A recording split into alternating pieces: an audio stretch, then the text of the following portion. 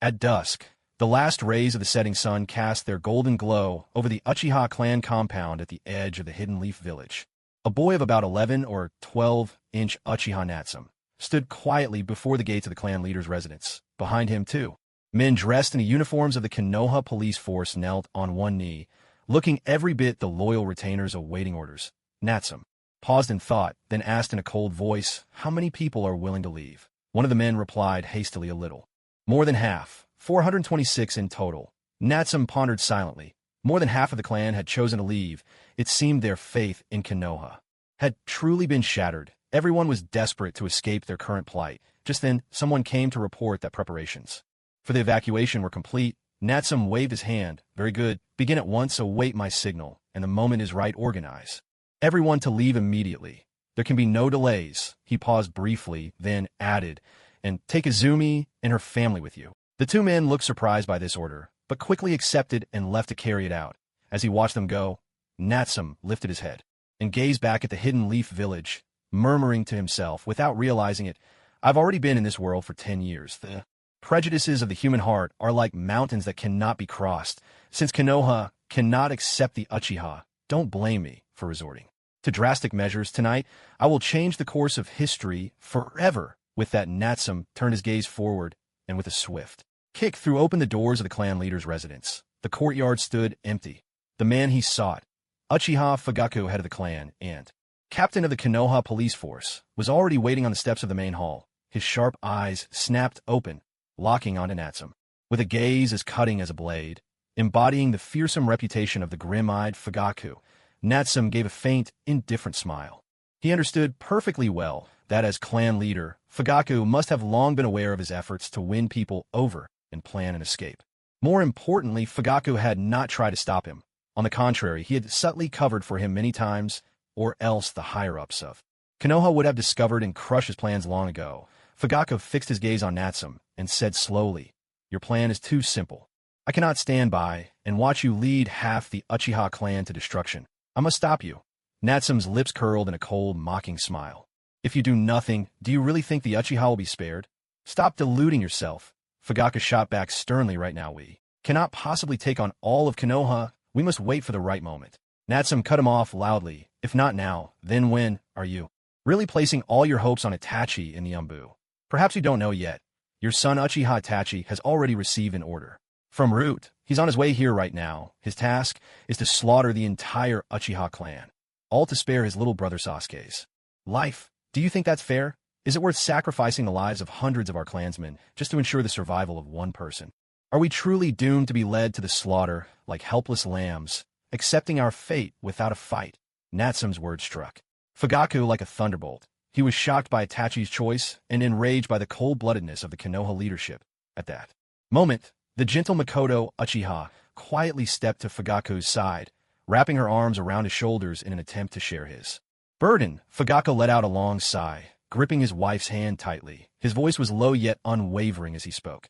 "If this is the decision Itachi has made, I will support him." Upon hearing this, Natsume was furious. He demanded in a loud voice, "Clan leader, I'm not here to ask for your permission. Whether you agree or not, you can't stop me. I, Natsume Uchiha, will never sit and wait for death, nor will I ever be a lamb led to slaughter. And if you insist on standing in my way, then I'll deal with you first." No sooner had he finished speaking than a surge of chakra exploded from within Natsume, and he launched his attack without hesitation. Fugaku's brows knitted together as he responded just as swiftly. He was eager to see for himself just what abilities this young nephew possessed, abilities strong enough to unite so many clansmen in plotting an escape, and bold enough to raise a hand against himself. Almost in unison, the two unleashed the fire style, Great Fireball Jutsu. The massive fireballs roared through the air, colliding with a deafening explosion. Flames scattered in all directions, and the brilliant light of the fire illuminated much of Konoha village. The ferocity of their clash instantly alarmed the whole village. Members of the Umbu and the village's top brass hurried to the scene. Fugaku was secretly astonished. He hadn't expected Natsume's fireball jutsu to match his own. After all, he was 40 years old, a master of ninjutsu chakra and experience, one of the very best in Konoha. Natsume, on the other hand, was just over 10, yet he performed ninjutsu with such skill. His chakra reserves and mastery of technique were far beyond his peers. Fugaku was forced to admit. This boy possessed an extraordinary gift. Despite his amazement, Fugaku did not let up for a moment. He unleashed fire-style techniques in rapid succession. Phoenix Sage, Fire Jutsu Crimson, Lotus Fire Claw, and the devastating Fire Annihilation, one after another, as if determined to engulf the entire Uchiha compound in a sea of flames. Yet Natsum didn't rely on dazzling tricks. He simply kept wielding the overwhelmingly powerful Great Fireball Jutsu. Each fireball was swift and forceful, neutralizing Fugaku's attacks in quick succession. The fact was clear. In this head-on duel between fire-style masters, Natsum had abruptly turned the tide with a single, overwhelming technique. With the momentum of one art-breaking 10,000, he rendered all of his opponent's attacks futile, just like Uchiha Madara of old, who could suppress countless water techniques with a single fire annihilation. The fierce battle raged on as mighty fire-style jutsu dyed half the sky a blood-red hue in just a matter of a minute or 2 inch. Dozens of Uchiha clan residences were engulfed by raging flames. At the same time, Konoha's ANBU and senior officials rushed to the scene. As they arrived, they were momentarily stunned by the inferno lighting up the sky and the fierce battle unfolding before their eyes. They had assumed the village was facing an enemy invasion, but what they saw instead was the Uchiha clan head Fugaku locked in combat with a young Uchiha boy. The shock of this sight left everyone speechless. Questions raced through their minds. Was this some kind of Uchiha training match? But why was the fight so intense? Or had the clan split from within? Yet the fact that a boy barely past 10 years old could stand as Fugaku's opponent was simply beyond belief. However, these questions were not the most pressing issue. The true dilemma for the assembled shinobi was that none of them knew which side they ought to support. If they aided Fugaku in suppressing the internal strife, they risked enabling him to continue leading the Uchiha in plotting a coup. But if they sided with the boy against Fugaku, it would mean attacking the commander of Konoha's police force. Whichever side they chose, the consequences would be dire.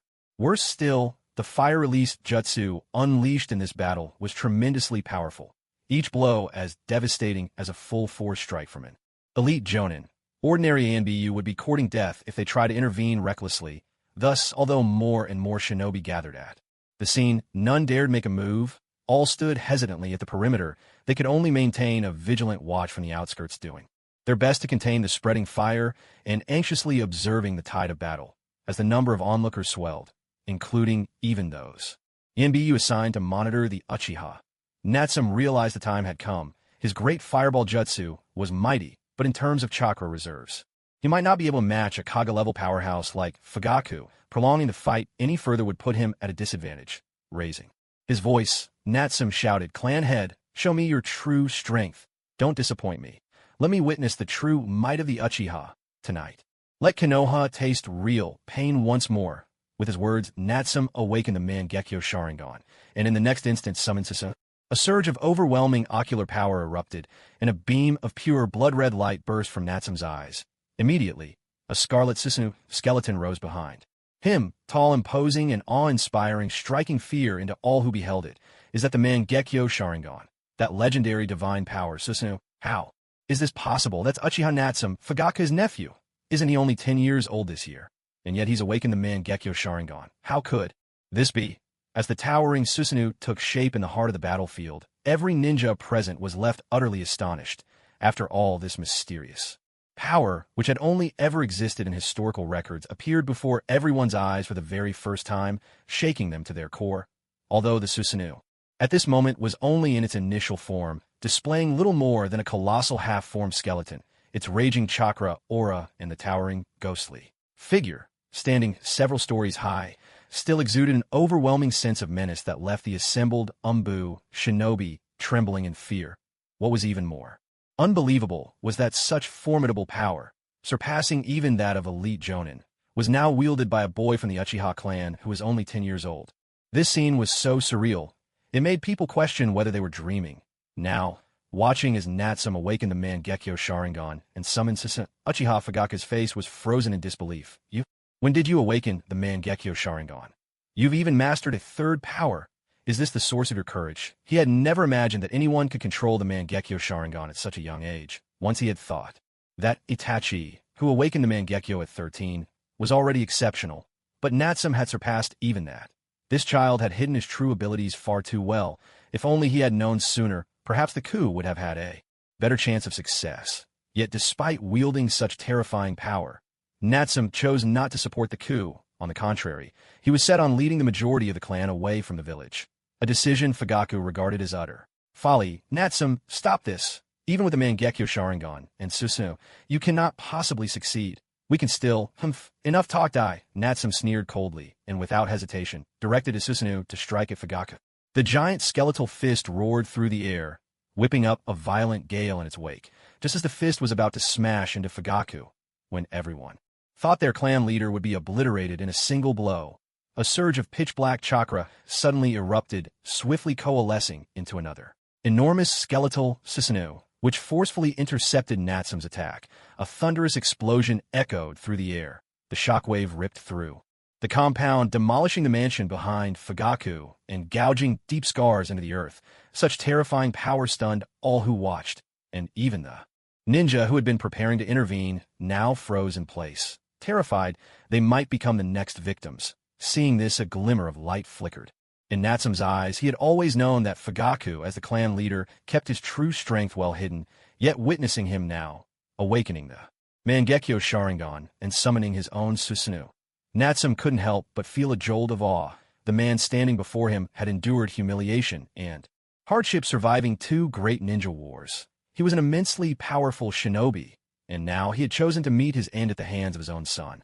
Such a fate was enough to move anyone to deep sighs of regret.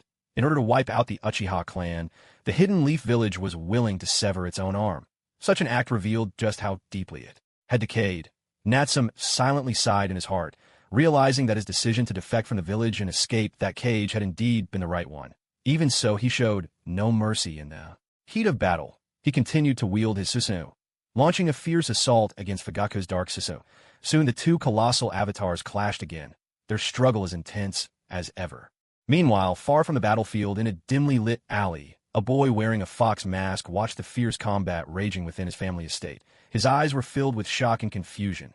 Father, Cousin Natsum, how did things turn out like this? He had already made up his mind to shoulder the bloody burden of exterminating his own clan. Why? Then at this most crucial moment had things gone so awry? And Cousin Natsum, hadn't he always been unremarkable at the Ninja Academy? Why was he now displaying such terrifying power? He had awakened the Mangekyo Sharingan as well, and could fight father to a standstill. A torrent of doubts surged in Itachi's heart. He should have rushed out to stop the battle at once. And yet he remained hidden in the shadows, silently observing the situation unfold. After all, as the one tasked with this massacre, he could not afford to reveal himself just yet. The clash between the 2 Susanoo was utterly ferocious. With every blow and every clash, shockwaves ripped through the air, threatening to reduce surrounding buildings to rubble in an instant. In mere seconds, most of the Uchiha compound and dozens of homes had been demolished. Many Uchiha clansmen fled their homes in bewilderment, witnessing the fierce battle with fear and confusion in their hearts. They could not comprehend why their revered clan leader was suddenly locked in such violent conflict with his own nephew. Elsewhere, as the battle intensified, a flurry of whooshing sounds filled the air as reinforcements arrived one after another. The heads of the Hyuga Aburame, Inazukahara, and Yamanaka clans, along with the 3rd Hokage Hiruzen Sarutobi and Root's leader Danzo Shimura, all hurried to the scene. In that moment, everyone was stunned by the sight of the 2 gigantic Susanoo locked in fierce combat. They were far too powerful. What kind of jutsu was this? Who was Fugaku fighting? Was there an intruder? Stay alert. The shockwaves are powerful, don't get caught up in them. The distinguished clan heads exclaimed in alarm, their faces filled with shock and unease. Even the ever-composed 3rd Hokage Hiruzen Sarutobi could not help but marvel at the spectacle before him. So this is the legendary Susanoo. It is said that only members of the Uchiha clan who have awakened the Mangekyo Sharingan have a chance to wield this so-called divine power, he continued, barely able to believe it himself. Who would have thought that Fugaku was hiding such overwhelming strength? After all, throughout the Uchiha clan's long history, those who could awaken the Mangekyo Sharingan and unleash Susanoo were rare indeed. That Fugaku had quietly reached this level explained why he dared to plan a coup 2 years ago. But then, what about that boy? Hiruzen's gaze shifted to the youth locked in fierce combat with Fugaku. Since when had the Uchiha produced such a prodigy? This boy was actually holding his own against Fugaku. Hiruzen shook his head again, sighing deeply. To be honest, even he himself, caught unprepared, would struggle to withstand an attack from Susanoo. At that moment, An ANBU ninja hurried forward to report. "Third Hokage, sir. That boy's name is Uchiha Natsum. He's Captain Fugaku's nephew, and he's still a student at the Ninja Academy." A student at the academy? Not even a genin yet. Hiruzen could scarcely believe it, judging by the power he was witnessing. Even elite jonin would be hard-pressed to survive a single exchange against this boy. Such staggering information left everyone present in shock, beside Hiruzen Danzo. Watch the youth fighting Fugaku with a shadowed expression, his gaze sharp and wary. Within him, a sense of alarm and apprehension deepened. A 10-year-old Uchiha, already awakened to the Mangekyo Sharingan, and able to control Susanoo. This talent might even surpass Shursui and Itachi. Such a dangerous genius could not be allowed to grow unchecked, or he would become the greatest threat to Danzo's own ambitions for the Hokage seat. Lord Third, if we let them keep fighting like this, it's only a matter of time before the battle spills into other areas. Shouldn't we take action? Nara. Shikaku, the ever-prudent strategist, voiced his concern. Hiruzen responded decisively. First, instruct the ANBU and Jonin to prioritize evacuating innocent civilians from the surrounding area, then set up a perimeter and have the barrier team stand by at all times if the fighting spreads any. Further, deploy the barrier immediately to contain them. Until then, avoid direct intervention. There's no need for unnecessary sacrifice after the hard lessons of the Nine-Tails attack. Konoha had become far more organized in its responses to such crises. Fortunately, the Uchiha compound was some distance from the village center, so even with the intensity of the fighting, the heart of the village remained untouched. For now, at least, things were still under control. Of course, what weighed most heavily on Hiruzen's mind was that he had no clear idea how to stop this fierce clash. If he were to intervene rashly, it wouldn't just endanger ordinary ninja. Even he himself might not withstand a direct confrontation between two wielders of Susanoo. Just then, as he realized the third Hokage had resolved to wait and observe, Danzo at his side grew visibly more agitated. He immediately raised his voice. "We can't afford to wait any longer. The Uchiha clan has already erupted in infighting, spreading chaos throughout the village and endangering countless innocent people. Their actions show utter disregard for the safety of the village. Their rebellious intentions could not be more obvious. What's more, the jutsu they just used must have consumed an enormous amount of chakra. Now is the perfect moment for us to strike and crush them, to finally resolve the problem of the Uchiha clan once and for all. The situation is extremely urgent. Are you still going to continue shielding the Uchiha?" With a grave expression, Hiruzen spoke. "We know far too little about Susanoo. If we attack rashly, it will only lead to needless casualties. It's just Susanoo," Danzo shouted, drawing a kunai and striking a pose, as if he were about to charge forward. "As long as we work together and attack as 1 inch, we can definitely defeat these two rogue ninja." His voice rang out, trying to rally everyone present to launch an assault. In truth, he hoped to use this opportunity to eliminate Fugaku, Uchiha, and that terrifying young Uchiha once and for all. But just as Danzo prepared to rush ahead, he froze on the spot. Aside from a handful of root ninjas, no one else moved. Everyone simply stared at him, their gazes filled with skepticism and cold indifference, as if they were watching a reckless fool. It was clear that, as long as the third Hokage was here, it was not Danzo's place to command. Besides, no one was willing to charge headlong against the terrifying might of Susa, much less armed with nothing but a single kunai. For a moment, Danzo stood there, kunai in hand, caught between advancing and retreating, his face turning pale with embarrassment. He hesitated again and again, but in the end, he couldn't bring himself to take that step. Night had fallen like an inky curtain, plunging the village into darkness. In front of the Konoha police force headquarters, space twisted suddenly, and a figure wearing a yellow tiger-striped mask appeared silently. "The Konoha police force?" he sneered.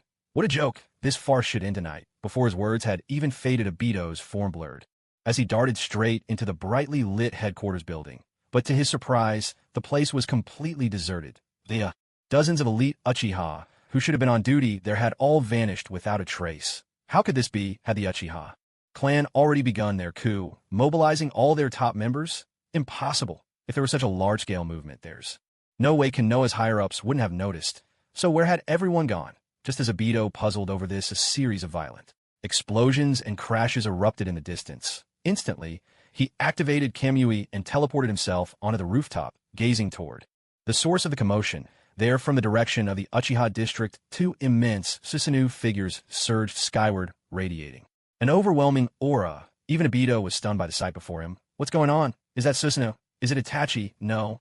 That's not his presence. Could it be that there are two other powerful members of the Uchiha clan who have awakened the Mangekyo Sharingan? Have they really hidden themselves this deeply?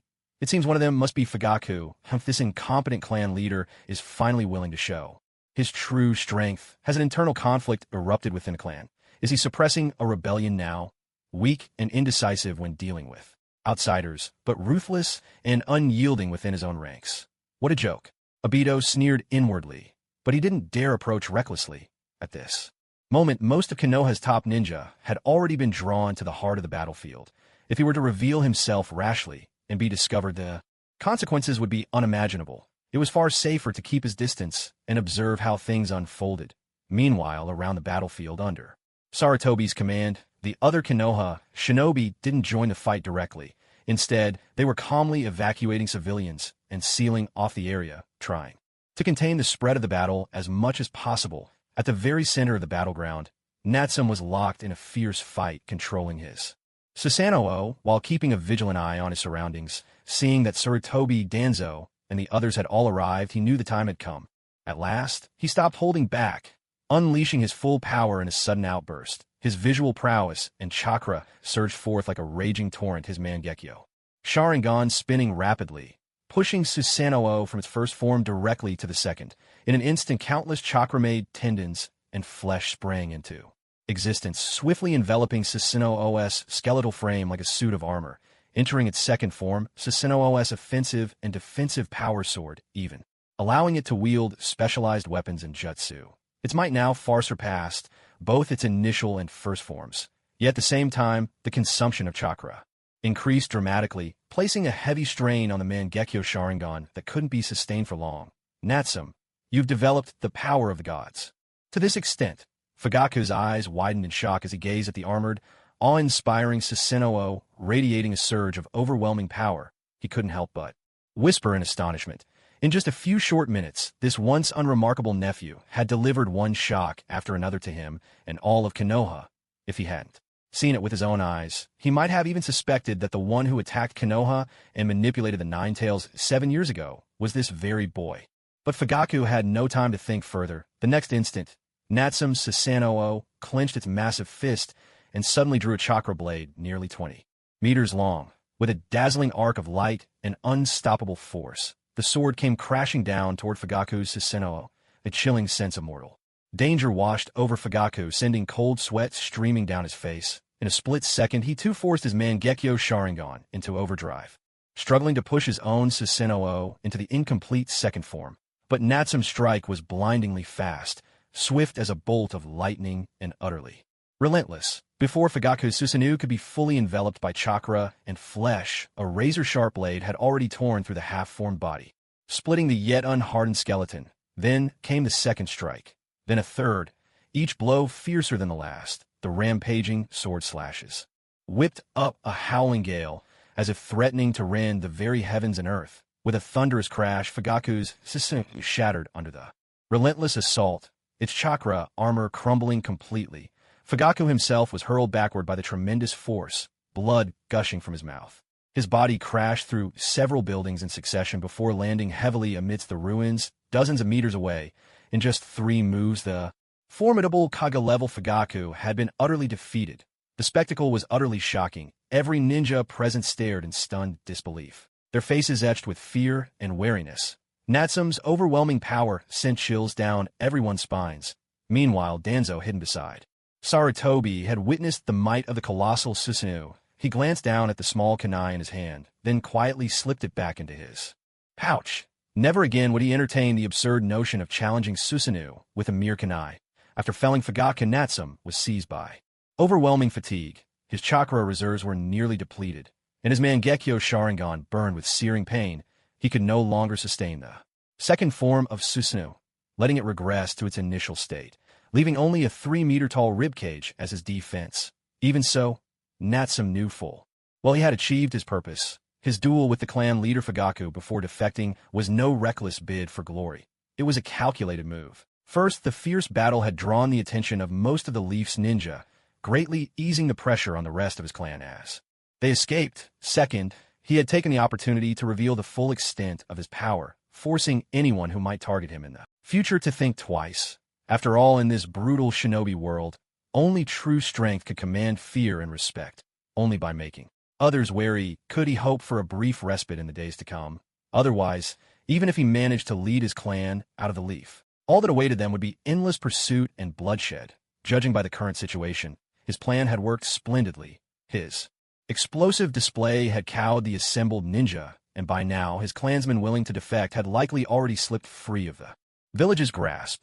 All that remained was for him to make his own escape from the leaf. With that thought, Natsum did not hesitate for an instant. Bending his knees, he leapt, crossing dozens of meters in a flash, racing at full speed toward the village's outskirts. He would never throw his life away in reckless sacrifice like some foolhardy rogue ninja, and unlike others, he didn't linger to shout empty threats or taunts as if daring others to hunt him down.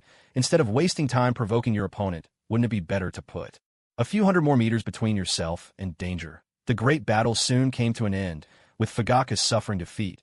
On the other side, Natsum was already showing signs of exhaustion. His chakra was nearly depleted, leaving him with no option but to turn and flee. Seeing this, Danzo could no longer contain himself. He shouted anxiously at Hiruzen, "Hiruzen, act now. This is our last chance. Are you really going to let such a menace slip out of the village? You've witnessed his power, and he's still so young. Given time, he could very well become the next Uchiha Madara. When that happens, will Konoha be able to withstand his vengeance?" Hearing Danzo's words, a flicker of inner turmoil flashed in Hiruzen's eyes. If not absolutely necessary, he had no desire to take up arms against the Uchiha clan. Yet, Danzo's argument was not without merit. As Hokage, the safety of the village was his foremost responsibility. He could not, under any circumstances, allow such a dangerous prodigy to escape unchecked. After a brief moment of hesitation, Hiruzen steeled his resolve and issued a decisive order. "Umbu, listen up. S-rank priority mission. Stop Uchiha Natsum's defection. Capture him alive if possible, but if necessary, you are authorized to kill." "Yes, sir." The assembled Umbu immediately acknowledged the command and darted off in pursuit of Natsum. The heads of several prominent clans exchanged glances, silently affirming Hiruzen's decision. After all, whether for the sake of Konoha or their own families, none of them wished for another Uchiha Madara to arise. Within the Uchiha clan, meanwhile, with official sanction to give chase, Danzo allowed himself a cold, satisfied smile. He led several root operatives, vanishing swiftly into the night. For him, those precious Mangekyo Sharingan eyes had to be obtained, no matter the cost.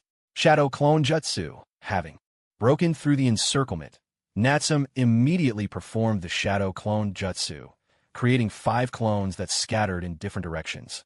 Don't underestimate this B-rank technique. It was developed by the second Hokage specifically to counter the Uchiha clan. Unlike other clone techniques, shadow clones are made of chakra and possess physical form, making it almost impossible for even the Sharingan to distinguish the real from the fake. At this moment, using it to escape was extremely effective, quickly diverting most of his pursuers. Click, click, with 2 crisp sounds, Natsum utilized the unique power of his left Mangekyo Sharingan to effortlessly dispatch 2 Umbu pursuers. In battles between ninja, the element of surprise and superior information are everything, and the abilities of the Mangekyo Sharingan were Natsum's secret trump card. Thus, whenever he chose to strike, it was always with deadly precision. He would never allow anyone who had witnessed the true power of his eyes to leave alive, nor would he risk exposing his abilities. He refused to act as recklessly as some, flaunting his dojutsu without ensuring the elimination of his target. It was precisely for this reason that, during the earlier fierce battle, Natsum relied solely on Susu, never revealing the unique abilities of his 2 eyes. At that time, the scene was crowded and chaotic, making it impossible for him to eliminate all the witnesses. Moreover, in terms of sheer visual impact, Susanoo was already more than enough to leave a lasting impression. After dealing with the 2 pursuers, Natsum continued his desperate escape. The Uchiha clan's compound was already near the edge of the village, so he quickly broke through the encirclement, dashed out of the settlement, and plunged into a dense forest. Meanwhile, the burning pain in his eyes forced Natsum to dismiss the Susanoo, with his chakra nearly depleted, and his body on the verge of collapse. He was hanging by a thread, but Natsum hadn't dared to make such an open break for freedom without careful preparation. He swiftly concealed himself atop a tree he'd picked out in advance, hiding among the thick foliage. Sitting cross-legged, he began to recover his chakra. With a quick flip of his right hand, 3 faintly glowing pills appeared in his palm. These special items were rewards from the system's lottery. Once swallowed, they could rapidly restore chakra and heal injuries, much like the legendary medicine of the Otsutsuki clan. This was the true source of his confidence in facing Fugaku head-on. He swallowed all 3 pills, and in just a dozen seconds the chakra in his body surged back to more than half its capacity. An astonishing speed, and without any side effects, far superior to the foul-tasting and only mildly effective soldier pills. Regaining his strength and composure, Natsum didn't rush to leave. He created a shadow clone and sent it fleeing along his original path, while his true self remained hidden in the forest, quietly awaiting his chance. In Natsum's estimation, Danzo would undoubtedly covet his Mangekyo Sharingan and would either pursue him personally or dispatch trusted subordinates to hunt him down at all costs. That would be the perfect moment for Natsum to strike back and eliminate this shadowy manipulator once and for all. For the past 10 years, Danzo's presence had been the source of unending suffering and oppression for both Natsum and the entire Uchiha clan within Konoha. Given the opportunity, he was determined to settle this vendetta. Time ticked by second after second. In less than a minute, Natsum saw 3 squads of Umbu pass beneath his hiding place, chasing after his shadow clone. At last, a few seconds later, 2 ninja clad in root uniforms appeared in the distance, hot on the trail. One of them led a ninja hound's nose twitching, clearly tracking Natsum's scent with uncanny precision. The pair soon stopped beneath a large tree, evidently having picked up his trail. Suddenly, the silence was shattered by a flurry of sharp, whistling sounds as 3 kunai shot toward the dense branches where Natsum was hiding. Forced from his perch, Natsum had no choice but to leap out, exposing himself. He landed clumsily on the ground, breathing heavily, his face deathly pale, looking utterly exhausted. Quickly drawing a kunai, he stared tensely at the 2 root ninja, his expression grim, as if he were a spent candle flickering in the wind. At that very moment, from the depths of the forest shadows, a figure emerged slowly, leaning on a cane with eyes narrowed in suspicion. Danzo, Natsum growled, his eyes burning with anger and hatred. Danzo sneered as he spoke, "What a cunning little brat. You actually used a shadow clone to draw away most of the pursuers while hiding here yourself. But unfortunately for you, I saw through your trick." In Danzo's eyes, Natsum's cleverness was nothing to be concerned about. Now, with the other ENBU distracted and only his own men remaining, it was the perfect chance to seize Natsum's eyes. "How did you find me?" Natsum panted, his brow tightly furrowed, deliberately feigning surprise. "That's not something you need to know," Danzo replied coldly. "Your talent truly exceeds my expectations, perhaps even greater than Itachi's. So young, yet you've awakened both the Mangekyo and the power of the gods. But in the end, you're still too young," recklessly holding your ground against Fugaku until now. By this point, your chakra and ocular power must be completely spent. A cruel smile crept onto Danzo's lips. "Those Sharingan eyes are mine now." Without a moment's hesitation, he gave the order, "Take him. Be careful not to damage his Sharingan." At Danzo's command, 2 root shinobi leapt forward, swiftly lunging toward Natsum. They were elite members of the root division, among the best even by Jonin standards, although they were no match for a clan head like Fugaku, and certainly not opponents for Susu. Dealing with a 10-year-old boy drained of chakra should have been an easy task. But this time they had underestimated Natsum. Just as the 2 closed in, Natsum acted with a calm precision. Jinjutsu, journey into darkness. In an instant, this advanced illusion technique erupted from Natsum as its center, swallowing a 10-meter area in total darkness. The 2 root shinobi suddenly found all sight ripped away, plunged into a world of utter blindness. Kaleidoscope Sharingan. Left eye. Instant. Second stage, 4-fold speed. Boost. Activate. In the darkness, Natsum unleashed the unique power of his left Mangekyo Sharingan. In a heartbeat, his speed soared to 4 times its normal rate, almost as quick as a master's body flicker technique. Gripping a kunai, he flashed forward like a streak of lightning, crossing over 10 meters in the blink of an eye. At the same moment, the 2 root jonin, trapped in the art of moving through darkness and robbed of their sight, were left paralyzed with terror. All they sensed was a sudden chill at their throats. Moments later, their bodies crashed to the ground with a heavy thud. Lifeless, both had been dispatched in a single silent strike. A dark veil swept over the area ahead, swallowing all light in an instant. Even Danzo was taken aback. For all his experience, he recognized the jutsu immediately. Forbidden technique grade A, art of moving through darkness. This was a technique devised by the second Hokage, Tobarama Senju, specifically to counter Dojutsu clans like the Uchiha. How could a mere Uchiha child possibly have mastered it? Foolish. Did he really believe a single Jinjutsu could decide the outcome? Such forbidden techniques consume enormous amounts of chakra. He's probably squeezed out every last drop he had, still just a child far too naive after his momentary surprise. Danzo sneered. In his eyes, Natsum was merely making a desperate final stand. Sooner or later, those Mangekyo Sharingan eyes would be his, but the battle within the darkness ended far quicker than anyone expected. Barely 2 or 3 seconds had passed before the thick black curtain conjured by the forbidden jutsu was suddenly torn apart.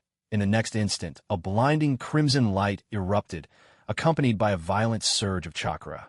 A colossal, dark red Susanoo materialized, already in its second, armored form, complete with muscle garments, and wielding a massive weapon.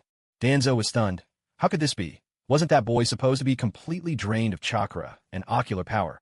How could he possibly summon Susanoo now? When Natsum had escaped just moments earlier, Danzo was certain the boy had exhausted his chakra and Mangekyo power, but now confronted by this fully manifested Susanoo and the overwhelming chakra it radiated, there was no trace of weakness. If anything, Natsum seemed even stronger than before. No soldier pill could produce such a result. It was almost unreal, but Natsum gave Danzo no time to react. Danzo, didn't you say Susanoo is nothing to fear? Then come and see for yourself. With a triumphant shout, Natsum swung Susanoo's massive dark red blade, over 10 meters long, slicing horizontally through the air with breathtaking speed and force. The attack was so swift that Danzo had no chance to dodge. The enormous blade was already bearing down on him. The overwhelming chakra pressure and razor-sharp wind unleashed by the blade pinned Danzo in place completely, cutting off any path of retreat. This was Natsum's true finishing move. He had laid his trap with meticulous care, all for a single decisive strike. Earth style, earth flow wall. Wind style, vacuum wave. Almost at the brink of life and death, pressed by mortal danger, Danzo unleashed his full potential. Ignoring the backlash of chakra, he forcefully cast his jutsu in an instant. To his right, 3 thick earth walls rose in succession, forming barriers, while at the same moment, he spat out a violent gust of wind, attempting to use the recoil to break free from Natsum's blade wind and evade the fatal strike. Each of the 3 earthen walls was nearly a meter thick, boasting formidable defense. But in the face of Natsum's Susanoo blade, they were as fragile as tofu. The blade sliced through the obstacles with ease, cleaving straight toward Danzo. Having just used the wind's recoil to leap half a meter into the air, Danzo could only watch as the earth walls shattered and the massive blade swept toward him. Escape was impossible. His eyes widened, his mind torn asunder. In an utter despair, he let out a furious roar. No! The next instant, the blade passed through, and blood sprayed in the air. Danzo's legs were severed cleanly, sending him crashing to the ground. The blast of wind flung his upper body a dozen meters away, where he landed heavily. A rush of searing pain, the shock of sudden defeat, and a deep humiliation and sense of absurdity all surged within him at once. At this moment, as the head of the Root Division and the secret hand behind Konoha's darkest forces, Danzo was on the verge of collapse. How could this be? My legs. This can't be real. Gone was his usual composure, his face twisted in anguish as he howled. He had ruled the shadows of Konoha for years. How could he have imagined being defeated in a single blow by a 10-year-old Uchiha boy? To him, it was an unbearable disgrace. On the other side, seeing that his slash hadn't finished Danzo off, Natsum frowned slightly. TCH still alive? Then let's try again. Before his words had faded, he acted without hesitation, wielding Susanoo's might to strike once more. This time, the blow was even fiercer, as if to split the earth itself. The massive blade came crashing down, leaving Danzo not a single breath's respite. Boom! A thunderous roar erupted as the strike gouged a deep trench nearly 30 meters long into the ground. Its shockwave so powerful that dozens of nearby trees were uprooted. The force was terrifying. Such an onslaught would be lethal not only to ordinary shinobi, but even to the hardiest of summoned beasts. Natsum was certain. This time, Danzo could not possibly survive. At that moment, the violent surges of chakra, the roiling air, and the towering Susanoo cast a shadow that shook the entire battlefield. Nearby Konoha ninja, hot on pursuit, were quickly drawn by the commotion. Natsum knew reinforcements would soon arrive. It was time to leave, and yet, just as he prepared to withdraw, a blurry figure began to materialize beside the deep scar carved into the earth. It was Danzo. Now Danzo was in a wretched state, collapsed in the mud, his legs severed, blood trickling from the corner of his mouth. He could only prop himself up with what remained of his left hand, his eyes filled with resentment and unwillingness as he stared at Natsum. That slash from Natsum had almost cut him in 2 inches had it not been for sheer luck. Danzo would likely have died from that blow alone. Even so, his legs had been completely severed, and he could only barely staunch the bleeding with chakra for the time being if he didn't receive immediate treatment. Once the effects of Izanagi wore off, death would still be inevitable. At the same time, when Natsum saw Danzo come back to life, his pupils contracted sharply and his brows knitted into a deep frown. As a member of the Uchiha clan, he immediately understood what had happened. Danzo must have activated the Uchiha's forbidden ocular jutsu, Izanagi. With this technique, Danzo had twisted reality and illusion, forcefully restoring his lethal wounds to the state recorded by the Sharingan, thus narrowly escaping death. Damn it. So this is the power of Izanagi. Although using it costs the permanent blindness of Sharingan each time, its effect is nothing short of miraculous. Earlier, Natsum had deliberately feigned exhaustion and weakness to lull Danzo into lowering his guard, waiting for the perfect moment to strike a fatal blow. He hadn't wanted to give Danzo any chance to use forbidden techniques, but in that crucial instant Danzo still managed to activate Izanagi. All he could do was lament that his ancestors had created such a formidable ocular jutsu, something that filled their descendants with both pride and helplessness. And Danzo, that insidious and cunning man, had not only stolen the Uchiha clan's forbidden technique, but had also taken Shirsue's Sharingan, and those of other clansmen, forbidden jutsu. Izanagi, Natsum muttered under his breath. Danzo, your life is as tenacious as a cockroach, he spat, eyes burning with anger. Cough. A cockroach? Danzo coughed up blood, looking at Natsum with a mixture of confusion and resentment. He couldn't comprehend how Natsum, who had seemed utterly spent, could suddenly unleash such overwhelming power. If he had known Natsum could still activate Susanoo, Danzo would never have dared to reveal himself. But now, it was too late for regrets. This cunning youth had ultimately gained the upper hand, forcing Danzo to pay dearly. Losing both his legs, yet Danzo still had one last trump card up his sleeve. He had seized a Sharingan from Shirsue, and had secretly learned the forbidden technique Izanagi from the Uchiha clan. That was the only reason he had barely managed to survive. Otherwise, he would have already been hacked to pieces, just like the bottomless ravine beside him. Far too dangerous. Having narrowly escaped death, Danzo dared not delay for even a moment. Struggling desperately, he hurriedly tore open the bandages on his right arm with his teeth. Beneath the wrappings, a whole right arm, transplanted with would-release cells from Orochimaru, was revealed, along with two still-living Sharingan eyes. Those two eyes were embedded in his arm, and just a single glance at them was enough to make anyone feel a deep sense of distortion and unease, a sensation that sent chills crawling up the scalp. It was hard to imagine how someone like Danzo could sleep soundly at night. The Sharingan and the cells it would style. You villain, Natsum deliberately shouted in anger, pretending to be completely unaware of Danzo's secrets. Danzo paid no mind to Natsum's insults, no matter how others saw him, whether with disgust or as someone steeped in sin. As long as he could gain greater power, as long as it brought him closer to the seat of Hokage and allowed him to lead Konoha toward the glory he envisioned, any price was worth paying. Besides, without the transplanted Sharingan, without the power to use Izanagi, he would likely have died here just moments ago. Kid, you didn't see this coming, did you? Cough, cough.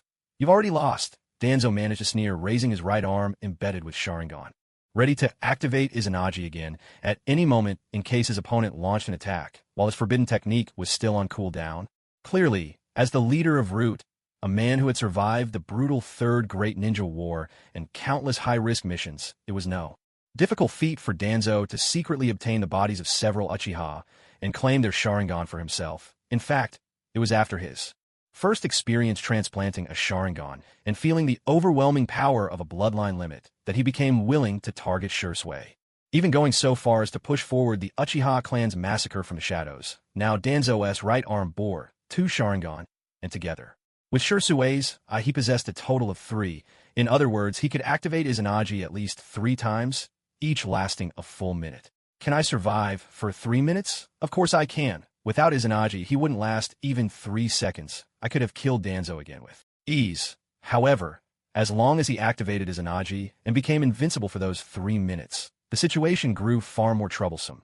What's more, never mind 3 minutes.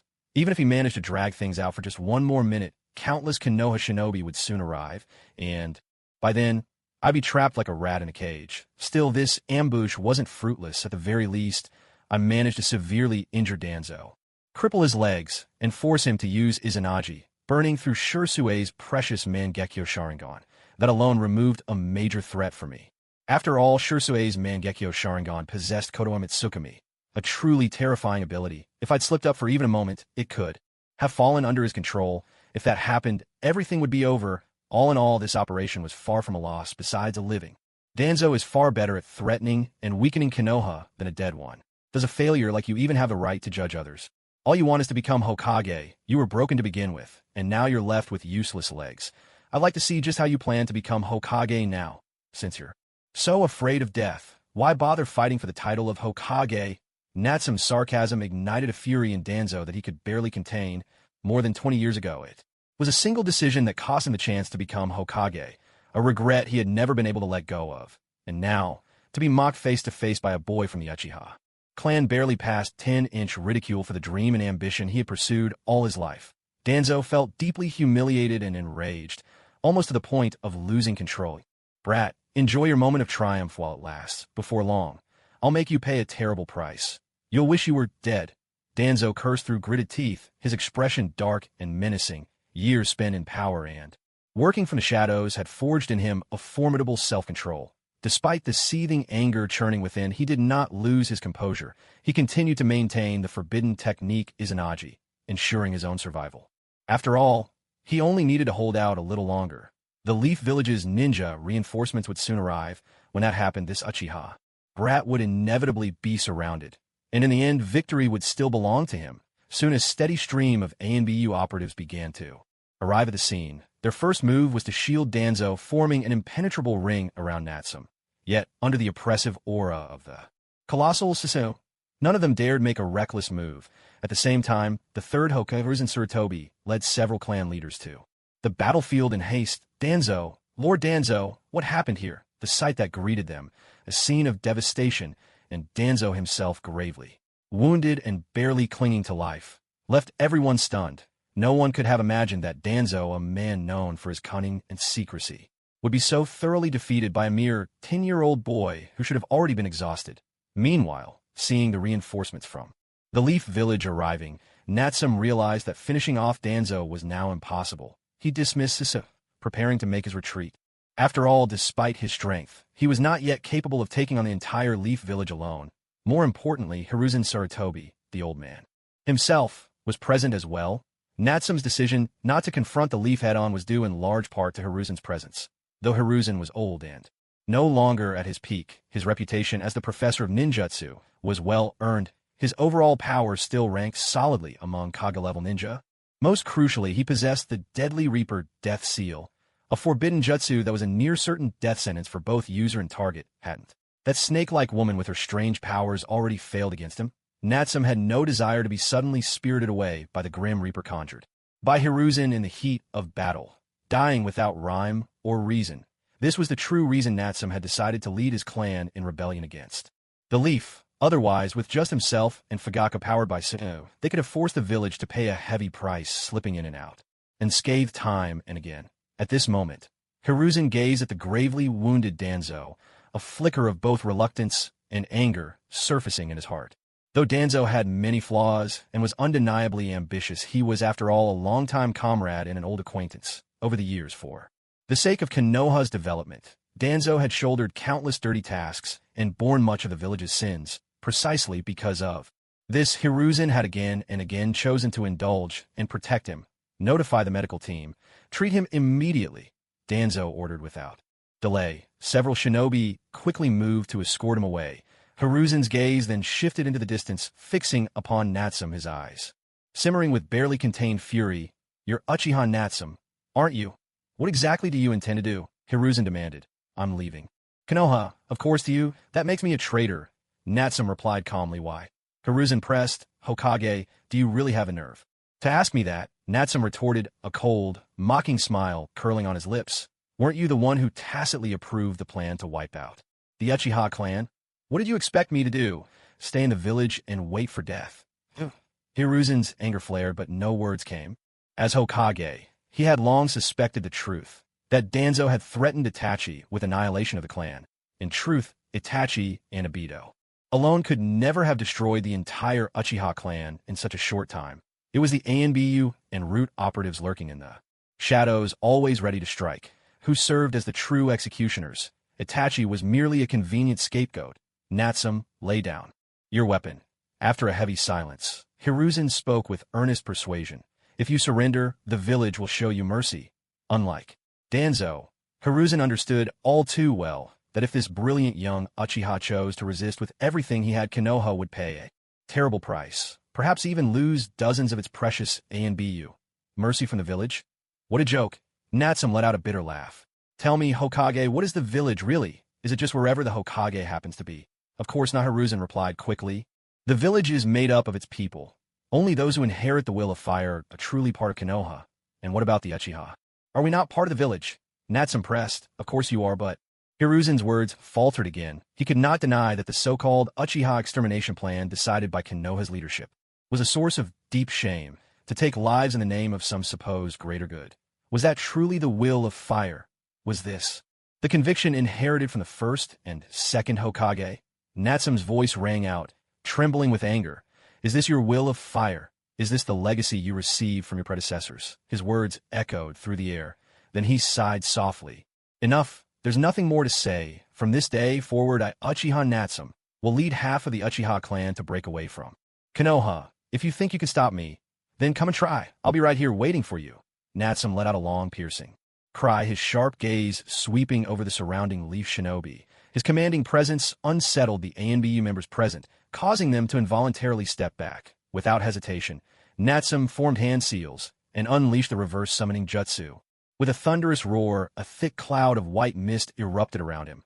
In the blink of an eye, Natsum's figure vanished entirely instantly, transported to the designated rendezvous point 100 miles away. Meanwhile, in the hidden Leaf Village within the Uchiha compound, a great number of clansmen stood frozen amidst the smoke and rubble, their faces blank with confusion from the outbreak of battle to the clan head's defeat, and then to Natsum's sudden defection. Everything had transpired in little more than 10 minutes. Yet in that brief span, the Uchiha compound had almost been reduced to ruins. What shocked them even more was the disappearance of so many familiar faces. When they counted, more than half their number was simply gone. Where had they gone? Had they truly followed Natsum and deserted the village? Those who remained could not help but feel anxious, each silently guessing at the answer. In truth, not long before, some within the clan had quietly sounded them out, asking if they would consider leaving the Leaf. Many had refused for their own reasons, and some had even taken it as a joke. But now, they finally understood. It was no joke. Natsum had truly led people away. Many who realized what had happened fell into regret. Had they known, perhaps they would have chosen differently. At the same time, across the scorched ruins, a slight figure darted nimbly among the debris. Itachi quickly made his way over heaps of rubble to the spot where his father, Fugaku, had been struck down, just as he was about to clear away the wreckage. To his surprise, Uchiha Fugaku, coated in dust but still alert, was already rising from a pile of broken wood. You're here, Itachi. Father, are you all right? Seeing his father safe and sound, Itachi felt a quiet sense of relief. Even though tonight he had been prepared to sever ties with his father, and with the entire Uchiha clan, I'm fine. In the end, that boy Natsum held back. If he hadn't, Fugaku brushed the dust from his clothes, a trace of emotion in his voice. But he quickly realized he'd said too much and fell silent. The truth of that fierce battle with Natsum must never reach the ears of the Leaf. They had truly fought just now. One only had to look at all the collapsed houses and the devastation around them. The losses were considerable. Father, what exactly happened between you and cousin Natsum? Itachi, who had long harbored suspicions, finally gave voice to his doubts. Natsum led away more than half the clan. He's defected from the Leaf, Fugaku replied. I tried to stop him, but I failed. He sighed, though his eyes remained sharp, his face betraying no regret. How could it have come to this? Does he not realize that by doing this, he's walking right into a dead end? Even if he leads so many people in defection, there's no way he can escape the village's relentless pursuit. What's more, his betrayal will only bring harsher consequences upon those who remain. Itachi spoke in disbelief, unable to fathom why Natsum would make such a reckless and dangerous decision. He must have his own thoughts and plans. Fugaku replied calmly. Perhaps, for him, waiting passively for death within the village is even less acceptable. Everyone has the right to choose their own fate. Itachi, you chose to stand against your clan for the sake of Konoha and Sasuke. That is not wrong. Natsum chose to stand against Konoha for the sake of himself and our people. That is not wrong. Either. Your choices are different, but you are both outstanding. Uchiha. As for what the future holds, it is up to you to create it. Rarely had Fugaku spoken with such emotion. He lifted his head slightly, gazing into the night sky. Even he could no longer foresee the future of the Uchiha clan. So, father, you knew all along. Itachi's heart trembled, leaving him momentarily at a loss for how to justify himself. No matter the reason, the fact that he had betrayed his clan and chosen to stain his hands with blood was undeniable. Don't blame yourself. After such turmoil, you can set your mission aside for now. Go check on your mother and Sasuke. They should both be safe. Yes. At the mention of Sasuke, Itachi immediately straightened up, ready to go in search of his younger brother. Just then, a figure suddenly appeared beside them, dressed in the uniform of the Konoha police force. Clan leader, young Master Itachi. Forgive me for interrupting. The newcomer was Uchiha Hakadai, his hair gray, his face resolute, bowing hurriedly in greeting. Hakadai, what brings you here? Fugaku asked. It was young Master Natsum who sent me. Hakadai replied. Hakadai, I didn't expect that even you would choose to follow Natsum. Fugaku was a little surprised. After all, at 45, Hakadai was seasoned and powerful, a pillar of the Uchiha, and one of Fugaku's most trusted lieutenants. In the Konoha police force, he had always relied on him, and now, even Hakadai stood with Natsum. Hakadai let out a gentle sigh and spoke honestly. Clan leader, I simply hope to bring some change to our clan.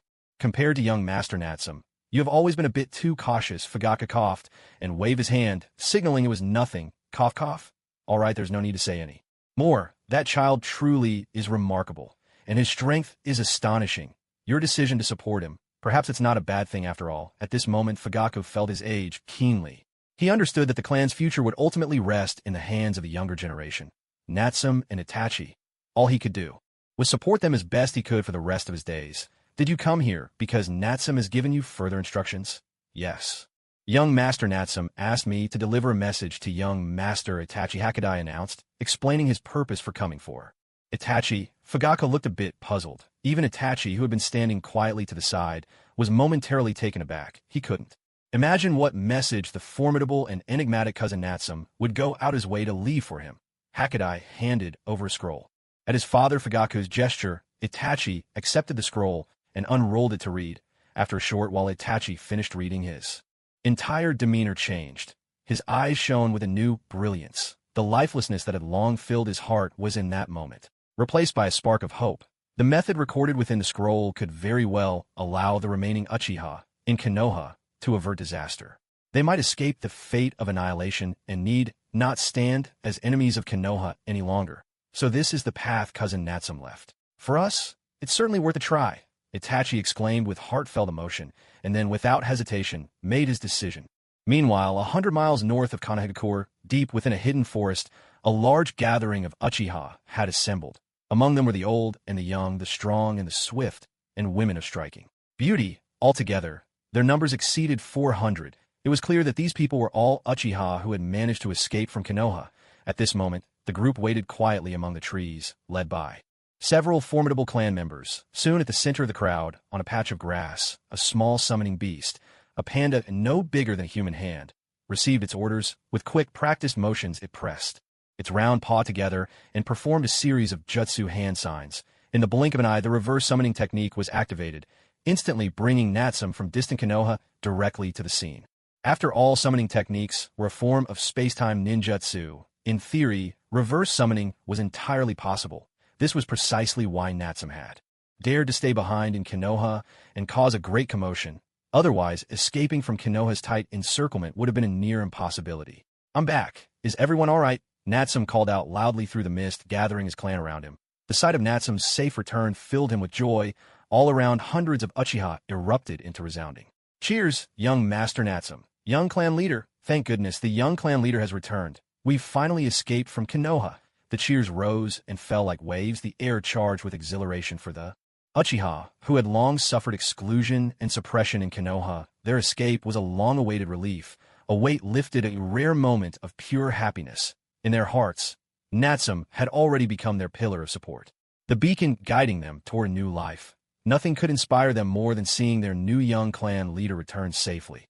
At the same time, Natsum looked around at the long-lost smiles on his clanmates' faces. A rare, relaxed smile appeared on his own lips, and he felt a wave of peace settle within him. After a brief moment of celebration, Natsum quickly regained his composure and began to deal with the matters at hand. Although they had successfully escaped from Konoha, danger still lingered.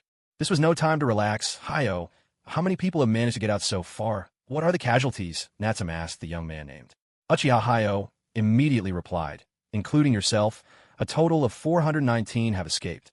During the flight, 3 clan members lost their lives, and another 5 were captured.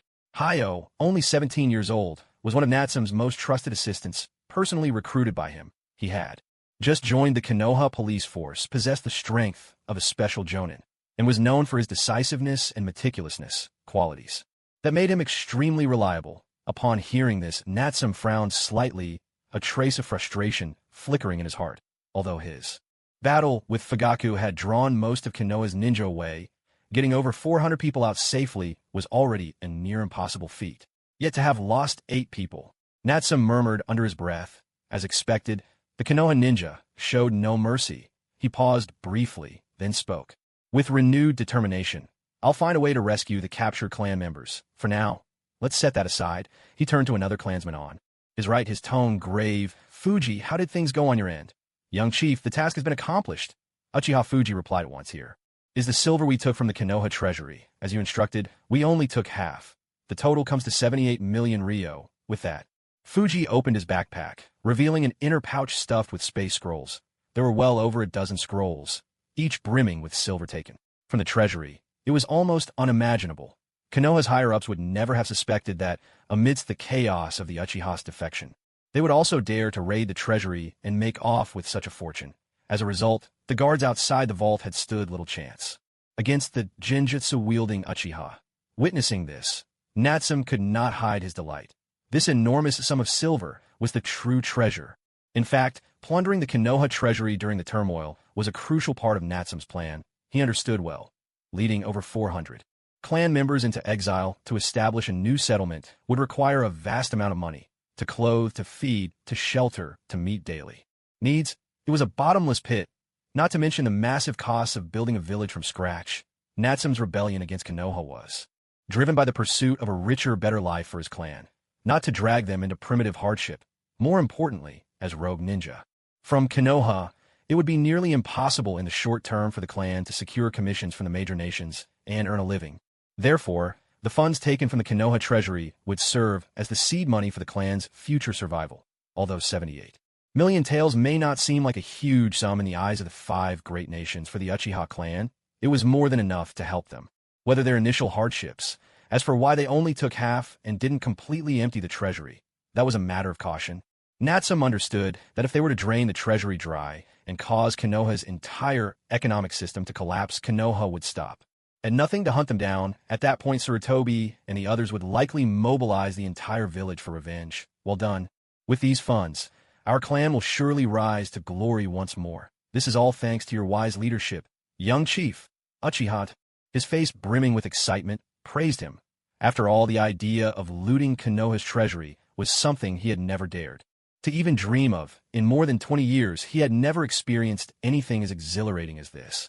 And it was all thanks to the young clan leader. All right, enough with the flattery. Natsum waved his hand dismissively and immediately gave his orders. Let everyone know to pack up their gear in 1 minute. We move out at once. Our destination is the land of rice fields. I've already made arrangements. There, our people will be well received and settled, so there's no need to worry. Natsum continued, his tone firm and resolute. Understood. Once you're ready, set off ahead. There's someone I need to see. I'll catch up with you soon. He instructed further. Yes, sir. A few minutes later, under Natsum's organized command, more than 400 Uchiha clan members set out once more, heading straight for the land of rice fields. The land of rice fields lay to the north of the land of fire, sharing a border with it. For an ordinary ninja, the journey would take just over a day, but in their group, more than half were elderly women and children, none of whom were shinobi. Their stamina and pace were limited, so reaching their destination would take at least 3 days. Along the way, they would also have to erase any traces of their passage, defend against pursuit from Konoha, and secure food and water, each a challenge in its own right. This was no simple undertaking. Even the slightest mistake could bring disastrous consequences. Naturally, these were all problems Natsum would have to face and solve in the days to come. At this moment, however, Natsum was confronted by another thorny issue. "Come out, there's no sense hiding any longer," Natsum said quietly. He bent down to pick up his backpack, his fingertips brushing over several scrolls containing storage seals inside. Just then, a notification sounded in his mind. "Ding! Congratulations, you have obtained value. Points worth 78,200,000. Would you like to exchange them for 7,820 gold coins?" Note: the actual silver tails. "You recharge will not disappear." Natsum didn't hesitate for a second before choosing to top up. "Top up successful. Congratulations, you have received 7,820 gold coins. Current balance: 7,828 gold coins. Looking at the sudden surge in his gold coin balance on the system interface, Natsum was overwhelmed with excitement. After all, he had been scrimping and saving his New Year's money in Konoha for 10 years. From the age of 7, he had taken on all sorts of odd jobs, even using knowledge from his past life to quietly earn extra money. It had taken him a tremendous effort to scrape together 10 million taels, which he exchanged for 1,000 gold coins, all to acquire the Mangekyo Sharingan. And now, in the blink of an eye, he possessed nearly 8,000 gold coins. This was nothing short of overnight wealth. This meant that those once distant, high-level abilities in the system, such as Flying Thunder God Sage Mode, 8 Gates Release Formation, Rinnegan, and Heavy Particle Mode, were now within arm's reach.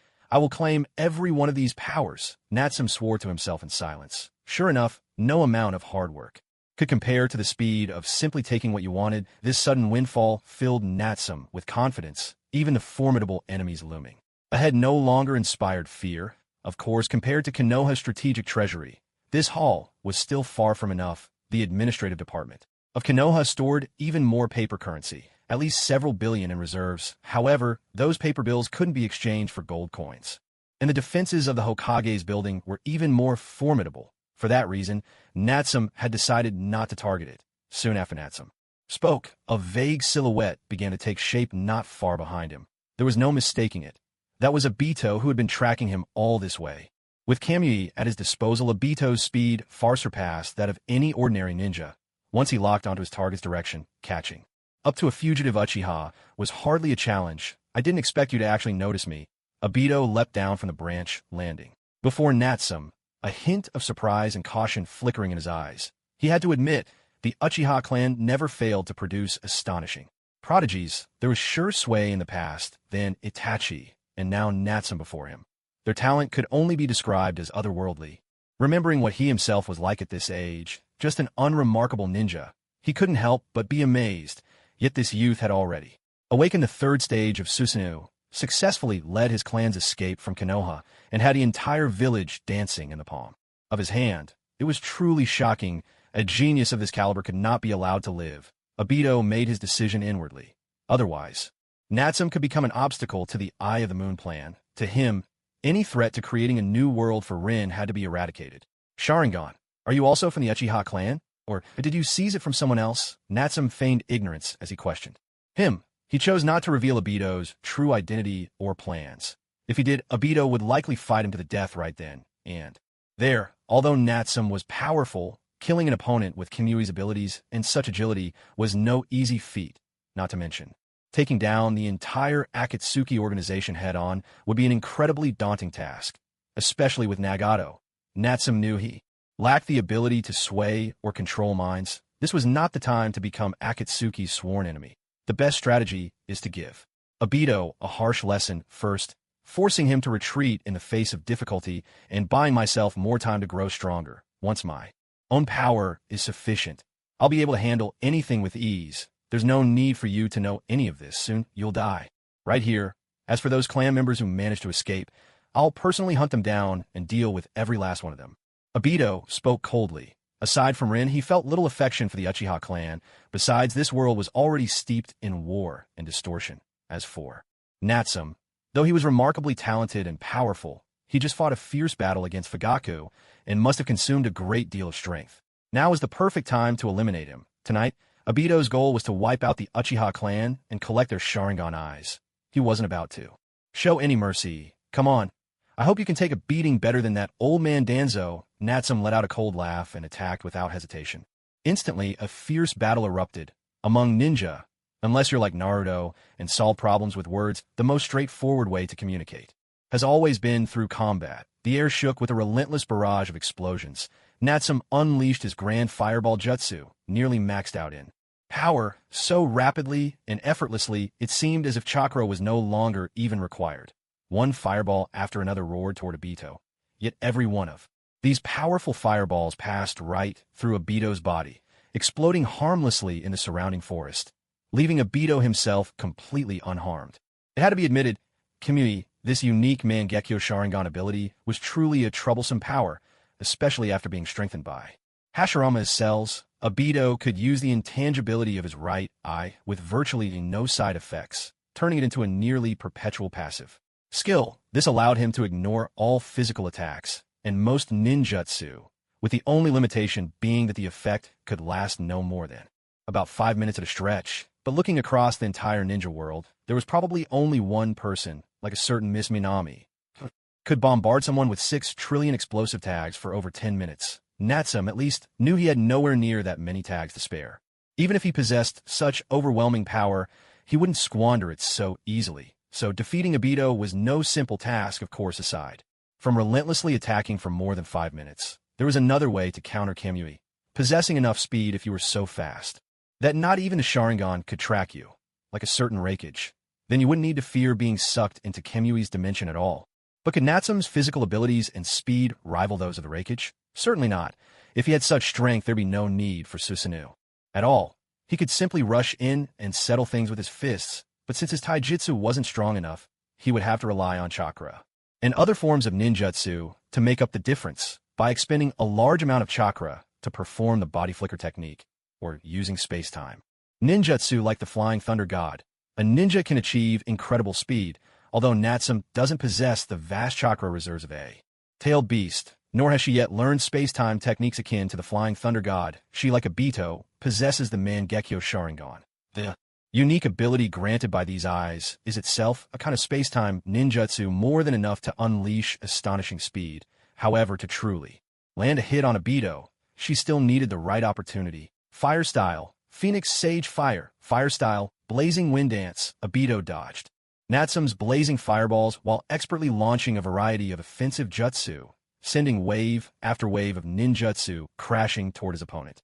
As a Mangekyo Sharingan wielder, he understood all too well the terrifying power of his bloodline limit.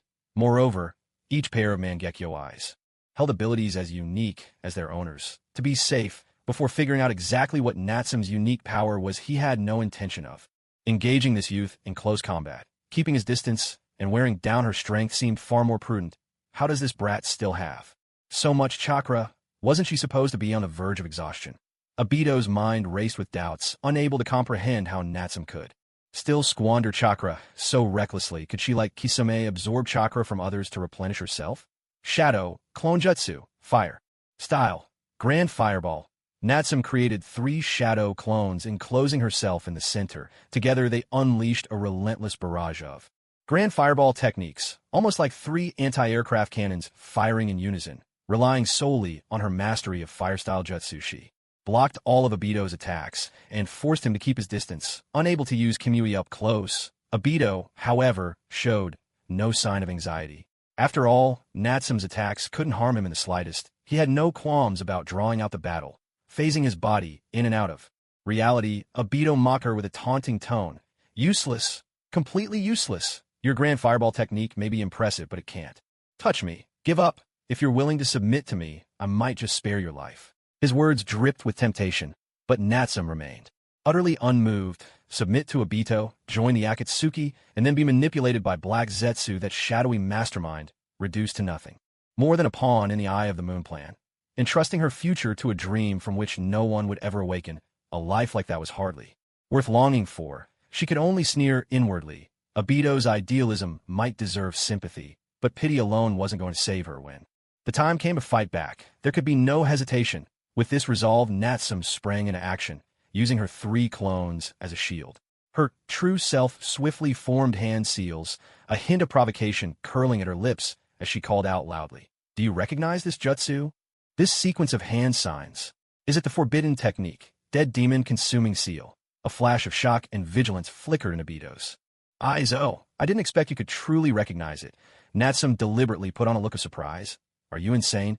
Obito's expression turned hideous, his voice filled with disbelief. Although he himself couldn't use this forbidden technique, he had witnessed the Uzumaki clan perform the Reaper Death Seal with his own eyes. Back then, even the Mighty Nine Tails was instantly sealed by Minato Namikaze. Reaper Death Seal, utterly unable to resist.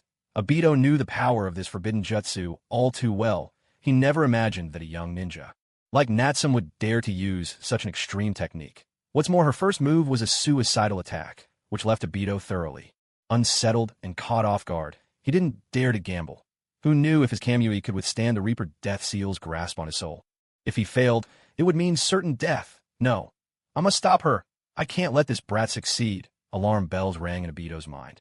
Without hesitation, he activated Kimi, phasing his body and passing straight through a barrage of fireballs, rapidly closing in on Natsum's true form in an attempt to interrupt her jutsu. Seeing Obito charge at her, Natsum felt secretly pleased. As expected, just the threat of the Reaper Death Seal is enough to make Obito lose his composure. As for whether Natsum herself could actually use the Reaper Death Seal, of course not. Though the jutsu was available in the system shop, the price was far too steep. She had already spent all her saved coins on redeeming the Mangekyo Sharingan. There was nothing left to waste on a self-destructive, impractical, forbidden technique. However, as a devoted fan of Naruto, she had long since memorized the hand seals for the Reaper Death Seal by heart. At this moment, she was merely putting on a show, bluffing. Her true intention was to provoke Obito into attacking, thereby creating an opening to counterattack. Now, Natsum was waiting for the exact moment when Obito would solidify and strike her, preparing to seize the opportunity to retaliate. After all, what kind of ninja would she be if she didn't know how to use tactics? As Natsum completed the hand seals, a chilling gray phantom slowly materialized behind her. Obito was shaken by this sight and quickened his assault. He charged at Natsum without hesitation, rapidly throwing several shuriken that sliced through the air toward her. One of Natsum's clones swiftly blocked the shuriken. His taijutsu was clearly impressive, easily deflecting Obito's attacks with a kunai. Taking advantage of the opening, Obito phased through two more clones and instantly appeared before Natsum's true form. Foolish brat, you've already lost. In a blink, Obito released his intangibility, his right hand making contact with Natsum's body. He was certain victory was his. As long as he pulled Natsum into his Kimui dimension, he could interrupt the forbidden jutsu she was about to unleash. Yet at that very moment, Obito was startled to find a mocking smile curling at the corners of Natsum's mouth, as if she were ridiculing him. She's still mocking me. You have no idea of your own predicament. Obito sneered inwardly and immediately activated Kamui. The space around them rippled and twisted as he prepared to suck Natsum in. But at that very instant, the real Natsum before Obito suddenly dissolved into a cloud of white mist accompanied by a crisp, cracking sound. Impossible. It was a shadow clone all along. But how could a shadow clone perform such a forbidden technique? Obito's heart lurched as he realized he'd walked right into a trap. No, this is an ambush. He cried out in alarm, scrambling to phase out again for protection. Yet Natsum had anticipated his every move, leaving him no room for escape. Mangekyo Sharingan, left eye, moment's edge, triple amplification, eightfold speed, activate. Natsum's true body appeared at Obito's right, the very spot he had mistaken for another clone. In a flash, Natsum unleashed the special ability of his left Mangekyo Sharingan, catapulting his speed to new heights. Time seemed to twist around him. Blood surged through his veins, hemoglobin burned with a fierce intensity, and his muscles and bones drew taut with enhanced force, as if his entire body had broken free from the normal flow of time. He attained his greatest speed yet, 8 times faster than any ordinary human. In the next heartbeat, Natsum hurled a devastating punch. He moved so quickly that it took only 0.02 of a second too fast for Obito to phase away. With a thunderous blow, Natsum's fist crashed into Obito's right cheek. The sheer force not only shattered Obito's mask, but also broke his cheekbone. Obito's body was flung away like a ragdoll, smashing through several thick trees before crashing heavily to the ground. In the end, Obito had fallen right into the trap. Without this slip, even with an 8-fold speed boost, Natsum would never have landed a hit. The problem was Obito closed the distance himself and had deactivated his intangibility, giving Natsum the perfect opening to strike. It was just like the time Minato landed the Rasengan on Obito. Battles between shinobi were always games of strategy and deception. Landing his blow, Natsum didn't let up. Taking advantage of his fleeting surge in speed, he launched at Obito again. Natsum's form blurred into a streak of light, instantly catching up, flipping Obito over, and straddling him as he rained down punches with relentless fury. To Natsum, unless he taught Obito a harsh lesson, one he would remember for a lifetime, there was no hope of waking him from the delusions planted by Madara and Black Zetsu. He kept his fists flying with unyielding determination, if not for his young age and small frame. He was only 10-inch. After all, Obito would likely have been beaten to within an inch of his life by now. Even so, with the power of his momentary boost, Natsum's fist struck with the speed and force of a raging storm, unrelenting and fierce. Every time a fist wrapped in chakra came crashing down, it invaded Obito's body, disrupting his chakra and ocular power, making it impossible for him to activate the Sharingan or use his intangibility again, and thus he could not escape Natsum's relentless blows. What's more, that very first punch had already left Obito nearly unconscious. Now, under Natsum's unceasing assault, Obito could no longer distinguish who he was or where he was. Resistance had become impossible. It didn't take long before Obito's once handsome face was swollen and disfigured, bruises blooming across his features, leaving him in a wretched state. Meanwhile, Natsum seized this moment to vent his pent-up emotions without restraint. Soon, the agony on his face and the humiliation burning in his chest drove Obito to his breaking point.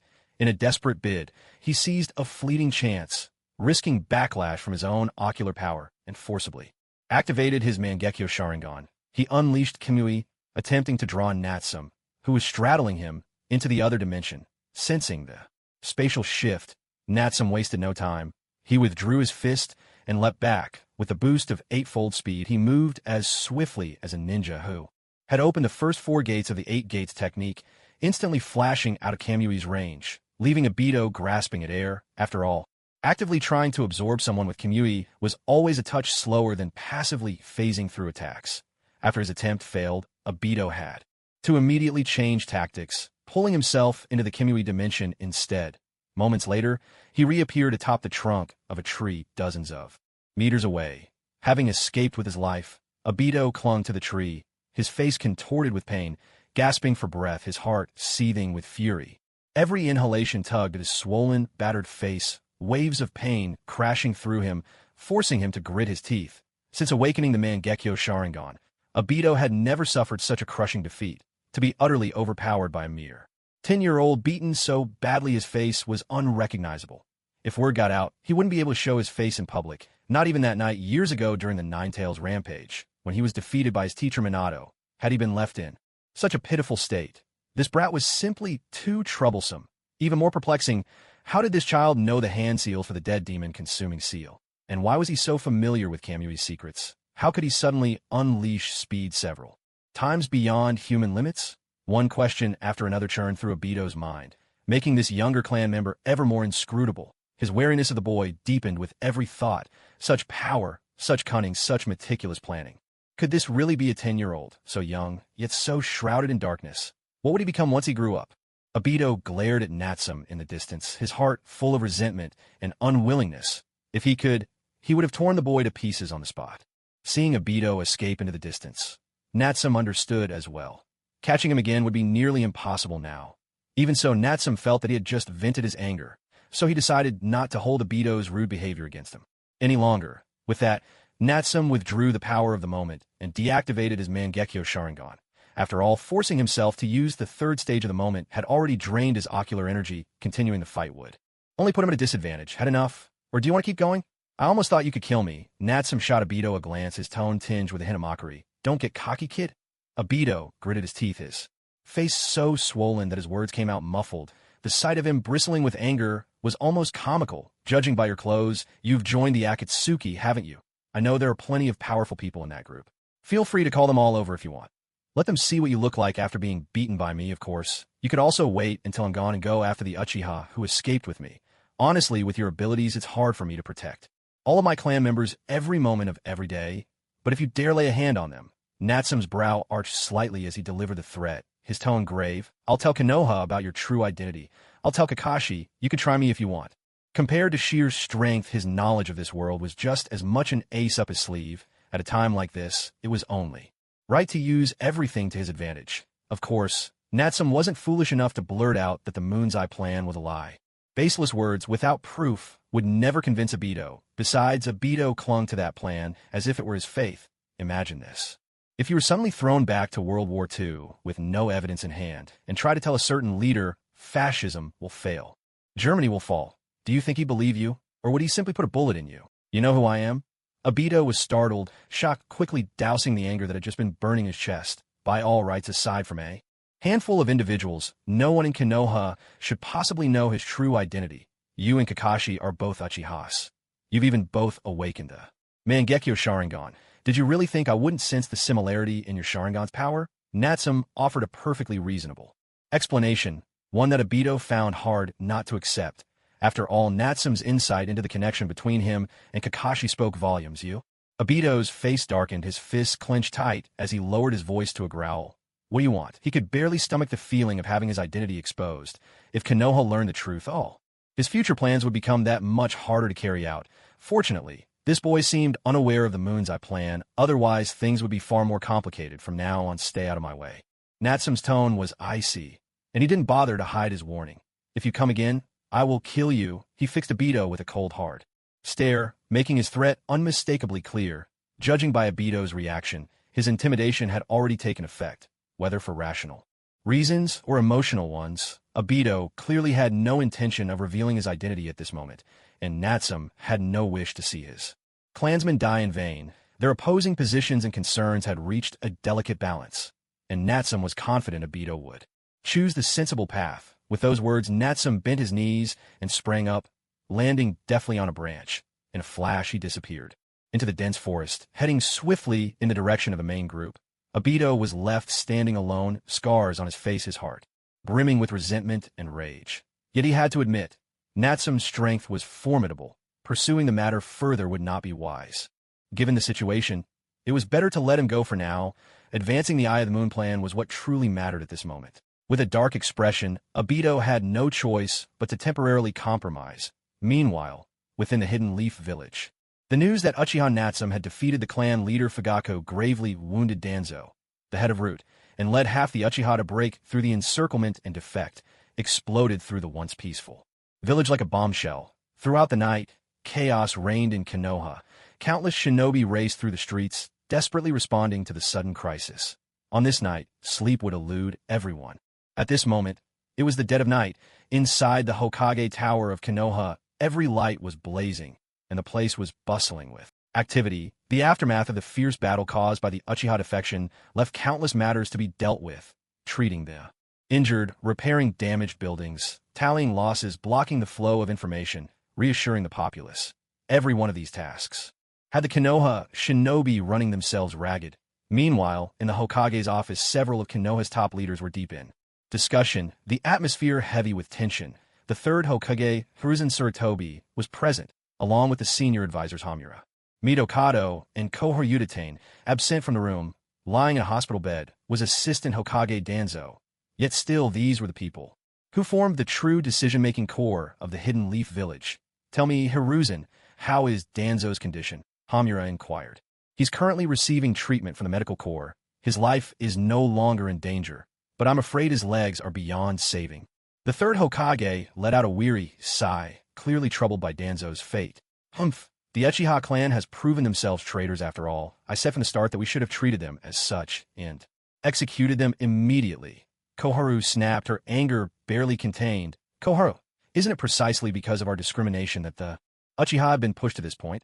Hiruzen countered, his voice heavy with regret. This was the Uchiha's own choice. They are traitors, plain and simple. Hamura quickly tried to mediate. Hiruzen, Koharu, let's not argue. Now isn't the time. We need to focus on how to handle this crisis. If we fail to deal with the mass defection of the Uchiha, the village's reputation, and that of the land of fire, will suffer greatly. Koharu responded swiftly and firmly. Exactly. I propose we immediately dispatch a large force to hunt down every last Uchiha who fled, bring them back alive, or eliminate them on the spot. As for the Uchiha who remain in the village, they should all be placed under strict control, better yet executed as well. Only then can we truly preserve the authority of our village. At that, Hiruzen immediately objected.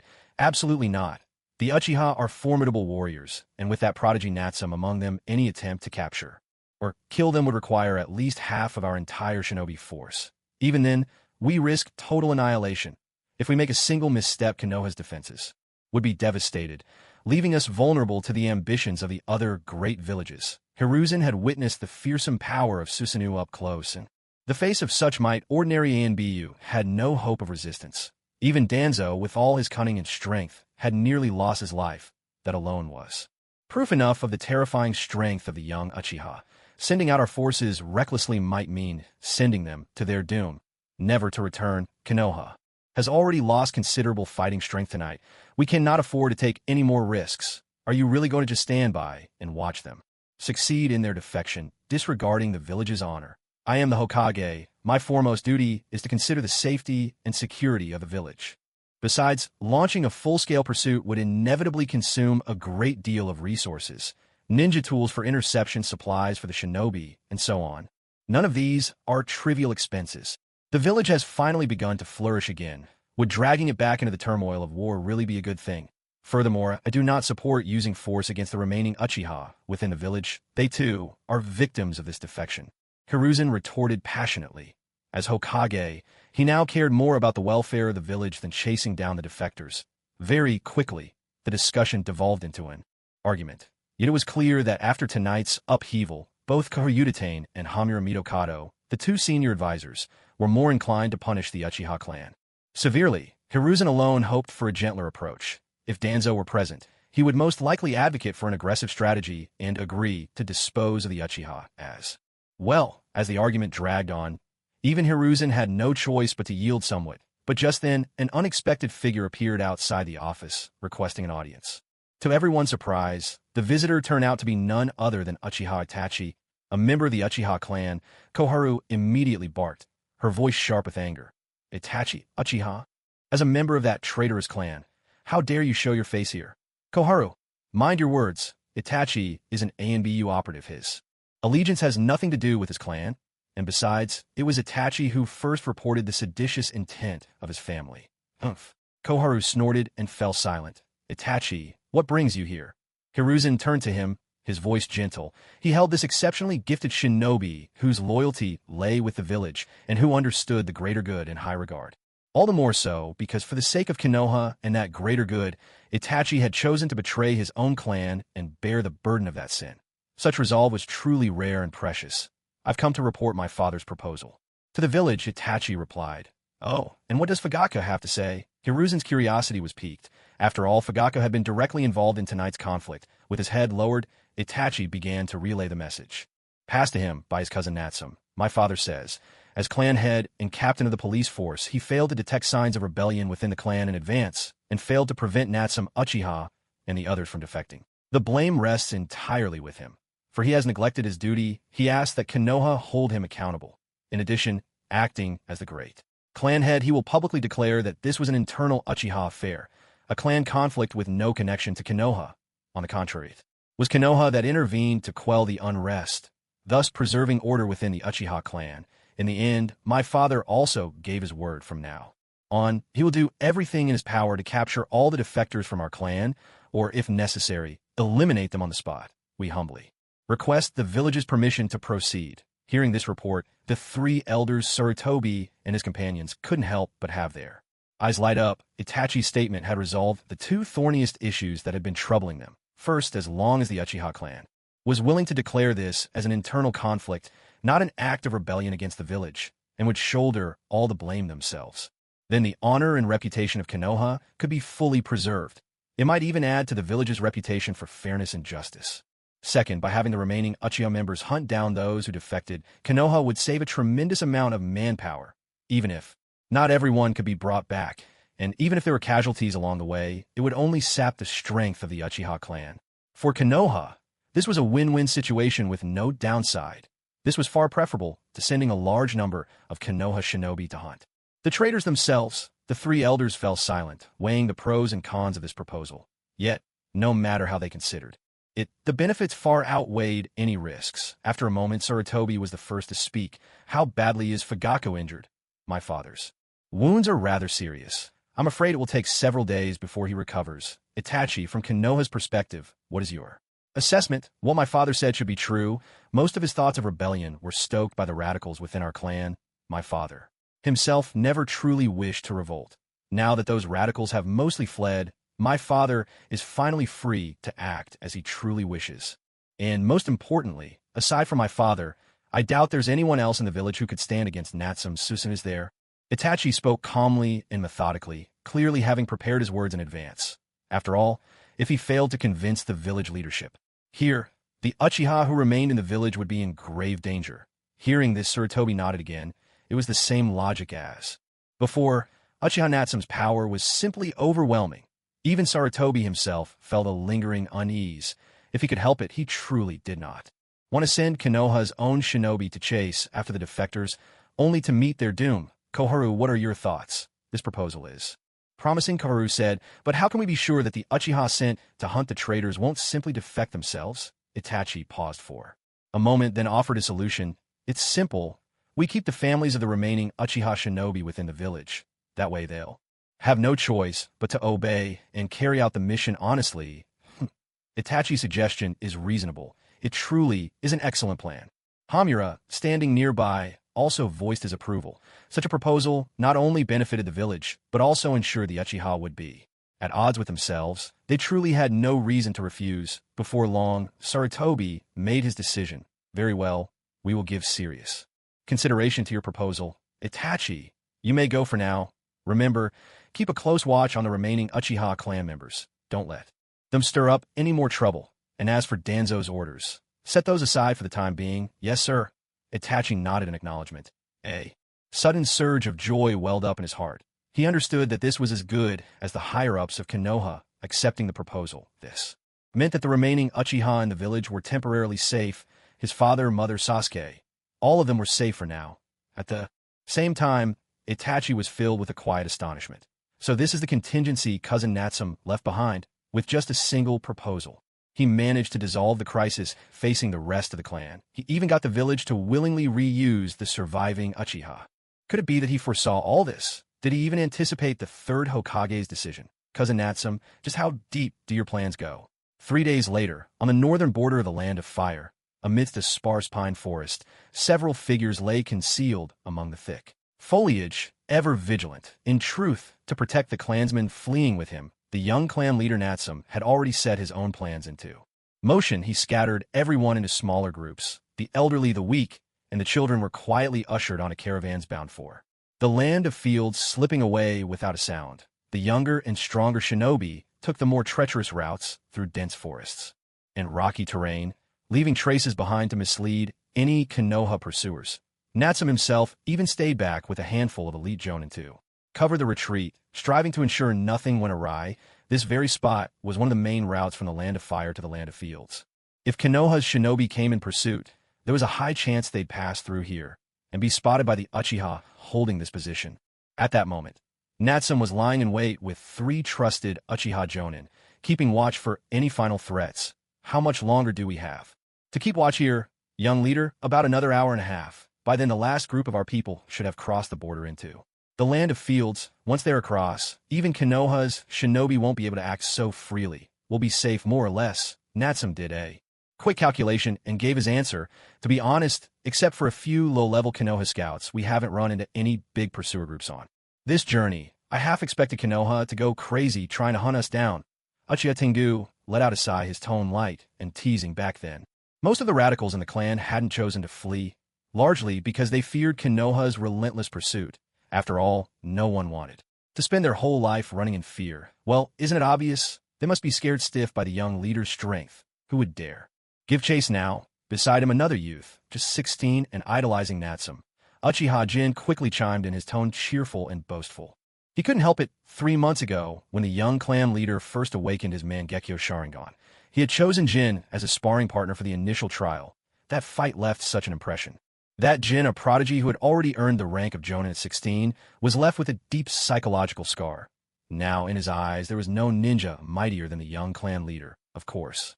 Natsume wasn't one to bask in such flattery. I guess it was my backup plan that worked, he replied calmly. Itachi really is as reliable as ever. From here on out, for a while, Konoha shouldn't be sending large squads after us. We should be able to secure a period of relative peace to develop and regroup. However, after that, the ones coming after us might be our own clansmen who stayed behind in Konoha. What? Wouldn't that mean we'd be forced to fight our own? Those damn Konoha bastards. How vicious can they be? Uchiha Jin spat the words out, brimming with anger. Don't worry, I have a plan, Natsum assured them, his eyes sharp and voice steady. Clearly, he considered this long ago. By the way, young clan leader, I have a question. Why are we fleeing to the land of rice fields? It's a small nation, nowhere near as strong as the land of fire. If Konoha pressures it through the land of fire, there's a chance that tiny country will just sell us out, isn't there? Why not escape to one of the other four great nations instead? Natsum glanced at Uchiha Nichio, who had posed the question. The young man had promise. It was a good question, so he explained patiently. The power struggles between the great nations are far more complex than any ordinary shinobi village can fathom. The five great hidden villages keep each other in check. Any shift in the balance can easily rupture the fragile peace. To maintain that balance, and to prevent other villages from harboring rogue shinobi from rival nations. Shinobi like us defectors from Konoha would almost certainly be turned away by the other great nations. In fact, the more ruthless villages might even slaughter us all and hand over our bodies to Konoha. That's not out of the realm of possibility. Doing so would tarnish Konoha's reputation and earn them a favor at the same time. It's a win-win situation. Who wouldn't be tempted? Besides, our Uchiha clan is different from other shinobi families. Our Sharingan, our bloodline limit. It's a treasure, a walking goldmine in the eyes of any village. Do you really think the other four great hidden villages would let such a prize just slip away? I see. Uchiha Nichio's eyes lit up with dawning comprehension, finally grasping the stakes and dangers involved. Likewise, the other two couldn't help but gaze in awe, their eyes shining with amazement. Clearly, Natsum's analysis of this grand game between nations had left them utterly astounded. It was truly hard to imagine that their young clan leader was only 10 years old, yet already so far-sighted and resourceful. Indeed, following the young master promised a boundless future, but why not choose a small country farther from Konoha? Isn't the land of rice fields a bit too close? The reason for choosing the land of rice fields is actually... Wait, let's save that explanation for another time. We have company. You three go on ahead and protect the last group of clansmen leaving the border. I need to have a talk with our soon-to-be good neighbor. Natsum abruptly cut off his explanation and issued his orders to the three by his side. The trio didn't hesitate for a moment. His word was law to them. After exchanging a quick glance, they sprang to their feet and dashed off in the direction of their departing clansmen. No sooner had they left than a massive tree trunk behind Natsum began to stir. The next moment, a sinuous serpentine figure gradually emerged from the shadows. Orochimaru, your entrance is as revolting as ever. Tisk tisk. Natsum-kun. This is only our third meeting, isn't it? Isn't a bit much to say as ever? With a ghastly pale face, the snake Sannin extended a disturbingly long tongue, licking his lips as he gave a sinister, chilling smile. He simply couldn't help himself. The boy in front of him was far too tempting. Only 10 years old, yet brimming with vast chakra, and possessing the perfect Mangekyo Sharingan. To Orochimaru, this was a vessel like no other, an unparalleled container for his ambitions. Night after night, he had longed to claim this young, vigorous body for himself, if only he could win in a fight. Natsum cast Orochimaru a sidelong glance. He couldn't possibly explain that in his previous life he'd grown utterly sick of the snake Sannin's twisted form. Instead, he deftly changed the subject. Since you're here, I take it everything is arranged in the land of rice fields. Of course, my subordinates have already received your clansmen and are leading them to the place you selected. The basic houses there are ready. It'll be a tight fit. But a few hundred people shouldn't be a problem. Orochimaru glided forward, his body elongating as he circled Natsum, responding in a low, almost hissing tone. Sometimes he found himself amazed by the gulf between people. 2 months ago, when this 10-year-old Uchiha kid had approached him proposing a partnership and even planning to defect from Konoha, Orochimaru had thought he was insane. Yet tonight, the impossible had become reality. The boy had single-handedly led his entire clan out of Konoha. It was madness. Was this child truly only 10 years old? Stay away from me. I don't like cold-blooded snakes. If you rub against me one more time, don't blame me for summoning Susanoo and giving you a good massage. Natsum raised an eyebrow, took a deep breath, and gave a quiet warning. Oh, don't be so distant. We're partners now, aren't we? Besides, we're both missing Nin from Konoha. It's not the same. You still hold Konoha in your heart, don't you? Orochimaru was taken aback for a moment, but then quickly forced a smile. How could that be? I'm completely focused on plotting my revenge against Konoha. A place like that should have been wiped out long ago. Natsum shot Orochimaru a look of cold sneer in his heart. TCH, that so-called Konoha crush plan of yours, after all that effort, you didn't even manage to kill a single important person. In the end, all you did was help Konoha get rid of the fourth Kazekage, give a group of rookie genin some valuable experience, and let the Hidden Leaf extort a huge sum in reparation from the Sand Village. You were like some overachieving, prideful, eccentric student trying to prove yourself in front of your clown of a teacher if you hadn't messed up at the last moment and let Hiruzen take your hands. Who knows how things would have turned out? Of course, Natsum didn't voice any of this. After all, at the moment, he and Orochimaru were indeed partners. Once his own village was established, he would need Orochimaru and the land of rice fields as allies. For now, it was best not to fall out. He'd already paid a steep price to secure this alliance. He couldn't let it go to waste. Let's get down to business. Within 3 days, I want the daimyo of the land of rice fields to issue a formal proclamation to all nations officially welcoming the Uchiha clan.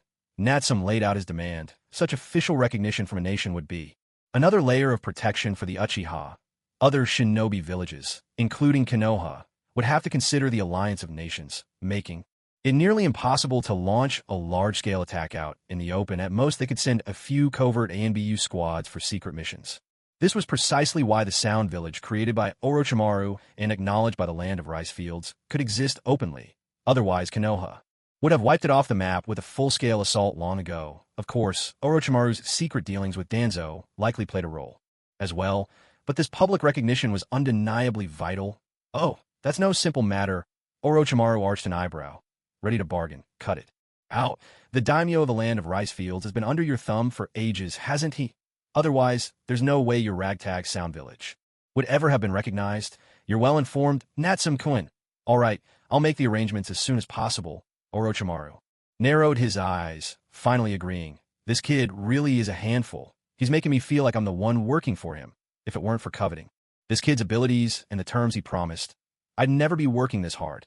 And how's the preparation of the Hashirama cells I asked for? You sure have big ambitions. Are you really set on transplanting those things? If your body can't handle it, you could die, you know.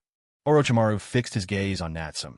It was hard to imagine that a mere 10-year-old brat would risk everything, willingly using his own body to experiment with such a forbidden cell transplant. What madness! I'm confident I won't die if even Danzo could withstand having you craft and transplant a right arm for him. Surely I'm not about to lose out to some old man, am I? Besides, if I really do die, wouldn't that suit you just fine? And another thing, your Hashirama cell transplant technique has come a long way since before, hasn't it? In truth, from the very first day he arrived in this world, Natsum had his sights set on these cure-all Hashirama cells.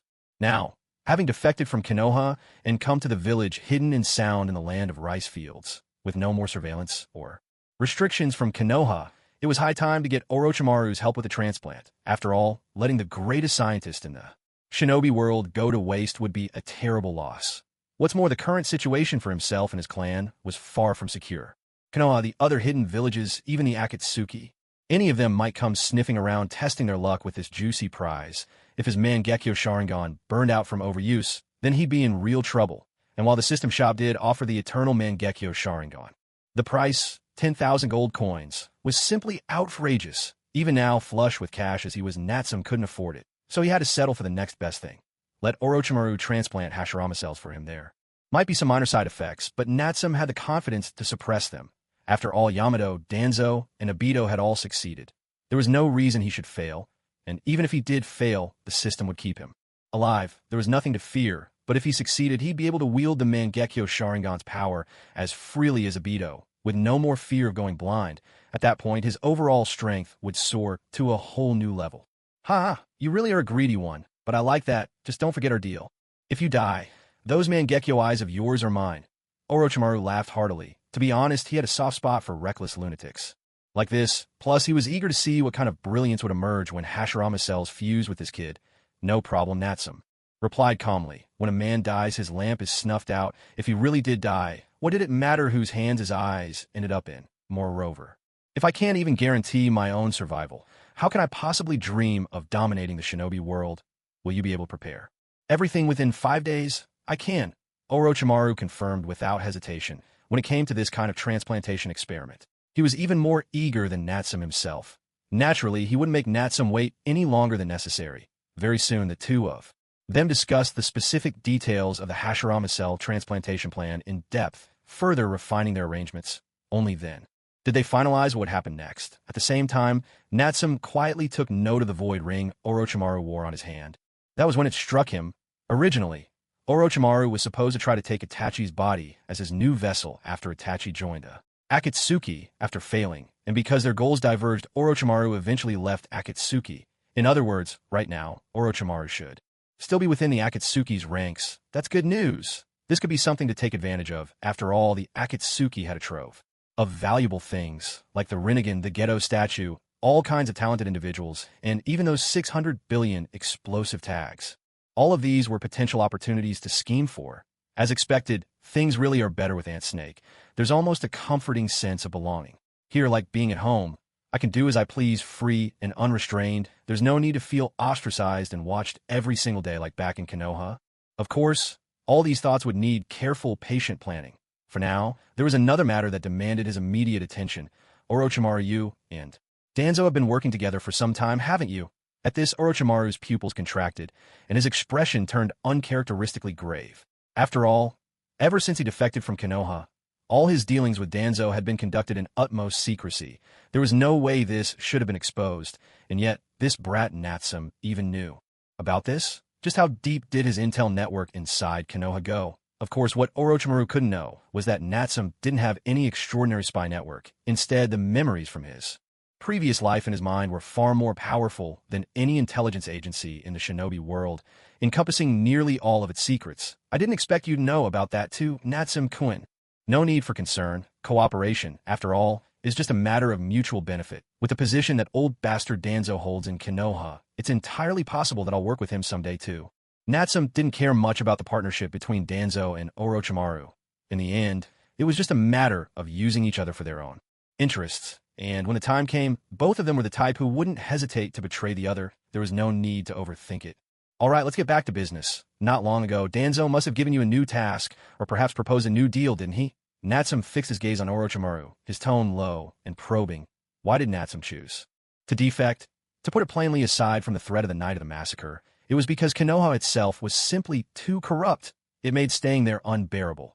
As long as you were a member of the Uchiha clan, you get watched just for strolling down the street. You get watched just for having a bowl of noodles, even buying a piece of clothing. You're under surveillance. And that's not even mentioning the discrimination and isolation faced by Uchiha children at the Ninja Academy. That's why time and again, radicals have emerged within the clan. Some have even gone so far as to band together and pressure the great patriarch Fugaku to stage a coup. Prejudice in people's hearts is like a mountain too high to cross, and discrimination, far more terrifying than mere prejudice, stands taller still. Take the modern world, for instance. Look at that so-called beautiful country. After more than 100 years, after countless laws and battles, racial discrimination still hasn't disappeared. Natsum had had enough. Most of the Uchiha clan had had enough. That's what led to this escape. As for why Natsum chose to lead so many of his people in flight, first, because many among them had shown him kindness. In this life, his parents had both died in the Third Shinobi World War from a young age. Natsum survived thanks to the clan's care and support. He couldn't simply forget where he came from. Second, only by bringing enough people with him could he hope to found a new village and build a life of true happiness. And what does a happy life look like? It's about being able to savor any food you want at mealtime. It's about shopping freely for anything your heart desires. It's about soaking in a bath or getting a massage, attended by charming young ladies. It's about an entire thriving chain of commerce and service. That is the real reason Natsum led his people to rebel. If it were just him, he could have cut his way out of Konoha long ago, escaping with ease. But what would be the point of escaping? Alone, living off wild berries in the forest like some savage. There's no meaning in that kind of life. That's why he had to found a new village, to build and grow it, to create a paradise that belonged to him and the Uchiha. Of course, to protect that paradise, he would also need enough strength. Natsum chose a small hill in the southwest of the land of rice fields, a few dozen miles to the right of the Sound Village, as the site for his new settlement. The area was wrapped in dense forest, with a small river winding behind the hill, a place blessed by both mountains and water, rich in natural advantages. Of course, in the shinobi world, a good location only makes life a bit more convenient for the villagers. As for defense, well, that's almost beside the point. If war breaks out and someone unleashes a Chibaku Tensei or a Shinra Tensei, what can you really do to stop it? If you can resist, you resist. If you can't, it doesn't matter if your village is built on a sheer cliff. It's all the same, according to their agreement. Orochimaru had indeed sent people ahead of time to set up more than 100 simple wooden houses here, enough for the clan to settle in for now. Of course, this was only the beginning. To build a true village, there was still much foundational work to be done. Point 1. The energy system. 2. The transportation system. 3. The food supply system 4. The environmental and residential system 5. The water resources and drainage system 6. The disaster, prevention and wartime preparedness system 7. The medical and educational system, and so on.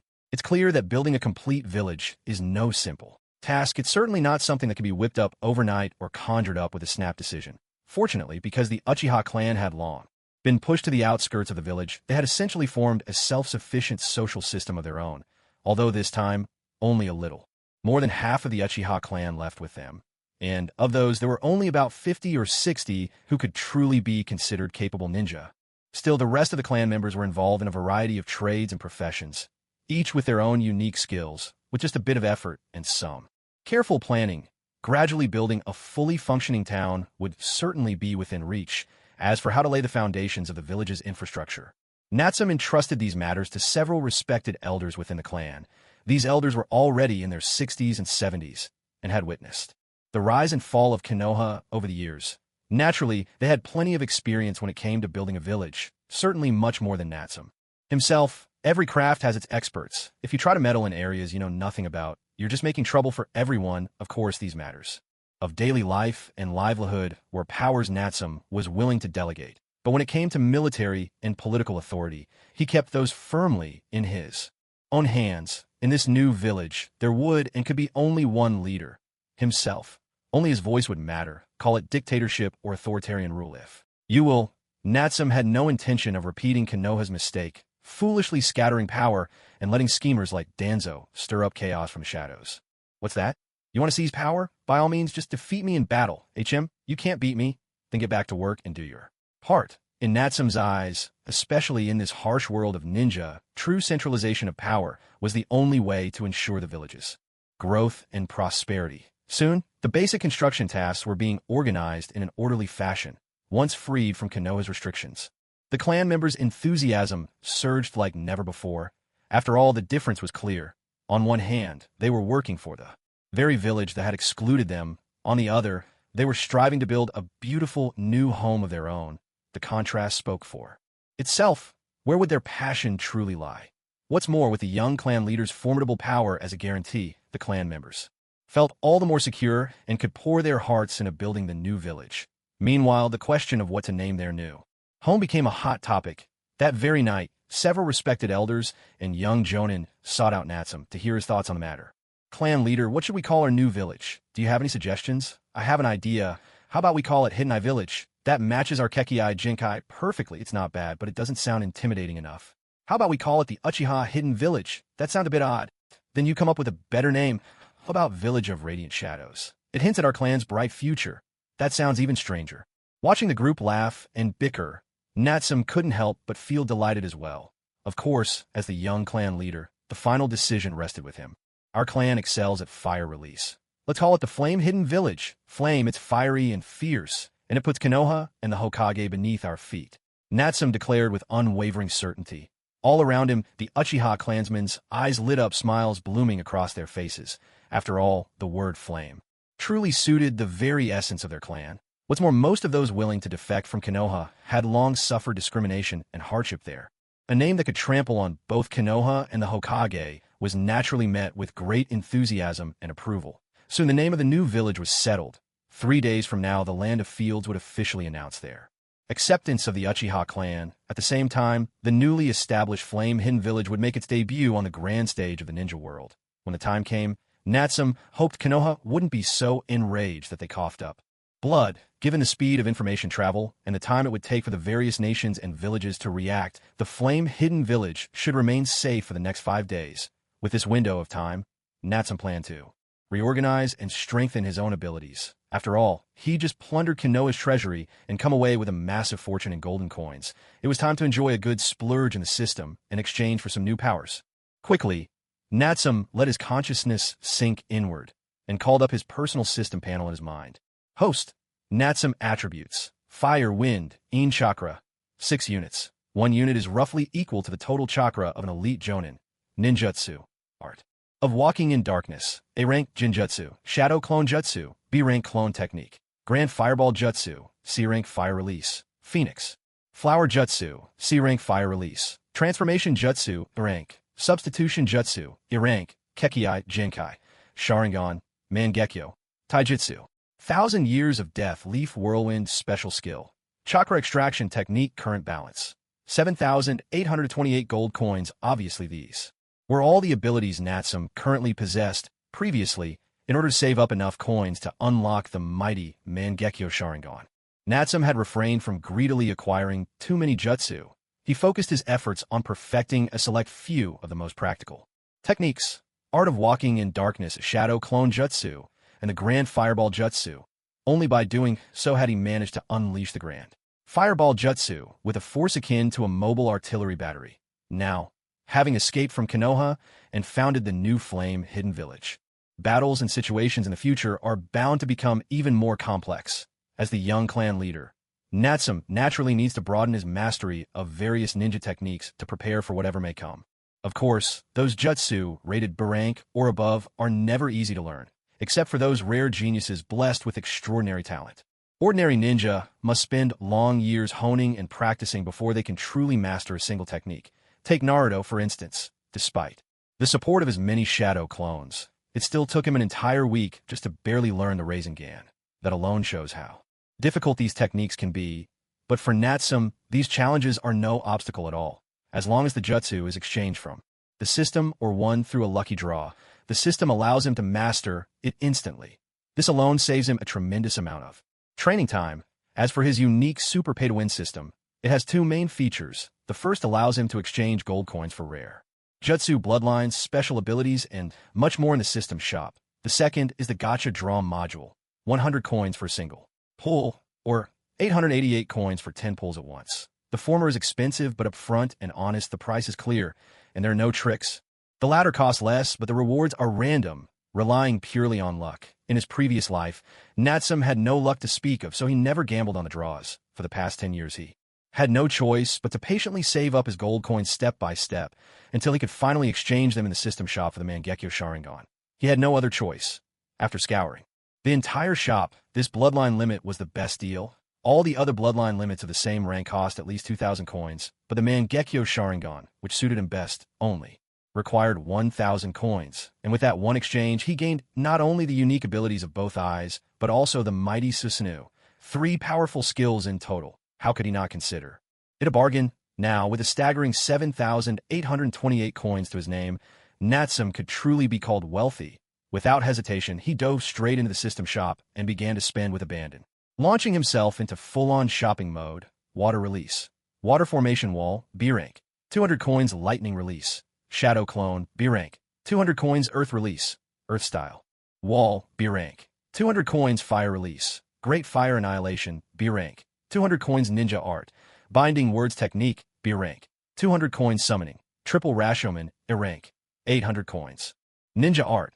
Shuriken Shadow Clone Technique, A rank. 800 coins Taijutsu. 8 Gates Formation, S rank. 2,000 coins Soul Ninjutsu. Spirit Transformation Technique, S rank. 2,000 coins. Very soon, Natsum had exchanged for a total of 9 different jutsu, ranging from B rank all the way up to S rank. His selection covered offense, defense, control, perception, explosive power, truly a diverse and formidable arsenal. In short, for the time being, this should be enough to handle all sorts of battle situations. Of course, with the Sharingan, Natsum can theoretically copy most ninjutsu with ease. However, if he lacks the corresponding chakra nature himself, he won't be able to perform those techniques. That's why Natsum deliberately chose to exchange for 1 water, 1 lightning, and 1 earth ninjutsu first. When a single nature ninjutsu is redeemed from the system, not only does he instantly master the technique, but he also directly acquires the corresponding chakra nature. In other words, for just 600 coins, he instantly gained mastery over 3 different chakra natures. What a phenomenal bargain! That's precisely the reason Natsum was eager to redeem these seemingly ordinary ninjutsu. As for the other techniques, they each have their own special uses. These are the kinds of jutsu that ordinary ninja can't learn easily or simply can't copy, especially those 2 S-rank taijutsu and soul ninjutsu, which he spent a fortune to redeem, have been objects of his longing for a long time. The power of the 8 gates is legendary in itself. Once Granny Lee knocks at the door, is unleashed, not even the mighty sage of 6 paths, Madara, could stand in its way. As for the latter, it's one of the most mysterious soul techniques in the entire ninja world. Once activated, It allows him to transform into a living spirit, letting his soul leave his body to travel any distance and assassinate enemies he can. Also control others' bodies or enter their mental worlds. He can even sense the souls of others, using it as a sensory-type jutsu. The possibilities are truly endless. Most importantly, after mastering this technique, the next time he faces a slippery opponent like Obito, he won't be at such a disadvantage anymore. He'll be able to attack Obito directly with his spirit form.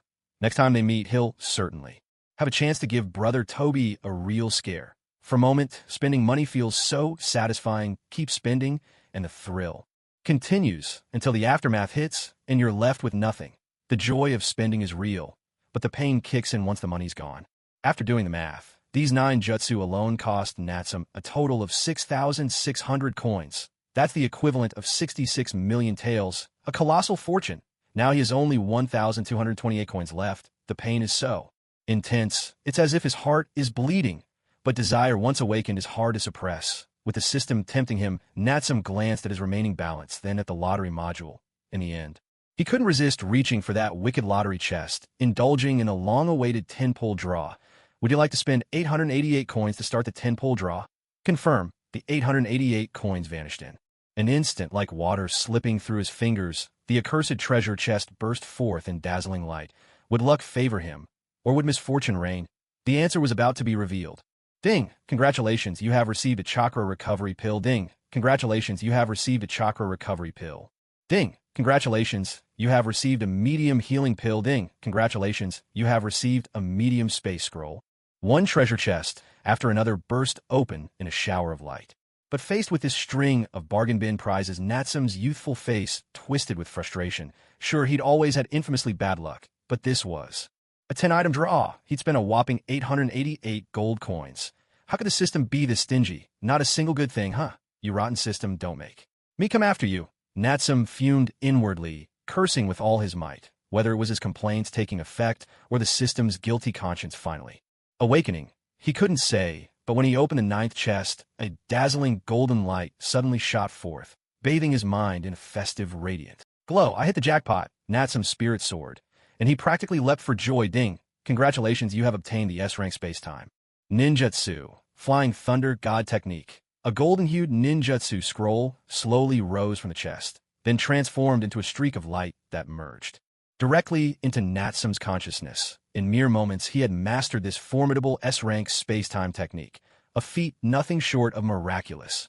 After all, this was the very jutsu invented by Tobirama, the second Hokage of Konoha, and one of the rare S-rank techniques not classified as forbidden. In theory, every high-ranking Konoha official and the Hokage's direct successors should have had the chance to learn it. Yet, ever since the second Hokage's death, only Minato Namikaze had ever managed to do so. Even after all these years, that alone spoke volumes about how absurdly difficult the Flying Thunder God technique was to master. What's more, even scraping past the threshold and barely learning, it was only the beginning to wield the Flying Thunder God technique with real proficiency. One needed not only an immense reserve of chakra, but also extraordinary reflexes.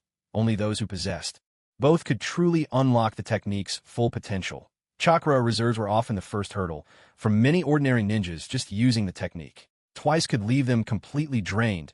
As for the ultra-quick reflexes and spatial awareness required, those were even rarer assets. Most ninjas took ages just to form the necessary hand seals for a regular jutsu.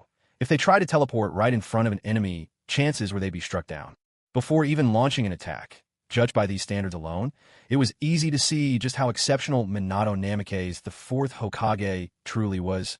Of course, for Natsum, these two difficulties weren't much of an issue. Not enough chakra. He could always spend more coins to keep boosting his maximum chakra and top off his reserves instantly with pills.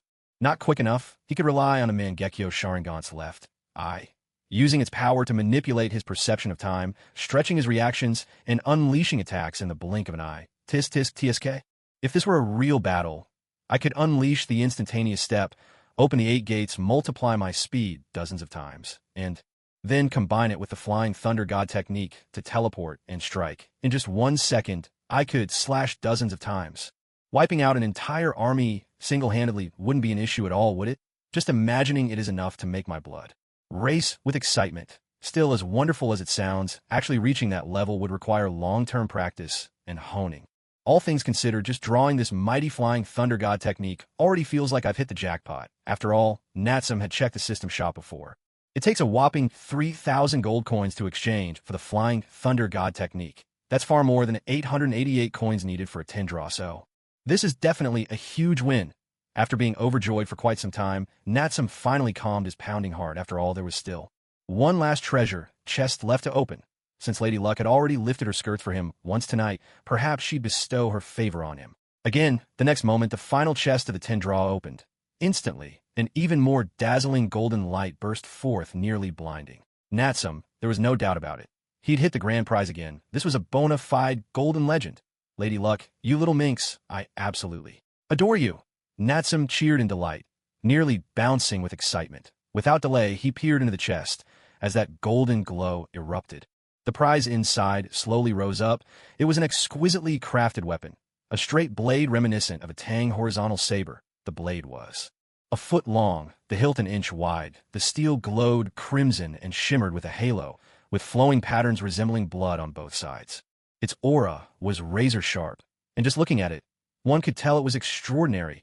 Natsum hurried into the system shop to look up this divine blade's details. Kunwu blade.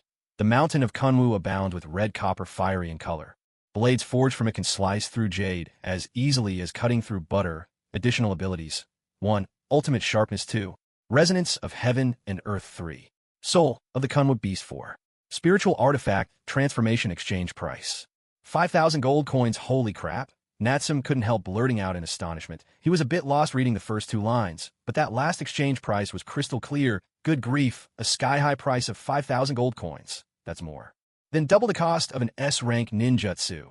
This is outrageous. At this price, the Kunwu blade must be a true divine weapon. A 10 draw 1 S-rank space-time ninjutsu, and a divine Kunwu blade.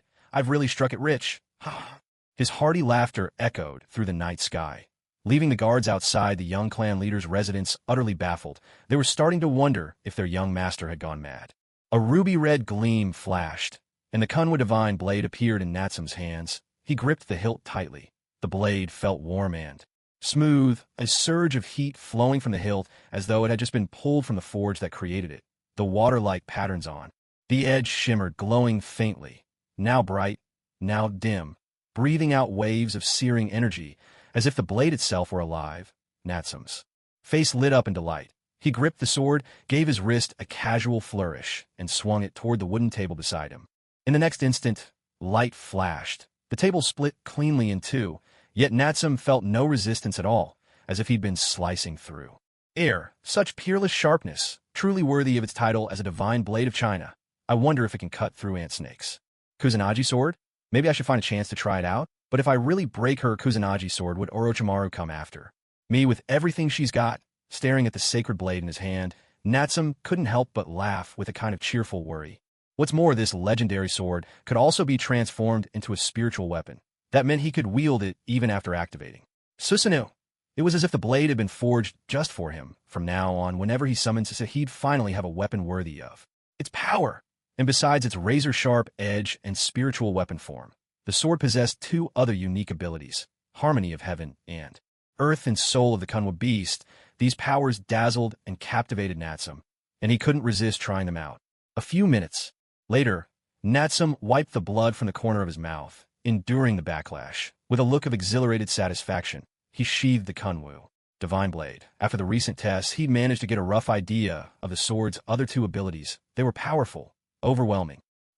But for now, he still couldn't fully control them, nor could he use them for long. He'd have to keep them as trump cards for now. So suppressing his surging blood and energy, Natsum put the sword away and began taking stock of everything he'd gained tonight. The 9 ninja arts he'd exchanged for earlier needed no introduction, but the 10 consecutive draws that had turned his luck around tonight had brought him 3 chakra recovery pills, 2 intermediate healing pills, 2 intermediate space scrolls, 1 basic healing pill, 1 S-rank Spacetime ninjutsu scroll, flying thunder god technique, 1 divine artifact, the Kunwu blade, current balance 340 gold coins. Finally, Natsum spent another 300 gold coins to boost his chakra limit by 3 cards, raising his total to 9 cards. That left him with a bittersweet sum of just 40 gold coins. Gold coins, he thought, really don't last long. He thought nearly 8,000 coins made him rich, but in a single night, he was back to square one. Still, the bounty he'd gathered tonight was deeply reassuring. All in all, Natsum was certain that even without using the Mangekyo Sharingan, his current self could now stand toe-to-toe with who he'd been before if combined with the Mangekyo Sharingan. My overall strength would increase at least threefold, if not more. Even facing the current 5 Kage, I would have a high chance of victory. After sorting through his gains, Natsum sat cross-legged in his room, calming his mind and meditating. Slowly, he began to recover his chakra. Before long, midnight arrived. By then, Natsum's chakra had returned to its peak. "Hinata," he called softly. Moments later, a figure darted into the room, dropping to one knee before Natsum. Young clan leader. "I'm here.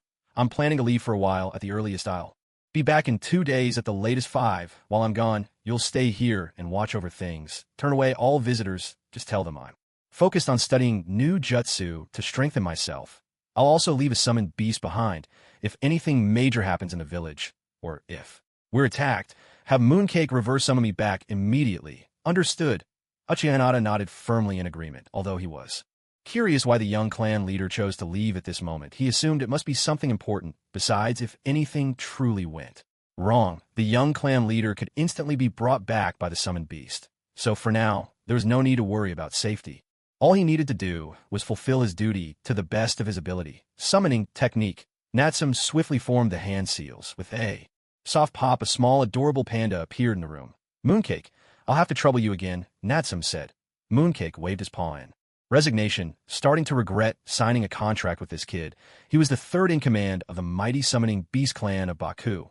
How had he ended up as this boy's errand panda? But in the end, tempted by the promise of 20 fresh, tender bamboo shoots, he reluctantly agreed to help Natsum, promising to do his part if a crisis arose. With the village's security arrangements settled, Natsum leapt into the night, darting out of his home in flame-hidden village. He hadn't let many clan members know about his departure. After all, it was more reassuring for everyone if he appeared to still be in the village. He soon left the village behind, and in the distant gloom, Orochimaru's figure gradually emerged. "You're right on time," Orochimaru said, "for a task entrusted by you, Natsum-kun.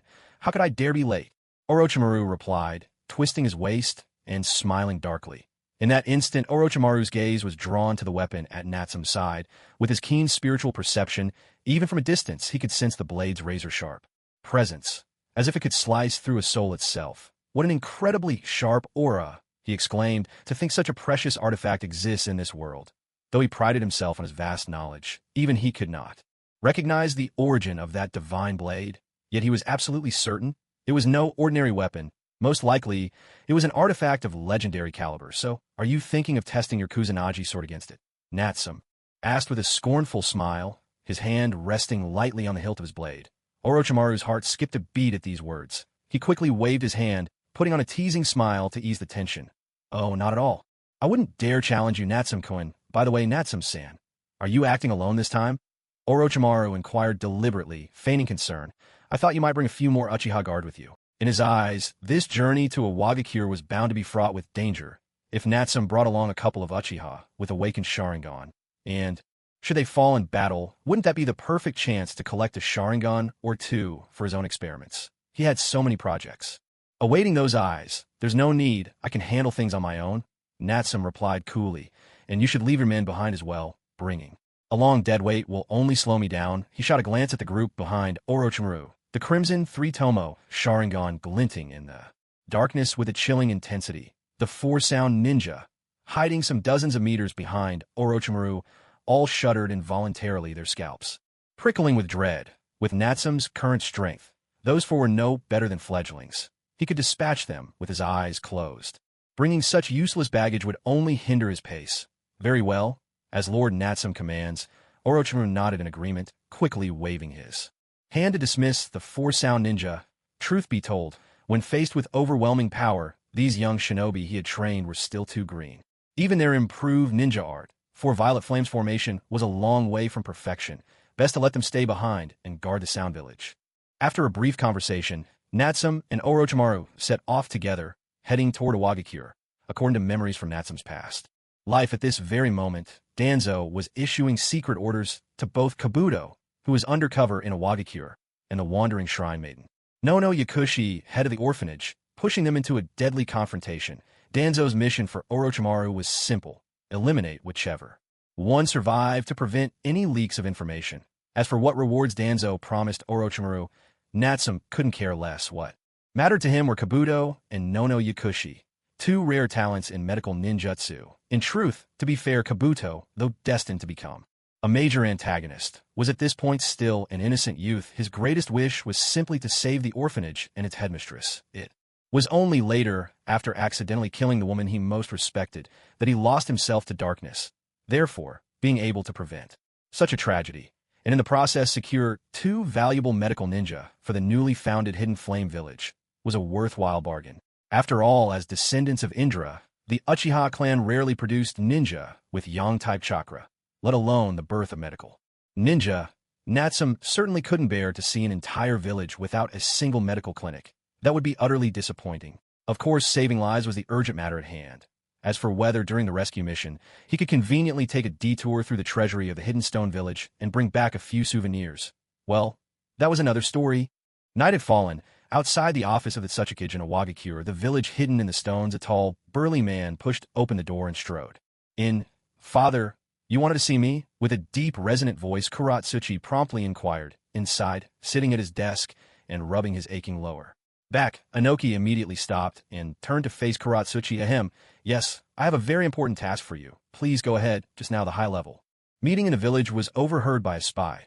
Although our guards noticed the trespasser midway, the culprit still managed to escape by sheer luck.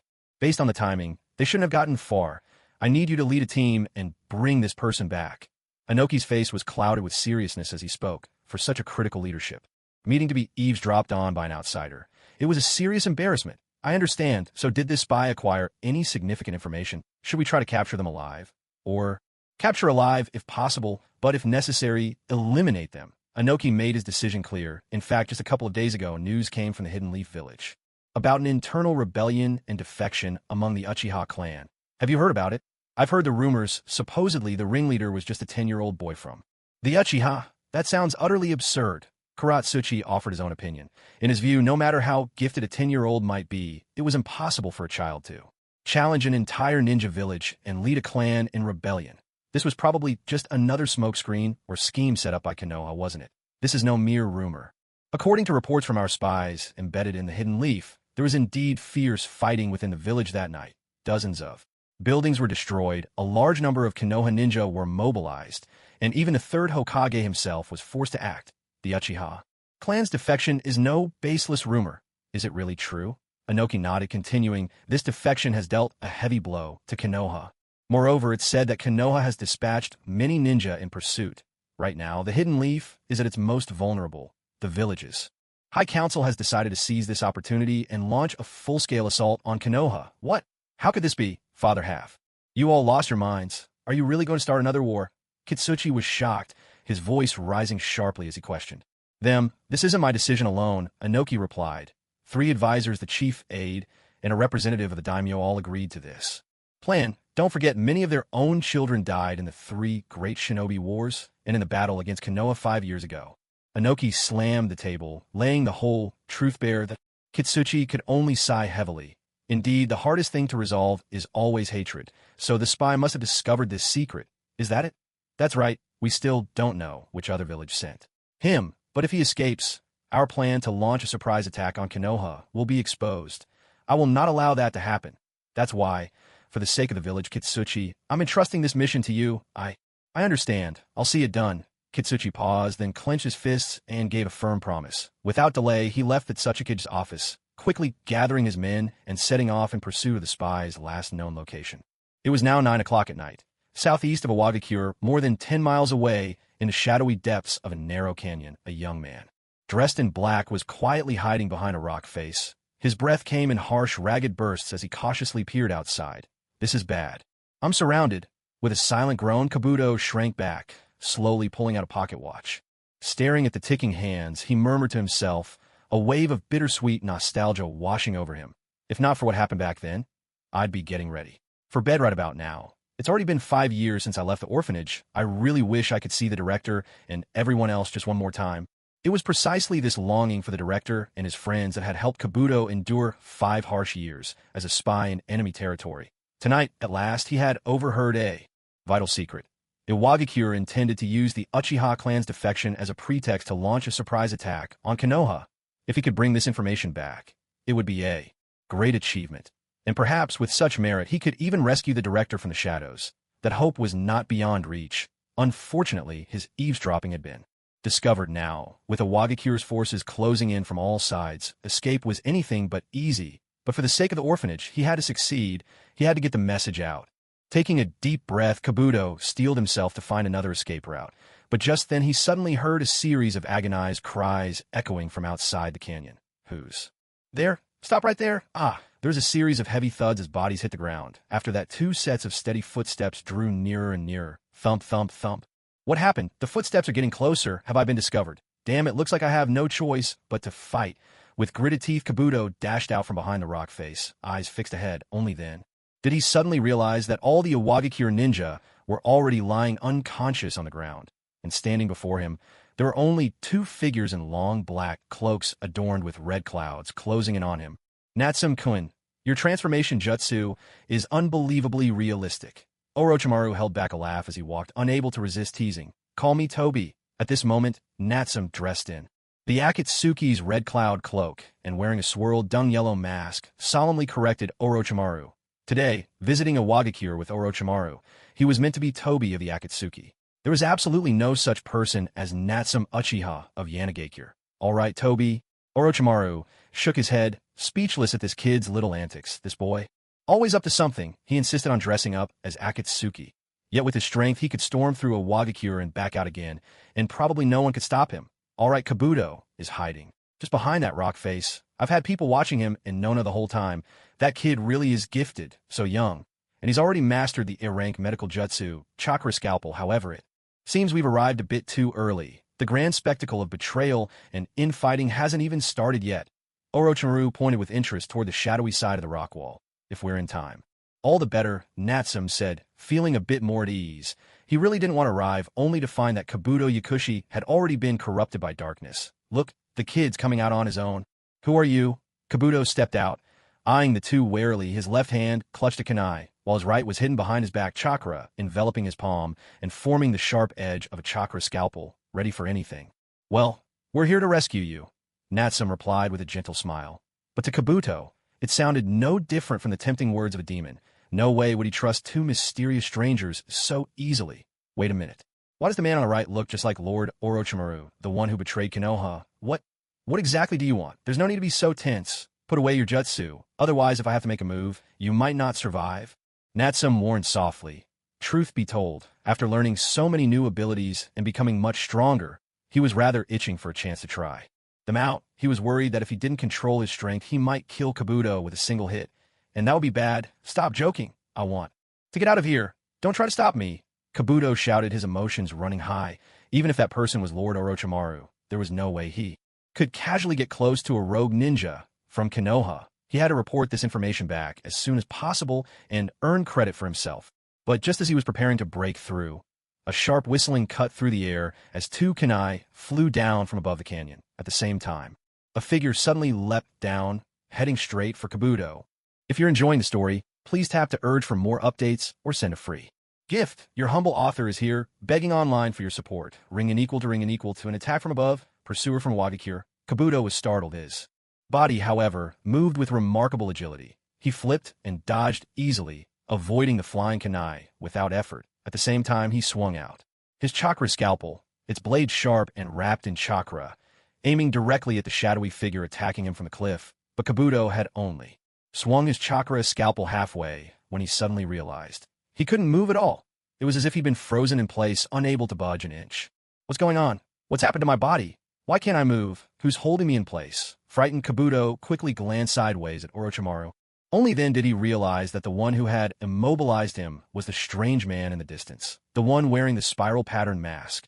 At that moment, the figure who had jumped from the cliff landed steadily on the ground on the other side. Brandishing his kunai, he lunged at Kabuto again. The next instant, ninja art, binding script, control. From a distance, Natsum nonchalantly cast another jutsu. In midair, he swiftly traced the character for control with his finger. Of course, it was the control, as in manipulate. In the blink of an eye, the shadowy figure in the distance was also frozen in place by the binding script. He stiffened on the spot, just like Kabuto. With a simple wave of his hand, Natsum had effortlessly immobilized both opponents. Orochimaru couldn't help but grow curious about this strange and marvelous jutsu. What kind of ninjutsu is this? It's a binding technique, one that makes it easy to control enemies weaker than yourself or slightly restrict those who are stronger. Orochimaru's eyes glimmered with interest. To think there's such a mysterious technique, it seems even more exquisite than the Yamanaka clan's mind-body disturbance technique. It's hardly a secret technique. At best, it's good for bullying the weak. Anyone with powerful chakra or an extraordinary body can break free from the binding script with ease. And for someone like you, who can shed your skin and escape death time and again, it's not much use, Natsum replied casually. After all, this kind of support jutsu was never meant for dealing with the truly strong. Only the blade in your hand could do that, and one's own hard power. That is the true capital to overcome the strong. Still, I have to admit, at times like this, techniques like the binding script are quite convenient. Redeeming this ninjutsu wasn't a waste. After all, Orochimaru pursed his lips, but he didn't seem too wary. After all, aside from mysterious soul-based techniques, there are almost no other jutsu in this world that can kill him. What intrigued him more was where this kid Natsum had learned all these strange and unusual ninjutsu. He'd seen almost every jutsu and forbidden technique in the Hidden Leaf Village, yet never anything like this. Orochimaru asked, "Where did you learn this kind of ninjutsu?" Natsum replied, "In my dreams." Orochimaru's lips curled into a sly, enigmatic smile. A moment later, Natsum tapped his toes and lightly landed in front of Kabuto and Nanoyu. "I told you to calm down, didn't I? Why can't you just listen?" With a soft sigh, Natsum released the binding around their heads, restoring their ability to speak the three-tomo Sharingan. "Are you from the Uchiha clan? What is it that you want?" Staring at the mysterious figure's right eye, gleaming with the three-tomo Sharingan beneath his mask, Kabuto summoned his courage and asked. The aura this man gave off was so overwhelming that Kabuto's scalp tingled and his legs trembled. Why would such a formidable person be targeting him? At the same time, a clear female voice suddenly rang out from the other side. "You're from the Uchiha?" Kabuto was startled and looked toward the assassin, who was also immobilized. That voice. "It's so familiar." Just then gentle moonlight spilled over, illuminating the figure hiding in the shadows. When Kabuto saw the attacker's face, his own director, the Wandering Shrine, he was utterly stunned, unable to believe it. "Director, how could this be? Why are you here?" Nanoyu's heart trembled as well. "Who are you? How do you know me?" After all, not many people knew she was the director of the orphanage. What's more, her target was supposed to be nothing more than a spy from the Hidden Cloud Village, according to Root's orders. Someone who shouldn't know her at all. "Director, it's me, Kabuto." "You're the one who gave me my name. How could you not remember me? Why would you try to kill me?" Nanoyu stared at Kabuto, her face full of disbelief. "Kabuto, you can't be Kabuto. He's not like this. You're not him." Clearly, the Wandering Shrine maiden still didn't know she'd been deceived by Root. The photo Root sent her of Kabuto had long since been switched with someone else's image, so she didn't recognize him at all. "That's enough. The two of you can sort out your issues after we get back. More guests have arrived." Although this drama of bitter reunion was rather entertaining, the pursuers from Awagakure were rapidly closing in from the distance. Time was running short, so Natsum had no choice but to cut in and interrupt the two as they recognized each other. Next, Natsum turned to Orochimaru. Pointing at the 2-inch, he gave his instructions. "Orochimaru, I'm leaving these two in your care. Make sure you bring them back safely, and don't even think about laying a finger on them. If either of them dies, I'll destroy every single one of your experimental subjects in your lab. You can try if you dare." In an instant, the Sharingan, with 3 tomo beneath Natsum's mask, transformed into a Mangekyo Sharingan. A surge of overwhelming spiritual energy swept forth, bearing down fiercely upon Orochimaru, as if it could freeze a person's very soul. Orochimaru quickly averted his gaze and shuddered, wary of having his mind ensnared by the Sharingan's illusions. This brat really knows how to strike where it hurts. Though Kabuto had great potential and was well worth cultivating, compared to his many other test subjects, he was still somewhat lacking. In any case, Kabuto alone wasn't worth turning against Natsum outright. As for this woman, Nanoyu, she mattered even less. Still, that Wandering Shrine maiden had quite an attractive figure and face. Could it be that Natsum has a taste for older women? They say precocious children often lack maternal affection. Who knows, it might just be true. Tisk tisk tisk. Orochimaru mused darkly to himself. Though it was all just in jest, he would never underestimate this ruthless child Natsum, who could kill without so much as batting an eye. "You really know how to order people around. Don't worry, leave it to me. I'll see them home safely." Orochimaru curled his lips into a wicked grin. With a swift motion, his hands transformed into 2 serpentine appendages that wound themselves around Kabuto and Nanu. In the next instant, he leapt away with them, vanishing swiftly into the darkness. Moments later, two Iwagakure shinobi arrived at the scene. Leading them was Kuratsuchi, who had been ordered to hunt down the spy. Only one person left? Just now, I sense the presence of 3 or 4 people here. Looks like the spy has already escaped. Wait, that outfit. He's with the Akatsuki. Kuratsuchi and his companion landed and looked toward Natsume, who now stood alone in the distance, murmuring with suspicion, according to the records from Iwagakure. Only members of the Akatsuki dressed in such a fashion. This rogue ninja group, Akatsuki, had gradually become more active in recent years. Their presence had been glimpsed in several assassination missions, but so far they had yet to confront any of the 5 great hidden villages head-on. As a result, the major shinobi villages did not yet see them as a significant threat. However, what he hadn't expected was to run into his opponent here tonight, and to find him alone. Could it be that he was the one who had taken the spy away? Natsume stood his ground, stretching his limbs as he waited for Yellow Earth to draw near. Others might not realize it, but Natsume knew very well. This unassuming man, Yellow Earth, was in fact a formidable force. It was the perfect opportunity to limber up and test his current strength. Who are you? Why are you here? Did you do this? Yellow Earth barked out, his voice booming. He caught sight of the fallen Iwagakure ninja scattered around, and his face turned grim, his guard rising. Just then, the masked figure across from him suddenly opened his right eye, fixing the two of them with a piercing gaze. The Mangekyo Sharingan. This is bad. Don't look him in the eyes, Yellow Earth shouted, immediately warning his teammate at his side. But was already too late. While Natsume's mastery of Jinjutsu with his Mangekyo Sharingan couldn't compare to Itachi's prowess with Tsukimi, the illusionary powers of any Mangekyo Sharingan were not to be underestimated. In a direct gaze, controlling an average Jonin even briefly was no challenge at all. In an instant, the Iwagakure Jonin, whose strength amounted to no more than the average, fell under Natsume's control. Without hesitation, he drew a kunai and lunged at Yellow Earth beside him. With danger looming, Yellow Earth's formidable instincts kicked in, Earth-style. Fist of stone, his right hand transformed into a massive rock-hard fist, vastly increasing both its weight and hardness. With a powerful swing, he shattered his teammate's kunai and sent the attacker flying, crashing heavily into the distance. It was worth noting that this very punch was strong enough to send even a tailed beast Jinchuriki flying. Yet he had clearly held back most of his true strength. Earth-style barrier. Earth Prison Hall. No sooner had his teammate landed than Yellow Earth unleashed another Earth-style barrier technique. Walls of Earth rose up, forming a sturdy prison around his illusion-bewitched comrade, securing him safely inside. In just a few short seconds, 2 swift exchanges, Yellow Earth had already subdued a Jonin-level ally and captured him alive, a demonstration of his formidable power. The truth was he had no desire to spark a war. He hoped the undercover agent could escape, so that Iwagakure would call off its plans to attack Konoha, thus avoiding conflict. That was why in the original storyline, Yellow Earth ultimately let Kabuto go. Otherwise, with Kabuto's strength and state at the time, how could he possibly have escaped from someone like Yellow Earth, who could even hold the demonic statue of the Outer Path at bay for a time? Not bad. You've got some skill, Natsume remarked, a faint smile playing on his lips. Iwagakure must have deliberately downplayed your presence to hide your real power, haven't they? This Yellow Earth, without a doubt, possesses the power of a true Kage. What exactly are you trying to do? Huangta frowned, shouting in a booming voice. At the same time, he struck out again with fierce determination. In his mind, since this person had attacked him and his companions first, he was clearly an enemy, not a friend. Better to beat him up first and ask questions later. Earth. Release. Core of the quaking land.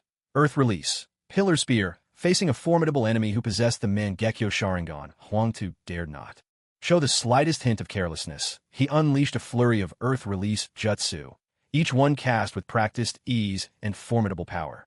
In moments, the ground around Natsume surged and heaved in great waves, rising and falling unevenly, as if the earth itself were roaring in fury. At the same time, countless sharp and deadly stone spears shot forth from the churning ground, hurtling toward Natsume with lethal force. To be able to unleash such large-scale Earth release techniques, your chakra reserves are truly impressive. It's a shame, though, your attacks are still too slow. Natsume let out a soft, amused chuckle. With agile movements and superb taijutsu, he wove through the ever-shifting terrain, gliding gracefully from one stone outcrop to the next. The earth spears that thrust toward him again and again failed to touch him in the slightest. After all, Earth release techniques, by their very nature, are heavy and deliberate, compared to the nimbleness of wind or lightning techniques. They lack a certain agility, making it nearly impossible to strike a master of close combat, seeing his opponent so effortlessly evade his attacks. Only stoked Huang Tu's fury further. With a shout, he poured even more chakra into his next assault. Earth Release. Pillar Spear. Earth Release. Technique of the steel-clad golem. In an instant, dozens of even more powerful stone spears exploded forth, sealing off every possible escape route. For Natsum. At the same time, two massive clay giants summoned by the steel-clad golem technique erupted into being with a thunderous roar. They leapt high into the air, then came crashing down, swinging their colossal fists in a devastating blow aimed straight at Natsum. With such a barrage, even if the enemy somehow survived the stone spears, the crushing force of those two clay giants would surely pound him into pulp. It was clear Huang Tu was now fighting with everything he had. Yet faced with this torrential onslaught, Natsum showed not the slightest trace of panic. Instead, he calmly gripped the hilt of the divine blade at his waist in the next instant. A flash of crimson light burst forth. The sharp divine blade slid from its sheath with a resonant ring. No slashing, no wild swings. Natsum simply curled his finger and flicked the blade's body ever so lightly. A deep, resonant humming filled the air, radiating outward from the sword in invisible waves of power. Time, space, and everything nearby seemed to tremble and ripple in response. As if the world itself had become a pawn disturbed by a single, perfect note. Nothing could stand in the way of this wave of sound and power as it swept outward. At the same time, the powerful resonance struck Natsum's own body, setting every muscle, bone, and vessel within him alight, as if a mighty hammer had crashed down upon him. His very being blazing with energy, boiling blood surged through his veins, evaporating from every pore and forming a radiant red aura around his body, shrouding him in a misty haze. Just a single resounding note from heaven and earth was enough to nearly make Natsum cough up blood from the backlash. At this moment, even Natsum himself, the wielder of the Kunwa blade, was shaken to such an extent. Much less could be said for the surrounding earth spears and chunks of rock. As the mighty reverberation expanded outward, dozens of stone spears shattered instantly, crumbling into clouds of dust. The two clay giants leaping high into the air collapsed just as swiftly there. Massive forms disintegrated into countless pieces, raining down in a heap. Even the chakra sealed within these earthen constructs was completely dispersed by the shockwave. Even further away, tens of meters from the battle, the one launching the attack, Huang Tu himself, was not spared. Struck by the mysterious and profound pulse of heaven and earth, his jutsu was forcibly interrupted. He stumbled back 3 steps, clutching his burning chest as a trickle of blood seeped from the corner of his mouth. What kind of ninjutsu is this? How can it be so powerful? Is it a wind release? No, it doesn't feel like it. It seems to be connected to the weapon in that guy's hands. Could it be? Is that a divine artifact? Huang Tu was utterly stunned, his mind racing with speculation. All the while he fought to suppress the turbulent chakra and blood raging within him. Wiping the blood from his lips, his expression grew heavier than ever before, because now for the first time in his life he felt he had encountered his most formidable opponent yet. Natsum stood with his blade across his body, exhaling a long, steaming breath of hot air, as expected from a legendary weapon worth 5,000 gold coins.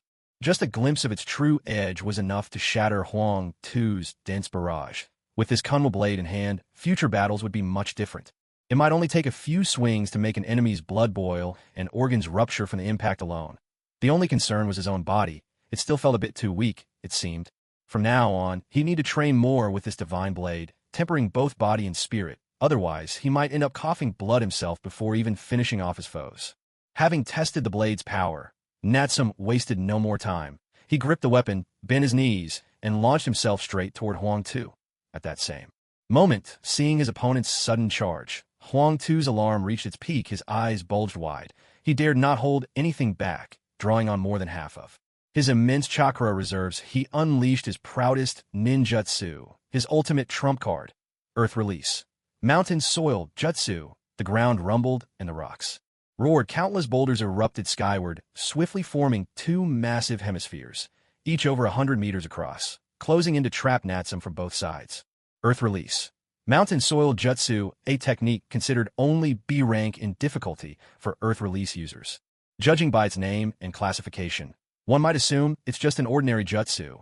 It could hardly compare to those formidable A rank or S rank Ninjutsu could it, yet in the hands of a powerhouse like Kuratsuchi, this very technique revealed astonishing might. Not only was it effective against other shinobi, but it could even suppress massive creatures on the level of tailed beasts.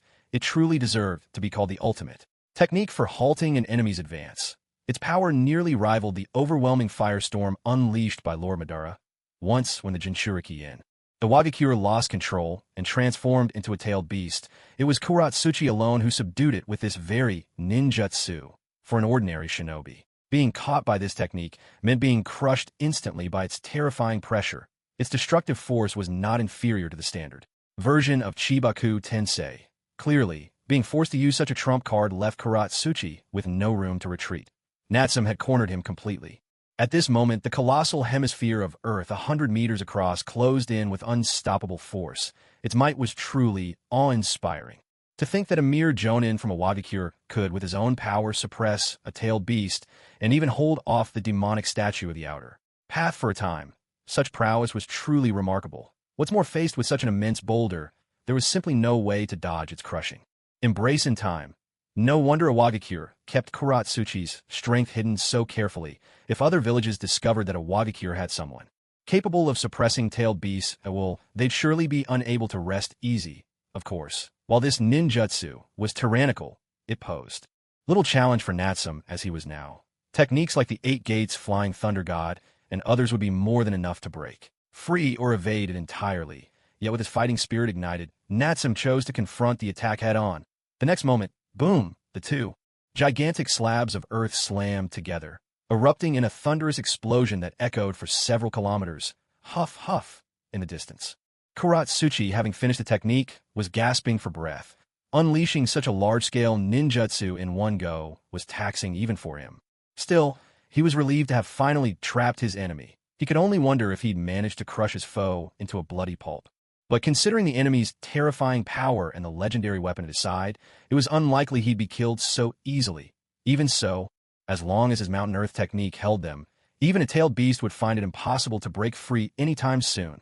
Kuratsuchi let out a breath, allowing himself a brief moment of relief, but before he could finish catching his breath, whoosh, a sharp dazzling blue light suddenly burst from inside the massive earthen sphere, slicing outward in a brilliant arc. Against that radiant blade, the seemingly indestructible boulder was as fragile as tofu, split cleanly in two with the gentlest tear in the very next instant, and even more blinding blue radiance erupted from the fissure in the shattered sphere. Suddenly, a towering, broad-shouldered phantom of a sky blue demon god erupted into view, brandishing a massive blade. It was clear that Natsum had anticipated this moment all along. He had even deliberately disguised the color of his Susanoo, making it look like a certain familiar figure, cleverly mixing truth with illusion.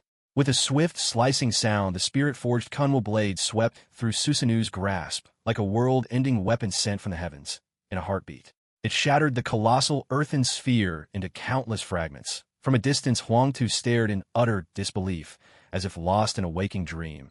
Is that Susanoo? How can this be? Doesn't he only have one Sharingan? And where did this Susanoo get its weapon? All around the shattered boulders crashed to the ground, kicking up clouds of dust. Natsum, encased in Susanoo, landed with a thunderous impact, like a demon god. Plummeting from the sky, unstoppable in his might, this spirit-forged Kunwo blade is incredible. It's far sharper than the chakra-forged longsword I used before. Susanoo paired with a divine weapon truly is a perfect match. Well then, it's time to bring this farce to an end. Determination flashed in Natsum's eyes as he strode forward. The giant Susanoo, wielding its enormous divine blade, surged forth once more, sweeping the blade in a mighty arc straight toward Huangtu in the distance. The very wind whipped up by the blade sent chills down Huangtu's spine, his heart gripped by terror. Earth style, earth flow wall. Earth style, ground core tremor. Earth style, hardening technique. Huangtu hurriedly unleashed his jutsu, forming layer upon layer of earthen defenses by his side, draining almost all of his remaining chakra. In that instant, more than 10 stone walls rose up, a defensive strength far surpassing that of Danzo, who had never truly mastered earth style. If Natsum was still using his old chakra-forged blade, he might not have been able to cut through every wall in one stroke, but this time, faced with the might of Susanoo and the razor edge of the Kunwo divine blade, these robust earth defenses crumbled instantly, as if they were nothing more than soft butter before a hot knife. Just as the blade was about to strike, Huangtu, Natsum shifted his attack at the last moment, diverting the edge and instead landing a sweeping blow with the flat of the blade. He did not kill Huangtu outright, after all gravely. Wounding Huangtu and killing him were two entirely different matters. This man was, after all, the son of Inoki, the third Tsuchikage. If he killed him now, it would mean forging an unbreakable blood feud with the Hidden Stone Village, though Natsum did not fear.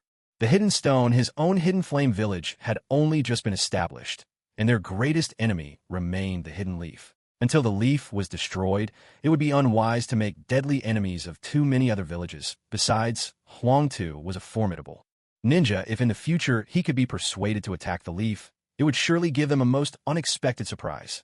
Of course, that strike, heavy as a mountain, landed brutally upon Huangtu. Though it didn't claim his life outright, it left him reeling, bones shattered, senses scattered. His body flung dozens of meters before slamming hard into the ground. Bear in mind, he had already activated the hardening technique, making his body tougher than stone, greatly reducing the damage from physical blows.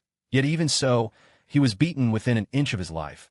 This alone spoke volumes about the terrifying might behind that single slash. Seeing Huangtu slip into unconsciousness, completely losing his ability to fight, Natsum finally released the Susanoo and sheathed the divine blade.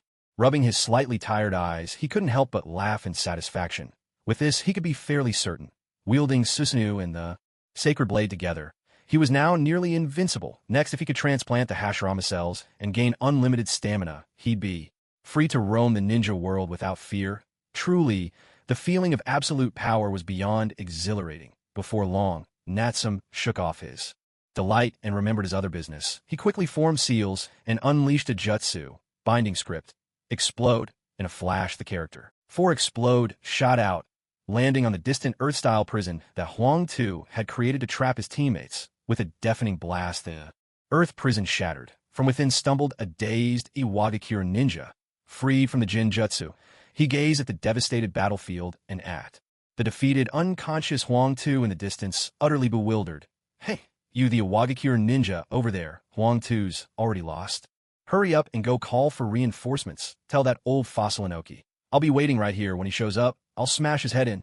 Natsum roared arrogantly, his whole body radiating murderous intent. The Iwagakure ninja's legs buckled in terror.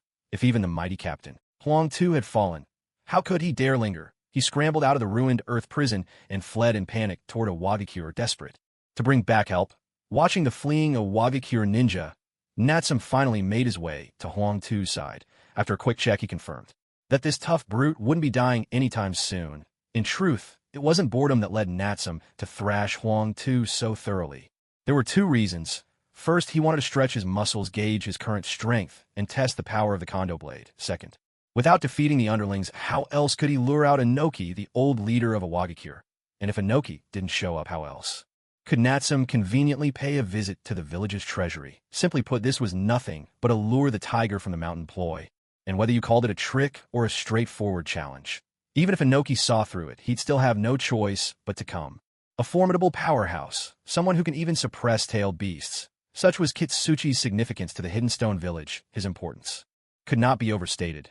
And on top of that, he was the Tsuchikage's own son, making him the perfect leverage to force their hand. Shadow Clone Jutsu. With a muffled pop, a cloud of white mist burst forth as Natsum created a shadow clone, leaving it behind his place. The real Natsum cast a quick glance over his shoulder, a subtle smile tugging at the corner of his mouth. Wasting no time, he slipped away, heading stealthily in the direction of the Hidden Stone Village. As for the spot Natsum had just glanced at, a small, pure white snake lay hidden in a crack between the rocks, shivering as it spied in secret. It was clear that Orochimaru, cunning as always, would never miss the chance to witness such a thrilling battle and gauge Natsum's true power. He had left behind a white snake clone to hide and observe from the shadows. Natsum, however, paid this no mind. At this stage, the stronger he appeared, the more wary Orochimaru would be of him.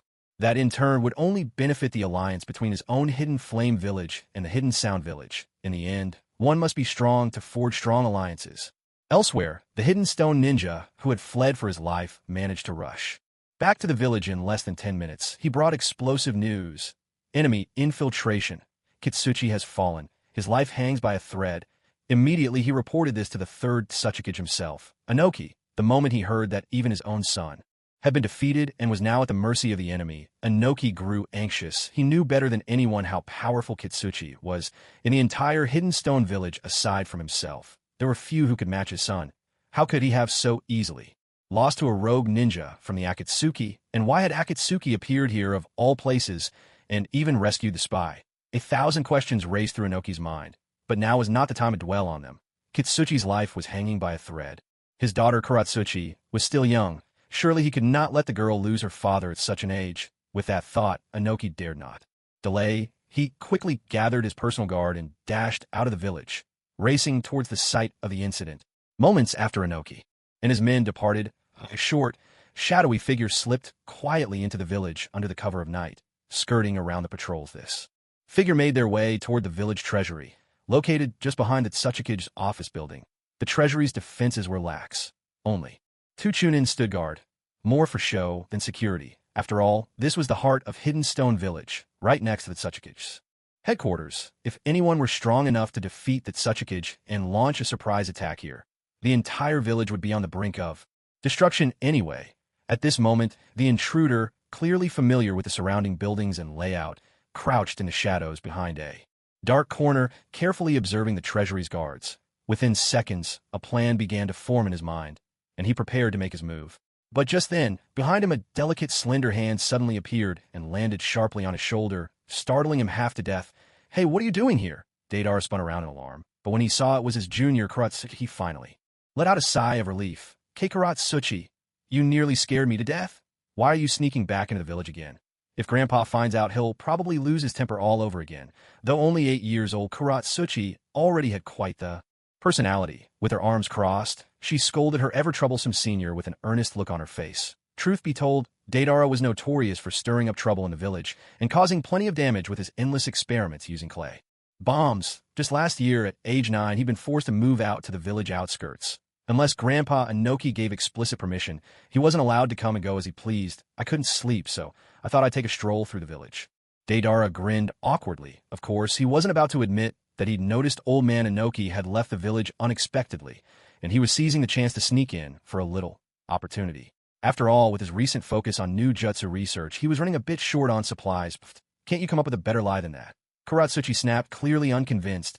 "It's obvious you're up to no good again," she scowled, wishing she could wring the neck of her troublemaking senior. Still, though he was always up to mischief, even Grandpa often praised his remarkable talent for ninjutsu, always comparing him to her, which drove Kuratsuchi up the wall.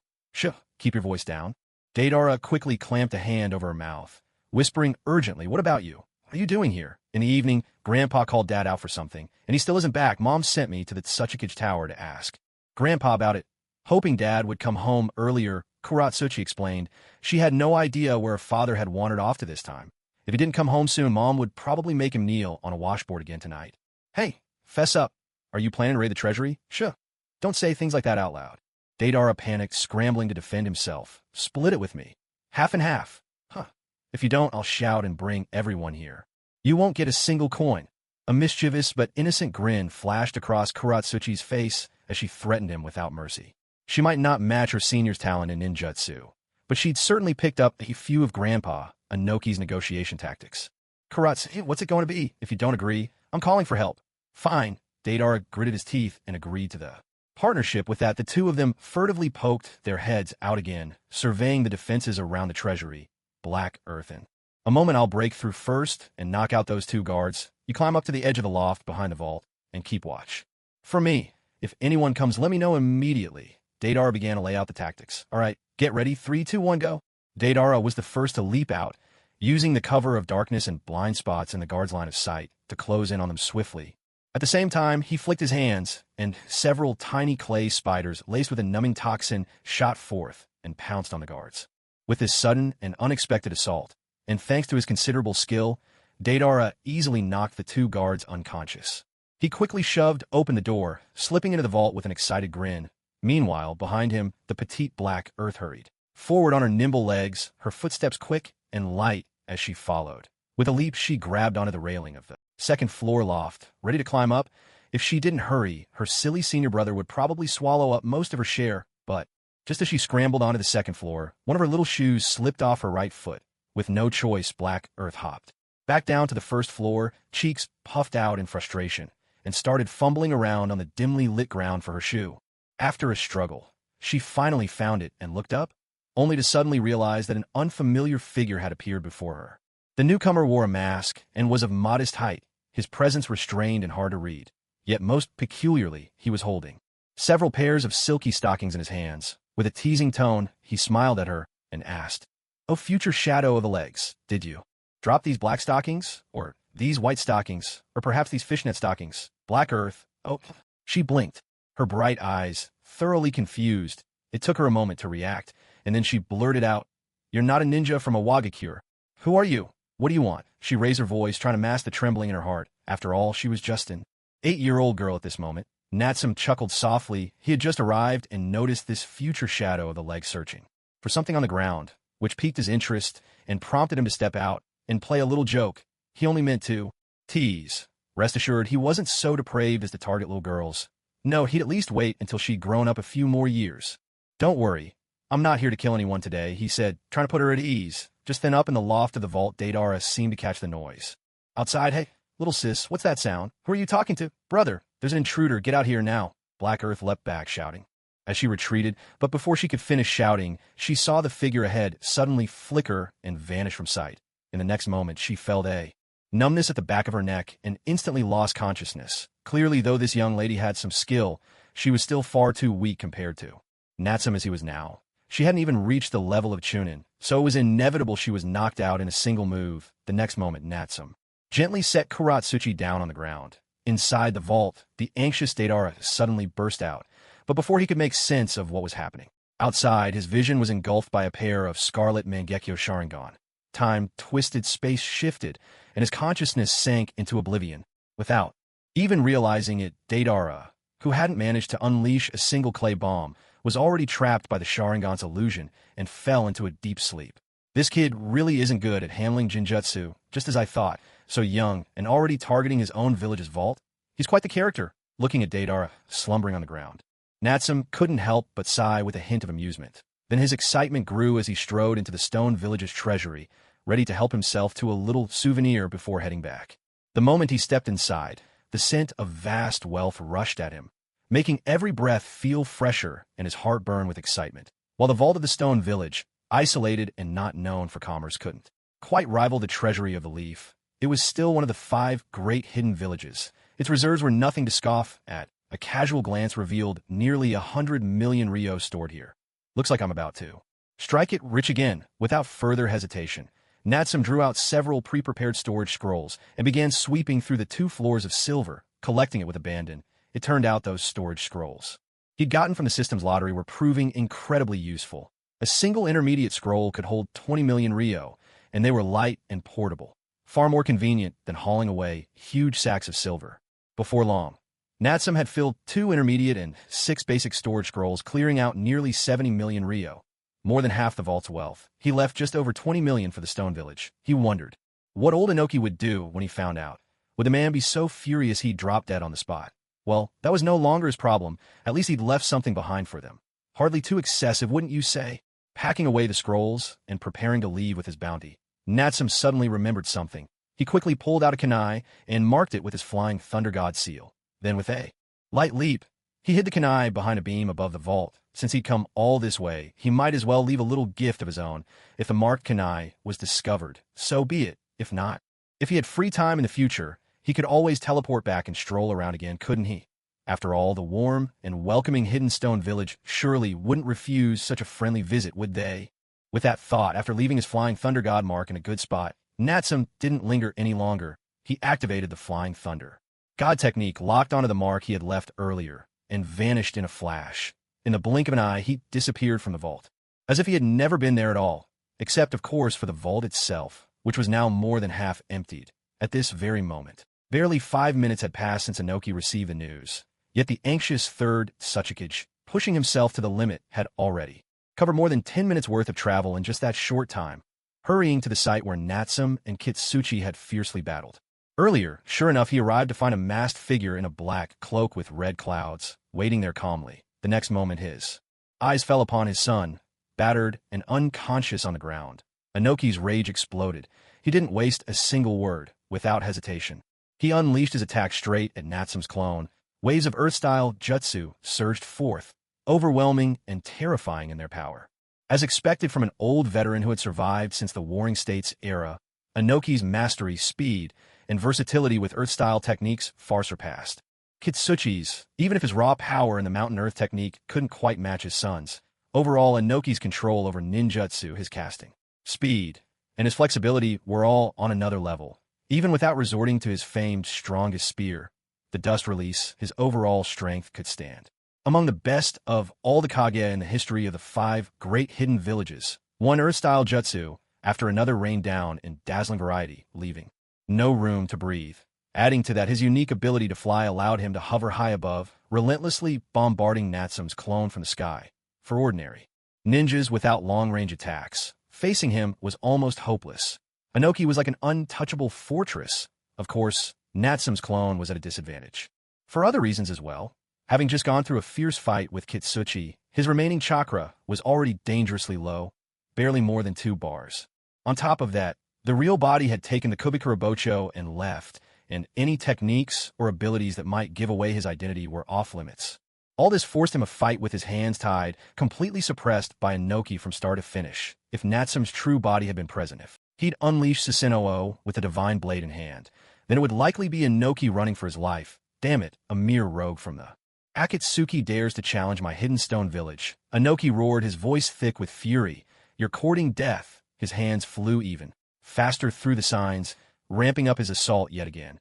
At this point in time, the 5 great hidden villages generally didn't take rogue organizations like Akatsuki seriously. Even so, as the 3rd Suchikage, battle-hardened by 3 great ninja wars, Inoki's experience kept his reason intact, never letting anger cloud his judgment.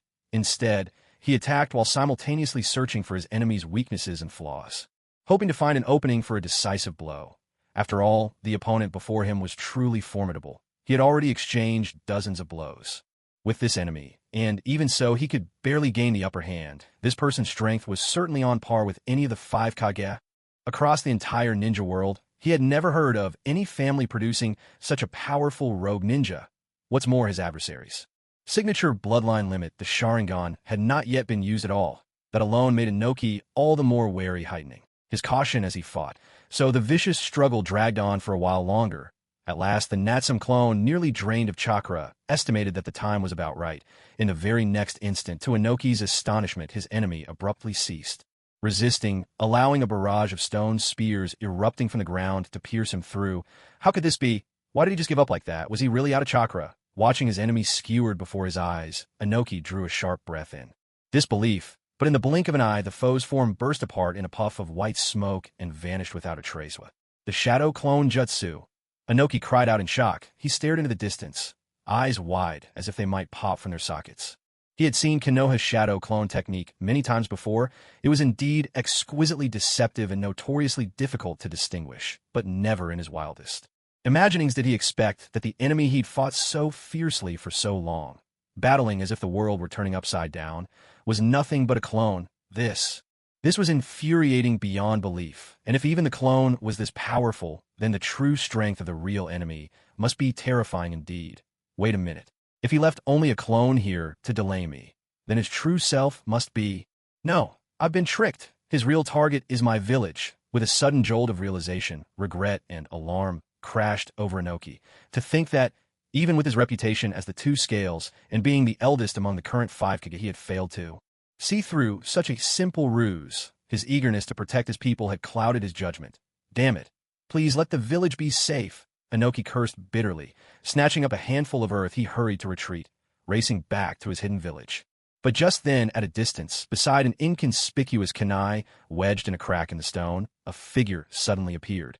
Hey Inoki, are you tired from all that fighting? Natsume gave the backpack slung over his shoulder a little shake. Inside 70 million in cash jingled softly. With a cheerful wave, he called out to the distant Inoki, who was about to leave. He had to admit, even setting aside its combat potential, the Flying Thunder God technique was simply outstanding for travel. In the blink of an eye, he'd covered more than 10 kilometers. An immense time saver. The only problem is that it consumes a lot of chakra. With my current reserves, just 2 or 3 round trips will be enough to drain me completely. Looks like I still need to work on increasing my chakra capacity. Meanwhile, on the other side, hearing the mocking voice. From behind, Inoki whipped his head around. Only then did he realize that the real body of the enemy he just fought had suddenly appeared out of nowhere. What? The body flicker technique? No, I'm certain there was no one around just now. Even the fastest body flicker can't possibly cover a distance of over 1,000 meters in an instant. He appeared in the blink of an eye. Wait a second. What's that at his feet? A kunai. Could it be? Is it the flying thunder god technique? Inoki gasped in shock even. Though nearly a decade had passed, he could never forget the yellow flash of Konoha bursting onto the scene, casting his shadow over an entire era. With the speed granted by the flying thunder god technique, he was almost invincible throughout the third great ninja war. The number of Awagakure shinobi who perished at that man's hands alone numbered in the hundreds. Among them were elites like Higashi, the dead and demon leech. It was that very war that forged the deep, unbreakable grudge between Awagakure and Konoha. In fact, simply because of the fourth Hokage Minato Namikaze, Inoki himself had been forced to remain in Awagakure, too afraid to join the battlefront, dreading the thought that Minato could teleport straight into his home and steal everything away with a single flying thunder god technique. Such was the threat posed by shinobi who had mastered this terrifying S-rank space-time jutsu. To all their enemies, he was an absolute nightmare.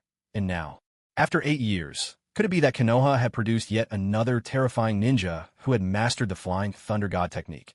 Inoki dared not think further, yet from the kunai on the ground and that astonishing speed, there was little doubt it really had to be the flying thunder god technique. If he is indeed a Konoha shinobi, then he's likely to become the fifth Hokage. When that time comes, the entire ninja world will be under his shadow yet again. Such a formidable foe must be eliminated as soon as possible. If I strike first with my particle style, perhaps there's a chance to kill him in one blow. In an instant, Inoki's deeply wrinkled face flickered with emotion. His heart struggled with indecision, weighing every possibility. No matter what, he never wanted to see another yellow flash rise in the ninja world, especially not one from Konoha. Who are you? Inoki shouted angrily, secretly preparing his deadliest attack. Old man, you're thinking about how to kill me right now, aren't you? Don't waste your energy. I'm leaving. If fate wills it, we'll meet again. Oh, by the way, I almost forgot. Your granddaughter's doing very well, and your village's treasury? Even better. With a hearty laugh, Natsum vanished without hesitation. His figure quivered, and once again he activated the flying thunder god technique, vanishing instantly from his original spot. He had done everything that needed to be done. He had no desire to stay and face Inoki's dust release head-on, even if, to be honest, there was a 90% chance that attack wouldn't have hit him anyway.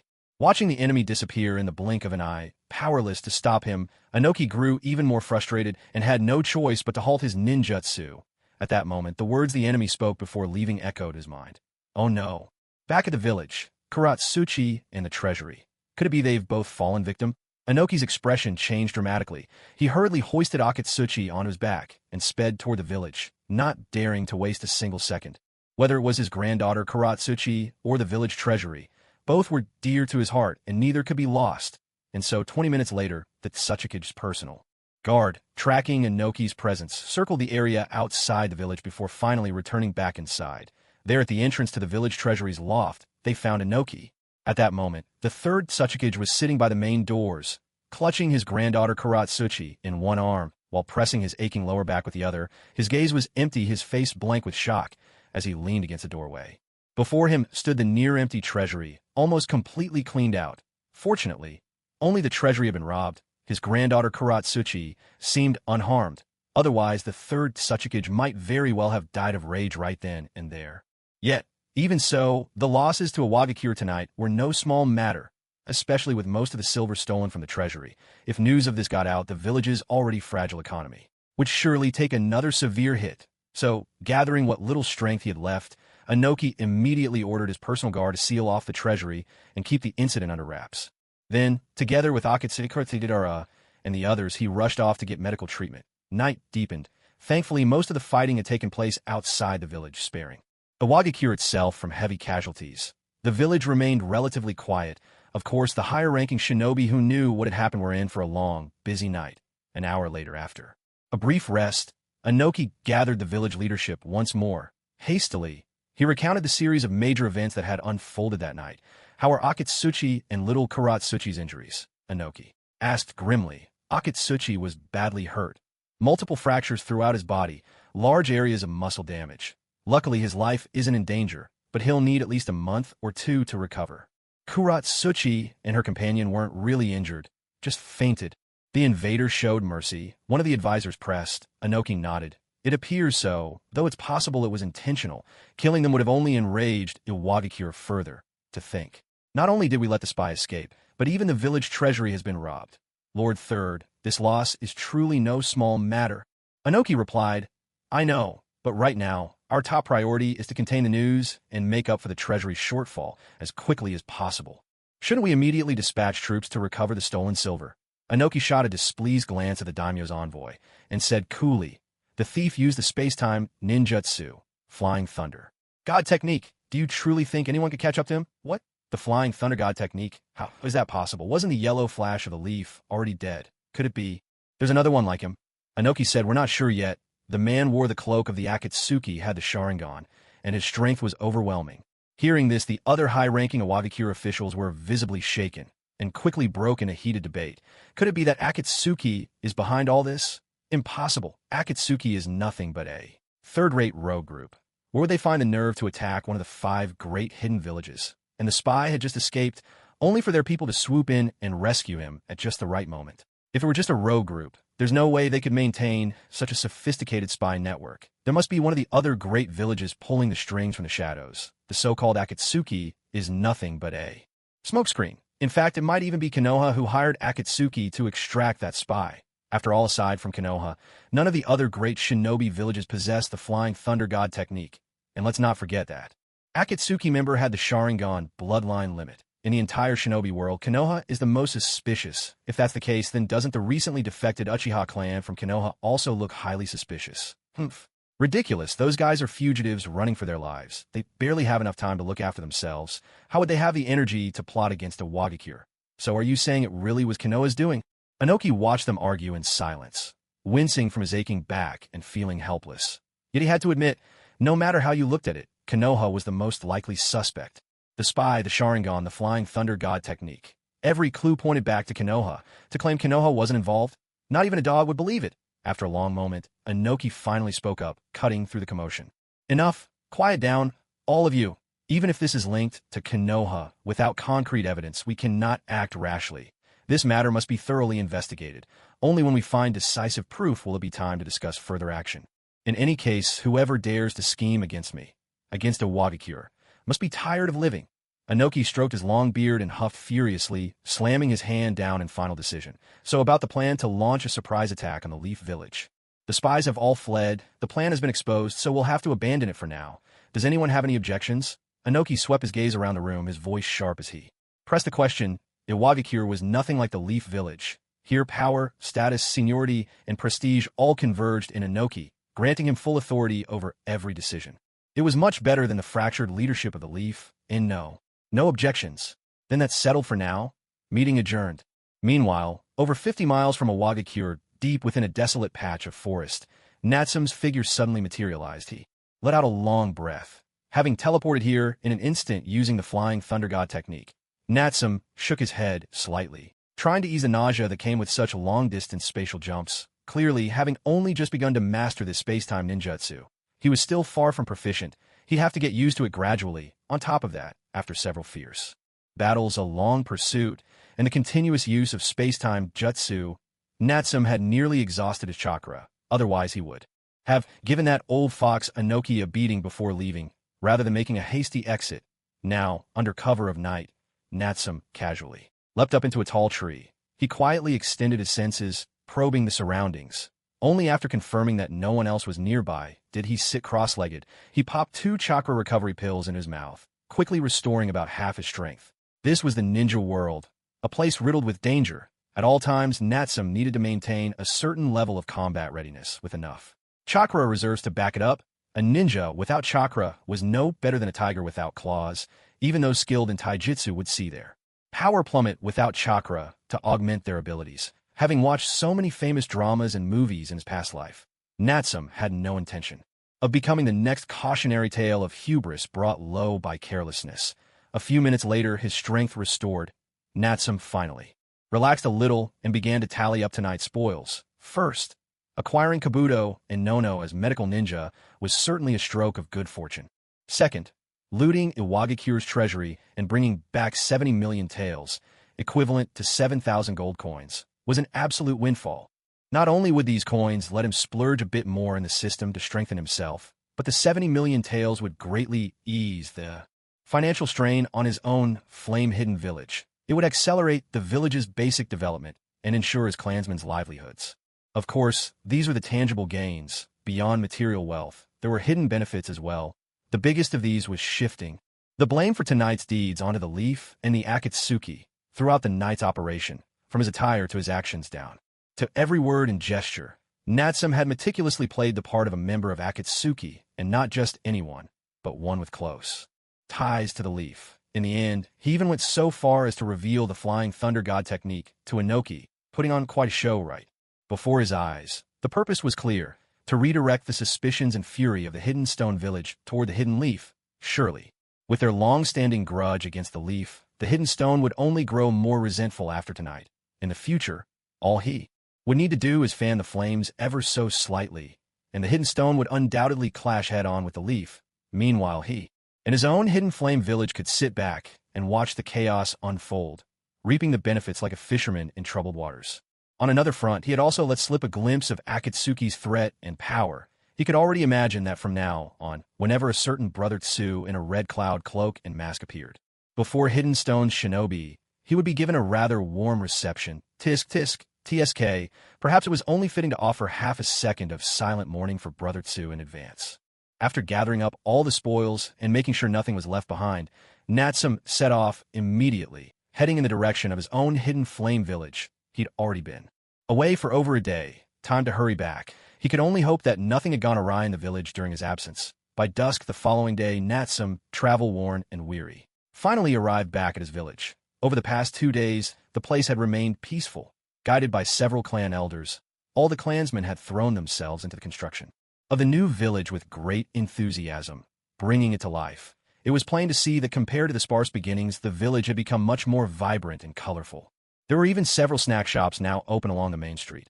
A few elderly men, faces beaming with joy, were selling all sorts of sweets and treats, much to the delight of a crowd of children who flocked around them. Scenes like this would never have been possible back in the Leaf. Any gathering of more than 3 Uchiha would have been secretly watched by the village's shadows. No wonder so many Uchiha had been driven to rebellion and defection. Truly, leading his clan to break away from the Leaf had been the right decision. Upon his return, Natsum realized that Orochimaru and Kabuto had yet to make it back. This didn't come as much of a surprise. Traveling alone, he'd made excellent time, while they burdened with 2 dead weights would naturally move slower. Besides, after witnessing the might of a Susanoo paired with the Divine Blade, Orochimaru wasn't likely to harbor any rebellious intentions. At least not for now. There was nothing to worry about. Quietly, Natsum slipped back into his own quarters.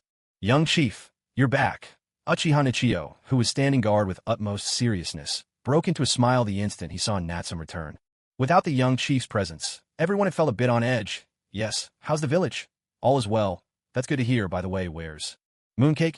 Only then did Natsum notice that Mooncake, the chubby little bear, was nowhere to be seen. "Oh, Lord Mooncake is soaking in the bath out back." "The bath? You've built a hot spring here?"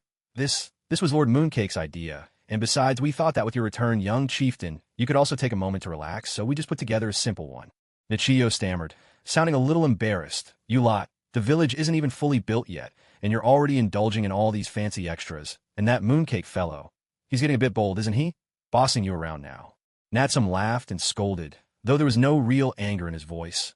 After all, it was just his people's way of showing their care. Besides, after such a long journey home, soaking in a hot spring and letting go of all the tension felt truly wonderful. Wasn't this exactly the kind of quality living he'd been dreaming of? "All right, now that I'm back, there's nothing to worry about. You can go now. Oh, and for the next couple of days, you and the folks outside, the vines, you all don't need to stand guard for now. You deserve a break too. Take a couple of days off and rest up." "No, young chieftain, no arguments. Just do as I say. The village is only just getting started, and your families need your help too. Don't drag your feet." "All right then."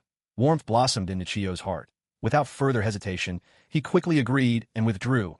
After all, everyone knew the young chieftain's strength. Frankly, even though they called themselves his guards, sometimes it was hard to say who was really protecting whom. After seeing Nichio off, Natsum made his way to the backyard. Sure enough, as soon as he stepped in, a wave of hot spring steam greeted him, seeping into his pores and coaxing a sigh of contentment from deep within. At the edge of the steaming pool, the palm-sized mooncake was sprawled out, half soaking in bliss while munching contentedly on a tender bamboo shoot. The very picture of panda happiness, his whole furry little life brimming with leisure. Unbelievable. Even this panda knows how to live better than I do. Natsum chuckled, stripping off his clothes and leaping straight into the hot spring. A great splash leapt up, drenching Mooncake at the pool's edge from head to tail. Who dares disturb Lord Mooncake's bath? Mooncake yelped in outrage, flailing his tiny paws. Figures. It's you, brat. Back so soon? Lord Mooncake, you really know how to enjoy yourself, soaking in here for so long. Are you cooked through yet? Natsum teased with a grin. You little rascal. What did you just say? How could Lord Mooncake ever be cooked? You got me all wet, and I haven't even settled that score. And now you dare talk to me like that. Just wait, I'll come over and tear you apart myself. Mooncake roared, full of bluster, but first he carefully set aside his half-eaten bamboo shoot, then paddled ferociously toward Natsum. Tiny paws churning, alas, being only the size of a palm, Mooncake barely made it halfway across the pool. He seemed to grow weaker and weaker, unable to carry on. Before long, he started thrashing about, splashing noisily, and slowly sank beneath the surface. Only a trail of bubbles remained. Natsum glanced over at the Mooncake. The comfort of the hot spring made him too lazy to bicker with the panda any longer. After all, as a contracted beast, it wasn't as though it could really drown. So almost unconsciously, he stretched out, letting the steaming water soothe his tired body.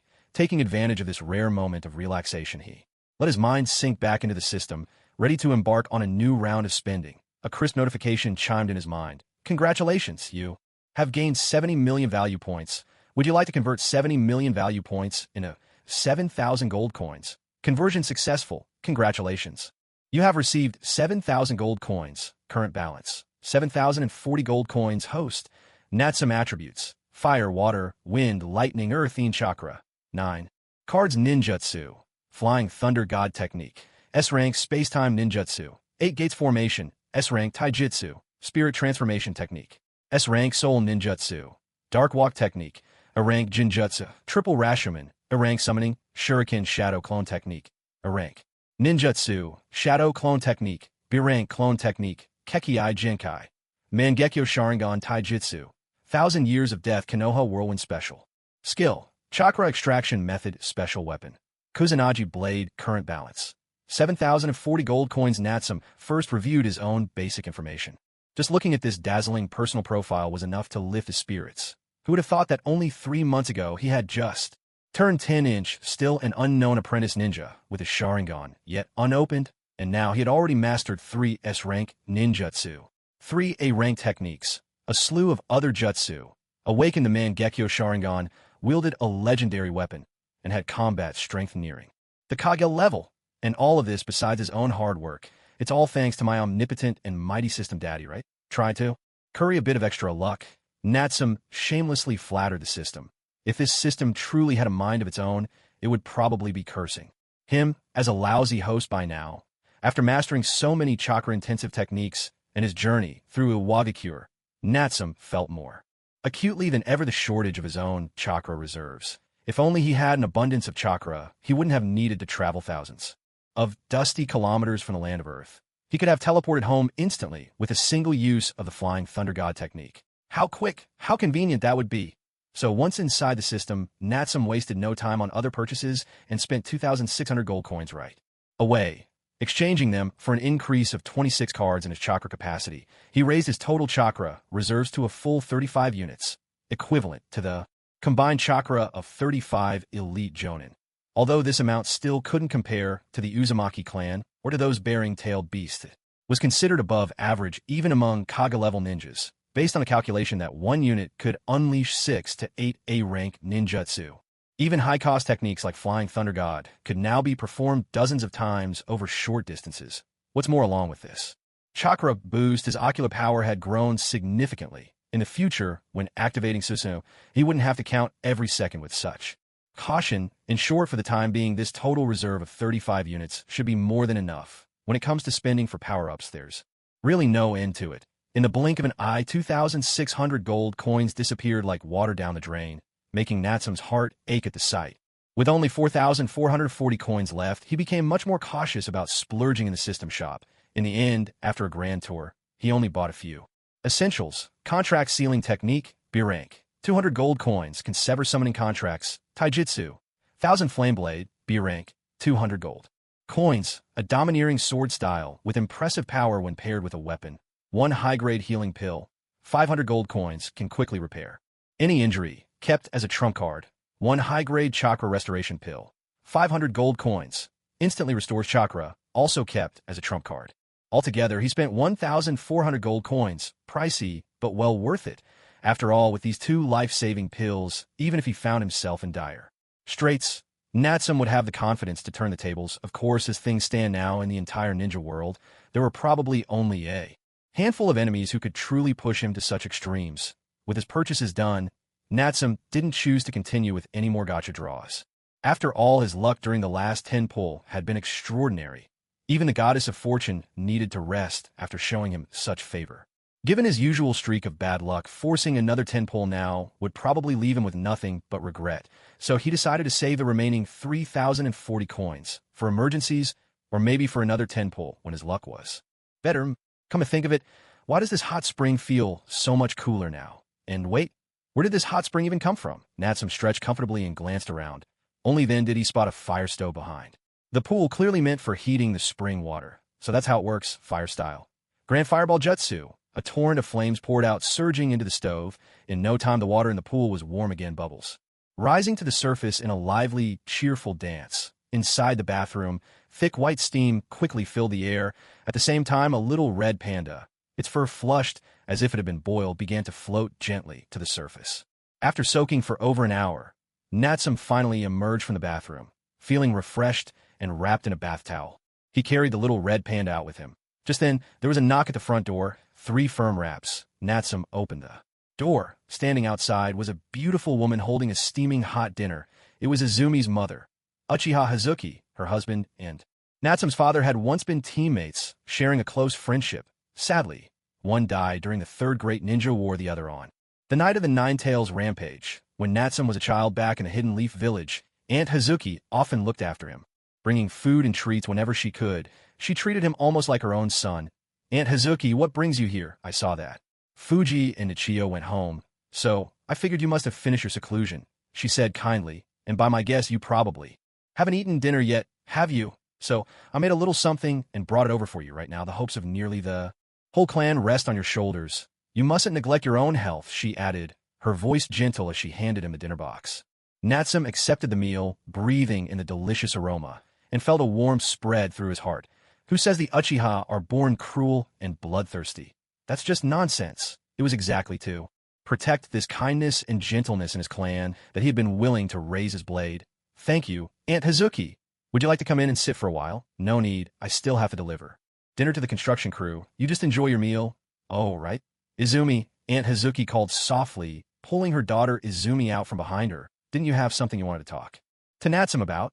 Once you've finished, remember to come home soon. Don't take up too much of Natsum's time. Why, yes, Mother Uchiha, Izumi replied, nervously clutching the hem of her clothes. Is there something you wanted to ask, Izumi? Natsum asked gently, looking at the girl who was just 13, already half a head taller than him, who used to tease him as if he were her little brother when they were children. He had always thought of her as an older sister. That was why on the night of their defection, he made sure his subordinates took Izumi and her family with them, even though he suspected deep down that Izumi would have preferred to stay in the Leaf, to stay near Itachi. Now, as she looked at the boy before her, the one she'd once seen as a younger brother, someone she'd wanted to protect, she saw someone who had grown into a formidable force, a leader who had guided most of their clan to rebel, to sever their ties with the Hidden Leaf Village. He even built a new ninja village from scratch, creating a new home for his clan. How powerful must he be to achieve that? As for me, ever since I became a genin, I started to let myself go. At work, all I do are simple tasks like helping the daimyo's wife take care of her pets or assisting Fire Country officials with moving their homes. I spend my days slacking off, my strength barely improving. It's honestly shameful. Natsum, is it that you think our clan shouldn't have defected from Konoha, Izumi? Natsum asked with a smile, savoring every bite of his meal. He knew his sister, Izumi, didn't have it easy either at 5. The Nine Tails attack, she watched her father die before her eyes while protecting her. That was when she awakened. Her Sharingan, at 7.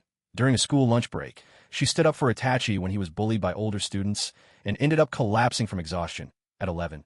Itachi bluntly told her that, as a girl, she shouldn't become a ninja. They argued fiercely and parted on bad terms, at 12. After Shirsue's suicide, she braved the rain to look for Itachi at the clan leader's house. Itachi wasn't there, but Fugaka met her and said, "Itachi doesn't have many friends. I hope you won't give up on him." She promised she wouldn't, at 13. During a clan gathering, Itachi was isolated and resented by the others, leading to a heated confrontation. She was caught in the middle, not knowing where to stand. And finally, on the night the clan was annihilated, this sensitive, courageous, stubborn, and gentle girl died at the hands of the one she loved, her eyes refusing to close in peace. Was that not a tragedy as well? Though Natsume's actions have rewritten this tragedy, the dilemma facing Uchiha Izumi remains unresolved. Torn between her love and her clan, she is still trapped. After all, she had always been a staunch supporter of Konoha. Her father was an outsider ninja, her mother an Uchiha.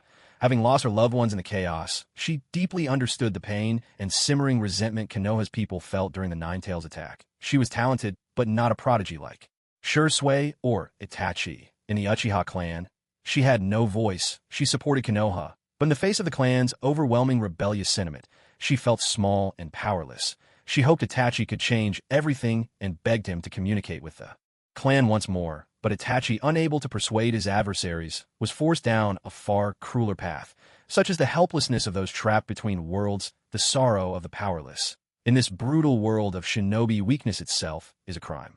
At first, I also believed that defecting was wrong, but in these past few days since coming here, I've seen our clan show a passion I never knew they had. I've seen the children's genuine smiles, witnessed a thriving, vibrant community. Maybe defecting from Konoha wasn't the wrong choice after all. Compared to before, these experiences had made Izumi much more mature, and the sight of the flourishing flame-hidden village had shaken the beliefs she once held so firmly. The vitality here seemed to serve as proof. Konoha was a mistake. It was evil. The Uchiha clan should have defected long ago. They should have resisted much earlier. Natsume glanced sideways at Izumi.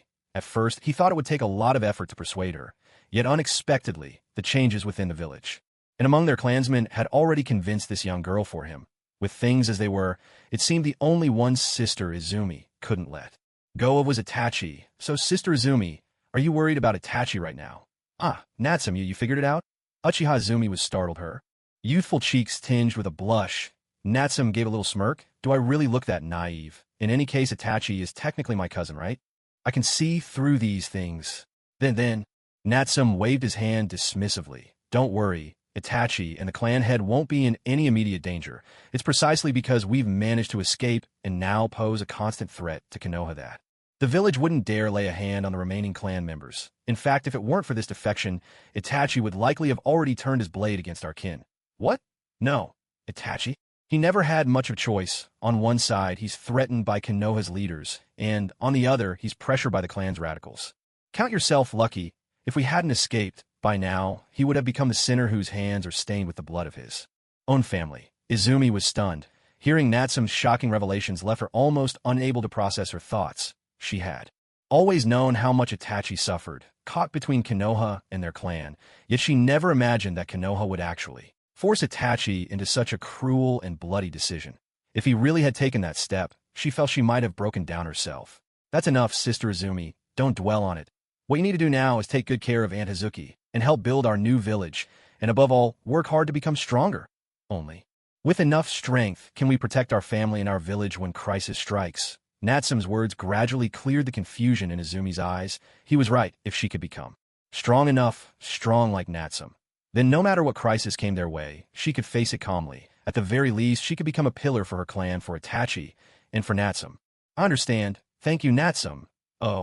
And as for the clansmen who stayed behind in Konoha, I'll make sure to reach out to them and make arrangements. I'll find a way to rescue them all.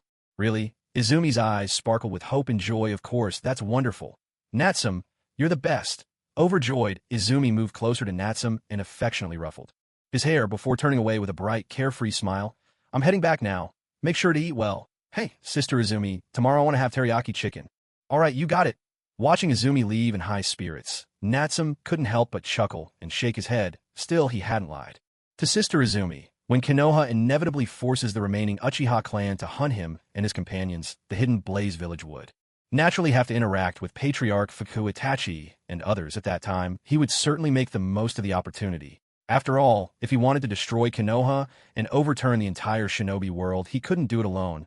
Moreover, with Itachi's talent, even without experiencing the Night of the Clans massacre, he would surely shine just as brightly. Well, I'll worry about that later. He thought, for now. Time to eat.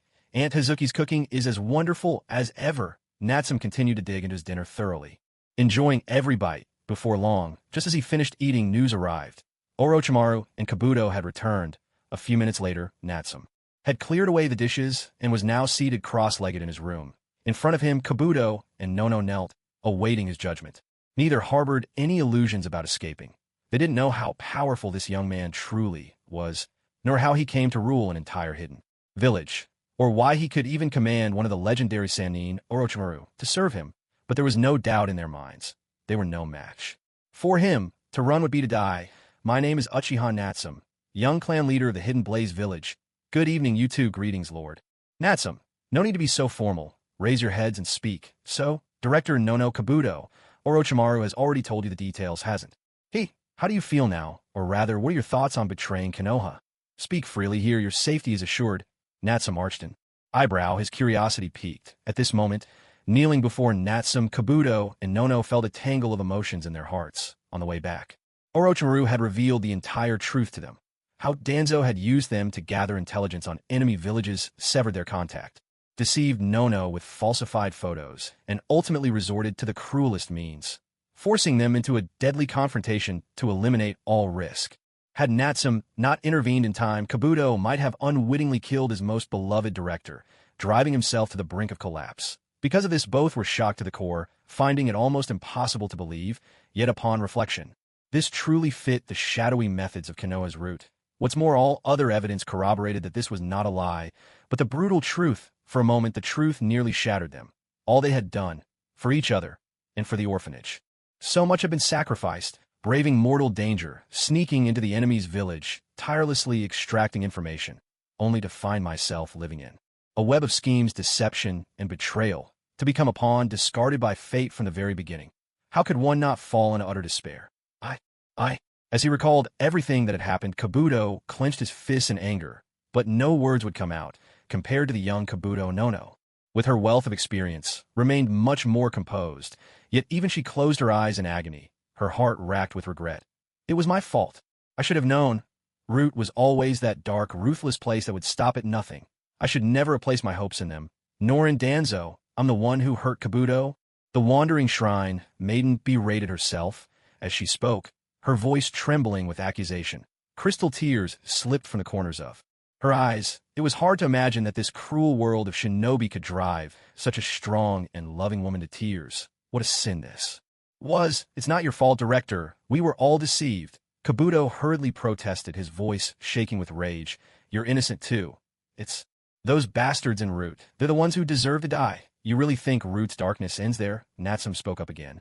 Both Nono and Kabuto looked up sharply, a sense of foreboding creeping into their hearts.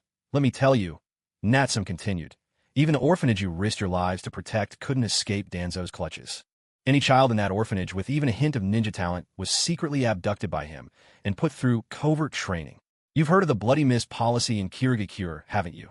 Danzo is copying that very system, forcing those orphan children to fight and kill one another as they grow, slowly erasing their humanity, turning them into the coldest, sharpest blades in his hand. In that moment, the brutal truth Natsum revealed struck them like twin sledgehammers, landing heavily on their hearts. The shock was so great, it almost made them cough up blood. Never had they imagined that Danzo would extend his malevolent reach even into the orphanage, subjecting the other children to such inhuman training. How could this be? Lord Danzo, he promised us he wouldn't. Nono pressed her hands to her eyes, her voice barely above a whisper, teetering on the edge of collapse. Kabuto, already on the brink of madness, suddenly sprang to his feet and shouted with fury, Monsters! How could they do such a thing? Why would they go after the orphanage too? Those animals. I'll kill every last one of them. Clearly the outrage of having something so precious and cherished trampled upon in secret was enough to drive anyone to the brink. So what will you do? Natsum's voice cut through the turmoil. Go back alone to seek revenge, stand against Root head-on, Or take on all of Konoha, one of the great 5 hidden villages, with just your chakra scalpel. How many jonin do you think you can take on? One? Or maybe half of one? Natsum demanded loudly. Kabuto flinched, frozen in place, his face flushed with frustration. The accusation hit its mark with his current strength. He would struggle even against a single jonin, let alone stand against the whole of Konoha. It would be nothing short of throwing an egg against a rock. Kabuto, sit down. Mind your manners. Nanayu, having regained some composure, quickly called him to order with a gentle but firm voice. After all, they were guests in another's village, and their lives were in the hands of this young clan leader. Any disrespect now would be courting disaster. I just can't accept this. Kabuto collapsed to his knees in defeat, his arms hanging limply at his sides, eyes clouded with despair, and so silence fell over the room for a full 10 minutes. Natsum took his time, savoring an entire pot of tea, giving the two ample space to collect themselves. Finally, after a long pause, Nanayu spoke in a low, hesitant voice. Lord Natsum, is everything you said really true? Konoha is right over there. And since you're originally from Root, it wouldn't be hard for you to verify what I've said. Just go back and check for yourself and you'll see. It's all true. Nanayu was quiet for a moment longer. Then why, my lord, did you save us? Why share all these secrets with us? What is it that you really want? Looking at the blonde-haired shrine maiden before him, Natsum couldn't help but feel a flicker of admiration. Once she slipped into her role, her experience as a wandering priestess really shone through. He chose to speak with complete candor. Join me. I don't need you to sneak into any hidden villages. I don't need you risking your lives as spies. All I ask is that you use your skills, put your medical ninjutsu to good use, and heal the people of Flame Hidden Village. What do you say, Kabuto hesitated, clearly tempted. Years of living as a spy, always on edge, had nearly driven him mad. He glanced at the director by his side, silently vowing to follow her lead, whatever she decided. Nanoyu was silent as well. She had to admit, Natsum's offer was extremely tempting. No sane shinobi would choose to live the life of a spy forever. Besides, they had no way back.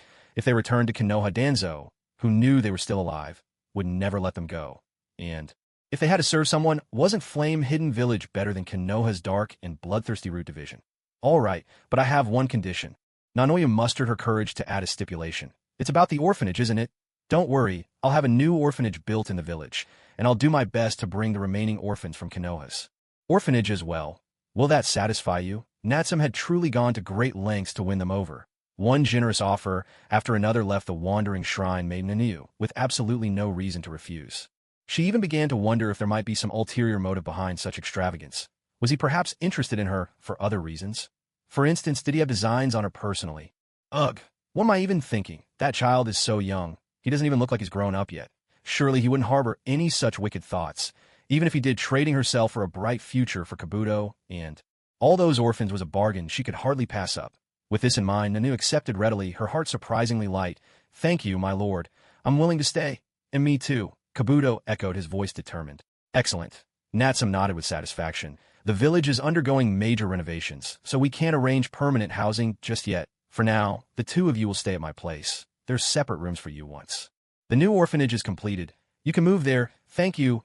Thank you so much. Kabuto and Nanoyu bowed in gratitude once more. This was the first time they had met someone in power who was so kind and approachable. And to think, he was only a boy just past 10. The Hidden Blaze village truly was full of surprises after traveling for more than a day.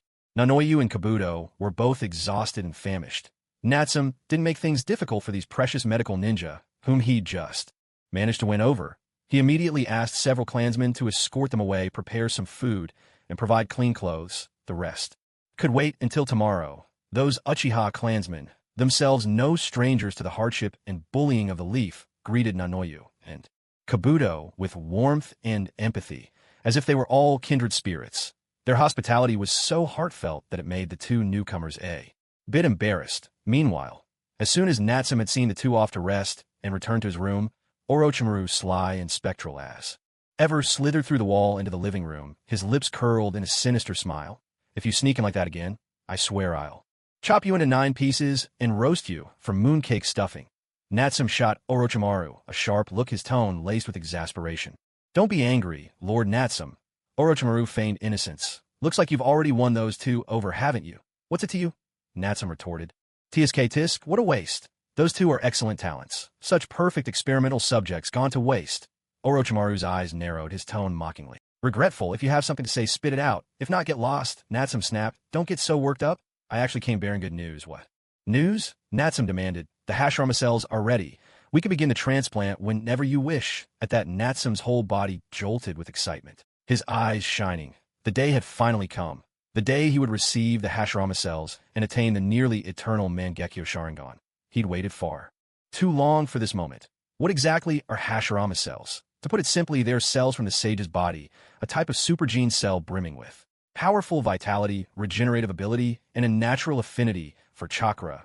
In the ninja world, they are considered a universal cure-all. Once mastered, these cells can dramatically enhance a shinobi's physical attributes, granting you strength that is double or even several times greater than the average person. And that's just for ordinary shinobi. For Uchiha clan members who possess the Sharingan bloodline limit, transplanting Hashirama cells can further optimize the use of the Sharingan and greatly reduce its side effects. Take Obito, for instance. After receiving Hashirama cells, he could use his Mangekyo Sharingan nearly without limits. After all, when you get down to it, both the Sharingan and Hashirama cells draw their power from the Sage of Six Paths. Their origins are fundamentally linked, that Hashirama cells can perfectly harness the Sharingan and eliminate its drawbacks is no surprise. This is precisely what Natsum has always pursued. Are you sure you're ready? Of course, though I accompanied you on a long journey these past 2 days. One of my clones has remained in the lab the entire time, continuously refining the experimental injection. Everything is prepared. All that's needed is for you to come to the laboratory, and we can begin at once. Orochimaru spoke with utmost respect, yet the slight tremble of his fingertips betrayed just how excited and eager he truly was. Very well. Let's go. Natsum, equally full of anticipation, didn't hesitate, leaving behind a shadow clone. He followed Orochimaru out of the village and into the underground testing facility hidden within the Sound Village. Soon the two entered the laboratory set up for the transplant procedure. Waiting inside was a young boy with striking white hair. Orochimaru-sama, Kimimaro greeted Orochimaru with deference. Oh, this is Kimimaro, one of my assistants. I know. He's the Kagaya clan's bone-manipulating bloodline wielder, right? Natsum replied coolly, his expression unchanged.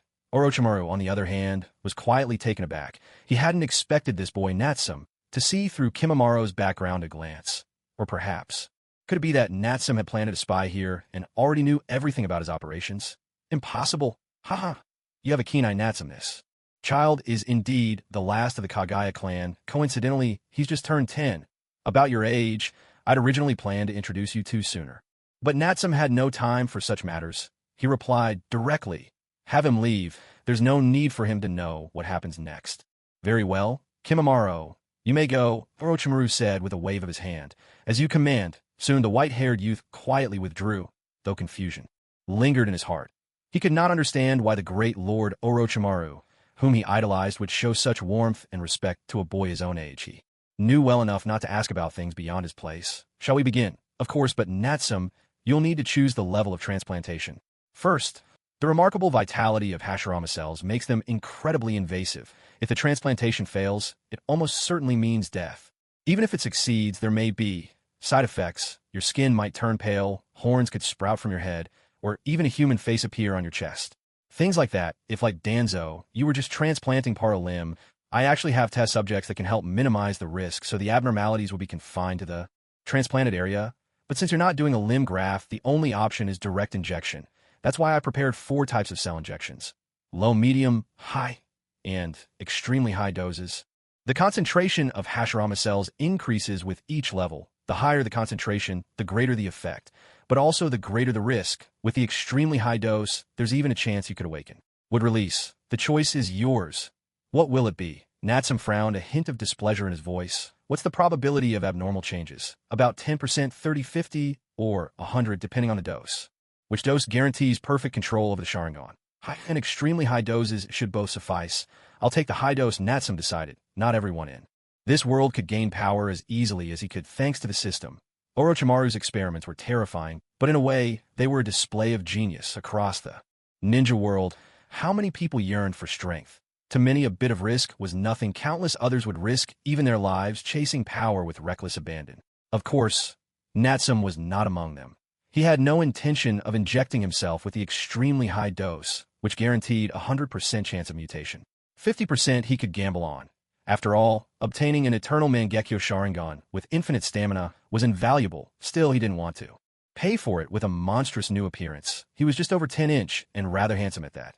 There were still so many beautiful kunoichi in his future waiting for him to pursue, not to ruin, as the thought almost slipped out. Heavens, if he ended up with a face like White Zetsu, and when out in public, he'd terrify everyone. In short, he wanted the sage body power that came with Hashirama's cells, but not at the cost of his good looks. Otherwise, it simply wouldn't do. At worst, he could just spend a hefty sum himself and redeem the eternal Mangekyo Sharingan from the system shop. All right, Natsum-kun, please lie down. Leave the rest to me. Orochimaru pointed eagerly at the operating table in the center of the lab, his excitement barely contained. His eyes glowed with a reddish gleam, and hot breaths flared from his nostrils. At this moment, Ant Snake was indistinguishable from a mad scientist one saw in the movies. Just looking at him was enough to make one's scalp tingle and heart tremble. Naturally, Natsum didn't immediately lie down on the operating table. Instead, he first performed the shadow clone jutsu, once more creating a duplicate of himself. He handed the treasured sword Kusanagi from his waist to the clone, instructing it to remain on high alert throughout.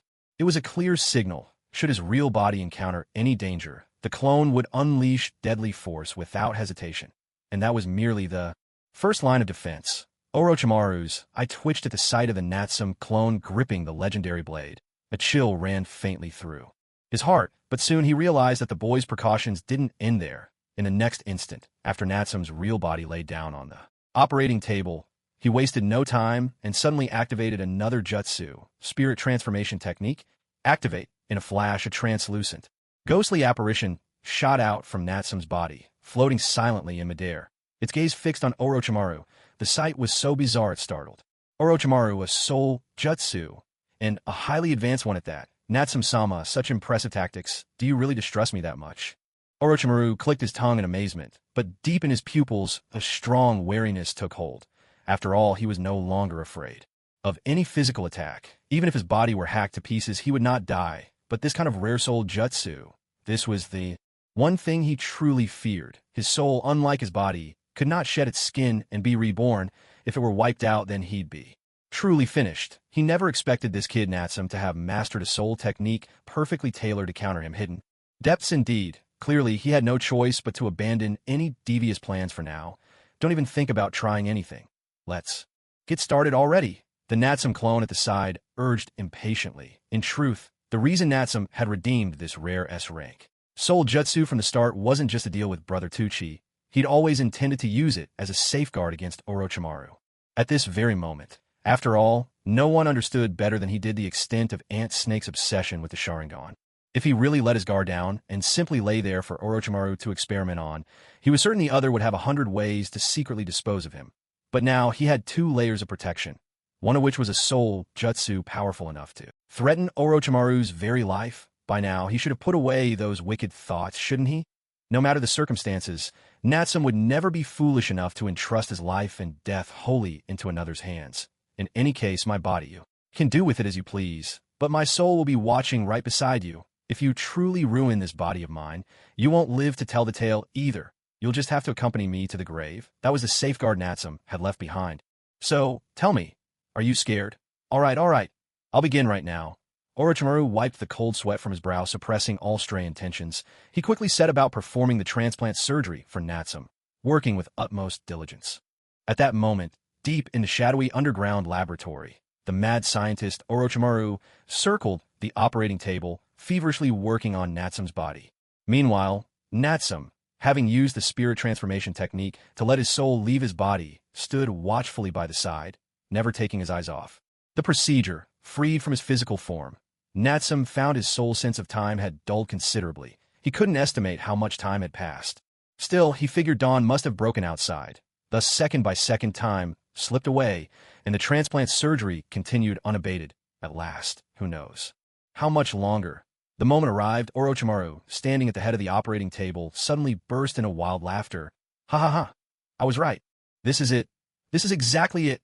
So that's how it is. Hashirama cells can alleviate the backlash from the Sharingan, and the Sharingan can in turn suppress the invasive vitality of the Hashirama cells. The power of the Hashirama cells and the Sharingan truly complement each other. No wonder most of my earlier experiments with Hashirama cell transplants ended in failure. It was all because I lacked the power of the Sharingan.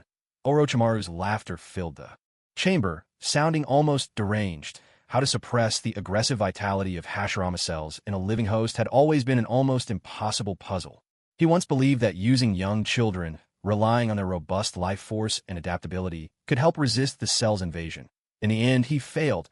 Of dozens of test subjects, only Yamato survived by sheer luck. He conducted further experiments, eventually relying on Shin's unique physique to deactivate most of the Hashirama cell's vitality.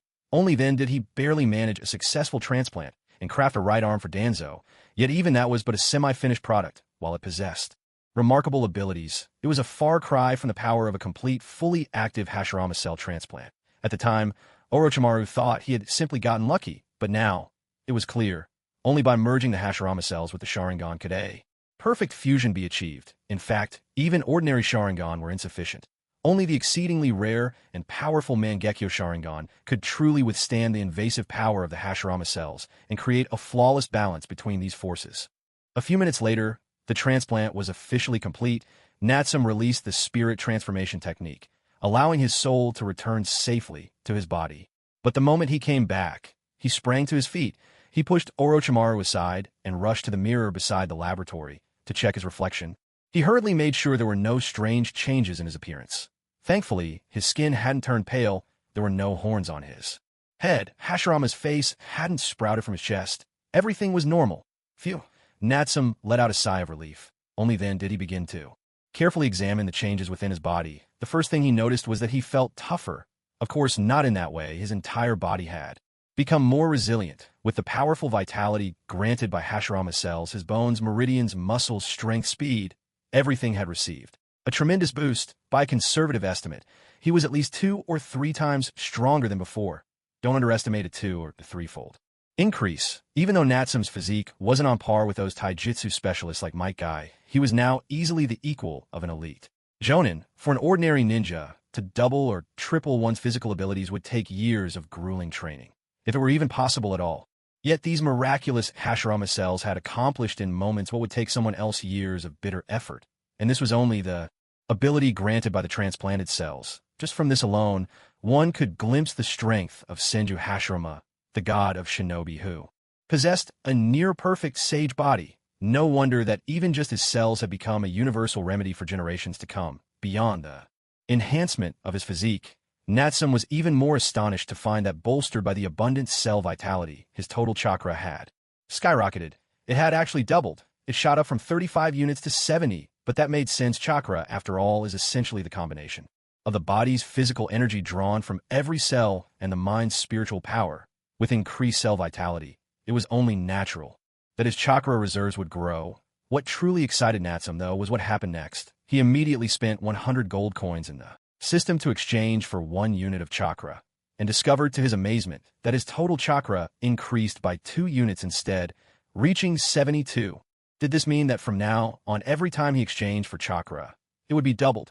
Incredible. So these Hashirama cells had given him a permanent chakra doubling buff? What an amazing ability. And this was just from transplanting a small amount of Hashirama cells. Already such a game changer. When he eventually saved up enough gold coins to redeem a complete sage body, wouldn't that be truly earth-shattering?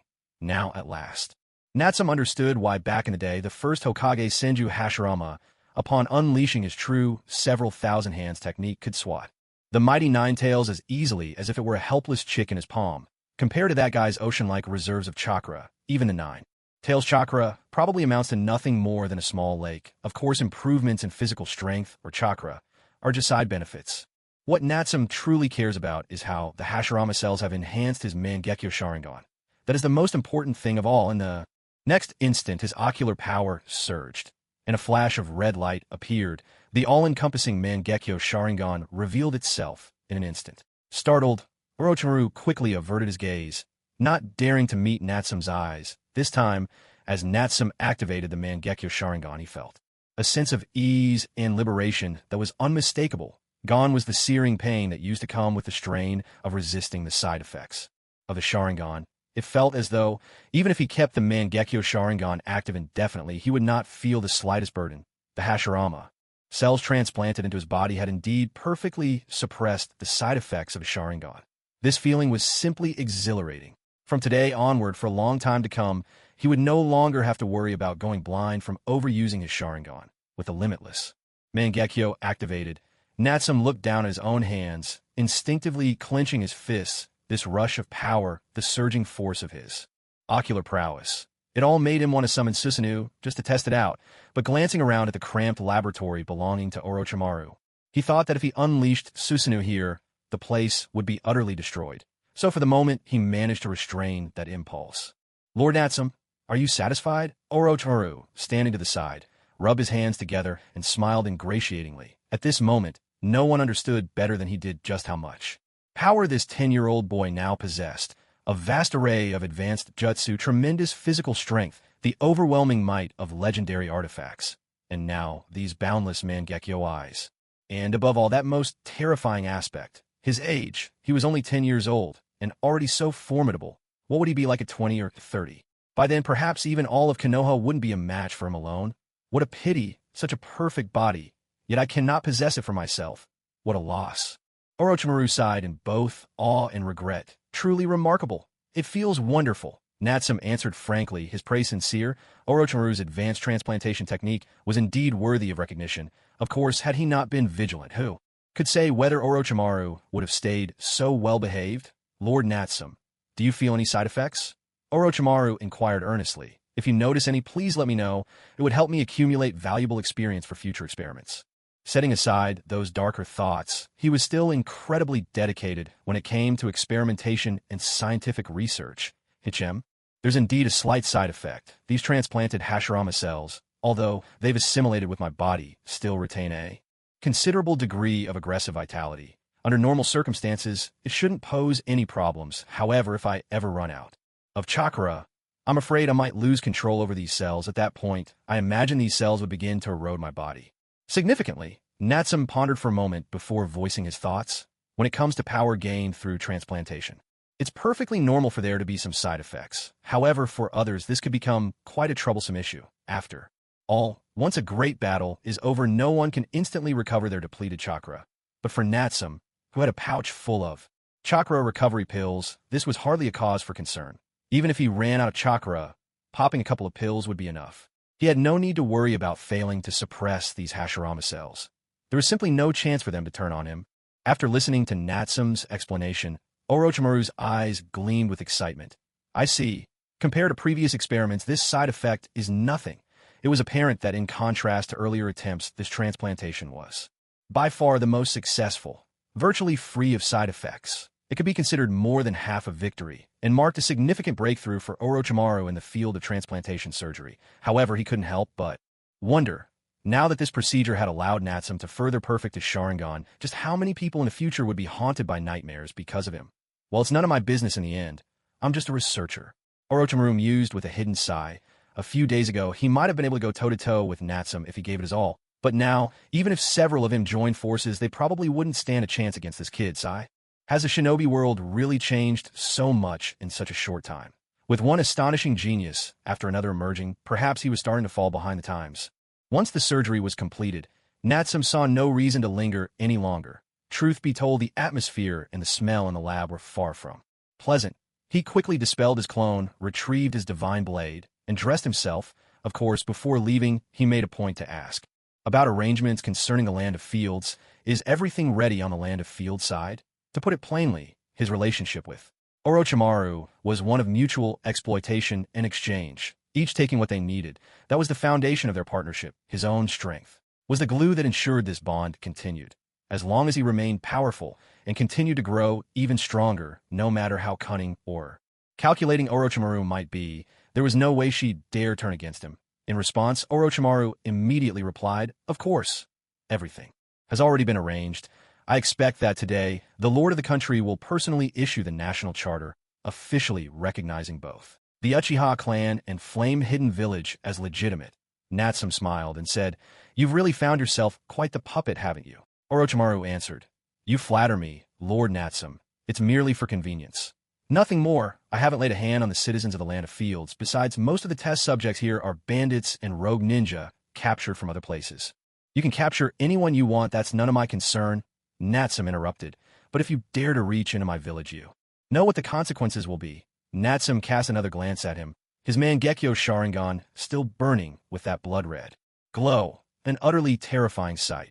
Of course, I'll be careful, Orochimaru replied with a nod and a smile. He understood well where the line was drawn. With that, Natsum swiftly departed from the sound-hidden village and returned to his own village.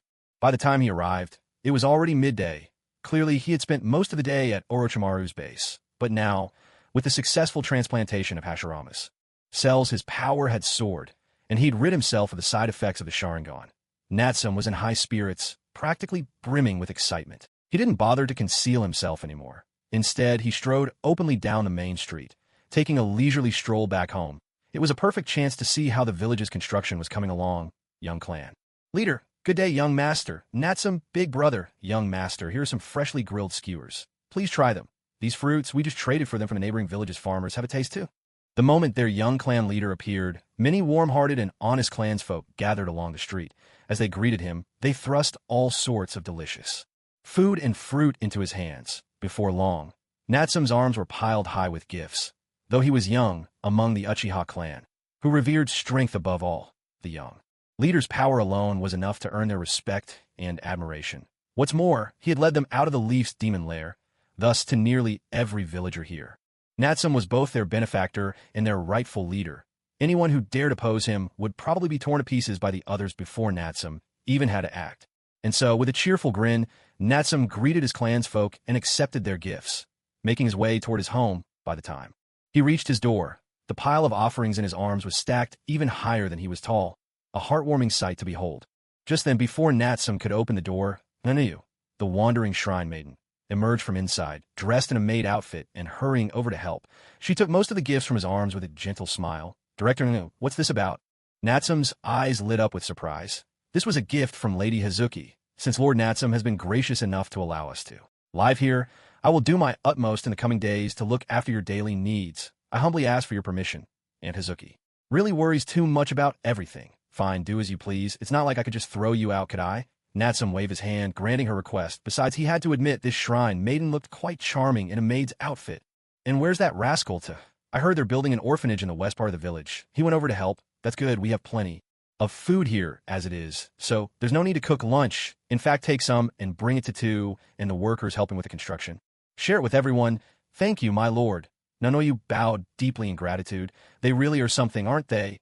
Most of them fled here with nothing but the clothes on their backs. Yet even though their own homes have barely enough food, they still managed to bring me all these gifts. Natsum looked at the heap of offerings before him, smiling in both amusement and concern. It just goes to show how much your people love and respect you, my lord, doesn't it? Are all shrine maidens as good at flattery? Natsum teased. Nanoyu smiled gently and continued, although I haven't been here very long, the villagers here, and you, Lord Natsum, are nothing like the Uchiha I'd heard about. En route, every ninja was taught that the Uchiha are an evil clan, warlike, devious, not to be trusted for a moment. But now all I see is a group of warm, kind people working hard to build a village and to survive. Perhaps this is what the real Uchiha clan is like. Nanoyu spoke from the heart. Here, she felt even more at ease than she ever had in Konoha. Of course, no one is born irredeemably evil. Discrimination and prejudice are often the real seeds of crime. That was true of Root, and it's just as true of Konoha. It was never that we hated Konoha, it was Konoha that hated us. In any case, this place is destined to become a village entirely different from Konoha. Natsum said with conviction. The Uchiha are skilled in battle, but that does not mean they crave war. There's a fundamental difference between skill in battle and a love of fighting. Even back when their ancestor Madara Uchiha tried to overthrow the village and seize power, most of the Uchiha opposed him. They didn't want to lose the hard-won peace. It's clear, then, that the rumors of the Uchiha loving war were nothing but slander. And as Flame Hidden Village grows stronger, those slanders will fall apart on their own. Afterwards, Natsum hastily ate a simple lunch. Then, he made his way outside the village, seeking out a clearing where he began to practice the new ninja techniques and abilities he had recently mastered. His strength had surged too rapidly in these past few days. If he didn't temper his skills carefully, a careless mistake in future battles could cost him dearly. Meanwhile, Nayu had also gone out to deliver food to others. Inside the house, only a panda remained, lounging in the doorway with its legs crossed, basking lazily in the sun and dozing peacefully. The scene was one of tranquil harmony. Yet, compared to the peaceful and orderly development of Flame Hidden Village, there was a brewing storm elsewhere. That very noon, news suddenly broke from the land of fields. They had officially recognized the legitimacy of both the Uchiha clan and the newly established Flame Hidden Village. This announcement struck the ninja world like a boulder cast into a still lake, sending ripples of shock and agitation throughout. The 5 great hidden villages, along with countless smaller ones, were all shaken by the news at this moment. In the council chamber of the Konoha Hokage Tower, Danzo, now missing both legs and confined to a wheelchair, laboriously wheeled himself in front of Hiruzen Sarutobi and the other 2 elders, fury etched across his face as he shouted, "Look at this! Just look! This is what the Uchiha have done. This is the consequence of your indulgence." Hiruzen, with a forceful slam, Danzo threw an official document onto the table. Boldly printed on it were the details. The land of fields had openly welcomed the Uchiha clan and recognized the legal status of their new Flame Hidden Village. Given such explosive news, it was no wonder Danzo was beside himself with rage. "We're all aware of it." Hiruzen began. "Aware?" Danzo snapped. "You're just sitting here, aware of it. What is this if not a flagrant provocation against Konoha?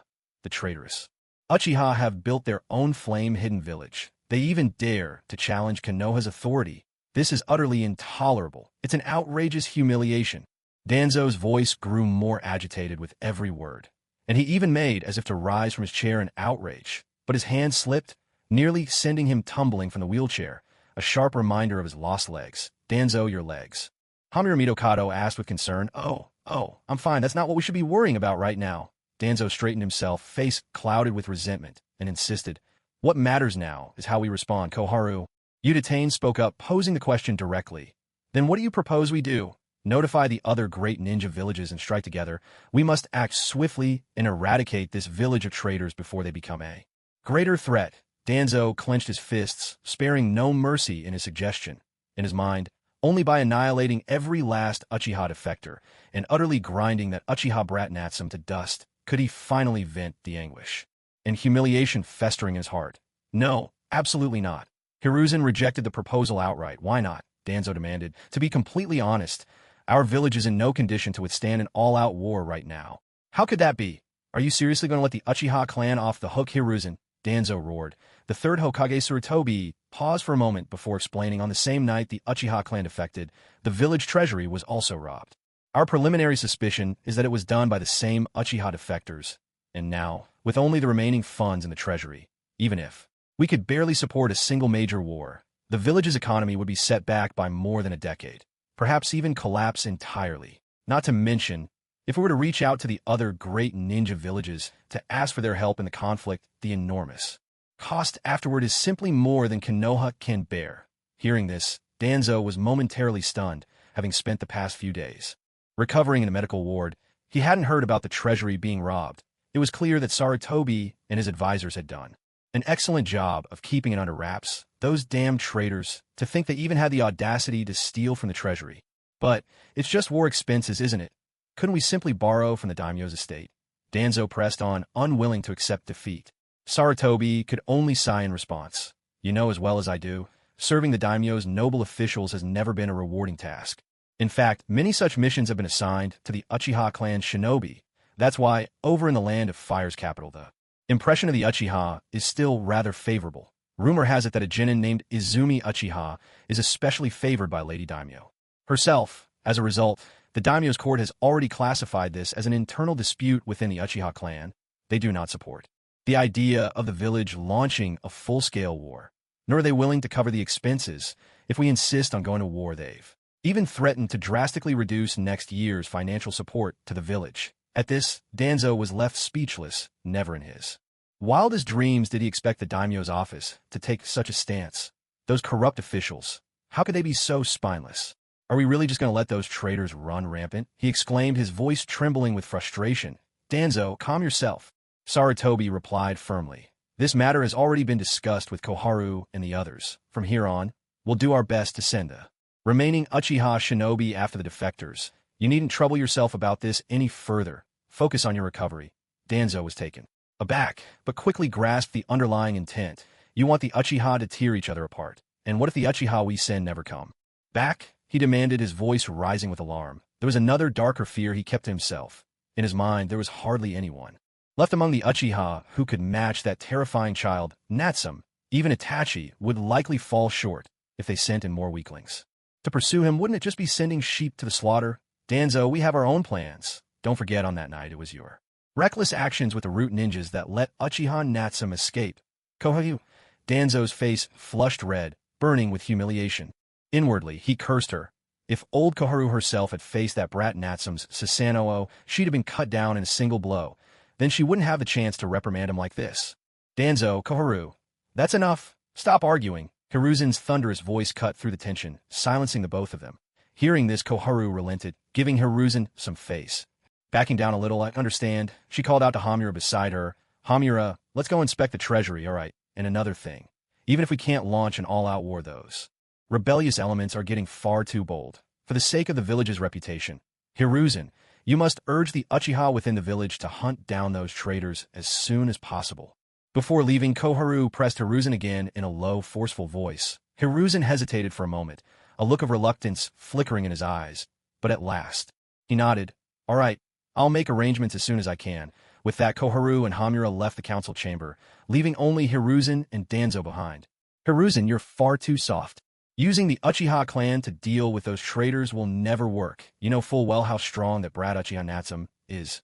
If you let him keep growing, the entire village will be at risk of destruction. Danzo glared at Hiruzen, shouting furiously at these words. Hiruzen's anger finally flared. Danzo, and what about you? Do you really think we come to this point by accident? Whose fault is it, ordering Itachi to massacre the entire Uchiha clan behind my back? Was that really for the good of Konoha? Did you have to go to such extremes? Or is it their Sharingan eyes you covet above all else? Danzo was taken aback. Hiruzen, you saw? That twisted arm of yours and those blood-soaked eyes. Did you think I wouldn't notice? Danzo, you're not young anymore. Are you still obsessed with these forbidden arts? The will of fire, it's not something you can carry. With a handful of stolen, cursed eyes, Hiruzen's words came in a furious torrent, leaving no doubt as to his anger. Danzo's heart trembled once more. Of course, he knew that transplanting Sharingan eyes was far from the righteous path. But he was old now. His body, his mind, even his chakra, just like Hiruzen's, were all in decline. It was hard enough just to hold on to the strength of his youth, let alone grow even stronger. He had no choice but to take this path. He decided to cooperate with Orochimaru, extending his sinister reach toward the Uchiha clan, who possessed the power of Izanagi. My affairs are none of your concern, Danzo roared, waving his hand stubbornly. Danzo? Sigh. In any case, I don't want you meddling in the Uchiha clan's business anymore. Hiruzen said, his tone unusually stern. Fine, Hiruzen, I can stay out of the Uchiha situation from now on, but in return you must hand over the Nine-Tails Jinchuriki to me. That's out of the question. You should know that. Uchiha brat, Natsume, has awakened the Mangekyo Sharingan, and the Mangekyo Sharingan can forcibly break the seal within a Jinchuriki. If he succeeds, he could once again seize control of the Nine-Tails. Do you seriously want a repeat of the Night of the Nine-Tails? Danzo shouted, brimming with self-righteousness. In the short term, he could not expect to obtain more Sharingan. That left only one path, to set his sights on the formidable power of the Nine-Tails host. I will redouble the surveillance on Naruto. The tragedy of that night will never happen again, Hiruzen replied through gritted teeth. Clearly, that night 7 years ago still haunted him to this day. Hiruzen, Danzo. Soon another fierce argument erupted between the two inside the meeting hall. The guards outside, however, were long accustomed to this. After all, the third Hokage and Danzo had their furious spats every few days. There was no need to intervene. It would blow over soon enough. And so, after news broke that the Uchiha defectors had founded a new village and settled in the land of fields, Konoha was thrown into heated debate and deep concern over the matter. But they were not alone, the other. For great ninja villages also paid close attention to the development. After all, the Uchiha clan possessed the famous bloodline limit, the Sharingan. Even with only half their numbers, they were not to be underestimated. Their combined might could rival that of many smaller hidden villages. Such a force could not be ignored. Should they prepare for war, seek peace, or simply turn a blind eye? Each of the great villages would have to make a decision, of course. At that very moment, in a certain stone village in the land of Earth, the authorities were preoccupied with the theft of their treasury and the severe injury to Yellow Earth. For now, they had no time to worry about the Uchiha situation. Today marked the 4th day since the land of fields had officially recognized Flame Hidden Village. It was also the 7th day since Natsume and his group had taken up residence there. At this moment, Natsume sat upright in his living room, writing something as he listened to his subordinates' reports. What is the official stance of the major hidden villages? Based on intelligence from the Sound Village Network, the 5 great villages all have different attitudes toward the founding of our flame-hidden village. Among the various villages, the Hidden Leaf Village has taken the most aggressive stance. They have already issued several public statements expressing strong protest to the Land of Fields. They demand that the Land of Fields rescind its decree and revoke our village's legal recognition. They insist on adhering to the tradition of one hidden village per nation and call for our expulsion. However, it seems that, for the time being, they have not dispatched any ninja forces against us.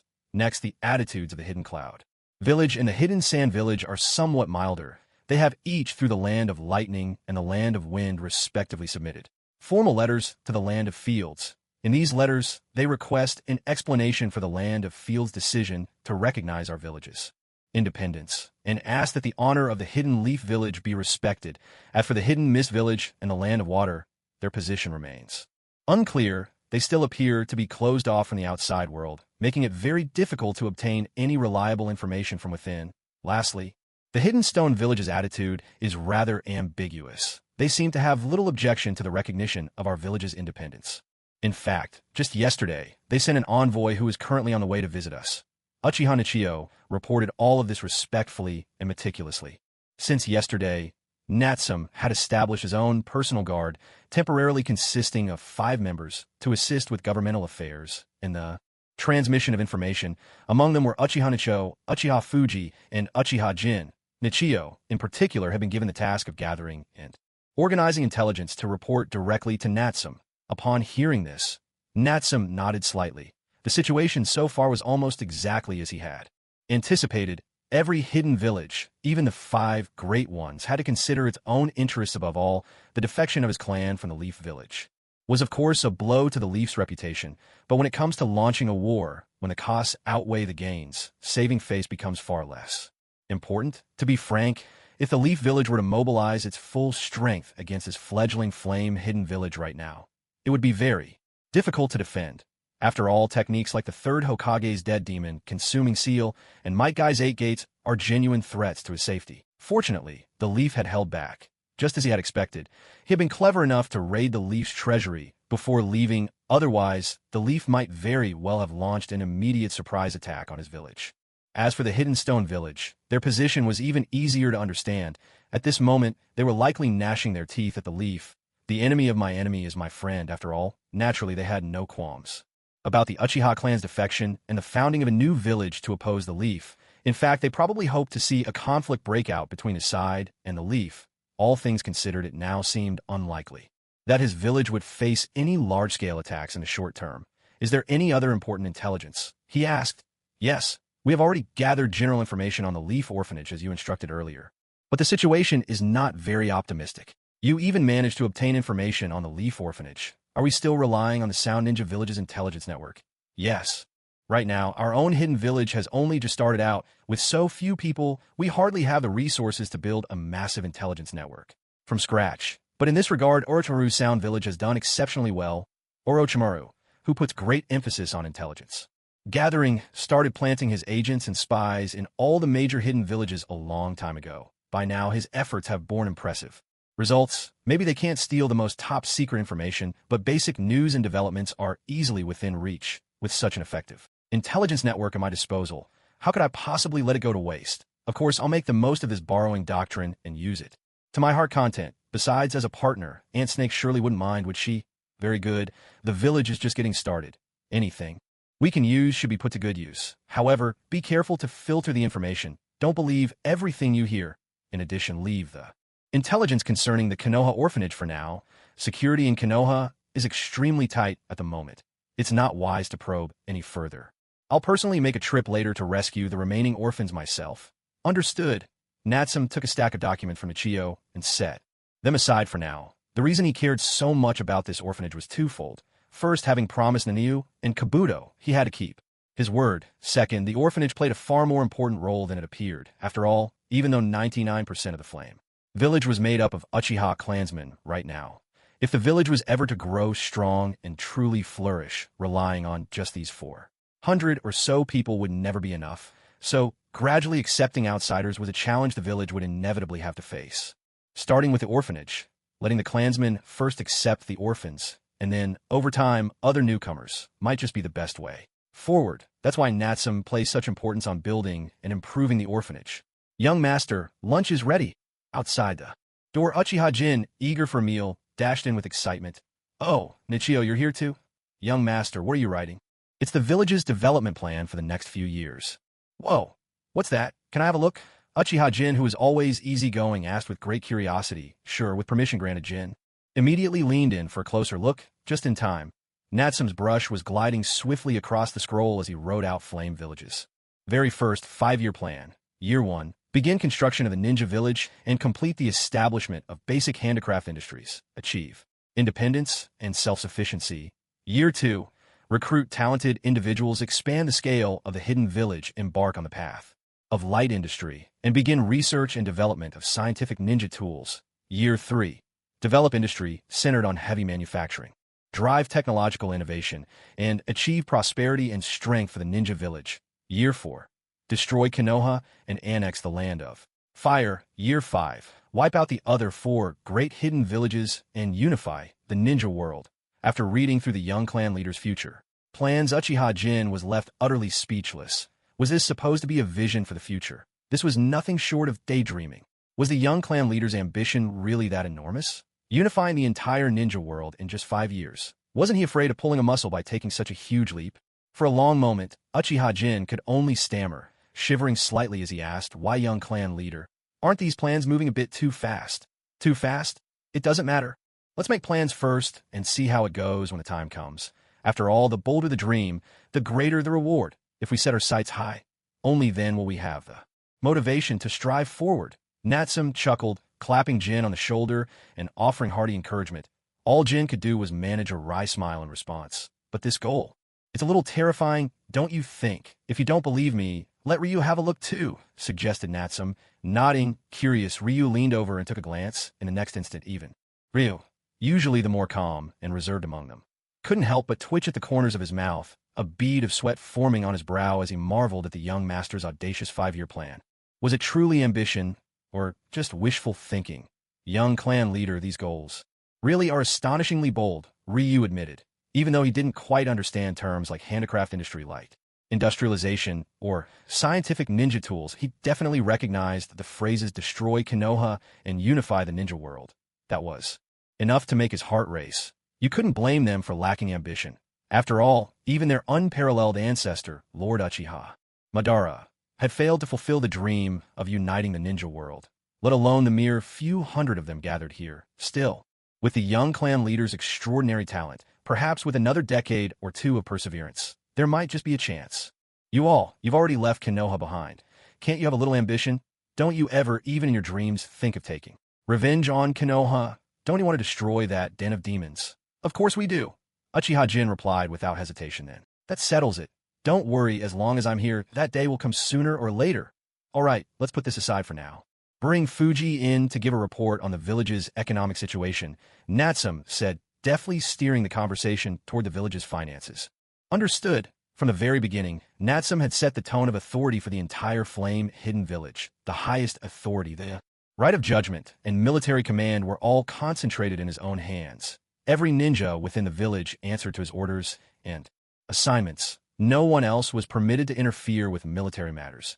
This was a line that could not be crossed. Within this framework, however, Natsum was generous in relinquishing all other matters related to the people's livelihood, entrusting them to others. He even handed over control of the village's finances and the power to allocate resources without hesitation.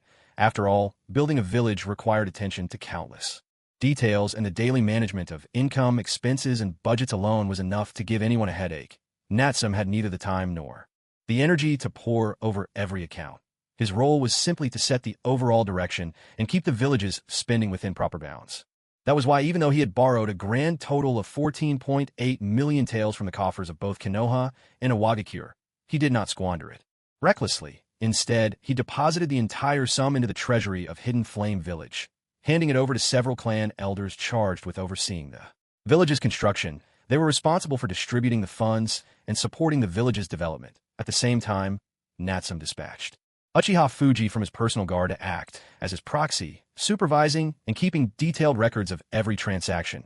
This left no room for anyone to exploit the opportunity for personal gain.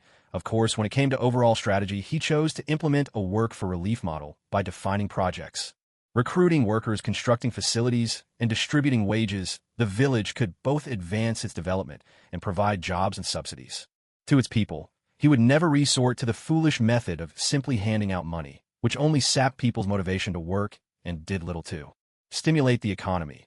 All things considered, judging by the bustling activity that filled the village these past few days, the results seemed promising.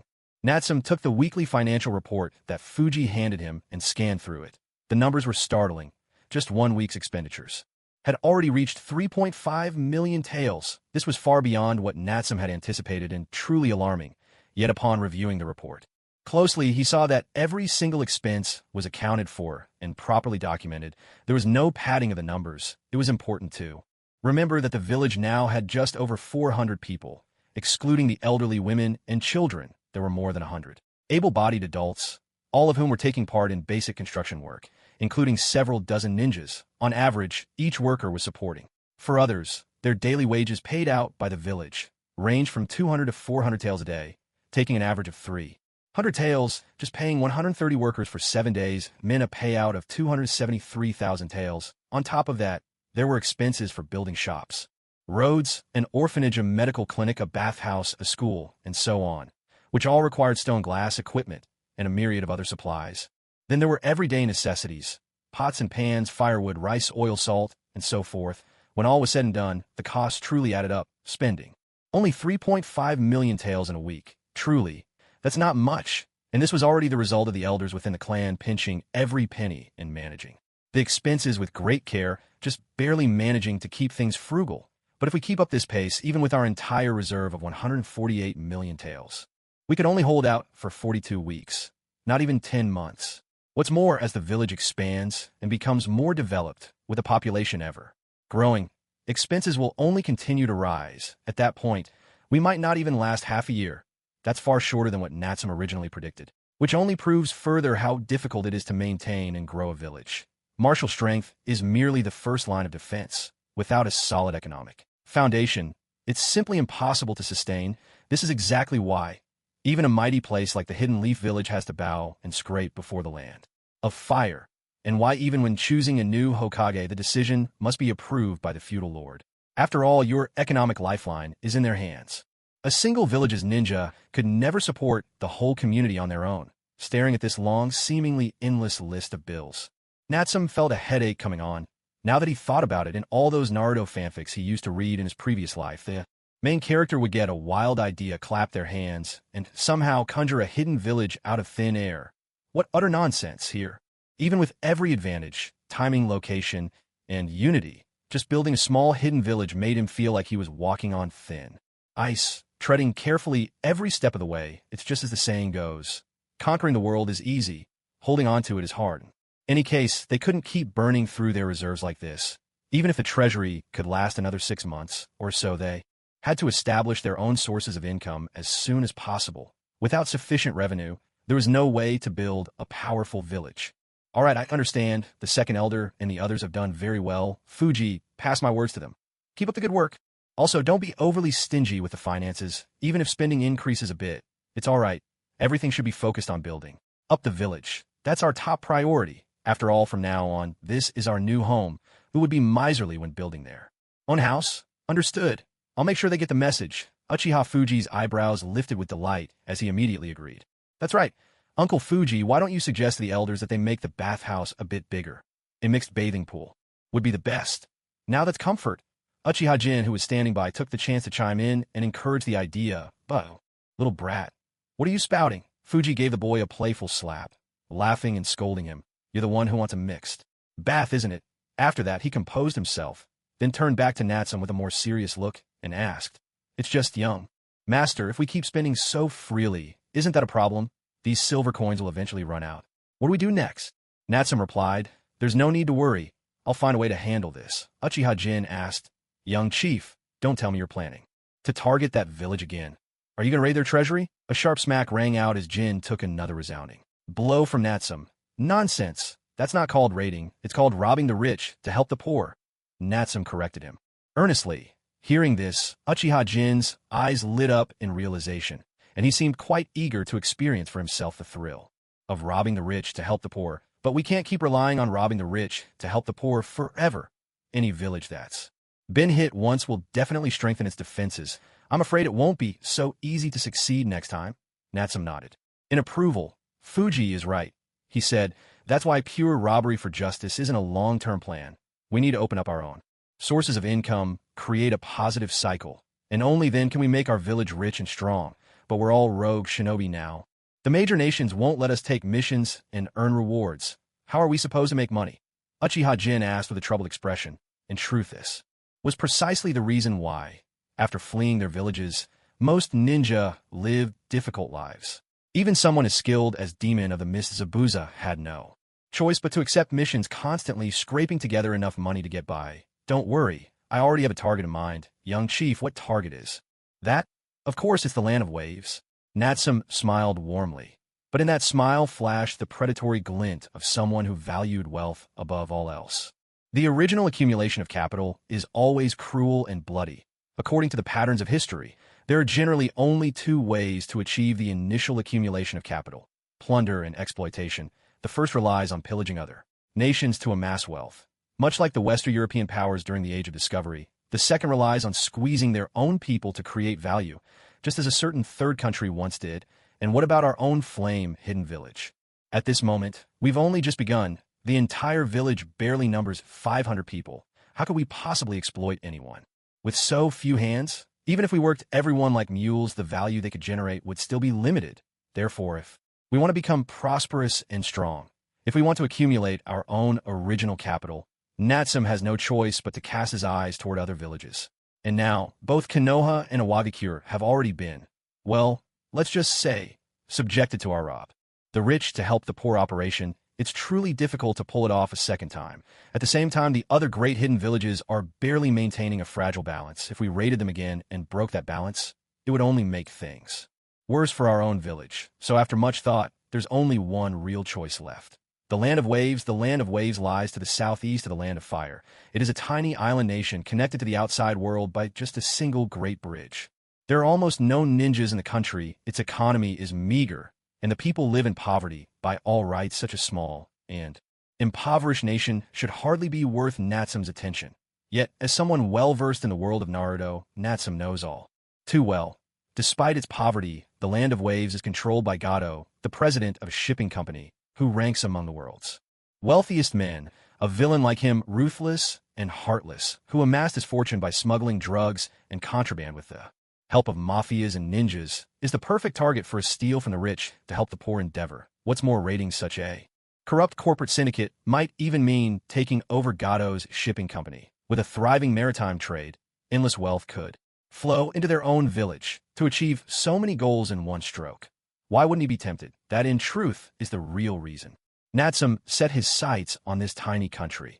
As for Uchiha Fuji and the others, the deeper meaning behind his plan was lost on them. Still, they knew one thing for sure. Following their young clan leader was the right choice. With his wisdom, he would never let his own people suffer. Loss, young master, does that mean you're going to this land of waves? Someone asked. Yes, sometime in the next few days I'll make the trip. Natsum replied. I want to go. Take me with you, came an eager cry. Don't worry, this time I do need a few hands to help out. We'll decide who goes before we set out. No need to rush, Natsum reassured them. All right, came the cheerful response. That's enough for now. Fuji, you may go, Natsum said. And remember what I told you. Don't cut corners, do everything boldly, make the village infrastructure as good as it can possibly be.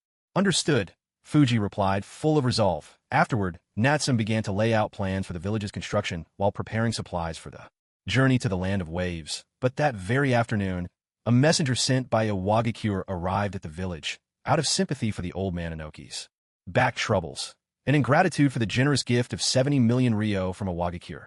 Natsum reluctantly agreed to meet with the envoy. The visitor was a middle-aged ninja nearing 30, who looked to be only about Chunin level. Not exactly the combative type, yet upon arriving, this Iwagakure messenger carried himself with an unmistakable air of arrogance, as if he looked down on this fledgling village of Uchiha traders.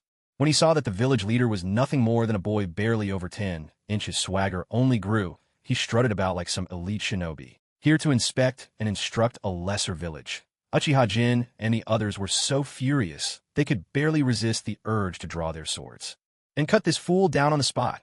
But before the envoy could gloat for long, Natsum calmly revealed his Susanu's skeletal right hand, which seized the man in an instant and cracked several of his ribs right there. And then, after such a close encounter with the Reapers greeting the envoy, quickly learned his lesson. He dared not show a hint of arrogance again. He explained his intentions with utmost respect and trepidation. He said he was acting on the orders of the third Tsuchikage, hoping to establish a secret alliance with Hidden Flame Village to jointly oppose Konoha. Upon hearing this, Natsum didn't hesitate for a moment. He immediately had the envoy thrown out, not affording him a shred of courtesy. Watching the Wagakure messenger slink away in dejection, several of Natsum's personal guards looked on, slightly puzzled. Why didn't you join forces with the Wagakure? Young clan leader Uchiha Nichiyu took the initiative to ask. In his view, their village was just getting off the ground if they could ally with the Wagakure, one of the 5 great hidden villages, to resist Konoha together. Surely the benefits would outweigh the drawbacks. Natsum glanced at Nichiyu, quite satisfied, to ask when you don't understand. That's a good habit, far better than those fools who blunder ahead blindly, clueless about everything. Join forces? Don't make me laugh. Would you sincerely ally yourself with some obscure fledgling village you know nothing about? Iwagakure merely wants to use us to weaken Konoha. Nothing more. There's no benefit for us, only schemes and manipulation, especially if it's a secret under the table. Alliance, frankly, a partnership like that is useless. Our village may be young and weak, but at the very least, I demand an open public alliance. I won't accept this lopsided relationship, where we're just clinging to their coattails. An unequal partnership only leads to exploitation, not mutual support. Natsum explained quietly, his tone calm, having witnessed in his past life the murky, cutthroat history of global power struggles. He had deep insight into such political games. At this moment, he certainly wouldn't be fooled by Iwagakure's friendly overtures, since when does a hungry wolf willingly befriend a sheep? Unless, of course, the wolf is just using the sheep to lure in even more prey. Or perhaps, this particular wolf is the infamous gray wolf. Of course, in reality, who's the wolf and who's the lamb waiting for slaughter? It's hard to say. After all, not long ago, they had managed to fleece a Wagakure for quite a haul themselves. After hearing Natsum's explanation, Nichiyu and Jin fell deep into thought. The logic was simple enough, yet when you're a player in the game, it's not so easy to see through the fog. After all, when a weak village receives an olive branch from one of the 5 great hidden villages, it's nearly impossible not to be tempted. Otherwise, in his previous life, there wouldn't have been so many small countries sold out by the so-called beautiful nation, happily, counting money for their own betrayers. What's more, thanks to Nono and Kabuto's long-term infiltration of a Wagakure, the entire village was as exposed before Natsum as a dancer stripped bare. There were no secrets left to hide at this stage, unless a Wagakure was truly willing to set aside its pride and show real sincerity in forming an alliance. Natsum would never agree. Well, we've received the visitor, as courtesy demands. However he explains himself when he gets back is his own problem. You needn't concern yourselves any further. In addition, Nichiyu Jin, get ready. We'll set out at dawn tomorrow. Our destination, the Land of Waves. After sending off the envoy from the Wagakure in a whirlwind, Natsum turned his attention to more pressing matters, giving instructions to Nichiyu and Jin. The moment Jin heard they could finally go out on a mission, his face lit up with joy. He couldn't help but leap with excitement. That's great, but is it just the 3 of us? Natsum replied, we'll also bring Tsukihime and Uncle Ryu. Nichiyu, go inform them at once. Tsukihime's coming too? Oh no, this is bad. We're in for a rough time, Jin muttered, suddenly crestfallen. After all, with Tsukihime's cold and strict personality, there was little chance of relaxing along the way. The next morning, Natsum led his team out at first light. The group consisted of Natsum, Uchiha Nichiyu, Uchiha Tsukihime, Uchiha Jin, and Uchiha Ryu, 5 in total, among them Nichiyu, Tsukihime, and Jin were all members of Natsum's personal guard. Tsukihime, in particular, was Nichiyu's elder sister. At 18 years old, she was tall and striking, her long legs nearly reaching Natsum's shoulder. Ahem. Of course, Natsum hadn't chosen her for the personal guard just because of her legs. The main reason was her impressive strength. Despite being only 18, she already possessed the solid skills of Jonin. Among the Kunoichi of the Uchiha clan, she was easily the youngest and most outstanding. Though she couldn't quite compare to prodigies like Kakashi or Itachi, Tsukihime's potential made her well worth cultivating. After all, even in the whole of Konoha, with dozens of clans both prominent and obscure, The total number of jonin was certainly less than 300, and among the Uchiha that Natsum had personally trained, those who had reached jonin level numbered fewer than 10. That count included several elderly clan elders whose strength had waned with age. That's why every young jonin was truly invaluable. Uchiha, who aged 37, was a chunin. While not particularly remarkable in combat, he had long overseen the Uchiha clan's dealings with other Konoha families. He was highly experienced in matters of trade. The reason Natsum brought Uncle Ryu along was precisely because of this expertise. It would make it easier to quickly take over the shipping company and consolidate business. After taking down Gato and his men, as for bringing Nichiyu and Jin, the purpose was simply to give them more real-world experience. After all, as the village grew, Natsum couldn't possibly handle everything himself day and night. He needed to cultivate more trustworthy and competent subordinates. Aside from that, Natsum was much more at ease this time than during his last trip. He had already left numerous flying thunder god marks in the village's many hidden corners. Coupled with his abundant chakra reserves, his 72 cards, he could teleport back at any moment should the need arise. Moreover, even if Konoha does make a move, it would be difficult for them to slip past the information network of the Sound Village, not to mention the Uchiha spies I've left behind in Konoha. So for the time being, there's no need to worry about the security of the village. What really matters right now is making money. Fast. The Land of Waves lies to the southeast of the Land of Fire. It's a bit farther away than the Land of Rice Fields. However, everyone in Natsum's group of 5 is at least at Chunin level, so their pace is anything but slow. It took them less than 2 days to reach their destination. Of course, if Natsum had gone alone, with his speed, the journey probably wouldn't have taken even half a day. The Land of Waves sits on a small island surrounded on all sides by the sea. Usually, the only way to get there is by boat. As for the Great Naruto Bridge, which would become famous in later years, construction hadn't even begun at this point. Before long, with a bit of pocket money, Natsum and the others boarded a fishing boat headed toward the Land of Waves. The boatman was a middle-aged man, not particularly burly. Judging by the thick calluses on his hands and the strong smell of fish clinging to his clothes, it was clear he was an old fisherman who had spent many years living off the sea.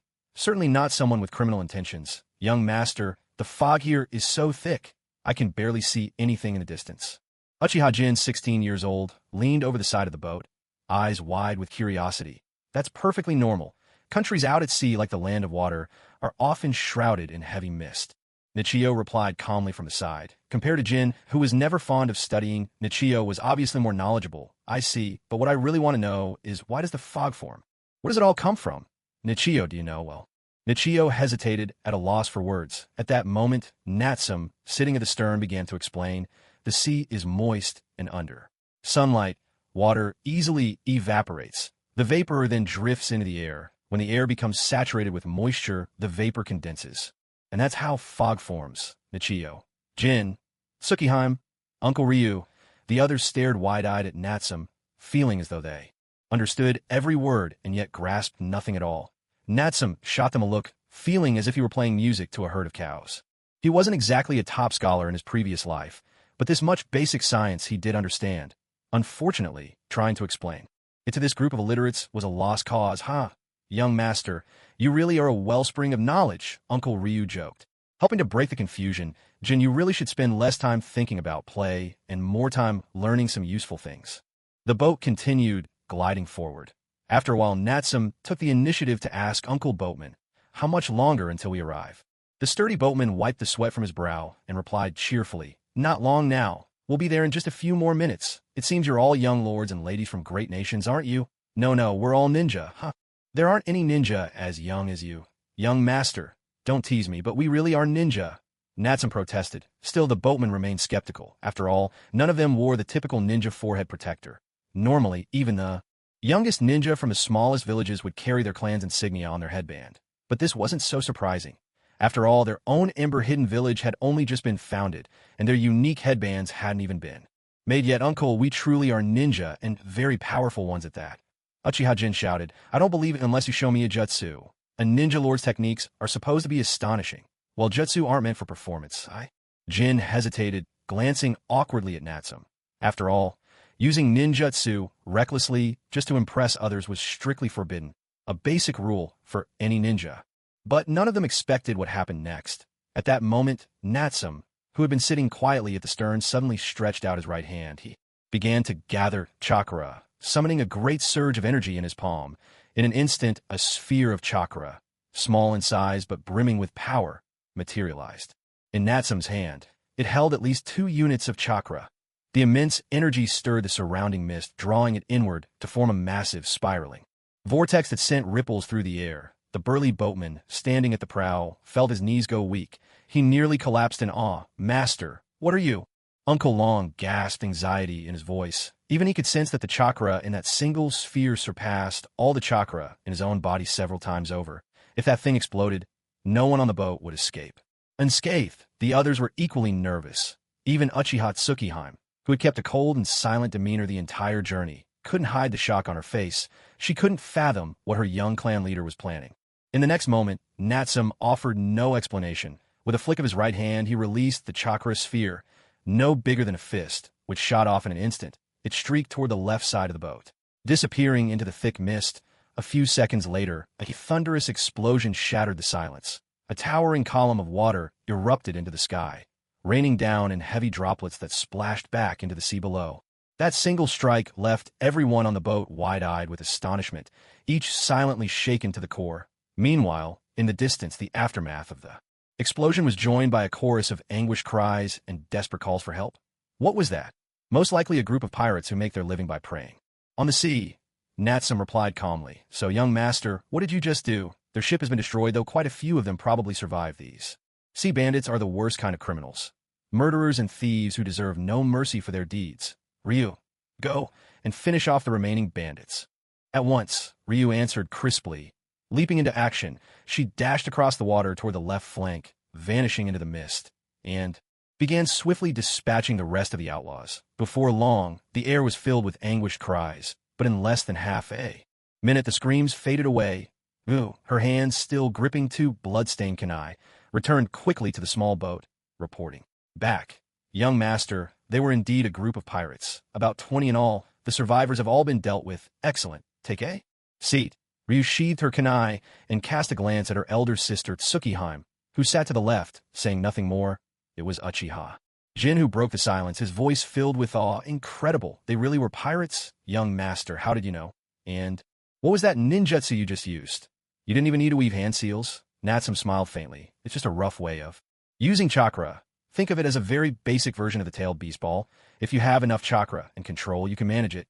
I can learn it too." "You could, but you need to increase your chakra reserves by 5 or 6 times before you could even attempt it." Natsum's answer was like a bucket of cold water dumped over Jin's eager heart. 5 or 6 times more chakra. Who knows how many years that would take? As expected, the young clan leader is truly a monster, throwing out massive techniques as if it's nothing.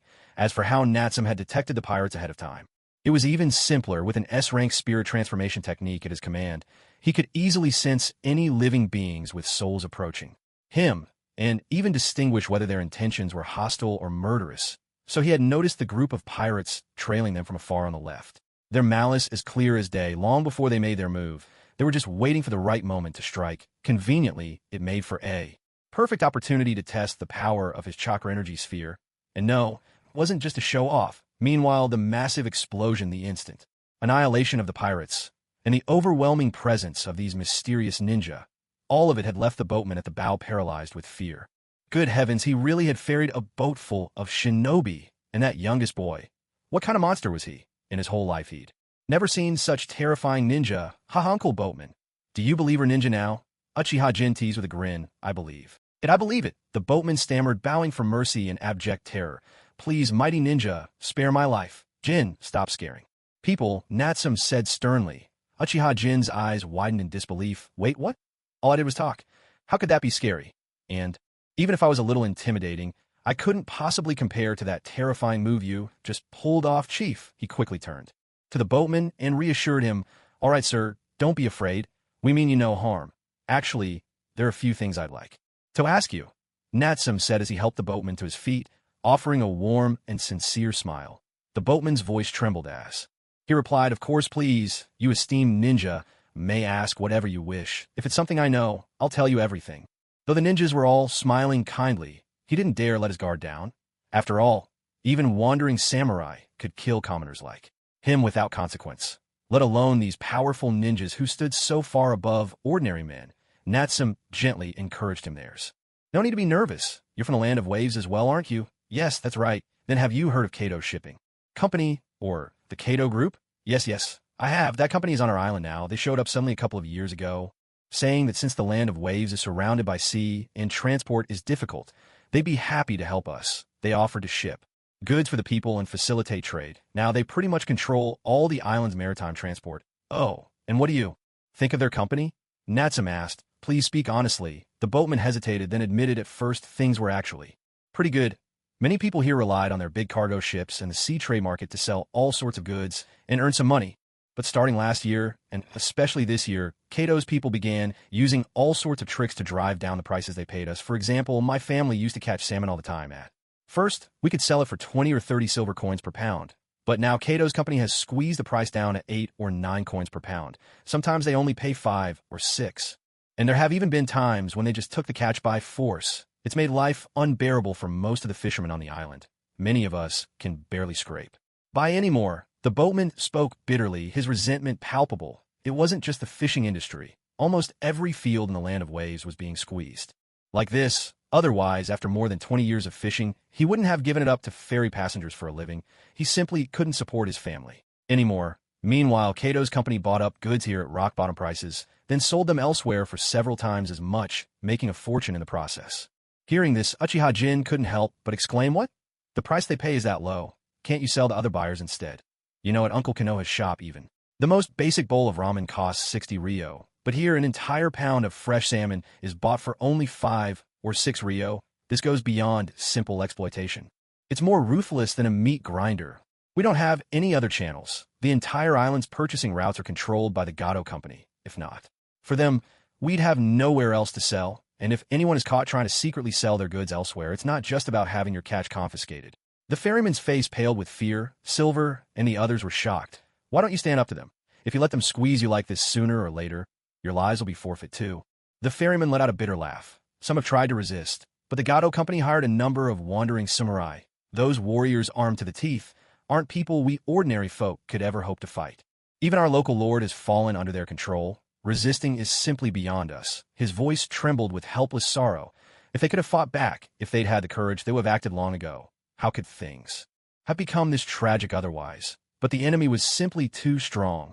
There was no way to win. Recently, word has it that Kaiser is trying to organize a resistance, but that too seems like a road that leads nowhere but death. How could this be? Just a single company, just a handful of wandering samurai.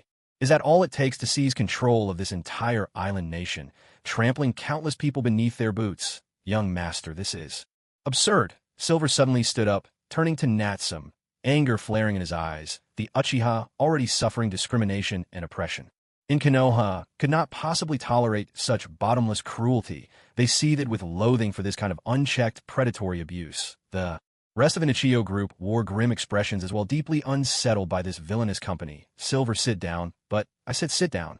Natsum's voice, though still childish, carried an undeniable authority. Silver had no choice but to obey, swallowing his fury and sitting back down, fists clenched tight. As the atmosphere grew heavier, the ferryman quickly waved his hands in alarm. Please, sirs and madams, don't take offense. It's just the ramblings of a foolish old man, not meant to be taken seriously. I beg you, don't mention any of this to anyone. Otherwise, my family's lives may well be forfeit. Natsum gently reassured him. Uncle, please rise. Don't worry, we won't speak a word of it. The ferryman sighed in relief and, emboldened, ventured a few more words. We're almost there. Might I ask, what brings you esteemed shinobi to the land of waves? If it's convenient, please let me know. That way, I can decide which port to dock at. Natsum replied offhandedly. Anywhere is fine. We're just here on commission to bring a few local specialties back from the land of waves. Nichio, Jin, Tsukihime, Uncle Long. The group exchanged silent glances, then lowered their heads, trying to stifle their laughter. The young clan leader really is impressive. He can tell a lie without so much as blinking an eye. So convincing, it could almost be true. These specialties, I bet, are worth tens of millions of taels, aren't they? Soon, the small boat docked at the harbor. Natsum and the others disembarked and stepped on shore. The boatman at first was too afraid to accept any payment, but in the end, under Natsum's insistence, he took the fare with trembling hands. At this hour, there weren't many people at the port. However, quite a few cargo ships were waiting to be loaded. The villagers handling the live cargo were all being watched and herded. by several samurai, each armed with long blades. It was as if they were ordering slaves around. The entire harbor was cloaked in a stifling, oppressive atmosphere that made people deeply uneasy. Looks like the boatman was telling the truth. The villagers here really are being dominated and exploited. Uncle Long surveyed the scene, his voice low and certain. Hearing this, Jin felt the anger in his heart flare up once more. Young clan leader, why didn't you let me speak out just now? Evil forces like these deserve to be wiped out. Natsum's expression remained calm. He patted Jin on the shoulder as he walked past, speaking over his shoulder. Jin, saying more is never as good as doing more. Shouting your anger won't change a thing. If you want to be heard, let your blade do the talking.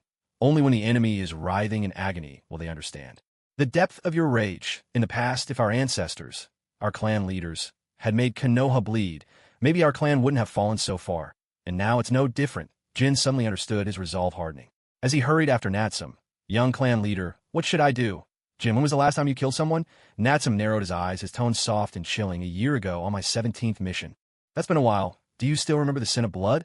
I've never forgotten. Good. Let's go. We'll likely have a lot to kill today. Stay sharp. Don't let your kunai get dulled. Understood. Jin replied firmly, a crimson light igniting in his eyes. The next moment, the group raced toward their target, Kato Company's main stronghold. In less than 10 minutes, the headquarters of Kato Company, a name that struck terror throughout the land of waves, collapsed in a thunderous ruin. Dozens of wandering ronin, along with several rogue genin from minor hidden villages, were all wiped out to the last man. Natsum never raised a hand throughout. To deal personally with small fry like these would be overkill. Like using a sledgehammer to crack a nut. Though they looked fierce and numbered many, they relied on nothing but their weapons to bully unarmed villagers. Any halfway competent shunin could have swept them all away in one fell swoop. What's more, Jin possessed the strength of a special jonin. To wipe out an ordinary criminal stronghold like this was nothing short of effortless for him. And sure enough, it didn't take long. Drenched in fresh blood, exuding a murderous aura, Jin strode out from the smoldering ruins, his left hand gripping a kunai, his right dragging along a burly man. Young clan leader, all enemies have been eliminated, he reported calmly. However, I didn't find anyone named Gato. He nudged the man at his feet. This one managed things here. He's still alive, so we should be able to extract a good deal of information from him. With that, Jin tossed the man to the ground. Both of his legs had been rendered useless. Escape was out of the question, especially with a chunin. Two special jonin, a full jonin, and Natsum, whose overall strength was anybody's guess, all standing right there for an ordinary man. Like this, escape was laughable. Even if it were one of the 5 kage in his shoes, slipping away would hardly be easy. Excellent. I half expected you'd leave no one alive, Natsum remarked with a hint of approval. Well done. Remaining calm in the face of anger, never letting rage dictate your actions. That's what it means to be a true shinobi. Looking at Jin, blood-soaked and hardened by battle, Natsum felt a genuine sense of pride at his growth. Yet the fact that Gato, the notorious crime lord, wasn't here caught Natsum a bit off guard. But as he pondered it further, he realized he'd let his own assumptions mislead him. After all, for a tycoon who controlled a multinational conglomerate from the shadows, why would anyone assume he'd be holed up in the land of waves? This small country was merely one of his many pawns. True, in the original story of Naruto, the plot did unfold here. But that was 5 years down the line, right? Now, the Gato Company had only recently taken control of the land of waves, and it was far from being their main base of operations. So, Gato's absence was entirely reasonable. With this realization, Natsum's expression darkened slightly. Still, at least they'd managed to capture the man in charge alive. Surely, he knew Gato's exact whereabouts. So, who among you wants to interrogate him? Natsum asked, waving his hand dismissively. I have a soft heart. I'd hate to torture the guy. In truth, he feared he might accidentally kill their only lead before they got any answers.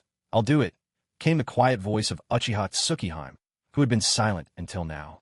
Natsum nodded, leading the others away and leaving the captive to her tender mercies. It was only a brief wait. From a distance, Natsum and the others could soon hear anguished screams echoing from the ruins. The cries tore through the night, raw and unrelenting, as if some vital part of the man's soul and body was being mercilessly destroyed. The sound chilled every man to the bone instinctively. They all squeezed their thighs together a little tighter. Even Jin, still slick with blood and brimming with killing intent, visibly deflated, a shudder passing through his heart. Less than 3 minutes later, Tsukihime returned, bearing the information Natsum needed, the whereabouts of Gato and the location of that company's headquarters. Now became clear.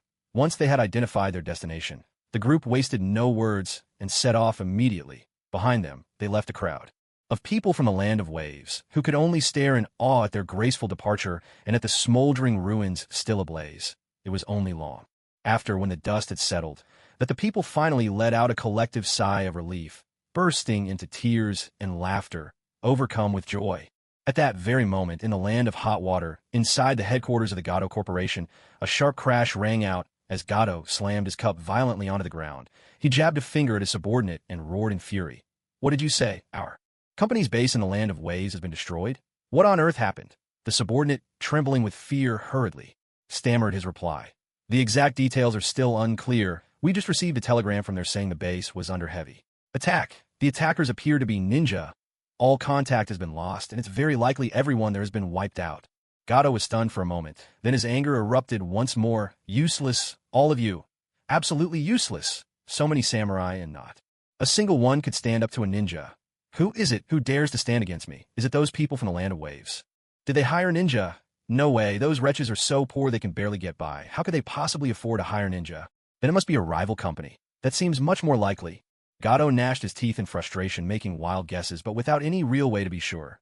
In his mind, even if this was the work of a competitor, wasn't this going too far? This was beyond ruthless. This was breaking all the rules. It was just like in Xia's previous life. When two multinational corporations engaged in cutthroat competition, you might see smear campaigns, sabotage, espionage, maybe even the hiring of mercenaries or assassins to silence someone. That was all par for the course, but hiring ninja outright to do the dirty work, that was absurd. It was like spending a fortune to send out special forces from one of the 5 great nations. Who could possibly stand up to that? "Boss, right now, what matters isn't figuring out who did this," piped up a minion who for once was thinking straight. "We need to prepare our defenses fast. What if those ninja decide to come here next? We'll be in serious trouble." Yes, you're right," Gato barked. "We need to strengthen our defenses immediately. Hurry, and wait, not that. Go and issue a bounty. Hire as many ninja as you can." "But boss, hiring ninja doesn't come cheap. And besides, the 5 great nations, well, even if we wanted to hire their ninja, they wouldn't accept. And there's no time anyway." Gato flew into a rage, kicking the man hard and roaring, "Damn it, at a time like this, you're worried about money. Just go and hire them, no matter the cost. If we can't get ninja from the 5 great nations, aren't there plenty of rogue ninja out there? How can we not find someone?" "All right, I'll go right away." The subordinate scrambled out on all fours, wasting no time to fetch help. The land of hot water lies to the northeast of the land of waves. It, too, is an island nation completely surrounded by the sea. However, its territory is far larger than that of the land of waves, and its population is several times greater. Among the dozen or so island nations scattered across this vast stretch of ocean, it stands second only to the land of water, one of the 5 great nations. Because of its unique location, it has also become the central hub for maritime trade among the many island countries. Numerous large shipping companies have established themselves here, and the Kato Group is no exception. After leaving the land of waves, Natsum and his companions commandeered a massive freighter belonging to the Kato Company and set sail for the land of hot water, the cargo. Ships sailed through the night. At last, as dawn broke the next day, they arrived at a port in the land of hot water. It was plain to see. The port here was far more bustling than the one back in the land of waves. Nearly 100 ships, large and small, were docked, busy loading and unloading cargo. Young clan leader, "What should we do next? The crew on board should know where Kato Company's headquarters is. Have them lead the way. We'll head straight there." "Understood." Before long, the group disembarked at the port and made their way inland. But they hadn't gone far when Natsum suddenly halted them with a sharp command, his voice alert. "There are quite a few ninja closing in, and they're coming with bloodlust. It seems Kato Company already knows we're here. Get ready for battle." At this moment, the combined strength of Nichio Jin Tsukihime and the somewhat less formidable Uncle Long was nothing to scoff at. Together, they were easily on par with the elite squads from the Umbu of the 5 great shinobi villages. As for the Kato Company, although they had hired more than 20 ninja, most were nothing more than rogue shinobi who defected from minor hidden villages. About half were barely at genin level. The rest were little more than trainees. Only their leader gave off chakra fluctuations that hinted at the rank of chunin. This ragtag bunch of misfits actually dared to challenge Natsum and his companions. An act of utter folly, courting death itself. It didn't take long. The first assassins, who leapt out from the woods on either side, barely lasted an instant before they fell into pools of blood, dead on the spot. In less than half a minute, the remaining dozen or so attackers were also swiftly dispatched by Nichio and the others. They hadn't even needed to activate their Sharingan. Just a few simple jutsu had been enough to clear the battlefield. The thick metallic scent of blood spread through the air, dyeing the earth red. The two Kato Company employees who'd been serving as guides trembled uncontrollably, collapsing to the ground. In terror, young clan leader, the area is clear. So these are the assassins sent by Kato Company. They thought they could take us down with that level of skill. What a joke. Natsum nodded but remained vigilant. Instead, he warned the others, this is just the opening act. The main event hasn't even begun. Yet, the group exchanged confused glances. But in the very next instant, a thick mist began to rise all around them, quickly swallowing up everything within. Their line of sight, what's this? Morning fog? No, this isn't natural fog. There's a faint trace of chakra mixed into it. This must be a ninjutsu. Conjured by someone. Is it the hidden mist concealment technique? How can that be? Are ninja from the hidden mist village here? Startled, they immediately raised their guard, forming a protective circle around their young clan leader, Natsum, ready for any attack from the surrounding haze. The next moment, the mist on their right suddenly contracted with startling speed. Body flicker technique. Mist flicker, hidden mist, silent killing. Technique. A flash of steel sliced through the air, aiming straight for Nichio. Nichio, watch out, Jin shouted in alarm. Fortunately, Nichio had been on high alert. With his sharp reflexes, he activated his Sharingan, twin Tomo spinning, and predicted the incoming attack. With a swift motion, he swung his kunai to parry the lethal blade. A harsh, metallic clang rang out as the force of the blow carved a deep notch into Nichio's kunai and sent it flying from his grip. Yet, that deadly strike was deflected just enough by the kunai to miss its mark, skimming Nichio's shoulder and leaving a shallow cut, but not severing his head, courting death. Moon Princess, seeing her younger brother wounded, lashed out in anger. She launched a powerful punch, her fist brimming with overwhelming force, aiming straight at the shadowy figure in the mist. With a thunderous boom, her punch was blocked by the flat of a massive blade, but the sheer impact sent her opponent hurtling backward, tumbling more than 10 meters away, before vanishing once again into the thick fog. Nichio, are you alright? I'm fine, just a scratch, but our enemy is incredibly strong. On a whole other level compared to those assassins from earlier. Using chakra, Nichio quickly staunched the bleeding on his left shoulder while alerting the group. His right hand, which had just been forced to release his kunai, still trembled slightly, a clear sign of the foe's formidable strength. Meanwhile, from deep within the distant mist, a deep, resonant male voice rang out. What a punch! Impressive strength. Which village are you ninja from? Why aren't you wearing headbands? Wait, is that the Sharingan? Your ninja from the Leaf Village? A gasp of shock echoed from within the mist. It was none other than Zabuza. He had assumed his targets this time were nothing more than a few obscure shinobi from a minor hidden village. He never expected his opponents would possess such formidable strength, not only fending off his infamous silent killing technique, but also wielding the legendary Sharingan bloodline. Looks like we're dealing with some real tough customers. Ninjas from the Uchiha clan are never easy opponents. Damn it. I asked for too little pay. I'll definitely have to demand more from that bastard Gato next time, Zabuza lamented inwardly. Luckily, he hadn't been the first to jump out. He'd let those expendable lackey ninjas test the waters instead. Otherwise, he might have already fallen into their trap. Can you see where the enemy is? Uncle Long asked calmly. Riang activated his Sharingan, scanning the area before shaking his head. No. There's chakra mixed into the mist. It's interfering with the Sharingan's ability to lock on. Mist blades and considerable skill. The enemy must be that infamous rogue ninja from the Hidden Mist, Zabuza Momochi, the demon of the Hidden Mist, right? Tsukiheim, experienced from countless missions, spoke up. She immediately guessed the enemy's identity. Among the Uchiha, she was a rare practitioner of taijutsu. That punch she'd thrown moments ago, while not at full strength, was by no means gentle. Most elite jonin would have struggled to withstand it. Yet Zabuza had handled it with ease. He was clearly no ordinary foe. So, you've even heard of my name. Seems you really do have close ties to the Leaf, or perhaps you're the Uchiha survivors who defected from Konoha not long ago. Whatever, none of that matters now. While you're trapped in my mist, you're as good as dead. No, since you know my reputation, I'll do my best to leave your bodies intact. His arrogant threats echoed from all directions in the thick fog, hidden within the mist. Zabuza was buying time with his words, all the while swiftly circling, searching for any weaknesses or openings among the five. He was determined that his next strike would be deadly. One blow, one kill. This kind of conversation is exhausting. Ugh. This mist is so thick it's making my eyes ache. Let's just split up. Natsum rubbed his eyes and yawned, speaking offhandedly. Then with a sharp clap of his hands, a surge of wild chakra exploded outward from him, radiating in waves like a raging hurricane. In just a dozen seconds, the dense mist in the area was completely blown away. The air cleared, and everything around them came into sharp focus. At the same moment, far off in the distance, the demon of the hidden mist stood rooted to the spot, sword in hand, staring dumbfounded at Natsum.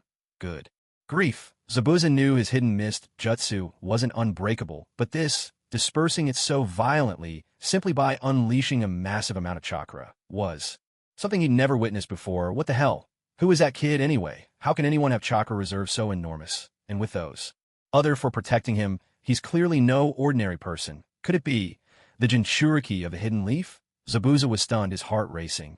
After all, only the Jinchuriki from each village would possess such an enormous amount of chakra at such a young age. But how had he managed to conceal his presence so well just now? He hadn't expected to be so mistaken in his judgment. He thought the youngest one must be the weakest of the bunch, but it turned out this kid was incredibly powerful. Yes, our young clan leader is unstoppable. Ian cheered as the mist faded and their vision cleared. As expected, that so-called mist concealment technique was nothing special.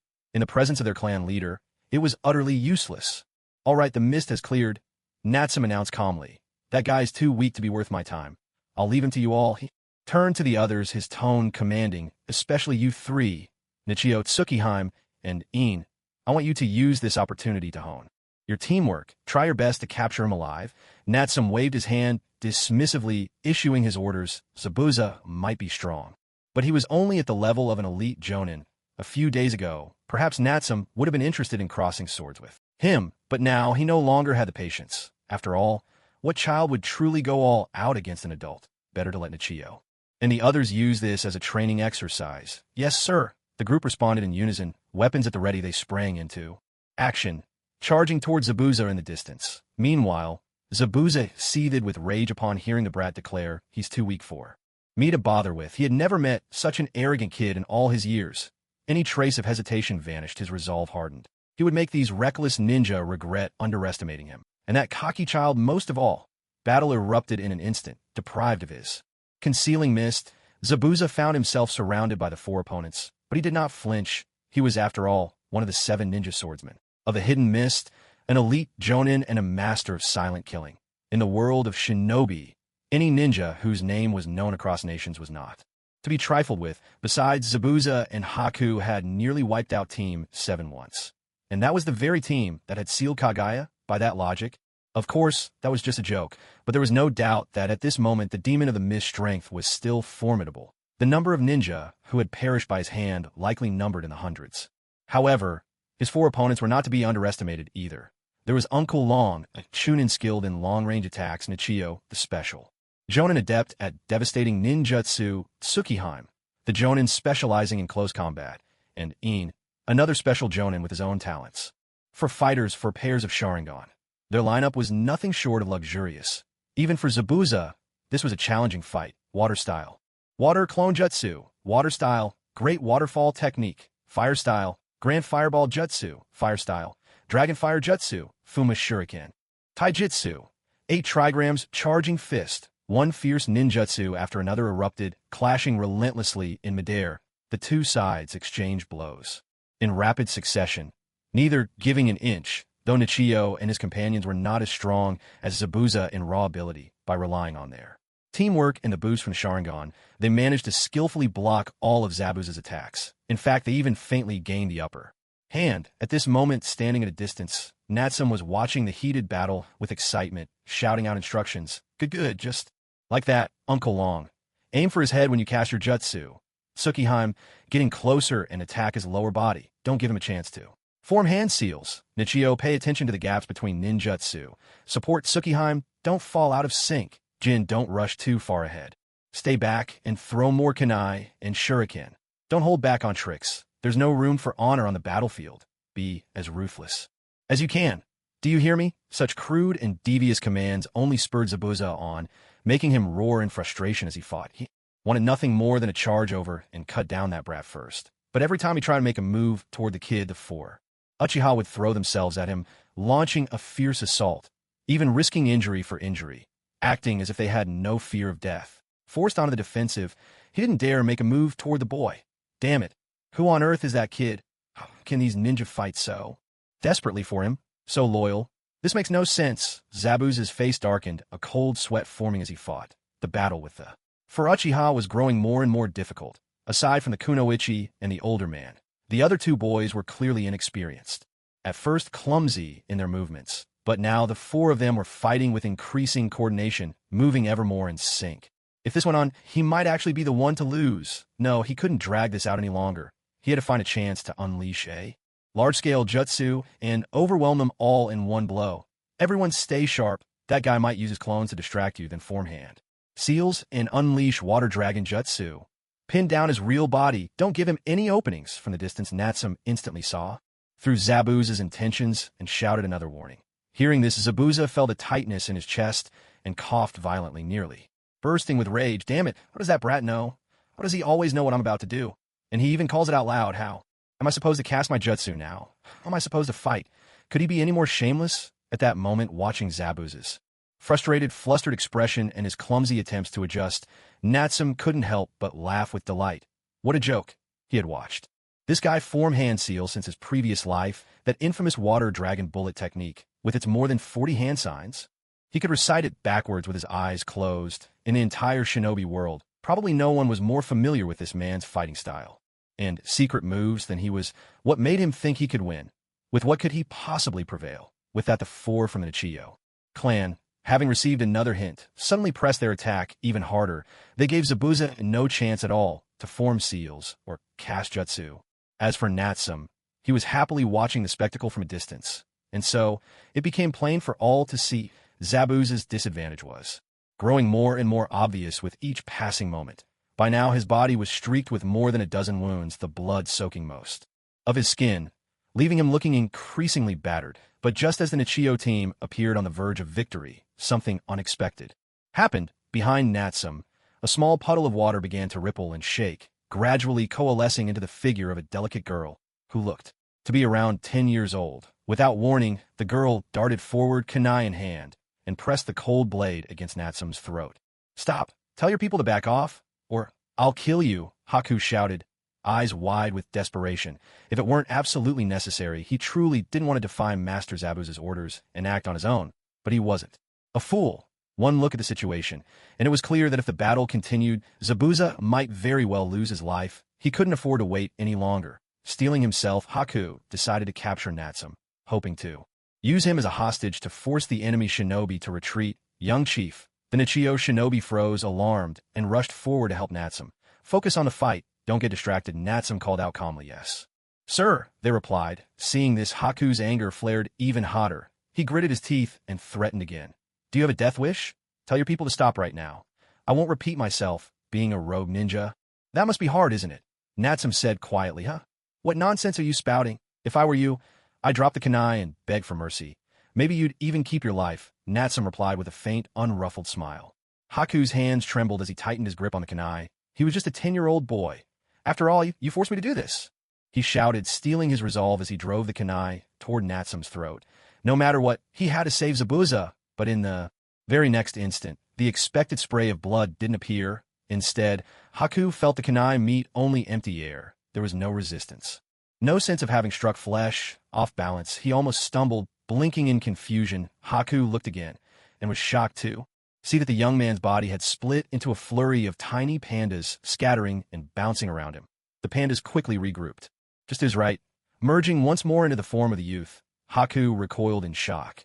A substitution jutsu, or a clone technique? No, it's an illusion. I've fallen into an illusion. That boy, was he never real from the very start? How could it be? When did I get caught in this technique? Why didn't I notice anything at all? Panic surged through him, but I no longer dared to hesitate. He hurriedly unleashed his own Kekkei Genkai. Ice Release, his most powerful ninjutsu. Ice Release secret art, demonic mirroring ice. Crystals. In an instant, the jutsu activated. Countless mirrors of ice rapidly crystallized around him. He prepared to slip into the mirrors, ready to launch a counterattack from within. But just as he was about to vanish into the ice, he couldn't help but glance at the mysterious youth. In that brief moment, Bai's body jolted violently. That's the Mangekyo Sharingan. How can this be? In a heartbeat, over a dozen ice mirrors shattered explosively. With a thunderous crash, everything before Bai's eyes blurred. Before he could react, a hand as large as his own, clamped tightly around his throat. With overwhelming force, it broke his jutsu and lifted him effortlessly off the ground. I told you to behave yourself. Why won't you listen? Staring into those scarlet eyes and hearing the youth's cold, detached voice trembled uncontrollably, as if plunged into an icy abyss. A sense of helplessness more profound than ever before swallowed him whole. I surrender. With a sharp clatter, Zabuza, bruised and battered, drove his massive blade into the earth. One arm hung limp at his side, while the other was raised high in the air. Dropping to one knee, he conceded without resistance. The four members of Team Nichiyu paused, momentarily surprised. They ceased their attacks, then carefully stripped Zabuza of all his weapons and bound his hands. Once they were certain he posed no threat, they signaled to Natsum in the distance. Natsum gently laid the unconscious Bai on the ground. As a precaution, he quickly cast a binding spell to keep Bai from escaping if he woke up unexpectedly. Only. Then did he approach Zabuza. Tiska, I thought you'd fight to the bitter end, if nothing else. I figured you'd seize the chance to escape and come back for revenge. Later, I never expected you to surrender so decisively. Why? Natsum asked softly, a hint of wonder in his voice. Zabuza head bowed, spared only a fleeting glance at the unconscious Bai in the distance, saying nothing more. Despite the countless struggles that had just played out in his heart, in the end he chose to surrender. At the same time, Jin hurried over, eager to ingratiate himself. Of course, it's because he's afraid of your strength. Young clan leader, the moment you took action, you scared the fight right out of him. Natsum shot Jin an exasperated look and scolded him. All right, that's enough. Stop flattering me. You four fought for so long and still didn't manage to finish him off. And here I was giving instructions from the sidelines. What a disgrace. Upon hearing this, even Nichiyu and the others lowered their heads slightly, feeling rather ashamed. These two. How should we deal with them? Should we kill them? Tsukihime asked in a frosty voice, showing no mercy. At her words, Zabuza immediately spoke up. I know. You're not ninja from the Leaf Village. You're the remnant clan of the Uchiha who defected, aren't you? In that case, I'm willing to pay for my life. Please spare me. Zabuza pleaded through gritted teeth, for a man as tough as he was, begging for mercy was no easy feat. If not for the wish he carried in his heart for Haku's sake, he probably wouldn't even flinch if you tried to cut him down. Huh, how much money could you possibly have? If you were rich, would you really keep taking these life-or-death jobs without end? Trying to buy your life? Shameless. Natsum scoffed without hiding his contempt, after seeing the vaults of the two great hidden villages. His standards had clearly risen. Compared to Zabuza's modest fortune, he wasn't impressed in the least. Being mocked by such a brat made Zabuza's face flush red with humiliation. All he could do was shout, 10 million Ryo. Will that be enough? Natsum's eyes lit up. Instantly, untie him, someone. Good heavens, did Zabuza really have that much? For a missing mean he'd stashed away, a small fortune was. He's some kind of treasure beast in a past life. Clan leader, do you really want to let him loose? I'm just messing with him, keep him tied up for now. He's still useful to me. Oh, and bring that kid over here too. Here's what's next. Nichiyu, you stay here and guard the two of them. If either of them tries anything, kill them on the spot. I'll take the others and head to the Kato Company headquarters. We'll come back for you later. Natsum swiftly arranged. As tempting as Zabuza's 10 million Ryo was, it was nothing compared to the entire Kato Company. He knew well enough which was more important. If they arrived too late and let Kato escape, that would spell real trouble. Understood, Nichiyu replied, carrying Haku over and tying them together, then standing guard dutifully. Meanwhile, Natsum and the other three wasted no time, heading straight toward Kato's lair. The journey that followed was utterly uneventful. Natsum and his group quickly found the company's headquarters, stormed inside with ease, and destroyed the entire syndicate effortlessly, bringing an end to Kato's wicked reign. One detail worth mentioning. When they finally fought their way to President Kato's office, they found him still inside, cheerfully having his secretary handle his affairs, as if he had entirely forgotten the threat posed by Natsum and his companions. Who could say for sure? Was it confidence in those 20-odd rookie assassins, or faith in the notorious mist-shrouded demon? In any case, though he was steeped in evil, to die at Elysium's pinnacle without even noticing it could almost be called a blessing. Of course, given the enormity of his crimes, there was no doubt that hell awaited him after death. And so, with the destruction of Kato and his top lieutenants, along with a horde of merciless, blood-soaked samurai and killers, Natsum and his companions spared the rest of the company's staff. After all, once they took over the shipping business in the future, they'd need these employees to keep things running smoothly, at least for a while. Besides, most of these workers were little more than victims of Kato's exploitation, forced to work grueling hours day after day, barely catching their breath, let alone finding time for any wrongdoing. In truth, they were rather pitiable. Of course, Natsum hadn't come all this way out of some lofty mission to punish evil and liberate the oppressed employees or the people of the land of waves. The real goal? Money. Lots of it. That was the true purpose behind this journey. So it was that Uncle Long, with his wealth of management experience, quickly calmed the hundreds of terrified company staff soon. After, under the guidance of the company's supervisor, Natsum and his group arrived at the underground vault where the entire Kato group kept its fortune. The vault was massive, its doors secured with a heavy, specially locked mechanism, one that it seemed only Kato and a select few knew how to open, but such defenses were nothing more than a joke in the face of powerful ninja. With a single slash of his blade, Natsum cleaved the sturdy alloy padlock clean in two. In the next moment, the vault doors swung open, and a dazzling shower of light burst forth, forcing Natsum and the others to squint in amazement. Before their eyes stretched heaps upon heaps, cart after cart, a seemingly endless trove of gold, silver, and precious jewels, all arrayed in glittering splendor. By a conservative estimate, the cash alone amounted to over 10 million Rio. Factoring in the priceless gemstones and diamonds, the total must easily reach several hundred million. Jackpot. This was a windfall beyond their wildest dreams. A true bonanza. Gazing at the mountains of treasure, Natsum's heart soared with delight. His joy unrestrained, he couldn't help but feel his heart give a fierce, ecstatic jolt. So this is what heart attack feels like. 1 scroll, 5 million. 2 scrolls, 10 million. 1, 2, 3 for 5 up the mountain to catch a tiger. Messed it up, muttering to himself. Natsum cheerfully packed up the silver coins scattered across the floor, his happiness infectious. Uncle Long and the others, watching from a distance, clicked their tongues in wonder. Never had they seen their young clan leader so elated. They even began to wonder if he'd been rendered senseless by sheer joy. Wow. Who knew our young lord was so greedy? In stuffing coins in his own pockets with glee, couldn't help but tease. With a broad grin, "Pa, this isn't greed. This comes from the heart. Follow your true desires, do you understand? You lie, you've never run a household, so you don't know how expensive life's daily needs are." Natsum turned back with a half-laugh, half-scold, yet his hands never slowed in stashing the money away. In just a short while, he had swept all the cash from the treasury into his bag. He managed to fill no less than 25 spatial scrolls. Seizing the opportunity, Natsum also brushed his hands over the bills, absorbing the essence of wealth, and promptly converted it all into gold coins. A pleasant chime sounded.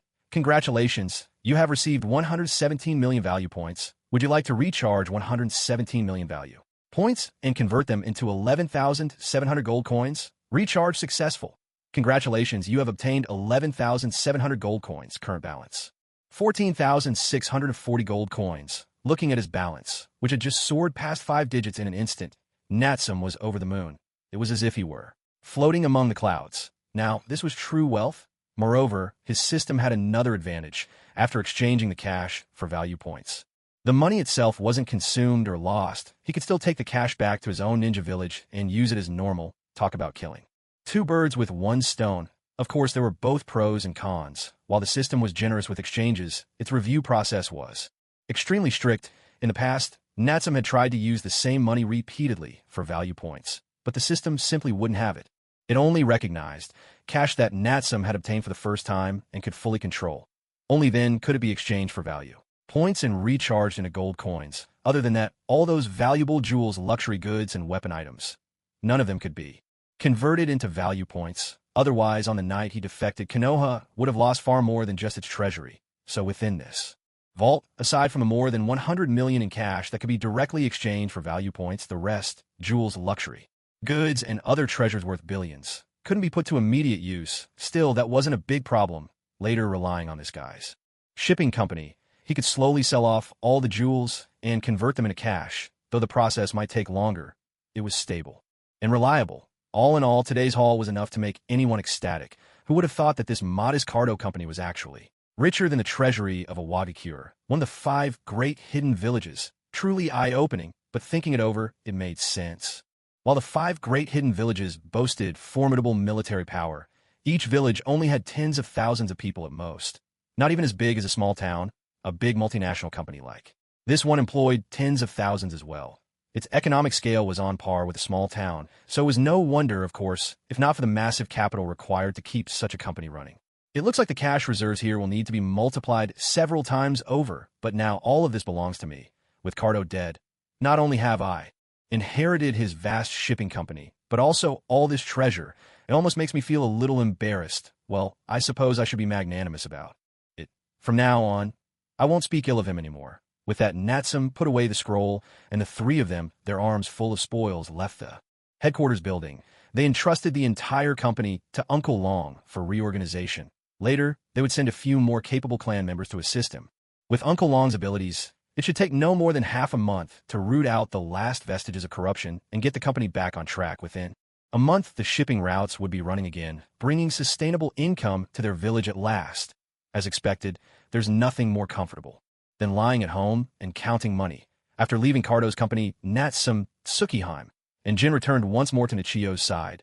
Meanwhile, Zabuza and Haku were still obediently tied up where they had been left, making no attempt to escape, whether it was because they were too exhausted or had simply resigned themselves to their fate. It was hard to say. Zabuza looked up and saw Natsum and his companions return, their faces shining with triumph. A calculation flickered in his eyes. That Cardo guy, he's dead, isn't he? Of course, a tyrant like that would only cause endless harm if he remained. I've sent him on to the afterlife, Natsum replied, nodding without hesitation. How ridiculous, Zabuza muttered, letting out a rueful sigh. For such a fabulously wealthy merchant and notorious villain to die, simply because he was too stingy to pay a sufficient commission and hire enough help. What a fate. And as for himself, he'd risked everything for a mere 3 million taels to attack such a dangerous, ruthless kid. This kid was probably worth a bounty beyond even S rank. In that case, he couldn't say he'd been cheated by fate. All right, Nichio, take everyone and wait behind us. I'd like to speak with this demon of the hidden mist alone, but young master, he's very dangerous. Nichio hesitated, clearly concerned. After all, the hopes of their entire clan rested on Natsum's shoulders. If anything happened to him, the consequences would be unimaginable. What's wrong? Do you really think this guy could be a match for me? That he could threaten me? Natsum shot them an exasperated look, even if I fought him with both hands. And feet tied, he still wouldn't stand a chance. This show of disdain made the so-called demon's face darken. He nearly lost his temper on the spot, but deep down he knew that he truly wasn't this kid's equal. The others exchanged glances, but did not object further. They knew the strength of their young master, let alone a demon with his hands bound. Even 10 full-strength demon warriors would be no match for the young clan leader. Before long, the group had retreated to a distance, leaving only Natsum and Zabuza alone together. What exactly do you want? Zabuza asked through clenched teeth from his perspective. After annihilating the Gado company and amassing a fortune, Natsum probably no longer cared about the small savings he had. All that awaited him now was death. It was a pity he couldn't fulfill his lifelong wish, and worse, he had dragged Haku down with him. How much money do you have in total? Natsum's question caught Zabuza off guard. 13,800,000 Ryo? My. For a rogue ninja. You sure know how to save. No wonder your clothes are so tattered, and you're still wearing them. Natsum clicked his tongue in mild astonishment. In his eyes, anyone who could save up money like that was truly ruthless. Perhaps not quite on the level of the infamously frugal Kaku, but Zabuza was impressive in his own right. All the money is yours, Zabuza muttered. And you can kill me too, but if you can, please spare him, he's still just a child. With his head bowed and fists clenched, Zabuza made his final plea. This was his last wish, but Natsum didn't execute him. Instead, with a flick of his finger, he sent out a thread of chakra that sliced through the ropes binding Zabuza, setting him free. With a smile, Natsum teased, enough with the stoic act. It's honestly a bit awkward to watch. Let me ask you, years of living frugally, saving every coin, was it all just to gather enough people to plot the next coup and retake Hidden Mist Village? Zabuza's heart skipped a beat. He stared dumbfounded at his freed hands, unable to guess what this strange boy was up to. To attack the Hidden Mist, one of the 5 great shinobi villages. That's at least an S-rank mission, wouldn't you say? Would any ninja from the other great villages even dare take on such a task? And do you really think 13 million Ryo could buy you that much manpower? 5 jonin? Or maybe 10? With just that, how do you expect to stage a coup? How can you possibly crush the Hidden Mist? Honestly, even if you kept saving for a lifetime, it'd never be enough. Natsum's mocking words lit an even fiercer fire in Zabuza's chest. His eyes went bloodshot with rage. The boy could insult him, but he would never allow anyone to mock his dream, his ambition, even if deep down Zabuza knew that on his own, he could never truly cleanse his village. Damn you, are you looking to die? But Natsum just waved his hand with a grin, continuing to bait him. Now, don't get so worked up. I'm not taking your money for nothing. Here's my offer. Give me the 13 million, and I'll carve a path through the land of water for you. I'll raise Hidden Mist Village to the ground. Well, what do you say? Hearing this, Zabuza's anger melted away in an instant, replaced by shock. He stared in disbelief. You're saying you'll help me take back Hidden Mist Village? That's right. What is it? Do I not look strong enough? Or do you want to try me yourself? Natsum flashed a row of white teeth, his smile as devilish and bottomless as an abyss. A few hours later, aboard a broad cargo ship, Zabuza sat sternly on the deck, his right hand wrapped in bandages, gripping his blade tightly with his left. By his side stood Haku, not very tall, holding a piece of gauze and tiptoeing gently, tending to the wounds on Zabuza's shoulder with great care. From afar, a few solitary onlookers cast wistful, envious glances their way. Lord Zabuza, do you truly trust them? Haku glanced at Natsum. The others in the distance, worry flickering in his eyes as he asked in a hushed voice, especially that boy about his own age. He was simply too powerful. Even now, Haku still hadn't recovered from the shock of being defeated in an instant. Haku, you've been with me for a few years now, haven't you? 6 years, 7 months, and 23 days, Haku replied with precision. Then tell me, do you think I could ever take back Kirigakure on my own? Haku faltered. It's very difficult, or rather almost impossible. Haku bit his lip. Answering honestly, Zabuza let out a heavy sigh. Exactly, we're already struggling to survive under the relentless hunt of the village's ANBU. There's simply no way we could ever overthrow the fourth Mizukage rule. That brat was right. Even if I spent my whole life saving, I'd never be able to hire enough shinobi for the job. So whether I trust them or not, what does it matter? What I need is just a chance. If he can give me that chance, a chance to cast aside all cowardice and fight with everything I have, then that's enough. What he wants from me, it doesn't matter. Whether I live or die, that doesn't matter either. I am, after all, a sinner who should have died long ago. Zabuza spoke softly, eyes burning with a faint dying ember. The last flicker of hope he held for his village. No, Lord Zabuza, you won't die. You can't die. Death is the fate of every shinobi. Haku, once we reach shore, slip away quietly. Those people likely won't come after you. If you run fast enough, you might just escape with your life. Zabuza fixed his gaze on the boy before him, his voice heavy and earnest, as though entrusting his final wishes. Truth be told, he saw little chance of survival in this venture. Those Uchiha shinobi were strong, but there was no way they could match the might of the entire Kirigakure village. I won't leave you, Lord Zabuza, no matter where you are. That's where I'll be. Haku leaned gently against Zabuza's broad shoulder, his voice unwavering and resolute. His life had been saved by Zabuza. He would never abandon him to save himself. At that moment, from afar on the deck, watching this sickeningly sweet and lovey-dovey scene, Natsum and the others couldn't help but feel a pang of jealousy deep in their hearts. Damn, they really ought to toss this Kirigakure demon straight into the sea to feed the fish, just to put an end to this outrageous public display of affection. Seeing this, Jin quickly chimed in, egging him on.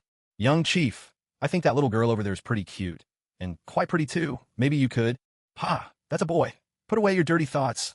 A boy. But, young chief, didn't you yourself say, as long as they're pretty, that's all that matters. There's no need to get stuck on gender. Natsum leapt up in exasperation, giving Jin a hard smack. You rascal. Of all my sayings, you only remember that one, huh? I was just joking around, but honestly, young chief, Jin said, his tone turning serious. Are we really going to take on the entire Hidden Mist Village head on? Natsum raised an eyebrow. What, are you scared? Jin replied, of course not. It's just, there's only a handful of us. Won't that look a bit ridiculous? It wasn't just Jin. Even Nichiyu and Tsukihime, standing nearby, felt a flicker of apprehension upon hearing this plan. The feeling reminded Natsum of his previous life, like a special operations squad suddenly declaring they'd wipe out one of the 5 great rogue nations. The idea was so wild, it was hard to muster any real confidence.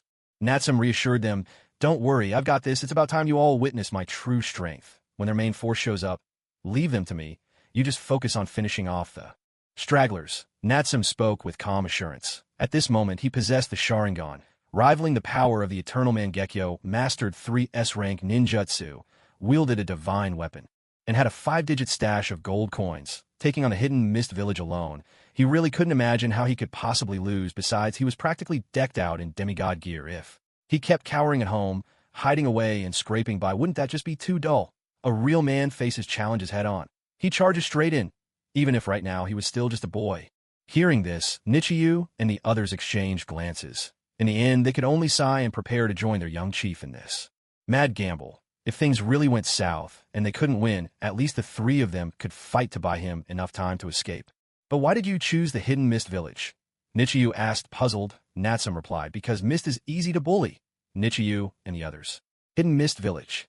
Of course, easy to bully was only relative. Among the 5 great hidden villages, apart from Konoha, packed to the brim with forbidden techniques and overpowered prodigies, the gap in overall strength between the other 4 wasn't all that extreme. It was just that, with the 3rd and 4th Mizukage both secretly manipulated one after another, and the village under the infamous Bloody Mist policy. This is precisely what led to the severe internal strife within the Hidden Mist Village. In such a brutal environment, where students ruthlessly fought each other only. A handful from each graduating class of the Ninja Academy managed to survive until graduation. Over the years, the number of ninjas in the entire village naturally dwindled, and their overall strength was greatly diminished. Of course, the weakening of the Hidden Mist wasn't the only reason. There were plenty of other factors at play. For instance, our very own Hidden Flame Village had just been established and was in desperate need of a resounding victory to boost its reputation. After all, nothing draws more attention or stirs more fear than defeating one of the 5 great hidden villages head-on. Moreover, with the infamous demon of the Hidden Mist, Zabuza Momochi, leading the way, this war could easily be justified as an internal coup within the Mist. We'd simply be the helping hand invited by the Mist's own ninja. With such a righteous cause, no one would accuse the Hidden Flame of being bloodthirsty warmongers. Then there's the allure of the Mist Village's treasury. Truly tempting. It's about time to rob the rich to help the poor and fill our own coffers. And finally, if we really do topple the Mist and subdue the land of water, the entire surrounding sea would be ours to command. Our maritime trade company would then have free reign across more than a dozen neighboring countries, allowing us to grow our business without hindrance. We could even break into the populous land of water, raking in profits. Hand over fist, when you tally it all up, it's not just killing a few birds with one stone. It's more like 4 or 5 at once. No matter how you look at it, the rewards far outweigh the risks. It's a chance well worth taking. And that, in truth, is why Natsum set his sights on the Hidden Mist. It had nothing to do with short-sighted greed for Zabuza's 10 million Ryo reward, nor was he drawn by the allure of the Mist's fresh-faced kunoichi. And so, the large cargo ship roared across the sea, engines at full throttle. It pressed on for more than half a day, until the golden hues of dusk spread across the sky. At last they approached a port in the land of water. The docks had been cleared of all ordinary workers. Only a line of cargo ships remained silently bobbing at anchor. "They're here," Zabuza stood sword in hand, his face set in grim determination as he gazed toward the distant docks. Clearly, his keen instincts had already sensed the countless threats lurking ashore. "Who is it?" someone asked. Zabuza replied, "The Hidden Mist's ANBU." Jin smirked as expected from the ANBU. "Those guys move fast," Zabuza said. "If you leave now, there's still time. Their target is me, after all." Natsum let out a soft chuckle, flexing his knuckles. "Enough with the act. You can barely swing your sword. Who are you trying to fool? Step aside and don't slow me down. Keep your eyes wide open and watch closely. This is what real killing efficiency looks like." With a few swift steps, Natsum strode to the prow of the cargo ship, facing the scores of Hidden Mist ninja concealed in the port. Then with a flick of his right hand, a short blade of condensed, gleaming chakra instantly materialized in his grip. Clearly, for these minor thugs, there was no need to even draw his real sword. In the next instant, Natsum pushed off lightly with his toes, and his figure vanished without a trace. The slaughter had officially begun at that very moment. Within the harbor, a group of Kirigakure Umbu lay hidden inside the docked ships, tense and ready for action. All squads, attention. The target freighter is about to dock. According to our intel, the rogue ninja Zabuza is on that very ship. This time, we must not let him escape again. Watching as the massive cargo ship drew steadily closer, the Umbu squad captain addressed his team in a low, commanding voice. They had spent years carrying out the 4th Mizukage's orders to apprehend the demon Zabuza. Each time he slipped through their grasp was a disgrace beyond words. And now, astonishingly, their quarry was sailing straight into the land of water, bold and unguarded, as if offering himself up. If they failed to capture this madman today, they might as well give up their ninja craft and return home to till the fields. With that grim resolve, the Kirigakure shinobi held their breath and sharpened their blades, every sense attuned for the coming clash. The cargo ship was now less than 100 meters from shore. Just then, a lone figure suddenly appeared on the ship's bow. "What's happening? What's going on? Why is it just a kid out there?" "That kid, is he a ninja too?" Zabuza's actually sending a child ninja to die in his place. The Umbu were momentarily stunned. They knew Zabuza well, and he wasn't the kind of man to stoop to such shameless tactics. "Captain, wait. I got a bad feeling about that." "Kid, a bad feeling?" They looked again, just in time to see the young figure on the deck vanish in a blur. In the blink of an eye, the boy crossed dozens of meters, appearing atop the waves near the shore. He strode forward step by deliberate step toward the land. With each footfall, a surge of wild chakra rippled out, sending tremors across the water's surface. Concentric rings of spray leapt up, drumming the sea with a patter like a sudden silvery rain. In the misty half-light, droplets divided the world into shifting fragments, as though everyone present had slipped into a dreamscape of gray and white, where nothing was quite real. This is all wrong. Never mind. If it's wrong, attack. Don't let Zabuza and his crew escape today. With a furious shout, the Umbu captain rallied his team, directing them into action. Every Kirigakura ninja present understood. This boy, wreathed in mist and steadily closing in, was far from ordinary. And so, in a heartbeat, over 20 ninja sprang from hiding, unleashing their assault. A storm of kunai, shuriken, and water-style jutsu. Hundreds upon hundreds of deadly attacks rose up like a tidal wave, crashing toward Natsum. What a pity. All those attacks failed to touch the young man. Each strike seemed to pass right through an illusion, sweeping past his figure and crashing into the distant sea, sending up even more sprays of waves. Seeing this, the mist ninjas were nearly driven to question their very existence. Their eyes were wide with disbelief, and every face was etched with the words, "I can't believe it. What in the world is this monster? How did he evade so many attacks? Was that the body flicker technique? Was it just an afterimage from high-speed movement? Impossible. Unless it's the rakeage, no one's body flicker could reach this level, to dodge over 100 attacks unscathed, even. The fourth rakeage probably couldn't manage that. What's going on here? Clearly the scene before them had shattered everything these ninjas thought they knew. But in the very next instant, a chilling voice suddenly rang in the ears of their Umbu squad captain, sending a jolt of terror through his body. It's not a shadow left by movement. It's an afterimage of time itself. A flash of cold light streaked by, swift and violent like wind and thunder. Unleashed, blood sprayed forth, and in a single instant the life of the Umbu captain was extinguished, ever since he had acquired the cells of Hashirama, greatly reducing the side effects of using his Sharingan. Natsum's mastery and use of the eye's power had taken a tremendous leap forward. Take his left eye, for example. It had advanced from the previous maximum of 3 stages in the moment ability, now ascending to the 4th stage, Mangekyo Sharingan left eye. Moment. 4th stage, 16-fold speed boost. A 16-fold boost in speed. Natsum's instantaneous movement now brushed the very edge of the sound barrier, nearly as fast as a sports car racing at 1,200 kilometers per hour. At such speed, even the impact alone could reduce a person to pulp. No technique required, if not for Natsum's enhanced physique thanks to Hashirama's cells and the heavy shield of chakra guarding his body. The sheer wind resistance would have flattened him to a bloody smear long ago. At that moment, as another figure suddenly materialized beside them, and their own captain dropped dead on the spot, the surrounding mist Umbu were struck with bone-chilling fear. Still, many quickly steeled themselves, roaring in rage as they surged forward to surround and kill Natsum once more. Kill him! Now! In the next instant, the god of death moved again. He vanished on the spot, leaving behind 2 deep craters in the deck from the sheer force of his launch. At the same time, the 3 nearest mist ninjas hadn't even registered what happened. Before they were sent flying, their bodies crashing hard into the ship's cabin, organs shattered, lives snuffed out in an instant. A charge. A dash. A slaughter, unstoppable and absolute. Every enemy who stood before Natsum was dismantled, erased, and ended in a heartbeat. One after another, the charging hidden mist ninja fell dead on the spot, like moths drawn to a deadly flame. The razor-sharp chakra blade swept across the back of their necks, slicing through flesh as effortlessly as cutting into soft tofu, leaving behind a thin red line. Only then would the wound burst open, sending an unstoppable surge of blood gushing forth, ravenously devouring life itself.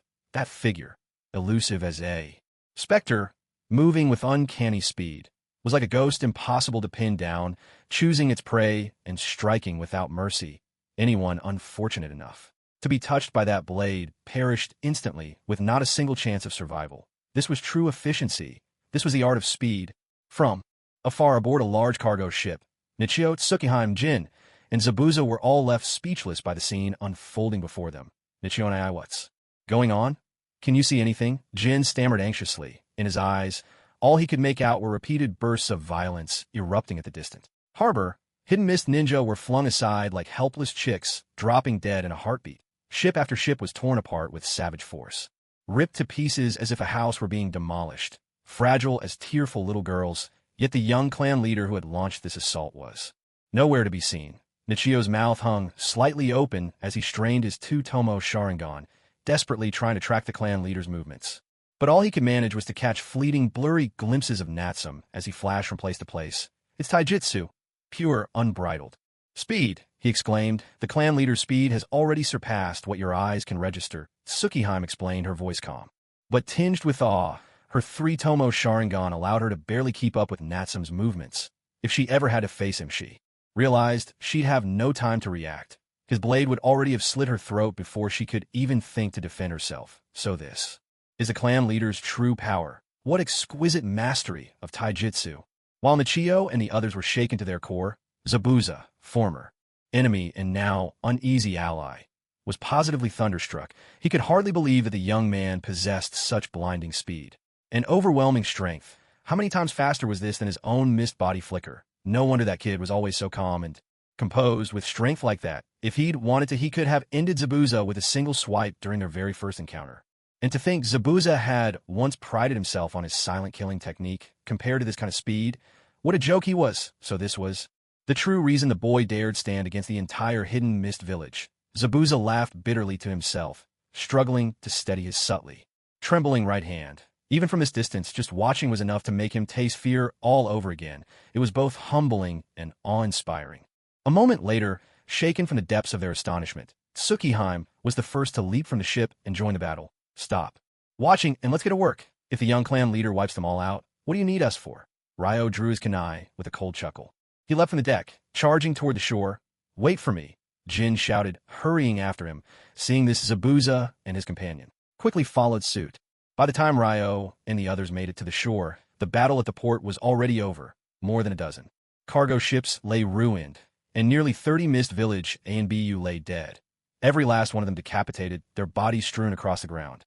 Each kill was clean, swift, and precise. No mistakes, no wasted motion. It was as though 30 helpless chicks, feet bound, had been led to slaughter. These were ninja, and not just any ninja, but the infamous ANBU of the Hidden Mist, warriors whose names sent chills down spines. Yet they died without a struggle. Just standing among the carnage, with blood pooled everywhere, was enough to make anyone's heart pound and their scalp tingle with dread. With a sharp flick, Natsum sent the blood flying from his chakra blade. Then, without delay, he kicked off his shoes. They were still smoking. He'd moved so fast that the friction between his soles and the deck had nearly set his shoes on fire. There was nothing for it but to pull them off in a hurry. He really would have to find time to buy a pair of shoes better suited to withstanding heat. Otherwise, every time he used Shunna, he'd go through another pair. Hardly practical. He quickly pulled a fresh pair of shoes from his storage scroll and slipped them on before turning to face Ryo and the others. What are you staring at? Did I get blood on myself? And no. Jin swallowed, trembling, compared to the young clan leader, his own slaughter of the Wave Country outpost had been downright clumsy. Look at him.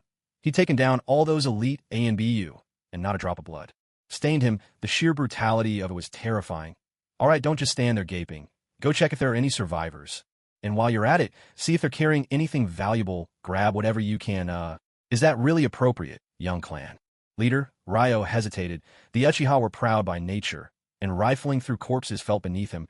Don't be so naive. For every extra 10 Ryo you bring back, that's one more day the village children won't go hungry. One more meal in their bellies. Isn't that worth it? Even a fly, small as it is still meat. Natsum admonished him, voice grave. Only those who had truly known hunger could understand that pain. Besides, they had killed these men themselves. Even if looting corpses was frowned upon, they'd earned whatever they took.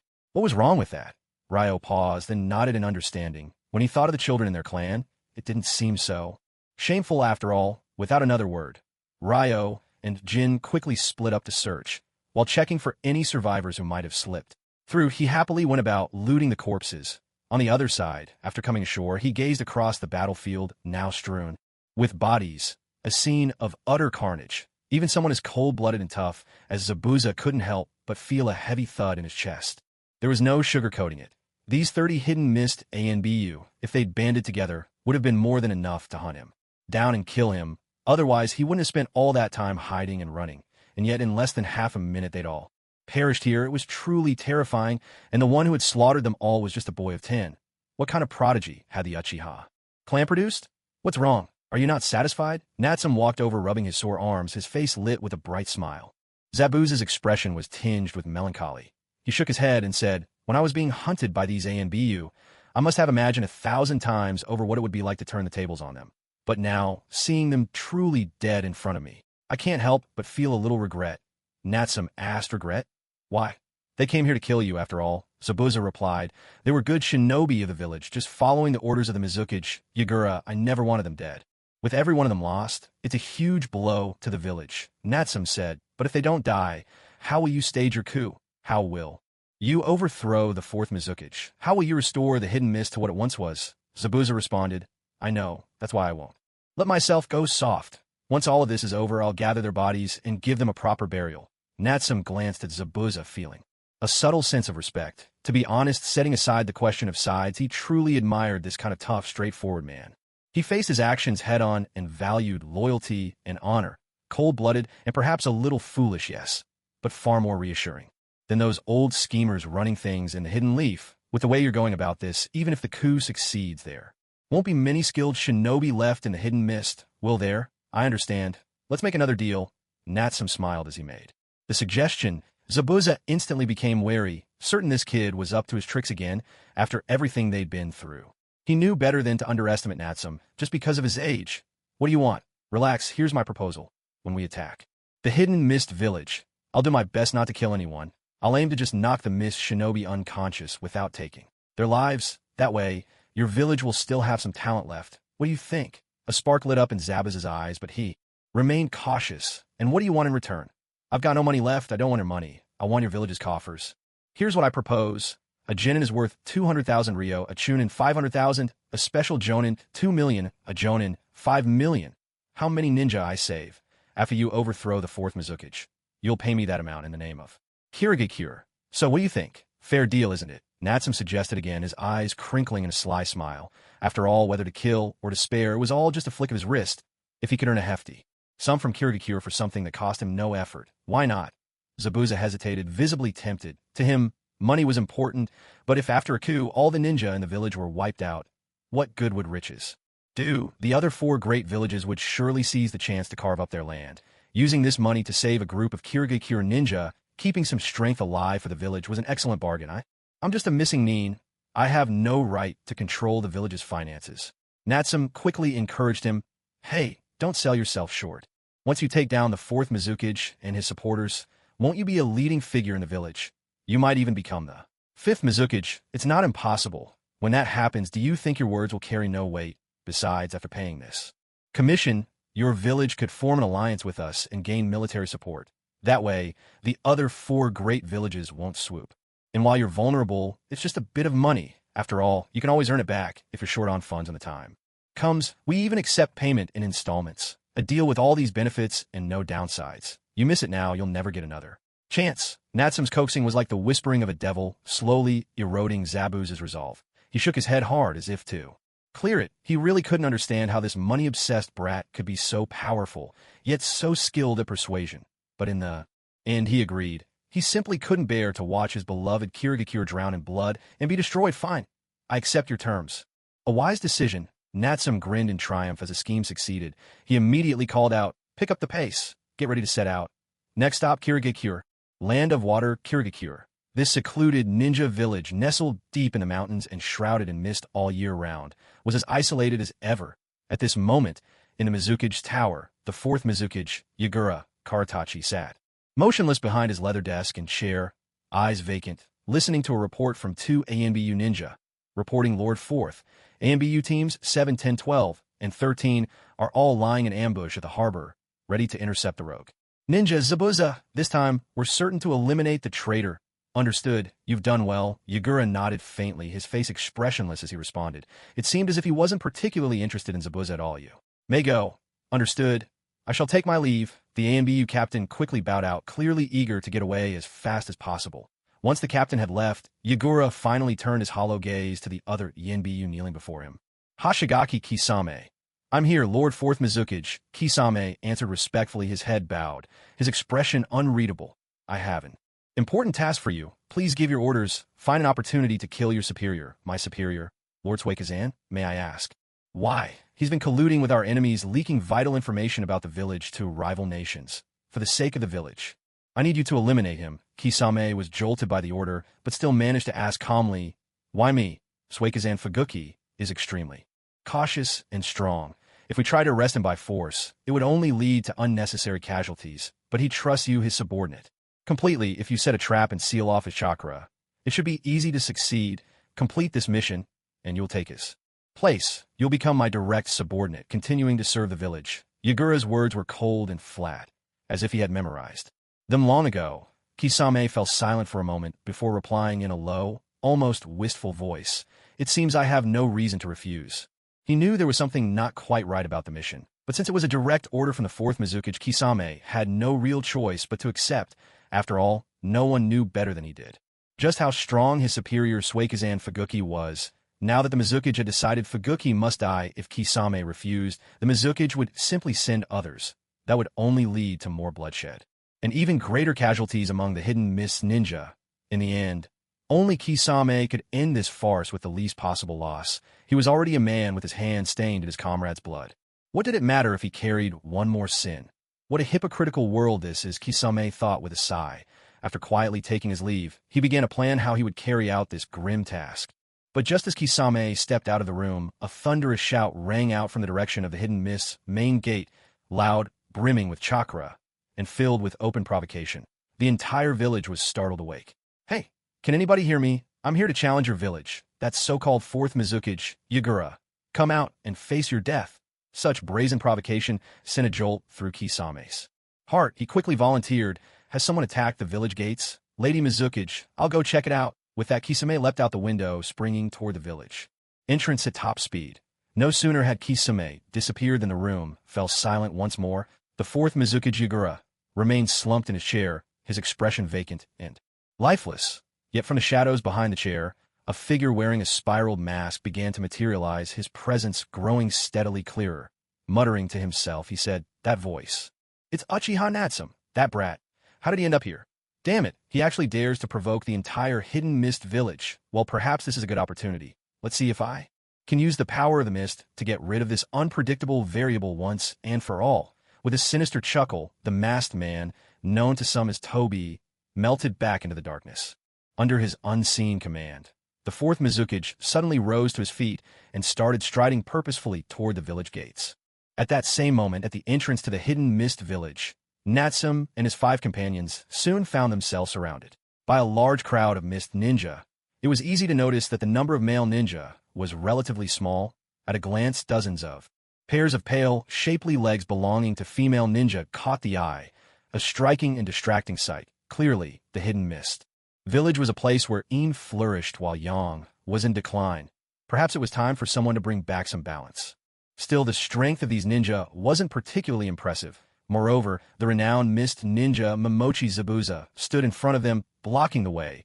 Because of this, none of the mist ninja dared to attack recklessly. Young master, are we being a bit too bold? Jin wiped the sweat from his palms, his nervousness evident. Growing up, this was his first time standing at the gates of one of the 5 great hidden villages, provoking them so brazenly. To say he wasn't nervous would be a lie. He could only hope that the young master would demonstrate his might and carve a path through the entire hidden mist village. Not long after, a captain from the Umbu arrived, Hoshigaki Kisame, the pufferfish demon of Watermelon Mountain. He was a stout man with curly orange-red hair, 3 pairs of green stripes painted across his cheeks, and a gigantic sword, Samahata, strapped to his back. At first glance, he looked rather dim-witted, but this very man was one of the original 7 ninja swordsmen of the mist, and the first wielder of the great blade, Samahata. In fact, he was now considered one of the hidden mist's most powerful and influential shinobi. Kisame had long operated in the shadows, his mind deep and shrewd, always vigilant. So much so that even the masked man regarded him with caution. After all, Kisame was once the sole survivor when pitted against Mai Due, who had unleashed the 8 inner gates. His strength had long since crossed into Kaga-level territory. As soon as he arrived, he recognized Zabuza at a glance and roared, "Zabuza, you traitor! How dare you show your face here again? And those Umbu we sent to kill you. What happened to them?" Zabuza replied coolly, "They're all dead." A murmur swept through the crowd of nearby ninja. After all, a considerable number of Umbu had been dispatched to hunt down Zabuza, almost a fifth of the entire village's Umbu forces, and yet they had all been killed by Zabuza. How could he possibly have such power? Now he was blocking the village gate. Didn't that mean? Bastard! Are you looking for death? Hozuki Mangetsu bellowed furiously, grinding his teeth, his face twisted with rage, as if he wished he could tear Zabuza apart right there, but notably he didn't draw his massive blade, Samahata. Instead, he shot Zabuza a look that only the two of them could understand, a secret signal exchanged in silence. Zabuza quickly returned a glance of his own, full of hidden meaning. The two traded subtle signals back and forth. To anyone unaware, it might have looked as if they were exchanging charged glares, the air practically crackling between them. As the tension mounted, the atmosphere tightening as if a great battle was about to erupt at any second, several more figures from the upper ranks of Kirigakure arrived in quick succession. Is that Master Genji? Master Genji is here too. A ripple of excitement passed through the crowd. In the distance, an elderly figure leaning on a serpentine wooden staff was being helped forward by two attendants. This was none other than Elder Genji of Kirigakure, a man whose authority and status equaled that of the Mizukage, and who oversaw most of the village's civic affairs. His counsel was indispensable for nearly every important matter in the village. Supporting Elder Genji were two people. One was his trusted aide, Kanbei. The other was a striking young woman, the village's rising ninja star, Mei Terumi, with her long, flowing hair the color of red and chestnut, her gem-like emerald eyes, and her mature, graceful figure. The future fifth Mizukage walked toward them with dignified poise at the sight of her Natsum. Couldn't help but feel a spark of admiration. Who wouldn't be drawn to such a beautiful kunoichi? After all, appreciating beauty is an art in itself, of course. Natsum knew well enough that he was here for serious business. Mere beauty could never sway him. Absolutely not. Zabuza, what exactly are you trying to do? Elder Genji struck his staff against the ground with a thunderous force, his authority palpable even without anger, and demanded in a commanding voice. Standing beside him, Mei Terumi watched Zabuza as well, her expression filled with deep confusion. She remembered how Zabuza had once opposed the fourth Mizukage's bloody mist policy, even going so far as to question Yagura's leadership, which led him to attempt a coup before fleeing when it failed. She knew this, as did many kindred spirits within the village. Some even quietly supported Zabuza, keeping contact and providing information about Umbu movements. Among them, Hozuki Mangetsu was one such ally. Mei Terumi, too, was involved. Without these secret supporters, there was no way Zabuza could have survived the relentless pursuit of the Kirigakure Umbu all these years. And that was why Mei Terumi couldn't understand Zabuza's intentions now. Why would Zabuza choose this exact moment to return to the village seeking death? Does he truly believe that he alone, even with a handful of outsider ninja at his back, could stand against the entire Hidden Mist village?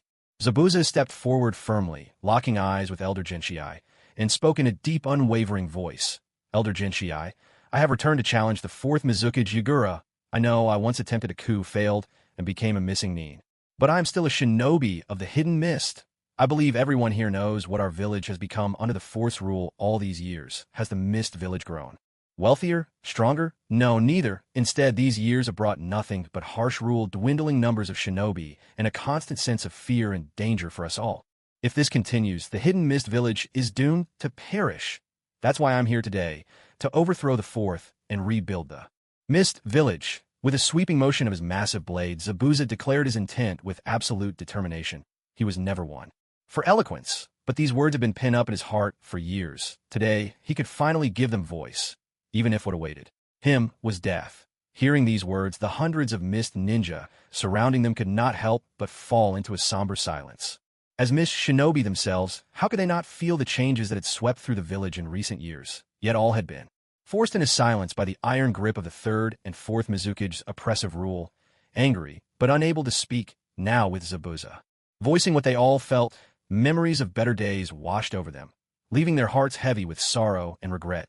None could bring themselves to speak. Meanwhile, watching as Zabuza's words alone managed to sap so much of the enemy's morale, Natsum couldn't help but be impressed. Wow, Zabuza, who knew you had such a talent for speeches? But words alone won't get it done. Can we hurry up and start the fight? I haven't even finished my meal. Let's get this over with so I can eat. Natsum urged them on, clearly growing impatient. After a whole day stuck on a boat, he was starving, eager to finish the fight and get to dinner. Zabuza shot him a frosty glare. This brat really was fearless. Still, he wasn't wrong. No matter how much he said, in the end, everything would be decided by force. If he couldn't defeat the fourth Mizukage, all his words would be meaningless. Ahem, Zabuza, I understand how you feel, Elder Gentiai said, breaking into a fit of coughing, then offering his advice. But I'm afraid the path of rebellion you've chosen is the wrong one. As a missing nin, the village cannot tolerate you any longer. Surrender quietly. But before he could finish, a sharp whistle cut through the air. Suddenly, another figure leapt into the crowd, landing squarely in front of Zabuza and his group. Without a doubt, it was the fourth Mizukage, Yagura Karatachi, who had arrived just in time. As soon as Yagura appeared, his cold and formidable presence weighed so heavily on the surrounding Kirigakure shinobi that they found themselves holding their breath. He cast only a fleeting glance at Zabuza and his companions, who stood some distance away outside the gate. Then, without wasting a single word, he issued a chilling order. Kill! The moment the fourth Mizukage's command rang out, dozens of ANBU shinobi who had been lurking in the shadows sprang into action. They charged forward without hesitation, heading straight for Zabuza and his group, their intent unmistakable. In an instant, the battle erupted in full force. As the fierce clash broke out at the village entrance, Mei Terumi and her companions quickly shielded Elder Jinshur and began to retreat. Jinbei, hurry and evacuate the villagers nearby, Mei called out, and notify the barrier squad to come and set up defensive barriers. This fight doesn't look like it'll end anytime soon. Elder Jinshur added urgently, issuing his orders in a raspy voice. At once, Jinbei responded and darted off to start clearing the area. Meanwhile, Mei Terumi, standing close by, couldn't help but whisper, Elder, perhaps this is our chance. Should we join the fray? Not yet, Jinshur replied, his voice even lower. Let's wait a little longer. The situation is still unclear. Unless Zabuza's reinforcements truly have the strength to defeat Yagura, we mustn't act rashly. Otherwise, all our efforts will be for nothing. Gunshur's words were barely more than a whisper, but carried the weight of experience. In truth, having watched the birth and growth of the hidden mist village for over 80 years, Elder Jinshur knew every Mizukage inside and out. That's why he had long sensed something was amiss. For both the third and fourth Mizukage to change so drastically overnight and enforce the brutal village of the Bloody Mist policy, there had to be something wrong. He had suspected Yagura for some time, but daunted by Yagura's overwhelming power and his position as Mizukage, Jinshur, bearing the fate of Kirigakure on his shoulders, had held back, biding his time and waiting for the perfect moment to overturn Yagura's rule. Whether that moment had come depended on how well Zabuza and his allies would fare. After all, if Zabuza dared challenge the entire village, he must have something to rely on. All right, we'll wait, and Mei Terumi murmured, biting her lip as she nodded firmly. She quickly turned her gaze back to the battlefield. At that moment, dusk hung thick like ink, and the mist flowed like water. The onslaught unleashed by the dozens of Kirigakure NBU was like a torrential downpour, inescapable and overwhelming, blotting out the sky. A dizzying array of jutsu filled the air, too many and too swift for anyone to react to them all. Zabuza and Nichio and the others watching this were filled with a sense of dread. Clearly, until one gained overwhelming power, sheer numbers could still be enough to drown any foe. There's a reason behind the saying, many ants can kill an elephant. Unfortunately, this time, among their ranks stood one with overwhelming power. Susanoo, activate. Without hesitation, Natsum unleashed Susanoo. In an instant, the crimson skeletal form of the Susanoo demon god rose from the earth once more. This time, it swiftly manifested flesh and armor of chakra, wrapping around the skeleton and advancing into its second form, sheltering Natsum, Nichio, Zabuza, and the others within its protection. A torrent of ninjutsu, kunai, and shuriken, countless attacks rained down upon Susanoo like a violent storm. Yet not a single blow managed to shake it in the slightest. Each assault shattered instantly, like tofu dashed against a boulder. Susanoo, the strongest defensive technique in the shinobi world. Its reputation is well-deserved, especially now empowered by ample chakra and the cells of Hashirama. Natsum wielded Susanoo with ease, far more masterfully than ever before. Have you finished your attacks? Natsum asked, a light chuckle in his voice. Is it my turn now? With a sweep of Susanoo's mighty hand, he drew a massive chakra blade.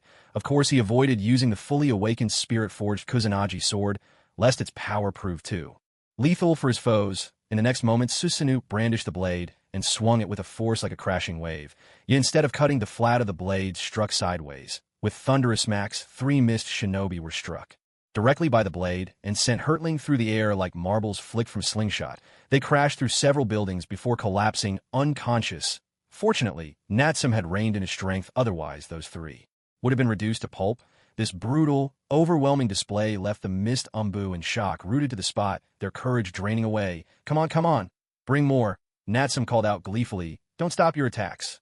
One swing, 500,000. One swing, 2 million. This strike, 5 million. This blow, 10 million. Huh, I'm raking it in. I'm getting rich in the mist. And Drizzle, the young man, encased in his demon god, Susanoo, like a towering mech, swung his blade with abandon, striking, venting, laughing maniacally, and reveling in the chaos.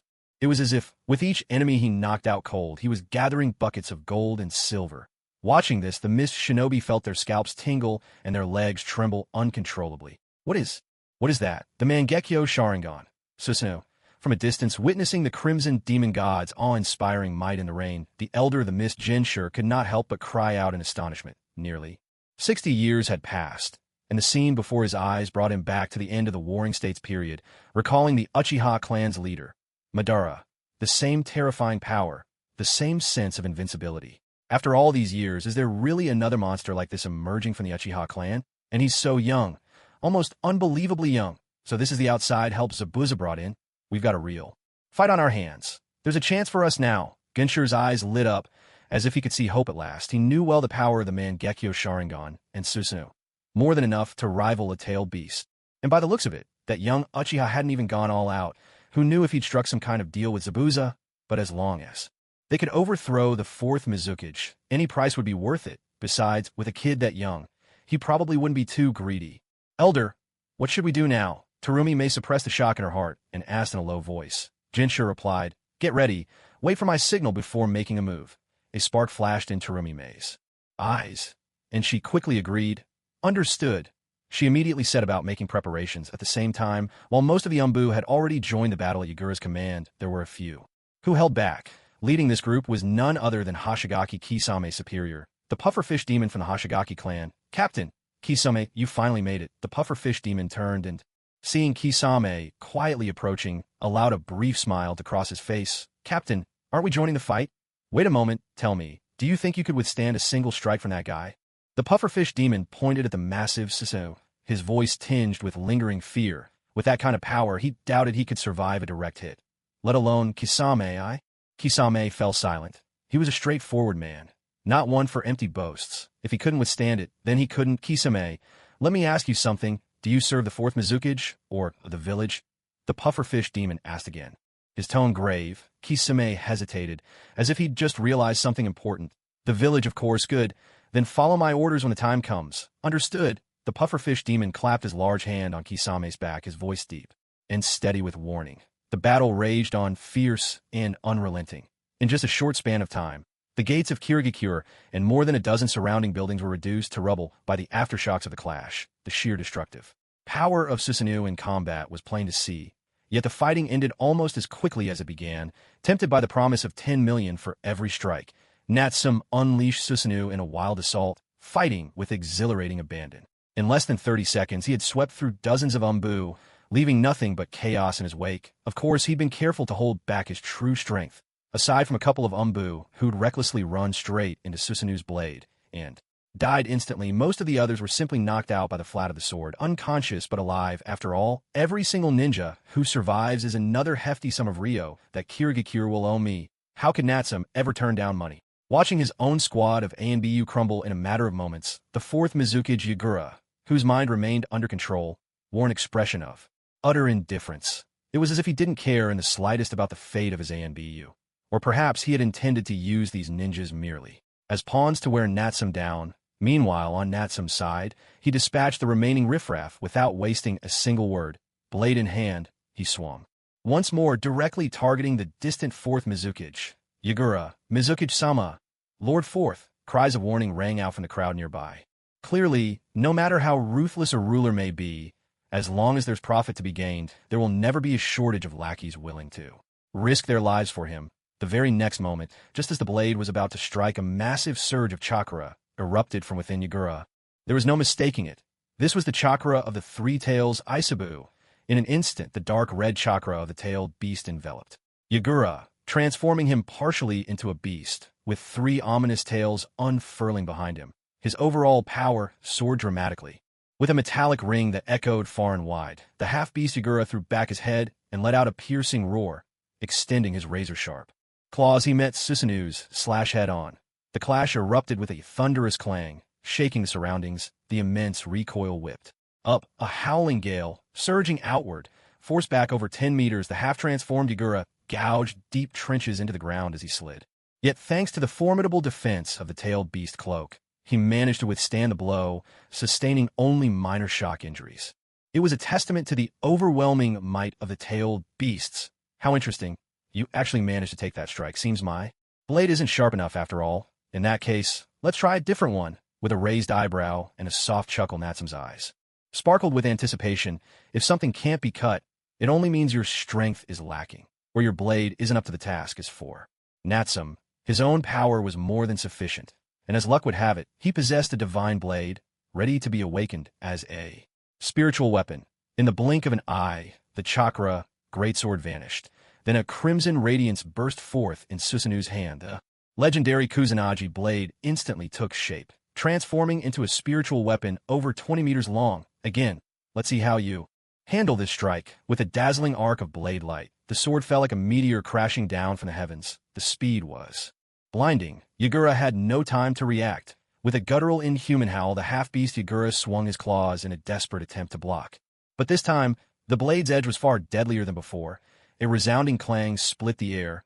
The tailed beast cloak, so tough it could deflect even the legendary grass gutter sword, crumbled under the might of the Kusanagi blade. It didn't last even half a second. Its razor-sharp claws were severed by the blade, along with one of its tails and its entire left arm. All were sliced clean off. In that instant, blood sprayed in every direction. The entire audience was stunned into silence, even though in later arcs, when power scaling ran wild, tailed beasts seemed less formidable in ordinary times. Every single one was terrifying when unleashed, each tailed beast fighting with its full strength. Easily possessed at least the peak power of a Kage.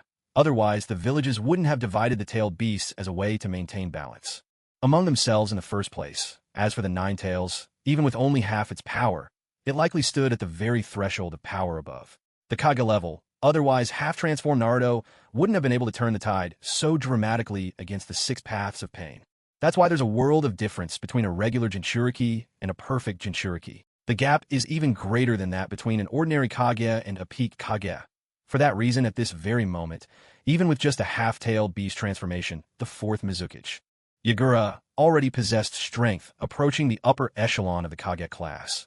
The dark red cloak of the tailed beast, virtually impervious to all but the most powerful ninja techniques, was nearly impossible to break through.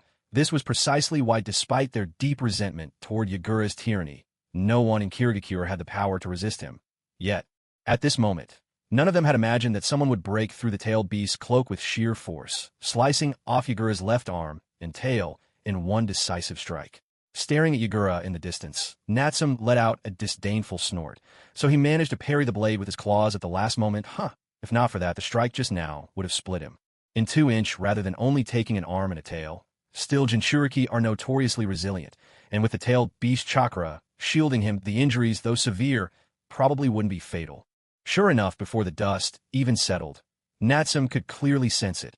A surge of even greater chakra was quickly gathering within the cloud of debris. In the next instant, the rapidly condensing high-density chakra drew in all the swirling dust, revealing Yagura in his half-tailed beast form.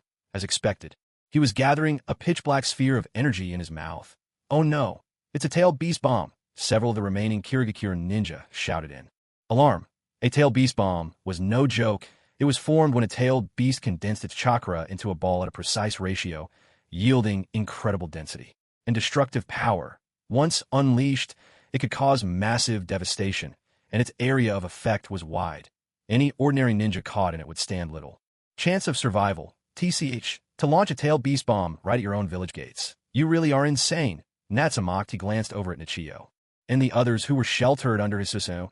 If it were just himself, dodging the tailed beast bomb would be easy, but protecting Nichio and the rest, not to mention the unconscious Kirigakure ninja all around whose bounties were worth tens of millions, there was no way he could abandon them. He had no choice. He'd have to face the attack head-on. Summoning Jutsu, triple Rashomon, Natsum swiftly formed hand seals and unleashed the technique. Just as Yagura was about to release the tailed beast ball, 3 massive Rashomon gates rose from the ground, With a deafening crash, the three enormous gates slammed down, standing firm in front of Natsum. At the same moment, the tailed beast ball erupted in a blinding explosion. A dazzling light engulfed everything in its path, swallowing even the triple-layered Rashomon gates renowned for their formidable defense. At the same time, countless hidden mist shinobi scattered in all directions, fleeing for their lives. After all, faced with the devastating power of the tailed beast ball, anyone caught in its wake would surely be obliterated, bones and all, if they weren't quick enough to escape, seeing Yagura recklessly endanger the entire village. By using the tailed beast ball, Mei Terumi and the other mist ninja were bitterly disappointed, resentment welling up in their hearts. Elder Mei Terumi called out, her voice tinged with frustration. Yet confronted by such overwhelming force, she truly couldn't imagine who could withstand this attack. Don't worry, with a combination of Rashomon and Susanu's defense, it won't be easily broken, Master Jin responded calmly. Still, even he felt uncertain about the outcome. Soon, the blinding light faded. What appeared before everyone's eyes was a massive rift, stretching 100 meters long and dozens wide, carved into the earth by the tailed beast ball's impact. Yet, the armored Susanu still stood tall at the center of destruction. Huh, I'm still alive? My eyes burn and sting. Jin lay sprawled on the ground, torn between joy and the pain in his eyes, rubbing them as he realized he had survived the ordeal just moments ago as the tailed beast ball came hurtling toward them, swallowing everything in its path. He had nearly accepted his fate, but against all odds he was still alive. Quickly, he relied on his ocular power to soothe the stabbing pain and looked up. That's when he saw it. The three Rashomon gates summoned by the young clan leader had all been smashed apart. Even the Susanu, which had shielded them, had much of its armor and flesh torn away by the lingering force of the tailed beast ball, leaving only a skeletal frame to protect them. The fact that the attack had simultaneously destroyed three Rashomon gates and stripped away most of Susanu's defenses truly testified to the terrifying might of that tailed beast ball. Had they been fully exposed to the blast, not a trace of them would have remained. Is everyone still alive? Natsum called out to Nichio and the others. We're alive. Tsukihime was the first to get up, hauling both Nichio and Jin to their feet. Meanwhile, Zabuza kept Haku safely shielded behind him. If you're still breathing, then fall back. This fight is no longer one you can take part in. Start moving the unconscious mist ninja out of here. They're worth a fortune. Tsukihime rolled her eyes in exasperation. Their young clan leader really was ruthless, fighting for his life one moment and still thinking about profit the next. Still, she obediently followed his orders. He immediately led Nichio and the others out of the range of Susanu's protection, retreating to a safe distance. Once he saw Tsukihime and her group had withdrawn, Natsum turned his gaze once more toward the distant fourth Mizukage. Yagura, that tailed beast bomb from the enemy, had truly left him in a difficult position. He couldn't afford to get careless any longer. It was time to finish this quickly and decisively. With a single stride forward, the power in his eyes surged along with the chakra inside his body, once again wrapping Susanu's skeletal frame with muscle and armor, restoring it to its second form. At the same time, bolstered by the chakra's amplification, spiritual blade Kunwu in his hand swelled dramatically, extending to over 30 meters in length, towering higher than a 10-story building. Without hesitation, and with murderous intent surging from his every move, he charged straight at Yagura in the distance. In that moment, the sight of a foe, undaunted even by a tailed beast bomb, filled Yagura with a chilling sense of doom. Feeling the threat of death closing in, he dared not hold anything back. With a desperate roar, he instantly released all restraints on the three tails' power, plunging into total tailed beast transformation. In a blink of an eye, an enormous turtle, dozens of meters long, bristling with spikes and sporting three massive tails, thundered onto the battlefield. The chakra storm had unleashed pressed so heavily upon the distant mist ninja that many nearly buckled to their knees, fully transformed. The three tails immediately opened its jaws wide, preparing to unleash another tail beast bomb. What you trying to pull, you overgrown turtle? Natsum shouted. Just die already. There was no way he'd give the three tails another chance to attack. He swung his immense blade in a sweeping arc. In a flash of light, half of the three tails' lower jaw was severed, breaking its tailed beast bomb in mid-formation. Then towering Susanu drew back its massive fist and struck with a thunderous blow, pounding down hard upon the turtles. Shell, a deafening boom echoed across the battlefield. The gigantic turtle let out a howl of pain as it was slammed into the ground, the impact shaking the earth all around. But Natsum wasn't finished. He spun the colossal blade in his hands and brought it down upon the three tails. With a slicing roar through the air, all three massive tails were lopped off in a single stroke, sent flying skyward. To think, a mighty tailed beast reduced to being manhandled like a helpless chick, the sheer madness of the scene left countless mist ninja dumbfounded, frozen in shock and disbelief. Maimed and humiliated, its tails hacked off, its jaw shattered, and Susanoo pressing down mercilessly. The once mighty three tails now lay sprawled on the ground, completely spent, its strength all but gone. It scrabbled desperately at the earth with its four huge limbs, frantically trying to shrink itself and retreat into the safety of its Jinchuriki seal. Damn, it shrieked in panic. It's too dangerous out here. I quit. I'm not coming out again. Let me go back. Let me go back. That brat Yagura is going to be the death of me. Such a ferocious enemy. I can't possibly defeat him. Isafu roared inwardly, cursing and despairing all at once. He felt that if he didn't retreat right away, he'd surely meet his end here. Granted, even if he died, it wouldn't be long before he reassembled and returned to life, but still dying was a miserable experience. Unless absolutely necessary, avoiding death was always preferable. Unfortunately, just as he was struggling to withdraw, he noticed something unexpected. The Susanoo figure before him began to dissipate, gradually revealing the true form of that Uchiha brat. Is he planning to stop? Could it be that this kid really has been scared off by my imposing aura? Isafu's spirit lifted, delight blooming in his heart. But before he could truly bask in his smugness, his gaze met the eyes of that Uchiha youth, directly and unmistakably. Oh no, that's the Mangekyo Sharingan. I've been caught.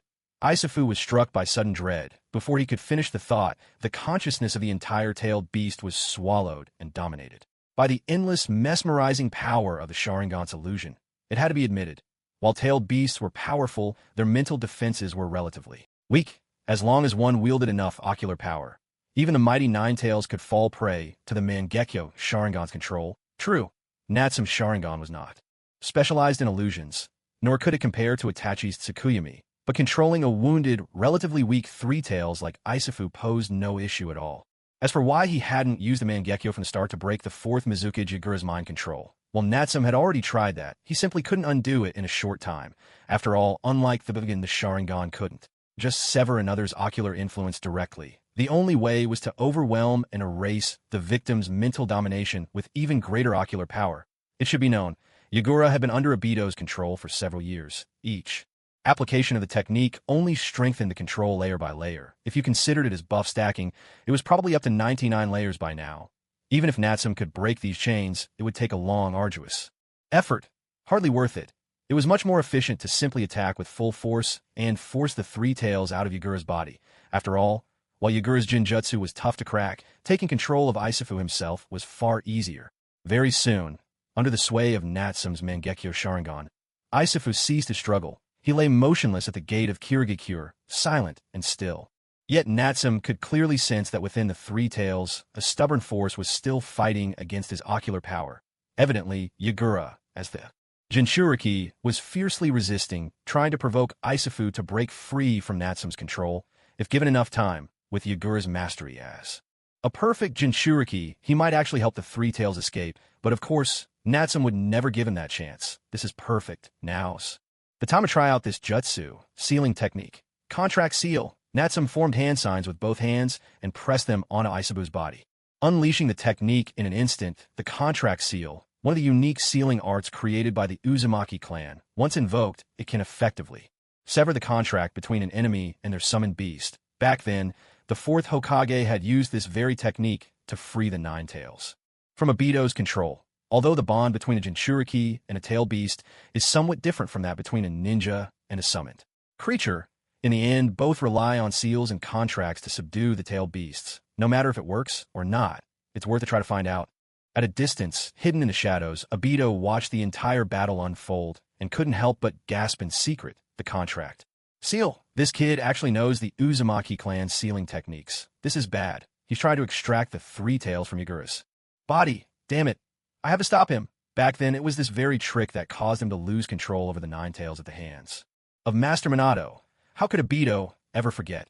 Originally, his plan was to use the power of the entire Hidden Mist village and the three tails to wear down that brat Natsum, draining him as much as possible. Then he'd seize the opportunity to deliver a fatal blow.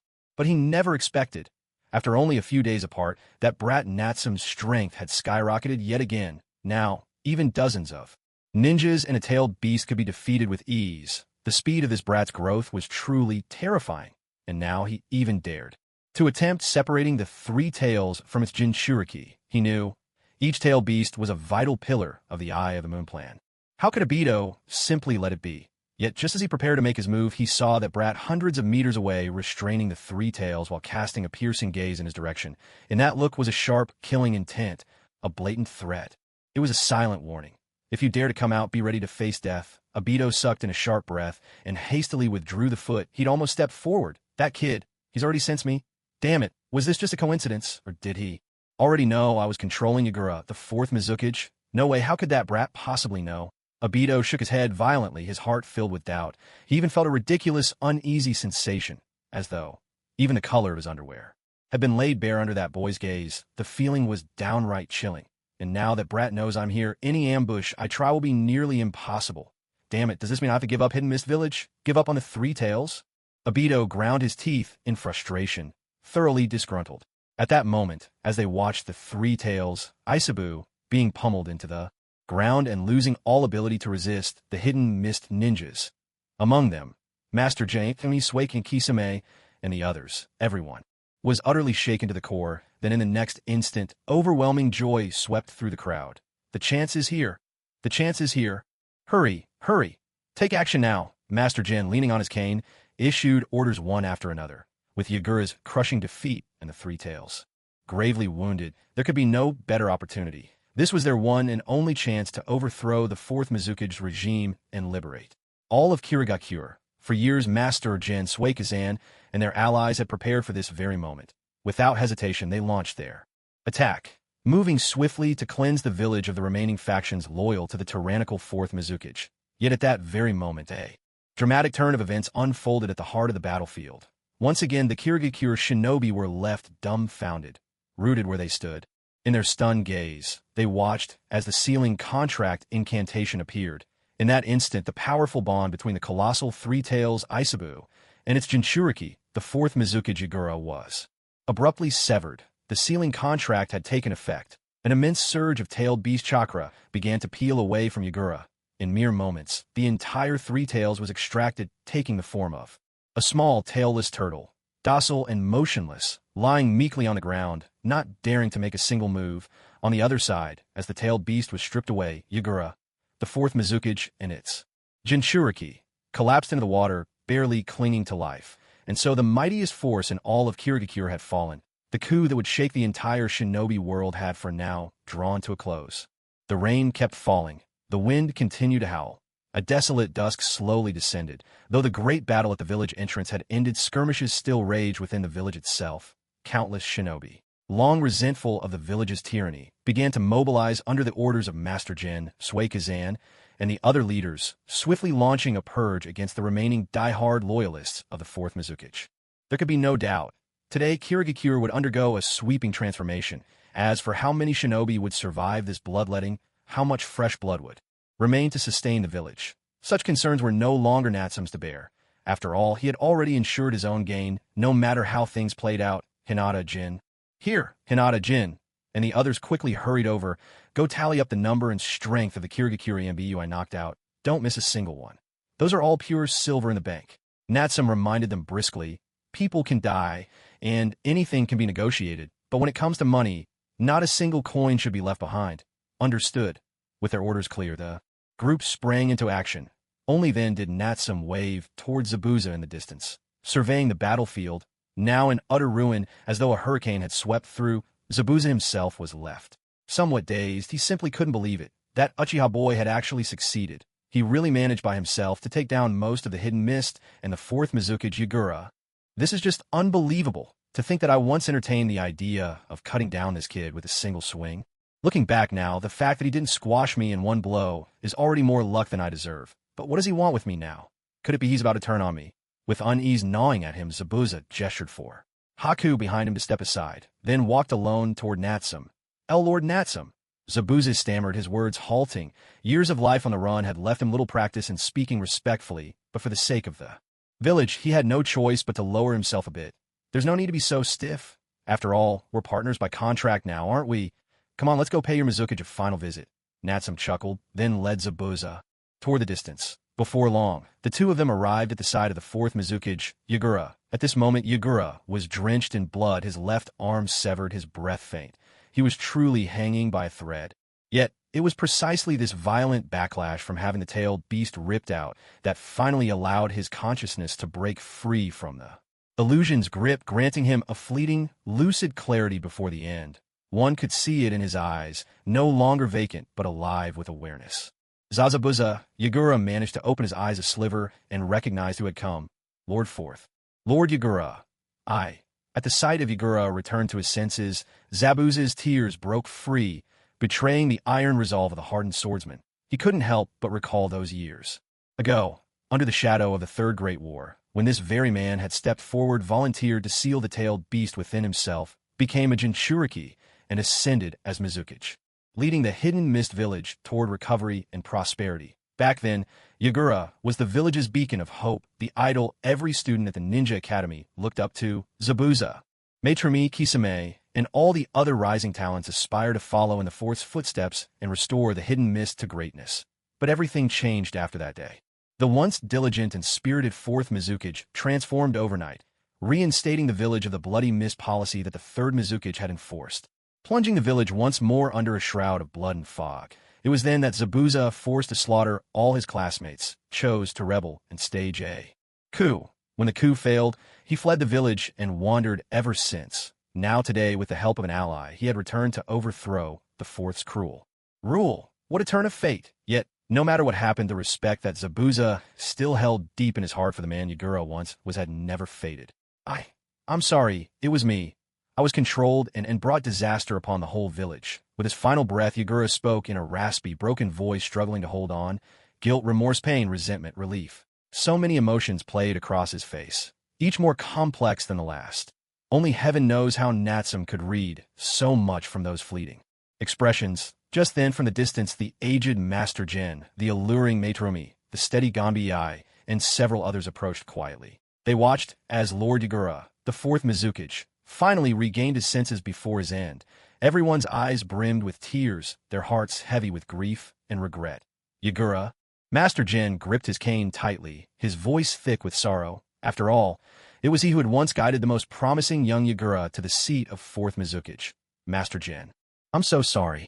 Zabuza, make for me, Master Jin, the future of the village. I leave it to you all. I truly am sorry. As his last words faded, Yagura exhaled his final breath. With that, the reign of the Mizukage came to an end. The rain continued to fall, whispering through the night. Darkness had almost fully descended. All around, an air of deep sorrow and mourning weighed heavily. Natsum had never been one to judge the dead too harshly. People are complex, life is complicated, and the human heart even more so. So tangled it could send shivers down your spine, that the hidden mist had been driven to such a state. Yagura bore guilt, Obito bore guilt. Perhaps every shinobi of the mist was guilty in their own way. At a time like this, what meaning was there in chasing after who was right or wrong? Besides, if the mist hadn't been weak and easy prey, Natsum probably wouldn't have chosen it as the place to strike. But now, since victory was already in hand, why bother with such troubling thoughts? It was better to swiftly and decisively enjoy the rewards of triumph. So, you're the elder of the hidden mist. Master Jin? Natsum glanced at the old man and asked. That's right, it's me. Master Jin nodded with utmost courtesy. At the same time, Zabuza hurried over and whispered a few explanations in his ear. A jolt ran through Master Jin's heart as understanding dawned, but he quickly composed himself and smiled, offering praise. So it's Lord Natsum from the Hidden Flame. Your reputation precedes you. I never imagined you'd be so young. On behalf of the entire Hidden Mist, I thank you deeply for your assistance, Lord Natsum. Natsum waved his hand, cutting him off. All right, enough with the formalities. Judging by your expressions, I'd wager you've been planning a coup for some time, and I'm sure there's no shortage of matters you need to handle right now. So once you've settled everything and chosen someone capable of leading the village tomorrow, come find me. Then we'll talk business. Master Jin nodded, and his opinion of the young man rose several notches. Thank you for your understanding, Lord Natsum. However, right now, Natsum raised an eyebrow and said directly, right now, I want you to bring out the very best your village has to offer, the finest hot Springs the most delicious food, the best massages, top-tier service. Not a single thing can be left out.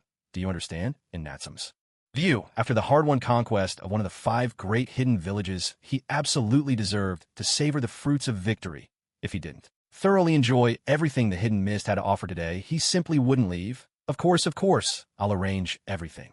Immediately, Lord Natsum, this way, please. Jin's eyes lit up with delight as he hurried to invite them in.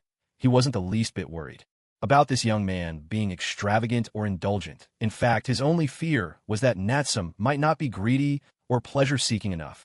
After all, someone with greater ambitions might demand things far beyond what the Mist Village could provide. By comparison, these worldly desires were the cheapest and most easily arranged services the village could offer. So upon hearing Natsum's requests, Jin finally felt relieved, the tension easing from his heart. Otherwise, if a conflict really broke out, even if he gathered every last person in the village, they probably still wouldn't be a match for Uchiha Natsum. As Natsum and his companions entered the village, Jin quickly turned to the people beside him and gave instructions. Zabuza, Kanbei, you're with me. There's still much to handle. Suikazan, you take temporary command of the Umbu. Start by tallying casualties and stabilizing the situation. Yes, sir.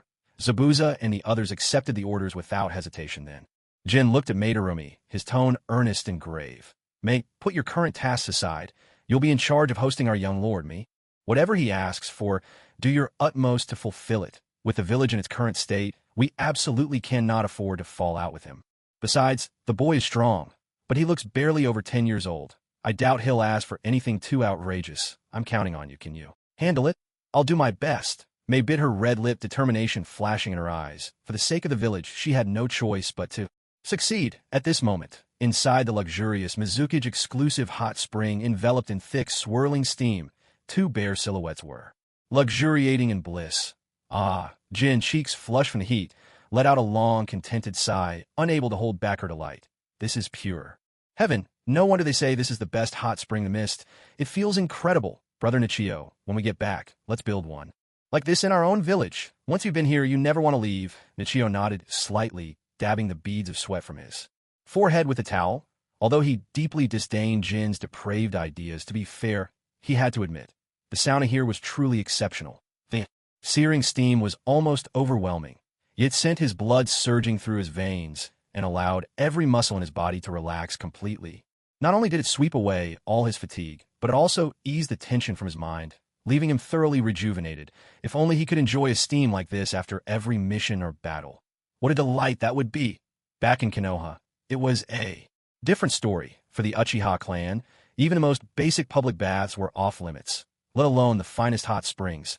The mere memory of such exclusion made his chest tighten with frustration. How could anything compare to the comfort he now enjoyed in Kirigakure? In fact, even a distinguished envoy from the land of water might not receive such treatment.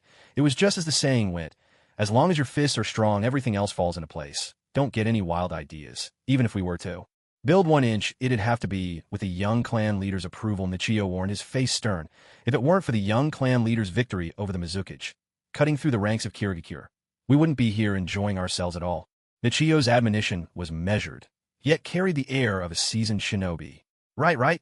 Of course the young clan leader is the best, Jin chimed in, but come to think of it, hasn't he been soaking in the hot spring for over 2 hours now? Why hasn't he come out yet? He grinned mischievously, a twinkle in his eye. Could it be what? Nichio pressed. TSK, I happen to see that Miss Kunoichi with the long reddish-brown hair going with him. She's quite the beauty, you know, slender and graceful. 2 hours together. That's plenty of time for anything, isn't it? With a sharp crack, Nichio gave Jin a resounding smack and glowered at him. Stop letting your imagination run wild. The young clan leader is still a boy. Don't go dragging him into your sordid conversations. He doesn't need your kind of influence. Jin waved his hands defensively. No, that's not what I meant at all. Actually, Nichio, aren't you worried that Kirigakure might try to seduce the young clan leader with a beauty trap? Nichio paused, uncertainty flickering across his face. I doubt it. The young clan leader isn't the sort to be so easily swayed. Or is he? Jin burst out laughing. Huh? Nichio, you actually believe me? Don't worry. Sister Tsukihime is there too. There's no way anyone from Kirigakure would get the better of him. I was just teasing you, you little rascal, asking for trouble. Nichio lunged, snatching the towel right off Jin's waist. In an instant, the two of them were caught up in a playful scuffle, laughter and shouts echoing through the room. To tell the truth, Since being reborn into the world of Naruto, this was the most comfortable, most pleasant night Natsum had experienced. The finest hot springs, the best cuisine, luxurious, essential oils, and the most beautiful kunoichi of Kirigakure catering to his every need. He truly felt as carefree as a deity. The thought even crossed his mind to take over the entire hidden mist village, keeping it for his own leisurely enjoyment. Of course, for now, it was just wishful thinking. After all, annexing Kirigakure at this moment, neither the timing nor the conditions were right. Rome wasn't built in a day. After all, even if he did manage to conquer the entire village with the meager population of his own clan, how would he rule it? How would he defend it? Such a beautiful and enticing piece of the pie could only be enjoyed in fleeting moments for now, both to the eyes and the hands. The next morning, Natsum slowly woke up from the silky embrace of a velvet-lined bed. Not long after, several stunning Kirigakure kunoichi filed in, carefully assisting Lord Natsum with dressing and washing. He had to admit, people from Kirigakure, so close to the ocean, were truly as radiant and delicate as water lilies. Maybe in the future, it would be a good idea to let the single man from his own village mingle more with these kunoichi, fostering some wholesome friendships. Before long, Natsum pushed open the door. Suinao and the others were already waiting outside. "Good morning. How did everyone sleep?" Natsum greeted them cheerfully, full of energy. "Not bad, not bad." Suinao and the others nodded awkwardly. They couldn't possibly admit that they'd spent half the night dueling and barely got any sleep. Just then, Mei Terumi, who was in charge of all of Natsum's needs, approached swiftly. "Good morning, Miss Mei Terumi. Oh, you were amazing last night.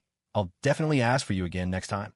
Natsum gave her a thumbs up, unable to hide his admiration. Suinao, Jin, Tsukihime, and even Mei Terumi herself. What just happened? All she did last night was grit her teeth and scrub the kids back in the bath. How did it suddenly turn into amazing technique? Could he not say it in such a misleading way? People would totally get the wrong idea. "Hey, you brat." Mei Terumi's face flushed crimson as she fumed inwardly. She never expected this little rascal Natsum to be such a handful at such a young age. If he kept this up when he grew older, wouldn't he charm every kunoichi in the village? Still, she couldn't show her anger. After all, at this moment, the fate of all Kirigakure rested on this boy's whims. "Lord Natsum, you jest," Mei Terumi replied with a measured smile. "Breakfast is ready. This way, please." Mei Terumi, holding back her emotions, extended a remarkably warm invitation. Before long, breakfast was served.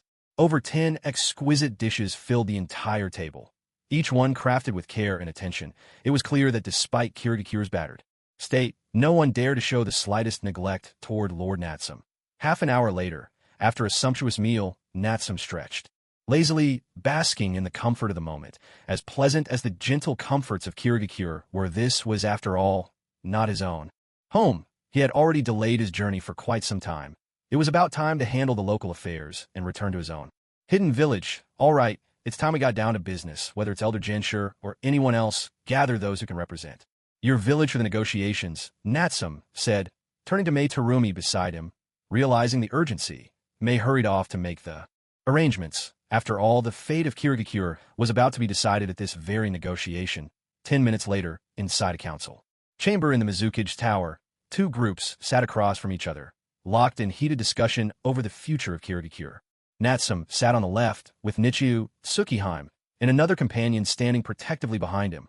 On the right was Elder Gensher, flanked by Mei Terumi, Kanbei Zabuza Suikazan, and several other clan leaders Natsum did not recognize. Frankly speaking, although the other side had the numbers, if Natsum chose to unleash his power, he could wipe out every person across the table in an instant. The death of those present would bring Kirigakure to the brink of destruction, or perhaps even cause it to collapse entirely. Of course, destroying a village filled with such interesting people would benefit neither himself nor his own village. That alone was why Natsum had held back, not out of any lingering affection for last night's pleasures. Soon the negotiations began. Gensher's group maintained a tense, solemn demeanor throughout, although, according to Mei Terumi's report, Lord Natsum had been quite pleased the night before. No one knew if this formidable Uchiha youth would be the type to kick them aside once he'd had his fun. So for this negotiation, they put forth their utmost effort, determined to preserve as much for Kirigakure as possible.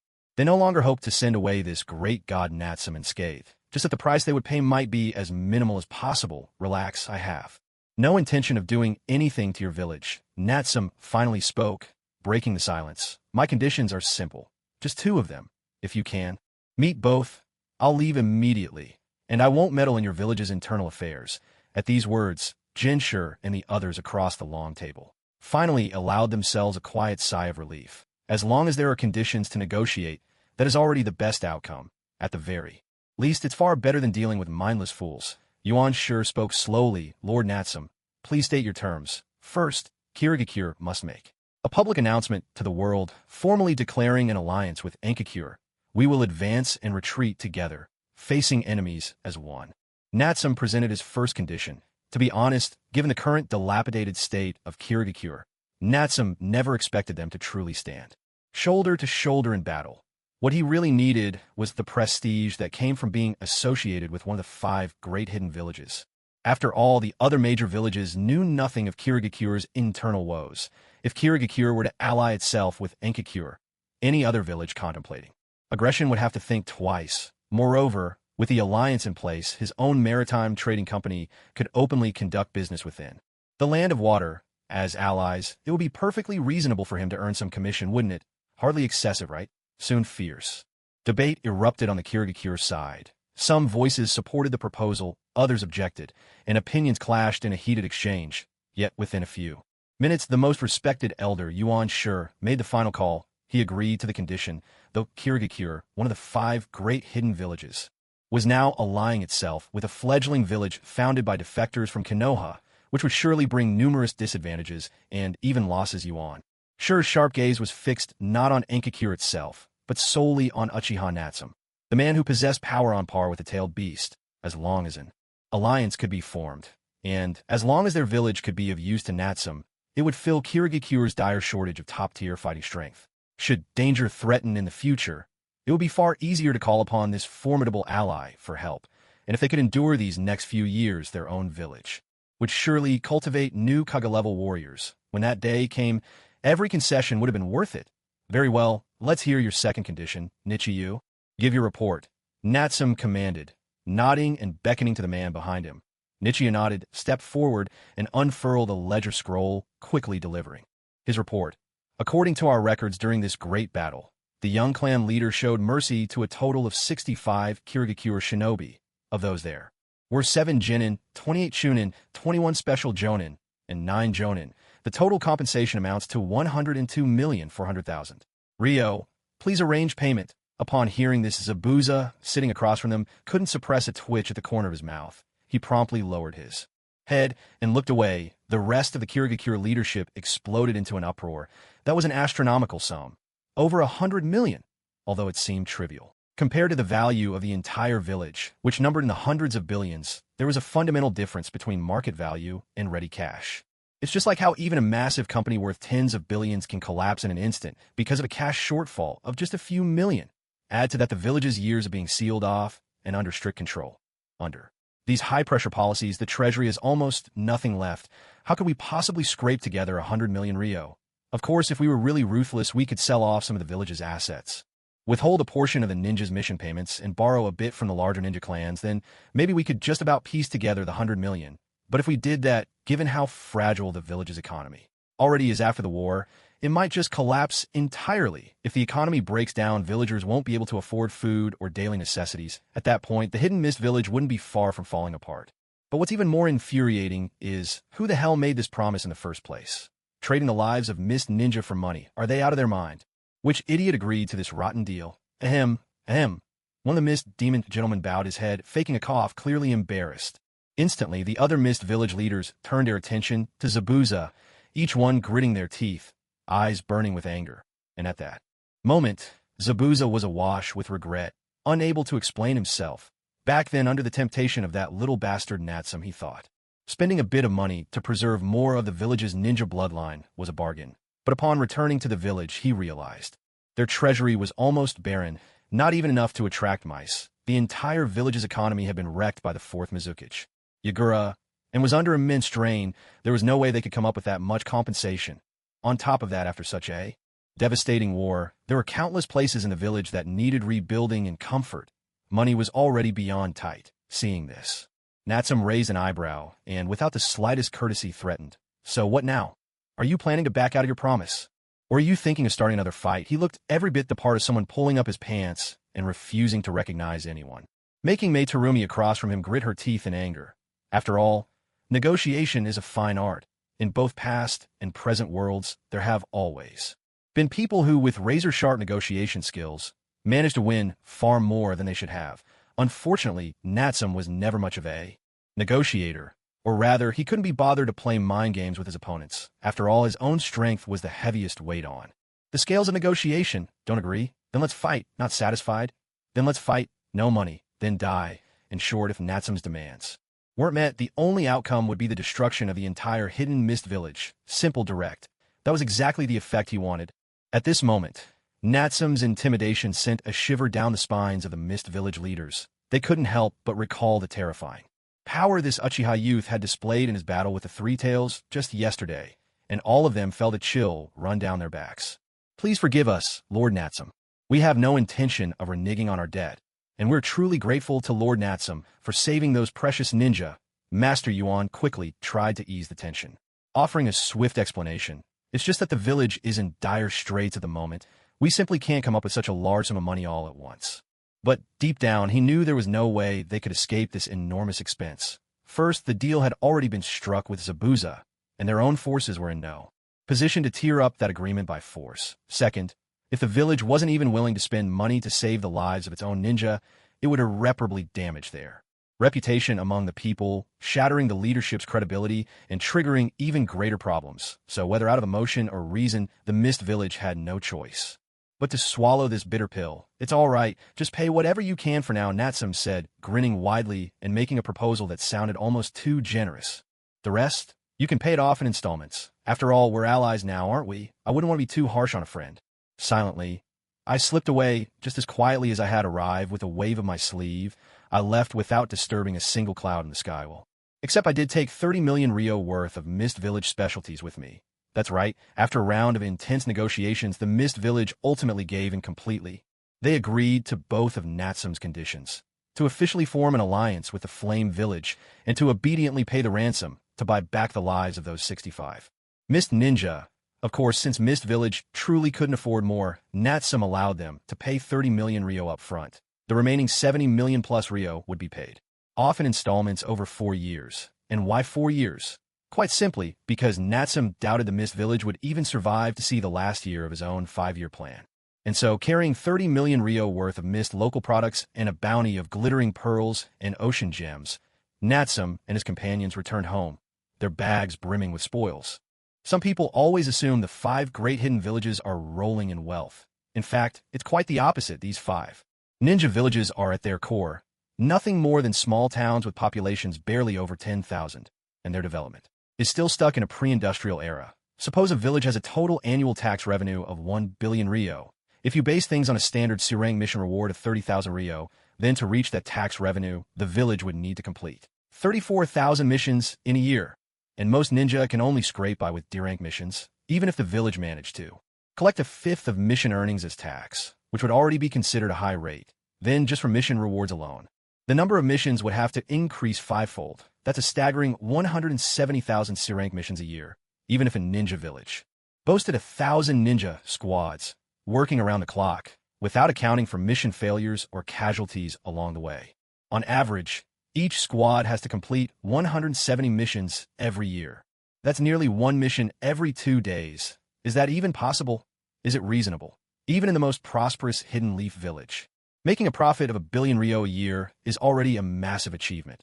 And that's only possible thanks to land deeds, commercial trade, and aid from the great nations barely scraping together that kind of income.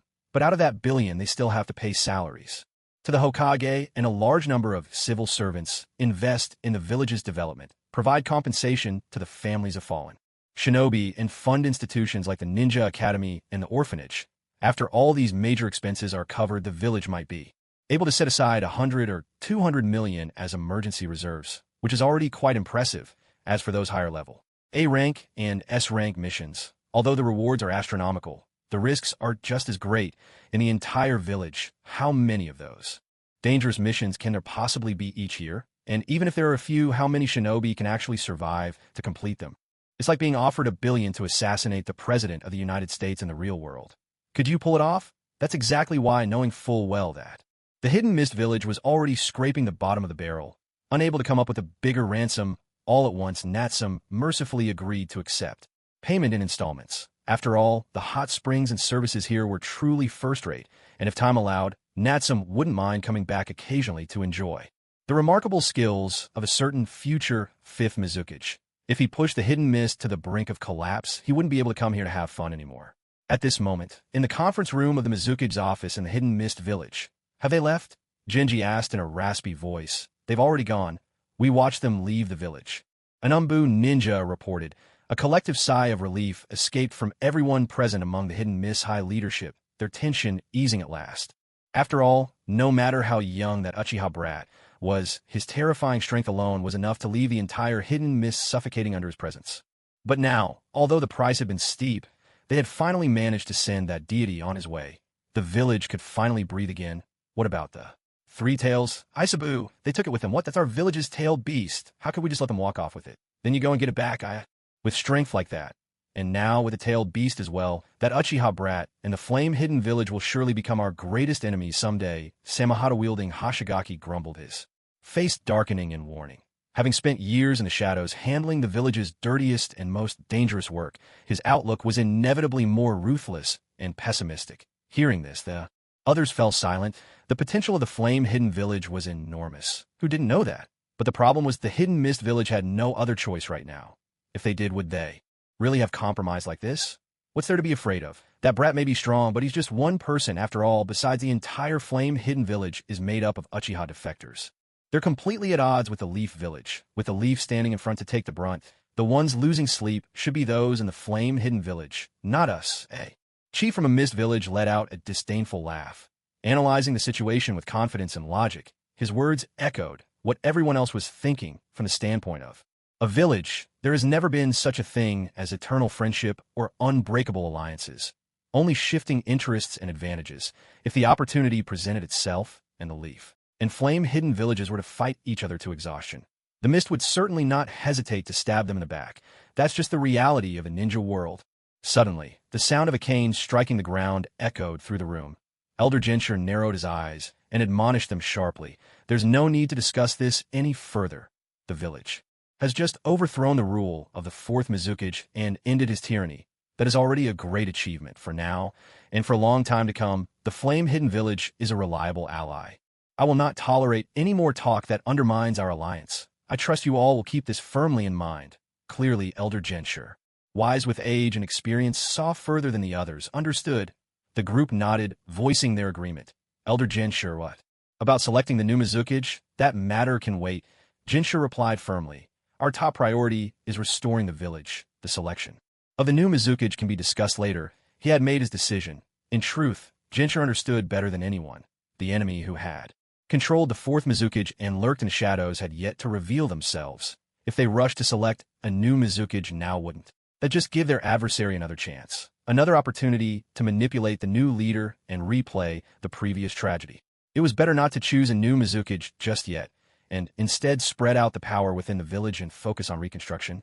Otherwise, as an elder whose authority rivaled the Mizukage, he could have already seized control and ruled the village himself. With Genscher's word, everyone quickly let the topic drop. After all, at present, there truly was no one with enough strength or reputation to take up the mantle of the new Mizukage. Then Genscher continued in a measured tone. This time, Zabuza performed exceptionally well. He successfully lured, not a wolf, but an army, to our aid, breaking the shadow that had hung over the village. I propose we swiftly revoke his wanted status and restore his position as a mist ninja. What does everyone think? I second the motion. I agree. I support it as well. One after another, the group voted in favor, unanimously agreeing to reinstate Zabuza as a mist ninja. After all, at a time like this, every elite jonin was invaluable to the village, let alone someone like him, at least in name. Zabuza was still the hero who was upright and unyielding, brave enough to challenge the darkness, and who overthrew the tyrannical rule of the fourth Mizukage, Yagura. Surely, one couldn't let a hero's heart grow cold, could they? Even more so, it wouldn't do to give outsiders an excuse to meddle in Kirigakura's affairs, right? Thank you, Zabuza replied dryly. For most of the high-ranking officials present, he felt not the slightest gratitude. After all, the current state of Kirigakura was in no small part due to their repeated concessions and compromises over the years. His return to the village today was hardly the result of their benevolence or a sudden awakening of conscience. The real reason was nothing more than their fear of that kid Natsum's strength. Indeed, power is the ultimate measure of all things. To think he would achieve a lifelong goal with the help of a 10-year-old boy, it left him. Both amazed and ashamed. Kid, the next time we meet, I promise you'll be in for a real surprise. Zabuza clenched his fist, swearing to himself. There's one more thing. Someone said, for the sake of convenience, I propose that we also send 2 of our people to be stationed in the flame-hidden village to maintain contact and gather intelligence. Elder Jinshur took the initiative to suggest. This idea was quickly met with unanimous approval. After all, in the eyes of Kirigakure, that kid was now an even greater threat than the tailed beasts. Although the 2 villages were now allies, if they didn't send someone to keep an eye on the situation, none of them would be able to sleep soundly at night. But who should we send? Choosing the wrong people might just provoke their displeasure, someone else remarked. The room fell into hesitation as everyone weighed. Who would be most suitable for the task? Gunshur's gaze swept the room, finally settling on Zabuza and Meitarumi. These 2, one strong-willed fiercely, loyal to the village, and already familiar with Uchiha Natsum through their previous cooperation. The other stunningly beautiful and exceptionally capable, with an even more intimate relationship with Natsum, making her all too familiar with him. Both were excellent candidates. It was a tough choice indeed. After leaving Kirigakure and shaking off the tail trailing behind them, Natsum found a secluded spot. With that, he gathered Nichio and the others and swiftly activated the Flying Thunder God technique. In the blink of an eye, they traversed thousands of kilometers and returned to their own flame-hidden village. At this moment, the superiority of the Flying Thunder God technique was on full display. To be able to bring people along leap through space and return home in an instant. What a thrill! In the future, once he'd traveled across the ninja world and left a few more markers, he would be able to roam wherever he pleased. He could even indulge in a little mischief whenever he wanted. How wonderful would that be? Back in the village, Natsum first sent Nichio and the others home. Each of them had gained plenty from this journey. Just from looting corpses alone, they must have amassed a tidy sum, certainly enough to go home and show off for a while. After all, if he didn't let them show off their profits, how would anyone see just how many benefits there were to following him on his adventures? How else could he convince more of his clansmen to join him on these escapades? And above all, how could he let the glorious stories of his exploits spread far and wide as quickly as possible? He couldn't very well brag about himself. That would be far too embarrassing. Lord Natsum, you've returned. Before long, someone greeted him from behind. It was Yakushi Nanu, dressed in a nun's habit that radiated an air of holiness. She knelt respectfully on the ground and offered her greetings. Is it just you? Where's Kabuto? That child is still helping out with the construction at the orphanage. He really is dedicated. Natsum noted. Yes, I think he's trying to vent all the anger and helplessness in his heart by throwing himself into manual labor. Nanoyu replied softly. Let him be. Natsum nodded. Truth be told, he was also curious. Now that Kabuto had let go of his hatred and was no longer twisted by resentment, just how far could his natural talents take him? All right. You're dismissed? Oh, and prepare some lunch for me while you're at it. As you wish. Nanayu breathed a subtle sigh of relief and hurried off. Once everyone had left, Natsum finally got down to business. He could hardly wait any longer. It was time to redeem his rewards and try his luck at the lottery. This trip had been wildly profitable. He made a fortune within a fortune. If he didn't splurge a little and treat himself, all those hard-earned gold coins would feel wasted. For his first move, Natsum touched the ransom he had rightfully obtained from Kirigakure and exchanged it all for gold coins. Ding! Congratulations, you have received 30 million value points. Would you like to convert 30 million value points into 3,000 gold coins? Conversion successful. Congratulations, you've received 3,000 gold coins. Current balance 17,640 gold coins. Host Natsum attributes: fire, water, wind, lightning, earth, chakra. 72 units ninjutsu. Flying Thunder God technique. S-rank space-time. 8 gates formation. S-rank taijutsu. Spirit transformation technique. S-rank soul ninjutsu. Kekiai Jinkai. Mangekyo Sharingan taijutsu. 1,000 years of death Konoha whirlwind special skills. Chakra extraction method special weapons. Kobikurbocho current balance 17,640 gold coins. Goodness. Nearly 18,000 coins already, and if he factored in the valuables and treasures his shipping company was liquidating, plus Kirigakure's ongoing installment payments for the ransom, it wouldn't be long before his gold coin balance soared into the hundreds of millions. It was clear now. Releasing so many souls and forging an alliance with Kirigakure had been the right call beyond a doubt. Enough musing. After confirming his balance, Natsum plunged his consciousness into the system's marketplace, eagerly searching for new rewards.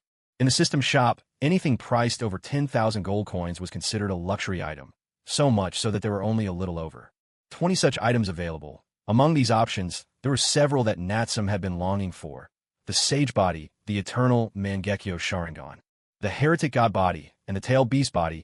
Each of them cost 10,000 gold coins to exchange. The Sage Body would grant him the perfect physique of a sage, greatly enhancing his physical strength, resilience, and chakra reserves, as well as enabling him to wield the power of sage arts. An exceedingly practical ability, the Heretic God Body would make him truly immortal. No matter what injuries he suffered, he would never die. It was similar to Haiden's ability, but with far fewer limitations. Even without eating, he would still survive. The Tail Beast Body, on the other hand, would allow him to shed his physical form and transform his consciousness and chakra into that of a tailed beast. This would dramatically increase his chakra reserves and also render him fearless in the face of death. Like other tailed beasts, even if he were destroyed, he could eventually reconstitute himself and return to life. Lastly, there was the Eternal Mangekyo Sharingan. Its reputation needed no further explanation: supreme ocular power, flawless visual techniques, and unparalleled strength, all within reach and truly worth having. In fact, Natsum had weighed the strengths and weaknesses of these four abilities countless times before. Clearly, each had its own advantages and drawbacks. The Sage Body was indeed formidable, offering a tremendous boost to overall capability. A near-perfect choice. However, it lacked the power of immortality, which was a regrettable flaw. Both the Heretic God Body and the Tailed Beast Body granted immortality, but the former offered little in terms of combat strength, while the latter bore the risk of being easily sealed or even snatched away by the Shinigami. The Eternal Mangekyo Sharingan greatly amplified one's power, yet it, too, lacked immortality. Nevertheless, it could further unlock one's innate potential and serve as the foundation for acquiring the Rinnegan. After all, its original price was 15,000 gold coins. Only because Natsum already possessed the Mangekyo Sharingan did it come at a considerable discount. In the system shop, the Sage Body combined with would release cost 20,000 gold coins, while the Eternal Mangekyo Sharingan, paired with 8,000 gold coins worth of Nine Tails chakra, totaled 23,000 gold coins. It was clear that the standalone value of the Eternal Mangekyo Sharingan exceeded that of the Sage Body and would release combined. After much deliberation, Natsum ultimately decided to exchange for the Eternal Mangekyo Sharingan first, with a 5,000 coin discount. How could he let such an opportunity slip by?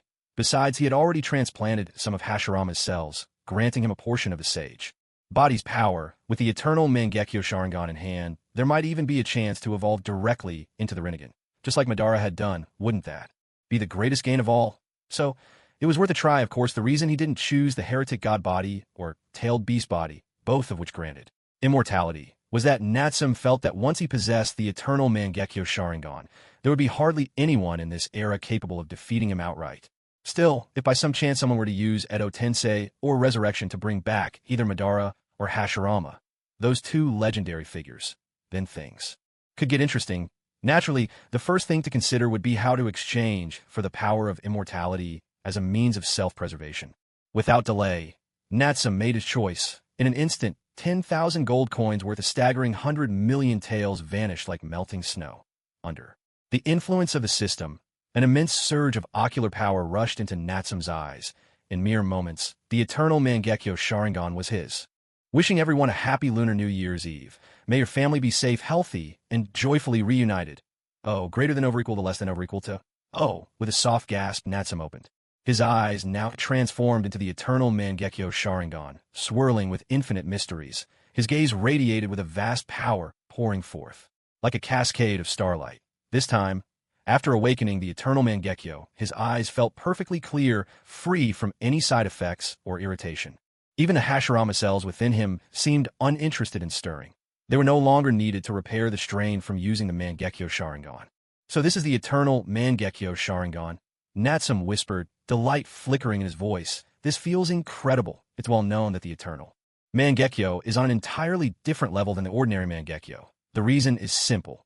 Fusing two pairs of Mangekyo Sharingan isn't just a matter of 1+1. The most basic benefit is immunity to blindness, but beyond that, ocular power multiplies, vision sharpens, unique abilities strengthen. And even the might of Susanoo is greatly enhanced. After all, just look at Sasuke, who with only the regular Mangekyo struggled even against Danzo. But upon acquiring the Eternal Mangekyo, he could match Naruto as the perfect Jinchuriki of the Nine Tails. In short, the gap between the Eternal and the regular Mangekyo is at least as vast as half the power of the Nine Tails itself. A truly remarkable leap in strength. Simply put, if Natsum before this upgrade, and without opening the 8 gates, were to give his all, he might only barely challenge those at the Super Kage threshold, and would still stand a good chance of losing. Now, with the Eternal Mangekyo Sharingan, Natsum's overall strength had firmly stepped into the realm of the Super Kage. Of course, compared to legendary figures like Madara or Hashirama, there was still a bit of a gap, but among the ninja of today, breaking into the top 5, or even vying for the top 3, was well within reach. In short, he now had the power to traverse a vast expanse of the ninja world with confidence. Delighted at having claimed a pair of Eternal Mangekyo Sharingan, Natsum glanced at his remaining fortune of 7,640 gold coins. Feeling flush with success, he boldly decided to go for another 10-pull draw. Testing his luck once more, would you like to spend 888 gold coins to begin a 10-pull draw? Confirm. With a rush, 888 gold coins flowed away like water. In Natsum's mind, 10 treasure chests lit up with dazzling brilliance once again. Given his 2 consecutive gold tier draws earlier, Natsum wasn't expecting anything too extraordinary this time. He just hoped to at least get a guaranteed consolation prize. That was already quite decent. Unfortunately, as the 10 treasure chests were opened one after another, Natsum's expression darkened, turning as cold and still as stagnant water. This was a truly dreadful 10-draw streak of bad luck. Altogether, the draw brought Natsum 2 chakra recovery pills, 1 intermediate healing pill, 2 intermediate space scrolls, 3 basic healing pills, 1,000 ordinary kunai, and 1,000 standard shuriken. Seeing this, Natsum immediately abandoned any thought of continuing the draws, not a single guaranteed prize. Instead, he ended up with a mountain of kunai shuriken and other run-of-the-mill weapons, none of which were particularly useful. After all, not everyone could be like Danzo, who made kunai seem like legendary artifacts. What good were all these weapons to him? Was he planning to open a weapon shop? With such rotten luck, it was almost certain that Lady Luck herself was off frolicking somewhere else. Better to wait until she decided to pay him some attention again before trying his luck once more. Letting out a sigh, Natsum gave up on the idea of further draws. True, he hadn't gotten anything good, but for someone as flush with cash as he was now, losing just 888 gold coins was hardly a setback. As for the remaining 6,752 coins, Natsum decided to save them for the time being. Once the shipping company was back in operation, it wouldn't take long to sell off the first batch of jewels and other valuables from the company's vaults, so within a month, he was sure to rake in another large sum of silver. By then, he could easily gather 10,000 gold coins and exchange them for something like the sages or evil gods. Body, wouldn't that be great? With that, Natsum withdrew his consciousness from the system, sorted through his spoils, and deactivated his Sharingan. At the same time, Nanayu had finished preparing lunch. Starving, Natsum immediately dove in and began eating with ravenous enthusiasm. Of course, he was only devouring the food, nothing more. After all, there are few greater pleasures than enjoying a delicious meal while admiring a beautiful woman, and truly, having a lovely housekeeper at home made life much more convenient. In hindsight, tricking Nanoyu and Kabuto into coming back with him had been a stroke of genius. At that moment, Nanayu knelt quietly to the side, watching Natsum eat with a mix of anxiety. On the one hand, ever since learning about Konoha's deception, she'd been constantly worried about the children still left at the orphanage. On the other hand, she knew full well that everything she had, including her very life, had been given to her by the young Master Natsum before her. She had no right to press for anything. If she angered him, she and Kabuto together wouldn't even be enough to fill the gap between his teeth. Master Natsum, does it suit your taste? Excellent. Principal Nanayu, your cooking is truly wonderful. Natsum praised without hesitation. That's good. Also Nanoyu began, her words faltering with uncertainty. Are you worried about the children at the Konoha orphanage? Want to hurry me along, is that it? Yes. Nono was slightly startled, biting her lip as she admitted it openly. As expected, though Lord Natsum was still young, her ability to read people was truly astonishing. All right, get yourself ready. We'll set out at first light tomorrow. Set out? Nono echoed. We're going back to Konoha to rescue those orphans. What's wrong? Don't you want to come? Yes, I do. I really do. Nono was momentarily stunned, but quickly responded, her voice catching with emotion. Thank you, Lord Natsum. The next morning arrived. Nono had packed early and waited anxiously, her heart filled with both hope and worry. She knew Lord Natsum possessed extraordinary strength, though just how powerful she couldn't say for certain.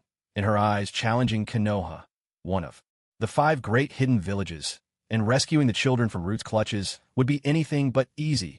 When Kabuto found out, he insisted on coming along as well, but Nono firmly refused him. The journey was far too dangerous to risk Kabuto's safety. It was better for him to stay here, where it was safe. Before long, Natsum woke up, stifling a yawn. To be honest, the beds here were far too hard, utterly uncomfortable. She couldn't help but miss the plush-down beds back in Kirigakure. "Are you ready? Let's go," Natsum asked, glancing at Nono as she spoke. "Wait, you. What are you wearing?" Only now did she notice that the orphanage's head physician had donned a tight-fitting black leather outfit today, accentuating her curvaceous figure to its fullest. A rather enticing sight.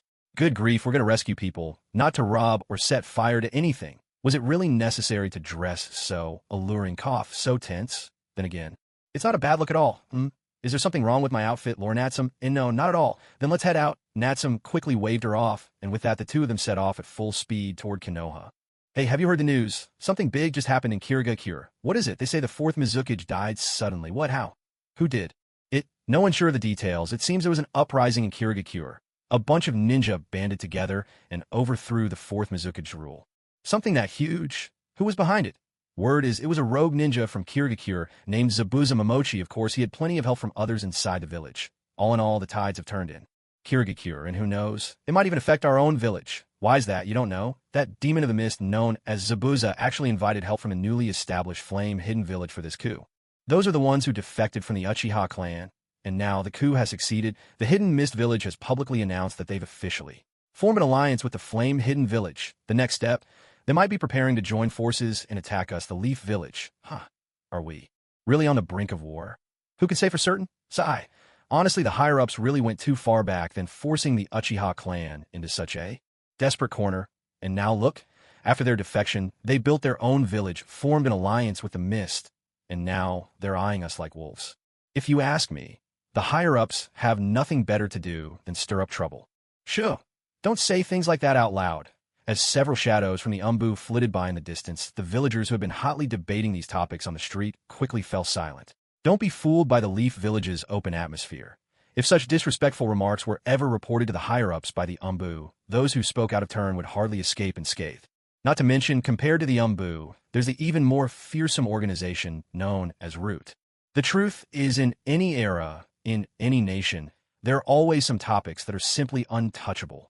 At the same time, inside the Uchiha clan's compound, Father Itachi, having just returned from an Umbu mission, was reporting to Fugaku, "You've done well. These past few days, it's only thanks to you mediating between the village and our clan that so many of our people have been kept safe. By the way, have you heard about what happened in the Mist Village the other day?" "I have." Itachi nodded in response, backed by the Leaf's Umbu. The information he could access was naturally far more precise than the rumors circulating among the villagers.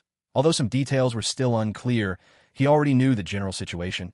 "What do you think?" "It was probably cousin Natsum's doing," Itachi replied with certainty. "Indeed, it said the 4th Mizukage was a rare perfect Jinchuriki with remarkable strength. There are very few who could defeat someone like him. And for the Mist Village to ally itself with the Flame Hidden Village, none of this could have happened without his efforts. That boy really is full of surprises. With this, the clansmen in the Flame Hidden Village should be able to live in peace for quite some time." Fugaku nodded in approval. Originally among the higher-ups in the Leaf, there had been fierce debate about whether to take military action against the Flame Hidden Village, but now, with their alliance with the Mist, any attack would likely mean facing enemies on 2 fronts. Besides, if the Flame Hidden Village could help bring down the 4th Mizukage, it showed they possessed power far beyond that of a typical small hidden village. So, if war truly broke out, even if the Leaf ultimately won, the price would be devastating. Fugaku believed that surely the village's leaders weren't foolish enough to bring about such utter ruin. Therefore, for the foreseeable future, the safety of Hidden Flame Village and our clansmen should be well secured. In such a short span of time, my nephew Natsum has accomplished so many significant feats one after another. Truly astonishing. Looking back now, I must admit my own vision was too narrow. If only we had broken away from Konoha and established our own village sooner, perhaps the Uchiha clan would not have ended up like this. Itachi. "Father, is there something else?" Fugaku. "Yes, there is. Since Natsum and the others left, I've noticed a few members of our clan have started showing signs of restlessness. In fact, a handful of them have even established contact with the Hidden Flame village. It seems they are preparing to defect again tonight, and it looks like someone from Hidden Flame will be coming to receive them. As well, Itachi, you know what our clan situation is like in Konoha now. It's only because they still need us to hunt down rogue ninja that we're barely holding onto a fragile balance. That balance must not be broken again. If any more of our people manage to defect, those of us who remain will surely face utter disaster. For the sake of the village, for the clan, and for your brother as well. That's why, Itachi, I need you to go tonight. Do everything you can to stop those clansmen and bring them back safely. Uchiha Fugaku gave the order in a firm, grave tone. If Itachi acts, he can certainly subdue those clansmen swiftly and bring them all back before they escape Konoha. Hearing his father's command, Itachi paused for a moment in surprise, but then nodded without a word of complaint. Understood. He then turned and left at once, swift and resolute as ever. Watching Itachi's departure, Fugaku finally let out a quiet sigh. Yadai, you can come out now. Uchiha Yadai soon stepped out from the shadows inside the room. He's sharp. He might have already sensed I was here, Yadai said. Fugaku shook his head, unconcerned. That doesn't matter. Itachi already knows you have ties to the Hidden Flame village. Yadai nodded, his eyes following the direction Itachi had gone, and murmured, he'll soon report this to the higher-ups in Konoha, won't he? Just like the time he betrayed us before. Fugaku closed his eyes and sighed. He's just like Shursui. Both of them have made the cruelest choice between clan and village. And I am not a worthy clan leader. Otherwise, these children wouldn't have been forced to bear such a heavy burden. Yadai, that's one of the reasons I chose to follow Master Natsum, clan leader. I'm sorry. Fugaku, let's not dwell on that. Yadai, tell me, will many people die tonight? Yadai, no. As long as Itachi reports this to the Konoha leadership. The plan on young Master Natsum's side has already succeeded for the most part. Tonight, there shouldn't be any major casualties.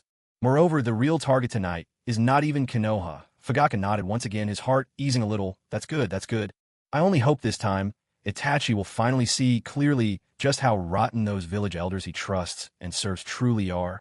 Besides, after tonight, I'll likely be dispatched right away, ordered to lead a campaign against the village hidden in flames. It just happens to be a good chance to see for myself what kind of paradise that kid has managed to build.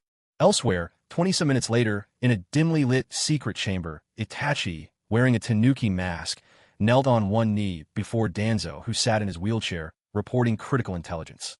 Of course, at this moment, he had no idea that this so-called critical intelligence was actually meant to be leaked to the Konoha leadership all along.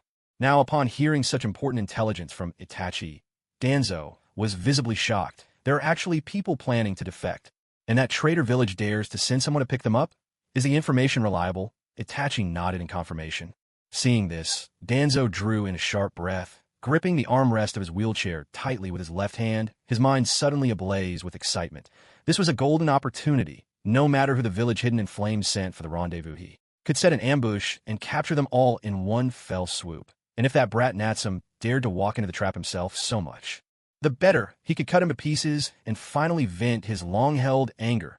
As for whether the intelligence was real or not, Danzo didn't harbor much suspicion, not because he lacked distrust, but because it was Itachi who was reporting the news. Ask yourself, would you doubt a subordinate who not only turned his own family, but also coldly resolved to slaughter his own clan? What's more, Itachi's parents and his beloved younger brother were still in Konoha, still within Danzo's grasp, so there was no way Itachi would ever betray Konoha. Itachi, what do you plan to do? I will follow Lord Danzo's orders in all things, Itachi replied respectfully, bowing his head. From his tone alone, it was impossible to discern his true feelings. Danzo didn't dwell on it. The pressing concern was to decide where to set the ambush, how many people to deploy, and how best to spring the trap. No matter how many come from that traitor village, this time, none of them will leave alive. Danzo clenched his left fist, swearing fiercely. In his heart, he could even take this chance to seize a few more Sharingan, further enriching his collection. Only after the deadly danger he'd faced last time, Danzo had learned his lesson.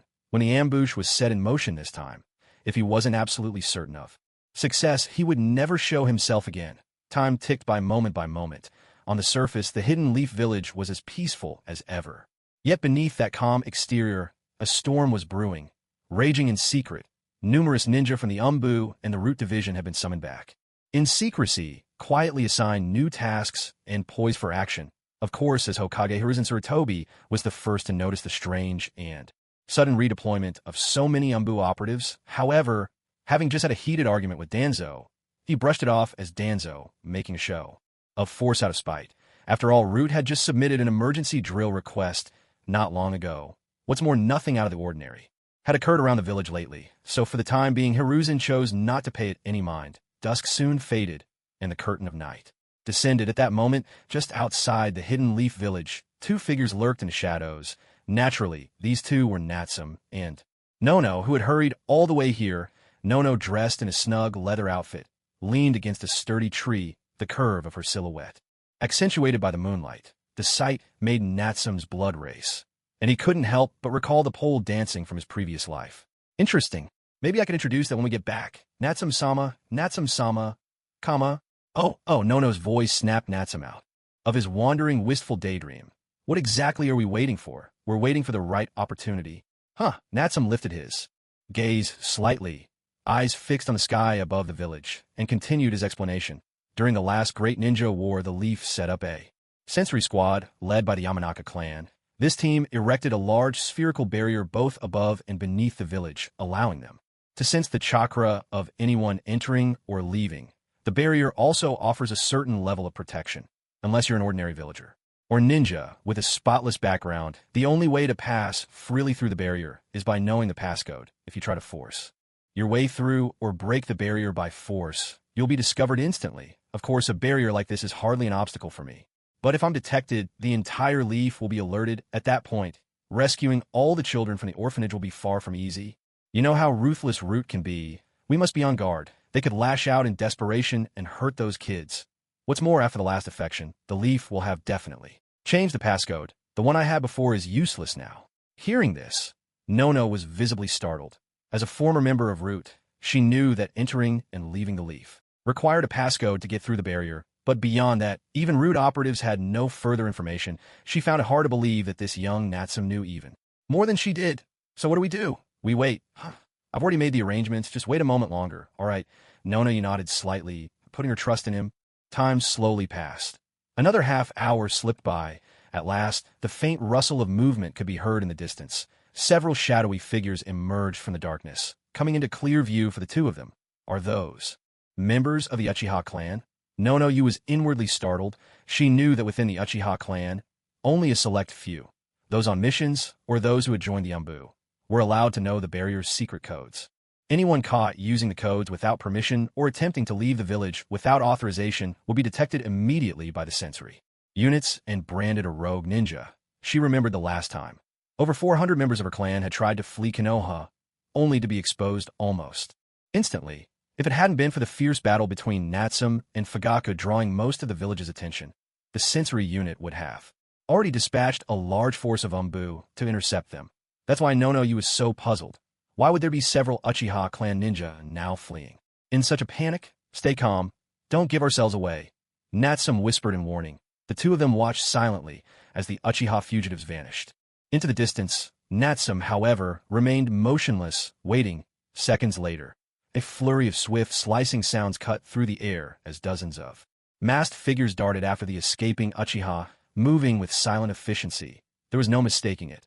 These were Konoha's Umbu operatives following the traitors in hopes of discovering their rendezvous point. The time is just about right, Natsum murmured, a faint smile tugging at his lips. In the next instant, he vanished from sight. Mere seconds passed before Natsum reappeared at Nono's side, but now gripped tightly in his hand was an Umbu ninja, his throat caught in Natsum's unyielding grasp. It was clear Natsum had struck with decisive force, capturing the last straggler who had fallen behind. It was a jarring sight, a boy of barely 10 years old restraining an adult ninja who was utterly powerless to resist. Yet there was no time to dwell on the strangeness of the scene. Every second was precious without hesitation. Natsum's powerful eternal Mangekyo, Sharingan, spun into action, easily ensnaring the captured Umbu within a genjutsu under its influence. The ninja revealed the latest secret code for the barrier. At this, Nono finally understood. This had been Lord Natsum's plan all along. This was the opportunity he'd been waiting for. With a new code in hand, they could slip through the barrier and enter Konoha. Without raising any alarm, the children in the orphanage would be rescued swiftly and without incident. Good. We have the code. Let's move. But Lord Natsum, what about those clan members from earlier? Don't worry, I have it all arranged. Let's rescue the people at the orphanage First, all right. Warm spread in Yuno's heart as she hurriedly agreed. In the next instant, the two of them leapt out together, blending into the darkness and using their secret signals to slip right through Konoha's barrier. They plunged straight into the hidden Leaf Village. Even during the new year, when even the village donkey has the day off, this humble author is still hard at work in the fields. If you enjoy this book, dear friends, give it a nudge for faster updates or send a free gift. Don't hold back. Shower your red envelopes on this poor author. Oh, greater than over equal to less than over equal to. Oh, after entering Konoha, Natsume and Yuno continued to move stealthily, keeping their presence hidden as they raced toward the orphanage. It wasn't that Natsume didn't want to make a splash. It was simply wiser not to attract too much attention. After all, whether it was Konoha's blue beast or Hiruzen's deadly reaper death seal, both still posed a threat to him.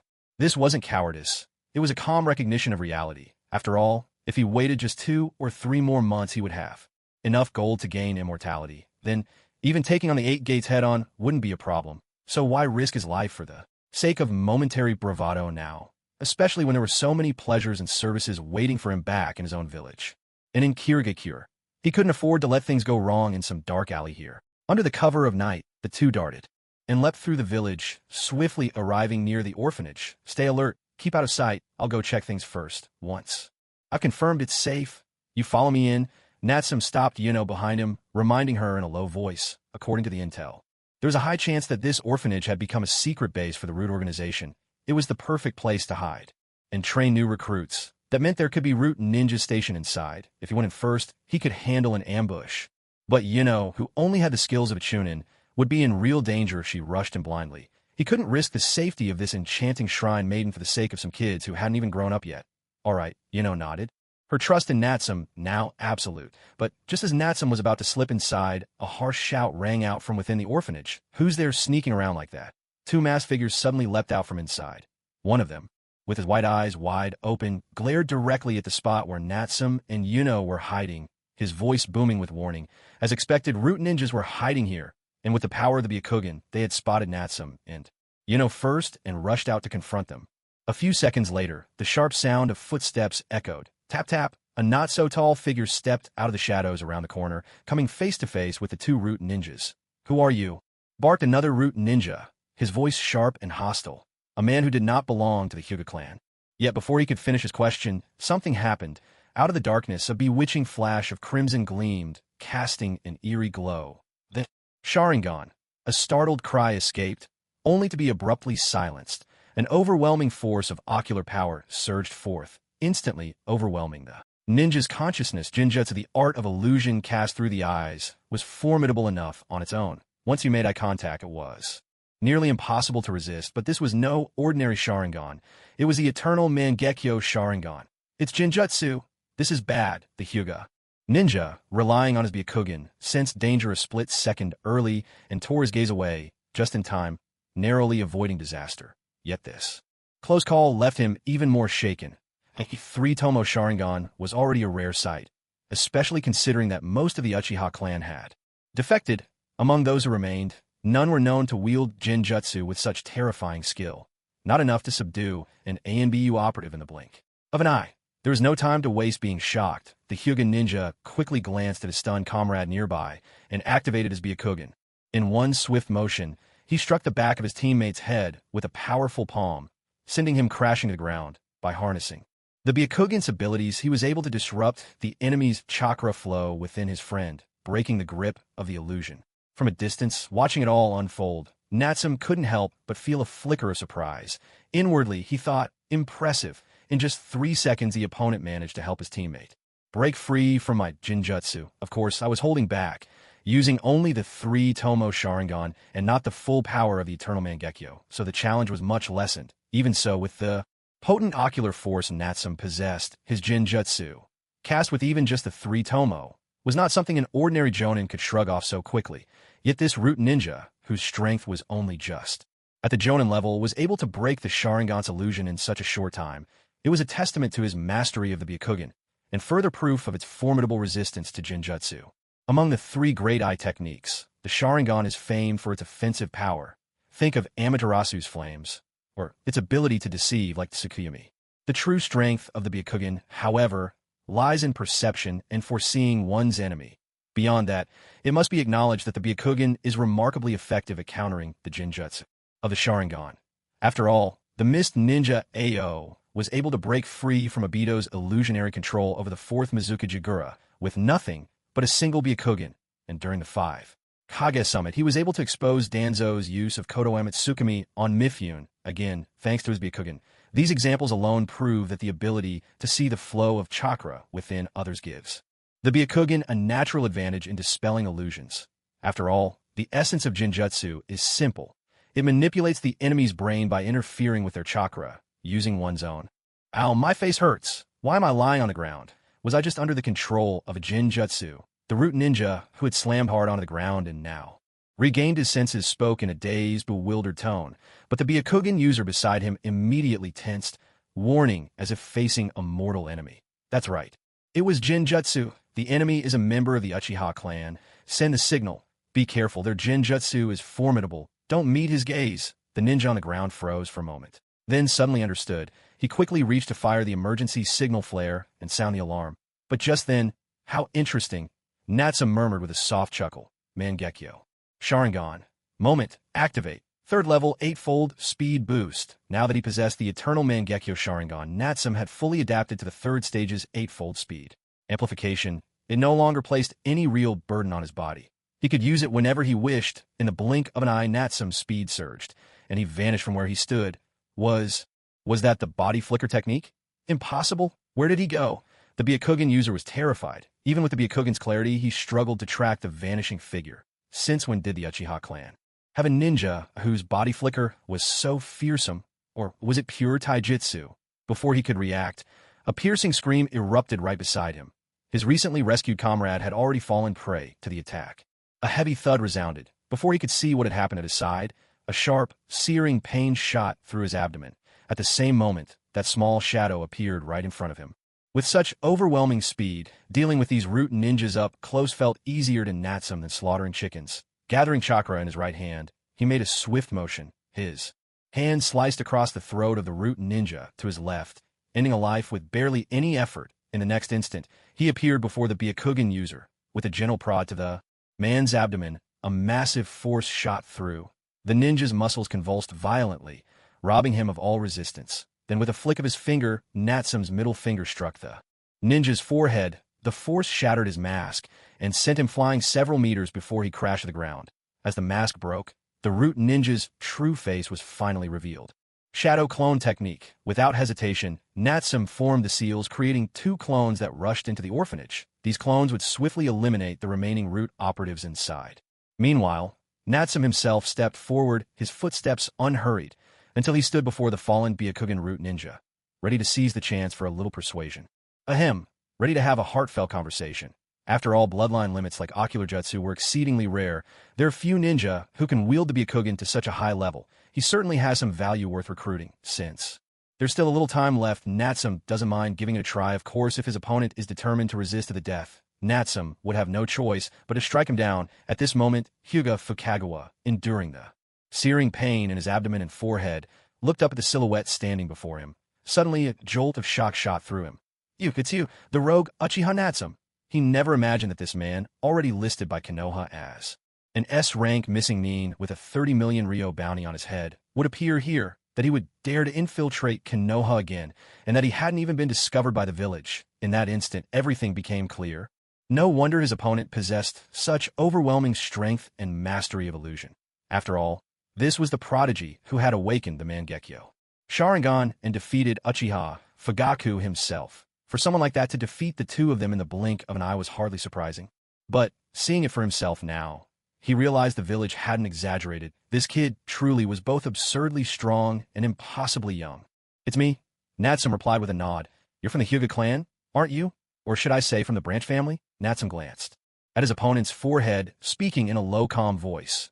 After the mask shattered, the mark on the man's forehead, the unmistakable blue cross, with 2 opposing hooks, was all too clear. The caged bird curse mark, a seal the Hyuga main family places on the branch family used to suppress the Byakugan's power and control their lives. It stands for absolute dominion and obedience.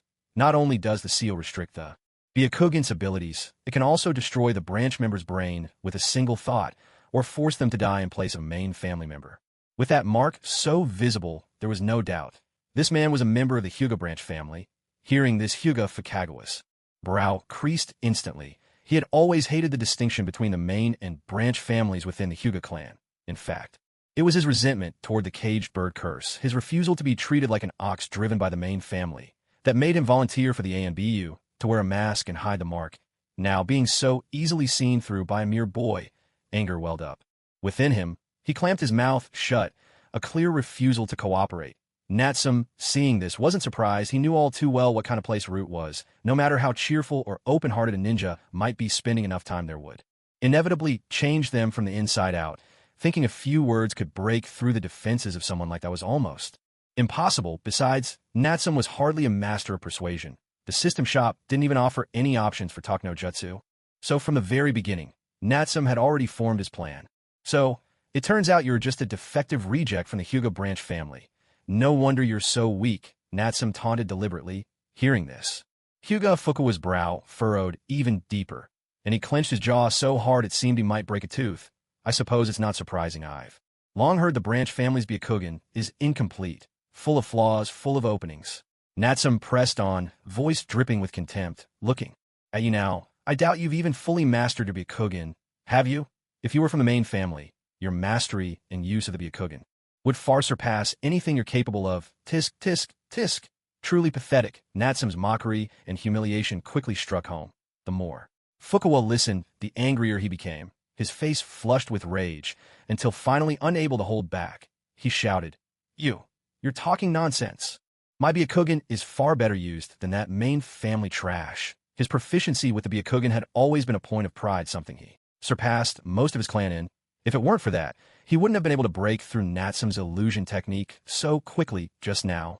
But now, having his strength so thoroughly demeaned by an enemy, he couldn't stand it. What? You really think your use of the Byakugan surpasses the main family? Of course, and what good does that do you? No matter how well you use your Byakugan, as long as that cage bird seal is there, you're still nothing but the main family's dog, aren't you? No matter when the main family can take your life with a snap of their fingers. Isn't that right? You pathetic wretch. Natsum's taunting showed no mercy, each word sharp as a blade, stabbing straight into Fukawa's heart, leaving wounds that bled freely. I'll kill you. The humiliation and helpless fury nearly drove Hyuga Fukawa mad. Despite the agony racking his body, he struggled to his feet, lunging at Natsum, determined to tear this mocking brat to pieces. What did I say? Something untrue? Or is it that you don't want to change any of this? Change? Fukawa let out a bitter, self-mocking laugh. If change were possible, if there'd ever been a chance, would so many Hyuga branch family members still be under the main family's control? Over all these years, the branch family had produced no shortage of geniuses. Countless branch members had poured their hearts and souls into researching the cage bird seal, but not a single one had succeeded. It wasn't that he didn't want change. It was that change was simply impossible. What?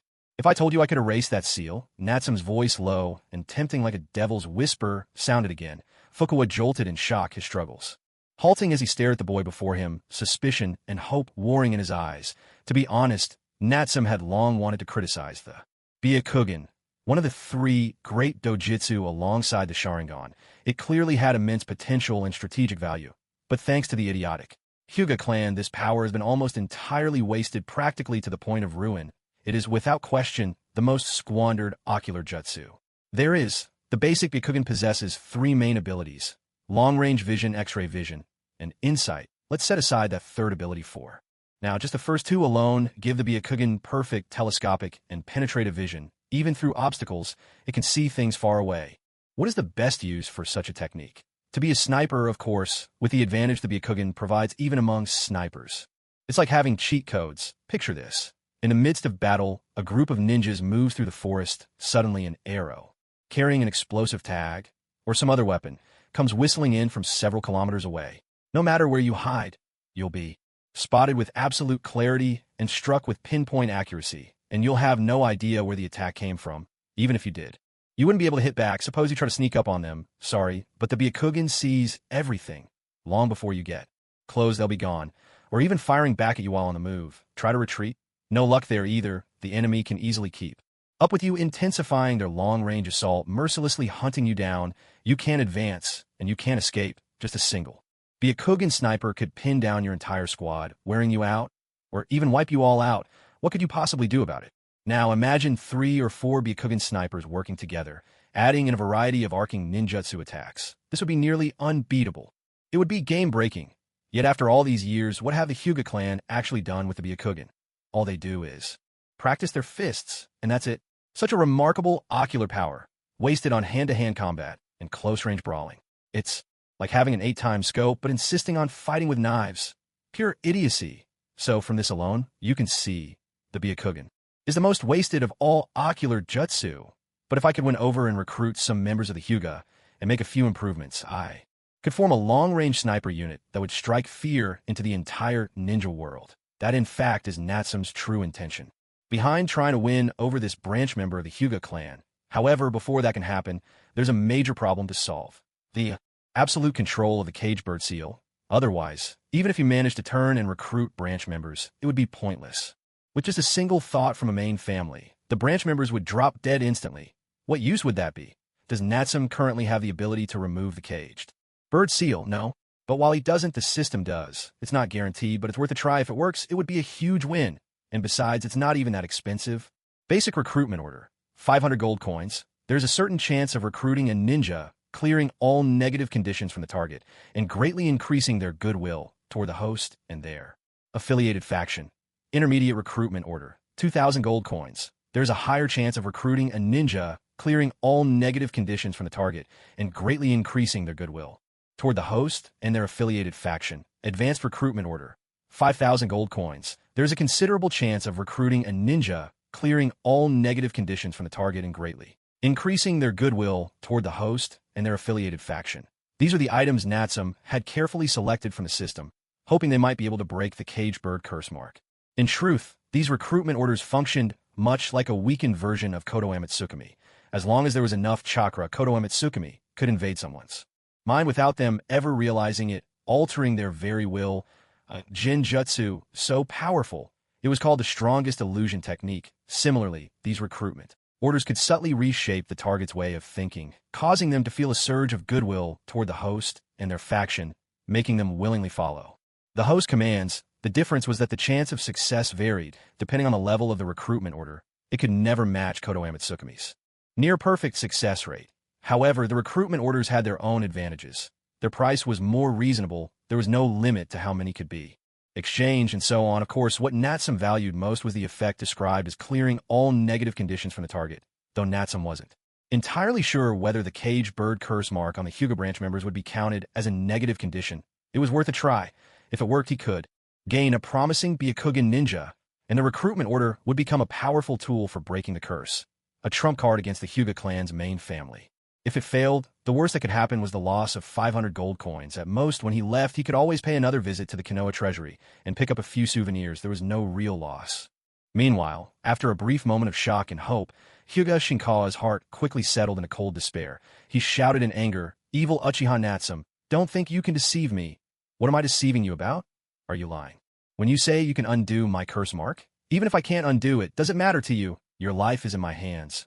Why would I bother lying to you?" Natsum's questions seemed to come from the depths of his soul, sending another jolt through Hyuga Shinkawa. He realized, wasn't that the truth? The other party had no reason to deceive him. Even if the Uchiha truly coveted the Byakugan or sought something from the Hyuga clan, they would go after the main families. Leaders, not waste time trying to trick a powerless root ninja like him. If by any chance what the Uchiha said was true, and there really was a way to break the curse mark, then he would be willing to give everything for that chance. What is it you really want? What I want doesn't matter. What matters is whether you want to break the curse mark or not. Do you really have a way? You won't know until you try. Hinata Fukawa hesitated, but it was clear he was tempted. What's there to hesitate about?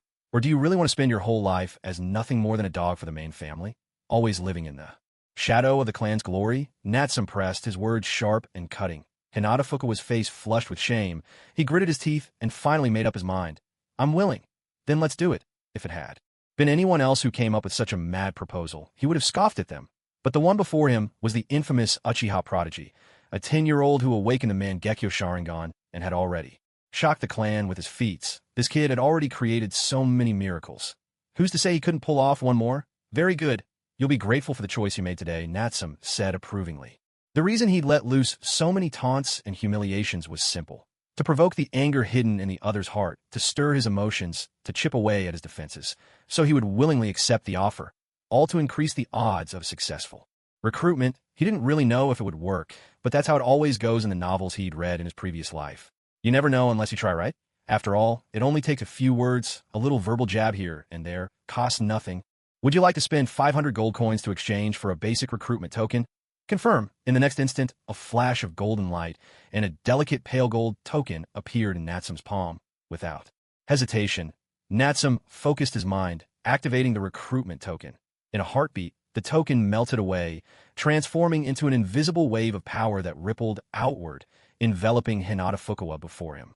No dazzling light, no dramatic effects, no earth-shaking phenomena. The basic recruitment token, bought for 500 gold coins, simply faded away with barely a trace, like a silent gust of wind. Natsum's heart skipped a beat. For a moment, he almost thought his 500 gold coins had been poured down the drain, but just a few seconds later, something miraculous happened. Under the influence of that unseen force, the blue caged bird curse mark on Hinata Fukawa's forehead began to vanish, swiftly fading into nothingness, as if it had never existed at all. At the same time, Fukawa's eyes snapped open. Gone was the resistance from before, replaced now by a burning passion and deep admiration as he looked at Natsum. That intense gaze made Natsum's heart race. He instinctively took half a step back, feeling a sudden sense of unease. Thank you, Lord Natsum.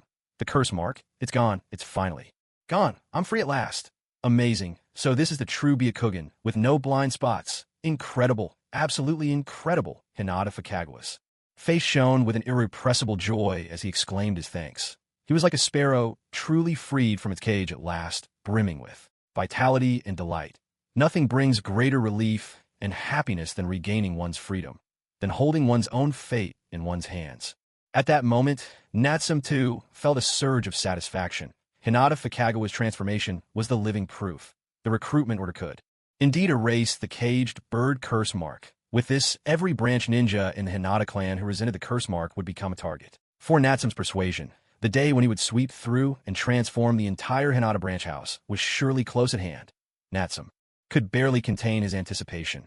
He longed for the day he would command his own elite long-range sniper squad. What's more, once the recruitment order took effect, its target ninja would naturally incline toward both him and the Hidden Flame Village for the foreseeable future.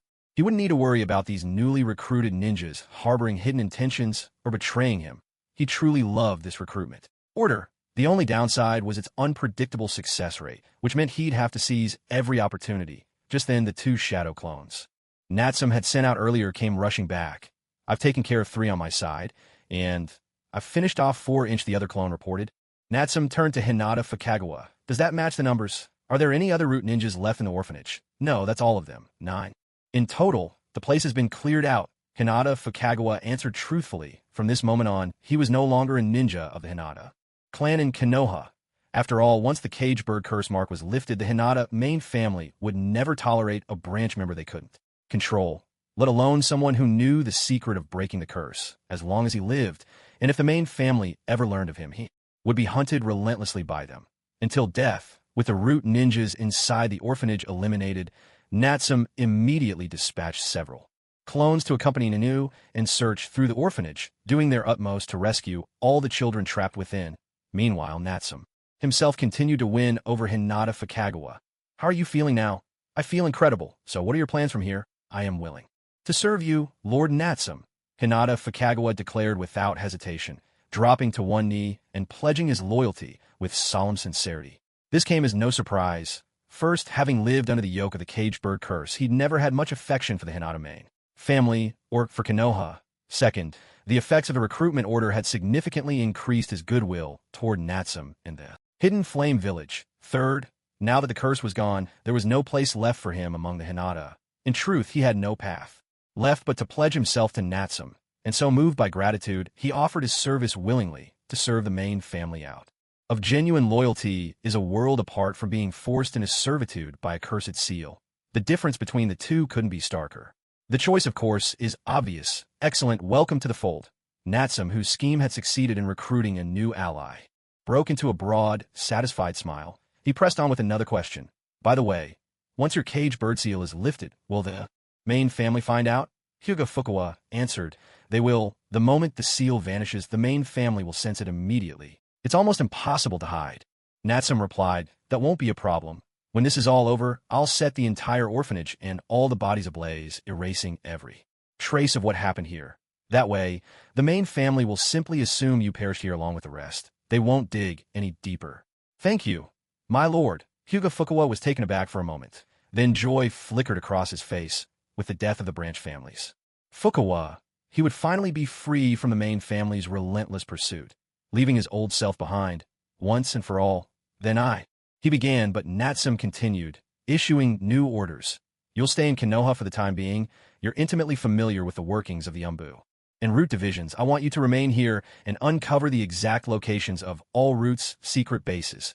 At your command. Fukawa touched his now unblemished Byakugan, his voice resolute. Freed from the shackles of the caged bird, he was confident he'd never again lose to any member of the Hyuga clan. In fact, missions like gathering intelligence and seeking out hidden strongholds were perfectly suited to someone with the Byakugan's penetrating vision. As long as you don't draw attention to yourself, the main family will never suspect you've survived and broken free from the cursed seal. That's why I need you to quietly approach other branch family shinobi who harbor resentment, those who are dissatisfied with the main family. I imagine there are more than a few among the branch family who are already weary of the cursed seal, tired of the main family's rule, aren't there?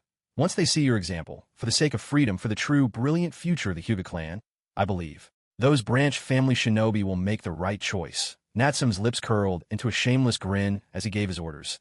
If even prodigies like Hyuga Fukawa and Hyuga Niji struggled to resist the temptation of freedom from the caged bird seal, how could the others not yearn for it? Surely the rest of the branch family would clamor to join as well. If all went as planned, his Byakugan long-range sniper squad would soon be a reality. There was no doubt about it. Poaching talent from the main family was truly a delightful business. How exhilarating. The only real challenge, he thought, might be that there would soon be too many Hyuga branch members wanting to defect. He didn't even have enough gold coins to exchange for a recruitment order. After receiving the command, Hyuga Fukawa quickly donned his mask and concealed himself, setting off at once to carry out his mission of gathering intelligence and enticing defectors to be fair after being dominated for so many years by the caged bird curse mark. Living all this time in bitterness and fear now, in a single moment he had been set free. Naturally, he yearned to take the other branch family ninjas and escape this fate together. He even longed to witness the expression of terror on the faces of the main family once they discovered that all the branch family members had slipped from their grasp. So, when it came to this mission, he threw himself into it with great enthusiasm and effort. Watching this chess pieced apart, Natsum allowed himself a satisfied smile before turning his attention back to the matter at hand. He too strode into the orphanage before him. A quick look around proved his suspicions. Outwardly, the orphanage appeared completely normal, but in the shadows, Root had already infiltrated and transformed it into a secret stronghold. Beneath the orphanage, the ground had been hollowed out to build an enormous blood-soaked killing field. Every orphan with even a hint of ninja talent who was taken in here would be selected in advance and secretly sent down to the underground base, where their training would begin in secret. The methods used were appallingly brutal and cruel. Just a glance revealed dozens of child-sized skeletons piled in a corner of the base. Grim evidence of the suffering endured here, and this was only one such stronghold. The true number of innocents who met their end during training was undoubtedly several times higher. This alone was enough to show the scale of the atrocities Root had committed over the years, acts that would anger both gods and men alike. So, when confronted with the bloody killing field hidden beneath the orphanage, the pools of dried blood, and the heaps of small, brittle bones, even the strong-willed Nanoi nearly broke down on the spot. She was overcome with grief, clutching several skeletons in her arms as she wept uncontrollably, racked with guilt and regret. If only she hadn't trusted Root so easily. If only she hadn't been such an unfit headmistress. Then these poor orphans would never have fallen into the clutches of Root and Danzo. She felt the weight of her guilt crushing her. A long time passed before Nu, comforted by one of Natsum's clones, was finally able to calm herself a little. Together with several of his clones, they began to lead the surviving orphans. Over 30 children from the building. Most of these children had no aptitude for becoming ninjas. Only a handful recognized their former headmistress, none of the rest more than 20-inch were new arrivals from recent years, but many of them bore obvious bruises and marks from beatings. It was clear they too had suffered inhuman treatment within these walls. One could only imagine how much worse it must have been for those orphans with talent. After rescuing all the children, Natsum did not hesitate for a moment. He swiftly tossed the other lifeless root ninja's corpse from the ground into the orphanage. Then 5 enormous great fireball jutsu shot out with a sharp whoosh, instantly engulfing the entire orphanage in a sea of flames, beginning the process of burning the bodies and erasing all traces. The dazzling blaze and the intense chakra fluctuations quickly drew a number of Konoha ninja to the scene, but by the time they arrived, the area was already deserted. All that remained was the dilapidated orphanage still roaring with fire and burning fiercely. Meanwhile, 100 miles outside the Hidden Leaf Village, Natsum was leading a group of children and Naniu, instantly teleporting to a spot he had marked long ago with his flying Thunder God seal. 100 miles, such a distance was already considerable. Even for ninja, it would take a good amount of time to catch up. This was more than enough for Nanoyu to lead the children beyond Konoha's sphere of influence. Of course, Natsum could have instantly brought everyone all the way back to the distant flame-hidden village. However, transferring dozens of people such a long distance at once would consume a great deal of chakra, even for someone like Natsum. Besides, he still needed to return to Konoha to stir up some mischief and deliver a little parting gift. If he could save some chakra, so much the better. That was why he had only transported Nanoyu and the others to this location. Thank you. Thank you so much, Lord Natsum. It's all thanks to you. Nanoyu's eyes were red with emotion, her gratitude pouring out again and again from the depths of her heart. That's enough. If you really want to thank me, repay me with your actions in the future, Natsum replied. For now, take these children and retreat. I'll head back for a bit and catch up with you all later. With a wave of his hand, Natsum gave his instructions. Swiftly, then, after leaving an ordinary shadow clone behind as a guard, he once again used the Flying Thunder God technique, instantly teleporting back to Konoha, now that he possessed the Flying Thunder God technique. Natsum truly moved as he pleased, unhindered by anyone. After sending off Naniu and the group of little brats, he flashed right back to Konoha. In fact, Natsum had 3 main objectives in returning to Konoha this time.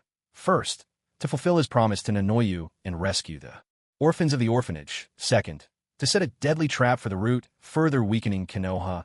Third, to see if he could pick up a few more parting gifts while he was at it.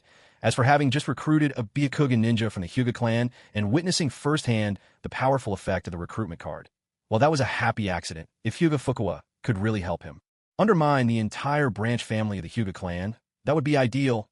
If not, it was no great loss. It was merely a minor move, not worth too much concern. At this moment, what Natsum cared about most was Konoha's enticing, irresistible treasury. Since he had come all this way, he simply had to take another stroll through the vault and bring home a few parting gifts. And besides, at present, he still had more than 6,700 gold coins left. He was only 3,300 coins short of reaching his goal of 10,000.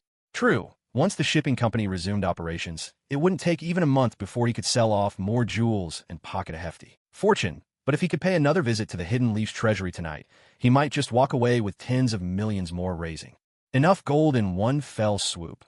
Who could resist such temptation? And so, as the saying goes, the first time is always the hardest. After that, it gets easier. Before long, upon returning to the Hidden Leaf, Natsum didn't waste a moment. He cloaked himself in stealth once again and sped toward the treasury.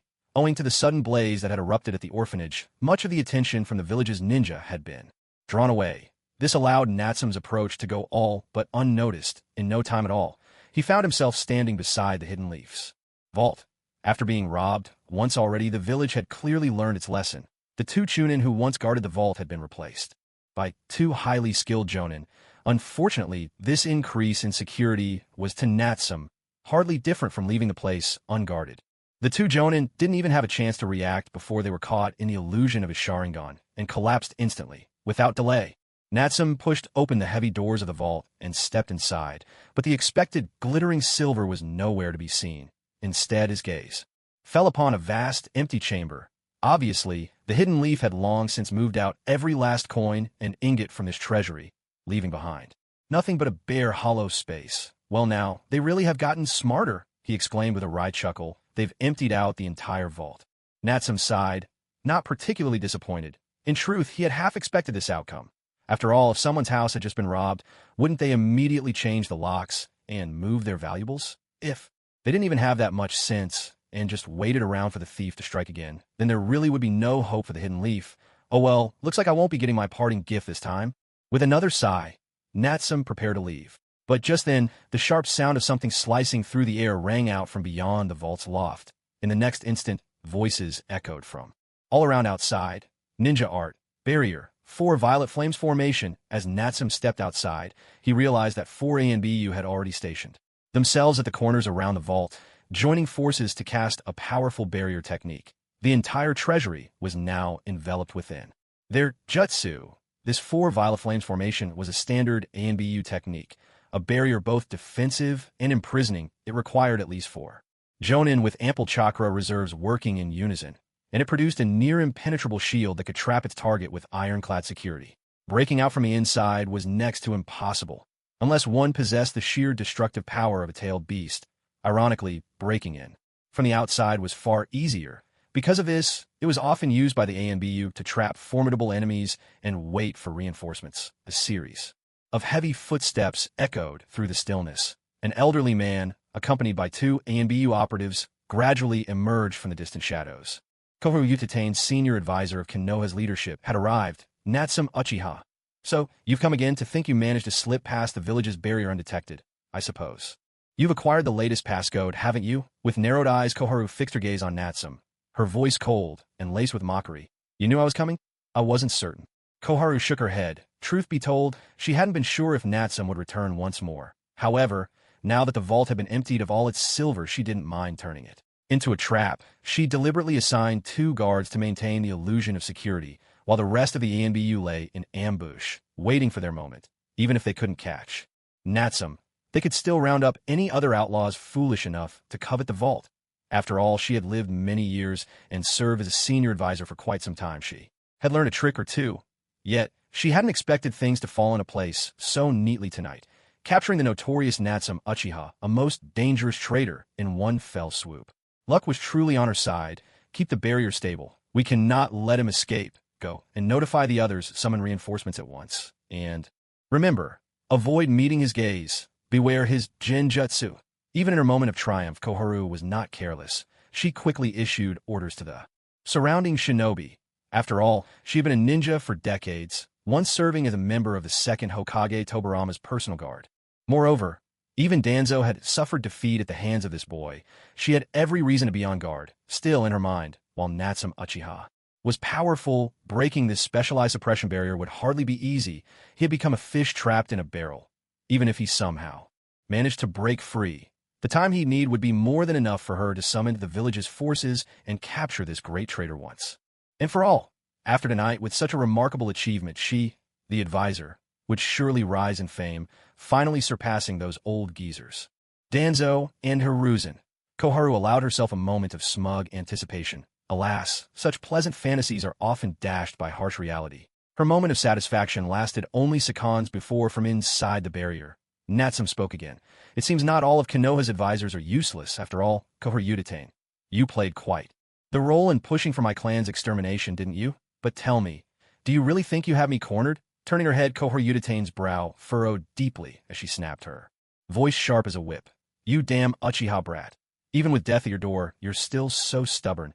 As expected, your whole clan is nothing but trouble. Every last one of you deserves to die. Natsum merely smiled faintly, showing no sign of anger. Instead, he let out a mocking laugh and continued in a soft, chilling tone, perhaps we do deserve to die, but as for who dies first, that's not so easily decided. No sooner had his words fallen than the Natsum inside the barrier suddenly burst into a cloud of white smoke and vanished without a trace. At that moment, everyone outside the barrier, Koharu and her companions, were visibly shocked. It was a shadow clone. Damn it, that wasn't the real one. This can't be. Where's his real body? Protect the counselor. The few Yimbu ninja nearby instantly fell into chaos, their formation broken like a pot of boiling water.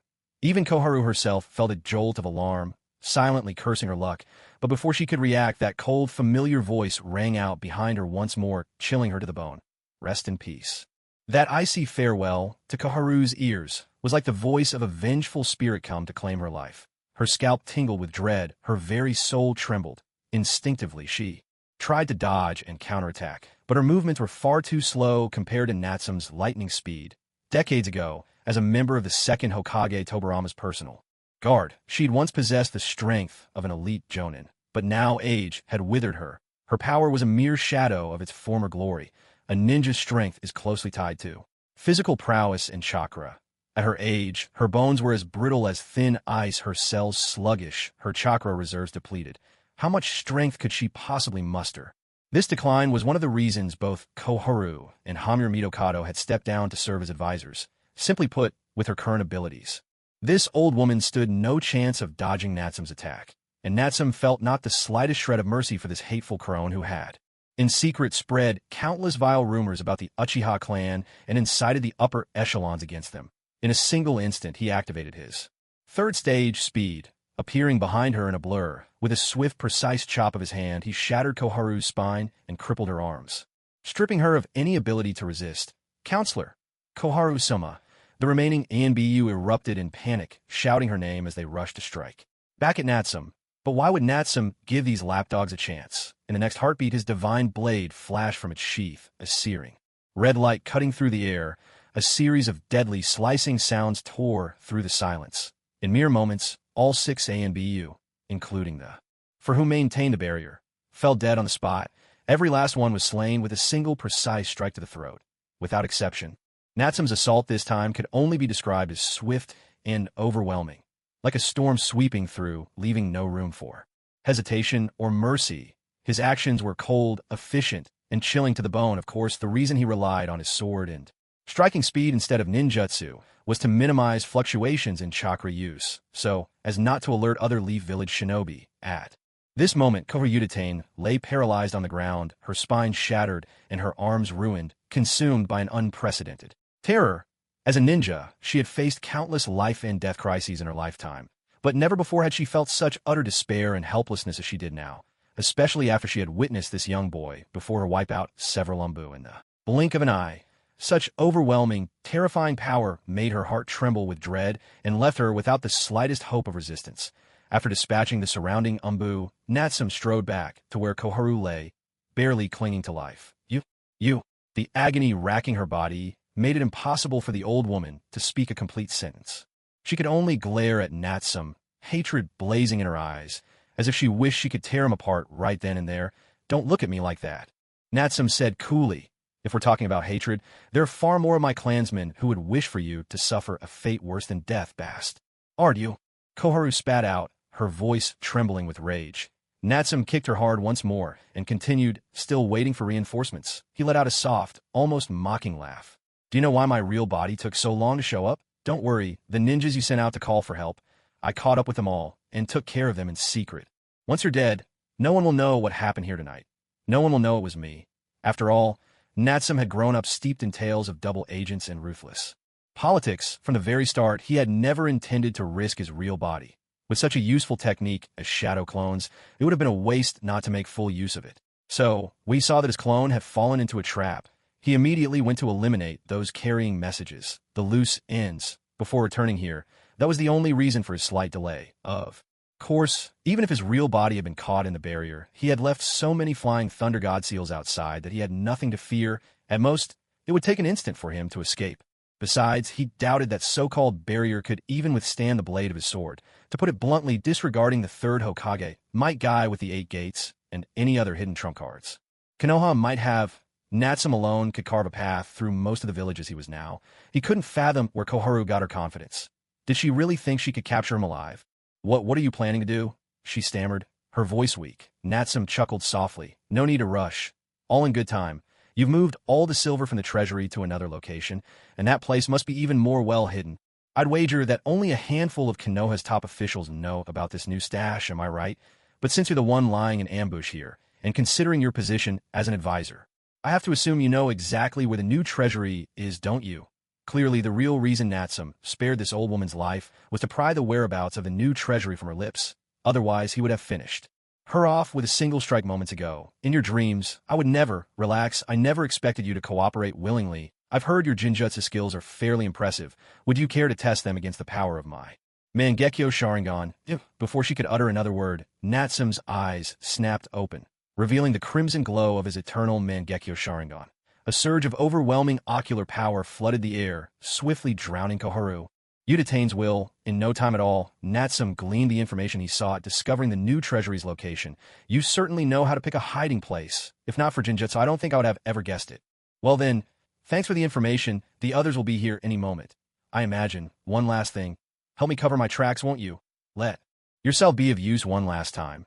Natsum's eyes narrowed, Mangekyo spinning as he poured another illusion deep into Koharu's mind forcibly, rewriting her memories. Then with a single swift motion, he drew his blade, severing half the old woman's body in one clean stroke. Such a grievous wound left her with no hope of survival. Without hesitation, he vanished, racing toward the new treasury at breakneck speed. Barely a dozen seconds had passed since Natsum's departure. The conspicuous display of barrier ninjutsu drew a number of Konoha shinobi to the site almost immediately. Upon witnessing the devastation scattered across the battlefield, every ninja present felt a chill of terror in their hearts. It didn't take long for them to spot the barely breathing Yudataine Koharu. They rushed to her side, channeling chakra to sustain their advisor's fading life.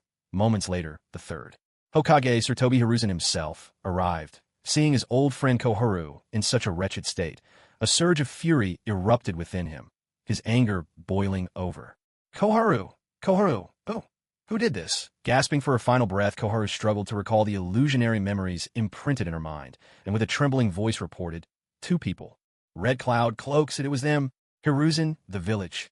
Before she could finish, Koharu breathed her last, dying on the spot. The Administrative Department, an organization assisting the Hokage in overseeing Konoha's affairs. Its highest authorities were Midokado Hamura and Yudataine Koharu, whose status was akin to that of elders within the village. The responsibilities of the advisor are twofold. Firstly, to assist the Hokage by providing sound and judicious counsel. Secondly, to serve as a bridge between the Land of Fire and Konoha, relaying messages from the nation, receiving the financial allocations granted to the village, and reporting the village's status and developments to the feudal lord, among other duties. To speak plainly, aside from wielding slightly less actual power, Hamura Midokado and Koharu Yudataine held positions in Konoha almost on par with Danzo. They were without question part of the village's true upper echelons. Now the sudden and violent death of such a high-ranking advisor had indeed delivered a tremendous shock to Konoha. After all, even during the Second and Third Great Ninja Wars, not a single senior advisor had ever perished so abruptly. What's more, Koharu had been Sarutobi's comrade-in-arms since the old days, their bond running deep. Witnessing Koharu's death with his own eyes was without a doubt a staggering blow for Hiruzen Sarutobi himself, sending tremors through his heart and igniting a furious blaze within him. For a distinguished senior advisor to die right in front of the village treasury, should word of this spread, it would deal yet another heavy blow to the entire village. Suppressing his anger, Hiruzen muttered to himself, 2-man operation, Red Cloud Cloaks. Is it the Akatsuki they actually dared to make a move against Konoha? Or did they manage to slip through the village's barriers without a trace? And why did the fight break out right here of all places? Countless questions surged up from the depths of his mind, but there was no one to answer them. Though Koharu had left behind some clues before her death, Hiruzen, ever cautious, could not bring himself to trust them immediately. After all, it's not impossible that someone is impersonating the Akatsuki to shift the blame. With his wealth of experience, he even wondered if Koharu might have been under the influence of a Jinjutsu. But, after a brief hesitation, Hiruzen quickly dismissed the idea. He knew well the extent of Koharu's prowess in illusion techniques. While she might not match the new generation prodigies like Kurinai Yui, she was still highly accomplished. For someone to seize control of her mind and alter her memories without a sound was nearly impossible. Even the fabled Mangekyo Sharingan, the pinnacle of illusion arts, would find such a feat far from easy. It would require not only consummate skill, but also a vast reservoir of ocular power. Neither could be lacking. Hiruzen had also considered whether this could be the handiwork of that prodigy Uchiha Natsum, who had already defected from the village. Yet though that boy had awakened the Mangekyo Sharingan, he was still far too young, his chakra reserves and ocular power too limited. Thus the likelihood seemed slim. Of course, if Hiruzen were to learn that in just over 10 days, that brat Natsum's chakra and ocular strength had surged dozens of times over, he might have thought differently. The ANBU moved with remarkable efficiency. Once they had finished examining the scene and gathering all the relevant information, they began to carefully collect and remove the body. Hiruzen personally closed Koharu's eyes and gently covered her with a white cloth. A fire of anger burned within him. Yet after decades as Hokage, having witnessed countless partings and deaths, he did not lose his composure. Instead, he pressed down the flames of rage in his heart and asked in a cold voice, "Have you finished examining the scene?" Reporting to Lord Third, "We've already checked the surrounding bodies except for Lady Koharu. Everyone else was killed instantly with a single blow. The attacker is extremely skilled. Is there any way to track them?" "None at all. The enemy is highly experienced. Not only did they withdraw from the battlefield swiftly, they also erased all traces and scents. Even a ninja, hounds can barely pick up a trail. We need more time if we hope to find any leads." The ANBU squad leader lowered his head, responding with deep shame. Their comrades had been slain, their advisor killed in cold blood, and yet all they could do was stand helplessly, with not a single clue, completely at a loss. For ANBU, this was an enormous blow. Of course, it wasn't his fault. After all, who could have predicted that the assailant would be this powerful, this brazen? It was as if all of Konoha had become their playground. The sensory division was silent as well, giving no warning at all. Useless, utterly useless. Hiruzen held back, though he wanted to curse and vent his anger. In the end, he suppressed it. It wasn't that these ANBU were too weak. It was simply that the enemy was too strong. 6 Jonin, if they acted together, they could wipe out an entire, small hidden village. And yet before this enemy, they were slaughtered in an instant, as helpless as newborn chicks. Thinking about it, why hadn't such a ruthless enemy killed Koharu outright? Surely, it wasn't out of respect for her status as an advisor. No, there had to be another reason. The realization hit Hiruzen at once. Damn, their real target was the silver that had been moved out of the treasury. They tortured Koharu to force her to reveal the location of the backup vault. Hiruzen's expression changed drastically. Without pausing, he broke into a run toward the backup treasury, all pretense of Hokage dignity forgotten. After all, the silver in the vault was the village's lifeblood. Half of it had already been stolen last time. If it were cleared out again, they might not even be able to pay the ANBU, the village's own civil servant shinobi. How could Hiruzen not be anxious? A few minutes later, outside the village, a figure suddenly appeared. At that moment, looking at the 8 space scrolls in his arms, Natsum broke into a brilliant smile. Yes, it was that kind of plain, unadorned smile, a farewell gift worth a full 40 million ryo. Konoha was really generous, so generous, in fact, that Natsum hardly wanted to leave anymore. On the other hand, to be honest, after suffering a loss, the people of Konoha finally learned their lesson. Not only did they move all the money out of the original treasury, but they even divided it up and stored it in 3 separate temporary secret vaults as a precaution. Yet for all their careful planning, there was one thing Konoha could never have foreseen. Koharu, one of the high-ranking advisors who knew the locations of these secret backup vaults, ended up being captured entirely by Natsum. Under the sway of Natsum's genjutsu, Koharu revealed every detail, including the exact addresses of the vaults, without holding anything back.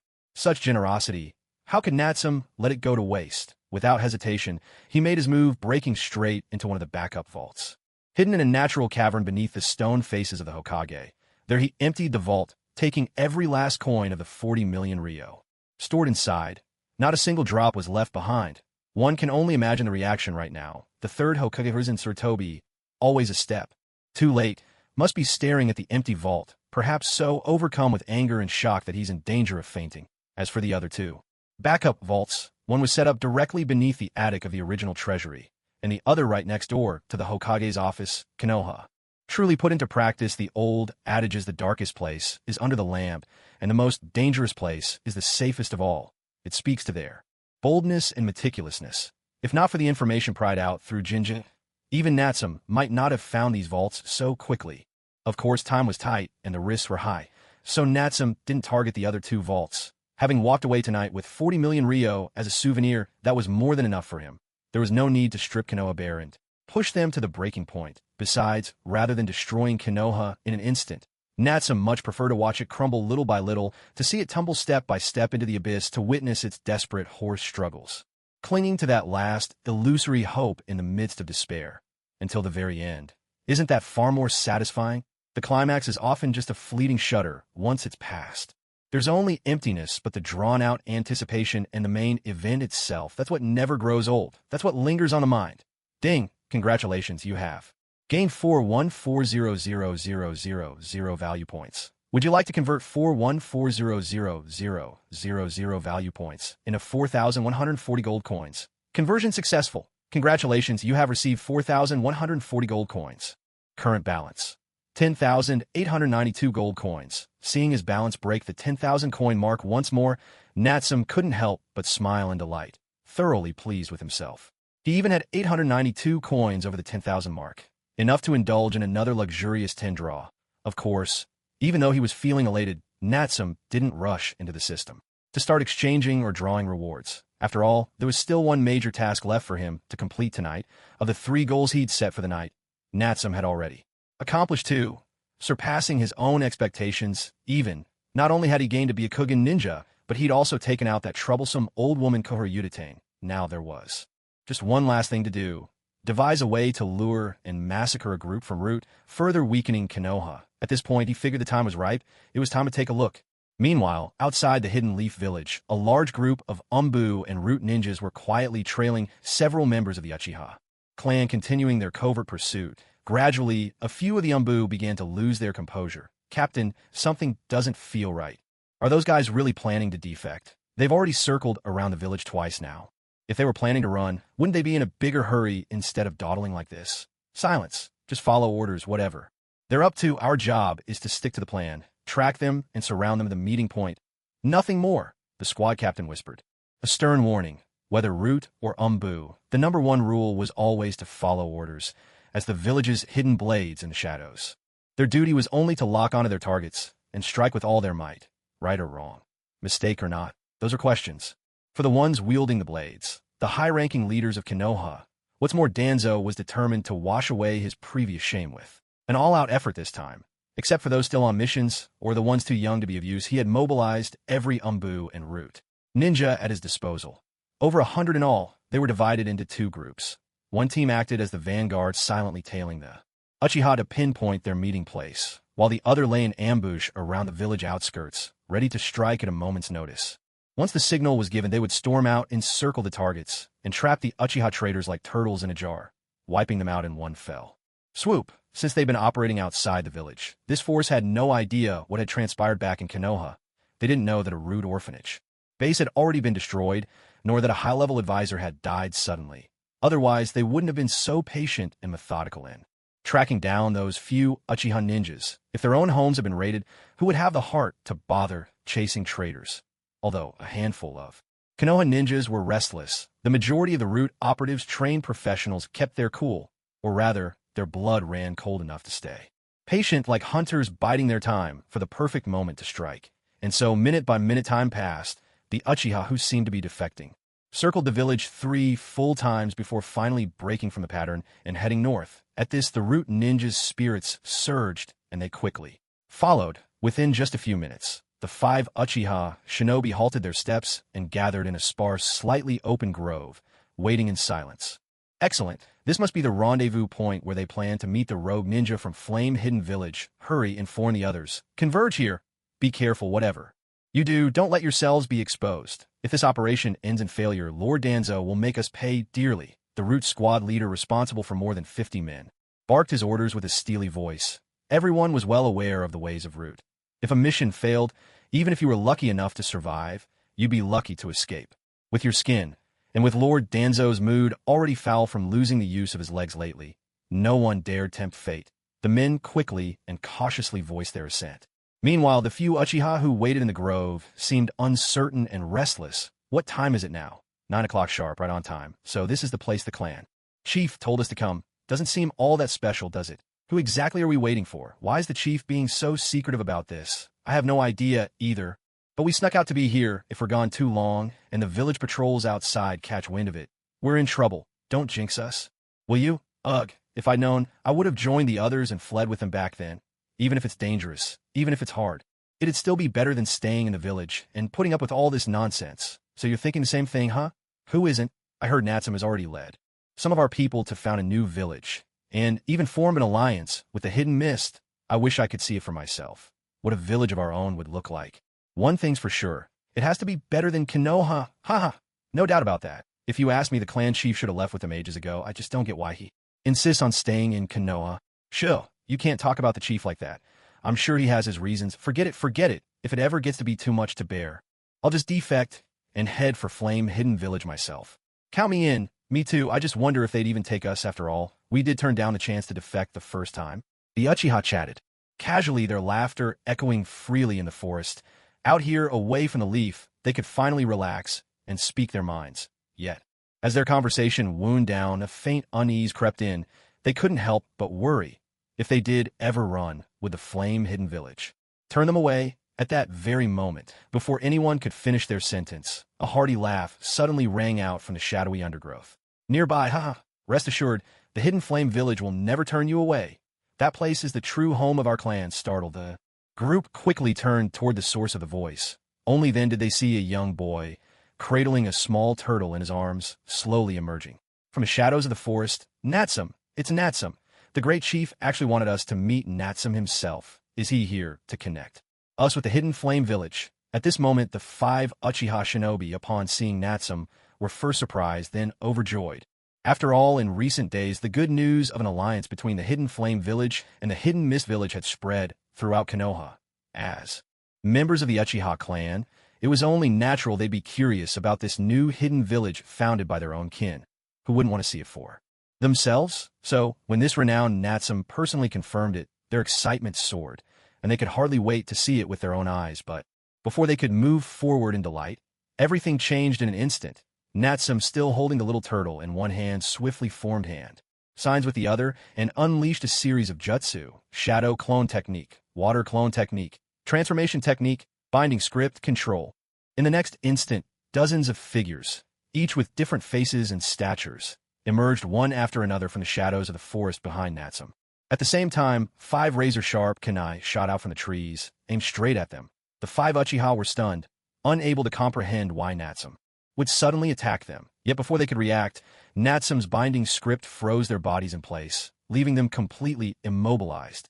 All they could do was watch helplessly as the kunai sliced through the air toward them, a shrill whistling of blades followed by the dull thud of impact. 5 kunai struck with perfect accuracy, piercing each of their chests. One by one, the Uchiha shinobi collapsed to the ground.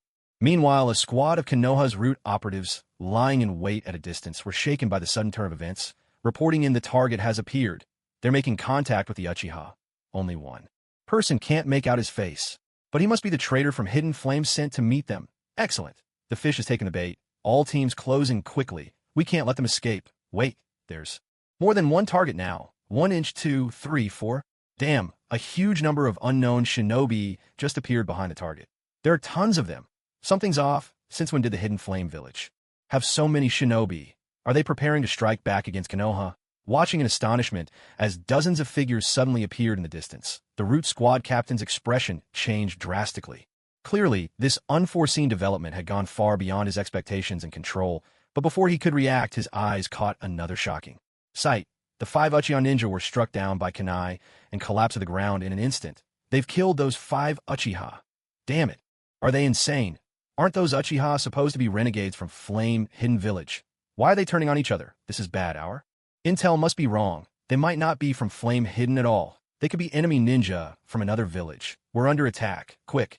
Notify Lord Danzo. The root captain roared. At this moment, he no longer cared about being exposed. If those dozens of ninja were truly enemy forces from another hidden village attacking, then Konoha was in real danger today. Who had time to worry about a handful of petty Uchiha traitors? Now, Byakugan. Who is Byakugan? Hurry. Check over there. Find out which village these ninja belong to. At his command, the only 2 Byakugan users in the root squad immediately activated their dojutsu, gazing into the distance and taking in the scene more than a kilometer away. Relying on the Byakugan's unique chakra insight, the 2 root ninja quickly began to analyze the truth. They discovered that many of those figures were not real. Most were clones created through ninjutsu. Note: ordinary Byakugan cannot see through shadow clones. It's a trap. They're bluffing. Just illusions. Those aren't real people. One of the Byakugan users shouted, but before he could finish, his gaze froze as he caught sight of something terrifying. His face drained of color, and he screamed in panic. No, it's a tailed beast. A tailed beast. Run for your lives. A few seconds earlier, as the 5 ninja collapsed at his feet, Natsum's lips curled with satisfaction. He lifted the 3 tails Isabu in one hand, patted its little head, and gave his command. Hey, you can understand what I'm saying, right? Now aim over there and fire a tailed beast ball for me. Hurry up. If you're too slow, I'll turn you into soup for dinner tonight. Isabu. Evidently, Isabu had no right to refuse. With a resentful look, it opened its small mouth and began to gather chakra for the tailed beast ball.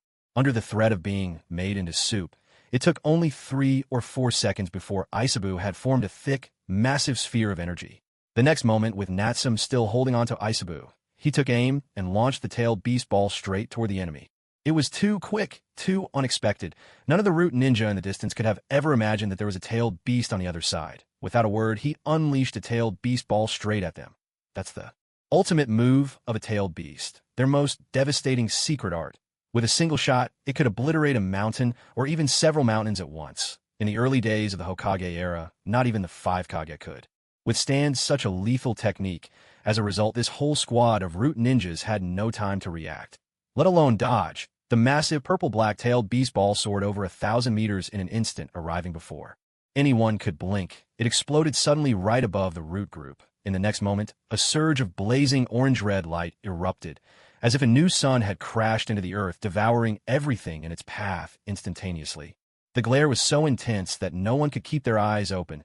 A violent shockwave swept outward, tearing ancient trees from their roots and stirring up a boundless hurricane. The explosion's thunderous roar and the ground-shaking tremors could be felt even from more than 10 kilometers away. The might of the tailed beast ball truly lived up to its fearsome reputation, even more so considering it came from a certain little turtle pushed to its limit by the threat of death.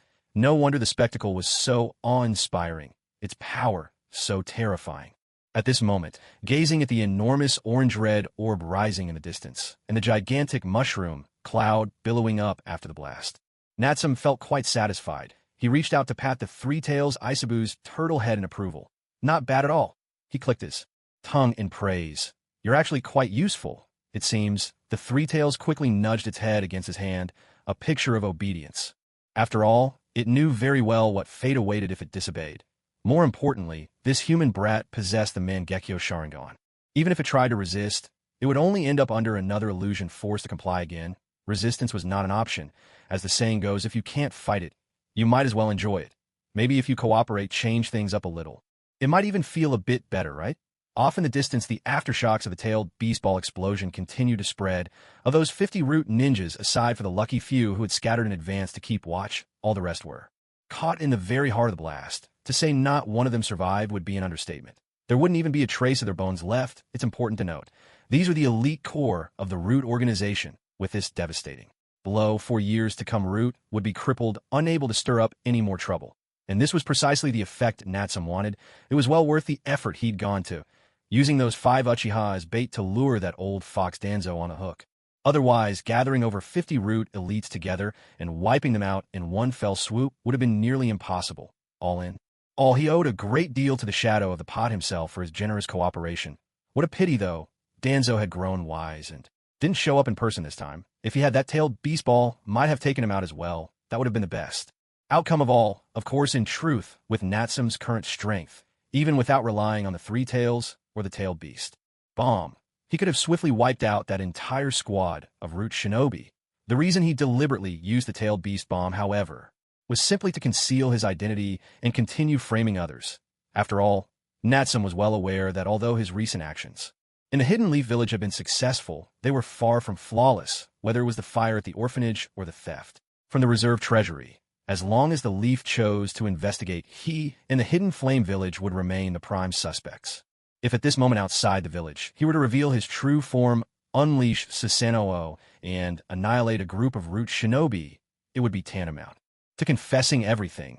But if he attacked using a tailed beast and the tailed beast bomb, the situation would change entirely. After all, everyone knows that only the 5 great hidden villages and the Hidden Waterfall Village possess tailed beasts and Jinchuriki. How could the Hidden Flame Village possibly have one? So, if the Leaf were attacked by a tailed beast, it would be only natural for them to shift their suspicions toward the other major villages, greatly diminishing suspicion on his own village. Afterward, with a little subtle instigation, it might not be long before a new round of hidden village wars erupted, allowing his own village to sit back and reap the benefits from the sidelines. What could be more perfect? This, then, was the true reason Natsum used the Three Tails to unleash the tailed beast bomb. Besides, no one in the Leaf Village knew the Three Tails was in his possession. As for the many clones he had just created, those two were meant to mislead the Leaf shinobi and divert their attention elsewhere. Looking at it now, the entire plan had unfolded quite smoothly. Seeing his scheme succeed, Natsum wasted no time. He immediately directed his clones to help up the 5 Uchiha shinobi before him. releasing them from his control. In the next moment, the 5 of them gasped for breath and scrambled to their feet, their faces clouded with confusion. They glanced at Natsum, then at the massive explosion behind them, bewildered by the turn of events. Clearly, the scene just moments before, where the 5 Uchiha had supposedly died suddenly, was nothing but a performance staged by Natsum. Those kunai had never struck any vital points. Their dramatic collapse had also been nothing more than an illusion created by Natsum's binding script technique. Time was short, and Natsum had no intention of explaining anything to the 5. Without hesitation, he retrieved 5 substitute corpses he had prepared in advance from a spatial scroll and tossed them onto the ground. The corpses' eyes had already been gouged out, and their bodies were completely charred, making them unrecognizable, perfect for impersonating the 5 Uchiha clansmen. Without delay, Natsum gathered the still-dazed shinobi and performed the Flying Thunder God technique, teleporting them away from the scene in an instant. The explosion of the tailed beast bomb was truly overwhelming, shaking the very earth within the Leaf Village and jolting countless villagers awake from their slumber. The dazzling explosion lit up more than half the village sky with a bright, fiery orange glow. Such a shocking turn of events instantly triggered memories for many.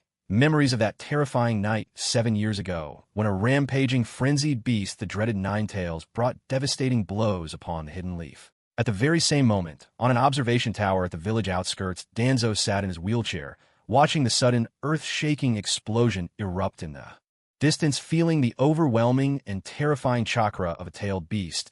Even he could not help but twitch at the lips, his expression twisting with shock. That's a tailed beast attack. How could there be a tailed beast? Did Itachi give us false intelligence? No, impossible, absolutely impossible. There's no way those Uchiha traders could have a tailed beast. Could it be an assault from another hidden village? Wait, damn it, does that mean all my men are finished? Panic seized Danzo's heart, his teeth grinding in terror as he tried to guess at the truth. For this operation, he had thrown in everything he had, his entire fortune, all on the line. Over 50 people made up the first squad, nearly half of them elite jonin. If they'd truly been wiped out by a tailed beast for no reason at all, he would suffer so much loss he might cough up blood. Of course, even amid his terror, Danzo felt a secret relief. Thank goodness he hadn't rushed in himself. Otherwise, he might have ended up dead in that tailed beast explosion right now. A moment later, 2 silhouettes landed swiftly in front of Danzo, tense and on high alert. Lord Danzo, what should we do? Hurry! Get me back to the village, Danzo ordered without hesitation, and tell the second squad to retreat at once. It looks like an enemy village is attacking. Pull everyone back to the village first. We'll make plans after. He forced himself to remain calm and issued his commands in a steady voice. No matter what happened to the first squad, whether they'd been wiped out or not now, that a tailed beast was involved, he couldn't risk losing any more men. If he lost everyone, what would he have left to vie for the position of Hokage? After all these years of cautious maneuvering, he was well versed in the art of biding his time. A tailed beast invasion was a matter best left to Sarutobi to handle. Yes, sir, the 2 loyal root ninja responded without hesitation, immediately lifting Danzo in his wheelchair and retreating toward the heart of the village. Meanwhile, in another corner of the Hidden Leaf, at the ruined compound of the Uchiha clan, Fugaku was startled awake by the tremor. He leapt onto the rooftop, gazing far into the distance at the brilliant ring of orange light blossoming beyond the village limits. The great clan leader stood stunned for a moment, his heart racing. He too thought it was an enemy village attack at first. But as he considered it, realization dawned. He couldn't help but let out a faint, rueful chuckle and sighed inwardly. That boy, he's gone completely mad. This is going to cause quite an uproar. But perhaps that's for the best. Perhaps, once war arrives, the village will have no time to single out our clan anymore. In fact, they might even have to rely on us. At the same moment, inside a hastily built wooden hut, Juzi, who had just lain down to sleep and been startled awake, stumbled out in a daze. Curious, he looked up at Fugaku and asked Dad, "Why are you standing on the roof? What are you looking at?" Fugaku glanced down at young Sasuke. In a rare good mood, he even made a joke. "I'm watching fireworks. Someone outside the village is lighting up grand fireworks." Sasuke brightened, shouting excitedly, I want to see too." The unrest in Konoha lasted the entire night. Between the fires within the village and the explosions outside, countless villagers spent the night restless, their hearts pounding with anxiety. Wild rumors flew. Was another war about to break out? Fortunately, after a night of upheaval, the village suffered no further attacks. This brought some measure of relief to many. However, as the fire at the orphanage died down, its hidden darkness came to light, sending another shockwave through the community. After all, in every hidden village, the death rate among ninja was high. During wartime, those numbers would multiply several times over, creating a large population of orphans. Ordinarily, these orphans would be cared for by the village or the orphanage, a way to offer some reassurance to the families of fallen heroes. But now, the orphanage was burned, and the gruesome laboratory beneath it had been exposed for all to see. Only then did the villagers realize this was no place of refuge, but a monstrous den that devoured children without a trace. As the bodies of young children were exhumed one after another, the crowd of onlookers grew red-eyed with fury. Anger simmered everywhere. No ninja would ever want to see this.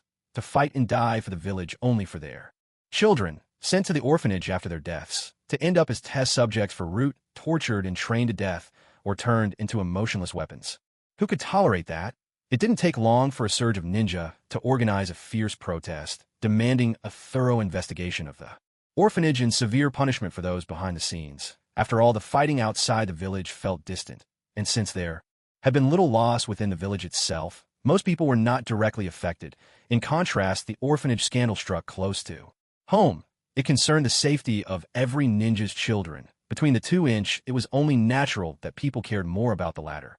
Meanwhile, while the lower ranks of Konoha seethed with outrage, the village's leadership was thrown into utter chaos. The events of the previous night were simply too overwhelming. The orphanage was destroyed, the reserve treasury was robbed, a senior advisor died suddenly, and there was a suspected attack by a tailed beast from another village.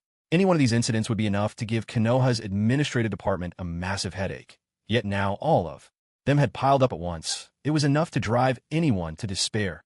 At this moment, the third Hokage, Hiruzen Sarutobi, sat alone in the Hokage's office. His hair was completely white, his face clouded with worry, and his spirits were drained. He let out a quiet sigh in the silence. He just couldn't understand why during his own tenure so many rotten things always seemed to happen. He could only blame himself for growing old, and for lacking the prestige and power of the first Hokage. Otherwise, who would dare covet Konoha? He sighed heavily. A knock sounded at the door. Steady and urgent. Come in, he called. An Umbu ninja entered, dropping to one knee and removing his mask. Oh, it's Kakashi, Hiruzen said. Have you finished the tally? How are the casualties in Umbu and Root? Hiruzen quickly composed himself, masking his anxiety with a facade of calm. Kakashi lowered his head and reported briskly. Within the village, 11 Umbu operatives were killed. Outside the village, 8 Umbu fell, and 46 Root members perished. Hiruzen drew in a sharp breath, his expression growing even darker. This kind of loss was the most devastating since the Third Great Ninja War. The Umbu losses alone were heavy, but this time, Root's backbone had been utterly shattered. Danzo might not even have half his usual manpower left. Is there any lead on the thieves who robbed the reserve treasury? Hiruzen pressed. None. Kakashi replied, shaking his head. The Umbu had already searched every inch of the treasury and the reserve vault, leaving no stone unturned. They'd even deployed all sorts of ninja hounds and tracking beasts to assist in the search. Yet, not a single clue had turned up. It was as if the thieves had vanished into thin air. Hiruzen's brow furrowed deeply. This was the second time the treasury had been robbed, and this time they didn't even know who the culprits were. All they could do was suspect that the Akatsuki might have been involved. On top of that, one of their own senior advisors had died a tragic death because of it. Such humiliation. The whole face of Konoha was at stake. How could he not be furious? He let out another long sigh. What about the attack outside the village last night? He asked. Kakashi promptly handed over a stack of reports. Inside was a detailed reconstruction of the entire incident compiled by the surviving Umbu and Root members who had witnessed the chaos firsthand. Hiruzen took the report and began poring over it. He read for a long while before he finally let out a heavy breath, his expression deeply troubled. After all, just from what was written here, the events of last night were utterly absurd. Itachi's voluntary confession, the secret defection of Uchiha ninjas, Danzo and Root's planned ambush, the sudden appearance of a rampaging tailed beast. When strung together, these events were even more outrageous than the great ninja wars themselves. There are simply too many coincidences in all of this. At first, Hiruzen still had his doubts. The group that attacked outside the village seemed closely connected to those who stole from the reserve treasury, but now the ties behind these incidents have only grown more confusing and elusive. The most crucial issue remains. After an entire night of effort, their side still hasn't managed to uncover the identity of a single enemy. They were truly at a disadvantage. Kakashi, what's your take on this? Do you think these attacks are related to one another? Hiruzen took the initiative to ask Kakashi, hoping to draw on his sharp mind to untangle the web of events. I can't make sense of what happened at the orphanage, but as for the theft at the reserve treasury and the attack outside the village, I don't think they were committed by the same group. If both incidents were the work of a single party, then given their ability to infiltrate the village so quietly, there would have been no need for an assault outside the walls. They could have simply staged a surprise attack within the village itself, using the Jinchuriki or a tailed beast, and the consequences would have been far more disastrous. So, here's what I suspect. The group outside the village was likely an assault force sent by another hidden village. It's just that by chance they stumbled upon several members of the Uchiha clan who were preparing to defect. That's why they eliminated those 5 so swiftly. Only afterwards did they realize that a large number of root shinobi were following behind those 5. Thinking their ambush had been exposed, they hastily used a tailed beast bomb to cover their escape, then withdrew as quickly as possible. Kakashi laid out his deductions, which in his view offered the most reasonable explanation. After all, no one realized that someone had already mastered the Flying Thunder God technique, making it possible to move freely in and out of the village at will. Upon hearing this, Hiruzen nodded slightly. To his mind, this truly was a very coherent and logical guess, one that clearly addressed the mysteries of this haphazard attack. Hiruzen asked, "Are we certain those 5 were Uchiha shinobi?" Kakashi replied, "We can't be sure. Their bodies were badly burned, making facial identification impossible. But all 5 had their eyes gouged out. Unless someone was collecting Sharingan, there'd be no reason to deliberately remove their eyes after death." "All right, I understand," Hiruzen said, nodding as he fell silent, drumming his fingers on the wooden table while racking his brain in deep thought. In his mind, he began matching up each of the 5 great hidden villages as potential suspects. Since a tail beast was involved, there was no doubt the suspects had been narrowed down to the other 4 great hidden villages, and Takigakure, the Uchiha's own village, which should have been the prime suspect, could be ruled out entirely. As for Takigakure, although they possessed a tailed beast, they were only a minor village. Unless they had taken leave of their senses, they wouldn't dare provoke Konoha, making them an unlikely culprit as well. After that, Hiruzen had indeed suspected the Hidden Mist village despite their alliance with the Hidden Flame village. However, the great upheaval in the mist had only occurred 3 days ago. News from that side barely reached the village just yesterday. A major hidden village had gone through a coup. Their Mizukage had died suddenly, and power had shifted hands. Such monumental events would undoubtedly leave a mountain of state affairs waiting to be dealt with. How could they possibly have mustered a force, mobilized a Jinchuriki, and launch an attack on Konoha without a moment's delay, with the seas separating them? In only 2 days' time, there was simply no way the Mist Shinobi could have made it to Konoha in time. That's why Hiruzen had ruled the Mist out as a suspect. That leaves only 3 villages with the greatest suspicion: the Hidden Stone, the Hidden Cloud, and the Hidden Sand. Damn it, which one is it? Hiruzen furrowed his brows deeply, murmuring his guesses to himself.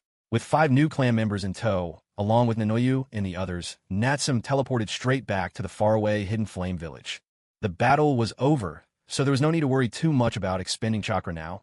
Once they returned to their home village, Nanoyu, filled with joy, quickly took the rescued orphans to the newly built orphanage for resettlement. The 5 newcomers were also assigned people by Natsum to help them settle in. Still, the shock of tonight's events would likely take them quite some time to recover from. Once everyone had been sent off, Natsum finally let his guard down and made his way to the hot spring pool in the backyard. With 2 quick fire-style techniques, he heated a pot of spring water until it sent up clouds of white steam. Natsum leaped in and sank into the pool, stretching out in comfort. Meanwhile, a certain little turtle quietly wriggled free from Natsum's grasp, paddling to the edge of the pool for a bit of distance. After all, if Natsum kept scrubbing, its little turtle head would be rubbed raw. "Ah, so comfortable. This is just pure bliss." Natsum soaked in the hot water, exclaiming heartily, utterly at ease. He wasn't even sure if it was the soothing spring or the satisfaction from tonight's successful operation that made him feel so content. Tisk, tisk, tisk. Konoha must be scared out of their wits by now. A tailed beast right on their doorstep. It's about time they had a little panic. Natsum chuckled to himself in amusement. For now, at least the threat of the tailed beast was still immense. Then he replayed the entire night's events in his mind, checking for any mistakes, certain he'd left nothing amiss. He closed his eyes in excitement, letting his consciousness sink into the system, eager to begin a new round of indulgence. Host. Natsum attributes: fire, water, wind, lightning, earth, in chakra. 72 units, ninjutsu, flying.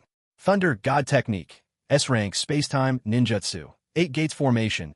S-Rank Taijutsu, Spirit Transformation Technique, S-Rank Soul Ninjutsu, Kekiai Genkai, Eternal Mangekyo Sharingan Taijutsu, 1,000 Years of Death, 1,000 Flame Blade, Special Skill, Chakra Extraction Method Special Weapon, Kundu Blade Current Balance, 10,892 gold coins gazing at a stash of over 10,000 gold coins. Natsum's face glowed with a dazzling smile. As expected, there's nothing quite like Konoha. As the head of the 5 great hidden villages, it truly overflows with wealth. There are 3 reserve vaults, and just one of them alone holds a staggering 40 million Ryo. And that's not even counting the 70 million Ryo he snuck away with on his first visit. Konoha's riches far outshine Iwagakure's. Such a thriving field of opportunities is truly a rare find. Once Konoha gets even fatter, it'll be time for another harvest. After savoring his thoughts for a moment, Natsum wasted no more time. He dove straight into the system shop and instantly redeemed another powerful ability he'd long coveted. Would you like to spend 10,000 gold coins to acquire the Sage Body? Confirmed. Truthfully, Natsum had hesitated before, weighing options like the immortal power of the evil god's body or the tailed beast's body. But considering how rampant sealing techniques were in the ninja world, he ultimately chose the Sage Body, which would bring a more significant boost to his overall strength. In the next instant, 10,000 gold coins vanished in a flurry, as if swept away by a winter wind. Simultaneously, the system's transformation of Natsum's body began in a flash. Under an indescribable, awe-inspiring force, every cell in his body swiftly evolved and ascended. Cell vitality, bone density, muscle resilience, all soared at an explosive rate. This transformation far surpassed the time when Orochimaru transplanted Hashirama cells into him. Even the few incomplete Hashirama cells within him were wholly assimilated and devoured, turning entirely into pure Sage Body cells unique to Natsum. In truth, the Sage Body's power is humble and straightforward. Only threefold. First, chakra. Reserves rivaling those of a tailed beast. Second, immense vitality and regenerative powers. Third, an unparalleled physical constitution. With these 3 strengths combined, even a most ordinary ninjutsu could be turned into something extraordinary in the hands of the Sage Body. It's true that technique's might is often tied to the amount of chakra poured into it. Yet to judge combat power by chakra reserves alone is a grave mistake. Think back to the early days of Naruto. Naruto's stamina was a perfect 10-inch. The 3rd Hokage's was just a 5. Could Naruto have defeated the 3rd Hokage then? Or take the 4th Raikage. He possessed chakra, rivaling a tailed beast, and speed surpassing Hashirama. But could he ever hope to win against Hashirama? And even Hashirama's legendary would release, aside from its overwhelming ability to suppress tailed beasts, wasn't truly the ultimate in attack or defense. If you looked at it honestly, its strength lies mainly in its rich array of abilities, its formidable control, and its all-encompassing power. In later years, Madara also possessed the power of would release, yet when the two of them truly clashed, the first Hokage wielded would release, while Madara relied on the power of Susanoo. This proves that true strength did not stem from the would release itself, but rather from the first Hokage and his Sage Body. To put it simply, even if 2 shinobi use the same jutsu and expend the same amount of chakra, the might unleashed by someone with a Sage Body will far surpass that of an ordinary ninja. This, in essence, is the most terrifying aspect of the Sage Body. This time, the transformation of my entire body took far longer than ever before. It lasted nearly 10 minutes before it finally came to an end. The moment it was over, I could clearly feel the overwhelming surge of power and chakra within me. So immense it was almost frightening. My cells had become dozens of times more active than those of an ordinary person. At this rate, if I were to push myself, I could easily go 10 rounds in a single night. Ahem, let's be modest, 7 rounds should be no problem. At the same time, this terrifying boost in power stirred a strong urge within me to test it out. In the next instant, I lightly flicked my finger. A sharp metallic ring filled the air as my chakra erupted violently, scattering all the spring water in the pool and sending it floating up in a shimmering, multicolored mist that danced like a dream. Then, the countless droplets swiftly gathered together, forming a massive water sphere that spun rapidly, churning with energy. Clearly, after obtaining the Sage Body, my command over both the form and nature of chakra had risen to a whole new level. Now, with just a thought, I could control and transform chakra as easily as moving my hand. It was almost unbelievable. This magical scene, coupled with the sudden, overwhelming aura I exuded, was enough to send a certain 3-tailed beast scurrying to the bottom of the pool, shivering in terror. With a whoosh, I released the chakra. The massive water sphere collapsed. Returning to the tranquil waters of the pool, excited, I quickly pulled up my personal system panel to check my stats. Host. Natsum attributes. Fire, water, wind, lightning, earth, yin-yang. Chakra, 1,800 units ninjutsu. Flying Thunder God technique. S-rank space-time ninjutsu. 8 gates formation. S-rank taijutsu. Spirit transformation technique. S-rank soul ninjutsu. Kekki-ai Genkai. Sharingan. Eternal Mangekyo. Rinnegan, 18%.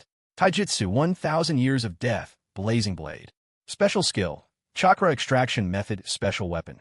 Kunwa blade. Current balance. 892 gold coins staring at the 1,800 units of chakra displayed on my system interface and feeling the vast ocean of power surging through me. I couldn't help but break into a brilliant smile. Incredible. Previously, transplanting Hashirama cells had only doubled my chakra. But now, with the complete sage body, my chakra reserves had increased 50-fold. 1,800 units. What a leap. His chakra reserves are on par with those of a tailed beast. In fact, even from the one tail to the 7 tails, it's uncertain whether any of them possess such a vast amount of chakra. Moreover, Natsum is well aware. This isn't even the limit of his sage body. With diligent training and further exploration of his physical potential, he's certain he can keep breaking through, growing ever stronger. Even multiplying his chakra reserves 100-fold isn't out of the question. After all, whether it was Ashura, the sage's son, or Hashirama, the first Hokage, neither of them were born invincible. They too attained their peak strength step by step through relentless training and development. This truly shows just how astonishing the potential of the sage body is, of course, beyond these obvious enhancements. What caught Natsum's attention was the glaring Rinnegan progress. 18% displayed on his personal system template, Sage Body. Combined with the Eternal Mangekyo Sharingan, Natsum estimated that his overall strength now ranked solidly in the upper echelons of the Superkage class. Even compared to the legendary peak of Hashirama or Madara, he shouldn't be too far behind. Of course, if he were to truly face off against those two both veterans of the Warring States era with unparalleled combat experience and extraordinary skill, there would still be a considerable gap. Even with equal strength, Natsum, at just 10 years old, probably wouldn't stand a chance against them. This isn't about undermining myself to flatter others. It's just an honest assessment. Only by recognizing one's own shortcomings can one better address weaknesses and keep improving. All things considered, with his current power, Natsum could easily sweep across the entire ninja world. From here on, what he needed most was to take some time to settle in and get accustomed to this surge in strength. However, before he could do that, after stirring up such a commotion in Konoha, making the Akatsuki and all the other great hidden villages take the fall for so many incidents, it would be a waste not to let these attacks bear some fruit. At this point in history, the ninja world is still a bit too peaceful. If his own hidden village is to rise, he has to stir up this tranquil pond, creating waves that he can ride to power and profit. Surely Konoha is seething with anger right now, alarm bells ringing on all sides. All that's left is one final push from him for a full-scale eruption. And as for that last push, it should be arriving in Konoha right about now. Just as Natsum had anticipated, things in Konoha were far from optimistic. Crowds of protesting villagers had gathered in front of the Hokage's office, demanding a thorough investigation and harsh punishment for those behind the orphanage scandal. For the Konoha leadership, the pressure was mounting by the minute. If it had only been the orphanage incident, the fallout might not have been so great, but on top of that, a murdered advisor, a looted treasury, a rampaging tailed beast. Each calamity striking at the very gates of the village. A series of shocking incidents unfolded one after another, causing most of Konoha to be on edge, hearts taut with anxiety and fear. Everyone dreaded the possibility that war could break out again at any moment. And once war begins, it inevitably brings death, and with death comes more orphans. Given the current state of Konoha, the orphanage has become a den of misery. Who would dare risk their life on the battlefield now? Who wouldn't be terrified that their own child might be sent into that den of suffering? The children of the great ninja clans are better off if their parents die. The clan can take in and raise the orphaned children, but most ordinary ninja, how could they expect such treatment? If they fall in battle, their sons and daughters will end up in the orphanage, left at the mercy of others, bullied and alone. Look at Minato, once the illustrious fourth Hokage. Just see how his son is ostracized now. So, in the eyes of many of the village's ordinary ninja, uncovering the truth and severely punishing those behind the scenes has become a top priority. Otherwise, how can they possibly fight with peace of mind? even the major ninja families have chosen to watch and wait for. Now, after all, in recent years, the swelling power of the Umbu and Root, as well as their oppression of many ninja clans, has gone too far. The Uchiha clan's division and tragic fate stand as a stark warning for all to see. Thus, these powerful families don't mind seizing the opportunity to put some pressure on Konoha's leadership.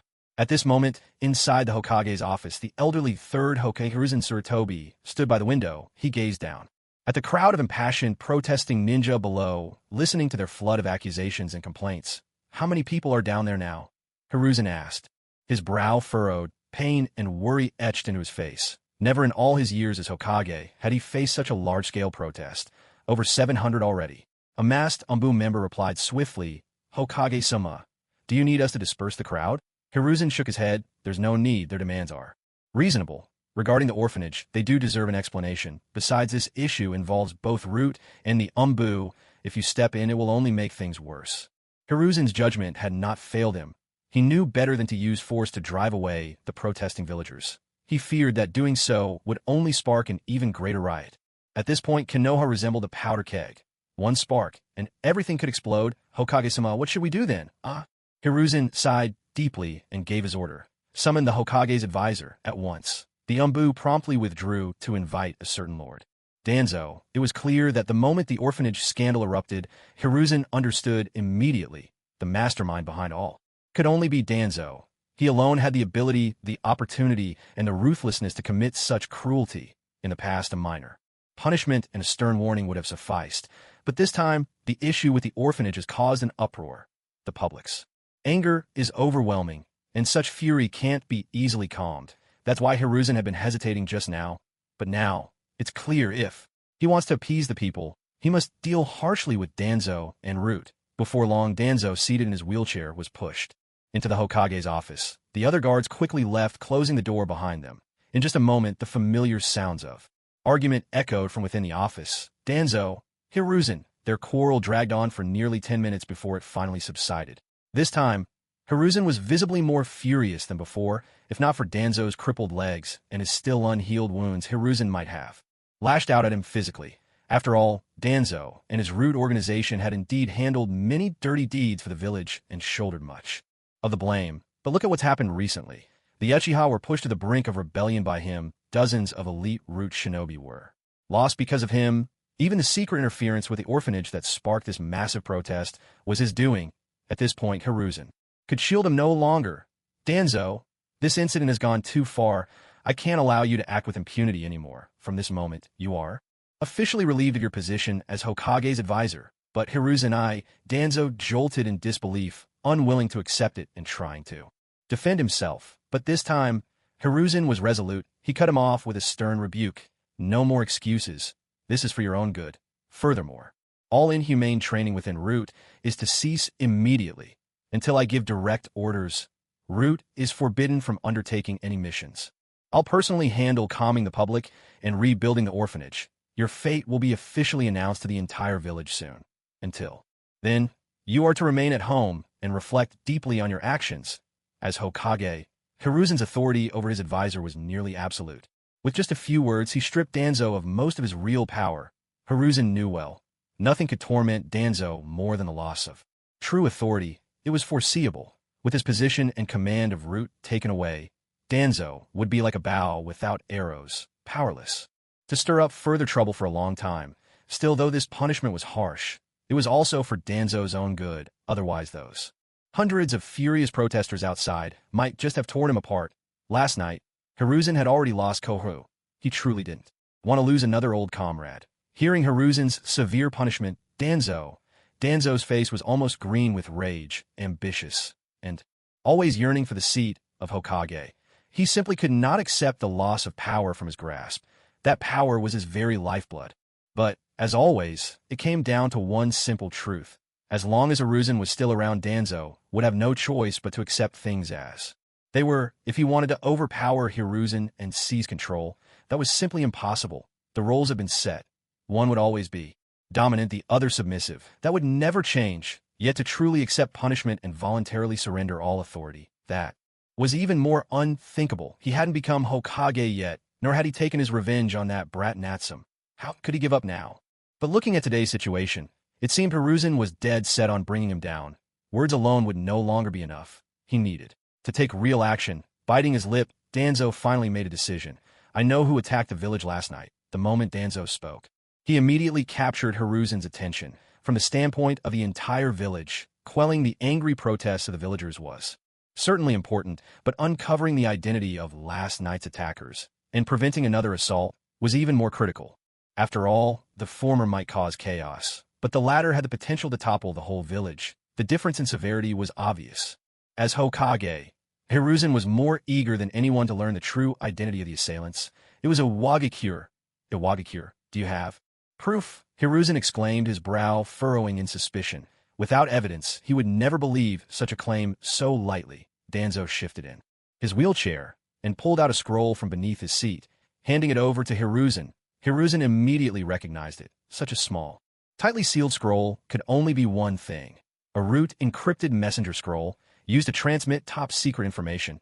It was protected by complex ninja techniques. Only someone who knew the decryption method could safely read it. If you try to force it open, you would destroy both the scroll and its contents. In the world of shinobi, this was one of the most effective and reliable ways to transmit confidential intelligence. The secret scroll had already been opened once. There was no need to decrypt it again. Hiruzen unrolled it and read quickly. As soon as he finished, his expression changed dramatically, his eyes widening in shock. This message was sent at great risk by a spy I planted in a Wagakure, Danzo said calmly. It contains intelligence that a Wagakure is planning to exploit the chaos and launch a surprise attack on our village. The scroll arrived at dawn today completely intact. No one but me knows the decryption method, so the possibility of a false message is extremely remote. In truth, this secret scroll had been prepared by Kabuto. Once he learned of a Wagakure scheme, he immediately sealed the scroll and prepared to send it to Konoha, only to be rescued by Natsum in the end. And so this sealed secret scroll eventually fell into Natsum's hands. It wasn't until the day before yesterday that Natsum, using Orochimaru as a cover, quietly returned the scroll to Danzo. Thus, in Danzo's eyes, it was clear that Orochimaru had fulfilled his end of their bargain, eliminating both Kabuto and Nanoyu for him and bringing back the secret scroll. So when Danzo received this report, his rage nearly made him lose all composure. To him, it was those damned IWNen who had ruined his plans. If not for their meddling, he would have already set up an ambush last night, rounding up all those Uchiha defectors in one fell swoop. Now, not only had he missed out on any gains, but he had also ended up with nothing but bitter humiliation. His root division had lost more than half its strength. How could he not be furious after hearing the explanation? Hiruzen fell silent. He turned to Danzo, his expression grave, fixing him with a hard, unblinking stare. Only after a long moment did he finally look away. He had to admit Danzo had his faults. Many of them, in fact, but when it came to the safety of the village, Danzo had never lied to him. Just like himself, Danzo loved this village. Otherwise, over all these years, Hiruzen would never have appointed him as Hokage's advisor or entrusted him with such great authority simply because they were old acquaintances. Besides, unless Danzo had completely lost his senses, he would never risk the lives of over 50 elite root operatives just to fabricate some false report. It simply wasn't worth it. So, the information had to be true with the intelligence on the secret scroll and the attack that took place last night. It was almost a certainty, 98% at least, that the Hidden Stone Village was the true culprit. There were even rumors that a Wagakure and the Akatsuki had a relationship of mutual exploitation, though it couldn't yet be confirmed. The details all pointed in the same direction. The real enemy, it seemed, was clear as day. This thought made Hiruzen's brows knit tighter, anger boiling up inside him. 8 years ago, during the Third Great Ninja War at the Canopy Bridge, Konoha had already become mortal enemies. With a Wagakure, his prized student's protege Obito had lost his life in that battle. He never expected that after all these years, without ever seeking revenge, it would be the Stone Ninja who made the first move against Konoha. It was utterly infuriating. In that moment, Hiruzen's heart burned with the urge to rally the troops and march on a Wagakure, to avenge past wrongs in one decisive blow. Yet after such a hard-won peace, he hesitated. He didn't want to drag the village into the bloody quagmire of war once more. No one knew better than he the cruelty and carnage of battle. But just as Hiruzen wavered, Danzo's voice suddenly rang out, sharp and commanding. Hiruzen, are you going to keep holding back this time? Will you continue to be weak? They've already brought the fight to our doorstep. Next time, that tailed beast bomb might explode right in the village center. What are you still hesitating for? Are you willing to watch Konoha be destroyed before your eyes? It was clear that Danzo was goading him, urging Sarutobi on. It was for the sake of the village, yes, but also for his own power. After all, if a great war broke out, his own root division would finally have a purpose, and he wouldn't lose his influence. In fact, with a war as a stepping stone, it wasn't impossible for him to seize the position of Hokage. Danzo's harsh words truly gave Sarutobi the push he needed, forcing him to make a ruthless decision. This was in fact the first time in his entire life that he made such a bold, aggressive move of his own volition. Of course, the main reason was that a Wagakure had simply gone too far. They had brought their tailed beast right to Konoha's doorstep. If they continued to endure this, there might soon be no Konoha left at all. Even a most good-natured person can't stand it when someone tramples them so brazenly. For the sake of pride, for the honor of the village, and for the hope of future peace, they had to strike back, deliver a fierce blow. Otherwise, the anger currently burning in the hearts of the villagers would be impossible to quell. Send out our people, spread the word, tell Jiraiya to hurry back. Tomorrow, I'll go to Sunagakure myself to discuss an alliance. When I return, we march on a Wagakure without delay. If it's war they want, then let's start another great ninja war, Sarutobi gritted his teeth and made his decision with steely resolve. A series of shocking events had indeed forced Konoha to change its course. That very afternoon, the third Hokage, Sarutobi himself, stepped forward and delivered several important announcements. He also provided a subsidy to every protesting citizen. Only then did the flames of public anger begin to subside, and the crowds gathered before the Hokage Tower were finally dispersed and sent home. The following morning, the Konoha administration, together with the Hokage's office, issued a new public statement. They explained the orphanage explosion in detail and severely punished the root vice commander responsible. At the same time, Danzo, who had failed to keep his subordinates in line, resigned in disgrace and was placed under house arrest. The new orphanage's construction was swiftly approved, and all villagers were allowed to supervise the process, ensuring that such a tragedy would never happen again. Of course, anyone with a sharp eye could see the truth. This supposed root vice commander was simply a scapegoat. Even Danzo himself, the so-called shadow Hokage, couldn't shoulder a burden this heavy. Anyone who tried would be finished. Still, throughout the entire affair, the protesters received compensation. The new orphanage would be rebuilt, and the great ninja clans of Konoha were happy to see Root suffer a setback, seizing the chance to curb the ambitions of the upper echelons. The village leadership managed to quell the public's outrage, demonstrating fairness and justice, while also boosting their own reputation. Every side gained something from a situation, so no one was too eager to probe further into who the real mastermind was, or what punishment they truly received. And so from that day forward, compared to the common villagers, the higher-ups of Konoha had become frantically busy as well. One decree after another was issued from the Hokage's office, distributing compensation to the families of the fallen, raising funds for wartime preparations, organizing logistics, recalling shinobi on missions outside the village, and redeploying sentry posts beyond the village perimeter. Among other measures, the entire village of Konoha now resembled a massive war machine, rumbling to life. At its core, this so-called hidden village was nothing more than a weapon wielded by the great nations in times of war, yet through generations of shinobi toil and dedication, it had gradually taken on the likeness of a true village. Particular attention was paid to defenses outside the village. Hiruzen Sarutobi dispatched more than half of his remaining ANBU directly beyond Konoha's borders, establishing layer upon layer of early warning lines. Under no circumstances could they allow a repeat of last night's disgrace. The enemy had managed to bring a tailed beast right to their doorstep, slipping past all defenses without them realizing. If that happened again, the next tailed beast bomb would surely fall within the heart of the village. Such lapses could not be tolerated. They had to be remedied immediately. Defense was to be strengthened above all else once orders had been given, and the machinery of Konoha whirred into motion. Hiruzen wasted no time. Leaving his administrative duties behind, he set off from the village in secret, taking only 2 bodyguards with him. His destination, Sunagakure, the hidden sand village of the Land of Wind. A war with a Wagakure was already official policy. There was no turning back, yet Hiruzen wasn't one to let his temper dictate action, rushing blindly into battle. In previous shinobi world wars, Konoha had often been caught off guard by sudden attacks from other villages, forced into chaotic defense, and suffering heavy losses.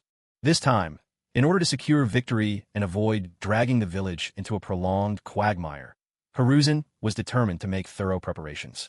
Forming an alliance was one such strategy.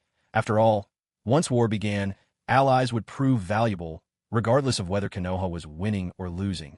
Even if they couldn't send troops directly, their backing could still intimidate the enemy and bolster Konoha's morale.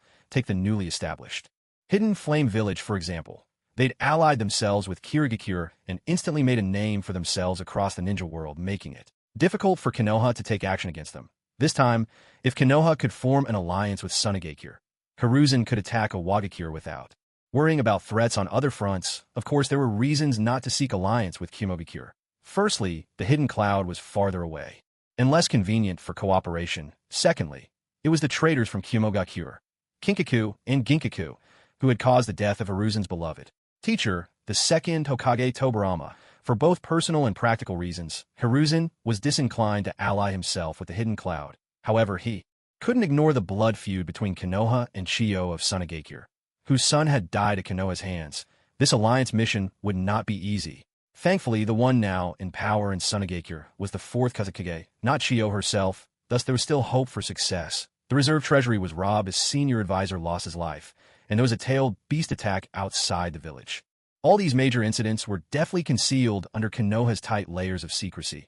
Although plenty of rumors and whispers made their way out, for the most part, ordinary villagers and lower-ranking shinobi remained in the dark about the truth. However, with such critical information, coupled with the undercurrents that had been stirring within the village these past days, it was almost impossible to keep everything hidden from the great ninja clans. The renowned Hyuga clan, the Inoshikicho trio, the Aburame and Inazuka clans, and even the ostracized Uchiha clan, all had clearly sensed the scent of war brewing in the air. Quietly, each began their own preparations behind closed doors. After all, any ninja clan that had survived from the Warring States era to the present day was anything but simple. Of course, the decline of clans like the Senju and Uchiha was the result of many intertwined factors and coincidences. Meanwhile, in the Uchiha clan's compound, within the residence of the clan head, Uchiha Fugaku was having a private conversation with Uchiha Yatsushiro. Yatsushiro, that tailed beast attack the other night, was it Natsume's doing? Clan head, I do not know. You don't know either? That's right, young Master Natsume never shared any information with me. He only had me deliver that message to you. Yatsushiro shook his head, answering honestly. Fugaku nodded, not pressing the matter further. Instead, he smiled with a sigh, remarking, that boy is certainly cautious, but this time things have gotten completely out of hand. A tailed beast on the move. Which of the great hidden villages has been dragged into this mess? From the looks of it, even the village is in a panic. Soon enough, I fear, war will break out again. When it came to battle, neither Fugaku Yatsushiro nor any member of the Uchiha clan felt fear. After all, compared to being watched, ostracized, and treated as enemies within the village, they would much rather risk their lives and spill their blood on the battlefield. At the very least, even if they died in combat, they could still claim a measure of honor. That was certainly better than being secretly executed by Konoha in the shadows. Moreover, it was precisely because of the higher-ups' orders that their clan had not participated in the Nine-Tails Night, which led to the open hostility and rejection from many villagers. If war really does break out, clan head, then what should we? Yatsushiro asked in a low voice. To be honest, most of the clan harbored little affection for Konoha anymore. He, for one, truly did not wish to shed blood for the village again. Fugaku furrowed his brow slightly, hesitating. In truth, after that night, after witnessing firsthand the ruthlessness and cold-bloodedness of Konoha's higher-ups toward the Uchiha, he too had lost the last shred of warmth he felt for the village. Otherwise, he would not have gone along with Natsume's plan or sent out those 5 decoy clansmen. Yet, just as Fugaku was steeling himself to agree, never again to serve Konoha's interests. Knock, knock, knock. The sound of knocking rang out at the door. The ever-dutiful Itachi pushed the door open and stepped inside.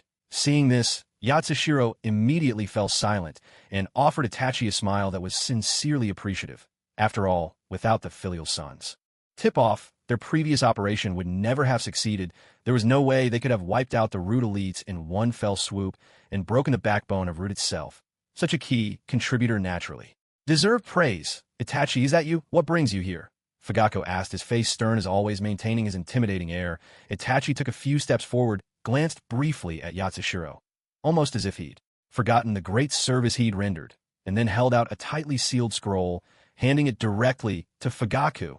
Father, this is a confidential order from the Hokage, addressed to you. Oh, so it's finally come. Fugaku replied, squinting as he sighed. He didn't even need to look to guess the general content of the secret order. The contents of the scroll were simple. Fugaku was to immediately begin assembling the remaining Uchiha ninja. Within the appointed time, they were to march to the newly founded Flame Hidden Village established by Uchiha defectors and launch an attack against them. They were ordered to kill at least 20 Uchiha defectors and bring back their bodies as proof if they failed. The tone and demands of the secret order were harsh. Nothing like the usual style of the third Hokage Risen Sarutobi. Clearly this time, Koharu's death and the attack by a tailed beast from an enemy village had truly enraged him. That was why he had issued such an uncompromising command to use the last of the Uchiha strength to block the Flame Hidden Village's movements during the coming war between Konoha and Iwagakure. Otherwise, when the Great War broke out, that boy Natsum might just steal Konoha right out from under their noses, and the strict requirement of at least 20 bodies was Hiruzen's way of spurring Fugaku and the others to action. With such a hard target, he knew they would have no choice but to fight fiercely against the Flame Hidden Village. Otherwise, they couldn't blame Konoha for taking drastic measures against the Uchiha who remained in the village. Fugaku put the secret order away, his expression unchanged, as if he had expected all of this. Instead, he calmly looked at Itachi and asked Itachi, "You know about the battle that happened outside the village the other night, don't you?" "I know everything this time. I used you." "I understand," Itachi answered calmly. Fugaku was a bit surprised.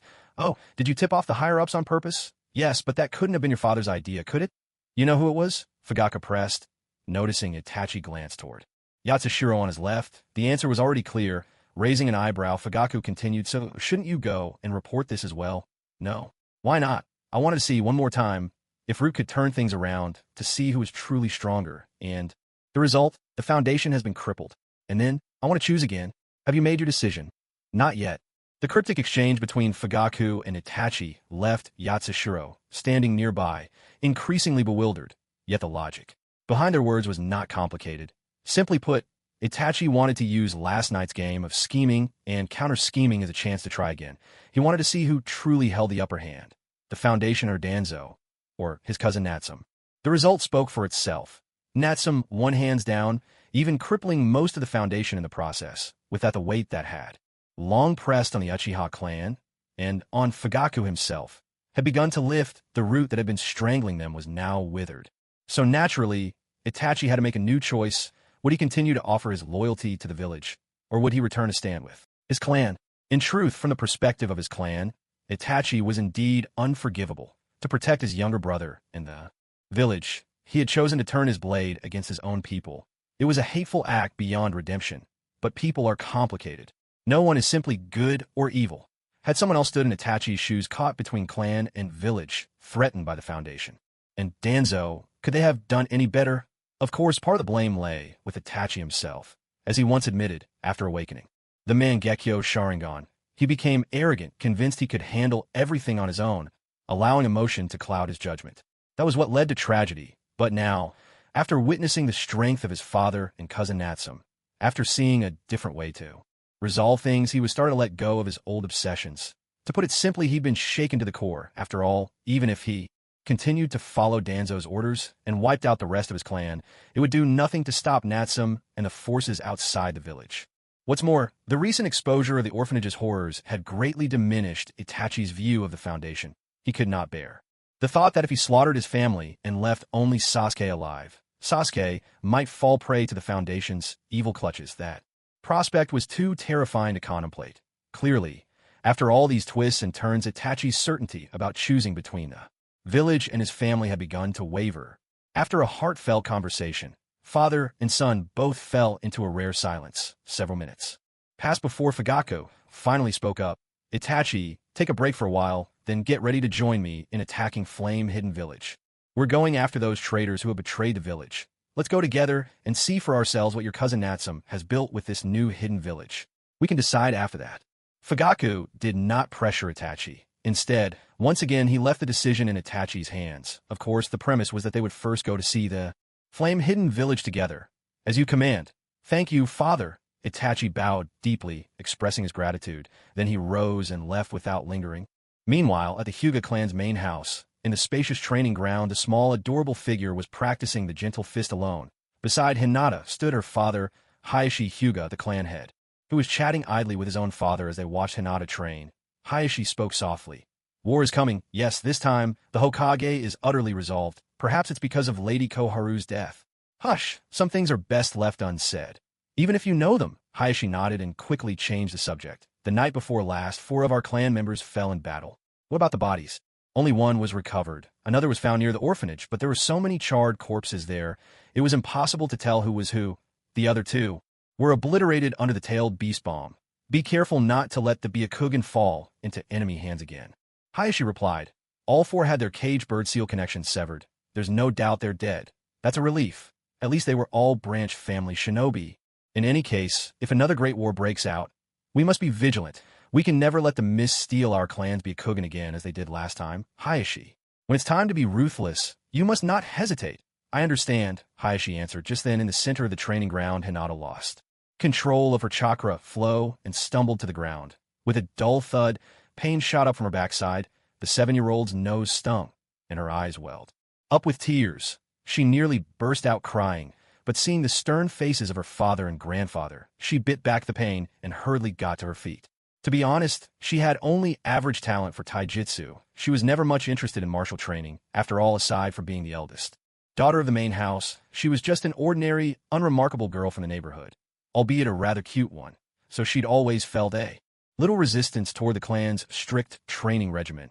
At that moment, watching his eldest daughter falter, Hayashi let out a silent sigh, but kept his stern expression, barking, "Keep practicing. Solo training won't do much good. Hayashi, find someone to spar with Hinata. You're right." Hayashi nodded and stepped out of the training ground. He quickly returned with another boy slightly older than Hinata. Hyuga Niji kept his head lowered, following the clan head, Hyuga Hayashi. As they entered the training hall, "Begin the sparring," Hayashi commanded. "Yes, sir," Niji replied, respectfully, forming a hand sign and turning his gaze to his younger cousin, Hinata. He did his best to suppress the resentment in his heart, making sure it didn't show on his face.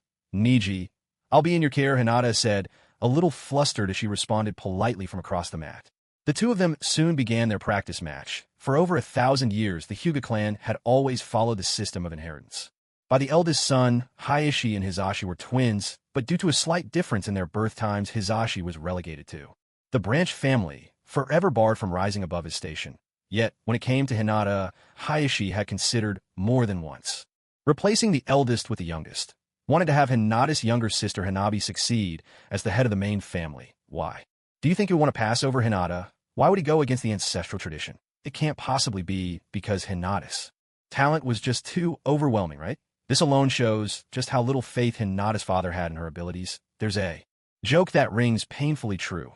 When it comes to geniuses in the world of Naruto, they can be roughly divided like this. Sasuke. Fireball Jutsu. Fugaku.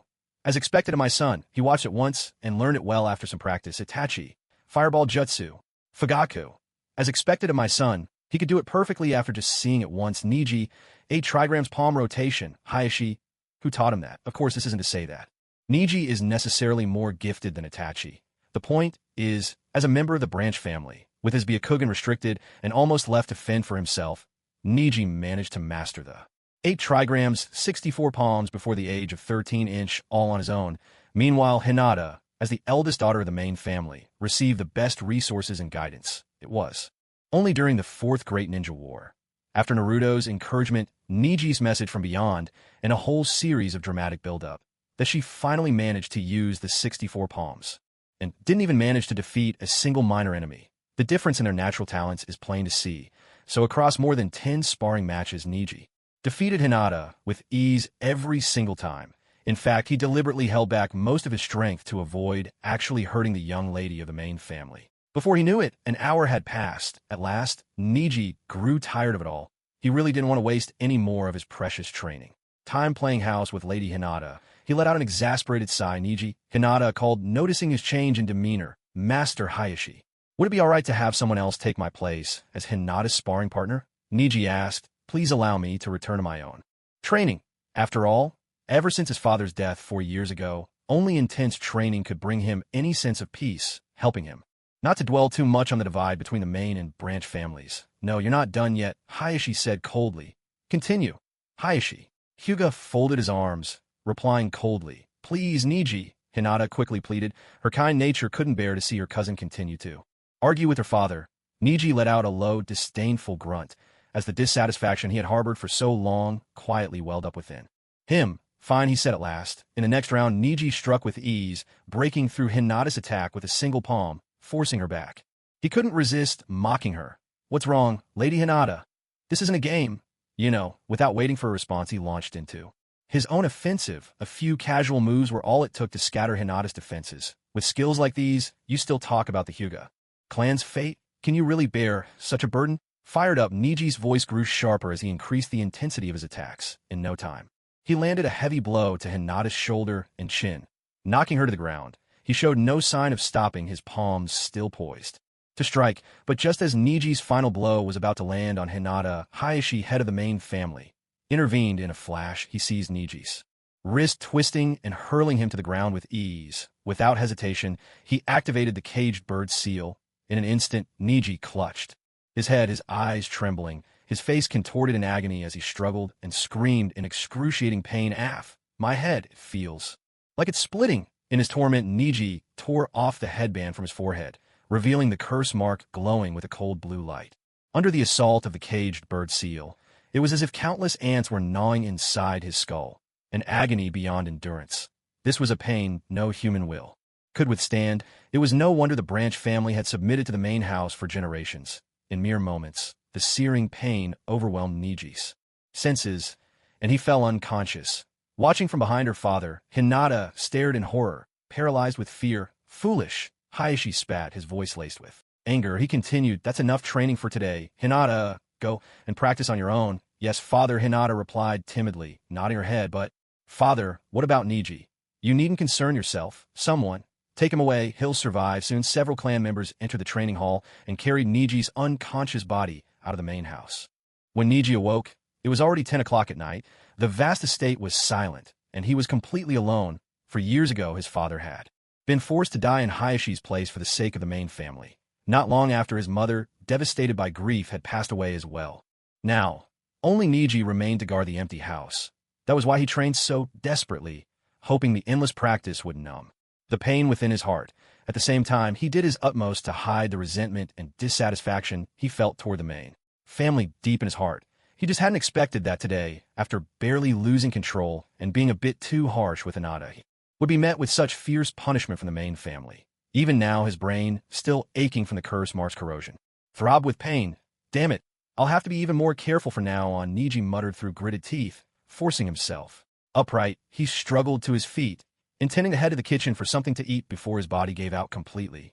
But he had barely taken 2 steps when a wave of agony surged through his mind, making his legs buckle and sending him stumbling to the ground. The cruelty of the caged bird curse mark was all too clear. Just then a voice suddenly rang out behind him. How pitiful you look. Who's there? Niji started quickly, pushing himself up, forcing himself to stay alert despite his exhaustion. What's wrong, Niji? Have you forgotten me already? A masked figure stepped out from the darkness beyond the courtyard, moving into the light. Before Niji, you're Shinka? Hearing that familiar voice, Niji realized at once who had come, although he was never particularly close to Shinka. As branch family ninja, both bound by the main family's curse, they shared a sense of mutual sympathy. Besides, in the 2 years after his father's death, Shinkawa had looked out for him on several occasions. However, after joining the ANBU in recent years, Shinkawa had become more and more distant, sometimes not returning to the Hyuga estate for months at a time. Truth be told, Niji couldn't help but feel a little envious. At least after joining the ANBU, one could cut ties with the family to a large extent and no longer have to constantly worry about the curse mark on their forehead. In fact, if possible, Niji himself intended to join the ANBU after passing the Chunin exams. Shinkawa, what brings you here? Wait, are you still alive? They all said you died in the chaos last night. Niji's voice dropped, tinged with disbelief. Sharp as ever, he immediately realized that Shinkawa's appearance at such a time was no simple matter. Hyuga. Shinkawa smiled faintly and replied, that's right. I'm already dead, at least in the eyes of the Hyuga clan. That Hyuga Shinkawa is truly and utterly dead.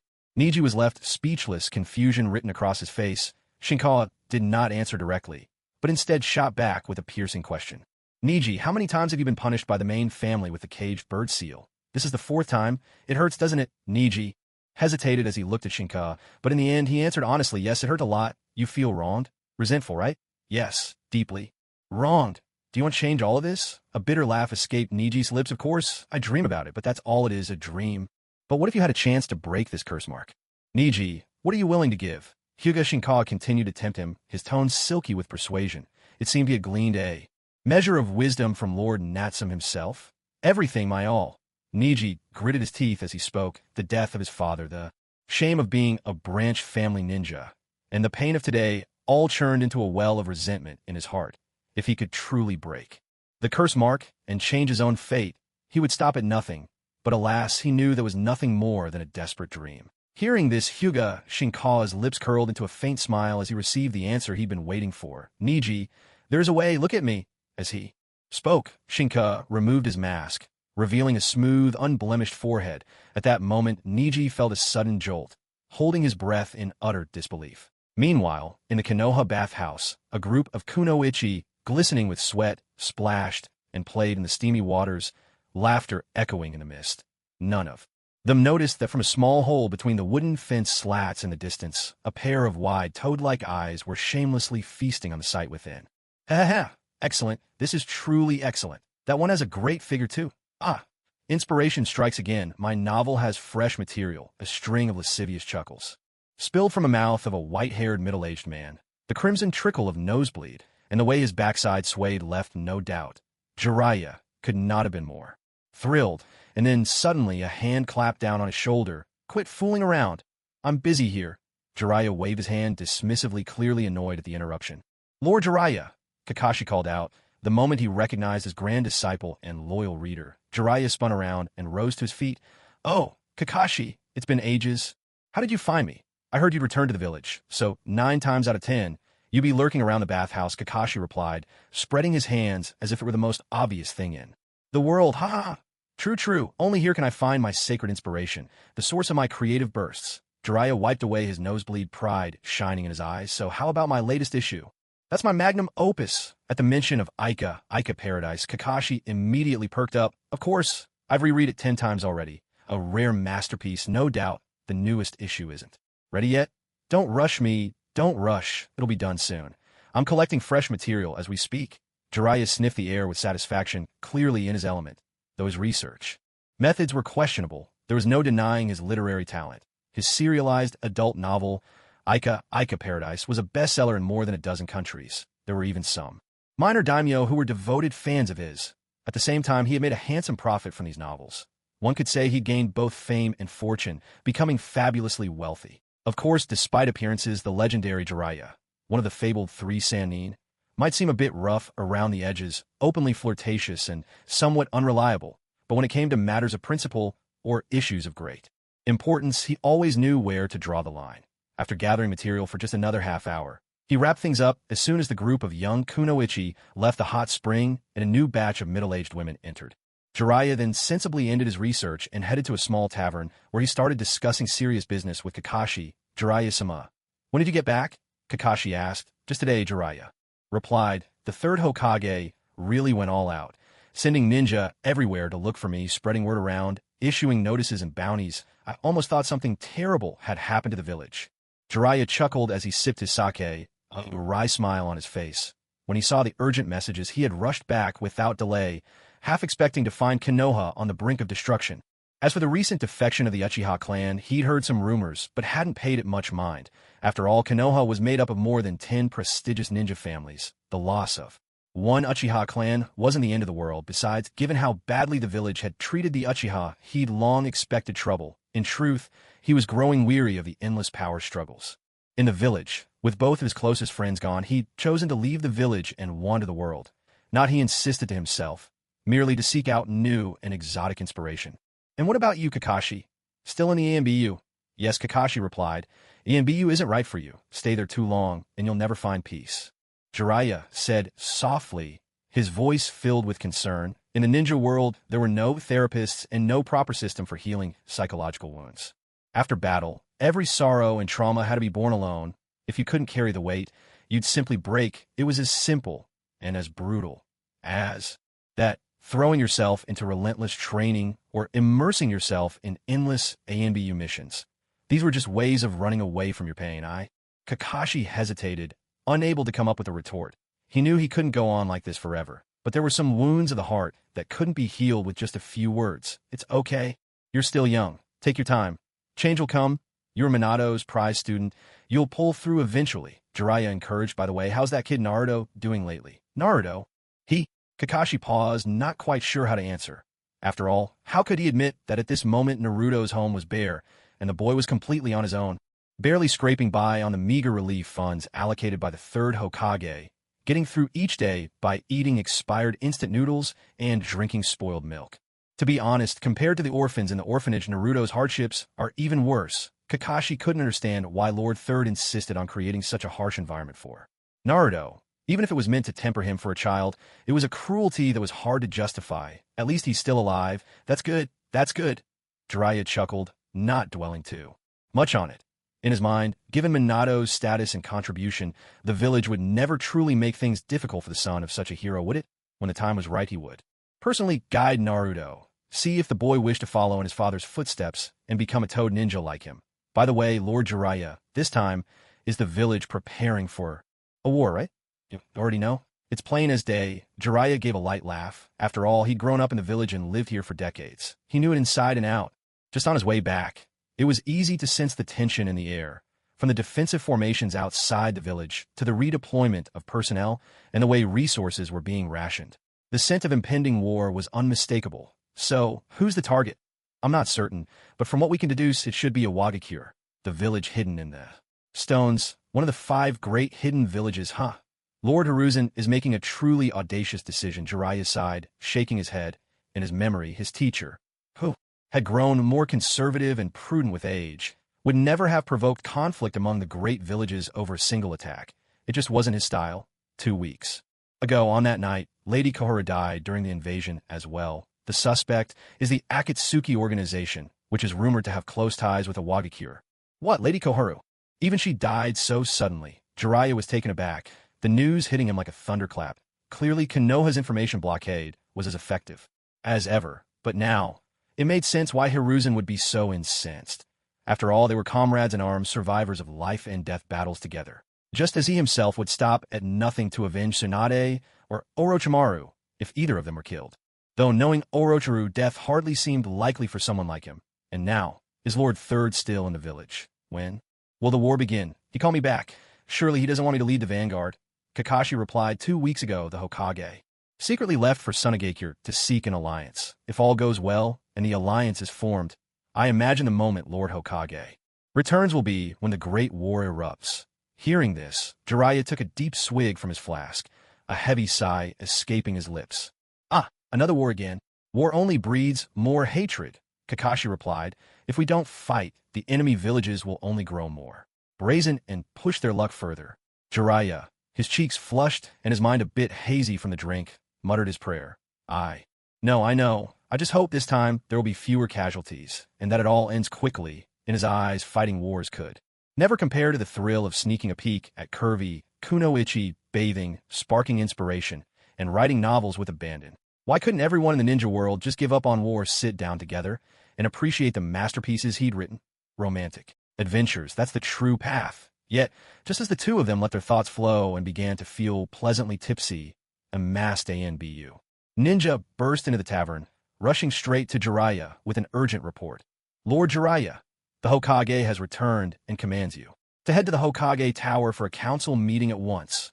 At those words, both Jiraiya and his companion jolted in surprise, a chill running down their spines as their intoxication instantly faded. They exchanged a glance, each understanding what it meant. This great war, they knew, was about to begin.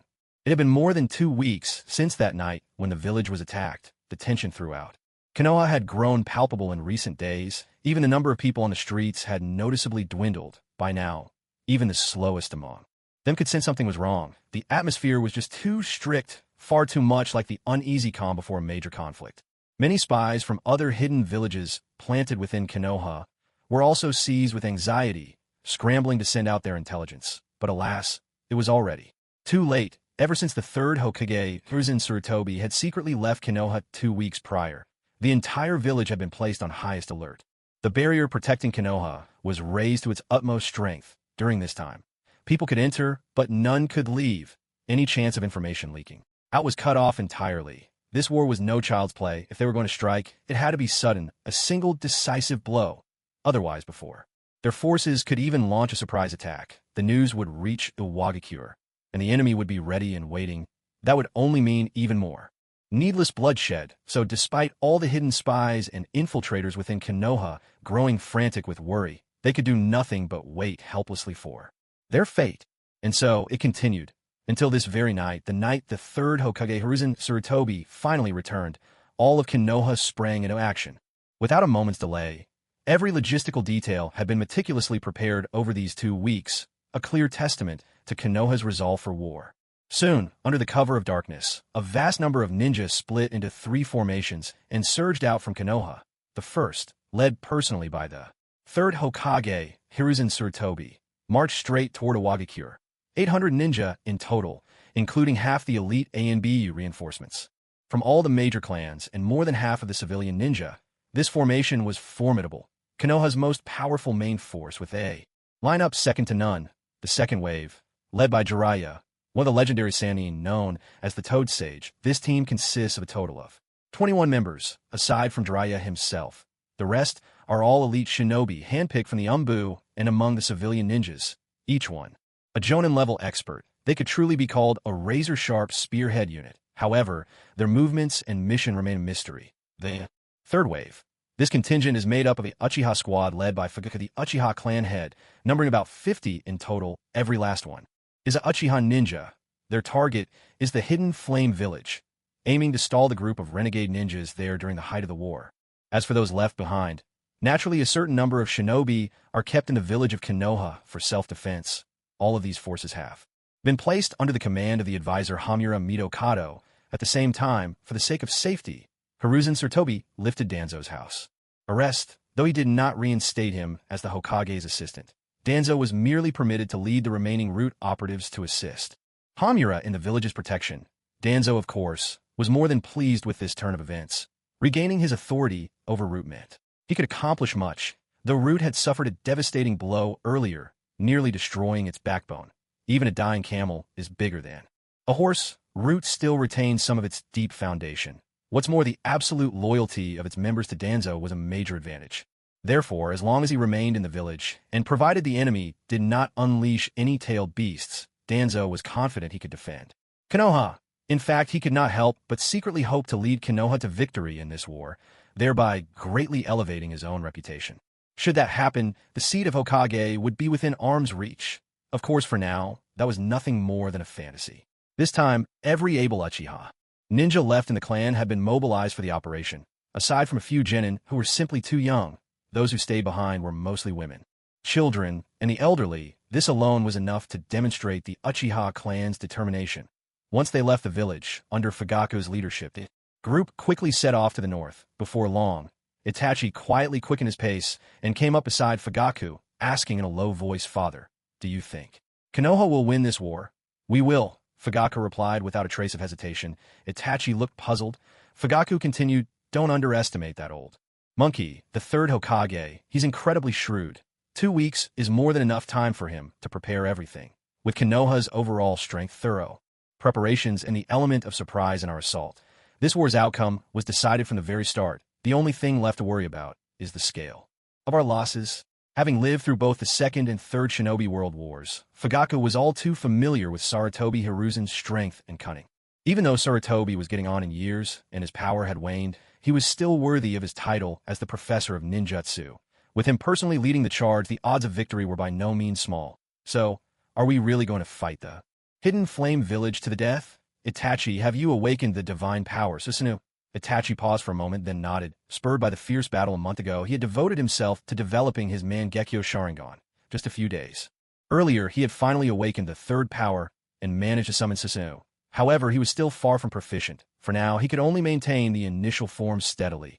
Even sustaining the full skeletal second form was a struggle. Fugaku asked, "So, do you think you could defeat that boy, Natsum?" Itachi shook his head. Fugaku continued, "Then what if the two of us join forces? Would we stand a chance?" Itachi fell silent, weighing the possibilities. "If we fight with everything we have, there's a chance," he finally said, "but we might also die in the process."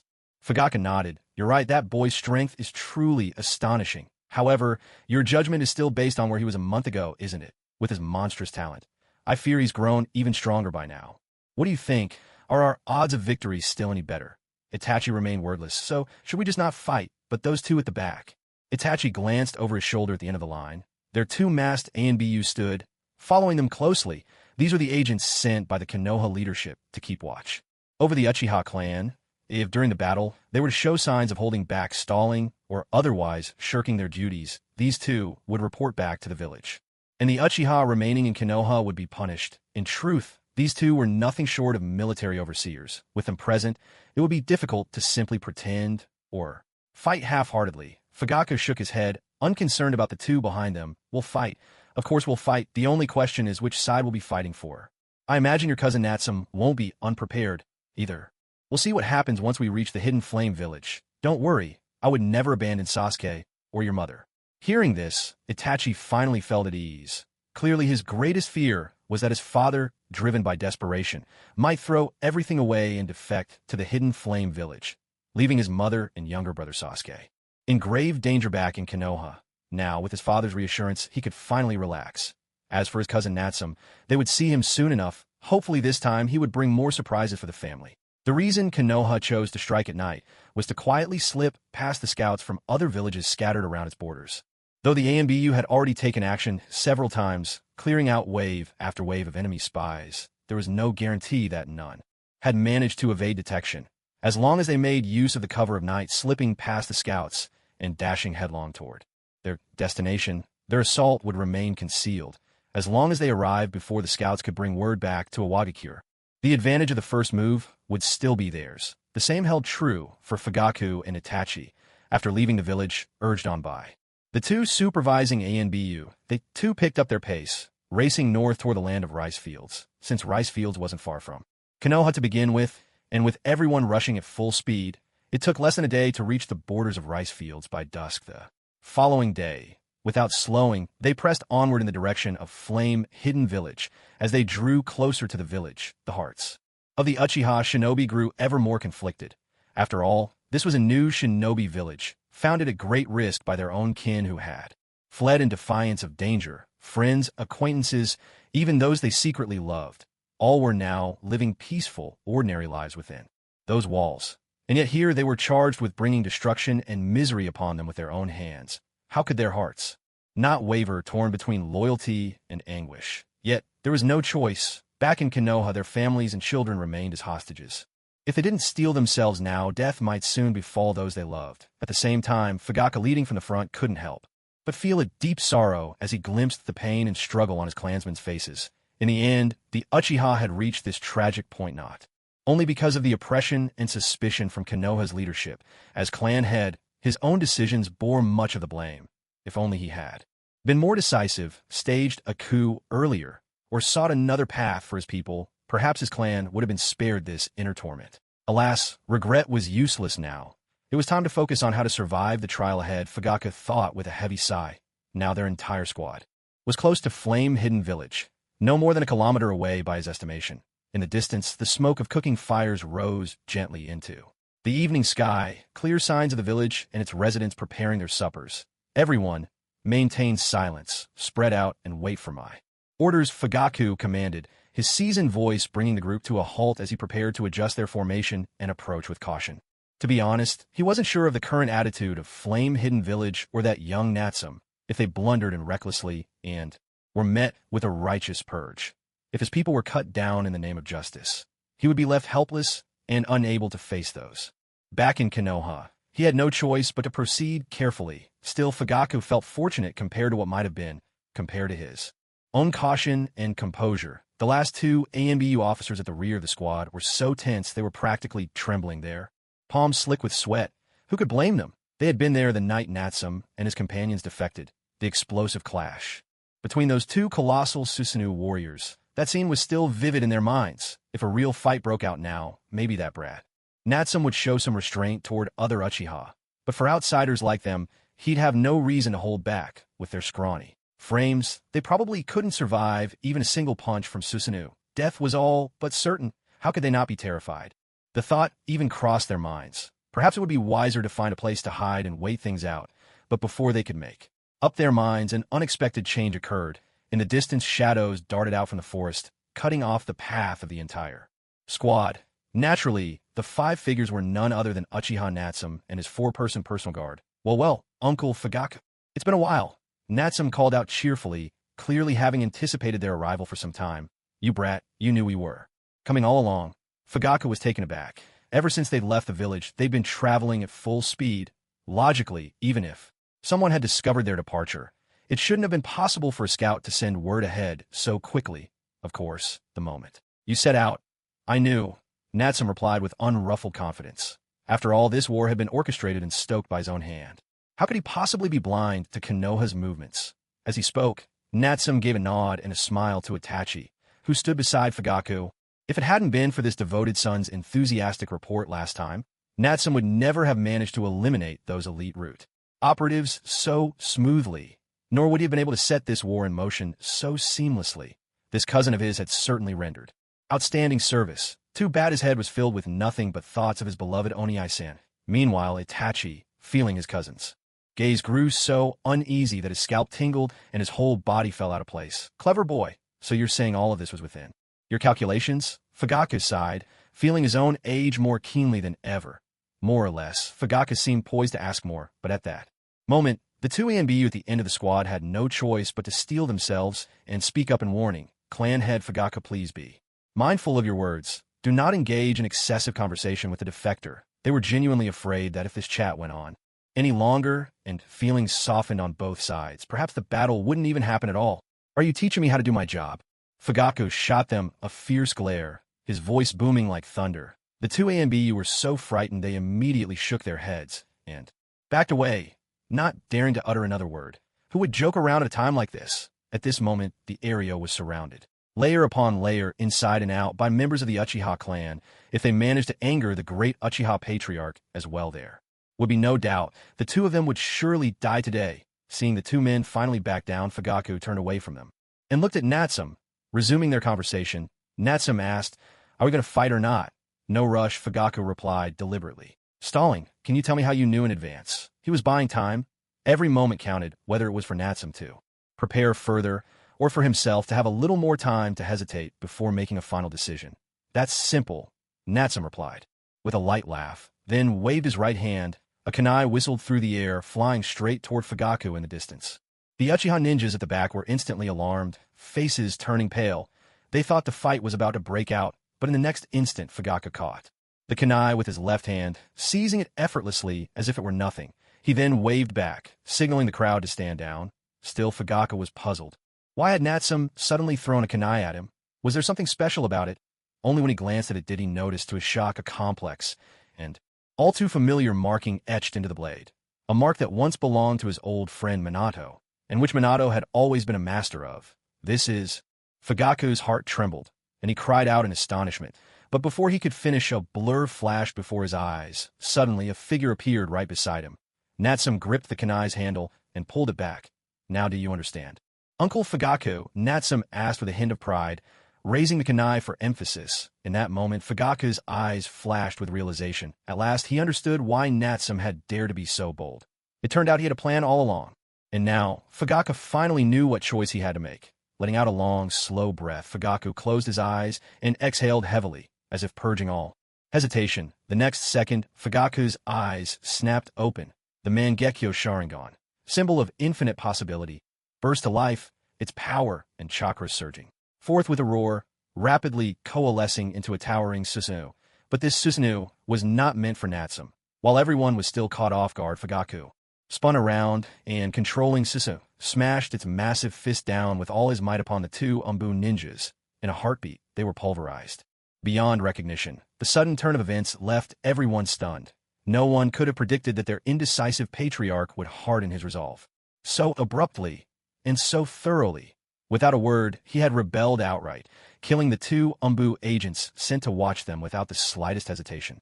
The rest of the clan could only stare in utter disbelief. Even Itachi, standing by his side, was startled. He couldn't understand why his father's attitude had changed so drastically, so suddenly, to the point that he would kill those two Umbu ninja outright, using their deaths as a declaration of allegiance. Was father truly planning to break with Konoha completely? Hadn't he promised to consider the safety of Mother Sasuke and the rest? who were still within the village. He raised Susanu's massive fists. Only after confirming the two Umbu were dead did Fugaku finally withdraw. To be honest, compared to his old friend Minato, compared to that man's willingness to sacrifice everything for Konoha, Fugaku knew he was far from being a good clan leader, but even if he couldn't be a great leader, perhaps he could at least be a good father. It was precisely because he'd always been so concerned for his family, worried about Mikoto, Sasuke, and the others, that he'd held himself back and seemed so hesitant. But now, when he realized that this kid, Natsum, had actually mastered the Flying Thunder God technique, all his worries vanished in an instant. No one understood better than he did the terrifying power of this S-rank jutsu. It wasn't as destructive as some forbidden techniques, but it was certainly the most agile, the most versatile, and the hardest to master of them all. With the Flying Thunder God, one could almost be considered invincible, able to attack up close, pursue at a distance, and escape from defeat without a trace. Back in the day, Minato had relied on this very technique, the Yellow Flash, to dominate the entire ninja world and earn unrivaled fame. It was a shame Minato left too soon. If not just the Uchiha, but all of Konoha might never have suffered a single traitor again. No wonder this kid Natsum could predict Konoha's every move. He'd probably been using this jutsu all along, hiding within the village and easily monitoring everything that happened there. From now on, with this boy's lightning-fast abilities, the whole ninja world would likely be trembling in fear for decades to come. Fugaku didn't bother to question how Natsum had learned such a technique. That didn't matter. What mattered was that he had truly mastered it. Most importantly, with the Flying Thunder God in their hands, there was no need to worry about how to rescue the rest of their clan, still locked up in the village. They could simply flash and scoop everyone up and flash out again in an instant. Freed from concerns about rescuing his family and clan, Fugaku naturally became much bolder. What was there left to be afraid of? He'd long been disgusted with Konoha and had no intention of enduring any longer. That was why he rebelled so decisively, crushing those two Umbu to make his position clear. At this point, if he hesitated any further, it would be pure foolishness. Fugaku let out a long breath and withdrew his Susanoo and Mangekyo Sharingan. Turning to face Natsum, "Uncle Fugaku, welcome to the team." Natsum greeted him with a bright, cheerful grin. The two, one grown, one young, met each other's eyes perfectly in sync without a word. "You're the impressive one-inch kid," Fugaku said, a rare smile flickering across his face. "That was quite the shock, wasn't it?" Fugaku exclaimed with a sigh. Ever since Minato's time, he had assumed no one else could ever master the Flying Thunder God technique. Yet seeing it performed today truly startled him. "Well, it's just an S-rank jutsu. Nothing more," Natsum replied with a casual smile, making a show of effortless confidence. As for Fugaku's change in attitude, Natsum wasn't surprised at all. In fact, before coming here today, he had prepared thoroughly for this very situation. The Flying Thunder God technique was merely the first act of his performance. If Fugaku still refused to turn from darkness to light, then he was ready to show off his tailed beast power, his eternal Mangekyo Sharingan, his sage body, and more. Each would give Fugaku a taste of true despair and a first-hand lesson in what absolute power really meant. He was certain that after witnessing all that, Fugaku and the rest of the Uchiha would surrender quietly and give up any thought of resistance. They'd fall in line without a fight. Yet to his surprise, Fugaku proved so perceptive. Without hesitation, he pledged his loyalty, and even came prepared with a token of his sincerity. Couldn't he at least have shown a bit of restraint, acted with the dignity befitting a former clan head? Well, never mind. In truth, being able to bring so many clansmen over without bloodshed was a blessing. His Yannin village was desperately short on people these days. After all, Natsum had been eagerly awaiting the day he could breathe new life into the village. If Konoha had delayed their attack any longer, Natsum might have resorted to outright kidnapping. Of course, even though Fugaku had turned over a new leaf, his position as clan head would not be preserved. Once he joined the Yannin village, at most he'd serve as a ceremonial elder, a figure to help guard the village. He certainly wouldn't hold any real power. Natsum would never be foolish enough to follow Konoha's example, deliberately fragmenting authority and creating a troublesome root of his own. As for Itachi, he had a far more important role in mind. In Natsum, cousin Itachi stammered awkwardly. "Hey there, traitor! Long time no see," Natsum called out playfully. Itachi. Natsum chuckled. "Relax, haven't seen you in ages, Itachi. You know, Izumi's been missing you a lot." "Izumi? Is she well?" "She's doing just fine." Itachi let out a breath of relief, but his gaze lingered thoughtfully on the kunai in Natsum's hand. "Just now, was that a space-time jutsu?" "That's right. The Flying Thunder God technique. You've heard of it, haven't you?" "I have. You actually mastered it?" Itachi's heart trembled with shock as an A and B How. Could he not know the legendary reputation of this S-rank jutsu? Even his own captain Kakashi had been full of praise for the technique he longed for. It with all his heart. Yet, despite being Minato's direct student and a prodigy who became a jonin at 12, even Kakashi had never managed to master it. That alone spoke to the incredible difficulty of the technique. Natsum, just how did you? Natsum simply waved his hand, cutting off Itachi's questioning. We'll talk about other things later. Natsum said, right now, Uncle Fugaku and I will head back to save our people first. Fujinichi, you too. Take these clansmen back to the village. He instructed. Yes, Nichiyu and the others stepped forward, responding in unison with vigor, as personal guards. To the young clan leader, they were determined not to let their flame-hidden village lose face before these new clansmen. At the same time, when Itachi heard that Natsum and his father were going back to rescue his little brother and the others, he grew visibly excited and quickly volunteered. I'll go too. Cousin, stay here, Natsum said, his tone firm but gentle. Help me keep an eye on everyone. He gave this instruction knowing all too well how Itachi doted on his younger brother. Bringing him along might stir up unforeseen trouble. Besides, Natsum still wasn't sure whether or not Itachi had truly given up on the Leaf Village. Hearing this, Itachi hesitated and looked at his father, but in the end, he didn't insist. Everyone, behave yourselves. Natsum's gaze swept over the assembled Uchiha shinobi with icy authority. If anyone dares cause trouble in the flame-hidden village, don't blame me for forgetting we're of the same clan. His warning came sharp and unyielding. Most of the Uchiha despised the Leaf, but among those who had refused to defect with him earlier, there might still be a few with lingering loyalty to Konoha. Better to issue a warning now. Should anyone be foolish enough to step out of line later, Natsum would not hesitate to make an example of them. Severe and decisive, chicken to warn the monkeys. Follow orders and keep your heads down. He continued, we're going back to save the rest of our people, including your families. Don't make things harder for us. Fugaku joined in, his voice booming and warning. Remember, we're doing this for all of us. Don't cause trouble. Yes, the rest of the Uchiha exchanged glances and hastily agreed. All right, let's go. Move out. With that, Natsum and Fugaku activated the Flying Thunder God technique, vanishing from where they stood and flashing back toward the Leaf Village. Now was the perfect moment. The Leaf's main forces had marched out, leaving the village at its weakest. It was the ideal time to extract the remaining clansmen, of course, if anyone was still stubborn enough to refuse to leave this time. Natsum could only let them face their own fate across the entire shinobi world, unless one had reached the absolute peak of individual power, enough to face tens of thousands alone, a true superkage.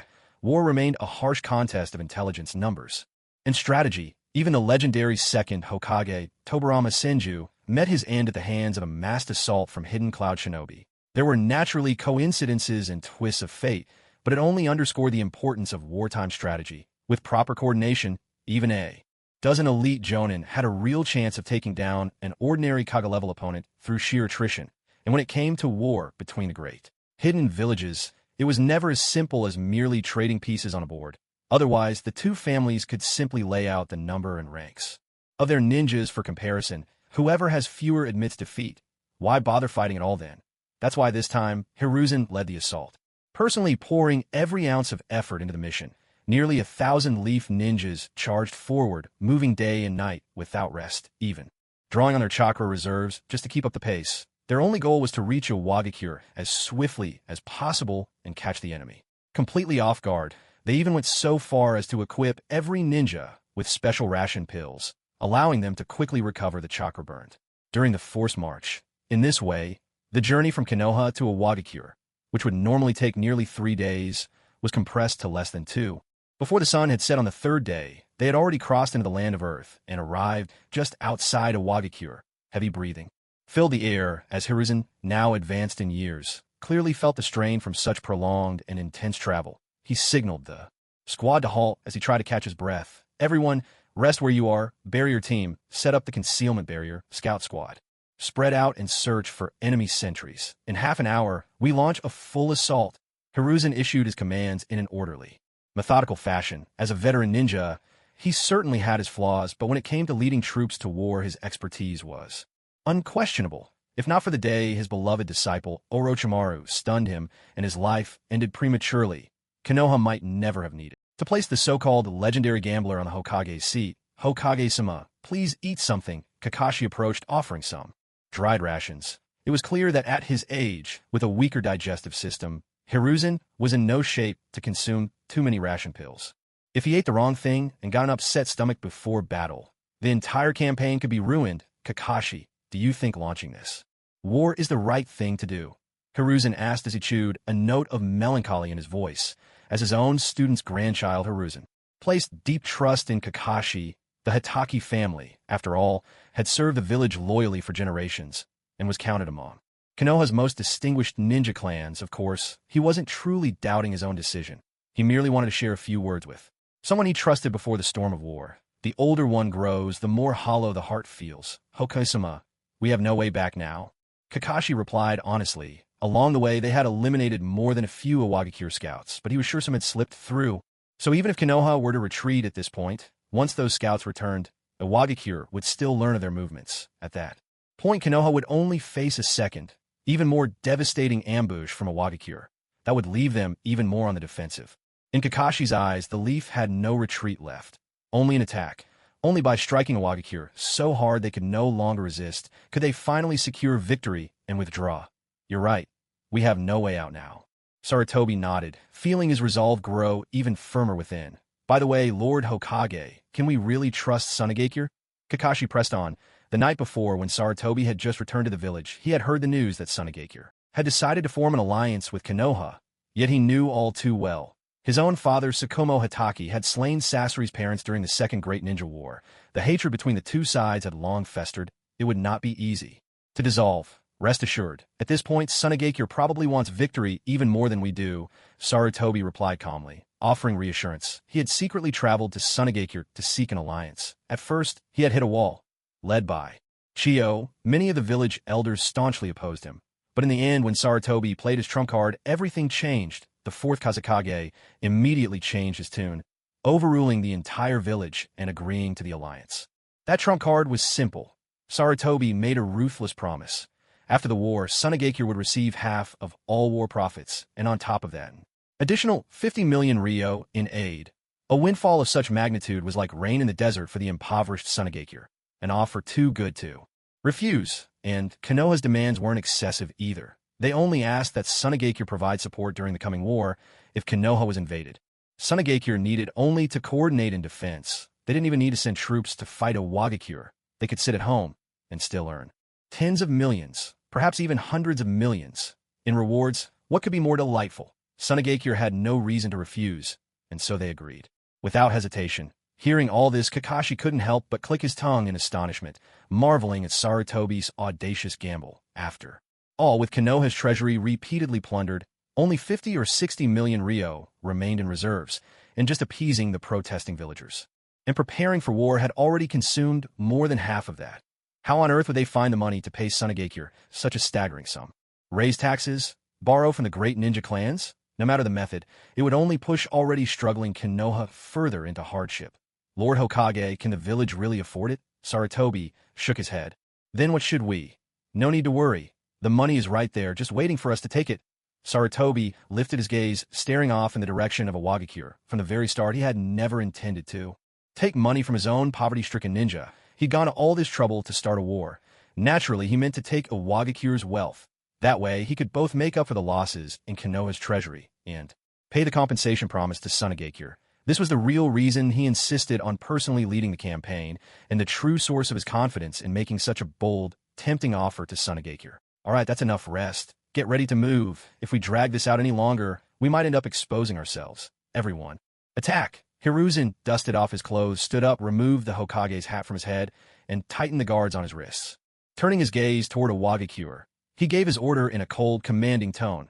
In the next moment, countless Konoha ninja surged forth, charging straight toward the heart of the stone village. With a soft whoosh, two figures materialized within the borders of Konoha, despite the village's repeated changes to the Grand Barrier's passcodes to restrict outsiders from entering.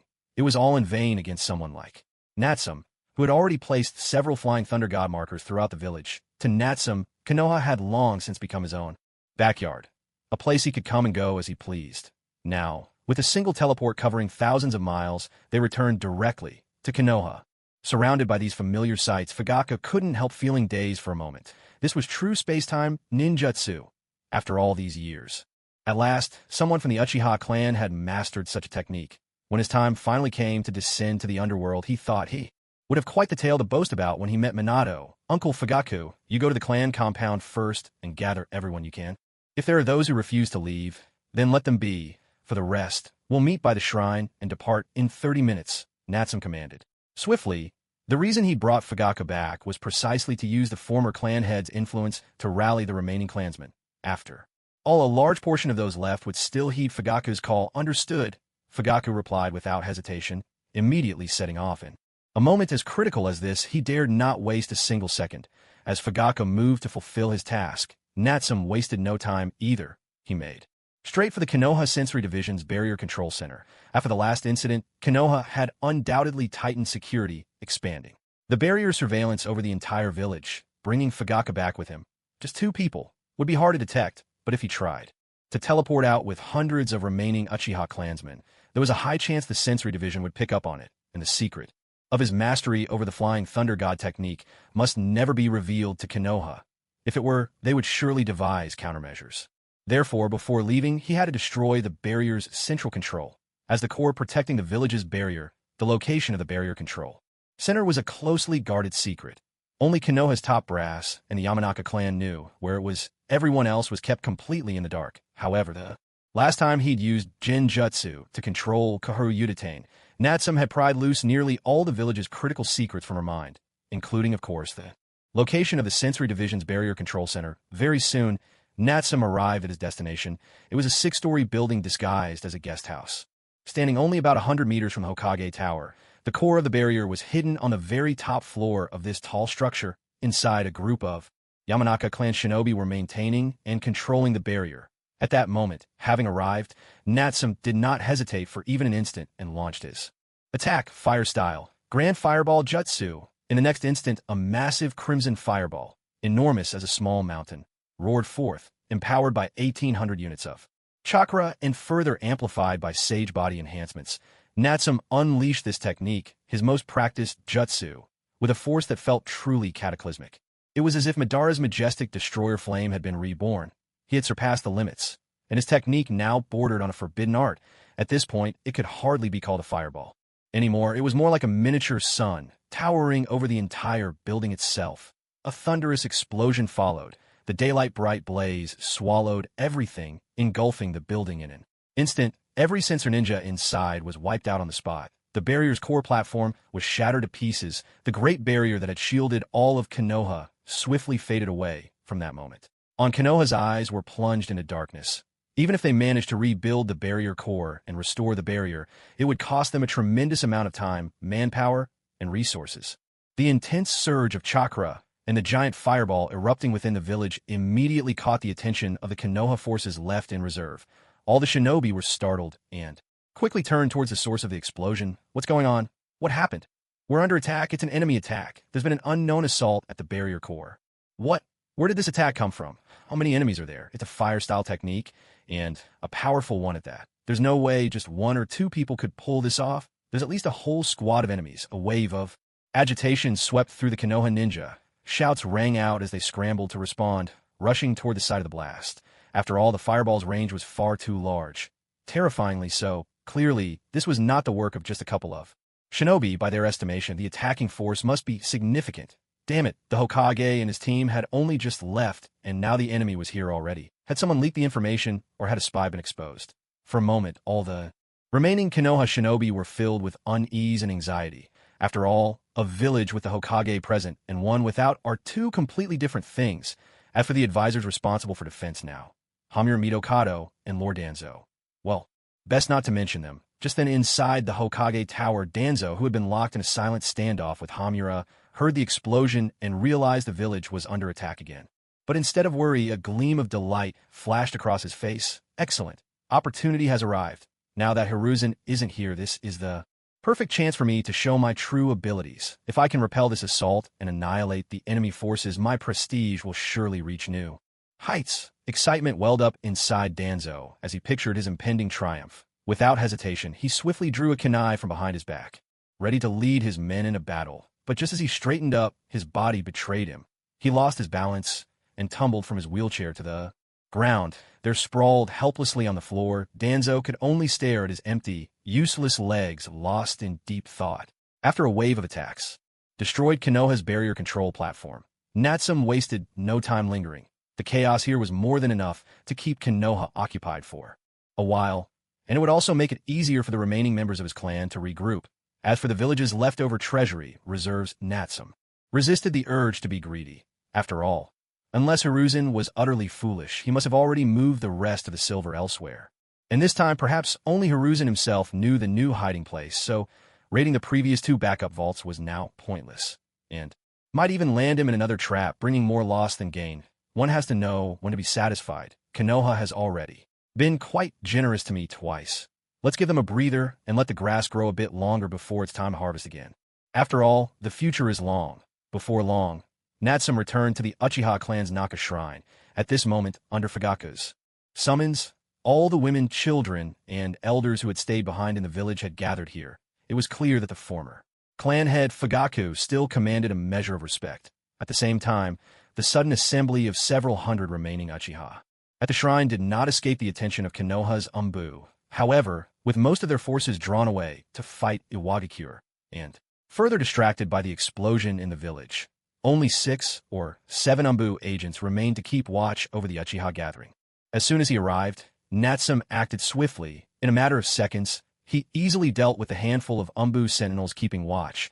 Upon seeing Natsum, Yatsushiro, the Uchiha left behind to oversee things, hurried over with a look of excitement. Master Natsum, oh, it's you, Yatsushiro. Has everyone arrived? Almost everyone is here. Only a handful still refuse to leave. Leave them be, Natsum said, frowning and waving his hand dismissively. He had no wish to force anyone. In every great clan, there would always be a few stubborn souls clinging to Konoha in their hearts, but that's just human nature. Every choice comes with a price for better or worse. In the end, it's their decision to bear. Of course, those unwilling to leave numbered only a dozen or so. Hardly enough to matter. Natsum swept his gaze around the room, only then realizing that Fugaku was nowhere to be seen. Ichim? Yatsushiro, where's Uncle Fugaku? Yatsushiro hesitated. The captain, he said there's a very important ancestral stone tablet in the shrine's basement. He's probably digging up that stone tablet right now. Natsum, expression unreadable, let out a sigh. Go, tell him to come out right away. Forget about that stone tablet. With a dark look on his face, Natsum pressed Yatsushiro to hurry. That so-called stone tablet had long since been tampered with by Black Zetsu, that filial son, rewriting it into a fairy tale about saving his mother. It was baffling how not a single member of the Uchiha clan seemed to question it. Did they really just trust everything their ancestors said without a second thought? It was utterly ridiculous. At Natsum's words, Yatsushiro dashed into the shrine to urge Fugaku. At the same time, Natsum caught sight of Mikoto, Uchiha, and Sasuke standing nearby. Sasuke was hiding behind his mother, peeking timidly at Natsum. After all, from what he remembered, this older cousin always seemed to find some excuse to give him a good beating. It was never too harsh, and Natsum always bought him candy afterwards. But Sasuke still felt both afraid and fond of his cousin. He didn't dare get too close, of course, from Natsum's perspective. How could he let a golden opportunity like this slip by? This was second pillar after all, the reincarnation of Indra's chakra, one of fate's chosen heroes of the Hidden Leaf. If he didn't tease him now while he was still young, it would be much harder to do so once he grew up. Hello, Aunt Mikoto, Natsum greeted politely. Back when he lived in Konoha, besides Aunt Hazuki, Mikoto had always taken good care of him. Natsum had never forgotten her kindness. You really are a brave child, Mikoto said, her tone warm. But thank you. Without you, I fear Itachi would have already fallen into despair. She was the very picture of a devoted Japanese mother, always supporting Fugaku's decision, standing by her husband's side. But she understood all too well. If not for Natsum, Fugaku might still be trapped in daily torment, and Itachi might have been burdened with a mountain of sins, unable to escape. Oh right, Sasuke. Come say hello to your cousin, Mikoto coaxed, gently pulling Sasuke from behind her. Didn't you two always play together when you were little? Hi, cousin Natsum. Sasuke stammered out a reluctant greeting, his face full of reluctance. At just 7 years old, he had no idea of the danger looming, nor did he understand what his father and cousin were up to. Good evening, second pillar, Natsum replied cheerfully, feeling thoroughly amused. What a shame he didn't have a camera to capture this moment. Imagine showing it to Sasuke 10 years from now. Once he'd grown into that infamous cool and aloof young man, he'd be mortified. Just the thought was delightful. But just then, inside the shrine, Fugaku and Yatsushiro came out together as well. At this moment, Fugaku, the former clan head, had indeed pried up the stone tablet from the basement in its entirety and was now carrying it on his back. One couldn't help but wonder if the Uchiha ancestors were watching, would they leap up in fury and give this unworthy descendant a sound beating? But since the stone tablet had already been unearthed, Natsum wasn't inclined to dwell on it any longer. He figured it could simply serve as a souvenir to take along as they left. In the future, it would even make for convincing evidence to expose just how absurd and flawed the so-called Eye of the Moon plan was. All right, let's get moving, Natsum urged. If we delay any longer, the rest of Konoha's ninja might show up. At his urging, Fugaku quickly directed the clan members to join hands, preparing everyone for the transfer. Before long, Natsum, with all the ready clan members, activated the Flying Thunder God technique once more, and in an instant they vanished from where they stood to take nearly 400 people at once and leap 1,000 miles in a single instant from Konoha all the way to the village of Hidden Flame was no small feat. It was even more taxing than if Natsum had used the Flying Thunder God technique 400 times in succession by himself. If not for the fact that he had already acquired a sage's body and his chakra reserves had multiplied 50-fold, he might not have been able to withstand it at all. Even so, the effort still drained nearly half of his chakra. The abrupt journey from Konoha to the village of Hidden Flame left the Uchiha clansmen utterly stunned. Fortunately, as members of a ninja clan, they could adapt quickly. With Fugaku and the others offering reassurance, the crowd soon calmed down. Next came the matter of welcoming and settling these new arrivals, which Natsum entrusted to the other clan elders. Though their status and power once fell short of Fugaku's back in Konoha, these elders had all fought in the great ninja wars in their youth and were, without exception, elite jonin with fully awakened 3-tomo Sharingan. Over the past month, they had overseen the clan's daily affairs and contributed greatly to the development and construction of the Hidden Flame village, making them trustworthy in every respect. They had both the strength and the respect of their peers. With them in charge, there was little doubt the newcomers would be properly settled. Of course, the main reason for this arrangement was that Natsum still had matters of his own to attend to, leaving him no time to bother with these mundane details. That said, one thing would never change. If anyone, Uchiha or not, dared to stir up trouble in the Hidden Flame village, Natsum would show no mercy. Soon after, he sat cross-legged on the ground and swallowed a handful of chakra recovery pills, swiftly restoring his depleted energy. Once his chakra was replenished, Natsum sprang into action again, activating the Flying Thunder God technique one more time in a flashy jump from the village of Hidden Flame to the outskirts of Iwagakure. After all, how could Natsum possibly miss the spectacle of Konoha's grand battle against Iwagakure? Such chaotic skirmishing was the perfect opportunity for him to slip through the confusion and profit as the fisherman who reaps the spoils. After all, it had been almost a month since his last visit. By now, the Hidden Stone village, that plump leek, must have grown lush and tender. It was time for his sickle to bring another harvest. Meanwhile, as night fell inside the Tsuchikage office in the Hidden Stone village, the elderly third Tsuchikage, Inoki, was busy reviewing stacks of official documents. Lately, it seemed as if the winds of unrest were rising throughout the shinobi world. The defection of the Uchiha from the Hidden Leaf, the attacks on his own village, the coup in the Mist Village. Each event sent ripples across the surface of the ninja world, leaving Inoki feeling increasingly uneasy. There was a persistent sense that something momentous was about to unfold, yet try as he might to uncover a clue, nothing could be found. So he had no choice but to let it go for now. Of course, there was some good news as well. His son Karatsuchi, thanks to the village's tireless efforts over the past month, had recovered from his injuries for the most part.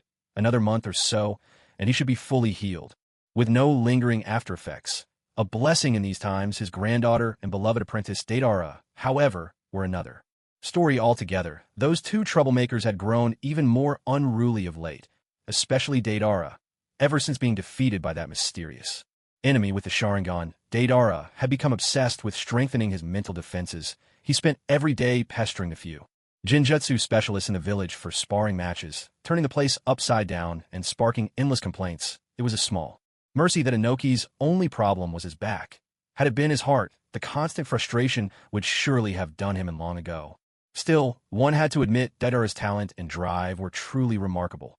Otherwise, Inoki would never have taken him on as his final disciple. Just then, as Inoki rubbed his aching back inside, a member of the Umbu burst into the office.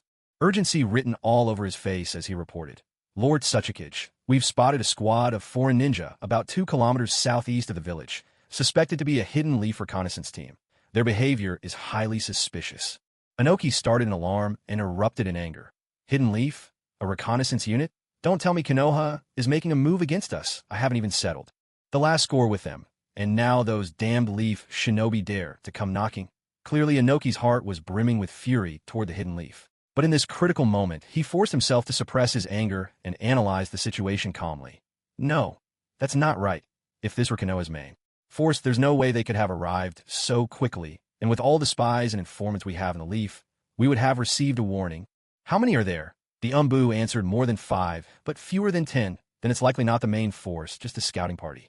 From the Hidden Leaf, still to dare sneak right up to our doorstep. They've got some nerve indeed, if we don't teach them a harsh lesson.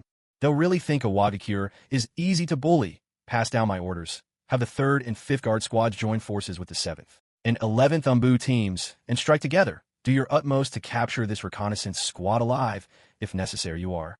Authorized to use lethal force. But of course, should anything unexpected happen, remember, your top priority is to retreat immediately and report back. The thought of his son Kitsuchi still bettered him, and the heavy losses from the treasury reignited a burning anger in Inoki's heart.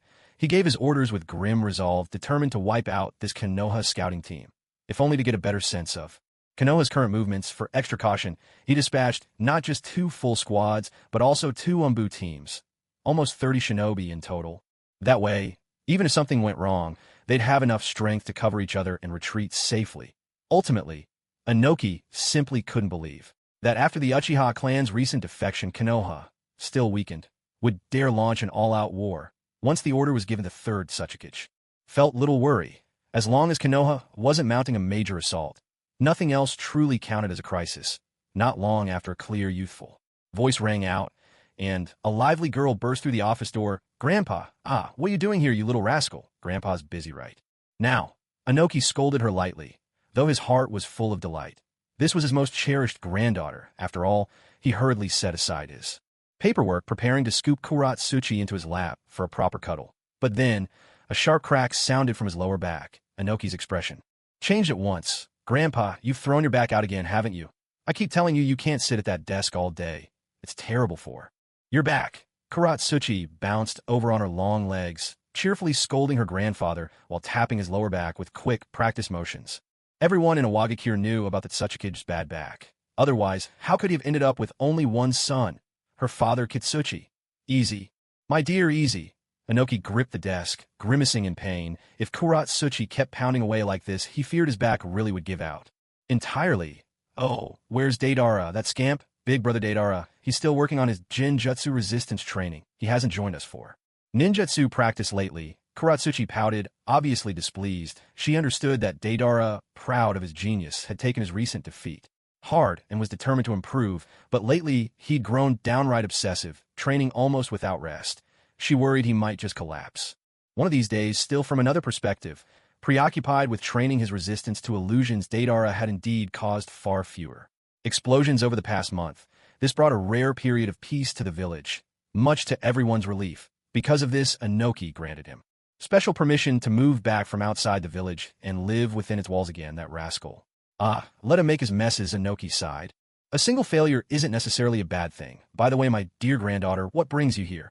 I'm looking for Brother Akatsuchi. Grandpa, isn't he with you? Kuratsuchi glanced around with curiosity, but Akatsuchi was nowhere to be seen, as both Inoki's student and his personal guard Akatsuchi was usually stationed near the Tsuchikage's office. "Oh, Akatsuchi, you just left on a mission. So late at night?" "What kind of mission?" "A squad of scouts from the Leaf Village appeared outside our borders. I sent Akatsuchi and his team to investigate. Ideally, I want them all captured alive for interrogation." Kuratsuchi was taken aback, her eyes wide with surprise. "Leaf Village? Scouts? Has the Leaf launched an attack?" Supporting his back, Inoki sat down again, smiling in reassurance. "It's probably nothing serious, just 5 or 6 reconnaissance ninjas. Nothing we can't handle. But what if what? What if those ninjas are just bait and the real Leaf army is lying in wait nearby? Wouldn't Brother Akatsuchi and the others be walking straight into a trap? If it were me, that's exactly how I'd set it up. Otherwise, why would those Leaf scouts reveal themselves so easily?" Inoki fell silent for a moment. "No, it can't be just a coincidence like that. The Leaf doesn't have the resources to start a war right now. If they did, they wouldn't have needed to use the Akatsuki as cover for their last attack. Besides, Hidden Flame Village has them cornered too. Beads of sweat formed on Inoki's forehead as he tried to convince himself, as one of the oldest relics of a Wagakure, he had lived through 3 great ninja wars. His experience was vast, his judgment usually sharp, yet that same reliance on past experience sometimes clouded his vision. After all, in his memory, the Leaf had never been the aggressor. In all 3 ninja world wars they had always been forced to fight defensively. Not even the legendary first or second Hokage had ever started a war. And now, with the elderly 3rd Hokage, Sarutobi, in charge, surely he would be even less likely to take the offensive. Of course, a lack of intelligence also played a role. Had he known that, only half a month ago, the Leaf had suffered another attack, and that they suspected a Wagakure was behind it, Inoki would never have been so dismissive. Grandpa, right or wrong, you can't risk Brother Akatsuchi and the others' lives like this. If you're wrong, the entire village could be in danger. Inoki's face darkened further. Thinking it over, he had to admit, his granddaughter might have a point. At a time like this, we can't afford to take any chances, even if there's only a 1 in 100,000 or 1 in 10 million chance. Should we lose that gamble, it would spell disaster for the Hidden Stone village. I miscalculated, the old man admitted. Quickly head home at once. Go take care of your father. As for everything else, leave it to me, he said with quiet resolve. Inoki urged her on, ushering Kuratsuchi out of the Tsuchikige's office. Without another word, he reached beneath his desk and pressed the emergency alarm button. Almost immediately, the piercing sound of sirens rang out across the entire Hidden Stone village, rousing families who were preparing for bed or already fast asleep. A level 1 combat alert had been issued, a signal that a large force of enemy ninja was invading. Meanwhile, about 2 kilometers southeast of the village, on a stretch of rocky terrain, a one-sided massacre was unfolding. More than 100 elite Leaf shinobi were encircling 30 stone ninja. There could be no doubt. These 30 were the strike team Inoki had dispatched earlier to eliminate the Leaf's reconnaissance squad. But little did they know, what lay in wait was not a small scouting party, but a major force of the Leaf's main army. In the blink of an eye, the 30 found themselves caught in a deadly trap, overwhelmed by the Leaf's overwhelming numbers. Hokage-sama, the targets have been wiped out. Kakashi hurried to Sarutobi's side, delivering his report. Excellent. Well done, Sarutobi replied, his expression composed, though a flicker of satisfaction showed in his eyes. For Konoha's first proactive strike, Sarutobi had no intention of charging forward recklessly. Even if a headlong assault succeeded, the cost would be too great. That's why even before setting out, he and Shikaka Nara's team of shrewd strategists had laid out several battle plans determined to seize victory with minimal losses. Luring out and eliminating these 30 stone ninja was just an appetizer. Just as the last of the enemy fell, a Leaf scout raced back with news from the front. Hokage-sama, the Hidden Stone village has sounded the alarm. It seems they've discovered our presence. So soon? That old fox Inoki is certainly sharp, Sarutobi mused, but Shikaku's group should be in position by now. Clear the battlefield. We move to Plan B, Sarutobi ordered in a firm voice. This time he was determined to take a hefty chunk out of the Hidden Stone village. Outside the village, to the south, about 100 meters behind a large boulder, some 20 Leaf ninja lay hidden in wait. Their leader was none other than one of the legendary Sannin, the Toad Sage himself, Jiraiya. At this moment, Jiraiya was directing 3 summoning toads to cast a supportive barrier around them, one strong enough to shield their presence and chakra from detection. Everyone was enveloped within it, allowing them to evade the patrols of one Iwagakure scout after another. As the spearhead squad of this great battle, their ambush here was for a special mission. However, the timing wasn't right yet. They still needed to wait patiently. Master Jiraiya, the alarm inside Iwagakure has gone off. Have they discovered us? No, I don't think so, Jiraiya replied with conviction. He had great confidence in his barrier. Unless someone of the 3rd Tsuchikage caliber came close, it would be nearly impossible for any other ninja to see through it. Besides, within Iwagakure, there were no Kekkei Genkai like the Byakugan, adept at such reconnaissance. So what should we do? We keep waiting, Jiraiya said, suppressing his own restlessness as he continued to lie in wait. Whether he liked war or not, now that he was in the thick of it, as a member of Konoha, he could not allow himself to fail. He knew all too well. If he failed here, the price would not only be his own life, but also the lives of his 20 comrades behind him. It could even decide the fate of the entire battlefield. Barely a minute after the alarm sounded, a thunderous explosion erupted. One blast after another, booming across the air, brilliant flashes of ninjutsu lit up the western side of Iwagakure, mingled with shouts and cries of agony. It was clear that a fierce assault was underway on that front. Jiraiya remained motionless, hidden in wait. He knew exactly what was happening. On that side, the Konoha strategist Shikakanara was leading the second unit. Almost 200 Konoha ninjas launched an all-out attack. This was all part of a plan Konoha had laid out long ago. First, if a Wagakure failed to notice anything even after their scouting unit was wiped out, Konoha's main forces would charge in and launch a direct assault on the village. Second, if by chance they were discovered, they would immediately enact Plan B. Shikakanara's second unit would attack fiercely from the west, tearing open a Wagakure's Great Barrier, and drawing their main forces to defend the western side of the village. Meanwhile, the main force led by Hiruzen would launch a frontal assault from the southeast, striking like a heavy hammer straight at the Tsuchikage Tower, making it look as though they intended to annihilate a Wagakure. Entirely, one way or another tonight, the flames of war would sweep across the whole of a Wagakure. At that very moment, as the barrier on the village's western side was suddenly ripped apart, and firestorms erupted, Inoki, hovering above the Tsuchikage Tower, was struck by sudden realization. Damn it, Konoha really is attacking. Those bastards, they have no shame. We haven't even settled the score from last time. Cursing furiously, Inoki began barking out orders. Without delay, he began mobilizing his forces to resist the invasion and directed the villagers to take shelter as quickly as possible. No matter what happened, Inoki could not allow a Wagakure to be destroyed on his watch. Of course, ever since he was so easily lured away from the village the last time he had learned his lesson, this time he remained stationed in the Tsuchikage's office, overseeing everything, and did not recklessly rush to the western side of the village to join the battle, in case he fell for another trap. Still, as he watched the flames on the village's western side grow fiercer and more uncontrollable, Inoki's heart twisted with anxiety and pain. In the past, invading other villages had always felt exhilarating, but now, with his own home under attack, the tables had turned. He suddenly found himself overwhelmed with distress. He not only had to dispatch people to fight back, but also send teams to help evacuate the ordinary villagers.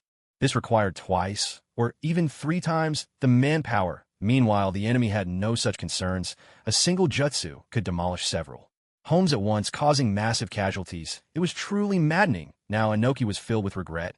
Why hadn't he stopped Rashi, the Jinchuriki of the 4 Tails, and Han, the Jinchuriki of the 5 Tails, when they left the village? Why hadn't he sent someone to bring them back in time? All because of some so-called political disagreements and lingering resentments. As a result, now that Kuratsuchi was injured, there wasn't a single capable Kaga-level fighter left in the entire village besides himself. Otherwise, even if just one Jinchuriki had been stationed on the western front, it would have been enough to hold back the bulk of the enemy forces. Things wouldn't have become this dire. The fierce battle on the western side of a Wagakure raged on, although the village had managed to sound the alarm more than a minute in advance, jolting many ninja awake. The warning still came too late. Some barely had time to put on their pants. Others were so terrified they went weak at the knees, unable to collect themselves. To make matters worse, Konoha's assault was ferocious, pushing forward relentlessly. Very quickly, Iwagakure began to suffer significant casualties. For added effect, Konoha's second division, only 200 strong, created hundreds of shadow clones to feign a larger force, conjuring the illusion of a 1,000-strong main force launching a full-on assault from the west. This misled Inoki, who kept reallocating more defenders to the western front to fend off the supposed main attack. Before long, over half of Iwagakure's fighting ninja had been sent to the west. Thus, after several minutes of retreat and over 100 casualties, Inoki's careful planning finally began to turn things around. The defenders, leveraging their superior numbers, gradually halted Konoha's advance and began to push them back. After all, 200 ninja could hardly hold out against over 1,000 opponents for long. But at that very moment, a thunderous explosion ripped through the air from the southeast of Iwagakure. A sudden blaze erupted, making Inoki jolt in shock. Konoha's main first division had entered the fray, and their assault was even more fierce. 8 gates released formation. 5th gate, gate of closing open. 5-fold escape technique. Grand linked bombardment. Lightning blade. Might Guy, his entire body glowing with a fierce green light, unleashed his power like a wild beast. Hiruzen Tsurutobi, masterfully weaving a large-scale composite explosive jutsu, and Kakashi, channeling his S-rank lightning release technique, surged forward as the vanguard. Just the 3 of them charging ahead tore straight through the weak defenses on the southeastern edge of Iwagakure. No one could stand against them. Their momentum was unstoppable. Most terrifying of all was that green-lit beast, Might Guy, whose ferocity knew no bounds. Any Iwagakure ninja who crossed paths with him was left wounded at best, dead at worst. None escaped his wrath. The scene left the rest of the Iwagakure shinobi pale with fear, their fighting spirit shattered. And yet this was supposed to be the most formidable of the 5 great hidden villages. But it was clear now. On average, Konoha's ninja held the edge in strength over the others. Even more so, this attack targeted a village that was already reeling, one that had sent much of its fighting force westward, leaving its eastern flank exposed. Witnessing all this, and seeing Hiruzen Sarutobi himself leading the charge, Inoki III Tsuchikage suddenly realized the truth. The Konoha forces attacking from the west were merely a feint. This sudden assault from the southeast was the real threat. The enemy's true aim was to lure Iwagakure's defenders away, creating a fatal opening to drive deep into the heart of the village, destroy the Tsuchikage tower, and break Iwagakure's spirit at its core. Konoha, Hiruzen Sarutobi, curse you, Inoki roared, grinding his teeth in rage. Never had he imagined that Konoha, a village that rarely took the offensive, would strike so ruthlessly, so cunningly, one layer of deception atop another. Their tactics were truly insidious. In his fury, crack, Inoki felt his old back seize with pain once more, but there was no time to dwell on it. He had to act, gathering his elite guards and ANBU. He rushed to intercept Konoha's main force. He could not allow them to break through to the inner sanctum of the village.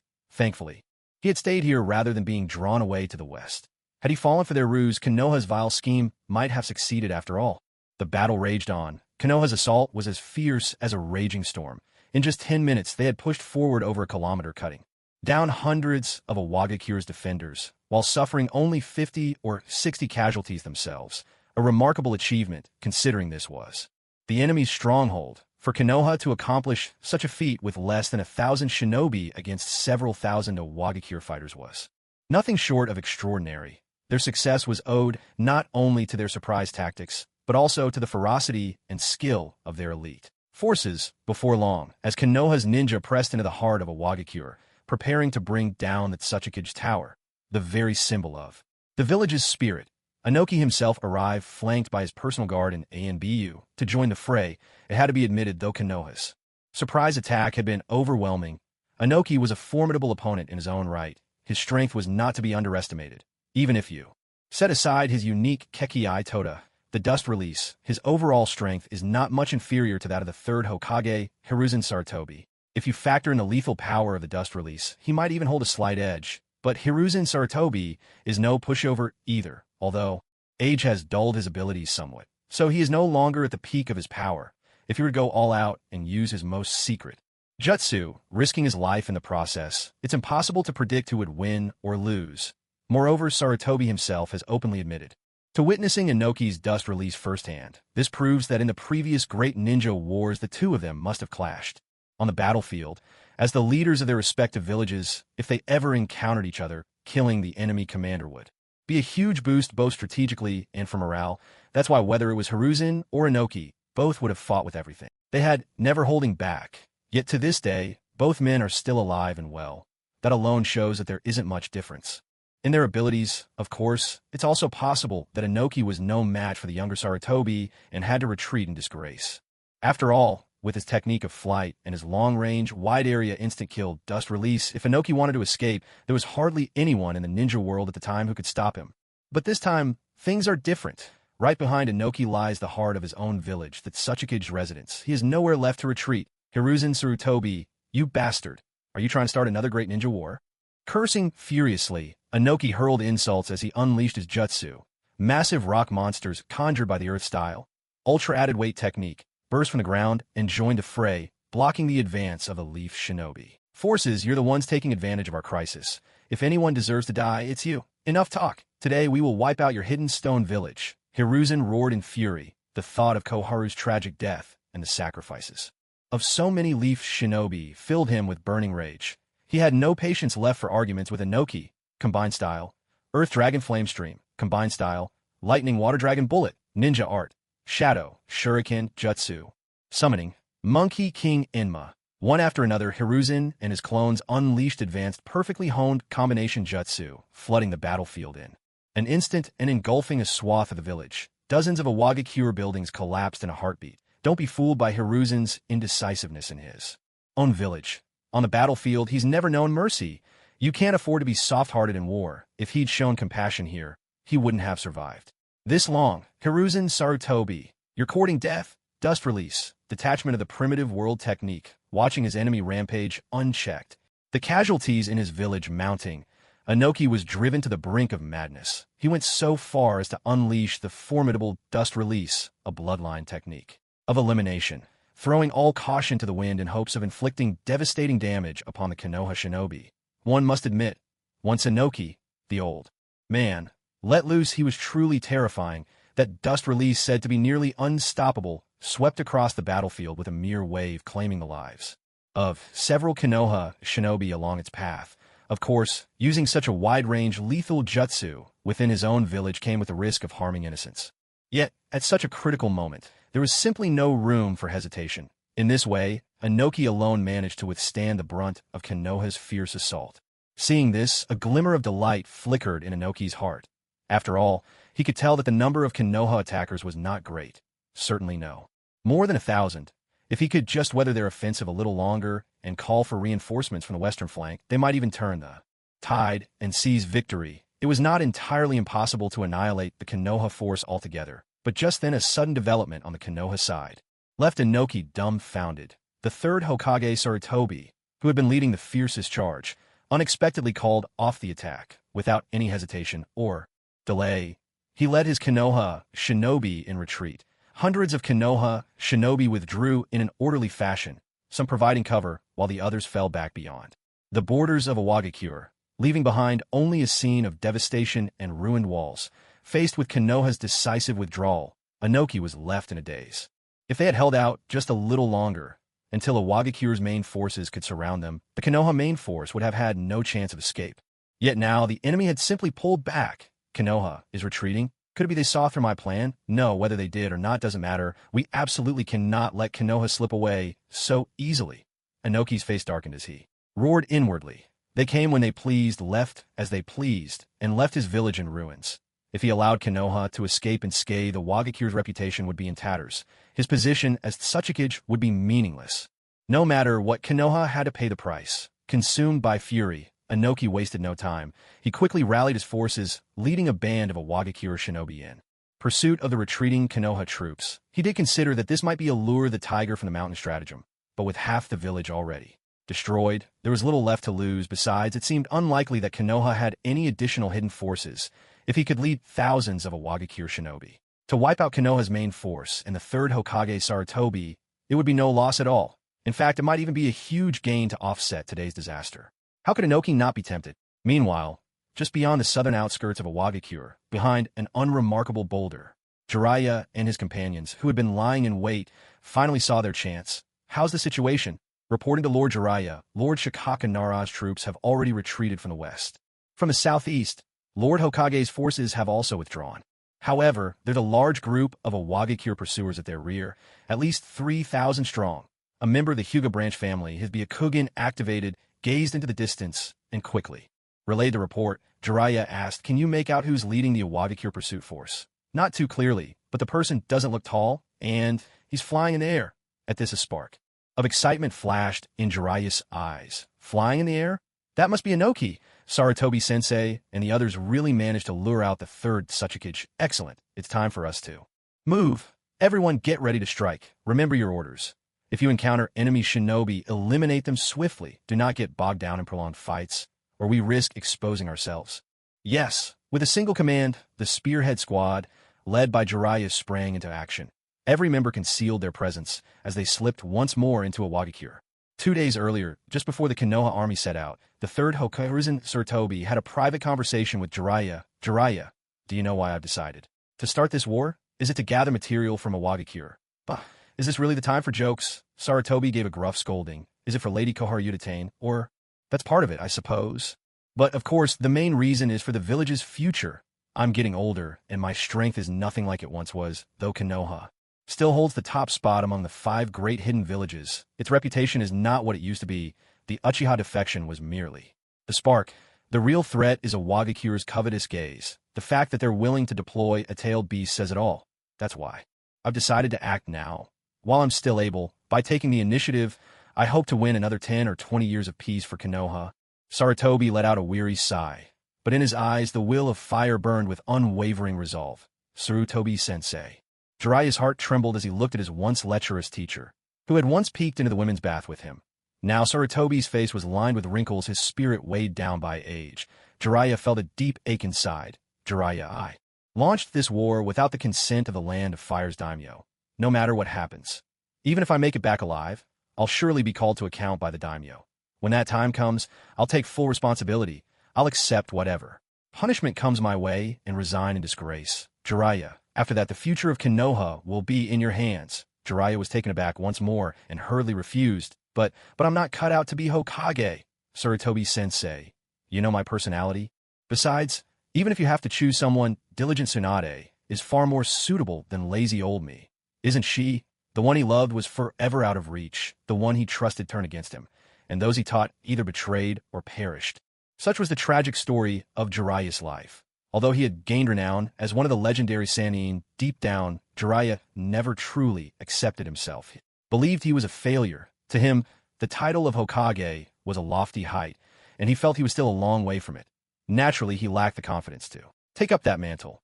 It certainly wasn't because being Hokage would let him openly indulge in power or pleasure. After all, for a man of taste, there's nothing quite as thrilling as a bit of sneaky mischief. Doing things openly just isn't the same. Jiraiya, do you really think only the Hokage can protect Konoha? Whether it's you taking up the Hokage's position or Tsunade, it doesn't matter. The future of Konoha, I'm entrusting it to you. Promise me. You will protect it well, Sarutobi declared solemnly. Perhaps in his younger days, he too had yearned for power and made his share of mistakes. But now, at this age, the one thing he couldn't let go of was still the village. Jiraiya ran a hand through his white hair, and with a wry smile said, all right, I promise, but Sarutobi-sensei, don't make it sound like you're giving your last words. Before leading the elite commando squad to infiltrate Owagakure, once again, Jiraiya couldn't help glancing southeast. Clearly, his mission had long been set in stone. Whether it was Plan A, Plan B, or Plan C, or F that followed, there were only two objectives. First, to destroy Owagakure as much as possible and eliminate their fighting force. Second, to lure away as many of their ninja as possible, creating a chance for Jiraiya's team to raid the village treasury. After all, war isn't just about gaining prestige. It's also about reaping some rewards. This great war had nearly forced Konoha to stake everything. It had even its last reserves. If they couldn't make a big score from Owagakure, then even if they defeated the enemy, Konoha's own economy might collapse. That's why Konoha assembled such an elite assault unit, placing it under Jiraiya's direct command, hoping to empty Owagakure's treasury in one fell swoop. Sarutobi even went so far as to put himself on the line as bait, luring Inoki and most of Owagakure's ninja away. Of course, facing the pursuit of over 3,000 enemy ninja, Sarutobi's group would be in dire peril, perhaps even hanging by a thread. But as long as they could drain Owagakure's treasury, they'd come home with a fortune. Great rewards always go hand in hand with great risks. The plan devised by Konoha wasn't particularly ingenious, but at this particular moment, with Owagakure completely thrown into confusion, it turned out to be surprisingly effective. The vast majority of Owagakure's shinobi had followed Inoki in pursuit, leaving the village itself in disarray after the recent fierce battle. Everywhere, there were wounded soldiers and villagers desperately awaiting rescue. The few Owagakure ninja who remained were simply not enough. They rushed about in a frenzy, searching for the trapped, tending to the injured, clearing away debris. None of them noticed that a small team of Konoha's elite, all cloaked in invisibility, had once again infiltrated the village, racing straight toward the location of Owagakure's treasury. Along the way, a handful of sharp-eyed Owagakure ninja did manage to catch traces of their passing, but unfortunately, faced with the overwhelming force of one Kage-level ninja and 20 elite jonin, those who noticed didn't stand a chance. They were taken down in an instant, unable even to sound the alarm, and so Jiraiya and his companions advanced almost unimpeded toward the heart of Owagakure, thanks to the long-term efforts of Konoha spies, like Nanoyu and Kabuto, who had been embedded in Owagakure for years. They had mapped out the entire structure of the village in meticulous detail. Guided by that map, Jiraiya's team swiftly reached their target. The treasury stood deep within Owagakure, behind the Tsuchikage's residence, untouched by the recent fighting and perfectly preserved. Yet it was clear at a glance how well guarded it was. Nearly 20 Owagakure shinobi, each at least Chunin level and 5 at Jonin rank, were stationed around the building. Their positions were carefully arranged, covering every angle and leaving no blind spots. making any attempt at stealthy infiltration impossible. Evidently, after suffering a previous loss, Iwagakure had become fiercely protective of its treasury. Humph. Are all the people of Iwagakure misers? Someone muttered, the whole village is in chaos, another added, and yet they're guarding their treasury this tightly. There's no way to sneak in now. Looks like we'll have to force our way through, Jiraiya muttered with a frown, sighing inwardly. If possible, he truly wanted to avoid a frontal assault. Once they were exposed, the whole squad would be in grave danger. Jiraiya-sama, let me handle this, came a crisp, confident female voice. Kurenai Yuhi stepped forward from among the team. Her long, jet-black hair framed a pair of striking crimson eyes, filled with determination. At this moment, the beautiful Genjutsu master of Konoha volunteered without hesitation. Though a woman, she showed not a trace of fear on the battlefield. Embodying the true spirit of a shinobi, are you confident? Jiraiya asked. I could give it a try, Kurenai replied. Solemnly, among these 20 elite jonin, she was the only Tokubetsu jonin, and by most measures the least powerful, but as one of Konoha's rare Genjutsu prodigies. At just 22 years old, her mastery of illusionary techniques was truly exceptional. She was already showing signs of surpassing Hiruzen, and looked poised to claim the title of Konoha's foremost Genjutsu user, if one set aside the Uchiha clan. At this moment, during such a covert operation, if she could use Genjutsu to silently subdue the Iwagakure shinobi standing guard outside the treasury, that would be ideal. All right, give it a try, Jiraiya decided swiftly. If it doesn't work, we'll launch a direct assault. With that, Kurenai composed herself, focusing her mind and preparing to cast her illusion. Yet none of them, nor any of the Iwagakure shinobi, could have known that within the supposedly impenetrable treasury, a young man was already seated on the windowsill at the top of the loft, sipping watermelon juice and eagerly awaiting the drama that was about to unfold below.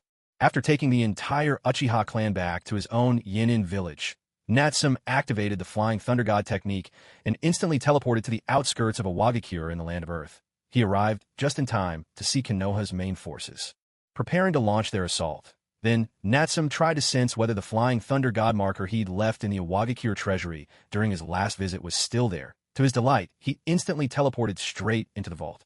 Clearly, for reasons unknown, after his previous visit, Iwagakure had neglected to thoroughly re-inspect the treasury, overlooking the kunai with the marker he'd hidden atop the crossbeam. Instead, they had poured all their effort into strengthening the outer defenses. One would expect that, knowing he could use the Flying Thunder God technique, Inoki wouldn't make such a foolish mistake, but of course this worked to Natsum's advantage. The more careless Iwagakure was, the easier things became for him, and he was more than happy to see it, having taken a souvenir of 70 million.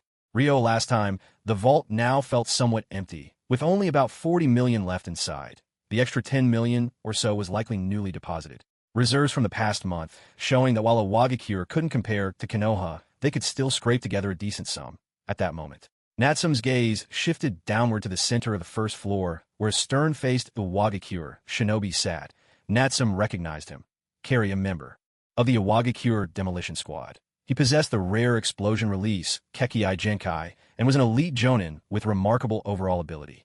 When unleashing his explosion release at full force, the destructive power was easily on par with some Kaga-level attacks. In the confined space of the treasury, the devastation he could cause would be even more terrifying. It was no wonder Iwagakure had assigned him to guard the treasury. With him stationed there, even if a Kaga-level enemy attempted a raid, they would find it nearly impossible to succeed swiftly. On the contrary, the deafening detonations of explosion release would immediately give away their position, bringing down the wrath of the entire village upon them.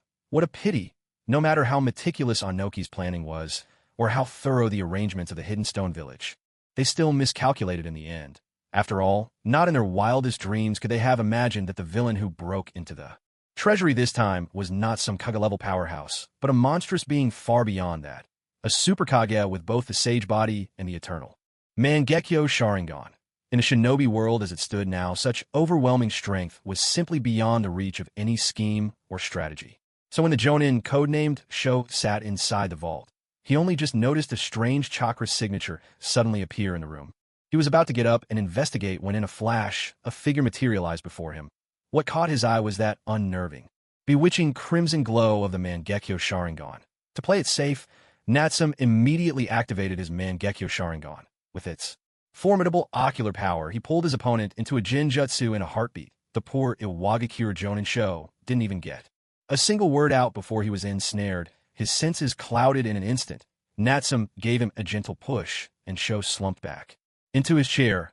Under the Jinjutsu's control, Natsum also erased that brief memory from his mind, sending him into a deep sleep. By the time he woke up again, he'd likely find nothing but an empty treasury in front of him, with the IWA shinobi dealt with and the rest of the guards none the wiser. Natsum gleefully resumed his rob the rich to help myself operation. 40 million ryo? Another sizable haul.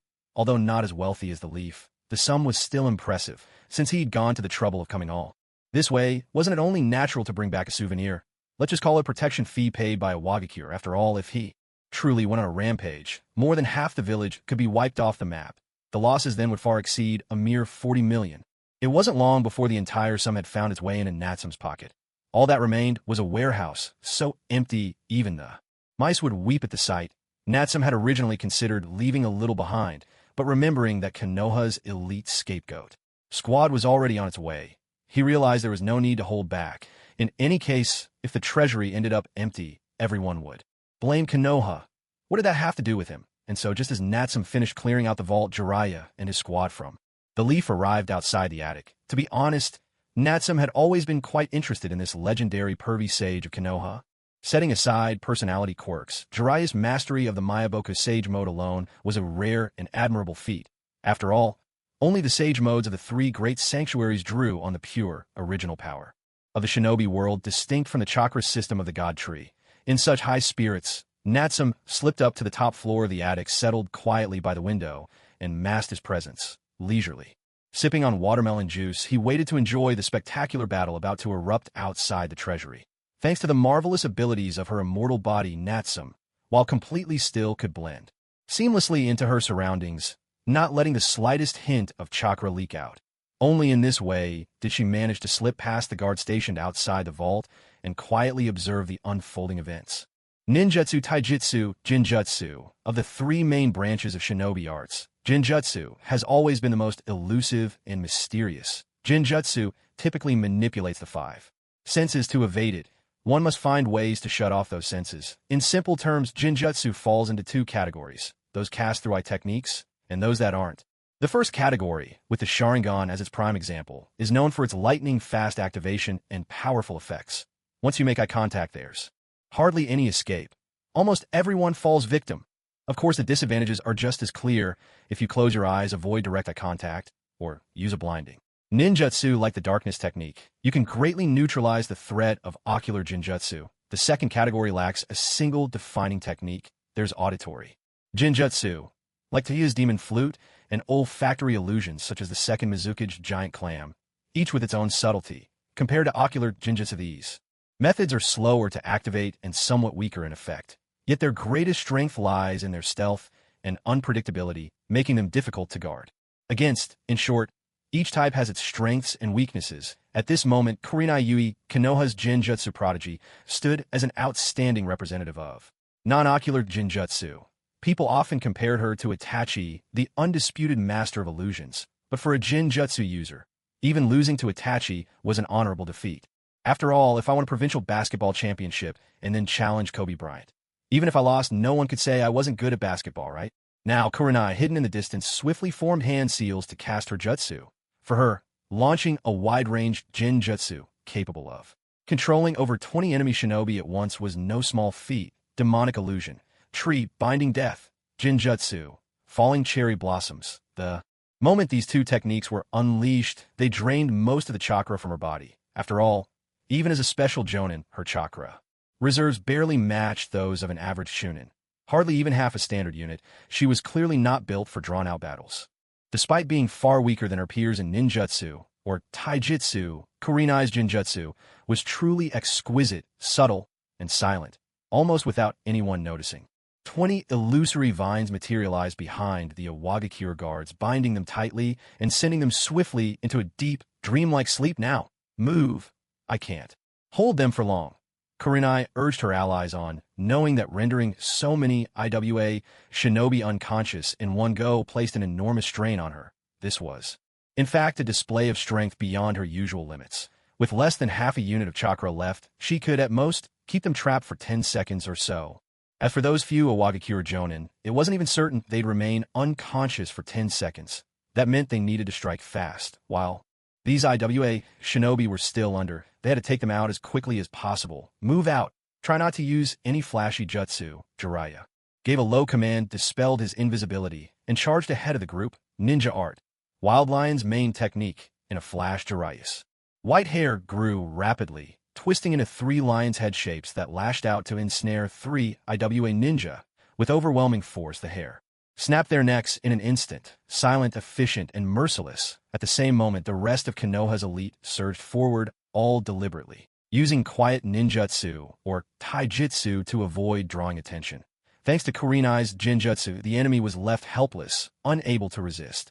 In a single swift exchange, more than a dozen IWA ninja fell where they stood, but just then, right by the entrance to the IWA treasury, 2 figures, one large and one small, managed to break free from the illusion's grip, regaining their senses. Jiraiya's eyes narrowed in surprise. The older one was clearly a Jonin from Iwagakure, with a formidable presence and strong mental fortitude, likely well-versed in genjutsu himself. It made sense that someone like him could shatter Kurenai's illusion in a matter of seconds. But the boy, to his side, looked barely 10 years old, probably not even a genin.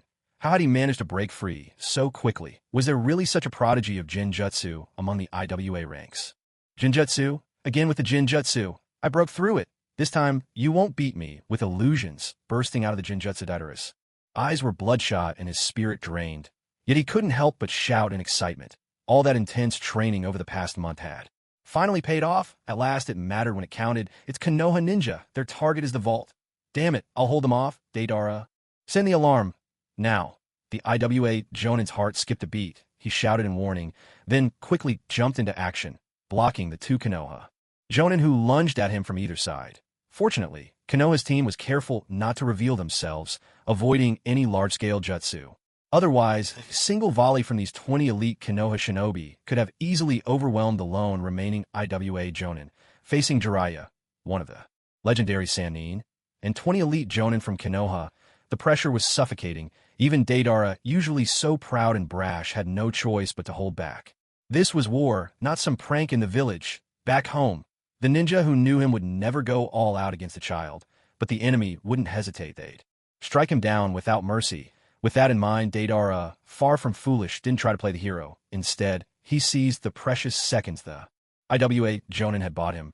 He hurriedly crafted clay bombs, hoping that the explosions would draw more reinforcements from the Hidden Stone village. Unfortunately for him, the experienced Jiraiya would never allow his opponents such a chance. As soon as someone managed to break free from the genjutsu, Jiraiya immediately prepared another jutsu, ninja art, toad mouthbind. In the next moment, a vast stretch of soft, sticky, pinkish, elongated flesh walls appeared out of nowhere, instantly trapping the stone Jonin, 2 leaf ninjas, and Deidara, who had just released his clay bird bombs, all within its confines. Never underestimate the toad mouthbind. This technique summons the stomach walls of the giant toad from Mount Maiboku's rock-in. Its uses are many. It can defend imprisoned enemies, and even gradually digest those trapped inside, unless someone possesses strength surpassing that of the rock-in's giant toad, or has a special jutsu to break free. Escape is nearly impossible. Of course, at this moment, Jiraiya's true purpose for casting the toad mouthbind was to restrain the stone Jonin and Deidara, preventing them from using ninjutsu and alerting the entire Hidden Stone village.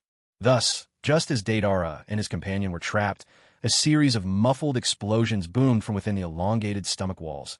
The dull, thunderous blasts echoed. Clearly, Deidara's clay bombs had detonated, but despite such force, the explosions couldn't breach the toad's stomach walls. The sound and impact were both contained, perfectly preventing any alarm from spreading outside. Soon after, the muffled sounds of struggle and more detonations reverberated from within.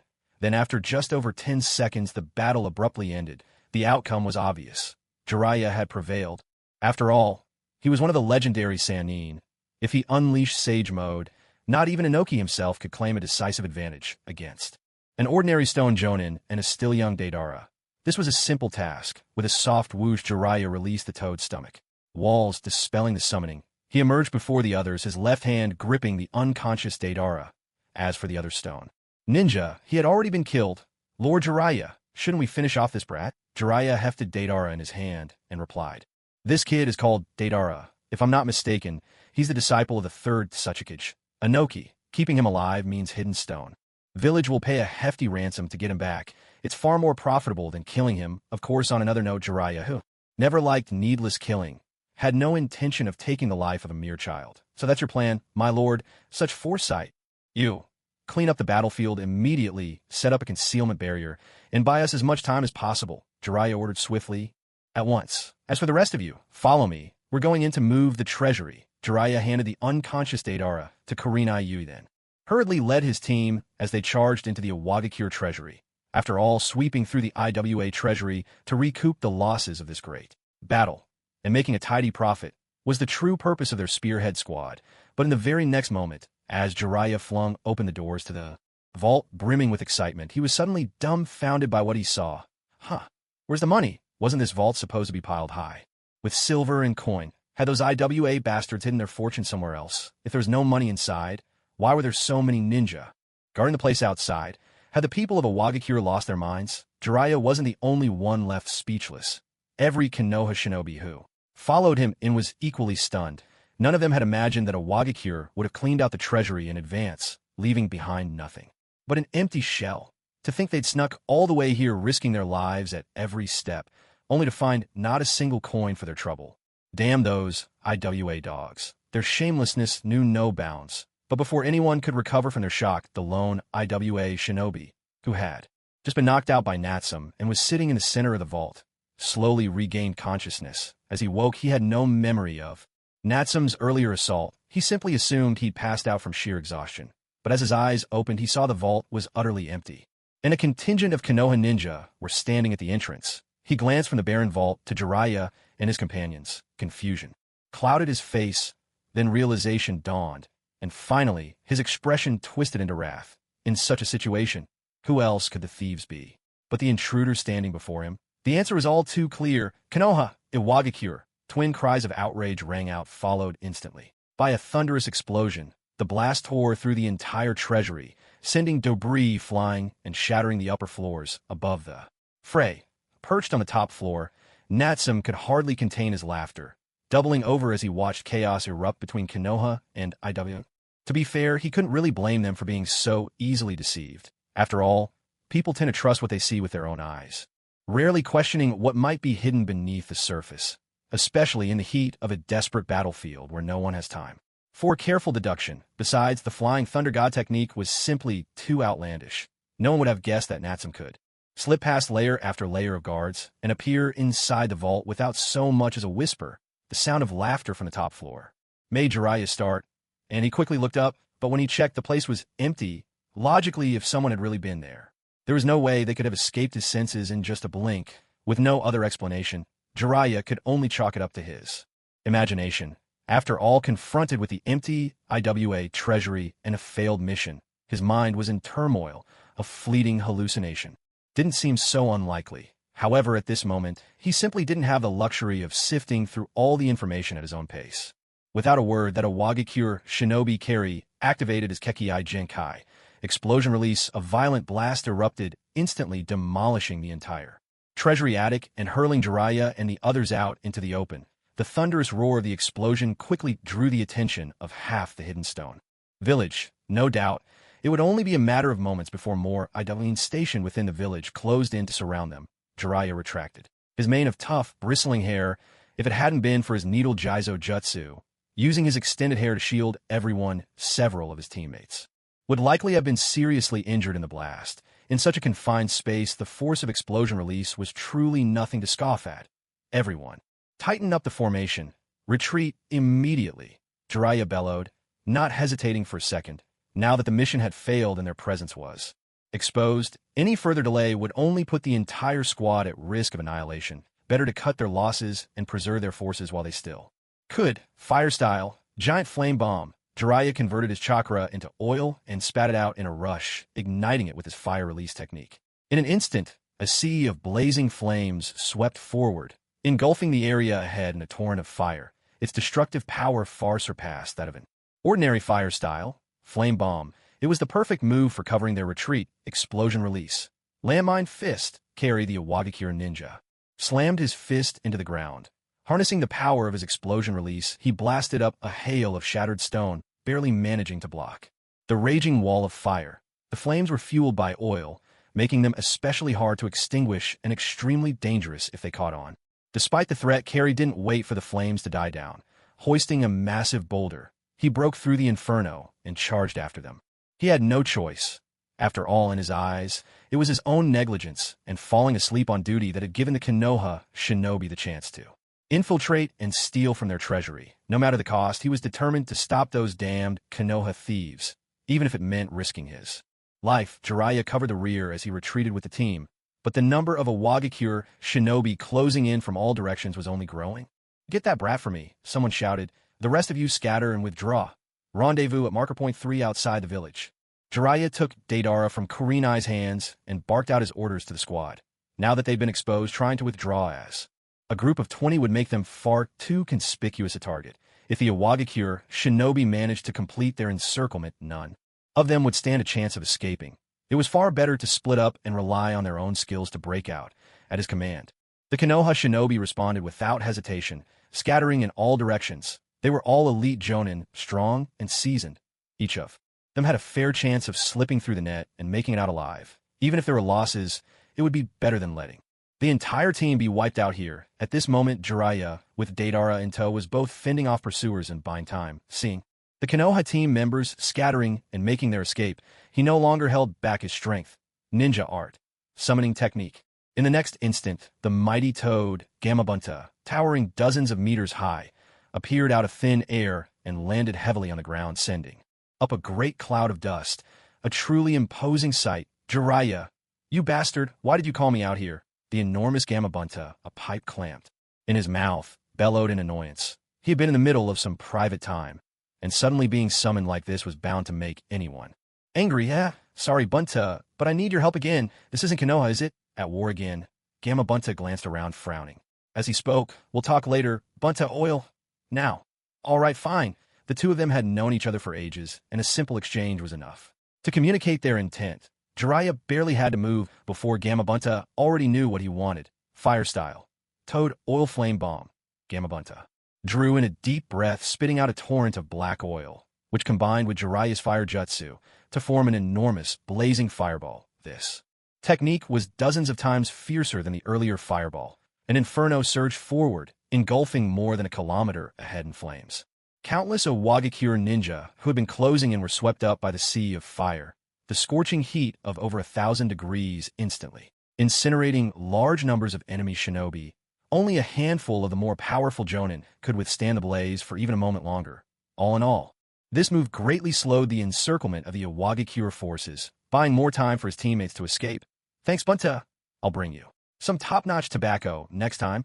Jiraiya, before Gamabunta could finish cursing, Jiraiya had already sent him back to Mount Mayaboka with a summoning technique. Taking advantage of this brief opening, Jiraiya quickly concealed himself. Ninja art.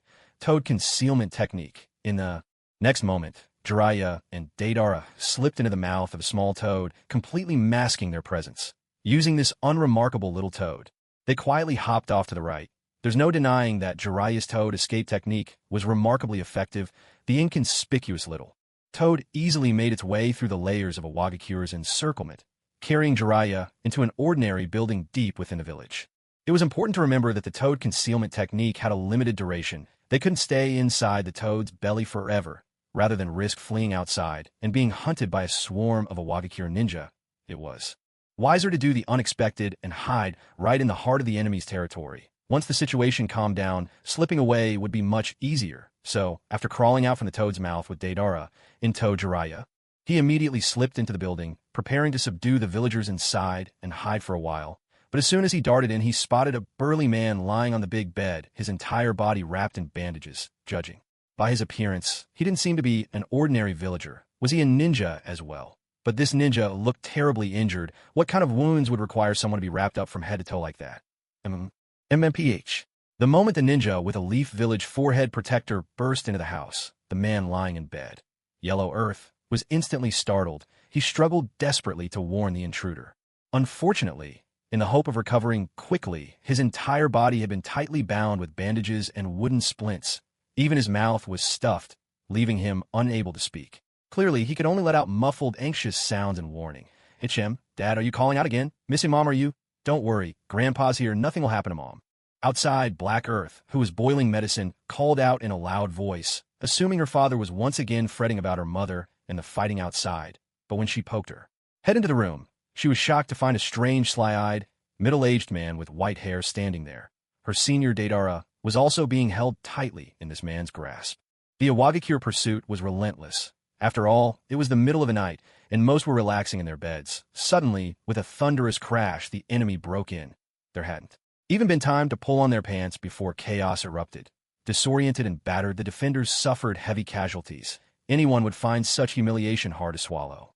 Even though the 3rd Tsuchikage had already led the main force to pursue Konoha's main contingent, the remaining Iwagakure shinobi were burning with anger, now seeing Konoha ninja sneaking into their village, looting the treasury, and preparing to escape.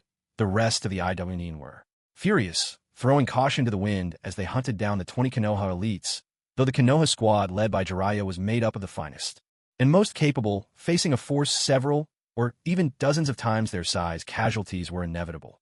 After all, not everyone possessed Jiraiya's strength, his mastery of summoning, or his skill in stealth, and so the weakest among them, Kurenai Yui, already drained of chakra, was the first to falter. Relying on her Jinjutsu, she managed to take down 4 pursuing Iwagakure in succession, but just as she was about to escape the village, more than a dozen Iwagakure ninja surrounded her, knocking her to the ground.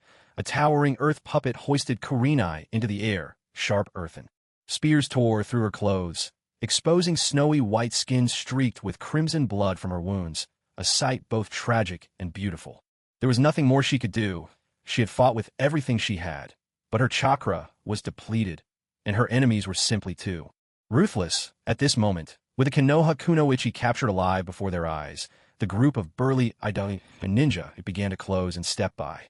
Menacing step, their eyes brimming with fury, revealed an unrestrained predatory intent. After all, in times of war among the shinobi, what happens to captured enemy kunoichi is a cruel truth known to all. And now, it was not just any captive but a young, beautiful, and outstanding Konoha kunoichi. The brutality of the shinobi world is truly beyond what ordinary people can imagine. Hurry, this girl is probably thinking of taking her own life. Don't give her the chance, someone shouted. Almost instantly, an IWA shinobi hurled a kunai laced with a paralyzing toxin, striking Kurenai Yui and leaving her collapsed and motionless on the ground, stripped even of her final means to end her life. "Captain, this Konoha kunoichi is really quite the beauty," one of the men jeered. "What's the point of hiding it?" "As if I don't know what you're thinking," the captain snapped. "Captain, so? Do we?" Another ventured, his voice thick with anticipation. "Enough. Damn Konoha. How many of our brothers have died tonight because of them? Now is the time for their women to pay in blood." The captain declared coldly. "Captain, you're wise, I understand." With permission granted, the bloodshot, battle-hardened IWA shinobi lunged at Kurenai without a second thought, like a pack of starved hyenas descending on their prey. Impatient, depraved, utterly shameless. Seeing this, Kurenai, gripped by despair, squeezed her eyes shut in bitter defiance, bracing herself for the hellish torment to come. But fate had other plans. The next thing she felt was not the grasp of fiends, but the sudden warmth of blood splattering all around her. Kurenai's eyes flew open. To her shock, everything around her seemed to freeze in that instant. For a heartbeat, time itself stood still. Then, like the turning of a cosmic wheel, the world lurched forward once more. In the blink of an eye, more than 10 IWA shinobi surrounding her all had their throats slashed open simultaneously. Blood gushed forth, and they collapsed to the ground in unison, dead before they even realized what had happened. Not a single one was spared. The sight made Kurenai's heart leap into her throat, her pupils contracting in sheer terror. Apart from certain large-scale, highly lethality jutsu, she truly couldn't fathom what technique could claim the lives of so many ninja in a single instant. This was far beyond frightening. Who could have done this? Did someone come to save me? Does Konoha have such a powerful ally? As these questions whirled through her mind, the rain of blood fell around her, and before her eyes, atop the mound of bodies, stood a young boy, his face still unmarked by age, gripping a blood-stained kunai. Natsum hadn't used a sword, careful not to leave obvious wounds that could reveal any clues. After all, by all logic, he had never set foot in a Iwagakure that night. Everything here had nothing to do with him. And as for saving Kurenai Yui, It wasn't out of any desire to play the hero or indulge in some fantasy of rescuing a damsel in distress. After all, Natsum never considered himself a hero. If one had to make a comparison, he was more like a demon king still in the midst of growing up, a future arch-villain, and it certainly wasn't. Because Natsum was lecherous, it's just that seeing such a talented and beautiful kunoichi about to be defiled by a gang of filthy Iwagakure brutes. It was a real pity, far better, he thought, to conveniently bring her back to his own hidden village. After all, his village was a bit more humane than Iwagakure at the very least. They generally didn't mistreat prisoners, besides a jinjutsu master who didn't rely on dojitsu had countless uses. In the days to come, as his village continued to grow, there would be many occasions where her non-dojitsu jinjutsu would prove invaluable. Not a ninja from Konoha. Am I really escaping the wolf's den only to run into the tiger's lair? Yuhi Kurenai glanced at Natsum's forehead and saw that he didn't wear the familiar Konoha headband. She let out a quiet sigh, but in her heart, she still felt a measure of relief. She knew, even though she hadn't yet escaped danger, that, if she had to be honest, falling into the hands of a rather refined-looking young man was preferable to being brutalized by a mob of IWA shinobi. Who are you? Natsum shot a brief glance at Kurenai, a scarlet gleam flickering in his eyes. He had no time to explain things to her at length, nor any patience to waste words on the jinjutsu prodigy from Konoha, saving her. Life in passing was already a rare exception. With that, Natsum activated his Sharingan, sending Kurenai into unconsciousness. Then lifting her up, he invoked the Flying Thunder God technique and vanished from the scene. In the blink of an eye, thousands of miles away, in Natsum's quarters at Flame Hidden Village, Nanyu, dressed in a maid outfit, was dutifully preparing the bedding, making sure everything was ready, so Lord Natsum could enjoy a comfortable rest whenever he returned. A sudden gust of wind swept through the living room.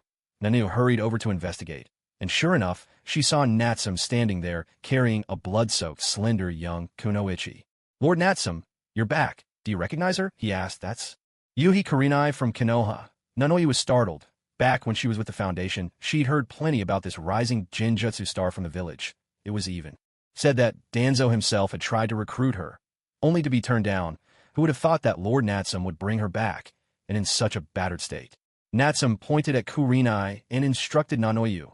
As long as you recognize her, tend to her wounds. Don't let her die. She's a rare, valuable asset for the future of the village. We can't afford to lose her. An asset? Nanoyu echoed.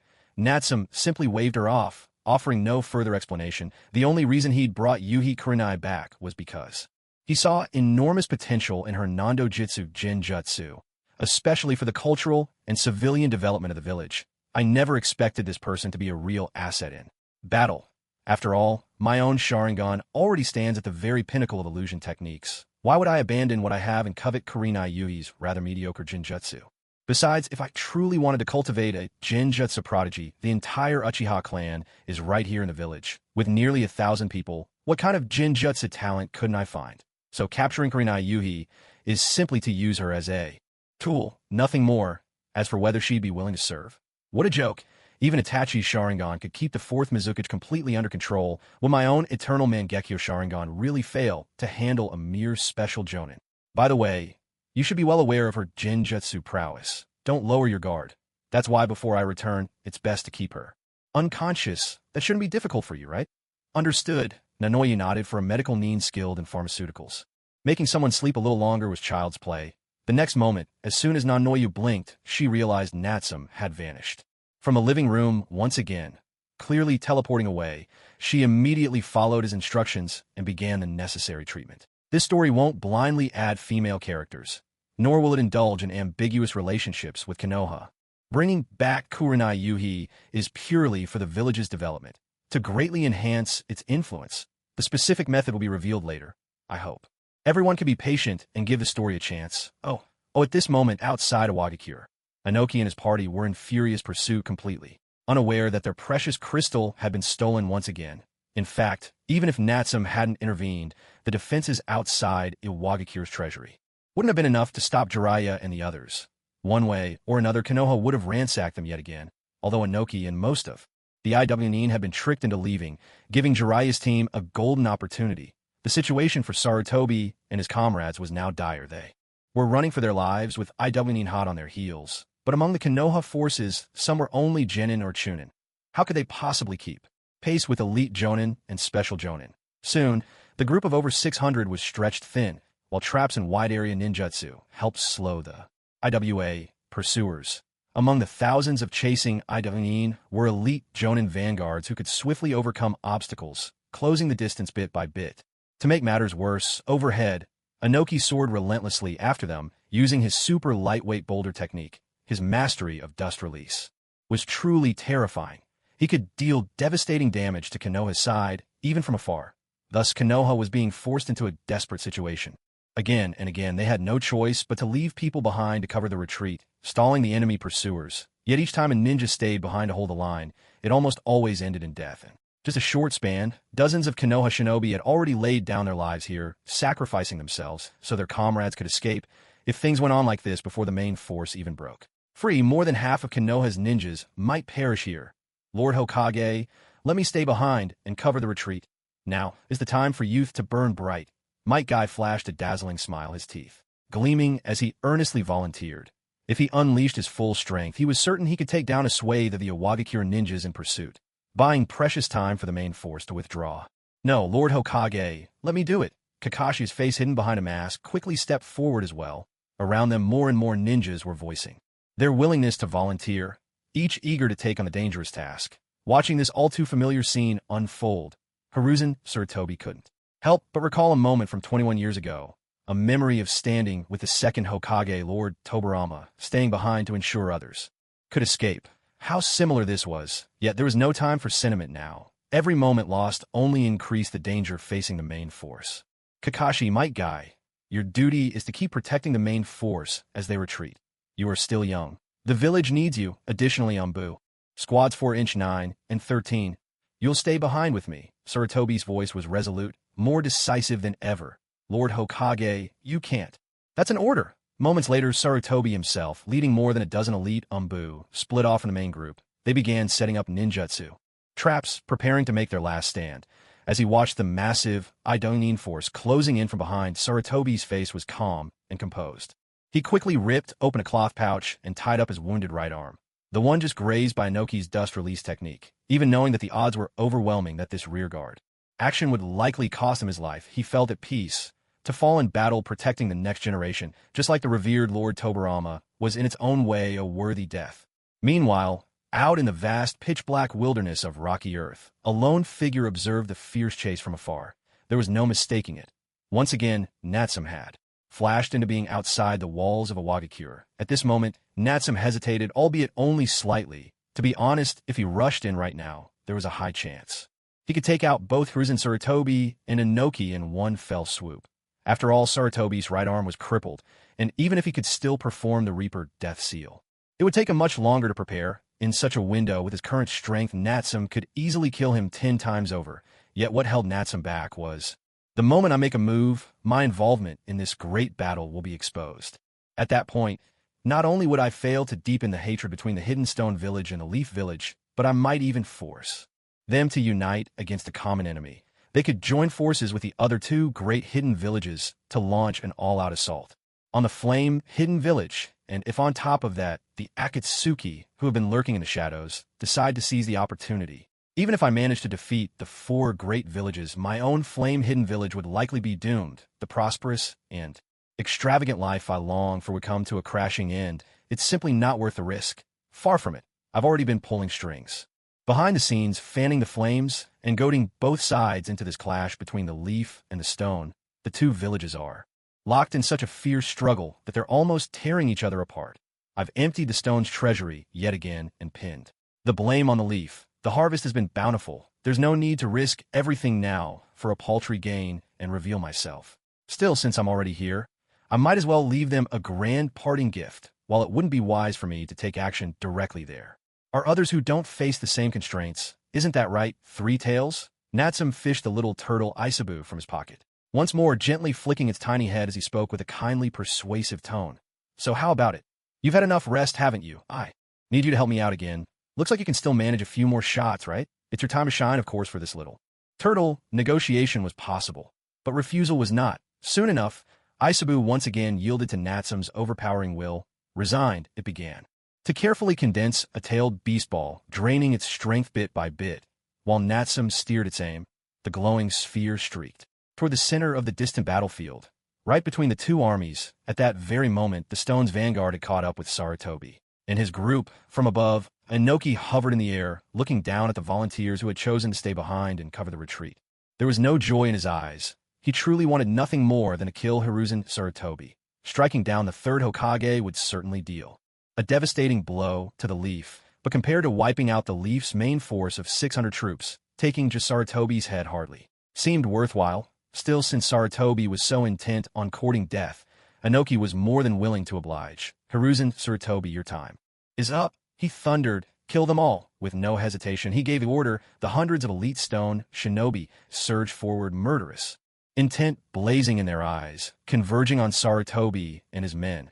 But just as the two sides were about to clash, a sharp whistling sliced through the air. Before anyone could react, three enormous tailed beast balls suddenly hurtled into the center of the battlefield and exploded.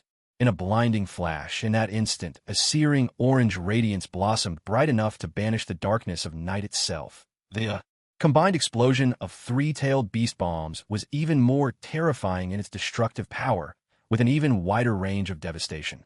Hiruzen and his men, the hundreds of Iwagakure's vanguard troops, and even Inoki flying in the sky were instantly caught within the blast. It all happened far too quickly, shrouded in the darkness of night. Not a single person could tell where those tailed beast bombs had come from. A thunderous roar tore through the earth, a mournful howl that shook the land in all directions, even from several kilometers away. One could feel the tremors clear as day. For a moment, both the main Konoha force fleeing ahead and the Iwagakure pursuers behind were frozen in shock. All eyes were transfixed on the distant horizon, where three blazing miniature suns rose, leaving everyone utterly stunned and speechless. At the same time, both sides couldn't help but curse in their hearts. Iwagakure. Damn it, the Konoha. Lot are ruthless. They even unleashed a tailed beast. To save themselves, they'd sacrifice their own men. Konoha. Damn it, the IWA. Shinobi are vicious. They brought out a tailed beast too, just to keep chasing. They don't even care about their own comrades. After draining Isabu the three tails, Natsum launched three consecutive tailed beast bombs toward the battlefield where Hiruzen and Inoki clashed. Once he confirmed the bombs had all exploded, he departed without hesitation. How many people had those blasts killed? Would those two old veterans Hiruzen and Inoki be taken out in the explosion? None of that mattered. What mattered was ensuring both sides believed the tailed beast attack had come from their enemy, further deepening the hatred between the two villages. That alone was enough, as long as this animosity continued, keeping Konoha and Iwagakure locked in fierce opposition. It would be most advantageous for his own flame-hidden village to develop in secret and reap the rewards from the shadows. After leaving the Iwagakure side, Natsum didn't rush home. Instead, he used the Flying Thunder God technique to instantly teleport to Konoha. Just yesterday, he'd blasted apart the entire Konoha sensory core's barrier control platform, and in the chaos spirited away the remaining Uchiha clansmen in complete silence. This had infuriated the Konoha shinobi who stayed behind, and the few surviving village leaders, especially Danzo. Watching those hundreds of potential Sharingan talents slip right through his fingers, Danzo was beside himself with rage. It was as if a cooked duck had somehow flown away at the last second. How could he not be furious? He was so angry, he could barely stop himself from beating up Hamura Mitokado. Right then and there, unfortunately in Danzo's current state, whether he could even win such a fight was doubtful. Meanwhile, with Konoha thrown into chaos and anxiety, and its great defense array destroyed, Natsum now moved within the village as if no one could stop him, slipping through the shadows unhindered. Before long, Natsum found the Hyuga branch family root ninja who had already been turned by secret recruitment order. Hyuga. Shinkawa, greetings, Lord Natsum. How's the progress on your assignment? We've already located 2 of Root's secret bases, both situated outside the village. Here's a detailed map. Hyuga Fukuwa respectfully handed over a scroll on which the exact locations of those secret bases were clearly marked. Excellent. Keep investigating. Natsum nodded in satisfaction. As long as safety is ensured, do your best to uncover all of Root's secret bases. It seemed recruiting this man hadn't been a waste after all. At your command. By the way, how many branch family Hyuga ninja have you persuaded? So far, reporting my lord, up to now, I have convinced 38 branch family ninja. Natsum's brows arched, a trace of delight flickering in his eyes. In such a short time, Fukuwa had already turned 38 Hyuga branch family ninja. That was proof enough of the deep-rooted resentment harbored in their hearts. They probably longed to break away from the Hyuga clan ages ago. All they lacked was a single spark to ignite their fury, and the hope Fukawa offered was exactly what the branch family ninja yearned for most, a freedom so desperately desired. It was the fuse ready to set their anger ablaze. No wonder so many branch family ninja were willing to risk everything for it. Natsum-sama, should we start preparing for the defection? No, not yet. There's no need to rush. Remember, in this world, nothing comes without a price. The pursuit of freedom is bound to be costly. Tell those branch family ninja who crave freedom. 8 million Rio each. I'll personally remove the caged bird curse seal for them, and I won't impose any restrictions. Once freed, they're free to go wherever they wish. Natsum laid out his terms. Originally, with Konoha's main forces deployed and their defenses stretched thin, it would have been the perfect opportunity to take both the Uchiha clan and any branch family Hyuga ninja willing to defect. Yet Natsum hadn't recklessly gathered all the Hyuga branch family ninja. The reason was simple. He couldn't afford it. To remove the caged bird curse seal from a single branch family ninja would cost at minimum one basic recruitment order worth 500 gold coins. That amounted to 5 million Rio, a fortune. If it were just for someone like Niji, a rare genius, the expense would be justified. But to pay that sum for every lower and middle-ranked ninja with little potential among the branch family, even if it were only 50 people, that would be a staggering 250 million Rio. Such a colossal sum. Selling the entire flame hidden village might not even cover it. Not to mention, there was always a risk of failure when using a basic recruitment order. That was the real reason Natsum hadn't rashly brought all the Hyuga branch family ninja back to the flame hidden village. But now, by having those starved for freedom prepare there, on compensation, all those worries vanished. Wait, why did the price go up by 3 million Rio? That's perfectly normal. People deserve some compensation for all their hard work. Exchanging recruitment tokens and lifting curses for others isn't easy by any means, so the price of 8 million taels might sound steep, but when you weigh it against the prospect of everlasting freedom, it suddenly seems like a bargain. After all, with the skills of a Hyuga branch ninja, whether you earn the money or take it by force, if you set your mind to it, you can gather the sum. Besides, there's no shortage of wealthy ninja clans in the Hidden Leaf Village. In fact, the secret stash hidden in some of their homes might even outstrip the village treasury itself. Of course, Natsum didn't make the terms absolutely rigid. He also promised, for anyone under 18 who's mastered the gentle fist, 8 trigrams, 64 palms, and is willing to join the flame-hidden village, the 8 million tael curse-breaking fee will be waived. Likewise, for anyone under 25 who's mastered the gentle fist, 8 trigrams, 128 palms, and is willing to join, the same exemption applies. And for any age, if you've comprehended the secret technique 8 trigrams, mountain-breaking strike, and wish to join the village, you too are exempt. Simply put, if you seek freedom, that's possible, but you'll have to pay either with wealth or with talent. The first is a one-time payment, while the second is repaid slowly over time, with hard work and effort. And, of course, only those with some measure of talent are worth the investment.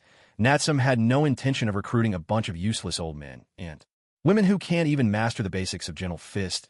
In short, getting something for nothing with Natsum, that's out of the question upon receiving Natsum's instructions. Hyuga Shinkawa understood completely. After all, he knew better than anyone just how steep the price of freedom could be. Otherwise, he never would have willingly joined Root, plunging himself into that bloody, shadowy world, all for the sake of a tiny sliver of freedom.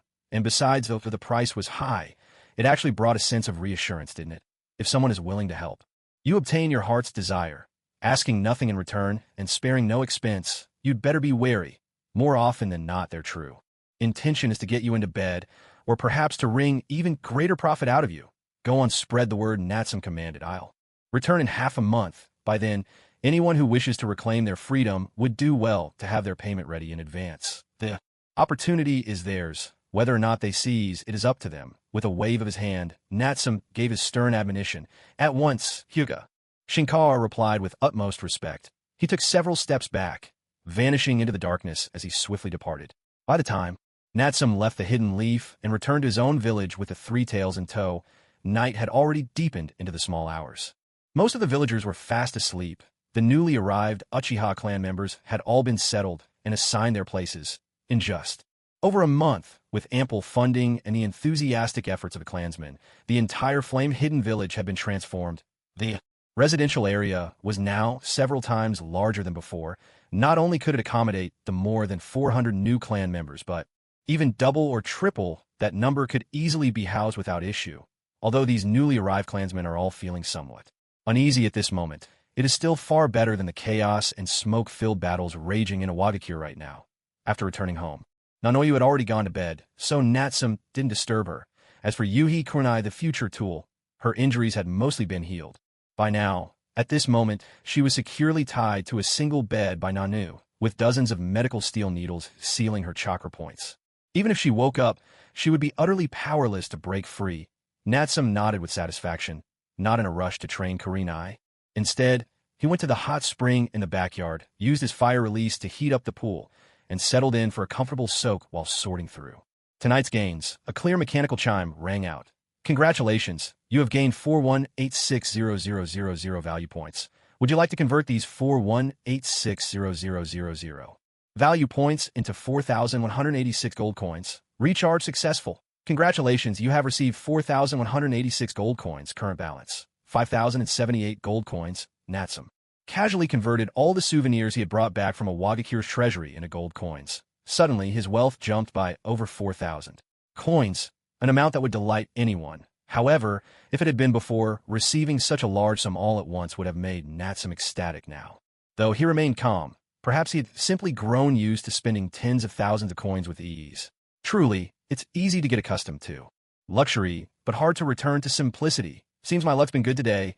Let's do a 10 pull to calm my nerves. Rubbing his hands together, Natsum made his decision with excitement. So much time had passed. Surely the goddess of fortune had finished her wild spree and would finally smile upon him again. Would you like to spend 888 gold coins to start a 10 pull? Confirm. Natsum responded without hesitation. With a rush, 888 gold coins vanished like water pouring away.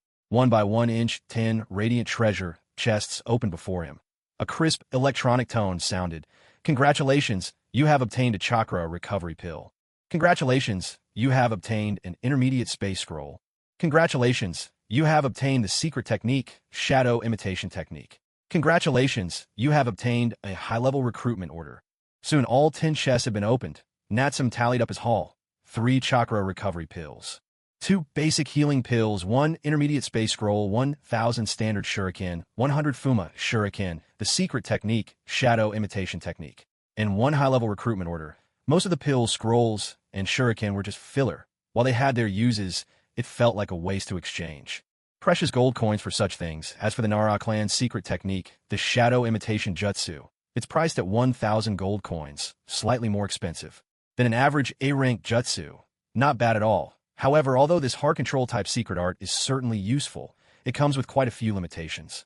It works well enough against ordinary ninjas, but if you really want to use it against Kaga level or even super Kaga level opponents, it's a bit of a stretch. Unless you have a vast reserve of chakra to back it up, it's difficult to bring out its full restraining power. Given Natsum's current abilities, and with the convenience of the Sharingan and the word-binding technique, learning the shadow imitation jutsu would be more of a nice embellishment than a necessity. Still, the technique has its value and is very practical.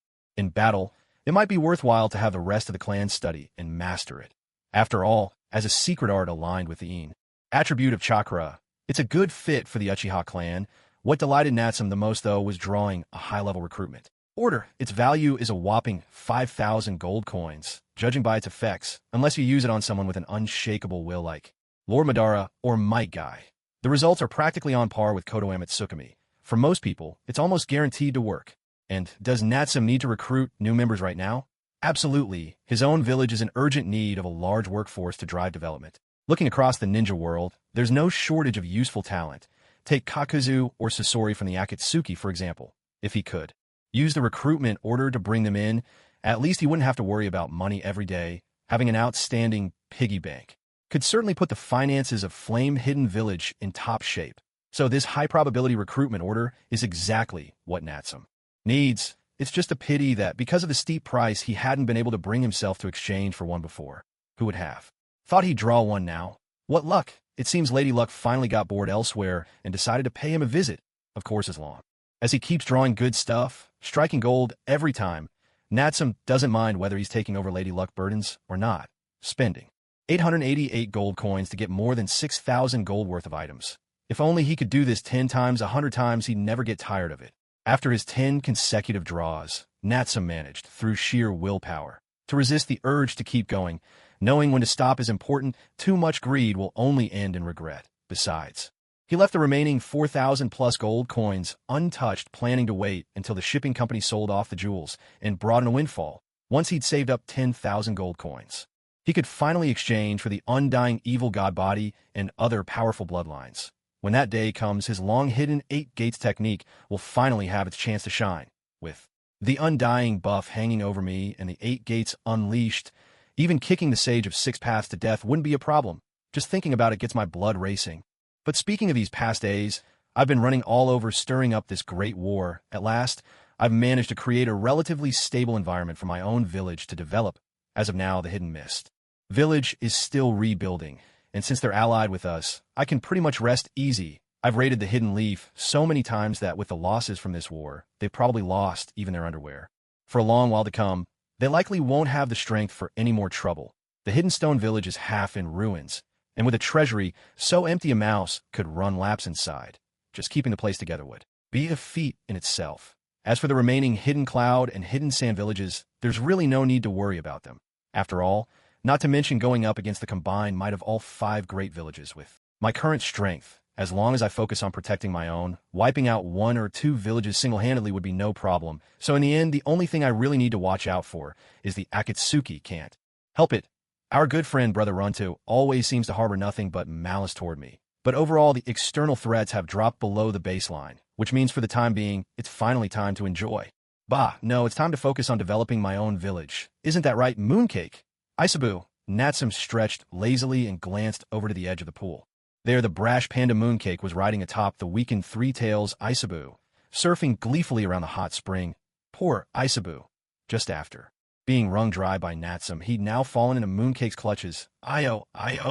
Go easy, my back. Ow, ow. Damn that Leaf Village. There. Even using tailed beasts now, they're blowing up their own too. Madness, absolute madness. The Leaf has utterly lost it at this moment. Inoki, covered in wounds, with his hair and beard all scorched, looking utterly miserable, was lying on a stretcher being carried back to the Hidden Stone village, cursing furiously all the while. He truly couldn't understand it. Why had the Leaf suddenly gone insane and attacked his village so ferociously? Was it leftover hatred from the last great ninja war? Even so, there was no reason to go this far.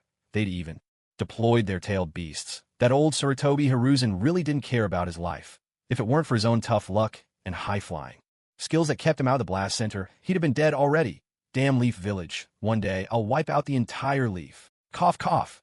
Inoki coughed violently, seething with hatred at the devastation this war had brought, just from the recent explosions of those tailed beast bombs. More than 200 elite Iwagakure shinobi were killed. Over half of them Jonin. Add to that the heavy casualties within the village itself. By conservative estimate, in a single night, Iwagakure has lost over 1,000 ninja. This isn't just a blow to our strength. It's utter devastation, as if the village itself were being torn apart. Most devastating of all is the widespread destruction within the Hidden Stone village. The losses this time far surpass anything we suffered in the previous ninja wars. Just the repairs afterward and the compensation for the dead and wounded, all of it will cost a fortune. And to make matters worse, our treasury was only recently robbed. Even if we emptied out every last coin in our reserves, it wouldn't be nearly enough. If this crisis isn't handled properly, the entire village could face collapse and ruin. And so, lying on a stretcher, Inoki followed the retreating force of over 2,000 Iwagakure shinobi as they hurried back to the village. At that moment, the village was still awash in flames, thick smoke filling the air. Everywhere there were shouts, cries for help, and scenes too tragic to bear. Seeing all this, Inoki was overwhelmed with bitterness and grief. He pounded his chest and stamped his feet, gnashing his teeth in anger. But just then, yet another piece of bad news arrived. Lord Suchikage, the village treasury has been robbed again. What? Inoki, who had been on the brink of collapse, suddenly sat straight up, his eyes wide with disbelief. How could this happen? With the treasury so heavily guarded, how could it be robbed? Who did this? It was Konoha shinobi. After you led the pursuit out of the village, they snuck in once more, over 20 of them, all elite Jonin level. Right now, aside from the demolition squad member guarding the treasury, everyone else has been killed. The Iwagakure ninja gave his report through clenched teeth. Hearing this, Inoki and the other returning shinobi were consumed with rage. In that instant, they finally understood. Konoha's true target was their treasury all along. No wonder Konoha had staged such a clean retreat earlier. Their only aim was to lure the main Iwagakure force away from the village. Inoki coughed violently. "How much is left in the treasury?" he demanded, clutching his chest, his face flushed with anger. "It's all gone. They took everything." "Inoki, all the Iwagakure shinobi." "Konoha, Saratobi, you scoundrel!" With a roar that echoed to the heavens, Inoki unleashed a fury unlike any he had ever known. But in his rage, his old back gave out again, and with a grimace of pain, he collapsed back on a stretcher. Lord Suchikage, the surrounding Iwagakure ninja rushed to his side, terrified that Inoki's aged body might not survive this latest blow. If they lost their pillar of strength now, it seems that Iwagakure truly stands on the brink of destruction. Inoki, struggling, waved his hand to reassure everyone not to worry. Enduring the searing pain, he bared his teeth and continued to ask, "How many prisoners did we capture?" "We killed 6 and caught 1 alive. There was another we could have captured, but unexpectedly, it seems someone rescued them." "Did you learn who was leading the enemy?" "It was Jiraiya of the Leaf, the one known as one of the 3 legendary Sannin, that lecherous sage. I see, if it was him, no wonder you couldn't prevail." "Enough. You may go, for now.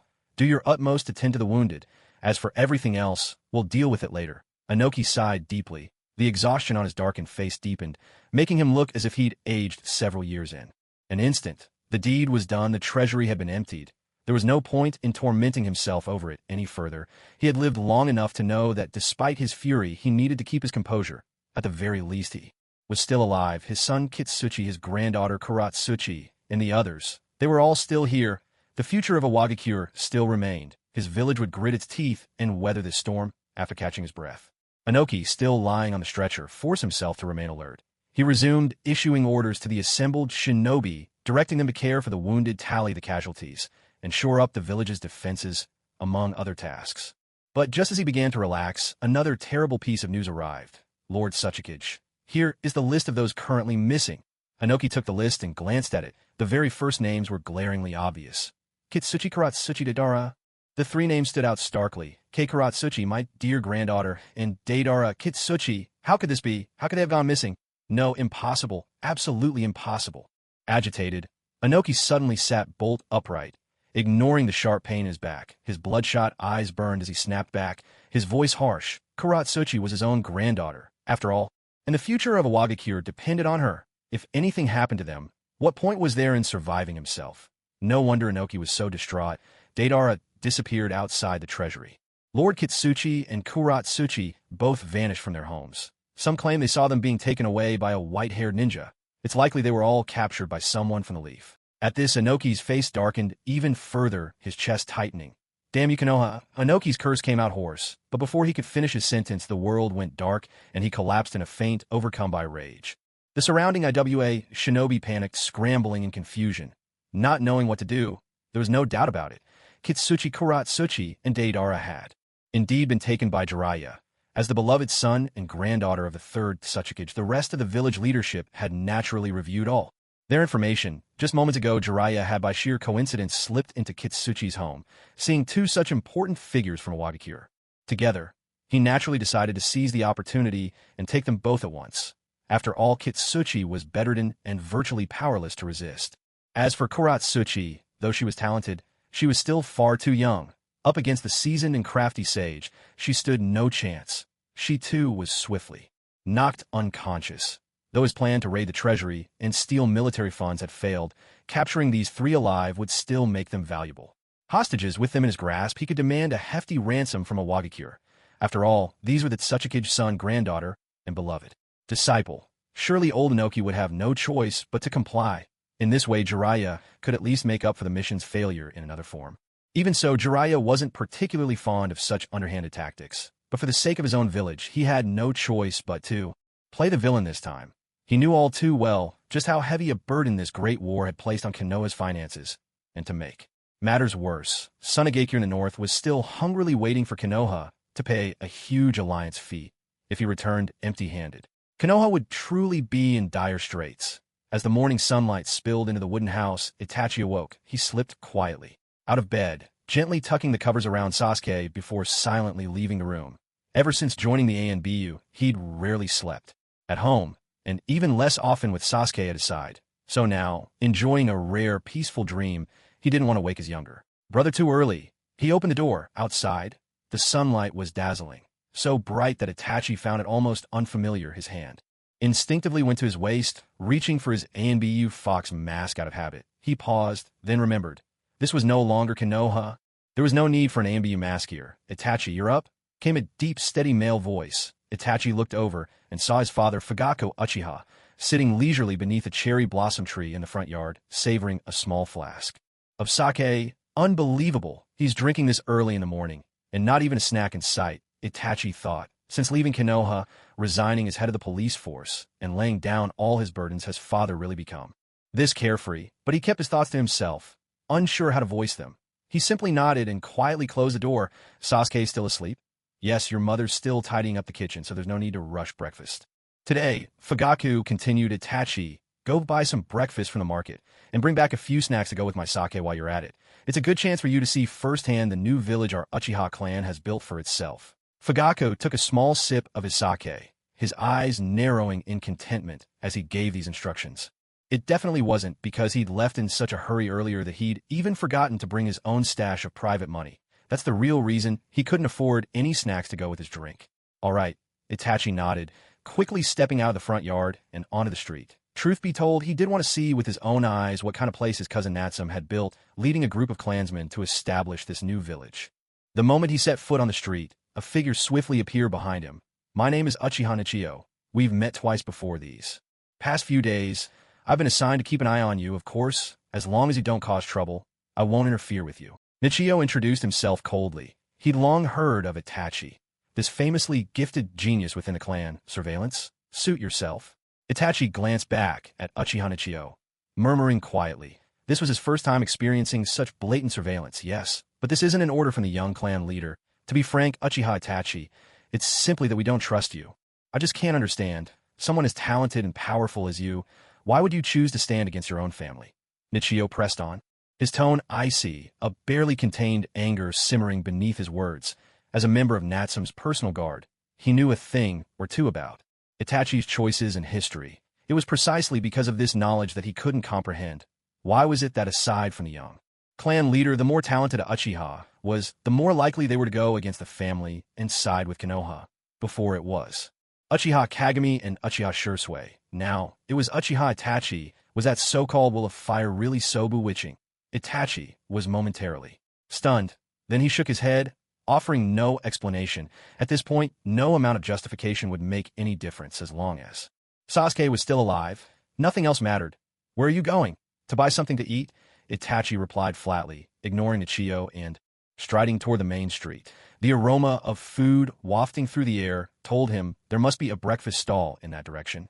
As he walked along, Itachi took it all in. The construction of Hidden Blaze Village was truly well organized. Streets, houses, shops, drainage, transportation. Everything showed careful planning. It was even more orderly and impressive than the Uchiha compound in Konoha. The crisp scent of fresh timber from the buildings lifted his spirits. Soon, as he reached the main street, the bustling scene before him gave him a slight jolt. The street was barely 100 meters long, yet over 30 shops had already opened.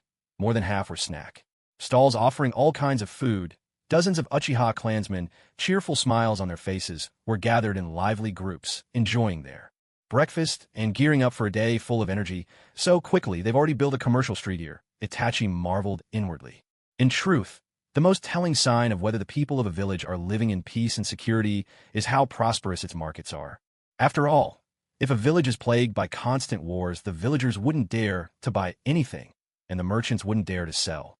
How could there be any talk of peace or thriving prosperity? Yet the first wave of Uchiha who arrived here numbered barely more than 400 people, and now more than 30 shops had already opened. The ratio was remarkably high, but the most important thing was this: on the faces of his clansmen, Itachi saw smiles he hadn't seen for ages. Workers eating their breakfast chatted and laughed together. The elderly vendors, selling their fare, were cheerfully conversing. Even the children at the corner squabbling over candy. Their laughter rang out bright and clear. Just the sound of their laughter alone seemed to bring color and vitality to what had once been a dull, monochrome scene, since as far back as Itachi could remember, the Uchiha district in Konoha had always been shrouded in a heavy and oppressive gloom. He had barely seen his parents, and even more rarely any of his clansmen smiling. Smiling? That was impossible. "You wicked Uchiha, how dare you laugh at random? Who are you mocking? Are you trying to make fun of someone? Come on, come with us for questioning." Such was the atmosphere in the Uchiha quarters back then. Perhaps it sounds a bit exaggerated, but the hostility, coldness, and disdain that the whole of Konoha directed at the Uchiha, that was no exaggeration at all. Compared to that, the clansmen here seemed like entirely different people. So the Uchiha could laugh so freely, relax so openly, and live no differently from anyone else. Life here must be far, far easier. How is it? Doesn't it feel different from when you were in Konoha? Suddenly, another familiar voice spoke up, right beside Itachi. Startled, he turned to look, and only then did he realize that his cousin Natsum had somehow appeared at his side without him even noticing. Had he just been too absorbed in what he was seeing? "It's true," Itachi replied honestly, nodding. "The clan here is so much more at ease than they ever were in Konoha. It's been so long since I've seen everyone looking so relaxed and happy." Ninjas, Natsum said, "are those who endure hardships that ordinary people can't imagine. But why shouldn't we enjoy the simple pleasures that ordinary people can? Life is short. Happiness is what matters most. Don't you agree, Itachi?" Itachi frowned, wanting to argue. But as he looked at the scenes unfolding before him, he found he had nothing to say in rebuttal. "Natsum, cousin," he began. "Please don't call me cousin. It just sounds so stiff and awkward." Natsum interrupted with a smile. "Just call me Natsum, or Natsum-kun if you like. I'll call you Itachi as well then," Itachi replied. "All right." Natsum continued. "By the way, to tell you the truth, before I defected, I did consider whether I should take you out first." Natsum arched an eyebrow, suddenly confessing his thoughts. Back then, even though Itachi had his reasons for choosing the village and betraying his clan, Natsum couldn't help but dislike this kind of double-dealing. After all, the clan and his parents gave him life, raised him. Even if he chose not to repay them, he shouldn't have turned his blade on his own people like that, should he? Even if it was to protect Sasuke with Itachi's power, there were many other options, weren't there? If all else failed, he could have just taken Sasuke and run away, right? So why did he choose the cruelest, most agonizing path of all, in the end, after weighing his own strength at the time? Itachi's value, and Konoha's likely reaction. Among other things, Natsum decided not to act. Itachi was momentarily stunned. He hadn't expected Natsum to be so forthright. Then he let out a dry laugh, mocking himself. "Yes, I'm a traitor, so it's only natural you'd want to get rid of a clan traitor like me." Natsum agreed. "Exactly. Honestly, your whole family made things incredibly difficult for me. Back then, one was a notorious traitor, the other an indecisive clan head. The two of you were like twin fishbones caught in the Uchiha clan's throat. Impossible to swallow, impossible to spit out. At one point, I even considered wiping out your entire family." At those words, Itachi's face changed instantly. That entire family seemed to include Sasuke as well.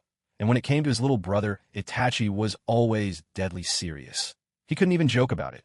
He immediately turned to look at Natsum, his eyes flashing with a trace of wariness and killing intent. "All right, enough of that look," Natsum said calmly. "I know Shirsue's other eye is in your possession, and you can use Kodoe Mitsukami at any time." Natsum waved his hand, dismissively exposing the truth without hesitation. Hearing this, Itachi was shocked. After all, the fact that Shirsue had given him the other eye was a top secret, supposedly known only to Itachi himself. How could Natsum possibly know? Was he lurking nearby when Shirsue died? Impossible. Itachi stammered. How did you know?" Natsum replied, "That doesn't matter. What matters is I advise you to think twice before using it on me with your current strength. If you try to use Kodoe Mitsukami to control me without a sound, you'll only exhaust your eye's power, and there's a good chance you'll fail." Natsum warned him confidently. By now, he was no longer the fledgling who had just gone rogue.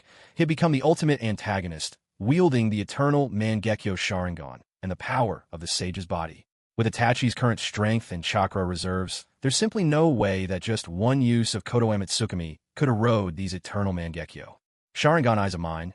Not to mention anything else, just the difference in ocular power between us is at least dozens of times over.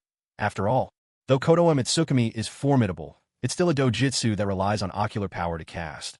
Or don't tell me someone actually thinks that a single Kodoe Mitsukami could easily rewrite Lord Madara's or Hashirama's will. You should know, even Sasuke's ocular power could withstand the infinite Tsukuyami. Once the gap in strength reaches a certain point, no single technique, or even two, could possibly bridge it.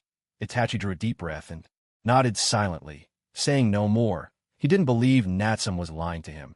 At this moment, he could clearly sense the terrifying presence hidden beneath his cousin's calm exterior, a power that seemed to transcend his understanding and felt unfathomable, enough to make his scalp tingle involuntarily. In just a month apart, This cousin Natsum's power had grown so much that calling it changing with each passing day would be an understatement. It was more like a spiral soaring into the heavens. With such strength, did Konoha still truly have any hope of victory? Itachi stood in silence for quite a while, just quietly standing there. He wondered if his father Fugaku and the others back home were getting anxious from waiting. It wasn't until Natsum, stifled and now hungry, finally broke the silence. Aren't you afraid I'll make a move against you? You won't? Oh, and why is that? Because I'm still of use to you, otherwise there's no way our entire family could have made it into Flame Hidden Village alive. Itachi replied with certainty. In his eyes, this cousin Natsum was the ultimate pragmatist. One could even call him the Tobirama Senju of the Uchiha clan. If there was no value to be had, Natsum would never have gone out of his way to rescue their family. Natsum nodded. Sure enough, talking to a smart person was so much easier, unlike that idiot Jin. If he didn't break every sentence into 3 parts and explain each 1 inch, he'd never get the meaning between the lines. Well, since everything's out in the open, he said, let's get straight to the point. Itachi, I don't know how you truly feel now, nor whether you still choose to stand on Konoha's side, but what I do know is that your greatest concern, above all else, is your younger brother Sasuke. For his sake, you'd do anything, wouldn't you? Itachi didn't answer. He just nodded, but the resolute look in his eyes said it all. Natsum continued, here's my offer. As long as I'm here, and as long as Flame Hidden Village stands, I'll guarantee that Sasuke can grow up happily within the village, all the way to adulthood. At those words, Itachi's eyes lit up. There was no denying that Natsum's proposal had truly moved him. Judging by his cousin's strength, there were few in the entire shinobi world who could pose a threat to him, and even putting safety aside, letting Sasuke grow up in a happy and free environment would be far better than living under the discrimination of Konoha. What are your conditions? Itachi asked. Natsum replied, it's very simple. Work for me. Itachi firmly said, I won't take action against Konoha. That's my bottom line. Even though doubt had already crept into his heart, and he had begun to feel the warmth of Flame Hidden Village, Itachi still refused to turn his hand against Konoha. He couldn't bear to destroy the village that Shursui had given his life to protect. After all, Shursui was his only true friend, the elder brother who had guided him as he grew. Natsum sighed, no one's asking you to fight. Honestly, why do you people always have violence on your minds? Itachi was surprised. Then what is it? Natsum smiled. Come be a special instructor at the Flame Hidden Village Ninja Academy. Itachi was taken aback. What? Natsum continued, the ability of your left Mangekyo Sharingan. It's the legendary Tsukuyomi, isn't it? Itachi was utterly stunned. If before it was possible that Shursui's had been discovered through spying, then now, how did this boy Natsum know about the unique power of his own left Mangekyo? How had his secret been exposed? Was Natsum a mind reader? How could he possibly know everything? He had only just unlocked the unique ability of his left eye and hadn't even used it on anyone yet. This was impossible, Itachi stammered. Natsum interrupted, don't worry about how I know. Your Tsukuyomi Jinjutsu is exactly what I need. Once Tsukuyomi is cast, you can pull an enemy's mind into an illusionary world. In that space, you control everything. Every scene and storyline can be shaped by your will, right? Yes, Itachi admitted. And for us Uchiha, to awaken or evolve the Sharingan, we generally need a powerful emotional or mental stimulus, correct? Yes, Itachi nodded again. Based on his own experience and what he'd observed among his clansmen, it wasn't difficult for him to guess this condition. Natsum pressed on, but no one ever said that stimulus had to come from reality, did they? What if you used Tsukuyomi to draw your clansmen into an illusionary world, crafting for each of them a vivid and convincing experience so real they truly believe it, subjecting them to intense emotional shock inside the illusion? What do you think? Wouldn't they be able to awaken the Sharingan? Maybe even evolve it? And this was the true reason Natsum was reluctant to force Itachi's hand. Ordinary Jinjutsu could only create illusions of limited realism. For any ninja with a bit of discernment, breaking free from Jinjutsu might not be easy, but distinguishing reality from illusion was rarely difficult. But Tsukuyomi had none of those flaws. If Natsum's theory held true, then there would no longer be any need for tragic sacrifices of loved ones to awaken the clan's eyes by relying directly on Itachi's Tsukuyomi. We could mass-produce, almost assembly line style, a whole generation of clan members awakening their Sharingan. Step by step, they'd ascend from single tomo to double to triple tomo, and even to the Mangekyo. With Orochimaru's expertise in transplanting Hashirama cells, even the side effects of the Mangekyo could be drastically reduced. By then, our flame-hidden village wouldn't just have 1 or 2 Susanoo Titans. There would be groups of them, whole battalions. Imagine it, dozens or even hundreds of Susanoo warriors rising up from the ground at once. Forget the 5 great hidden villages. Even if the Otsutsuki clan themselves descended, they'd be scared out of their wits, fleeing. In utter panic. Just picturing such a scene is enough to send shivers of excitement down my spine. At the same time, the clever Itachi instantly grasped what Natsum was planning. His heart skipped a beat, and his scalp tingled with shock. Yet he had to admit that this plan truly had a high chance of success. And if it did succeed, the results would be beyond imagination if this really worked. If we could break the system and spawn a whole legion of Mangekyo Sharingan. What would the Leaf Village or the Tailed Beasts matter? They would all have to step aside. The Uchiha clan would be peace itself, the very symbol of peace. What's that, you disagree? Well, maybe we should send a few Susanoo Gundams to have a little chat with you first. Faced with such a wild idea, even Itachi hesitated for once. Reason and emotion clashed furiously in his mind, tempting him to accept. Natsum said, "Don't rush. I'm only suggesting this. There's no need to decide right away. You can take your time to weigh it over. I trust you'll make the right choice." Itachi replied, "All right, allow me some time to consider." Natsum continued, "By the way, there's one more thing I need you to promise. During this period, you must not leak any information to the Leaf, nor do anything that could harm the Flame-Hidden Village. Understood? I get it. Do you want us to sign some kind of contract? That won't be necessary. I've given you fair warning. You wouldn't be foolish enough to cross that line.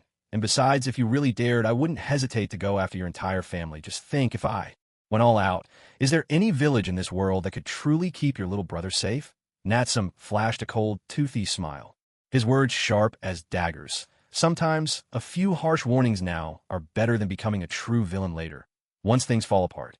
And as Natsum said, in the current ninja world, there really isn't anyone he couldn't kill if he put his life on the line. Natsum. A clear, ringing female voice suddenly cut through the tense air between Natsum and Itachi, seeing Natsum and the Itachi she had longed for. Izumi immediately rushed over Itachi.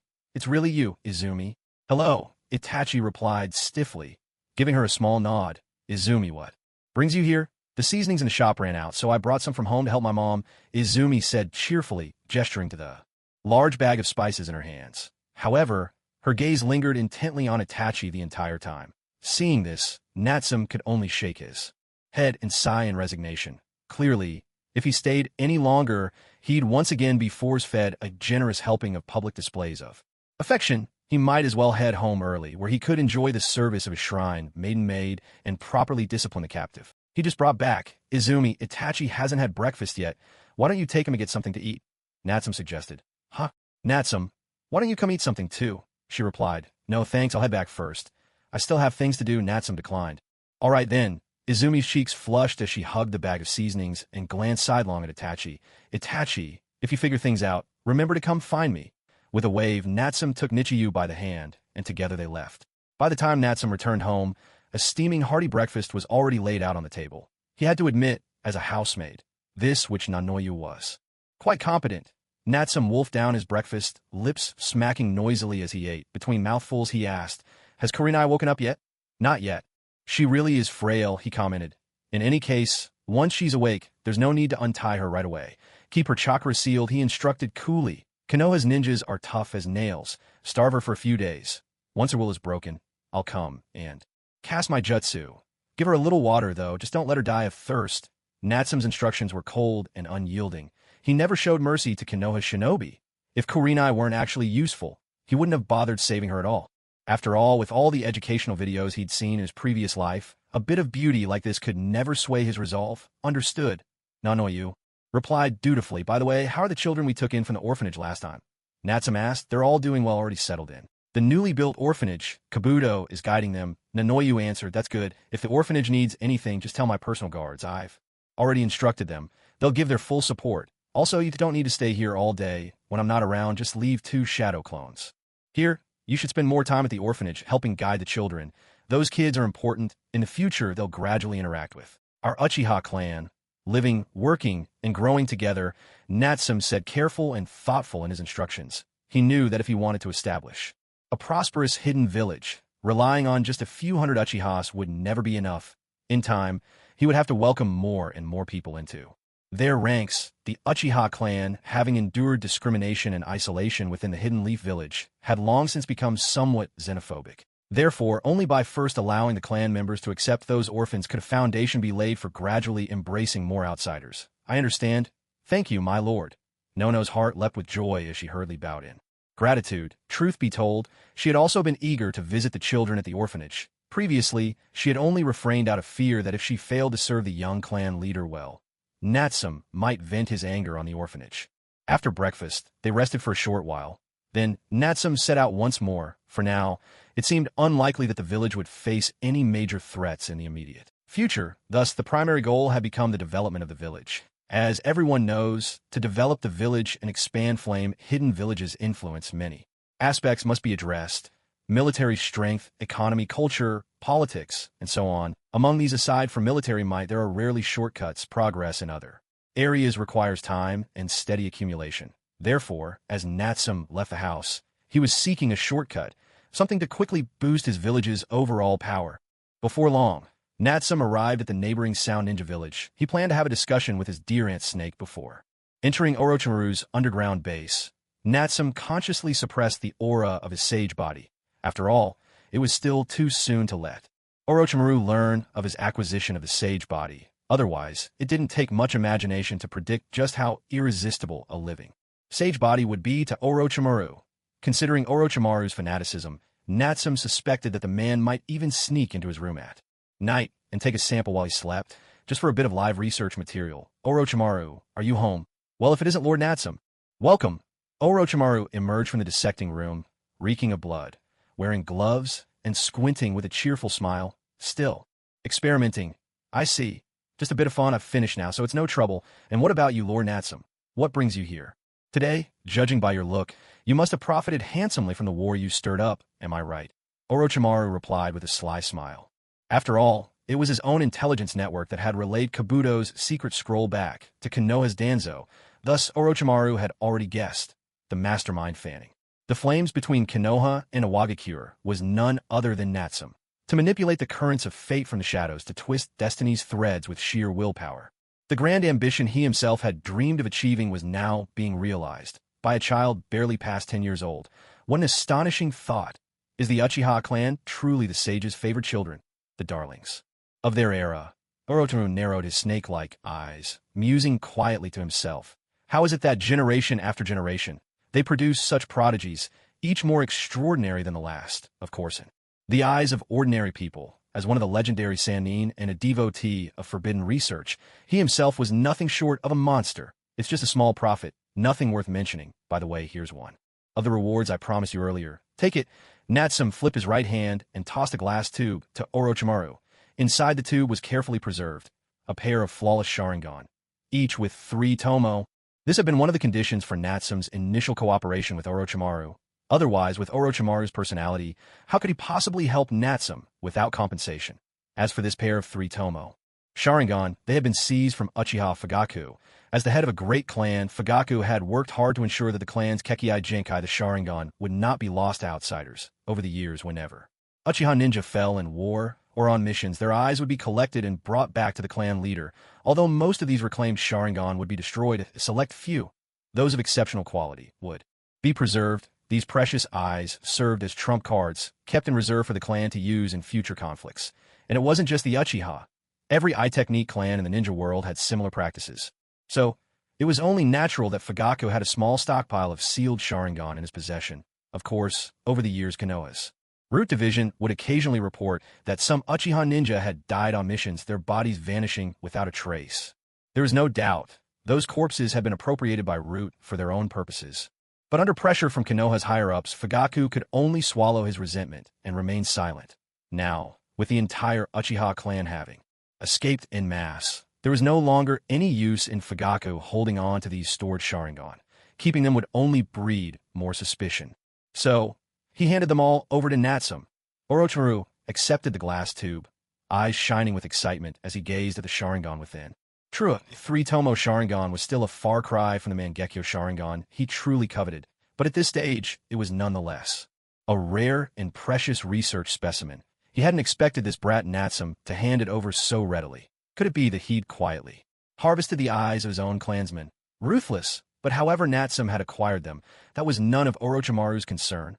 All that mattered was that Natsum was someone worth dealing with. Natsum-kun, you really are straightforward. Don't call me that. It creeps me out. Natsum replied with a disdainful snort. Orochimaru's familiar, almost affectionate tone was enough to send chills down anyone's spine.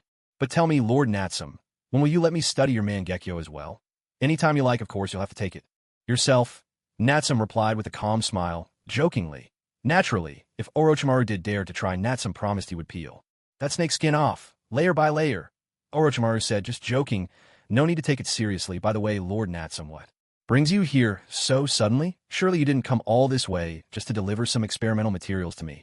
Orochimaru put away the glass tube and shifted the conversation to serious matters. From what he knew about this kid Natsum, there was no way he'd come without a clear purpose. It's nothing major. I just want to ask you for a small favor. A small favor. What kind of favor? I want you to use the impure world reincarnation and summon 2 people back. Orochimaru was taken aback for a moment, not quite sure when he had been exposed. He was certain that his secret study of this forbidden technique was unknown to anyone else. Yet he quickly regained his composure. By now, nothing about Natsum surprised him anymore.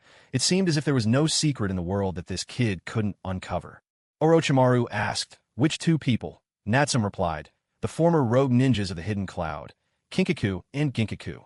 Impure world reincarnation, a forbidden technique capable of summoning the souls of long-dead shinobi back into the world of the living, restoring them in physical form. The second Tsuchikage Mu once openly declared that desecrating the dead with such a jutsu was utterly disgraceful, a technique he regarded with the utmost contempt. Even Hashirama Senju, the god of shinobi, had told Tobirama that this was hardly a respectable ninjutsu. But no matter how harsh the criticism, nothing could diminish the sheer power and terror of this forbidden art. Of all the forbidden techniques created by the second Hokage Tobirama, this one was by far the most outrageous and game-breaking. Without it, the 4th Great Ninja War might never have happened. At this point in the ninja world, only Orochimaru could truly claim to have mastered it in its entirety. The Cloud's Kinkaku and Ginkaku, they're certainly famous, and their strength is remarkable. They even managed to kill the second Hokage through a surprise attack. But if you're looking purely for combat power, there are better choices, aren't there? Orochimaru asked curiously. After all, if you were to compare, 1st Hokage, 2nd Hokage, 4th Hokage, 2nd Tsuchikage, Mizukage, 3rd Reikage, a whole list of legendary ninja, many of whom far surpass those 2 in strength. So why would Natsum specifically want these 2 resurrected? Natsum said, you must have heard the stories about those 2, haven't you? Orochimaru replied, indeed, I have. Rumor has it that they possess a trace of the Sage of 6 Paths bloodline and can wield his mighty tools with ease. They even once fought the Nine Tails and survived, earning them the title the Twin Lights of the Clouds, though their fame could not rival the legendary Hashirama Senju. To be immortalized in the annals of history as a legend was an honor few could claim. That alone spoke volumes about the formidable strength of these brothers. And at that realization, Orochimaru's eyes suddenly lit up in understanding. You want to use reanimation jutsu to seize the 6 Paths ninja tools from them. Natsum nodded, that's right, but taking the 6 Paths ninja tools is only part of the plan. Previously, after these 2 were swallowed by the Nine Tails, they actually benefited from the disaster. By gnawing on the Nine Tails' flesh and blood, they managed to absorb a considerable amount of its chakra. If Orochimaru was startled, instantly understanding, and couldn't help but clap his hands in admiration. If you reanimate them, you might also be able to extract some of the Nine Tails' power. What a clever idea, and such a meticulous scheme. No wonder Natsum insisted on reanimating these 2 first. It turns out he never intended to use them as combat strength. He's really treating them as bearers of treasure. 6 Paths bloodline, 6 Paths ninja tools, Nine Tails chakra. Truly, they're treasures all in one. Damn, why didn't I think of this sooner? Orochimaru silently berated himself. If only I'd realized earlier, both the Nine Tails chakra and the 6 Paths tools might have been mine by now. Orochimaru said, Lord Natsum, aren't you afraid that once I reanimate these 2, I'll just keep the 6 Paths ninja tools for myself? Natsum replied, reanimation jutsu requires a piece of the person's flesh or bone. Do you have any? Orochimaru fell silent. Or, do you think that with just 2 reanimated puppets and a handful of 6 Paths tools, you could actually defeat me? Natsum continued, letting his confidence show. After all, with his current strength, he had every right to be so self-assured. Orochimaru forced a smile. Ha, just a joke, Lord Natsum. No need to take it seriously. No worries, I was only joking as well. The man and the serpent, one large and one small, exchanged a knowing smile, each understanding the other's thoughts without saying more. The truth was, Natsum had already checked the reanimation jutsu's price in the system shop long ago. As a forbidden S-rank technique, its base exchange Price was set at 2,500 gold coins, about 500 more than many other S-rank ninja arts. At first glance, it seemed like a fair deal. But those 2,500 coins only bought the basic version, the one developed by the second Hokage, Tobarama Senju. This basic version came with all sorts of restrictions on the number of summons time and power, making it a poor investment. Above the basic version, there were upgraded and ultimate editions priced at 6,000 and 10,000 gold coins respectively. Utter daylight robbery. Only the ultimate 10,000 coin version matched Orochimaru's perfected reanimation jutsu, preserving the ninja's original strength in full. So if he could squeeze this kind of value out of Orochimaru, the mad scientist himself, why spend tens of thousands of coins on himself? After all, Natsum wasn't exactly flush with cash at the moment. When all was said and done, even if he ended up no longer caring about that bit of Nine Tails chakra or the handful of Six Paths ninja tools, it wouldn't matter. However, if the chakra of the Nine Tails and the Six Paths ninja tools were handed over to subordinates and clan members, it would surely give rise to several Kage-level powerhouses in short order. This would greatly enhance the village's overall military strength. Otherwise, as soon as I leave the village, the strongest people left would be Fugaku and his son, Itachi. That's not exactly reassuring. But then again, if I'm so interested in the Nine Tails chakra, why don't I just go after that brat Naruto? The reason is simple. Natsum has no desire to gamble. After all, he's the destined protagonist of the world of Hokage. Who knows what kind of trouble might arise from making a move on him too early? For all I know, even the Sage of Six Paths, dead for countless years, might suddenly show up and give me a hard time. That wouldn't be surprising at all. Therefore, until I obtain power equal to or surpassing the Sage of Six Paths, Natsum will do his utmost to avoid making a direct move against Naruto. But then, why did I dare to target Sasuke, who is also a protagonist? What a joke. The second pillar has a reputation as one of the mad laughter quartet. Surely not for nothing. The sky has cleared, the rain has stopped, and the second pillar feels confident again. Nearly every time he smiles in a later story, he ends up getting beaten up. So, giving Sasuke a few extra beatings brings absolutely no psychological burden. This isn't abuse. It's education through love. After all, Natsum bears no malice. Orochimaru asked, "When do we start? Let's not rush. First, put your current experiments on hold. Let's focus on perfecting the forbidden technique of Edo Tensei." Natsum instructed. To my knowledge, the Edo Tensei, created by the second Hokage, still has many areas that could be improved, doesn't it? Natsum hinted. In short, unless Edo Tensei is perfected, the resurrected Kinkaku and Ginkaku probably won't possess the complete Nine Tails chakra. Natsum has no interest in all that effort just to obtain a mere sliver of the Nine Tails chakra. That would be far too wasteful. Hearing this, Orochimaru was left speechless. It felt as if this kid, Natsum, understood Edo Tensei even better than he did. He even knew exactly what needed improving. Damn it, wasn't I the one who refined this jutsu? Can I get some credit? After you've improved the technique, test it on some lesser-known dead ninjas first, Natsum added cheerfully. As for the remains of Kinkaku and Ginkaku, I'll take care of that. With that, the two quickly settled the remaining details of their plan.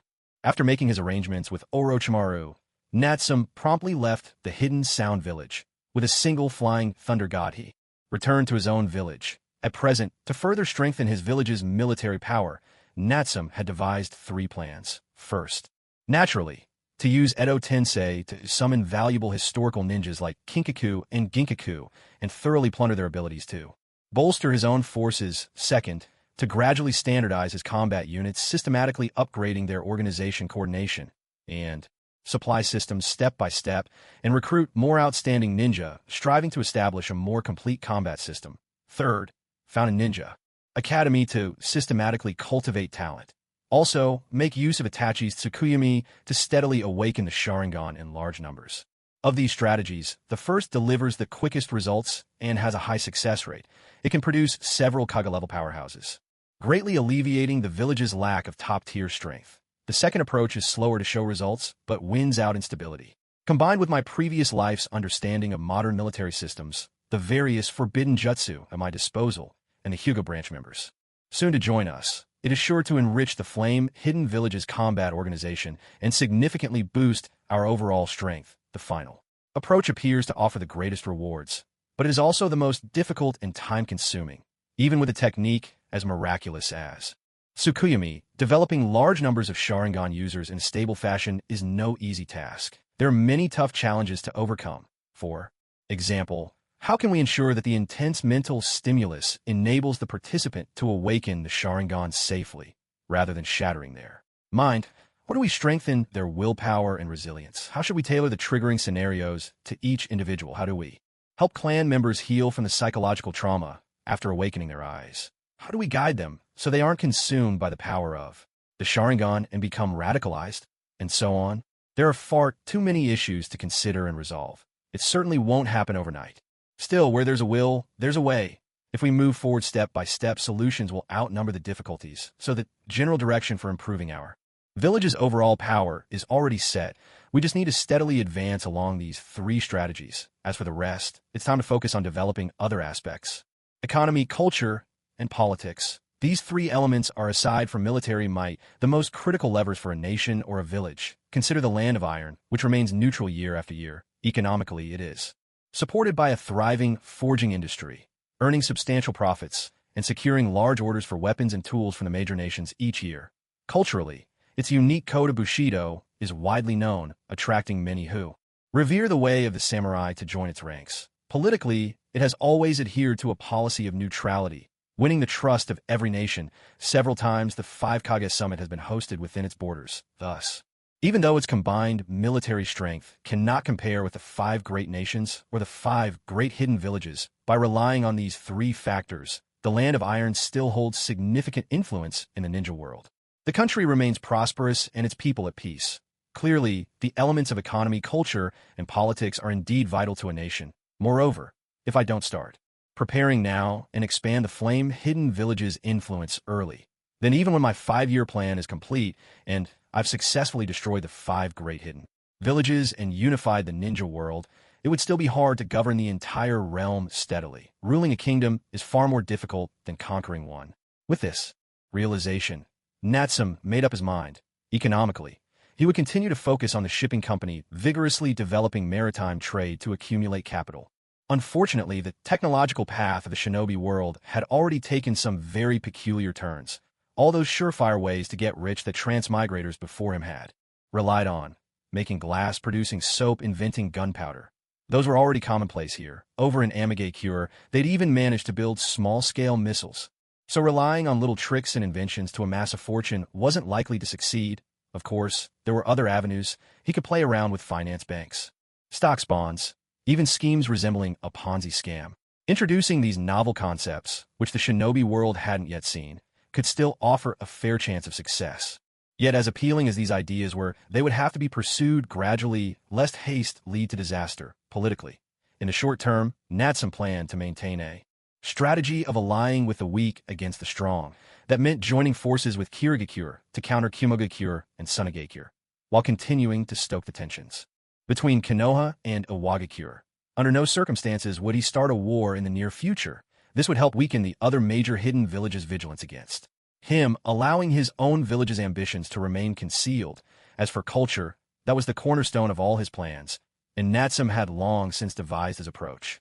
Soon enough, Natsum returned indoors. It was just past 10 in the morning. Inside, Nanayu had left a shadow clone behind to prepare lunch, while the real her had gone off to help at the orphanage. Finding himself alone, Natsum quickly slipped into the locked cell where Kurenai Yuhi was being held. At this moment, the renowned Jinjutsu master from Konoha was still strapped to the single bed, her body covered in steel needles, blocking the flow of her chakra. But she was already awake, her beautiful, wide eyes fixed on Natsum, darting sharply as she struggled against her restraints. With her mouth gagged, Kurenai strained to make muffled sounds, clearly trying to say something, or perhaps to plead her case. Natsum, however, had no interest in listening. If it were a Hyuga branch member, one of those who secretly resented the main family in Konoha, he might have been willing to hear them out. But as for someone like Kurenai, loyal to the village to the core, Natsum had no patience for a single word. The more beautiful a woman, the more dangerous her lies.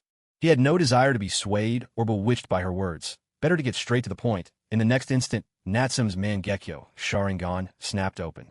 Locking eyes with Kurenai, a surge of ocular power swept forth like a storm, transforming into Jinjutsu chakra that invaded her mind, starting to reshape her consciousness. After all, what Natsum needed was an obedient tool, someone who would never reveal the secrets of his hidden village. Instead of being a Konoha ninja who retained her own while constantly plotting escape, and thinking of ways to send messages back to Konoha.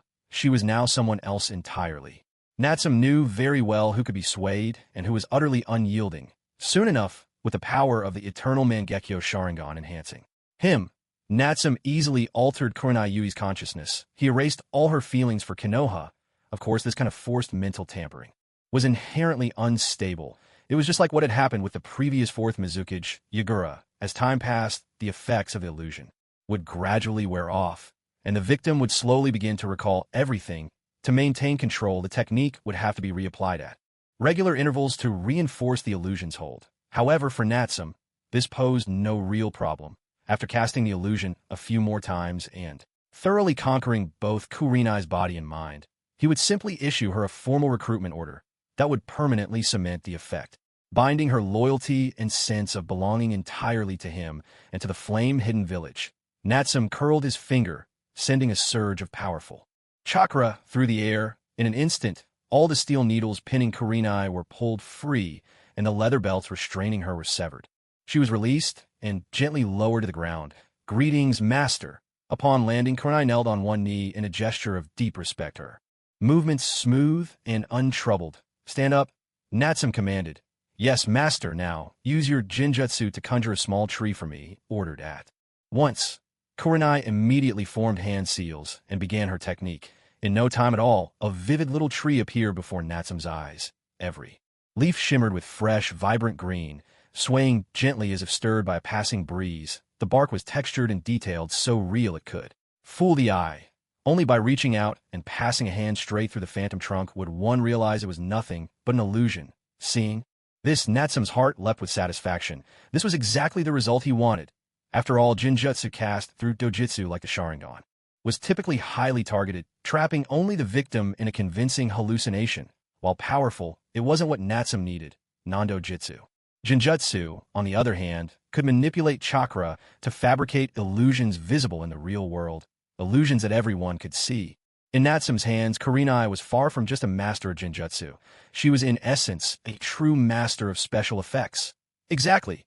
Culturally, Natsume's grand strategy was to produce thrilling, realistic films to promote the culture of the flame-hidden village. The goal was to achieve cultural invasion and domination across the other great nations. After all, even Jiraiya's risque novels had taken the ninja world by storm. If he could introduce modern filmmaking in this entertainment-starved era, it would surely become a sensation.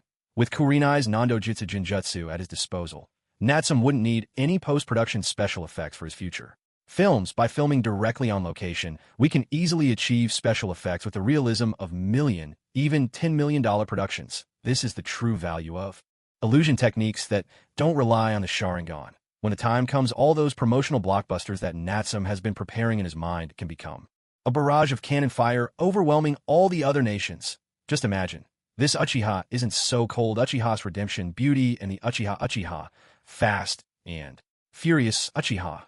The Dark Knight, visitors from afar, the great Otsutsuki battle against the Uchiha, and so on. A whole series of flame-hidden Hollywood blockbusters.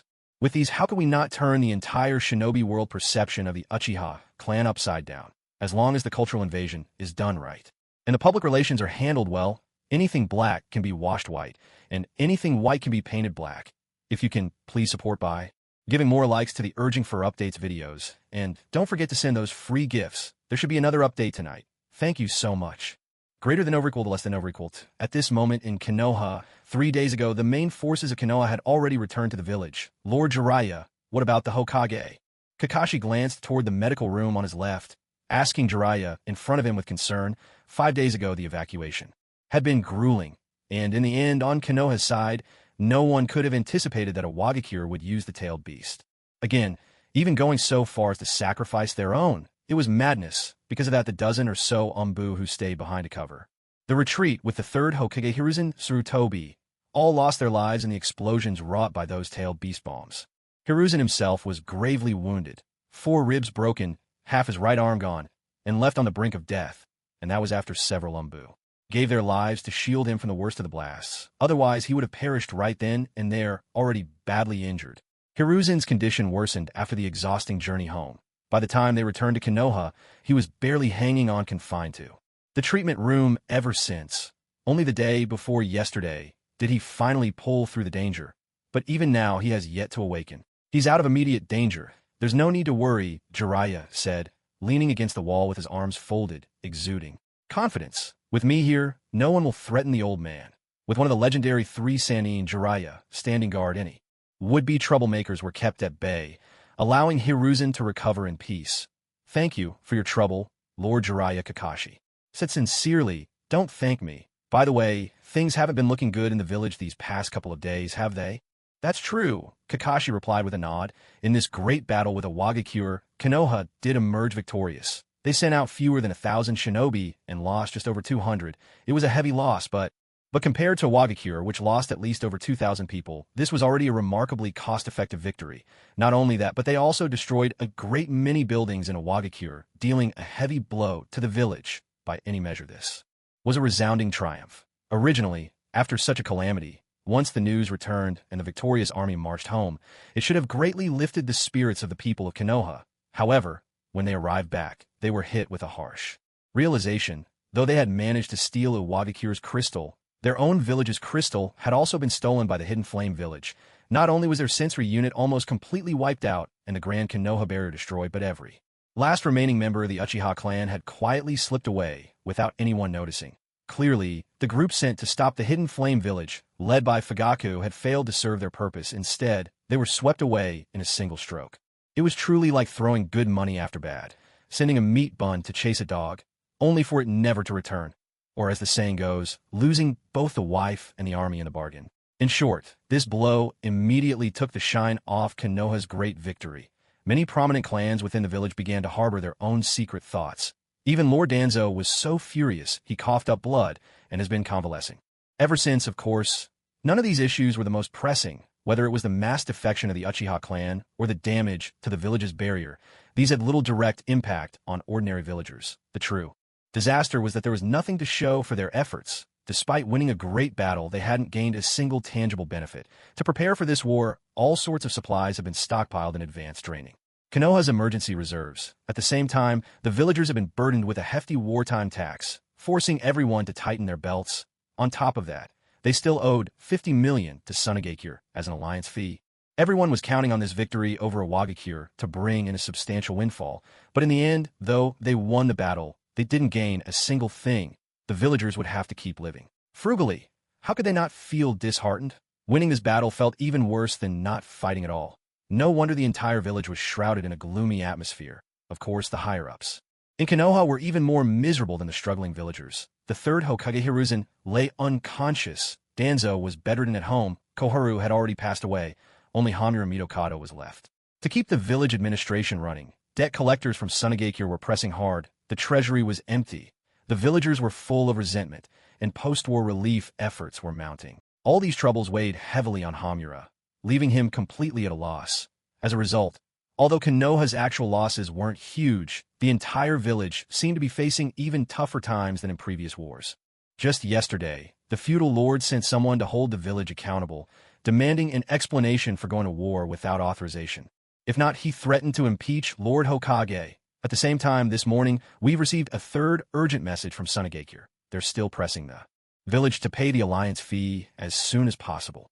Kakashi reported swiftly, TCH, those greedy wolves from the Sand Village. The moment they smell blood, they come swarming in. Jiraiya muttered bitterly, clearly agitated. Obviously, with Konoha's grand defense falling apart, the spies hidden in both Konoha and Wagakure scrambled to send word back to Sunagakure that emboldened the Sand, letting them repeatedly trample over Konoha and act recklessly atop the tiger's head. If things were normal, when would Sunagakure ever have the guts to pull something like this? Jiraiya asked. Is it true the village really can't come up with the money anymore? Kakashi replied. Yes, the village has no cash reserves left. If we try to collect another emergency levy, it'll only provoke anger and protests among the people. And quite a few families of fallen shinobi are still waiting for compensation payments. That's why Lord Mitokado Hamura is under tremendous pressure. Right now, as a member of a noble clan, Kakashi was trusted not just by Hiruzen, but also by advisors like Hamura and Koharu, who often sought his counsel.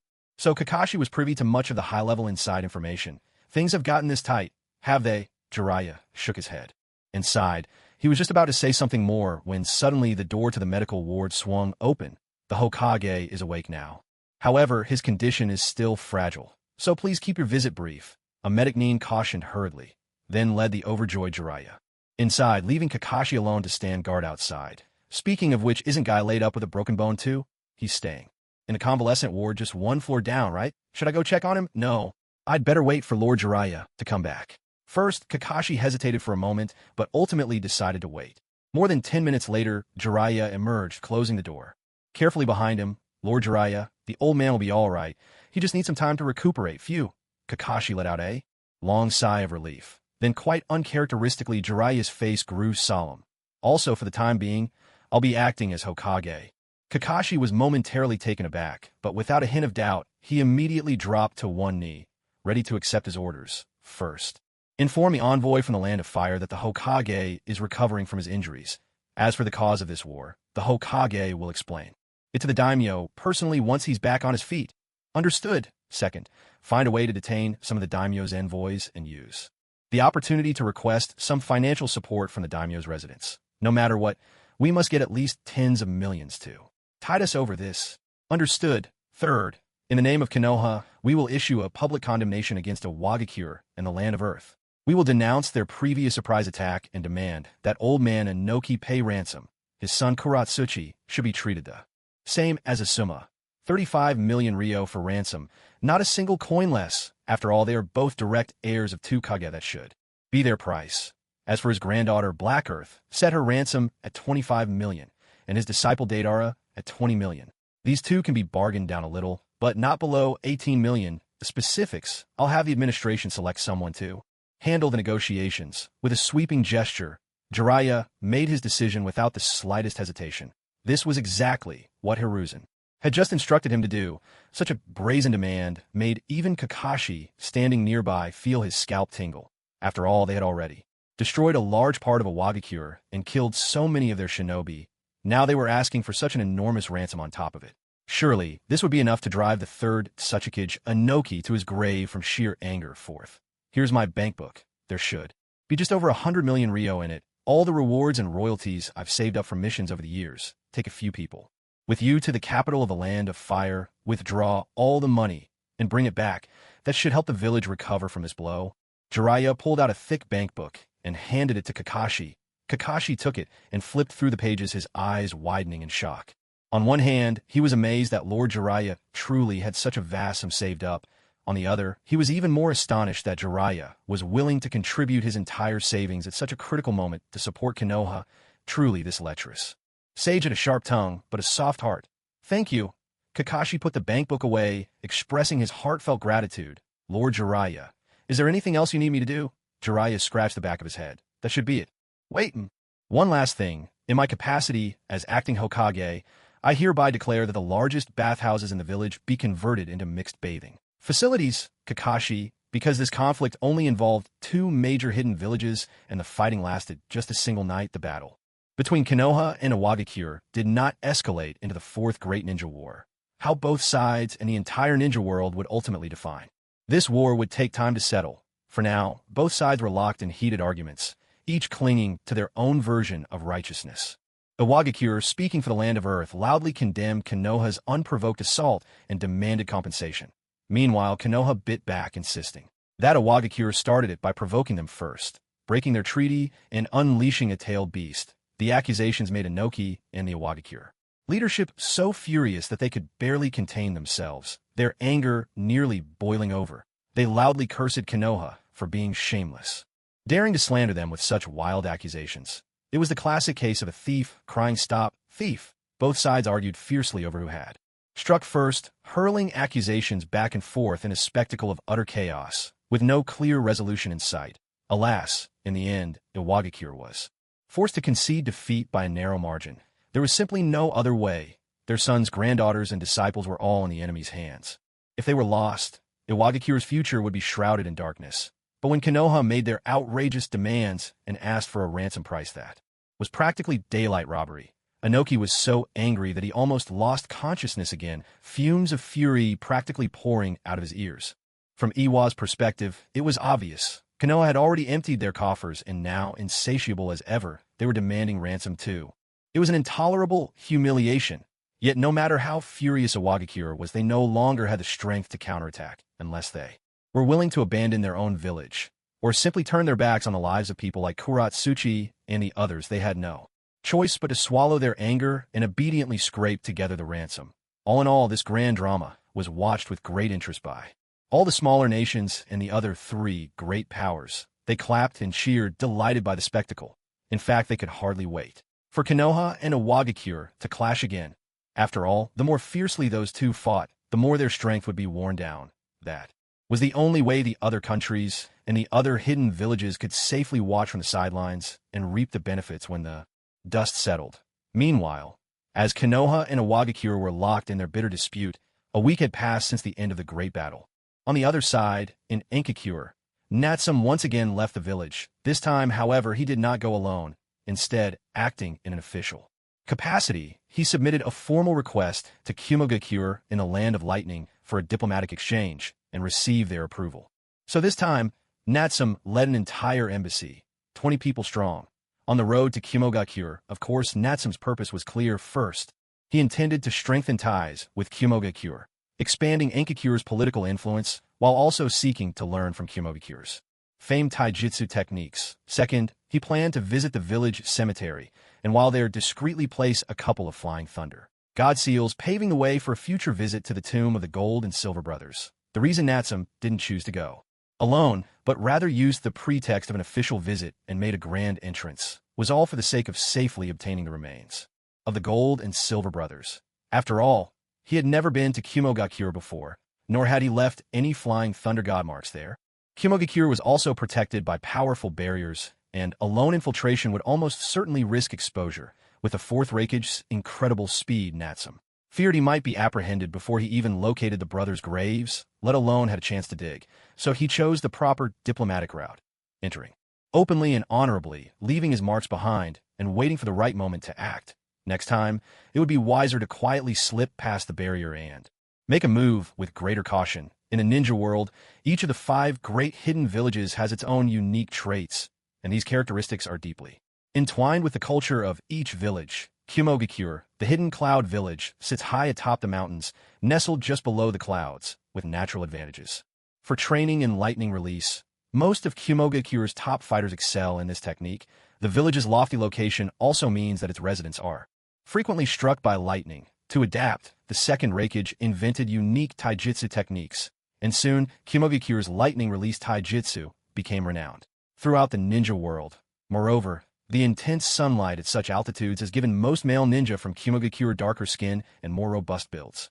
In contrast, the kunoichi, who take great care of themselves, are generally tall, elegant, and athletic. As a result, Kumogakure has become a village that truly reveres strength above all. Here, strategy and planning matter, but personal power is paramount. Whoever has the strongest fist claims the loudest voice. Each generation of Raikage has been the village's elite. Since the end of the Third Great Ninja War, the fourth Raikage has led Kumogakure for almost a decade. The achievements of the previous Raikage can be left unspoken for now. As the highest leader of Kumogakure, the fourth Raikage is, without a doubt, a resounding success. He possesses tremendous charisma and formidable strength. Both Jinchuriki are loyal to him.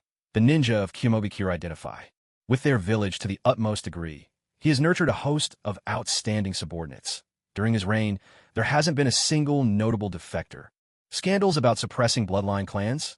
Not a one. It's fair to say that under the fourth Raikage A's rule, Kumogakure has become the very model of the 5 great ninja villages. In fact, he's even the only one who managed to send Naruto's talk no jutsu packing in defeat, a true force to be reckoned with.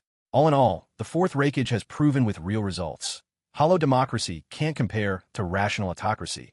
In contrast, Konoha and the other villages, their so-called democracy is nothing but filth and darkness, a complete mess. At this moment, within the towering office of the Raikage building in Kumogakure, the fourth Raikage A and his advisors were deep in discussion. How long until the Uchiha arrive? A asked. It's been 2 days already. They should reach us by late tomorrow morning, responded Mabui, standing on his right, a woman with gray hair and a secretary's uniform, holding a stack of documents and answering with precision. I've heard that the remaining Uchiha in Konoha have defected as well, joining the Hidden Flame Village. That's correct, the Hidden Flame Village is heavily fortified, and with so few people, It's nearly impossible for us to plant a spy there. Still, according to reports from our agents in Konoha, the Uchiha truly have vanished from the village. So, even that guy, Fugaku Uchiha, has betrayed Konoha. The Raikage pressed further. He had, after all, crossed swords with Fugaku more than once in the wars that came before. They even managed to take down quite a few Uchiha ninja. Fugaku's true strength is far greater than what he lets on. Mabui replied, that's right. However, according to reports from Flame Hidden Village a few days ago, the one currently in power over there is believed to be Uchiha Natsum. The Raikage scoffed. Uchiha Natsum, that brat who was the first to defect. Fugaku probably thinks putting Kid out front will throw us off the scent. Does he really think he can mislead us with such a trick? How foolish, Mabui cautioned Raikage-sama. We must not underestimate our opponent. According to our intel, during the coup in Mist Village, it was suspected that the fourth Mizukage, Yagura, was defeated by none other than this person. T.H., just a 10-year-old kid. Nothing more, the Raikage sneered. When he gets here, I'll teach him a lesson about whose fist is the strongest. He clicked his tongue impatiently. Straightforward by nature, he despised Rogue Ninja above all else. If the Uchiha clan had dared to defect from his own village, he would spare no effort to wipe them out completely.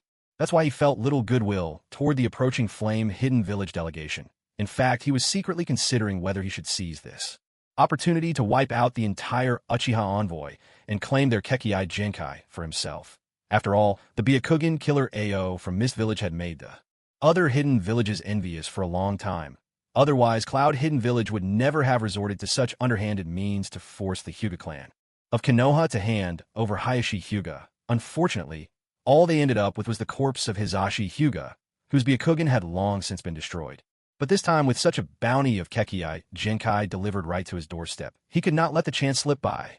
At that moment, on a narrow mountain path winding high through towering peaks, more than 20 people were making their way forward.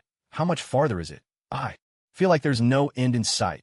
Uchiha Jin looked up ahead, only to see cloud-shrouded mountains stretching on endlessly, peak after peak, impossible to count. Beside him, Uchiha Nichiyu pulled out a map, spun it around twice, then straightened up and checked it over and over again before finally declaring with certainty, "We're almost there. Once we cross that mountain ahead, we should arrive." "Nichiyu, you said the same thing an hour ago. Are you sure you even know where we're going?" Nichiyu paused for a moment, then insisted once more, "Trust me, even though I've never actually been to Cloud Hidden Village." "I haven't either. Damn it, why did they have to build this damned Cloud Hidden Village in such a remote, secret place?" Jin grumbled, clearly irritated. The road to Cloud Hidden Village was no easy journey. High ground offers a natural advantage for defense. These mountains and clouds are natural barriers. This is what a true hidden village should be, came a languid voice from the center of the group. There, Natsum lay sprawled on the back of an ox, sunglasses on, basking leisurely in the sun. He began to explain. It was precisely because of the village's superior geography that in the past great wars their home had remained almost untouched. The battlefront had never reached their doorsteps.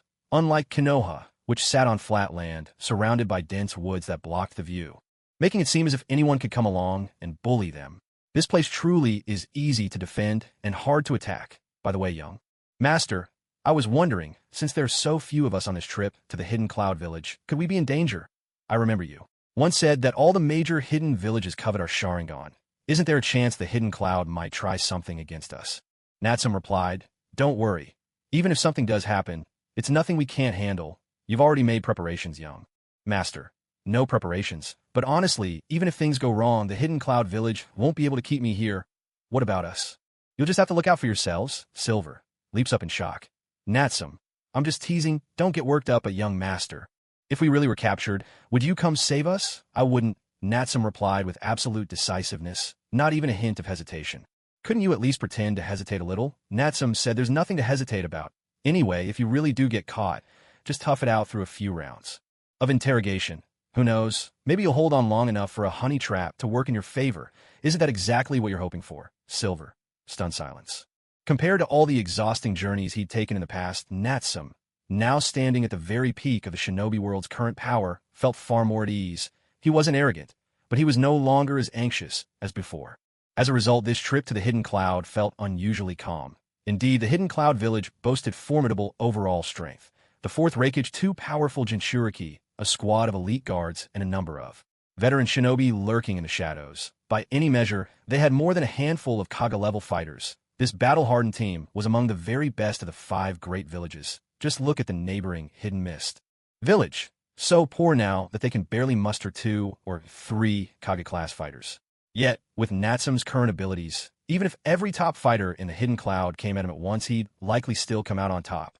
And even in the worst case, he could leave unscathed, without a scratch. Besides, unless their enemies were willing to risk the destruction of their own village, it was unlikely they would dare to start a battle right there in the Hidden Cloud. In short, power breeds confidence, and confidence shapes one's state of mind.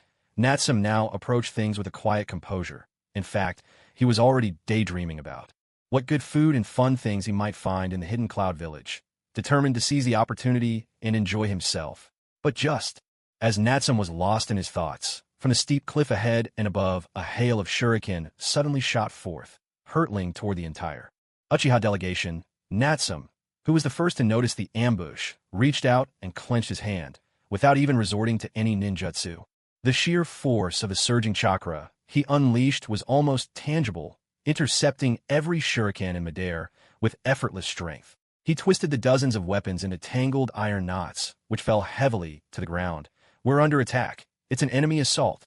The Uchiha members surrounding Natsum quickly became alert, immediately shifting into battle formation. Then from the cliff wall ahead, more than a dozen bandits in a variety of garb leapt out, charging straight at Natsum's group without the slightest hesitation. To call them mere mountain bandits would be to underestimate them. After all, among this group of more than 10, most were genin, and there were even 2 or 3 chunin among them. A ninja team of this caliber would be enough to dominate a small country. Why would they choose to hide out as bandits in such a forsaken place? But now is not the time to ponder such questions. These bandits came at them with murderous intent, clearly here to kill and plunder. Mercy was not on their minds.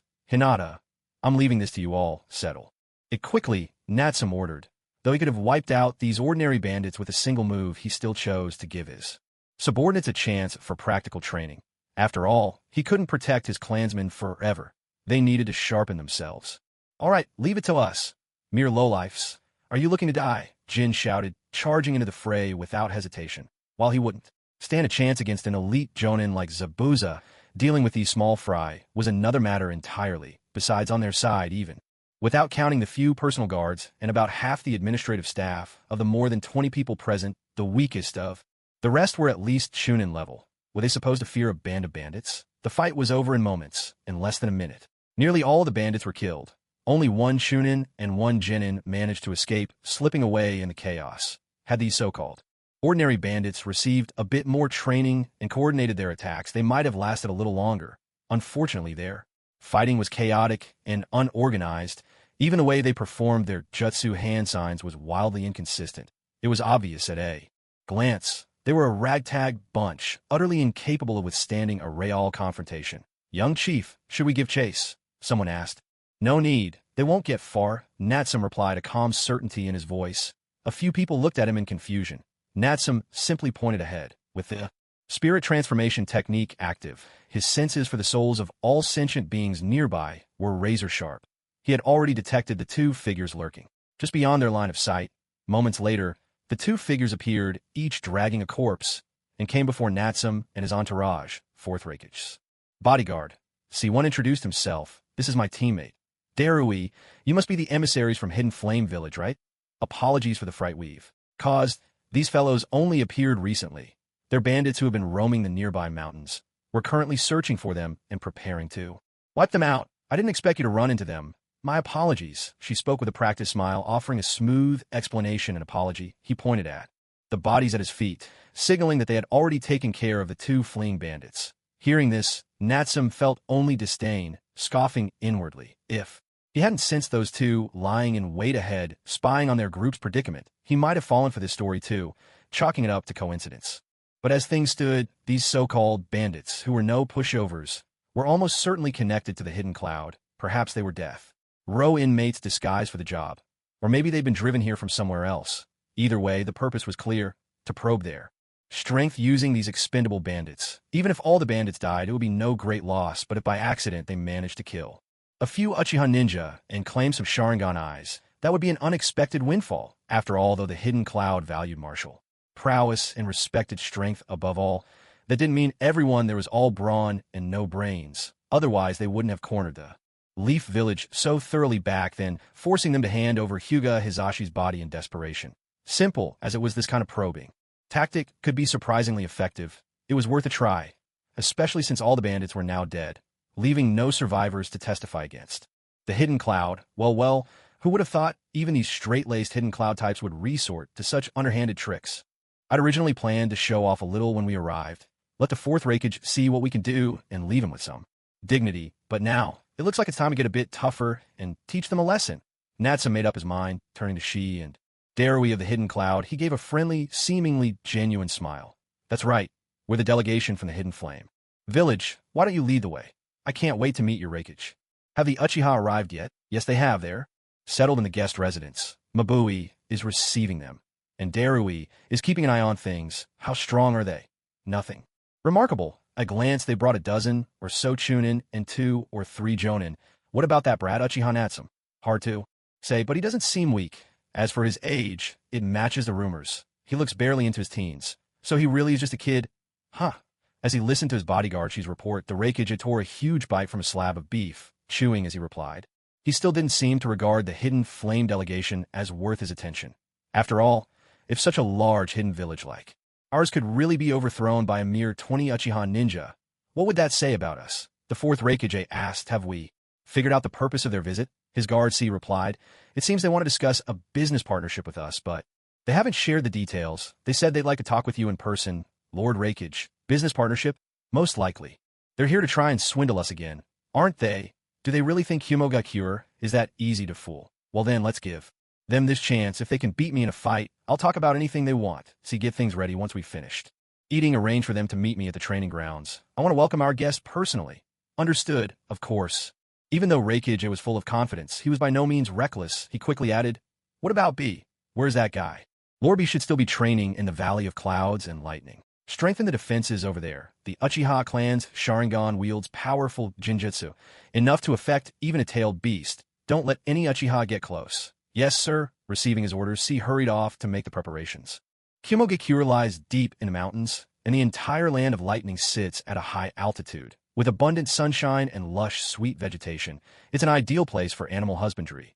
As a result, Kumogakure boasts the most developed livestock industry among the 5 great nations. Cattle, sheep, pigs, every kind of livestock imaginable can be found here. The village's famed water buffalo, in particular, are second to none. Most of the village's ninja subsist mainly on beef. Rich in protein, beef consumed in large quantities over time helps to build muscle. That's one of the reasons why most Kumogakure ninja appear so robust and powerfully built. When it comes to handling and preparing meat, Kumogakure is truly in a league of its own. Lavish banquets featuring the finest cuts of beef are often used to welcome guests from afar. However, the high-altitude terrain, winding mountain roads, and difficult transportation mean that despite a thriving livestock industry, Kumogakure struggles to export its products in large quantities, with sales channels limited. For this reason, Natsum's visit this time was to discuss potential cooperation with Kumogakure. With the village's abundant meat products and the extensive shipping routes established by his own maritime trade company, the benefits could be tremendous, forging a steady and profitable supply chain. This was precisely why Natsum had brought along an entire delegation for this visit. After all, once a deal was struck, the number of contracts and agreements to draft and sign would be overwhelming for just one person to handle. Still, while the idea was promising, Natsum and his group were met with a rather unwelcome reception the moment they arrived in Kumogakure. At this moment, inside the official guest residence designated for entertaining visitors to Kumogakure, young master, it's almost noon already, isn't Kumogakure going to send over something good to eat? Weren't we told their banquets of beef and lamb are the best in the whole shinobi world? Inpan sat on the ground, took a bite of the rock-hard rations, and grumbled with evident displeasure. It was already midday. She had thought that upon arriving in Hidden Cloud Village, she'd get to enjoy a plate of their famed full cattle feast, yet it turned out they had no intention whatsoever of offering them even the slightest hospitality. What a downright outrageous reception. Natsum, however, didn't seem to mind. After all, aside from Leaf and Mist, the only villages that truly understood their strength, the other major villages still saw them as nothing more than an obscure hidden village founded by renegade Leaf shinobi. Even forming an alliance with Mist was probably only possible thanks to Mist's reputation rubbing off on them, nothing to brag about, so it was only natural that Hidden Cloud treated them with indifference. But none of this really mattered. What mattered was that he had already slipped through Hidden Cloud's barrier with ease and was now inside. From here on out, it was time for him to do as he pleased. Speaking of which, where exactly was Hidden Cloud's treasury again? It wasn't even marked on his map. Funny enough, the cemetery's location was marked, but finding the graves of the Gold and Silver brothers among all those tombs wouldn't be an easy task. Natsum stroked his chin, deep in thought. Just then the door opened. Mabui, the Reikage secretary, entered and politely invited Natsum and his companions to meet the fourth Reikage. Natsum turned to Ian with a gleam in his eye. Ian, here's our chance. Do your best in the coming match. If we win, we might just get that full lamb banquet. Ian blinked in confusion. Huh?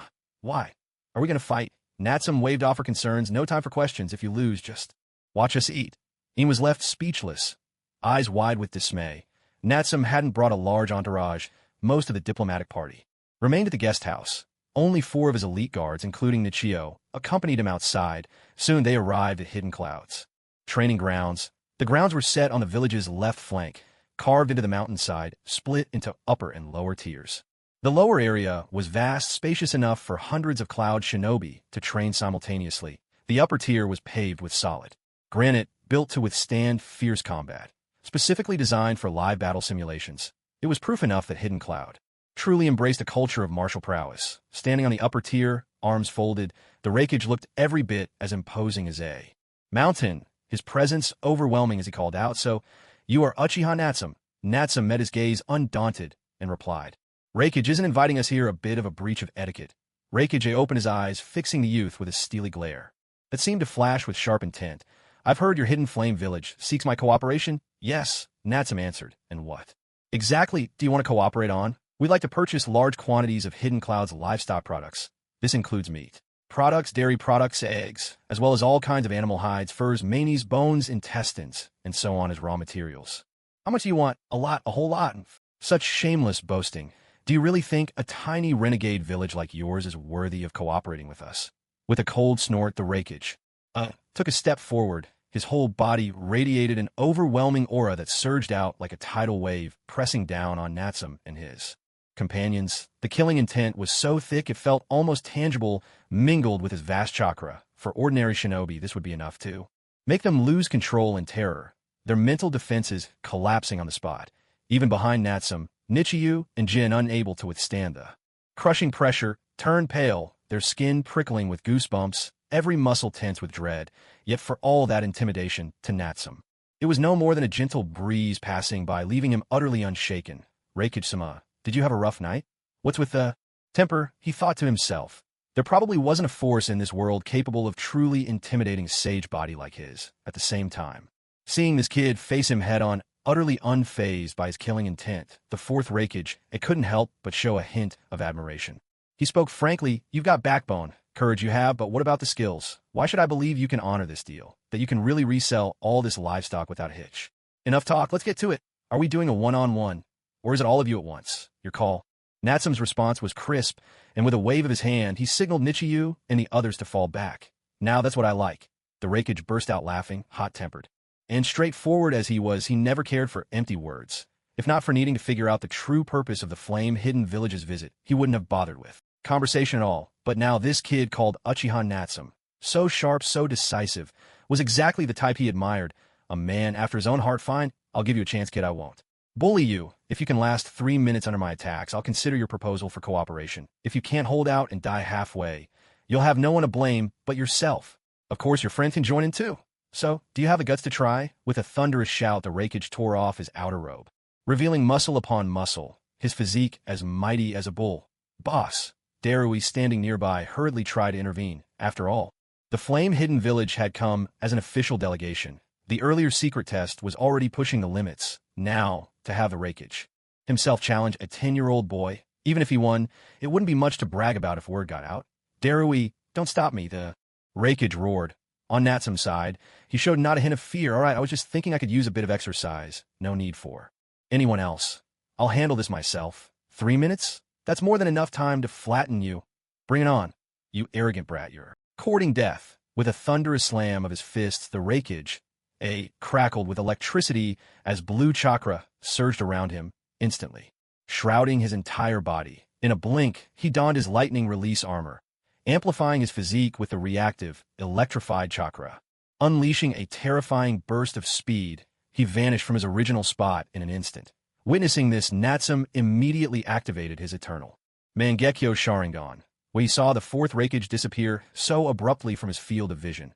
Even he couldn't help but be startled. So fast. It's worth noting that while the Sharingan doesn't quite match the Byakugan in dynamic vision, it still greatly enhances the ability to track movement, especially the eternal Mangekyo Sharingan. Even so, Natsum could barely catch a faint afterimage of the Reikage. By a conservative estimate, his opponent's speed must have reached at least 1 kilometer per second. That's 3 times the speed of sound. It just goes to show how astonishingly fast he really is. In terms of explosive speed, there's hardly anyone in the world who can compare to him.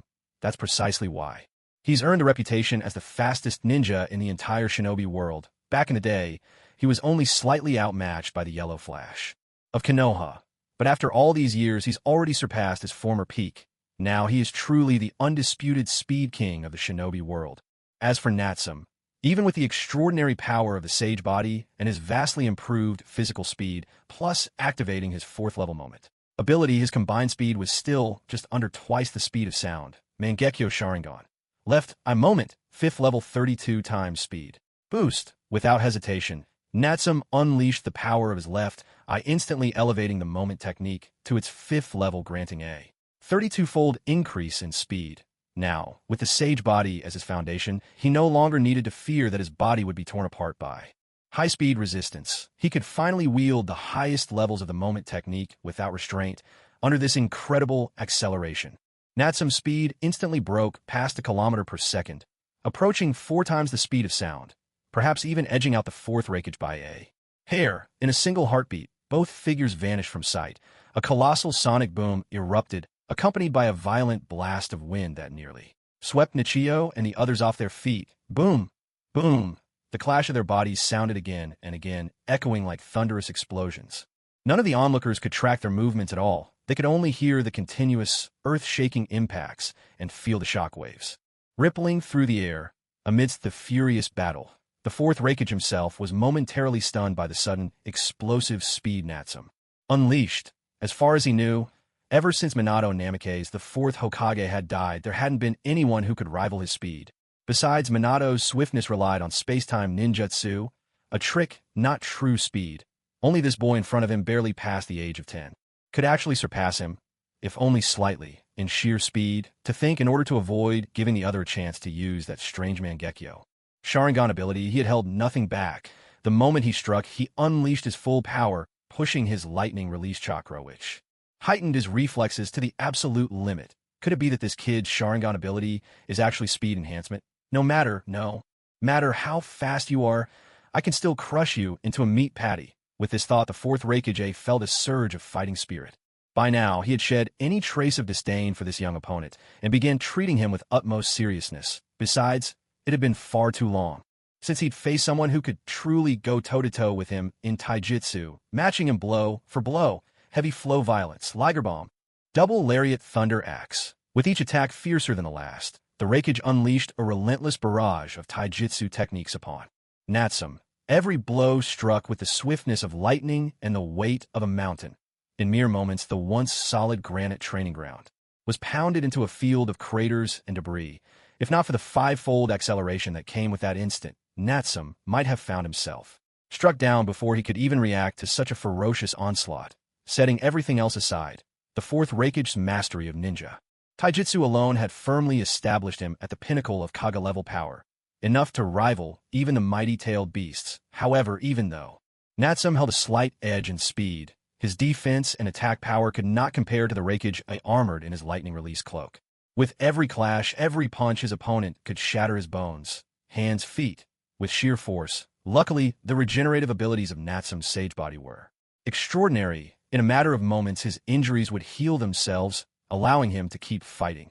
After all, when it came to endurance and drawn-out battles, the Sage Body was virtually unbeatable. Yet the excruciating pain from each bone-shattering collision could not be ignored. Within moments, the agony had Natsum gritting his teeth, sweat pouring from his brow. Still, he persevered, continuing to go blow for blow with the 4th Reikage. In truth, Natsum could have ended the fight quickly by activating Susanoo, or employing any number of other techniques, but he deliberately chose this raw primal method, clashing with the fourth Reikage in pure taijutsu, matching strength for strength. All of it was to make himself stronger, after all, on this journey, whether with the help of the system or his own knowledge of the story. He'd faced some setbacks, but overall, things had gone far too smoothly compared to those true warriors forged by countless battles and surviving death time and again. Natsum was still lacking in experience, willpower, and determination. And so, this was one of his rare chances to truly temper himself. Engaging in a fierce duel with a master of taijutsu is bound to greatly enhance Natsum's own hand-to-hand skills, battle experience, and willpower. It might even awaken further potential in his sage body, pushing his limits even higher. Most importantly, it would allow Natsum to secretly copy and analyze the fourth Reikage A's ultimate lightning release chakra mode. With his Sharingan, this was truly a chance to gain multiple benefits at once. Now, even though the fight had been brutal and agonizing, Natsum had nearly completed his copying, just a little longer, and the fabled lightning release chakra mode of the hidden cloud village would belong to him. Once he mastered this technique, he planned to exchange for the immortal Jashin body, then unleash the lightning release armor, the 8 gates, Shunra, and the Jashin body all at once. With such an explosive combination, he felt that not even the 6 paths could withstand a single blow from him. Perhaps even the mighty Otsutsuki would fall before his onslaught. At this very moment, he was using the fourth Reikage as a whetstone, tempering his body and refining himself into an even sharper blade, drawing out the hidden potential of his sage body. This was all in preparation for the day when he would seamlessly blend these abilities together, laying a solid foundation for the future. The battle between Natsum and the fourth Reikage was so ferocious and wild that the surrounding onlookers were left utterly stunned. On the cloud side, Mabui and the others could hardly believe their eyes. Never in their wildest dreams did they imagine that their own Reikage would end up locked in such a dead-even struggle against the young Uchiha. In their eyes, the Reikage was nearly invincible. Shouldn't he have settled things in an instant? Likewise among Natsum's personal guard. Even though Nichio and the others were well aware of their young clan leader's formidable power, that was always with the Susanoo. This time his sheer speed alone surpassed anything they had ever imagined. So this is what a peak taijutsu showdown looks like. The young clan leader is so fast, unbelievably fast. I can't even see what's happening anymore. Tsukihime, can you keep up? Shut up, don't distract me. Uchiha Tsukihime gave Uchiha Jin a sharp slap, then continued to watch the battle with rapt attention, eyes fixed on the fierce clash before her. For a ninja devoted to the way of taijutsu, nothing could be more exhilarating than witnessing a battle at the very pinnacle of the art. Even though she could barely follow the movements of Natsum and the Reikage, that didn't stop her imagination from filling in the gaps and letting her soak up the electrifying atmosphere. As expected, the young clan leader was the best. Someday, she vowed, she would ask him to personally instruct her in the true path to mastering taijutsu. Though the fight was incredibly intense, less than 2 minutes had passed. Yet in that short time, the two combatants had already clashed. Over 100 times, the training ground was left in utter ruin, the entire area teetering on the brink of collapse. It was only at this very moment that Natsum, at last, used his Sharingan to perfectly replicate the fourth Reikage's lightning release chakra mode. Now all that remained was to practice a little, and he could easily master it, achieving a seamless flow. At the same time, after more than 100 collisions, fractures, repairs, and temperings, Natsum could distinctly feel his body had grown even stronger. The potential of his sage body had been tapped a bit further once again. Don't underestimate this small increment. At Natsum's current level of physical prowess, every slight improvement usually demanded long years of bitter training. As expected, seeking out tough challenges remained one of the fastest ways to grow. But now that he had achieved his goal, Natsum naturally saw no reason to continue taking a beating. Besides, this Kumovikure and the Reikage had played more than a few tricks on his delegation before. It was about time they got a hard lesson in return. In the next instant, Natsum withdrew from the fierce battle, retreating several dozen meters to evade the Reikage A's furious assault. Seeing this, Reikage A also paused, quietly rubbing his sore fists. He couldn't understand it. Judging by the sensation, he was certain he had shattered that brat's arm and leg bones countless times already. Yet somehow the boy always managed to heal instantly and return to meet his attacks head-on, undaunted by pain or death. In the whole shinobi world, there shouldn't be a Kekkei Genkai with such terrifying regenerative power. At this rate, would he have to grind the boy into mincemeat to truly kill him? You're impressive, kid, the Reikage called out. To keep up with my speed and fight me toe-to-toe for this long. Apart from B, you're the first, but if you plan to keep going, don't blame Me for going all out. The Reikage warned, his tone fierce. Truth be told, he'd already come to respect this youngster, but for the honor of Kimogakure, he couldn't afford to lose. Tisich, what are you pretending for? Natsum scoffed, old man Reikage. Try this on for size. Without wasting another word, Natsum unleashed his full power. The next second, as the force of his ocular power and chakra surged forth, a colossal Susu, towering like a mountain, erupted from the ground. Initial form. First stage, second stage, third stage, fourth stage, and, at last, the complete form. This time, relying on his eternal Mangekyo Sharingan and the massive chakra supplied by his sage body, Natsum skipped straight through Susanu's 5 transformations, pushing directly to the complete form. One had to know, only the complete form could be called the true Susanu. Only those who brought out the full might of the Mangekyo Sharingan and possessed overwhelming chakra could awaken the perfect Susanu. At this moment, Susanu's body had grown to a monstrous size, with its lower body and legs clearly taking shape and its chakra stabilizing. Its power was now sufficient to cleave mountains and meteors with ease. Moreover, it possessed the power of flight and could form hand seals to unleash the techniques its wielder excelled at. In truth, Natsum had only recently awakened the eternal Mangekyo Sharingan and had yet to fully tap into the potential of his ocular power. Yet, thanks to the amplification provided by a perfect sage body and the boost of an immense 1,800 units of chakra, he managed to summon the complete form of Susanoo. At that very moment, a towering Susanoo hundreds of meters tall and as imposing as a mountain rose up. The overwhelming force of its chakra pressed down, dimming the very heavens and earth. All the Cloud Ninja, including the 4th Reikage, were struck with shock. Their faces changing dramatically, some of the less skilled among them were so terrified that their legs buckled, and they collapsed on the spot, just moments ago. That young Uchiha had fought the Reikage to a standstill, an already astonishing feat. Who could have guessed that he hadn't even shown his full strength? Seeing this now, how could anyone call him a lamb waiting for slaughter? He was clearly a ferocious tiger, ready to devour anyone who crossed his path. What kind of monster is that? Mabui stammered, lips trembling, her face etched with terror. That's Susanoo.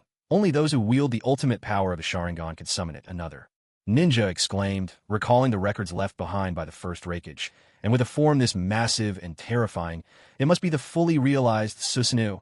How could someone so young possibly possess such power? See, the scholarly Reikage bodyguard cried out in disbelief, quickly offering an explanation.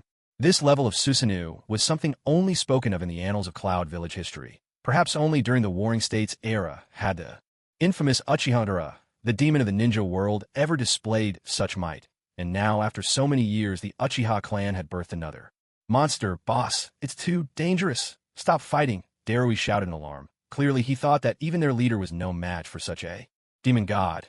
At that moment, as he gazed up at the colossal Susanoo, the 4th Reikage felt his face darken. He'd always looked down on the Sharingan, but this was his first time facing Susanoo head-on, let alone in its complete form, that mountainous figure, that surging chakra pressure. It was enough to threaten even his life, but before he could make a move, Natsum struck again. He didn't use any sacred tools, or even Susanoo's own weapons. He simply balled his gigantic fist and swung it straight at the 4th Reikage. Did you enjoy our last exchange? Try taking this punch, he called out. The fully formed Susanoo's fist was easily 60 or 70 meters across, dwarfing even a whole building. As it rocketed forward, its speed reached an astonishing 3,000 meters per second, nearly 10 times the speed of sound.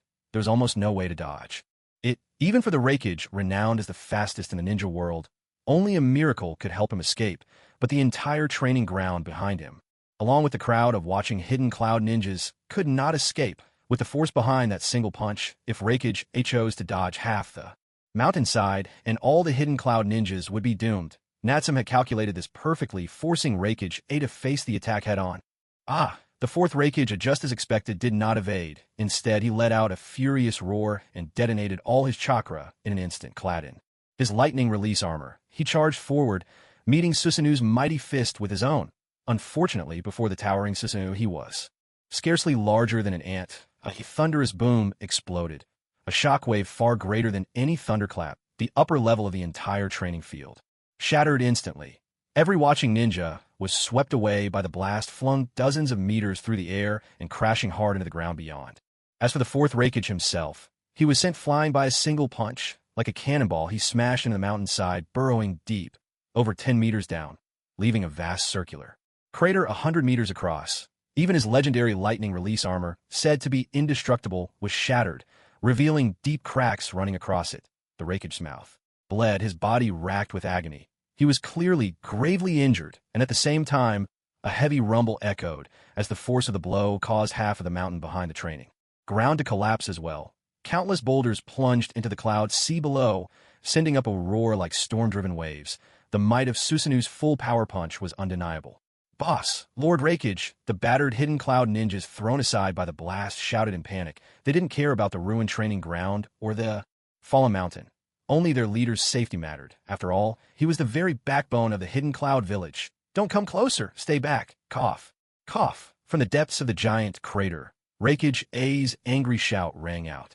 Despite the searing pain throughout his body, he forced himself to his feet amidst the rubble at the pit's bottom, though he now knew for certain he was no match for this perfect Susanu. As the Rakige, as one of the hidden cloud's finest sons, he would never surrender. As long as he could still stand, to admit defeat without dying on his feet was unthinkable. Drawing a deep breath, Rakige A gathered his chakra once more, reforging his ultimate lightning armor. With a mighty leap, he unleashed the secret technique he was most proud of, Lariat. Leveling 1,000 generations, forged through countless battles and injuries, his signature hand blade gleamed with a brilliance like lightning itself. It was his strongest attack, a blow capable of cleaving a mountain in two, but as the fourth Rakige soared up, his body still spinning through the air, there was a sharp smack. Susanoo, controlled by Natsum, swatted him with a vast palm, as if swatting a fly with a fly swatter. The Rakige was sent hurtling back down, crashing hard into the mountainside once more. Or rather, it crashed onto the already half-collapsed mountaintop. How satisfying. Damn, this feels so damn good. That's what you get for being so arrogant. Now you know what pain feels like, don't you? Natsum flexed Susanu's right fist, unable to hold back a contented sigh. This perfect form Susanoo was truly terrifyingly powerful, far beyond anything before. With such overwhelming strength at his command, it was no wonder Lord Madara was always itching for a fight. Even Natsum himself felt tempted to jump around in excitement. Still, credit where it's due. The fourth Rakige was indeed a master of taijutsu. That move just now, the Liger Bomb. It even managed to crack a few lines into Susanoo's fully manifested right hand. Of course, those tiny cracks were instantly repaired, thanks to the vast chakra of Natsum's sage body. But even so, it went to show that the Rakige really had some skill. After all, if it had been any other shinobi, no matter how hard they tried, attacking a perfect form Susanoo would have been no more than a tickle. No more, no more. We surrender. Lord Natsum, please, spare him. Off in the distance, the Rakige's escorts, blown far away by the shockwaves, scrambled to their feet and rushed over, shouting up at the towering Susanoo, conceding defeat. If this kept going, their Rakige might not make it out alive. They couldn't let the fight continue. Natsum, however, paid them no mind at all. They wanted him to stop just because they asked. That would be losing face. Nichiyu has 3 minutes passed. Not yet. Young clan leader, there's still 20 seconds. Hearing this, Natsum grinned broadly. 20 seconds left? Then I'll throw in a few more punches. Rakige, if you can't hold on and die halfway through, don't blame it on me. With a thunderous boom, Susanoo's massive fist came crashing down once more, utterly shattering the remaining half of the mountain. The Rakige, still stuck within the rock, was sent flying yet again. This blow also shattered the strongest lightning release armor that covered his body, drastically reducing his defenses. At this rate, just 3 more punches would be enough to beat the Rakige to death. It wasn't that Natsum was being too ruthless. After all, the hidden cloud village had shown him and his companions no courtesy from the very beginning, constantly probing and trying to suppress them. And when the Rakige attacked just now, he'd held nothing back, clearly aiming to cripple Natsum. Repay kindness with kindness, repay enmity with enmity. Now that Natsum was striking back, he felt no burden on his conscience at all. Another punch landed with a resounding smack. The Rakige, who had just spat out a mouthful of blood and barely managed to reforge half his lightning armor, was sent flying once again, this time crashing through 2 mountain peaks, every bone in his body breaking before he was violently embedded into the rock face of a third mountain. With a whoosh, Natsum controlled Susanoo to sprout a pair of chakra wings. Lifting himself into the air, he surged toward the distant Rakige. It seemed that with just one more strike, he could send that old man of the clouds straight to the Pure Land. But just as he was halfway there, thanks to the acute senses granted by his sage body and the spirit transformation technique, Natsum suddenly felt a fierce and overwhelming murderous intent coming from far to his right.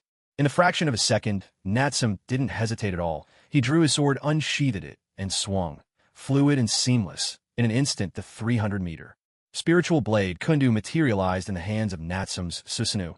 With a single horizontal slash, he unleashed a dazzling crimson sword aura. Over 1,000 meters long, as if a streak of sunset had split the heavens and earth, brilliant and magnificent. At that very moment, the massive-tailed beast bomb, hurtling toward him at breakneck speed, was cleaved cleanly in two by that resplendent blade. It erupted at once. Fiery, orange energy engulfed everything, even swallowing up Susanoo itself. Of course, had it been a tailed beast bomb fired at full power, perhaps it could have inflicted some damage on the fully manifested Susanoo.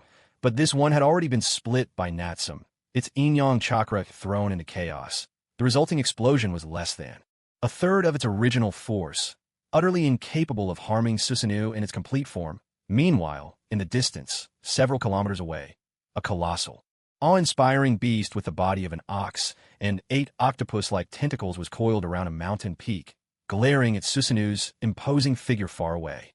There was no doubt. This was the current 8-Tails Jinchuriki of the Hidden Cloud Village, Killer Bee, who had rushed over upon hearing the commotion. Just moments before, as he went about his usual rapping, he had suddenly sensed a terrifying chakra presence that shook the heavens. On par with any tailed beast, he thought another village's beast was attacking. So he rushed here without hesitation, immediately transforming in a full-tailed beast mode, revealing the true form of the 8-Tails Gyuki. This can't be. What is that monster? It actually cut the tailed beast bomb in half. Inside the 8-Tails, staring at the floating figure of the demonic Susanoo in the distance. Even Killer Bee couldn't help but widen his eyes in astonishment. For once, he was so shocked he forgot his usual rap cadence. Don't let your guard down. That's a complete Susanoo. I once saw that. Human Uchihara. Use it. It's incredibly powerful. It said that even Kurama the 9-Tails couldn't stand up to that thing. The 8-Tails hurriedly warned him, a hint of wariness in its tone. After all, those two from the leaf back in the day were nightmares for all the tailed beasts. That guy looks like he's fighting the boss. What should we do? Bee asked anxiously. The 8-Tails responded at once. Keep your distance. Don't try to face him head-on. There's something strange about that sword of his. That's a divine weapon I've never seen before. Once he gets close, the blade that can split a tailed beast ball could just as easily take my life. The 8-Tails Gyuki stood nearly 70 or 80 meters tall, a true behemoth by any standard. Yet when compared to the Susanoo in its complete form, towering at 400 or 500 meters, it still seemed rather insignificant. If Susanoo really managed to close the distance even without using its sword, that demon god could probably tear the 8-Tails apart with its bare hands and serve up a roasted octopus. Feast, all right. Watch me, Bakero Kanero. Killer Bee dared not hesitate. He quickly coordinated with the 8-Tails, retreating while gathering chakra, unleashing a barrage of tailed beast balls toward Natsume's Susanoo, continuous tailed beast balls. Natsume, controlling Susanoo, swept its massive arm, summoning a fierce gale that scattered the lingering smoke from the explosions. His eyes narrowed, locking onto the colossal 8-Tails thousands of meters away. The 8-Tails, it actually showed up on its own, saves me the trouble of hunting you down myself. Natsume chuckled softly. The immense Susanoo unfurled its wings once more, soaring toward the distant 8-Tails. At the same time, four more tailed beast balls streaked through the air, hurtling toward Natsume. It had to be admitted, the 8-Tails' firepower far surpassed that of the other tailed beasts. If it were Isabu, the 3-Tails firing with such relentless intensity, it would have been exhausted long ago. Evidently, the difference between tailed beasts was immense, however, at this stage. Unless it was the supermassive tailed beast ball from the 10-Tails, or several tailed beasts unleashing their power together, these attacks posed little threat. Against Natsume's Susanoo, fully armed with a divine weapon, these repeated tailed beast balls were hardly a challenge. Soaring through the air, the Susanoo drew its 300-meter-long godly blade, with several swift sweeping strikes. Brilliant arcs of crimson energy shot out, weaving together into a blazing net that spanned skies. The incoming tailed beast balls were sliced cleanly into fragments, each erupting into bursts of fire. Breathing deeply, the colossal Susanoo strode through the flames, pressing ever closer to the 8-Tails. Witnessing this, the 8-Tails in the distance was struck with terror, its heart pounding, a chill running down its spine. There was no time to launch another barrage.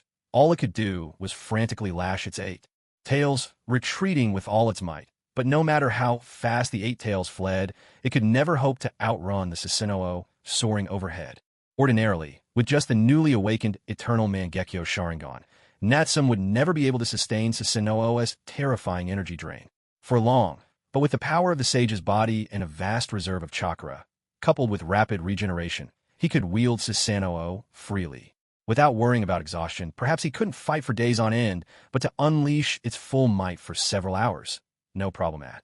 Oh, hurry up, that thing's catching up to us. Damn it, we're done for, Killer Bee shouted in panic, urging frantically. There was nothing else he could do. After all, the tailed beast bomb was the strongest attack he and the Eight Tails possessed, but against a demon god who showed not the slightest fear of such an attack, he simply didn't stand a chance. If they didn't run for their lives now, were they supposed to just stay and wait for death? Unfortunately, they had barely managed to flee a few hundred meters before. With a sickening thud, a massive spirit-forged divine blade suddenly pierced straight through the Eight Tails' chest, skewering its beastly body and pinning it brutally to the ground. A split second later, an earth-shattering sonic boom ripped through the air, trailing after the blade. It was clear what had happened. From far away, Natsum had hurled the Kunwa divine blade with such force that it broke the sound barrier, striking the Eight Tails.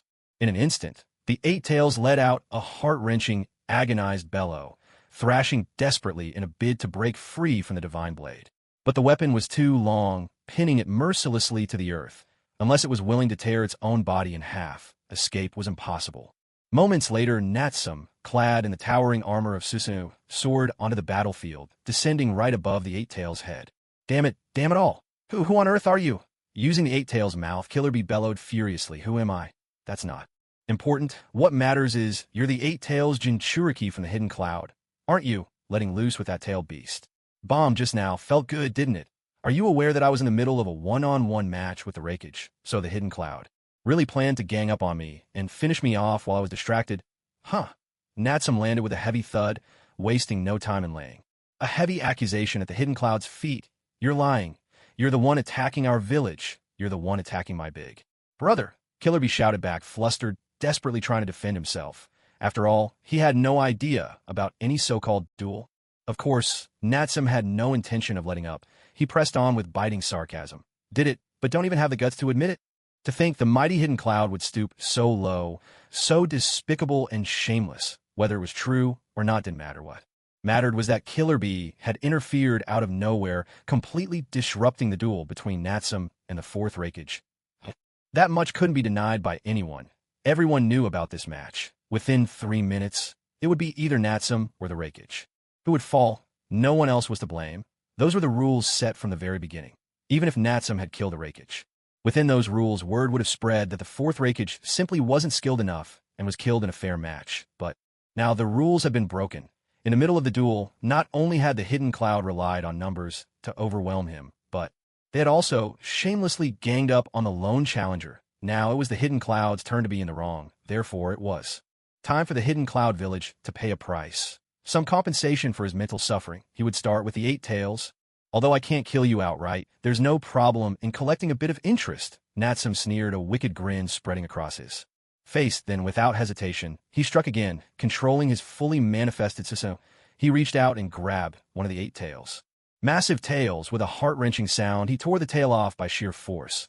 The mighty bull-like beast howled in agony, its eyes filled with helplessness. But it was far from over. Soon the second tail, then the third, were ripped away in quick succession. The pitiful Eight Tails, racked with pain, could barely endure it any longer. Desperately, it tried to retreat into the host's seal, seeking refuge. Yet, skewered through the torso by the Kusanagi sword and pinned to the ground, the Eight Tails was powerless to shrink its form or return to its Jinchuriki. All it could do was endure Natsum's brutal torment, tears streaming from its eyes.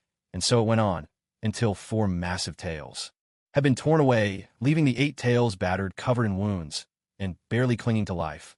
Only then did Natsum finally stop. He drew out a treasured, high-grade sealing scroll and sealed all 4 severed tails inside. After all, a tailed beast was essentially a living mass of highly concentrated chakra. These 4 enormous tails, in essence, were a vast reservoir of chakra, likely a full third of the Eight Tails' total power, easily several hundred units. He sealed them away for future study, and perhaps to implant into a clan member, creating a half-Jinchuriki. Not a problem at all. This meant his own clan could gain another Kaga-level powerhouse, a profit with 0 loss, of course. He didn't extract the whole 8 tails at once. knowing that would kill Killer Bee instantly and spark all-out war between the Hidden Cloud and his own flame hidden village, even though Natsum was confident he could wipe out Cloud Village in a single strike if it came to open conflict. What then? How could a clan of merely a few hundred rule such a vast territory? They wouldn't even have enough people to tend the herds, let alone govern. What's more, under the Fourth Raikage's iron rule, the entire Hidden Cloud was united as one, like an impenetrable fortress. It would be nothing like when he sowed discord among the Hugo branch families back in the Leaf Village. There'd be no way to turn the Cloud clans against each other. That was why he chose the slow knife approach, pretending to cooperate for now, seeking compensation at every turn, slowly bleeding the Hidden Cloud Village and nibbling away at its strength bit by bit. Only when his own side was strong enough would he swallow the village whole in one bold move. That was the optimal plan. Several minutes later, the battered Eight Tails, its body hollowed out and a third of its chakra siphoned away, finally shrank back into Killer Bee's body. The massive loss of chakra caused Killer Bee to immediately lose consciousness. Before long, Natsum returned to the Cloud training grounds, carrying the now unconscious Killer Bee in tow. Of course, this place had long since turned into a wasteland. The entire mountain had collapsed, leaving rubble scattered everywhere. Meanwhile, the commotion from this side quickly drew a large number of hidden Cloud ninja, who surrounded the mountain on all sides, eyeing Nichio and his companions warily, as if a fierce battle could break out at any moment. "Young clan leader, you're back. Are you all right?" Seeing Natsum return, Nichio and the others brightened with relief. "I'm fine. And this man? He's the Hidden Cloud's Eight Tails Jinchuriki. He's the one who just ambushed me with a tailed beast bomb." "Oh," Nichio and the others suddenly understood, and their hearts couldn't help but tremble. After all, the young clan leader had only left for a few minutes, hadn't he? And yet, he'd already captured the Hidden Cloud's Jinchuriki and brought him back. That was unbelievably fierce, and that flying fully manifested. Susanoo, how spectacular was that? They secretly wished they could try it themselves someday, tie him up and put him on display if any of the Hidden Cloud dare attack. Just kill him. Natsum tossed Killer Bee to Nichio, issuing the order coldly. The massive Hidden Cloud ninja nearby didn't pose much of a threat on their own, but if they all charged at once, it would be troublesome, still with the Eight Tails Jinchuriki in their grasp, and the power to kill him at a moment's notice. Surely the Hidden Cloud ninja wouldn't dare risk everything in an all-out assault. Sure enough, seeing that Natsum's group had captured Killer Bee, the Hidden Cloud ninja grew even more cautious. They hesitated, no one daring to make the first move. "Young clan leader, what do we do next?" "We wait. The Fourth Raikage, that old man, may be badly wounded, but he's probably still alive. When he arrives, we'll continue the negotiations." Natsum picked up a large stone, sliced it flat with a single stroke, and sat down to rest. Nichio and the others exchanged glances, then took up positions around the makeshift stone bench, guarding their leader. Poor Killer Bee was propped up, a kunai pressed to his throat, as the group continued threatening the surrounding Hidden Cloud ninja. And so both sides were locked in a tense standoff for about 10 minutes. At last, the backbone of the Hidden Cloud appeared. The Fourth Raikage emerged at last. At this moment, the Fourth Raikage was being supported by Darui, while C stood by his side, tirelessly working healing ninjutsu to mend A's injuries. Even so, the Raikage looked more battered than ever before. His entire body was covered in wounds, blood stained the corners of his mouth, and there was a massive dent in his chest. Who knew how many ribs had broken? For an ordinary person, such wounds would have been fatal long ago. But thanks to his body honed by countless trials, he had managed to survive and make it back here. Lord Raikage, seeing the Raikage arrive, the Hidden Cloud ninja finally breathed a little easier, gaining some of their confidence back. Some even grew restless, itching to launch an attack. Asterisk cough. Asterisk the Raikage hacked up 2 more mouthfuls of blood, his face growing even paler. "Boss." The Raikage waved his hand, signaling to Darui that he wasn't about to die. He swept his gaze over the surrounding Cloud ninja, though his breath was weak and his body battered. The Fourth Raikage still had the sharp leonine eyes and that unmistakable aura of dominance. In an instant, he quelled all the Cloud ninja around him. Those who were ready to attack swallowed their momentum and held back. Well, Lord Raikage still hanging in there. Natsum hopped down from the stone bench and called out to the Raikage in the distance. The Raikage drew a deep breath, pushed aside Darui, who was trying to support him, and strode toward Natsum on his own. He let out a hearty laugh, still exuding his trademark confidence as he replied, "Not dead yet. I could go another round if you want. I really underestimated you, kid."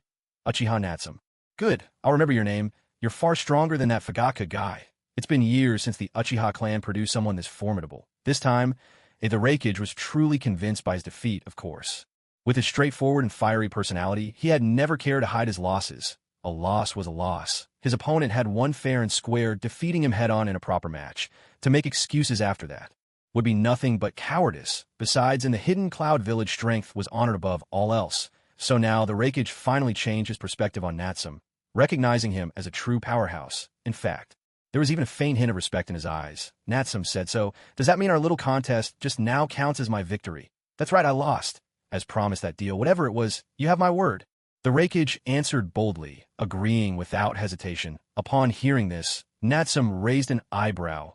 Inwardly pleased, he actually liked the brash and straightforward style of the hidden Cloud Village. A loss was a loss. They honored their word, never shirking on any promise, unlike those in the Leaf Village. When they lost, they'd come up with all sorts of excuses and resort to sneaky tricks behind your back, of course. Appreciation was one thing. When it came to securing his own clan's interests, Natsum wouldn't show any mercy. After all, the Hidden Cloud's attitude toward his people had been terrible from the start. "All right, let's talk about the details of the deal later," he said. "For now, let's discuss compensation." The Reikage was momentarily dumbfounded. Compensation? His own mountain, an entire training ground, had just been smashed to rubble by Natsum Susanoo, and he hadn't even asked for repayment. Now the other side wanted compensation? The nerve. "That's your younger brother, Killer Bee, isn't it?" Natsum patted Killer Bee, who was pinned down beside him. "That's right. What did you do to Bee?" As soon as Bee was mentioned, the Reikage's heart skipped a beat, and he grew visibly agitated. After all, even though Bee is a Jinchuriki, above all, he is his own flesh and blood. Over the years, the two of them had long since forged a bond that surpassed that of ordinary brothers. What's more, if Killer Bee hadn't intervened just now, he might have already been beaten to death. "Don't worry, I didn't kill him. It's just that the match between us wasn't finished. He was the one who suddenly intervened and attacked me, wasn't he?" If word got out that the proud Cloud Village, that the fourth Reikage himself disrupted a match, went back on his word, and ganged up on an opponent, what a scandal that would be. The entire ninja world would look down on Cloud Village, wouldn't they? Or perhaps we should let the souls of the previous Reikages, now resting in peace, hear of such disgrace. Of course, whether this gets out or not depends on your decision, Lord Reikage. With a sly smirk, Natsum fired back without mercy, his words sharp and piercing, each one hitting home. He made his intentions clear. He wanted hush money compensation for his emotional distress. Such biting sarcasm only made the distant fourth Reikage more and more uncomfortable, his scowl darkening with every word. After all, the other party wasn't wrong. No matter the reason, on the surface, it did look like Cloud Village broke the rules, ganged up on an opponent, and lost miserably. If such a scandal spread, Reikage might not care about his personal reputation, but Cloud Village's honor would be dragged through the mud. Even worse, he couldn't bear the thought of sullying the reputation of his father, the third Reikage, because of his actions. The upright image the Reikage of generations had built would be ruined in his hands. So, it seemed he had no choice but to pay up and bury the scandal. Of course, the best solution would be to silence everyone involved and cut off all loose ends. But if another fight broke out now, who would end up silencing whom was still up in the air? Besides, Killer Bee's life was still in the other's hands. And so, after a moment of silence, the fourth Reikage finally compromised. "Fine, I agree. Spoken like a true Reikage." Natsum's eyes narrowed in satisfaction, giving a hearty thumbs up, looking every bit the fox whose trick had worked. "Let's talk somewhere else. This isn't the right place." Reikage A suggested, glancing around. Obviously, discussing compensation in front of hundreds of Cloud Ninja would be disastrous for his authority. "Good idea. Oh, and by the way, we haven't had lunch yet, Lord Reikage. I've heard your village's full beef banquet is unmatched in the ninja world." "We have it. As much as you want," Reikage replied through gritted teeth, his face dark. He couldn't help but feel that today Cloud Village was going to suffer a massive loss. At that moment, inside the Reikage Tower in Cloud Village, Natsum and his companions were seated around a grand dining table, happily indulging in a lavish full beef feast prepared by Cloud Village. It had to be said, Cloud Village's prime beef was truly exceptional. Natsum wrapped a generous slice of fresh beef, dipped it into the bubbling hot pot, and after just 10 seconds, it was perfectly cooked. He spread a dab of secret spicy sauce across the meat, rolled it up, and popped it into his mouth. In an instant, a riot of colorful flavors burst and mingled on his tongue, fragrant, spicy, savory, and salty. All the rich, spicy aromas came in waves, layered and intense, paired with the unique umami of the beef.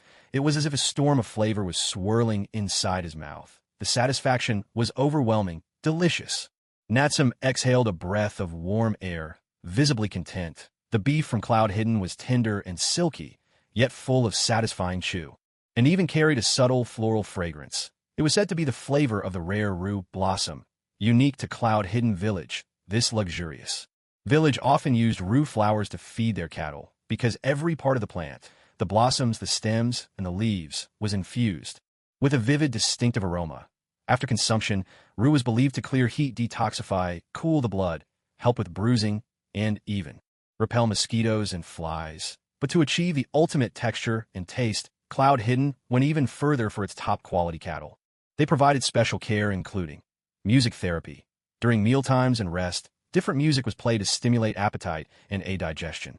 Massages. Each day, the cattle received thorough brushing and massage to boost blood circulation and relax their muscles. Soft bedding. The cows slept on fermented bedding, which broke down waste and kept the barn exceptionally clean. On top of that, the cattle enjoyed carefully timed, measured, and balanced gourmet meals before meeting their fate. These calves truly lived a pampered life, far more comfortable than the weary ninja of the hidden villages. It was a case of the beasts living better than the people. Because of this tender, chewy, and uniquely fragrant beef became Cloud Hidden Village's signature delicacy, reserved exclusively for the village elite and a handful of high-ranking nobles from the Land of Lightning. It was a true rarity. Now around the dining table, Natsum and the four from Nichio were happily feasting on this exquisite all-beef banquet. Even Tsukihime, usually so careful about her figure, couldn't resist and helped herself to several more plates. A string of eager gulping sounds filled the air. Jin, slow down. You're eating meat like you're chugging water. Have a little dignity, Nichio laughed, giving Jin a playful slap on the back. It's just too good. I'm starving, I can't help myself, Jin replied, still chewing, as if he hadn't eaten for 3 days and nights. His behavior only proved how delicious Cloud Hidden's meat truly was, especially with an even more voracious clan leader seated beside him. By the end of the meal, it was clear Natsum and his group had made the right trip, with the top-notch meat from Cloud Hidden and their own vast maritime trade routes. They were bound to make a fortune, with profits flowing in endlessly. It was a pity, though, that Cloud Hidden Village hadn't realized the full potential of its advantage. Because of poor transportation, this treasure had remained hidden from the world all this time. What a pity, truly. Of course, you can't put all the blame on Hidden Cloud. After all, their village has always valued martial prowess above all else, famous for its fierce and bold people. As long as the village's expenses are covered, that's enough for them. Any extra time, instead of figuring out how to make more money, is better spent building up their strength and honing their ninja skills and bodies. In the end, the real issue is the warped development of the entire ninja world, where there's far too little exchange and communication. Otherwise, with the combined power of the 5 great hidden villages, a mere figure like Gato would never have been able to set up such a vast shipping company and control the whole land of waves. After enjoying a satisfying meal, Natsum turned the conversation with the Hidden Cloud Village representatives to more serious matters. First and foremost, they needed to discuss the hush money and compensation for emotional distress. On this point, Natsum wasn't greedy, simply named his price, 30 million Rio. When this amount was mentioned, the fourth Reikage, already gravely injured, nearly fainted from anger again. 30 million Rio, that's no small sum. It might not be even a third of the Cloud's emergency funds, but it was still a hefty amount just to earn that. Much through standard mission commissions, at least 1,000 Cloud Ninja teams would have to take non-stop C-rank missions for 2 or 3 months.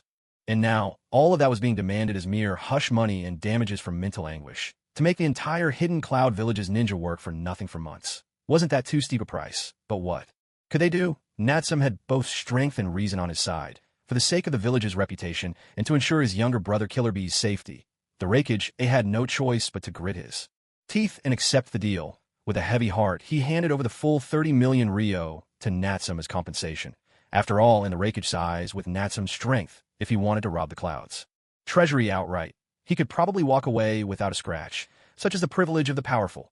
Besides, sooner or later, the Flame Hidden Village would need to buy their meats and do business with them. Eventually, they'd earn it all back. Across the whole ninja world, banknotes aren't universally accepted. Each of the 5 great nations has its own currency with unique symbols and marks. To use money between countries, you first have to exchange it in a major town. That's why the strategic reserves in each hidden village's vault are kept in hard silver and gold as a safeguard against war and the risk of sudden devaluation of paper money. This also explains why when Natsum looted the Hidden Leaf and Hidden Stone treasuries before he Needed so many space scrolls to store all that silver. If it had just been banknotes, even tens of millions would weigh at most 2 or 3 tons. A few big chests would be enough. But this time, the 30 million Rio in silver that Cloud had to pay filled nearly half a room. Natsum used a full 10 space scrolls to pack it all up, finally managing to fit it into his belt pouch. Next, Natsum quietly ran his fingers over the space scrolls, converting all their value points into gold coins. Ding! Congratulations, you have received 30 million value points. Would you like to recharge 30 million value points and exchange them for 3,000 gold coins? Recharge successful. Congratulations. You have gained 3,000 gold coins, your current balance. 7,190 gold coins. In an instant, Natsum happily pocketed another 3,000 gold coins. Seeing this, the group from Hidden Cloud, led by Mabu, looked utterly grim, as if their hearts were being twisted by a knife. All right, now we're even. I'll keep my word too. I won't go around spreading the story of how you shamelessly ganged up on the few with the many. Natsum cheerfully patted the scrolls and replied with a smile. His words made the Rakege's mouth twitch in anger, nearly causing an outburst on the spot. What an infuriating thing to say. Yet for both emotional and practical reasons, they had to be grateful that Natsum kept his promise and admit, if only to themselves, that they had indeed acted in a rather despicable manner. One could only imagine how frustrated the Rakege felt at this moment.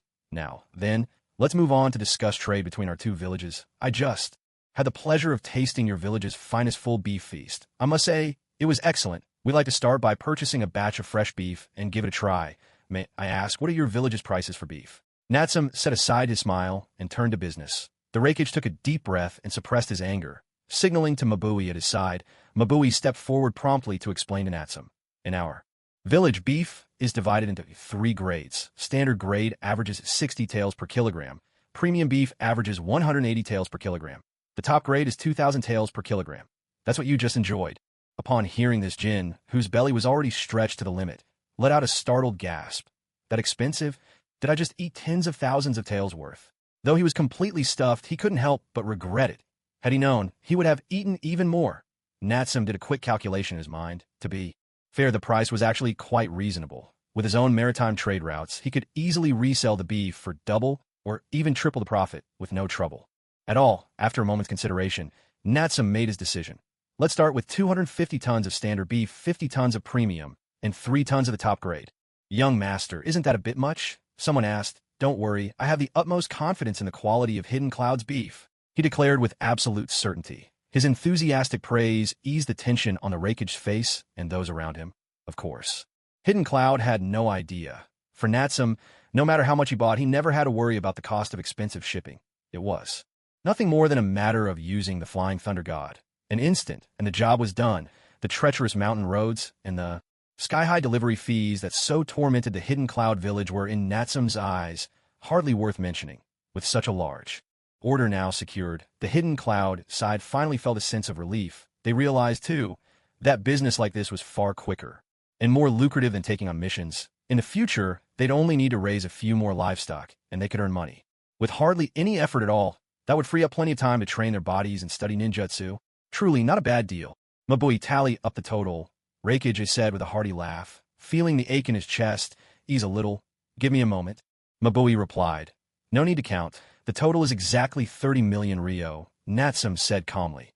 Rakege's face brightened a broad grin spreading as he exclaimed, 30 million. Now, that's a hefty transaction. We'll have to do more business together in the future. Wait a minute. 30 million Rio? Doesn't that mean? That's right, Natsum confirmed. Exactly 30 million Rio. I've already prepared the money. It's all here. Please check it over with that. Natsum produced 10 storage scrolls, withdrawing all 30 million Rio and stacking it before everyone's eyes. For a moment, the room filled with silver Rio was utterly silent. Even the fourth Rakege looked bewildered. The gathered cloud shinobi were even more dumbfounded. The money's ready. Go ahead and count it, they thought. What's the point of counting? Isn't this our own money? Good grief, he's using our money to buy our own goods. The Hidden Flame Village bastards don't need to pay a single coin, and we're handing over hundreds of tons of beef for free.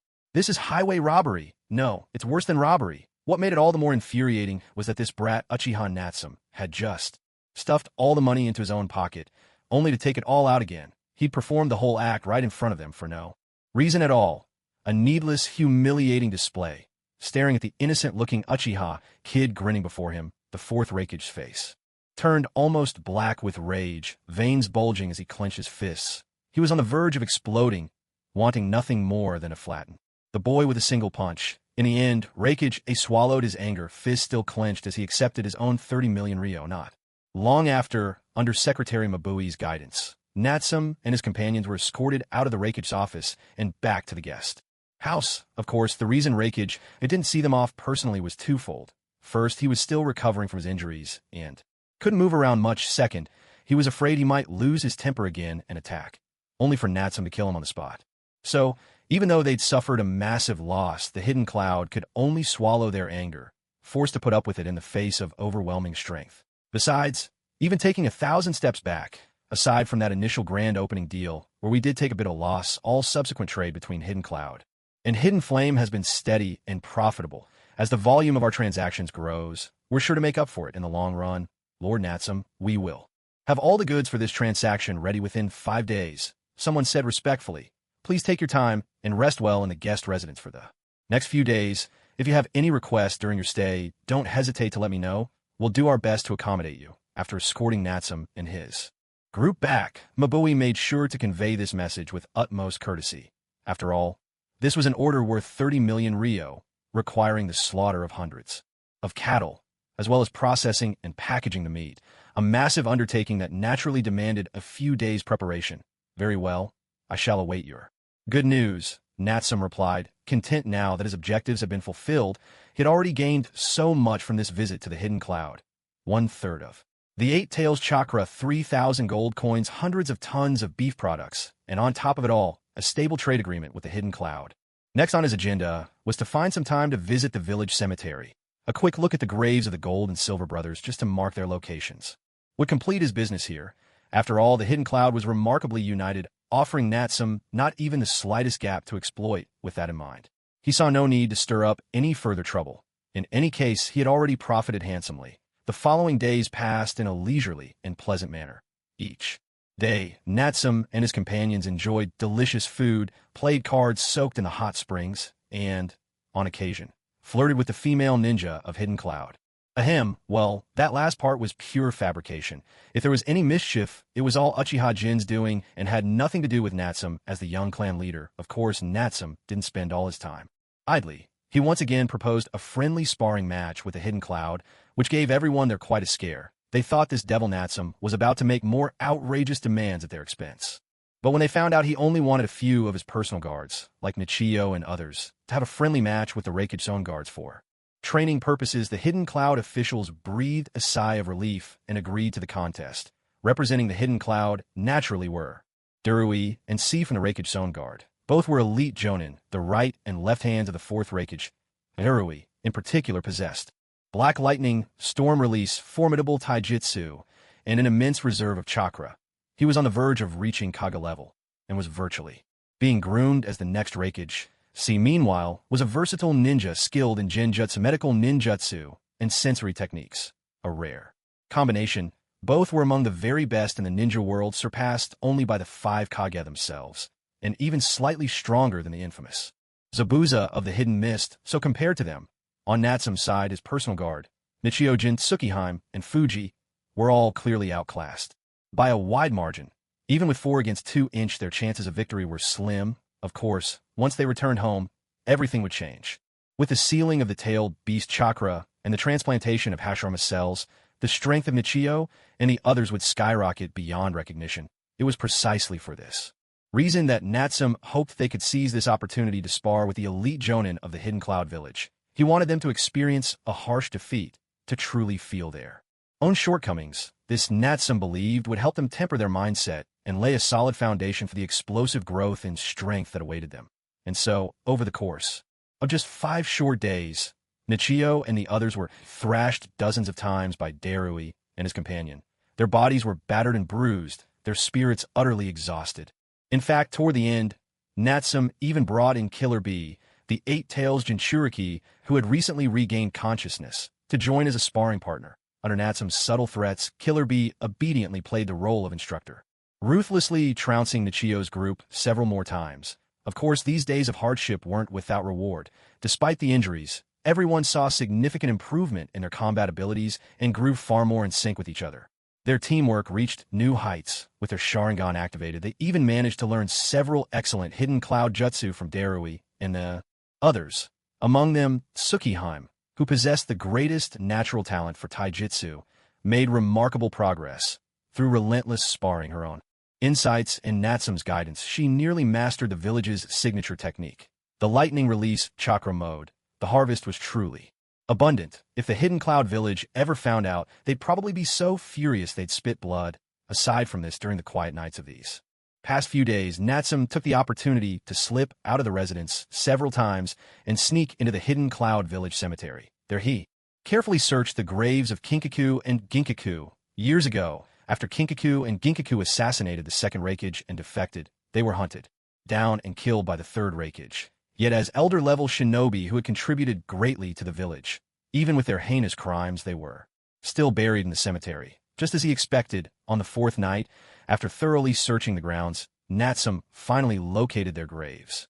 He discreetly buried a kunai engraved with the flying thunder god seal in the earth nearby, then quietly slipped away.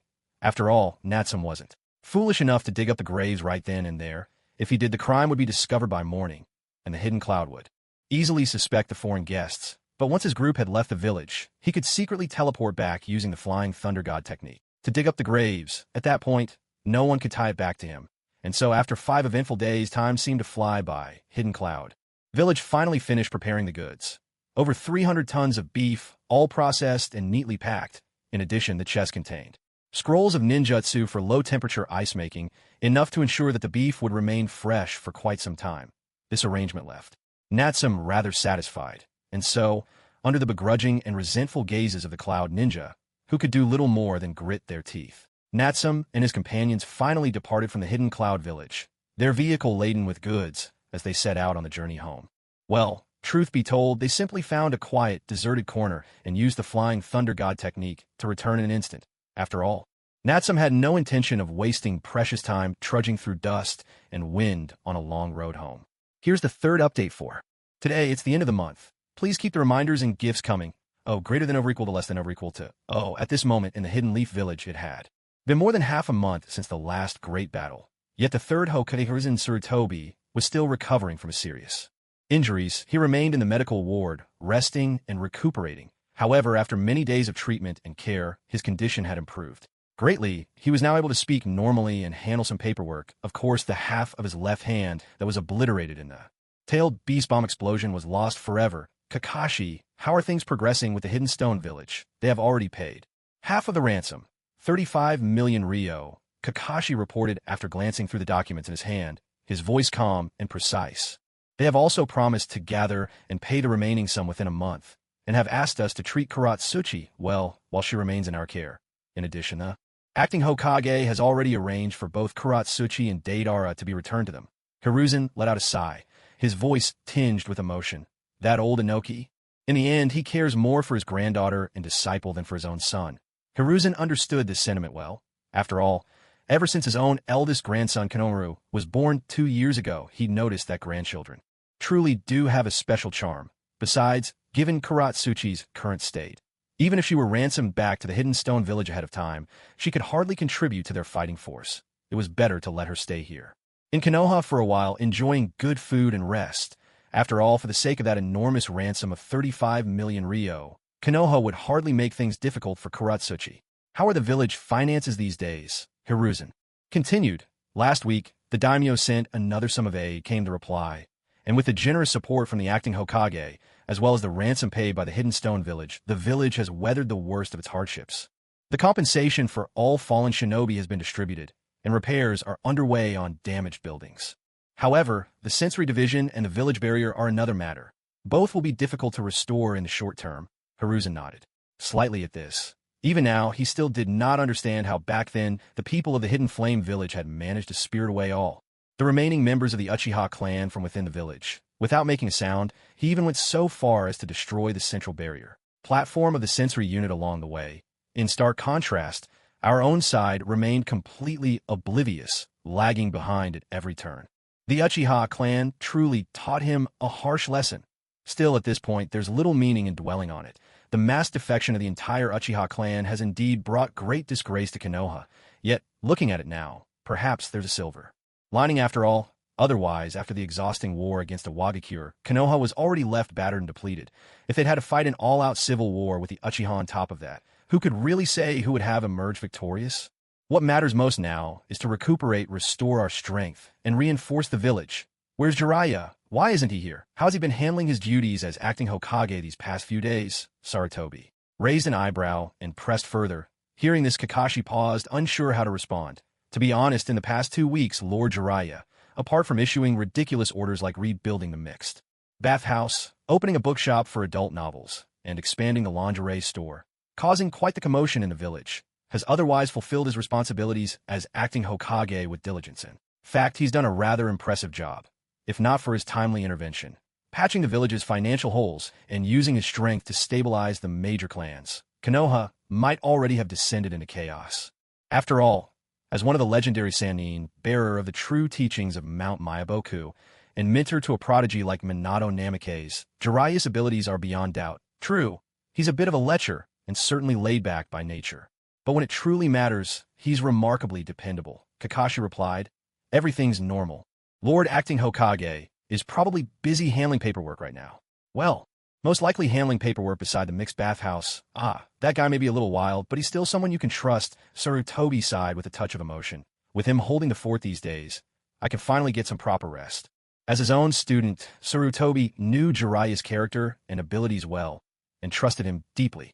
Kakashi, yes sir, take my token and head to the Forbidden Scroll archive. Bring me 2 scrolls at once. Kakashi stepped forward, taking the token from Sarutobi and accepting the mission, and also informed the heads of the Hyuga and Aburame clans too. Come see me. I need to confirm our external defenses with them once again. After all, with the sensory unit destroyed and the Great Barrier shattered, Konoha is now to outsiders almost as defenseless as someone stripped bare for the sake of safety. Strengthening surveillance and defense around the village perimeter had become particularly important. The Hyuga clans, Byakugan, and the Aburame clans. Parasitic insect technique, when combined, could form a comprehensive web of surveillance and traps, encasing the entire hidden leaf within a protective net. This system ensured that any suspicious individuals or enemy shinobi from other villages with ill intentions will be detected and intercepted before they could approach Konoha. This was precisely why Hiruzen intended to meet personally with the heads of these 2 renowned clans. Yes, Kakashi accepted the order and quickly withdrew. Without delay, he visited the Hyuga main house and the Aburame residence, delivering Hiruzen's message to both clan leaders. His errand complete, he hurried straight to the archive hidden behind the Hokage's office. With Hiruzen's personal token, he unlocked the door to the Forbidden Scroll library, preparing to retrieve the 2 specified scrolls containing forbidden techniques. However, the moment he stepped inside, Kakashi immediately sensed another presence in the room. The Forbidden Archive was one of Konoha's most closely guarded secrets. Apart from a handful of high-ranking officials, no one was allowed entry without an official authorization. After all, these shelves held countless dangerous jutsu. If any were leaked, the consequences would be disastrous. Who's there? Kakashi barked, instantly on guard. The distant figure paused in their actions, then calmly turned to face him. A shinobi of the Foundation, here by the order of Lord Danzo to retrieve a sealing technique scroll. Is there a problem? The other person raised Danzo's token and, revealing a pair of clear Byakugan beneath their mask, explained in a composed voice. Seeing this, most of Kakashi's suspicions faded. If this person was sent by Lord Danzo, there was no issue. Foundation shinobi operated independently. Kakashi didn't know them all, and the mask made identification even harder. Still, the unmistakable Byakugan was proof enough of the person's identity. Besides, Kakashi himself had once worked under Danzo and knew well that Lord Danzo had a strong interest in the art of sealing. It wasn't unusual for Danzo to send someone to collect a few sealing scrolls for study. It's fine, my mistake. Kakashi sheathed his kunai and offered a brief apology. He then turned away, focusing on the bookshelf numbers, searching for the forbidden scrolls he needed. Before long, he found one of the scrolls, but when he glanced back, the Byakugan-wielding Foundation shinobi had already vanished. So that person has already left? Kakashi withdrew his gaze and paid it no further mind. After all, with the Byakugan, there was no way anyone could betray the Hyuga main house or the Leaf Village. Meanwhile, in another corner of the hidden Leaf Village, Hyuga Shinka, having hurried from the Forbidden Archive, arrived at the designated meeting spot. There he found the person he was to meet, Lord Natsum. Respectfully, Hyuga Fukagawa handed over 4 forbidden jutsu scrolls to Natsum, who stood before him. Indeed, the figure cloaked in the night was none other than Natsum, who had just hurried back from the hidden cloud village. In truth, Natsum had already returned to his own flame-hidden village several days prior. During this time, he had been devoted to studying how to safely seal the Eight Tails chakra into a ninja's body. After much research, he finally discovered that the best way was to use a well-developed sealing technique to bind the tailed beast chakra within the host. This method not only minimized harm to the ninja, but also allowed them to better master the power of the tailed beast.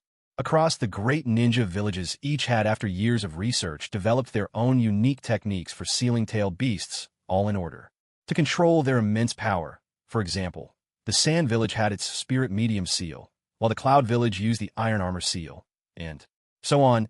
Each of these sealing techniques had its own strengths and weaknesses with distinct characteristics, making it difficult to judge one as superior to the others. However, throughout the ninja world, the sealing techniques of the Uzumaki clan were universally recognized as the most powerful. Yet, it was precisely because of their fame and the fear it inspired that calamity eventually befell the land of whirlpools. Still, due to the alliance by marriage between the Hidden Leaf and the whirlpools, the essence of the Uzumaki clan's sealing arts was preserved and incorporated into the Hidden Leaf secret techniques. After the fall of the whirlpools, Natsum, always insisting on using only the very best, naturally set his sights on the Leaf's techniques. After all, he would be sealing the chakra of both the Eight Tails and the Nine Tails.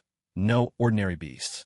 Anything less than the finest sealing jutsu would be rife with danger. With that in mind, Natsum used the Flying Thunder God technique to instantly return to the Hidden Leaf, his private backyard, and contacted Hyuga Fukagawa. Using Fukagawa's former position en route, they forged a command order and slipped into the Forbidden Library. There, they borrowed several scrolls on sealing and forbidden jutsu for Natsum to study at his leisure. Of course, the sealing techniques Natsum sought could also be exchanged for within the system, but the price was steep, since he was still saving up to redeem the heretic god body. Natsum became all the more frugal.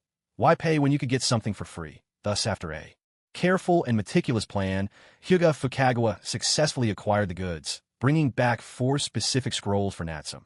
The first, the 4 Symbols Seal Scroll; the second, the 5 Elements Seal Scroll; the third, the Creation Rebirth Jutsu Scroll; the fourth, a manual titled How a Jinchuriki Can Control Tailed Beast Chakra; 3 Forbidden Jutsu Scrolls, and 1 instructional manual. These were exactly what Natsum needed. There was no need to elaborate on the 4 symbol seal.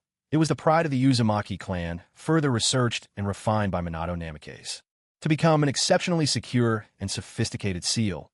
When paired together, they formed the 8 trigram seal, powerful enough to restrain even the mighty Nine Tails, making it the ideal method for sealing tailed beasts. 5 Element Seal.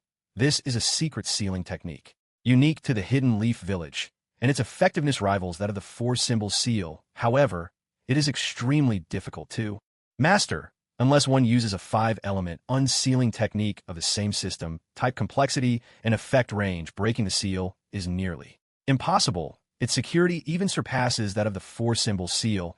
As for the Jinchuriki handbook, it is annotated with the experiences of previous Nine Tails Jinchuriki from the Uzumaki clan, such as Mito Uzumaki and Kushina Uzumaki. It records in detail how to suppress a tailed beast, as well as key points and techniques for harnessing their power.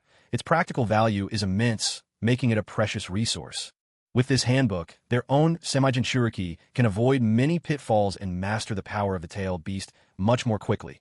Lastly, the S-rank Forbidden Technique, Creation Rebirth. This 1-inch Natsum intended for his own use.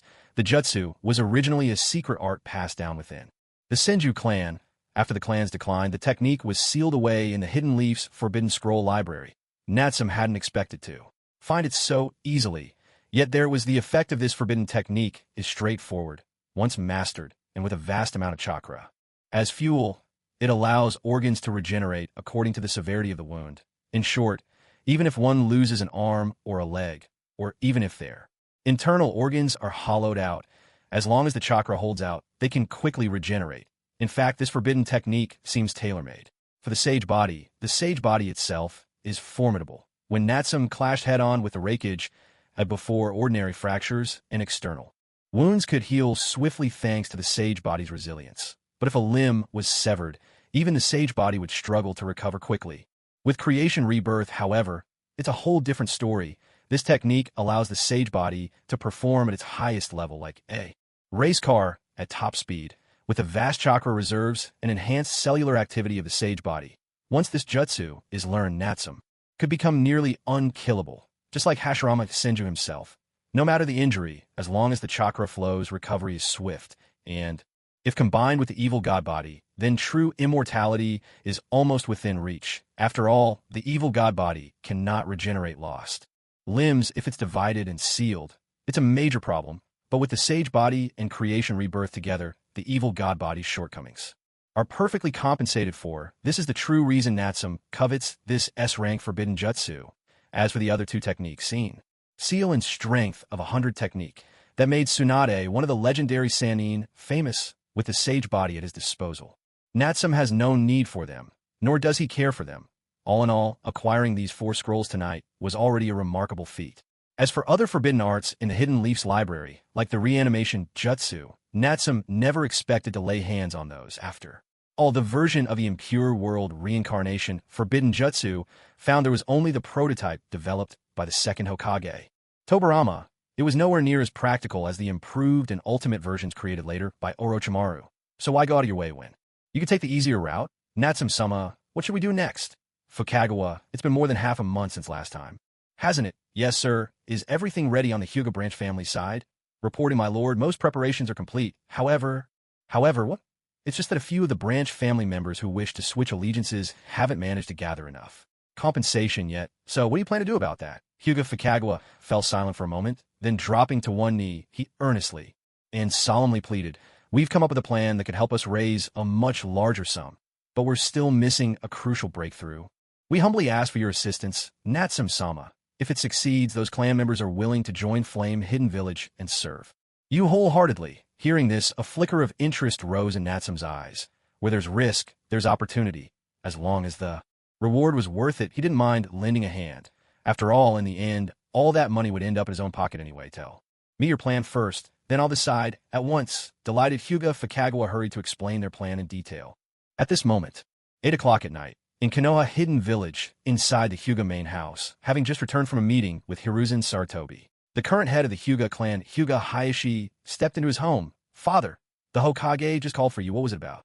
It wasn't anything major. He just discussed the redeployment of personnel at the outpost outside the village and instructed me to send more of our clan's ninja to work alongside the Aburame clan to strengthen surveillance outside the village.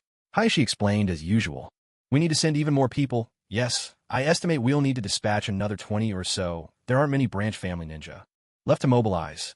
The old Hyuga patriarch sighed softly after the heavy losses suffered by Root and the fierce battle with Iwagakure. Quite a few branch family ninja had fallen recently, and just a few days ago, many had already been sent out to help with the village's defenses. If they were to send more, there'd be barely any branch family ninja left. And as for the main house, if he didn't keep a few extra people around as potential scapegoats, he just wouldn't feel secure. "I'll make arrangements as appropriate," Hayashi replied. The old patriarch nodded slightly, and in a grave tone continued to remind him, "As long as you know what you're doing. The village is going through turbulent times. Don't drag the whole clan down with it. And as for Sarutobi, that old fox, you need to be especially careful. Don't be fooled just because he's badly injured this time and has installed an acting Hokage in his place. But that old man, when it comes to the power in his hands, he hasn't loosened his grip in the slightest. So many years have passed. The once mighty Senju clan, the current Uchiha clan, and the others all have perished or defected. Only the Sarutobi family has flourished more and more with each passing day. In fact, although Sarutobi appeared to hand over the position of acting Hokage to Jiraiya, the real power of the village still remained firmly in his grasp. The entire Umbu was under the control of his son Sarutobi Shinosuke. The commander of Konoha city defense and close combat troops was also Sarutobi Asuma. Unnoticed by most, the Sarutobi clan had long since come to control the majority of the village's true authority. They simply kept a low profile, unlike the Uchiha, who had always drawn attention to themselves. Moreover, Jiraiya was alone, without any family backing him. He was also Sarutobi's own disciple. That's why Hiruzen Sarutobi could rest easy in trusting the Hokage's seat to him, even if only temporarily. "Father, I understand. I won't say anything more than necessary. In short, you must always remember this. In this ninja world, some clans have glory, and some have greatness. But we of the Hyuga clan have endured the longest. That is why, no matter what, as the head of the main family, Your own safety is the most important thing. Listening to his father's words of wisdom, Hayashi Hyuga nodded in silent agreement. He was no longer the spirited young man of years past. Now, with the weight of the entire Hyuga clan's future on his shoulders, he was all too aware of what truly mattered. By the way, I've noticed lately that many of the branch house ninja are a bit restless. Do you know why? Hayashi shook his head. I'm not really sure. Perhaps someone is stirring up that useless talk of freedom again? How foolish. All these years, there are always some self-righteous fools who try to overturn the caged bird seal. But this is no trivial matter. If people grow any more unsettled, heresy is bound to arise. Find time to root out those foolish troublemakers soon. I will, Hayashi promised, nodding to signal he would take care of it. Then he turned to begin reassigning the remaining idle branch house ninja. But before he could even set foot outside the house, an urgent warning sounded, making his heart leap. A crisp bell rang out clear and sharp, a signal that the Hyuga main house was under attack. The very next moment, a branch house ninja leapt in front of Hayashi, reporting in a hurried voice. Clan head, bad news. Miss Hinata has been taken by an assassin. What? Hayashi's fury erupted. He seized the branch ninja by the collar, shouting, what on earth happened? I had just gone to the young lady's quarters to take over the guard shift when I saw a shadowy figure dart out from inside and seize Miss Hinata before fleeing. The subordinate reported breathlessly. The two guards stationed outside had already been knocked unconscious. My teammates have already gone in pursuit. Hayashi Hyuga shoved the branch family ninja aside, his voice thundering with fury. Useless. All you are utterly useless. Just then the elder head of the Hyuga clan emerged, his manner calm and measured. Hayashi, what's happened? He inquired. There's been an attack. Hinata's been taken. I'm almost certain they're after the Byakugan. Which way did the attacker go? Northeast, less than half a minute ago. Father, I'll take a team and give chase. I'm leaving the house in your care. Go, be careful, and do everything you can to bring Hinata back safely. Understood. Without delay, Hayashi set off, taking the few branch family jonin who remained, and hurried northeast in pursuit. Even though Hinata's talent was lacking, and it was uncertain if she'd ever inherit the head of the Hyuga main family, she was still Hayashi's eldest daughter. The Hyuga heiress, she had to be rescued. Moreover, as the legitimate eldest daughter, Hinata had never been branded with the caged bird curse seal. If her eyes were to fall into enemy hands, the consequences would be disastrous. No matter what, the Hyuga could not allow another Byakugan killer to emerge outside the village. As for why Hayashi himself had to go, there was simply no other choice. Most of the branch family's ninjas were stationed outside the village, leaving very few within a clan compound. Besides, the fact that the attackers had silently taken down both guards outside Hinata's room proved that the enemy was at least jonin level. Only Hayashi himself could ensure the intruder was swiftly subdued. Soon, the alarm bell from the Hyuga main house rang out, drawing the attention of Konoha's forces. ANBU ninja arrived at once to investigate. As the elder head of the Hyuga Tokuwa quickly explained the situation and requested ANBU support for Hayashi's pursuit. Upon hearing that there had been another infiltration, the ANBU were startled, but learning the intruder was acting alone and that their target was the Hyuga's Byakugan, they finally breathed a sigh of relief. Still out of duty, and to prevent any bloodline secrets from leaking outside the village, the ANBU immediately mobilized, heading northeast. As the ANBU set off in pursuit, Hyuga Tokuwa allowed himself a small sigh of relief. With so many people giving chase, Hayashi shouldn't be in any real danger. He could only hope that Hinata would be brought back safely. But just a minute or two after Hayashi and his team had left, a sudden series of violent crashes and clashes erupted from the direction of the clan's ancestral hall. The old clan head Hyuga Tokuwa was so startled that he jolted in shock, his heart pounded with fear, and he hurried toward the ancestral hall. After all, the ancestral tablets inside the shrine weren't what truly mattered. What was truly important was the family's secret treasury hidden beneath the shrine. The clan's entire fortune. That was the Hyuga main family's lifeblood, absolutely irreplaceable. Meanwhile, outside the Hidden Leaf Village, Hayashi Hyuga was leading 3 branch family jonin at full speed in pursuit. In no time, they caught up with the branch family chunin who had first discovered the intruder. Lord Hayashi, where's the enemy? About a kilometer ahead, fleeing as we speak. Hayashi's Byakugan snapped open, his vision sharpening as he looked in the indicated direction. Sure enough, about a kilometer ahead, he spotted the enemy. The figure was tall and was carrying the unconscious Hinata while dashing away at top speed. There was no forehead protector, so their identity was unclear. After them, Hayashi barked. Wasting no words, he and his team accelerated, racing after the enemy, although Hayashi could attack from a distance with a gentle fist. 8. Trigram's air palm, his chakra reserves and control meant he could only strike targets within 200 meters, and even then, the power would be greatly diminished. The stronger 8 trigrams, Great Air Palm could manage at most 300 meters.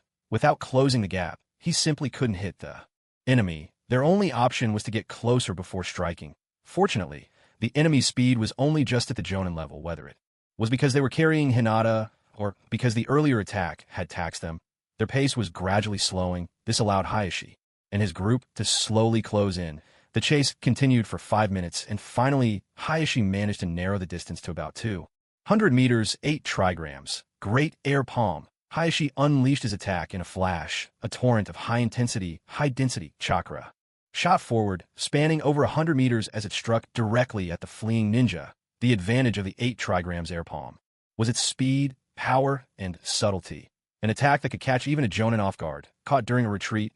Even a seasoned ninja would have trouble withstanding it. But just as the attack was about to strike, a surge of intense cerulean chakra erupted from the enemy. In an instant, it condensed around them, forming a suit of armor. A deafening crash echoed as the Great Air Palm slammed into the blue chakra.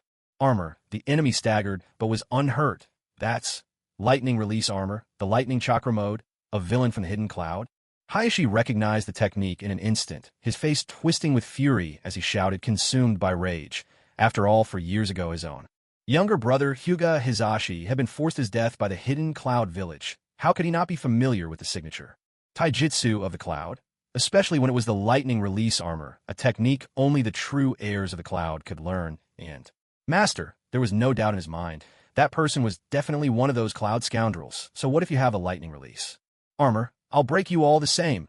Don't even think about taking my daughter. Hyuga Hayashi roared with fury as he launched attack after attack. One after another, he unleashed the 8 trigrams vacuum palm, sending a relentless barrage toward the distant cloud ninja. With his Byakugan, he could see it clearly. Though the opponent had the strength of a Jonin, it seemed she was not yet proficient in the lightning release chakra mode. She had likely only just learned it. Even the chakra armor gathered around her body was unstable, a far cry from the fourth Reikich's mastery. At this level, if he kept pressing the assault, there was a real chance he could shatter that layer of lightning release armor. 8 trigrams, Air Palm. 8 trigrams, Great Vacuum Palm. Wave after wave of concentrated chakra struck the distant cloud ninja, even with the lightning release chakra mode greatly boosting her speed and defense. She struggled to evade these long-range attacks, especially under the relentless gaze of the Byakugan. What's more, her opponent was none other than the current head of the Hyuga clan, a man whose strength had nearly reached the Kage tier, the strongest among the Hyuga. As expected, after another 6 or 7 minutes of pursuit and dozens of blows, the tough lightning release armor was suddenly shattered. The next strike from Hayashi sent his foe crashing heavily to the ground, seriously injured. Seeing this, the enemy didn't hesitate for even a moment. She flung Hyuga Hinata away with a single blow, then conjured several shadow clones and scattered in all directions to escape, driven by the desperate need to save his daughter. Hayashi could no longer afford to give chase. He hurriedly caught Hinata and checked her injuries. Fortunately, the enemy's final strike hadn't been meant to kill. Hinata had only suffered minor injuries, with a few bruises on her back. Her eyes, most crucially, were untouched and unharmed. Relieved at last, Hayashi's weariness seemed to melt away. He held Hinata close and let out a long, deep breath, then immediately commanded, "Continue the pursuit. That person is already wounded. You must bring them back alive." But no one responded behind him. Hayashi spun around in alarm, only to realize that the 4-branch family shinobi who should have been right behind him were nowhere to be seen. A chill ran down his spine as dread crept in. Where are they? What happened? Were they all taken out? No, that's impossible. There's no way someone could silently kill 3 Hyuga Jonin and a Chunin without me noticing. No, it can't be. Absolutely impossible. Hayashi Hyuga immediately dismissed that suspicion. Or maybe he muttered, "I was so absorbed in the pursuit that I didn't notice everyone else had fallen behind." That's possible. Humph. Even in the middle of chasing down enemies, they managed to get left behind. The branch family shinobi are truly useless. When I get back, I'll have to give them some serious training. Hayashi cursed under his breath, but didn't dwell on it any longer. He had no choice but to abandon the idea of chasing after that cloud ninja. Cradling his daughter Hinata in his arms, he turned and prepared to retreat to the village. Yet at that very moment, he was unaware that the Hyuga main house itself had already been infiltrated. Let's turn the clock back 10 minutes. Inside the Hyuga clan's main estate, the old clan head Hyuga Sachikawa rushed to the ancestral hall as soon as he heard the sounds of battle. There he discovered that the two clan shinobi who guarded the hall were already lying in pools of blood, their lives extinguished. At the same time, on the right side of the ancestral hall, a secret passage known only to a select few had been exposed, the one that led directly to the clan's underground vault. Upon seeing this, Sachikawa's heart clenched so tightly he nearly had a heart attack on the spot. Gripping his cane, he hurried forward in a panic, dashing down the hidden corridor. He descended swiftly, making his way to the vault's entrance. The vault's stone door was immense and solid, protected by a formidable secret barrier. Only the successive heads of the main family knew the incantation to open it. At first glance, the door did not appear to have been forced open. Still, he couldn't be sure whether the Hyuga clan's treasures inside had been stolen or not. After all, the events of tonight seemed far too coincidental. It had to be the work of someone with a plan. Perhaps through some means the intruder had already learned the secret command to open the barrier. Sachikawa knew he couldn't rest easy until he saw for himself. With that thought, he hastily performed the secret ritual, dispelled the barrier, and pushed open the enormous stone door. In the next instant, he was greeted by a dazzling blaze of gold, glittering jewels, and treasures that sparkled before his eyes. Clearly, the vault had not been robbed. Relief washed over Sachikawa, and he finally allowed himself to breathe easy. But just as he was about to close the door and reset the barrier, a shadow suddenly appeared behind him. "Who's there?" Sachikawa shouted, spinning around, ready to attack. "Greetings, honored elder clan head."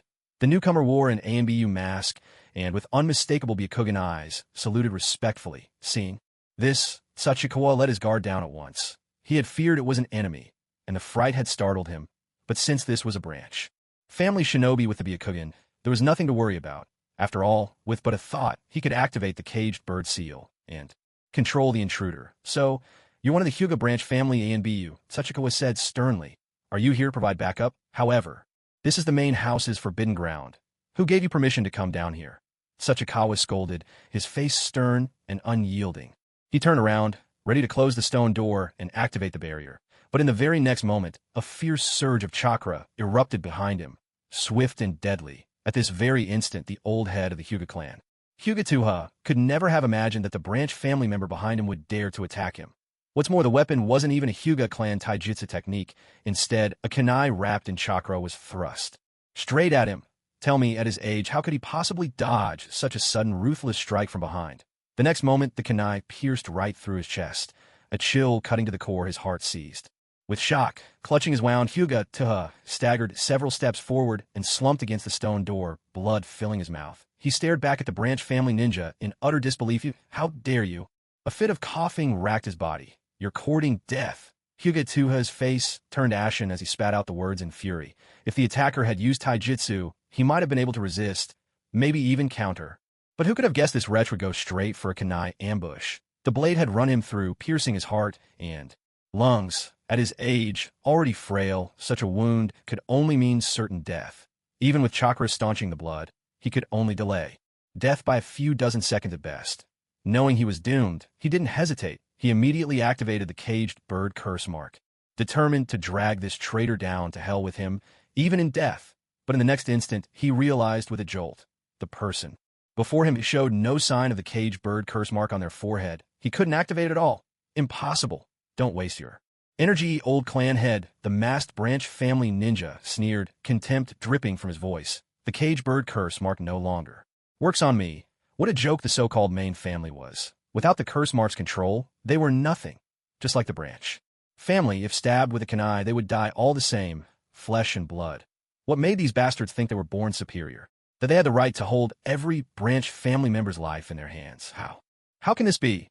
Are you really? Where did you get those Byakugan eyes? Hyuga Tuha's face twisted in terror, his heart pounding with dread, more shaken even than when he was first attacked.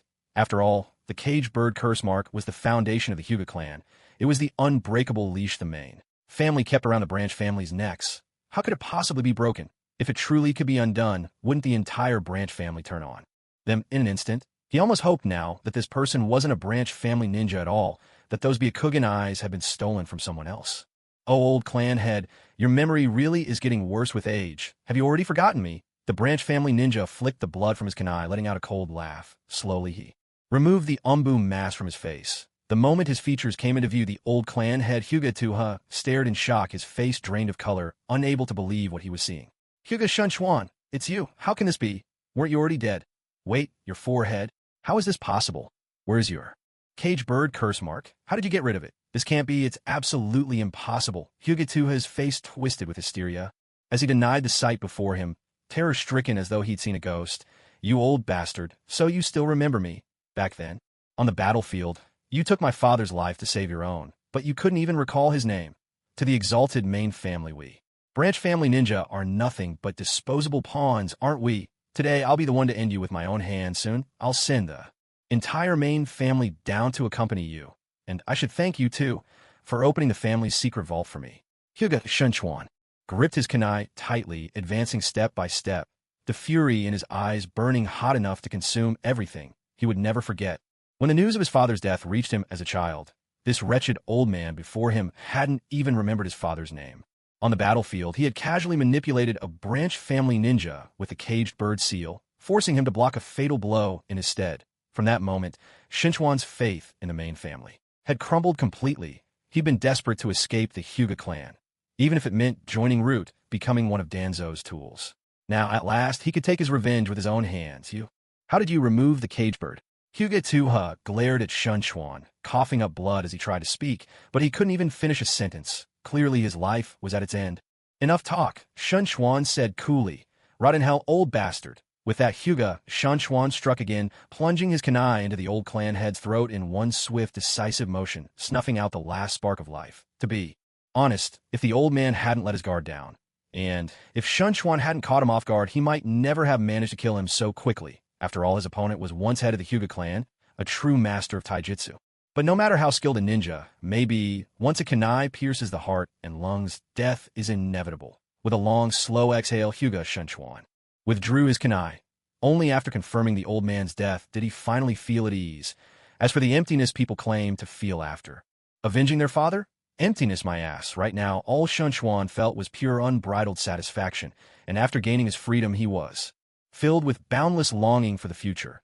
As for betraying his clan, that was hardly worth mentioning. After all, the Hyuga main house had never truly regarded branch family shinobi like them as part of the clan. What mattered far more to him was this. From this day forward, at least, he, his children, and every one of his descendants would never again be shackled by the caged bird seal. At this moment, with most of the branch family shinobi having been sent elsewhere, the Hyuga main house was left astonishingly empty. Only a handful of shinobi remained, and they seemed woefully inadequate. On top of that, they had to guard the women and children of the main family, which left them even more stretched thin. As a result, when such a shocking turn of events occurred at the clan's ancestral shrine, there was no one to send for reinforcements. Perhaps a few tried to come, but they were likely intercepted by branch family shinobi who were secretly in on the plan. Meanwhile, in the secret underground vault beneath the ancestral shrine, Hyuga Shinkawa no longer paid any attention to the corpses on the floor. Instead, he let out a low whistle. Moments later, 5 branch family shinobi rushed into the vault together. All of you pack up the gold and silver quickly. Take only gold and silver.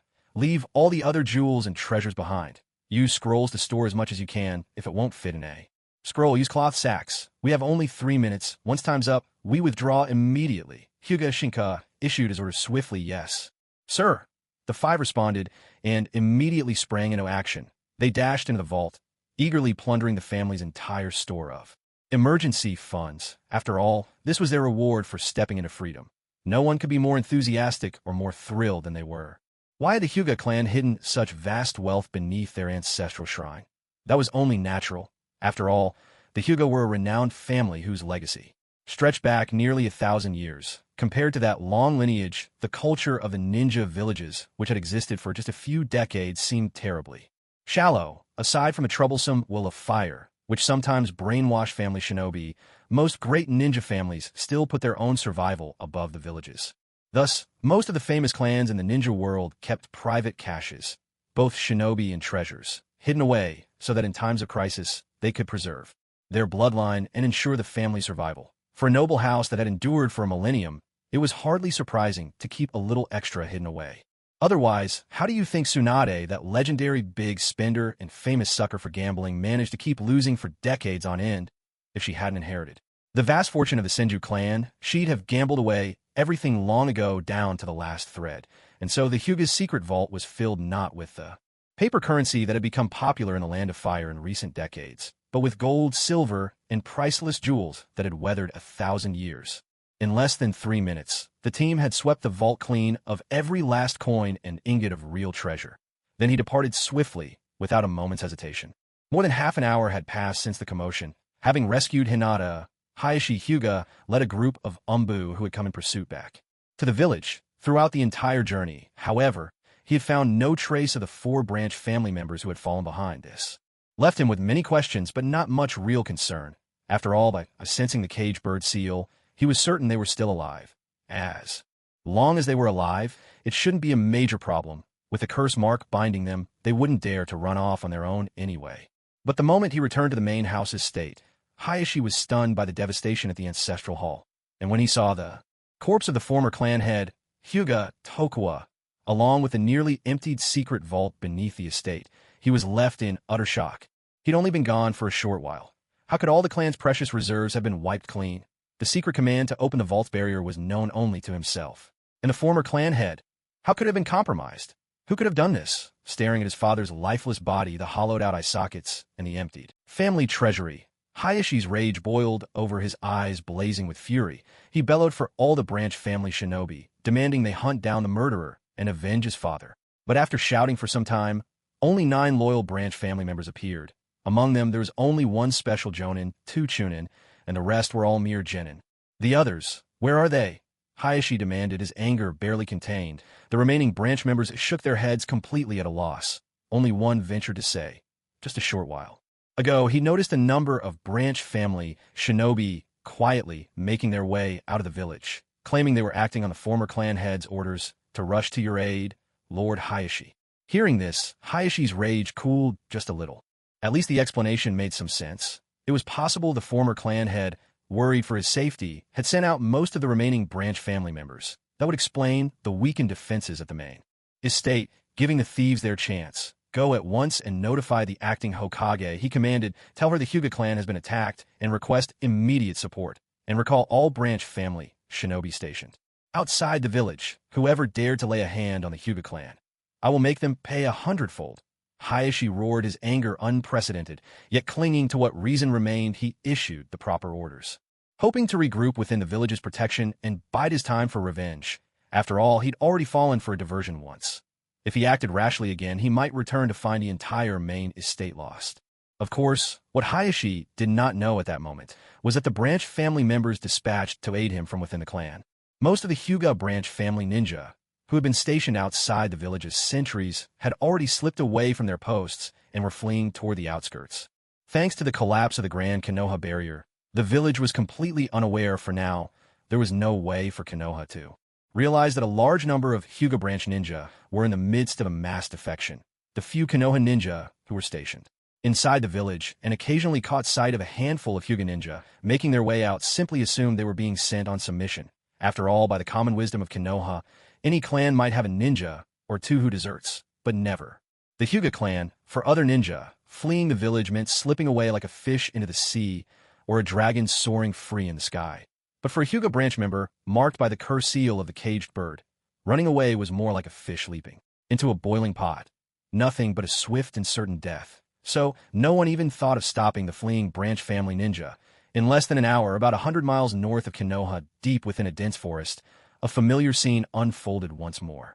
Over 200 members of the Hyuga branch family had gathered there, quietly waiting, and at the center of this group stood a young Uchiha. Yet there was not a hint of distrust in their eyes. On the contrary, they gazed at him with hope burning in their faces, eager and full of longing. After all, he was their only hope for freedom, for a new life. A few more minutes passed. In the distance, the sound of rustling leaves could be heard. Soon, 6 figures emerged from the shadows and hurried to the front of the crowd. Greetings, Master Natsum. Hyuga Shinka led the group in a respectful bow. Did you succeed? Natsum asked. We succeeded. Hyuga Shinka replied, barely able to contain his excitement. He quickly handed over several space scrolls and more than a dozen bulging sacks to Natsum. All the main family's cash reserves are right here, and these are Hyuga Tsuchikawa's eyes. We took them out as you instructed. Master Natsum, we beg you, free us from the cursed seal. Let us reclaim our freedom. Hyuga Shinka knelt and pleaded with utmost sincerity, for the sake of the entire branch family, for the future of his people. What was one more kneeling, After all, in their lives, they had long since lost count of the times they had knelt before the main family. What was a little more pride to lose now? Only by breaking the curse and regaining their freedom could they reclaim true dignity. The other branch family ninja quickly followed suit, offering up all the silver they had managed to gather. They too dropped to their knees there, voices rising in a chorus of hope. Master Natsum, please remove our cursed seals and grant us freedom. Hearing this, Natsum scratched his head, feeling a bit awkward. The experience of being knelt to by so many people was uncomfortable, to say the least. After all, he was still very much alive and well. He certainly didn't want to keep shortening his lifespan with such burdens. All right, everyone, get up. My promise once given is surely meant to be fulfilled. This is a fair exchange, after all. There's no need to belittle yourselves. Once the curse mark is removed, if you truly feel grateful, then join the flame-hidden village in greater numbers. Our village would be more than happy to welcome you all, Natsum said with a cheerful wave. Meanwhile, his hands had already begun caressing the rolls of space scrolls and bulging sacks of cash piled before him. All that polite talk was just for show. Only the cold, hard cash in front of him was truly real. Wow, look at all these scrolls, all these huge sacks. The Hyuga clan's reserves really run deep, and when you add in the silver coins gathered by other branch family shinobi, this must be an astronomical sum. It feels even richer than Konoha's treasury. Well, that's only to be expected. After all, they're a shinobi clan that's survived 1,000 years after hoarding for so long. It'd be strange if they didn't have savings. Think about it. Even in my previous life, those famous companies, the Penguin Group and the Ollie Group, became wealthier than countless towns and villages in just a generation or two. All right then, let's see just how much money is here. Natsum marveled in his heart. Next, he quickly ran his hands over all the scrolls and money bags, converting every last coin into value points, and then began exchanging them for gold coins. Ding, congratulations. You have obtained 100,210,4500 value points. Would you like to recharge 100,210,0000 value points and convert them into 100,210 gold coins? Recharge successful. Congratulations, you have received 100,210 gold coins. Current balance, 107,400 gold coins. Staring at the sudden deposit of 100,000 gold coins, Natsum was over the moon. He felt as if he were floating on clouds, a rush of euphoria sweeping over him. Of course, after that instant of exhilaration, he quickly reined himself in.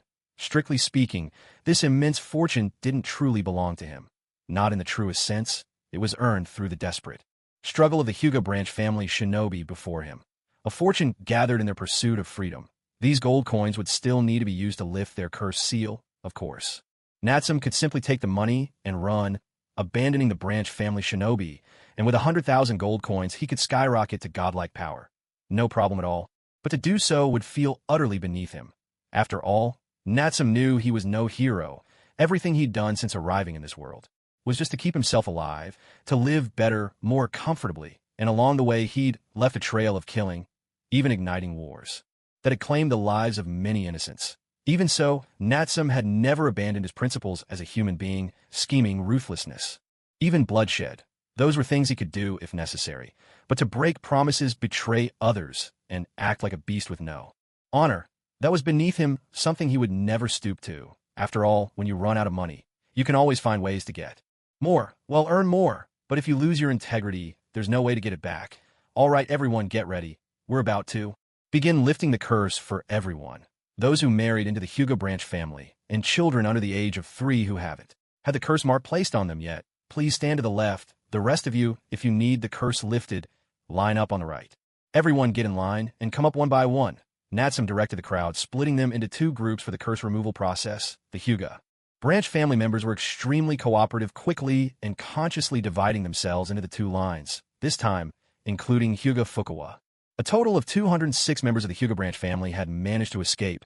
Of these, 38 were not originally from the Hyuga clan, but had joined through marriage. There were also 15 children under 3 inch still in their parents' arms, who had never been branded with the curse mark. Altogether, these 53 people didn't need the curse lifted. That left 152 who did. Among those, there were 11, Hyuganiji included, who were exceptionally gifted. By Natsum's decision, they didn't have to pay any fee for the curse removal. In other words, the recruitment tokens used for these 11 would have to come out of Natsum's own pocket. Only the remaining 141 were required to prepare the fee themselves for the curse removal. Now Natsum felt rather lucky. He'd raised the price for lifting the curse from 5 million to 8 million per person, earning a tidy profit on the margin. if he'd kept it at 500 gold coins per recruitment token and factored in the failure rate. Even selling himself wouldn't have been enough to cover the cost.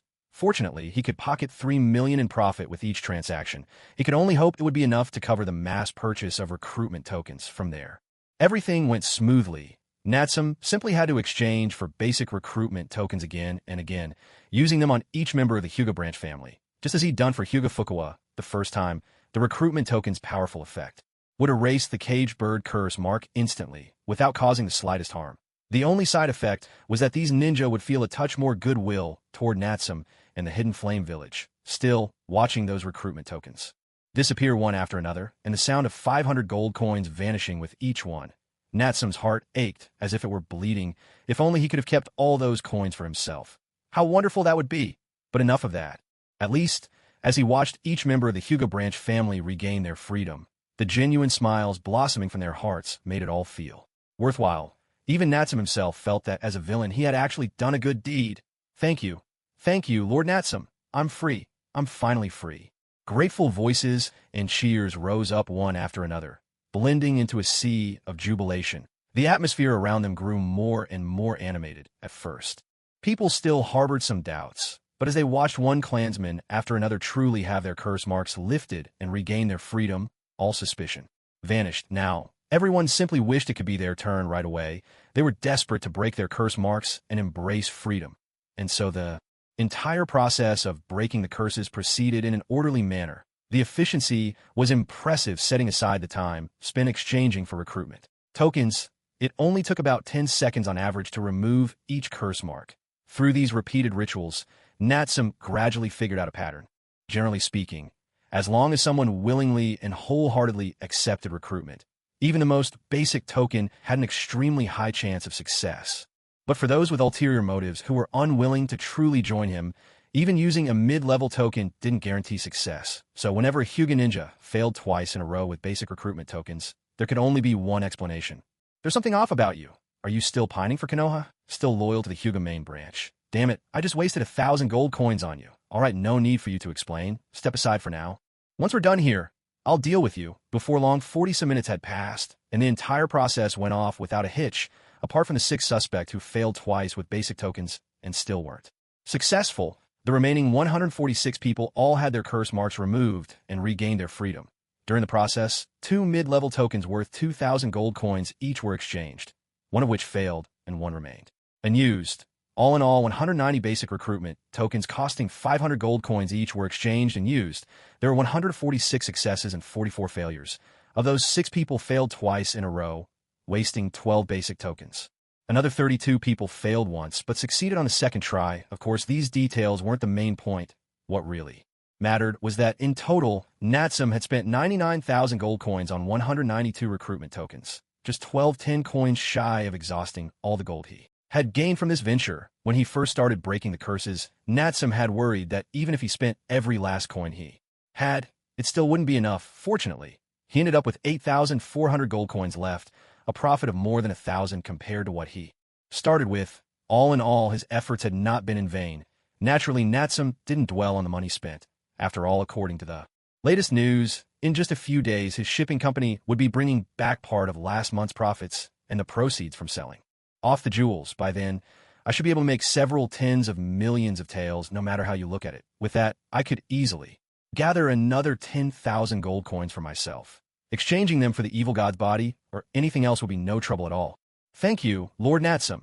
Thank you so much. At this moment, having had their curse seals lifted and regained their freedom, the Hyuga branch family ninjas were overwhelmed with emotion, as if they had been reborn. One after another, they knelt again, expressing their heartfelt gratitude to Natsum. It was clear from their faces that their thankfulness came from the depths of their hearts. This time, Natsum accepted their thanks with composure. After all, he had spent an astronomical sum of 99,000 gold coins for this. Couldn't he at least enjoy a moment of sincere appreciation? However, just then, from the far right side of the group, 6 Hyuga ninjas who had failed to have their seals removed couldn't help but pale and anxiously called out, "Lord Natsum, what about us?" Clearly seeing so many of their kin free from the curse and gaining their liberty, they were filled with envy and bitter frustration. You better take a good look inside yourselves and figure out what you truly want," Natsum said coldly. "If your heart still belonged to Konoha, if you still yearn for the main Hyuga family, then just go back. I can't remove your seals. Natsum's words were sharp and merciless. These 6 ingrates had already wasted 6,000 gold coins of his, and now they shamelessly wanted him to keep trying. Natsum had no interest in indulging them further. As for the rest of you, if you wish to join Flame Hidden Village, come with me. If not, I won't force you. Go your own way. Sweeping his gaze across the assembled ninjas, Natsum announced loudly, then turned and began walking alone. Toward the north, without hesitation, the freed Hyuga branch ninjas quickly set off, following in Natsum's footsteps. In truth, Natsum had already searched through his system. There really was an item in the shop called Caged Bird Curse Seal. But after a bit of investigation, Natsum realized that even if he redeemed this Caged Bird Curse Seal, he still wouldn't be able to remove the curse from these branch family members. The reason was simple. Once the curse was inscribed, it was absolutely unbreakable. Not even its creator could undo it. It was like locking a key in a box with no lock. Your only options were to smash the box, destroying the seal and the ninja's brain nerves along with it, or to rely on some miraculous power, like a recruitment order, to erase the seal entirely. Otherwise, why would Natsum have gone out of his way to use so many recruitment orders to break the curse? If it were possible, he'd simply spend a few thousand coins on the Caged Bird Curse Seal, then pocket 100,000 coins for himself. Wouldn't that be the sweetest deal? All that could be said was that the Hyuga ancestor who created the Caged Bird Curse Seal was truly ruthless. So ruthless that he left not even a sliver of hope for his descendants. At this moment, deep within the lush, dense forest, Natsum was leading a large group of subjugated Hyuga branch family ninja, heading toward his own Flame Hidden Village. Naturally, he didn't use the convenient Flying Thunder God technique. After all, these Hyuga ninja couldn't be completely trusted yet. Who knew if there might be 1 or 2 traitors among them? If he used the Flying Thunder God to bring them back, and later a traitor revealed that he could perform the technique to Konoha, it would cause no end of trouble, so he could only take them back on foot at a slower pace. Anyway, his current strength was far greater than when he'd first led his clan in defection. Even if Konoha's pursuers came after them, no matter how many came, he would kill them all, until their courage failed them. Natsum-sama, how many are following us? Natsum glanced indifferently at Hyuga Shinka, who had caught up, and asked in a calm tone. All the branch family ninja whose curse marks have been removed, as well as their families, have joined us, Shinkawa reported, in detail, withholding nothing. Natsum nodded, satisfied. The recruitment order had proven more effective than mere words. The fact that these branch family ninja were willing to join the Flame Hidden Village was just as he'd expected. What about the 6 ninja whose curse marks haven't been removed? 3 of them have come with us. The other 3 seem intent on returning to Konoha. Shinkawa's report was thorough and honest. Hearing this, Natsum frowned slightly, pondering silently. Truth be told, even he couldn't determine whether those 3 Hyuga branch ninja planning to return to Konoha were truly loyal to the village, pretending to defect in order to gather intelligence, or simply unwilling to join the Flame Hidden Village and reluctant to pledge themselves to another power. But now, there was little time to consider such subtleties. Most likely, these people were hedging their bets, hoping Natsum could remove their curse marks, but ready to run back to Konoha and turn traitor if things didn't go their way, all for a chance at reward. But being a fence-sitter in this world was never so easy, since they had already defected once, learned of his identity, and wasted so much of his gold. For nothing, Natsum couldn't allow them to return alive. Otherwise, they might expose the fact that the Flame Hidden Village had recruited nearly half of the Hyuga clan to Konoha. Moreover, for the sake of keeping secrets and ensuring the safety of the remaining Hyuga, Natsum had no choice but to be ruthless. He issued a cold, low-voiced order to Shinka. Go. Double back and deal with those 3. Leave none alive. With your current strength, that shouldn't be a problem, right? Understood. Hyuga Shinkawa agreed without hesitation, immediately slipping away from the main group to hunt them down. His training en route had long since made him resolute and decisive when it came to killing. He knew full well that if those 3 made it back alive, they would only bring greater danger to the rest of the clan. They had to die, because they were traveling with more than a dozen infants and many elderly. Natsum and his companions indeed slowed their march considerably. Normally, the journey from Konoha to the Land of Fields would have taken just over a day. This time, however, it took them more than 2 full days. It was only on the morning of the 3rd day that they finally returned to their own village, Flame Hidden. For a moment, the sight of over 200 Hyuga branch family ninjas arriving in the village caused quite a stir. The Uchiha clansmen were taken aback, their surprise plain to see, but when they learned that it was the young clan leader who had brought them back, not a single voice was raised in protest. Instead, the whole clan welcomed the news with delight. After all, if it had been members of other Konoha clans seeking refuge, the Uchiha would have responded with hostility. In the past, it was those very clans who had discriminated against and made things difficult for them within Konoha. But since these newcomers were from the Hyuga branch family, there was no such resentment. In fact, during their time in Konoha, the only ones who never looked down on the Uchiha were the Hyuga branch members. To put it in perspective, the pecking order in Konoha back then was roughly the Sarutobi clan of the Hokage at the top, followed by the Hyuga main family, then the other clans, then the commoners, the Uchiha dogs, the Hyuga branch family, and finally the Nine-Tails Jinchuriki at the very bottom. The Hyuga branch members were, to exaggerate a little, ranked even below dogs, so how could they possibly have had the standing to bully the Uchiha? If you looked across Konoha, the Uchiha clan hated the village more than anyone else, but right after them, these Hyuga branch ninjas were the second to dislike it most. Both groups had been exploited and oppressed. Within Konoha, meeting again now, it was no surprise that they felt a sense of shared fate, and camaraderie blossomed easily among them. Of course, this was precisely what Natsum had considered when he recruited the Hyuga branch family. If it had been any other Konoha clan, even if they had come on their knees begging to join the flame-hidden village, Natsum would have refused without hesitation. With this underlying connection, and with the help of many Uchiha clan members, the process of settling the Hyuga branch ninjas into the village went remarkably smoothly. Moreover, this time they had brought back a staggering sum of 1 billion in cash. With this windfall, the entire flame-hidden village brimmed with confidence and ambition. They could expand as much as they wished, with no need to worry about funding. The Uchiha elders were overjoyed, their faces alight with pride, as if they had found a new lease on life. Once the Hyuga branch members were settled, Natsum didn't rush to form the long-range sniper unit. Instead, he wanted the Hyuga ninjas to first get acquainted with the flame-hidden village and spend some time integrating with the Uchiha clan. After all, Natsum was quite curious. Should a Uchiha with a Sharingan and a Hyuga with the Byakugan marry, what kind of extraordinary Kekkei, Genkai, might their children inherit?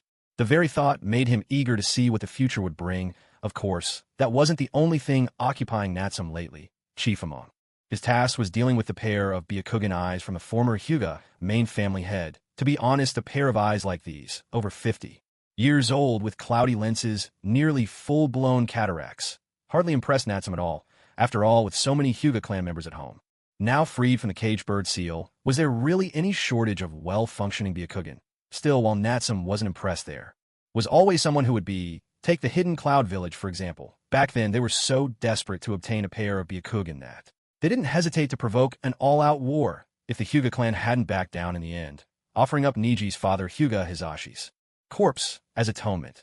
The Fourth Great Ninja War might have broken out much earlier. There was no doubt about it. The Hidden Cloud Village longed for the Byakugan with every fiber of their being, so if they were offered a pair in exchange, they'd be willing to pay a hefty price. And once the trade was complete, with the Byakugan in their hands, the Hidden Cloud would naturally become the scapegoat, bearing the blame as the true culprits behind the previous night's attack on the Hyuga main house. After all, Hayashi Hyuga had seen with his own eyes that the ninja who kidnapped Hinata was from the Hidden Cloud, one skilled in lightning release armor. With that kind of evidence, Hidden Cloud had no way to deny it. And even if they realized it was a huge setup, they'd still walk right into the trap for the sake of the Byakugan. This was an open conspiracy. They had no choice but to play along. Dawn had just broken outside the Hidden Cloud Village in the Land of Lightning. Two figures were quietly lying in wait. Natsum glanced toward the village ahead, then turned to Nichio at his side and reminded him, "Remember, I'll go in first to retrieve the remains. You wait outside. Half a day later, bring the Byakugan and enter the village. Stick exactly to the terms we discussed before. Not a single concession. They'll agree for the sake of the Byakugan, no doubt about it. And if anyone tries to threaten you, don't back down. Don't be afraid. Stand your ground. I've got your back." Natsum patted Nichio's shoulder, encouraging him. Unless the Hidden Cloud's top brass at all lost their minds, they wouldn't dare lay a hand on Nichio. And if they did, so much the better. With that excuse, Natsum could tear the entire Hidden Cloud Village apart. Understood. Nichio nodded firmly, a serious look on his face, though the prospect of facing the entire Hidden Cloud alone was daunting. As the young clan leader had said, the other side likely wouldn't dare try anything by force. After all, their own leader's strength was the best guarantee. If the Hidden Cloud wanted to see something, they'd have to be strong. Enough to do it. With that, Natsum vanished in a whoosh, activating the Flying Thunder God technique to teleport directly into the Hidden Clouds Cemetery. A moment later, beside the graves of the Gold and Silver brothers, a figure suddenly emerged from the earth. Natsum spat out a mouthful of dirt. As expected, burying a kunai marked with a Flying Thunder God seal underground wasn't such a great idea after all. When he teleported over, Natsum ended up buried in the earth as well. Of course, this was just a minor hiccup. Nothing worth worrying about. He quickly confirmed that there was no one else around. Without hesitation, Natsum sprang into action. Waves of chakra surged out, transforming into two massive hands of pure energy. They plunged straight into the soil, ripping open the entire golden horn and silver horn tomb, and blasting apart several coffins inside.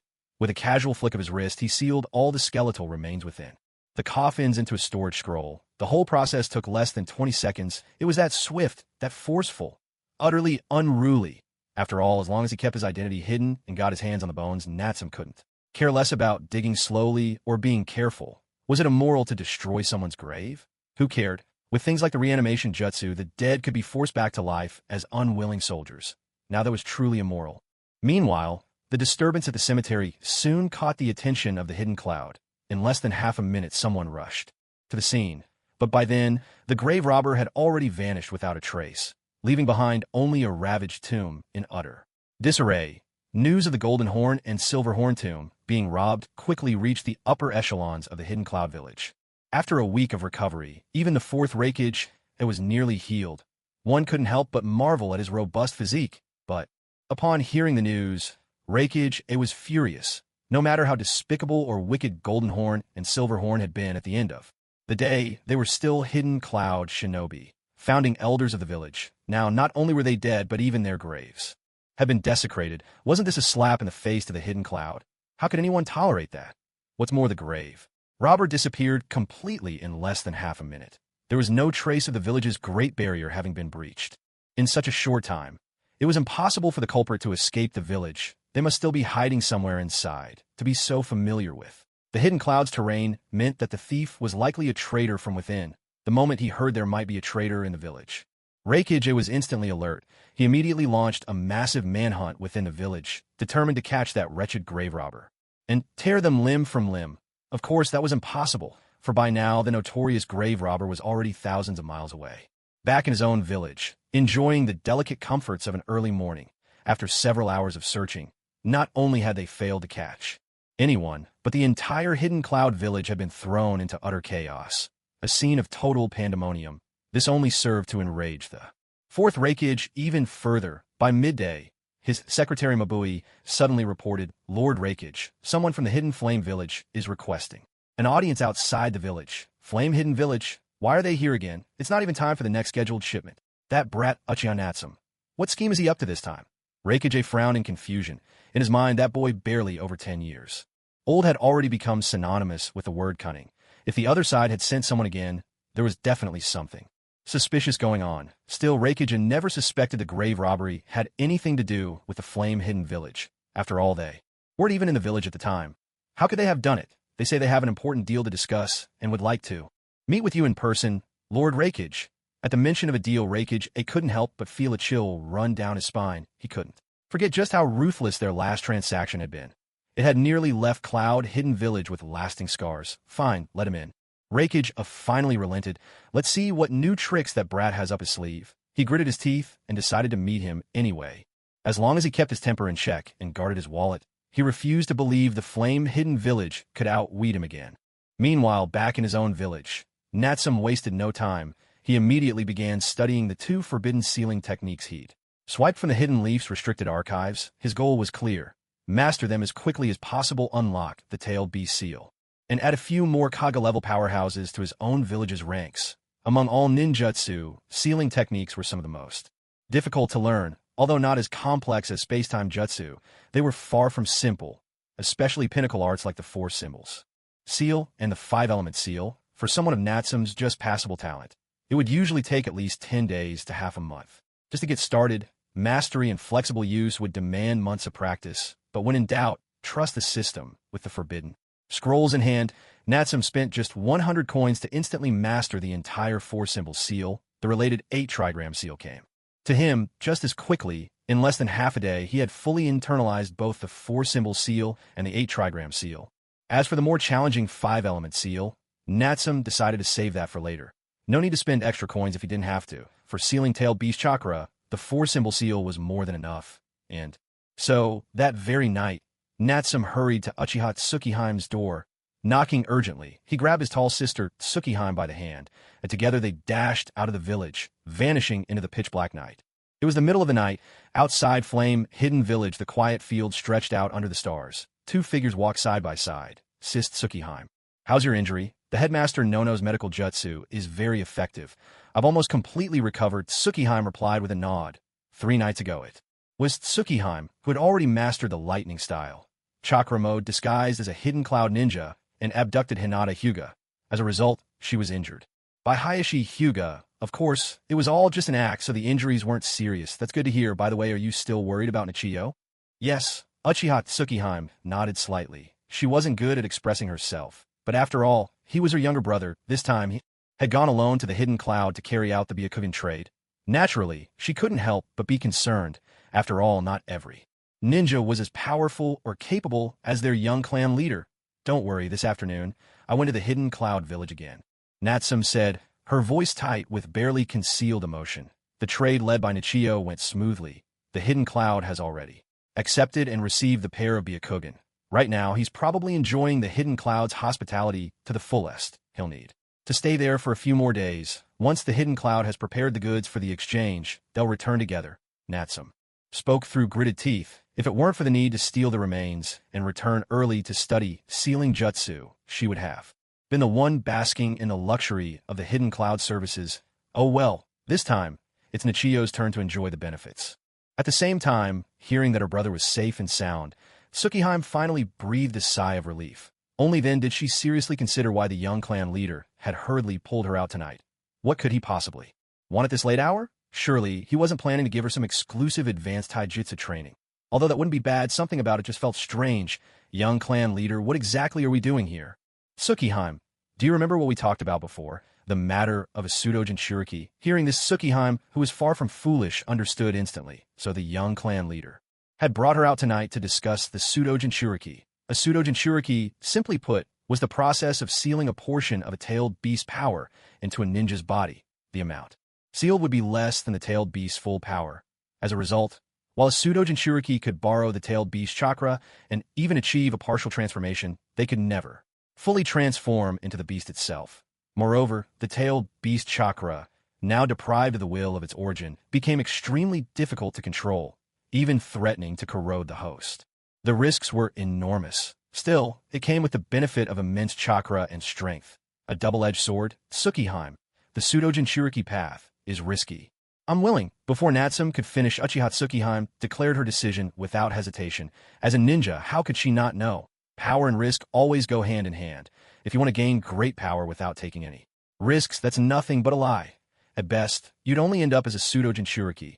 Frankly, I'd be more than happy to become one myself, if I succeed with the vast chakra of a tailed beast to amplify me, both my physique and my taijutsu would soar to new heights, several levels above where I am now. When it comes to real combat training, I may not be able to match Natsum just yet, but at least I'd be able to hold my ground against the young clan leader for a few rounds. I wouldn't be completely disarmed and utterly defeated in an instant. Besides, I am a ninja of the Uchiha clan. I can't keep hiding behind the young clan leader every time we face a powerful enemy. He's only just past 10 years old. He's already shouldering so much pressure for the family. It's about time the rest of us stepped up too. What's more, I'm certain of one thing. Even though there's risk involved, that sharp-tongued, soft-hearted brat of a clan leader would never let me die. If death isn't on the table, then there's really nothing to be afraid of. All right, seeing that Tsukiheim made her decision so decisively, Natsum didn't waste words either. After all, we're all shinobi. We know well how harsh the ninja world can be. Saying some empty words of comfort would only cheapen the moment. What I needed to do now was simple. Ensure the sealing went smoothly and help Tsukiheim become a perfect pseudo-jinchuriki. The site for the experiment was chosen carefully. Natsum settled on Orochimaru's underground laboratory. For 1 inch, Orochimaru had surely already guessed that I intended to use tailed beast chakra to create a pseudo-jinchuriki, so there was no point trying to hide it. Second, with his mastery of the 5-element seal and profound knowledge of sealing techniques, Orochimaru had a wealth of experience to offer. With his guidance, the chances of success would be much higher, and if things went awry, he'd be able to step in and help protect Tsukihime. As for Orochimaru himself, he agreed enthusiastically and was more than cooperative. After all, as the chief scientist of Konoha, how could he not be? Intrigued by an experiment involving the sealing of a pseudo-Jinchuriki, if he only had enough tailed beast chakra and a suitable resilient body, he would have gladly turned himself into a pseudo-Jinchuriki as well. So with such a golden experimental opportunity and a chance to gain valuable experience, he was more than willing to participate, and so the next 3 days were spent inside Orochimaru's underground base, Natsum. Kept busy practicing the 4-symbol seal and the 8-trigram seal, using animals' corpses and various test subjects to hone his technique. Meanwhile, Tsukihime focused on preparing her body and meticulously studying the handbook titled How Jinchuriki Control Tailed Beast Chakra, absorbing the wisdom of her predecessors. Soon enough, as dusk fell on the 3rd day, everything was ready. The sealing ritual was about to begin. Natsum would take the lead, Orochimaru would assist, and Tsukihime was to be the vessel. Before long, Tsukihime lay down upon the ceremonial altar, pulling aside her robe to reveal the smooth, pale skin of her abdomen, given the size of the 8 trigrams sealing spell. The lower abdomen is still the most suitable place for the seal, although the upper and back areas would also work. They're considered private parts of the body, which makes things rather inconvenient. Are you ready? Natsum asked calmly, striving to keep his composure. Yes, came the reply. This is a healing pill. If, during the sealing process, you feel your life force being excessively eroded by the tailed beast chakra, or if you sense anything else unusual, take it immediately, he instructed. Preserving your life is the most important thing. Nothing else matters. Even if we fail, Natsum took out the high-grade healing pill he had previously exchanged for 500 gold coins and spoke with serious emphasis. With this pill in hand, no matter how dire the situation became, Tsukihime's life could be saved. When it came to his own people, Natsum was never stingy. Besides, with Tsukihime's talent and potential, she was worth far more than 500 gold coins. Thank you, young clan leader. Tsukihime accepted the pill, feeling a warmth bloom in her heart. As she suspected, compared to Fugaka, the former clan head who only ever looked out for his own, the young clan leader was truly the best. Meanwhile, not far away, Orochimaru watched Natsum, this little brat, producing such a rare pill from his sleeve, and couldn't help but grow curious, itching to know more. But he understood well that now was not the time to pry into such matters. The sealing ritual was far more important. The next moment, with everything prepared, Natsum unrolled the sealing scroll. He released the 4 tails of the 8 tails ox demon that he had previously severed. After being separated from the main body for so long, the 4 tails no longer retained their original shape. Instead, they had transformed into a dense, solid mass of bright red-tailed beast chakra, about a third of the 8 tails' full power. That was already an immense amount of chakra. Under normal circumstances, such an overwhelming amount of tailed beast chakra, once freed from a scroll seal, would erupt in an instant, sweeping everything away before swiftly returning to the 8 tails' main body. However, at this moment, and in this place, a chakra, even more vast and powerful than the tailed beast, was directly suppressing this torrent of 8 tails chakra, preventing it from escaping or exploding. All it could do was obediently compress itself bit by bit. At the same time, feeling the immense tailed beast chakra of the 8 tails, and then sensing the even greater surge of chakra erupting from that brat Natsum, Orochimaru, not far away, was instantly transfixed, his eyes gleaming, his face twisted in mad, greedy anticipation. So that's it. I see now, he exclaimed. Inwardly, excitement trembling in his voice. This is why you dare to seal tailed beast chakra with your bare hands. Such overwhelming chakra. This sensation is incredible. Absolutely incredible. Clearly you're not a Jinchuriki, so how do you possess such vast reserves of chakra? I get it now. It's Hashirama's cells. The body of a sage. Uchiha Natsum. You've actually acquired the perfect sage's body. At this moment, Natsum had no time to pay attention to Orochimaru's anguished wails. He was fully focused on the task of sealing the tailed beast chakra. Forming hand seals quickly, he invoked 8 trigram seal. Activate. Sealing a tailed beast was never a simple matter. The most difficult part was always the initial suppression of the beast's chakra. The challenge was no less than trying to bind an elephant with bare hands. People often thought that the 4th Hokage Minato Namikaze had made sealing the 9 tails look easy back in the day, but that was only possible because the adamantine sealing chains of the Uzumaki clan and the ultimate sealing technique, the Reaper Death Seal, worked together to hold the 9 tails in place. Even so, both Minato and Kushina paid with their lives, which shows just how perilous the process was. Of course, things were different if one possessed power greater than a tailed beast, just like Hashirama Senju in the past. He could subdue the Nine-Tails chick with a single giant Buddha hand, without even needing a seal. Though Natsum still had some distance to go before reaching the peak of Hashirama's power, combining Sage Body, Wood Release, and Sage Mode was still a simple feat for him to handle the Eight Tails, especially since he was only dealing with a portion of its chakra. With the overwhelming support of Natsum's Sage Body chakra, this bit of tailed beast chakra couldn't stir up any trouble at all under his steady compression. The chakra was soon sealed into Tsukiheim's body through the 8-trigram seal. The sealing was complete. Natsum then carefully examined Tsukiheim's abdomen for a while longer. Only after confirming that the seal was intact and flawless did he finally relax. Tsukiheim, how do you feel?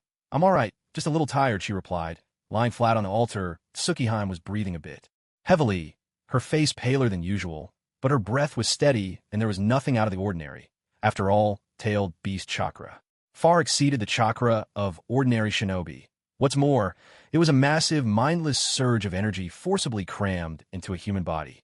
Even with the seal suppression, it was bound to be uncomfortable. Tsukiheim would have to mobilize a great deal of her own chakra to subdue and adapt to it. Of course, as long as she could weather this initial difficult phase, things would get much better. The 8-trigram seal, a masterful combination of four symbol seals, was designed for this purpose. The outer seal would gradually allow the 8-tails chakra leaking from the inner 4-symbol seal to flow into Tsukiheim, slowly strengthening her own chakra reserves.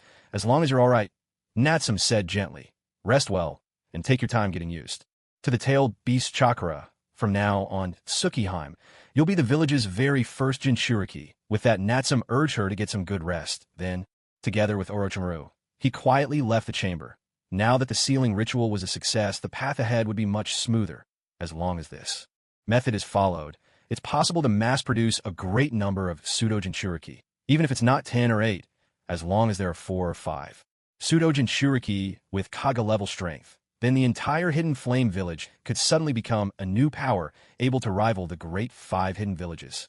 Even if I'm not in the village myself, the entire Hidden Flame Village wouldn't be so easily conquered. This is the real reason why Natsum is pushing the pseudo-Jinchuriki project so hard. After all, in the entire ninja world, when it comes to raiding other villages, I'm already second to none. For this very reason, Natsum needs to make sure his own village has enough fighting strength so that he doesn't end up getting outmaneuvered and losing his home to someone else's sneak attack. After leaving the sealing laboratory, Orochimaru's eyes shone with excitement as he stared at Natsum. Without another word, he rushed forward, clinging to Natsum's arm and taking deep, greedy breaths, as if he couldn't wait to take a bite. There was simply no helping it. This was a living, breathing, perfect sage body, far more tempting than any Hashirama cells soaking in a nutrient tank. If he could, Orochimaru would gladly trade everything he had for it. Of course, despite the crazed look in his eyes, his mind remained clear. He didn't actually attack Natsum. Orochimaru understood well. Back when Natsum only had a pair of Mangekyo Sharingan, he'd already struggled in battle and had a feigned defeat. Now, with his perfect sage body and those Sharingan, which no one knows how far he's developed, Orochimaru knew he was no match. To seize this perfect vessel standing before him was nearly impossible. What's more, this cunning brat was always on guard, never letting down his defenses, not giving Orochimaru the slightest chance. Stop sniffing, that's disgusting. Natsum snapped, shoving Orochimaru away with clear annoyance. He knew it. Once his sage body was exposed, Orochimaru would cling to him like a madman. He'd have to find some way to distract him, or he wouldn't even be able to sleep soundly. Oh, what an overwhelming chakra presence. Such vibrant, lively cells. This is simply marvelous. Natsum Koen Lord Natsum. Where in the world did you obtain such a perfect sage body? Orochimaru peeled off his mask, instantly transforming into the image of a charming young woman. Batting her eyes and using an alluring, deliberately sweet voice, she pressed for answers. In order to achieve his goals, Annie Snake had long since abandoned any pretense of gender. Even his own body was simply a tool to be discarded at any moment. Of course, if he could possess a perfect sage body, that would be ideal. Then for decades to come, he wouldn't have to worry about his soul corroding his body and being forced to switch vessels again. Bah, Natsum shuddered, rejecting him without hesitation. Don't even think about it. There's no way I'll ever tell you. And besides, you couldn't copy it anyway. After all, I can hardly say these are all exchanged from the system. You can't do that, can you? Hearing this, a sharp glint flashed through Orochimaru's eyes. Clearly, he hadn't given up. He was still racking his brain, searching for a way to coax information about the sage body from Natsum. No one was more obsessed with science, with the pursuit of immortality, than him. However, just at that moment, the empty Akatsuki ring in Orochimaru's hand suddenly lit up, casting a crimson glow. It seemed to be signaling him that the Akatsuki's routine meeting was about to begin. Of course, this scene did not escape Natsume's notice. In a split second, several schemes took shape in his mind, and he quickly settled on one. Orochimaru, that's a message from the Akatsuki, isn't it? Natsume asked with an almost innocent kindness. Orochimaru nodded calmly, making no attempt to hide it. After all, the first flash of the empty ring was only a reminder for members to wrap up whatever they were doing. The meeting would start in 10 minutes. There was no rush. Is there anything else you'd like to discuss, Lord Natsume? Orochimaru asked. Orochimaru, how about we make another deal? Natsume proposed. Oh, I'm all ears, Orochimaru replied, intrigued. What you really want is a perfect body, one with a Kekkai Genkai, or one robust enough to grant you immortality. Isn't that right? Natsume asked bluntly. He knew full well that Orochimaru's ultimate forbidden technique, living corpse reincarnation, was his main guarantee of immortality, allowing him to transfer his mind and soul into another's body and thus achieve eternal life. But such a dark art also meant that the soul would erode the vessel at an accelerated rate. Orochimaru's hosts seldom lasted long before their life force withered and collapsed. So, in pursuit of true immortality, Orochimaru was obsessed, desperate for a more perfect vessel for his reincarnation. Are you offering me the secret of the sage body in exchange? Orochimaru's eyes lit up, his breath quickening. Not exactly, Natsume replied, but aside from the sage body, there are two other ways that could meet your requirements for immortality. Would you care to hear them? Now Orochimaru was truly interested. For all his self-proclaimed erudition, he had never heard of Kekkai Genkai that could surpass the sage body or the Sharingan, let alone one suitable for his reincarnation. Still, though this little brat Natsume was cunning, he doubted the boy would make up nonsense just to fool him. He wasn't that gullible. Very well. He'd listen first and see what tricks Natsume had up his sleeve. Of course I'm interested. Please go on. Orochimaru nodded in agreement, signaling Natsume to continue. To Orochimaru, all his misdeeds were merely means to an end, never the end itself. He was unlike ordinary people. He had no sense of good and evil, no concept of morality or ethics. What others considered unforgivable, he saw as no different from eating a meal or drinking water. He had no need to justify himself, nor any desire to do so.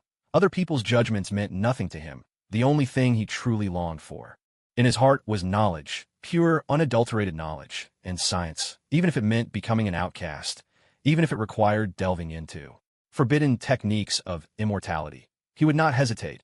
All of it was simply to grant himself more time, to explore the mysteries of ninjutsu, to probe the truths of science, and to satisfy that near-boundless hunger for understanding. Because Natsume knew this well, he dared to deal with Orochimaru without a second thought. After all, throughout the shinobi world, only he himself knew everything. He alone knew where the objects of Orochimaru's deepest desire could be found. Put simply, as long as he could offer a tempting enough bargaining chip and back it up with sufficient strength, the partnership between him and Orochimaru would remain unbreakable. As for what Orochimaru needed, a suitable vessel for his reincarnation. Besides the sage's body, Natsume knew of two other, even more fitting options. The first, the body of White Zetsu. Currently, in Akatsuki's secret base, there was a whole trove of dormant White Zetsu bodies. These White Zetsus were cultivated from the fusion of the demonic statue of the Outer Path and Hashirama cells. They could be considered another form of the sage's plant-like body. Moreover, White Zetsu could divide at will, easily spawning countless clones, each clone a fully independent entity. To possess a White Zetsu was to have an endless supply of vessels for reincarnation. It was in every way a perfect match for Orochimaru's needs. However, at present, the Akatsuki kept this secret closely guarded. Obito Black Zetsu and the others had never breathed a word of it to Orochimaru. Had they been willing to come clean earlier and traded a few White Zetsu bodies, Orochimaru might never have left Akatsuki at all. The second, Haiden, whose body held the incomplete essence of the evil god. There is little need to elaborate here. Even when dismembered, Haiden could not die. The life force within his evil god body was nothing short of astonishing. It could even be said to defy the very nature of living beings. If Orochimaru were to possess Haiden's body, all the drawbacks of his immortal reincarnation technique would vanish in an instant. Wouldn't that be marvelous? Moreover, compared to mere possession, faced with such a bizarre and rare evil god body, Orochimaru would surely be unable to contain his excitement. He would be utterly captivated.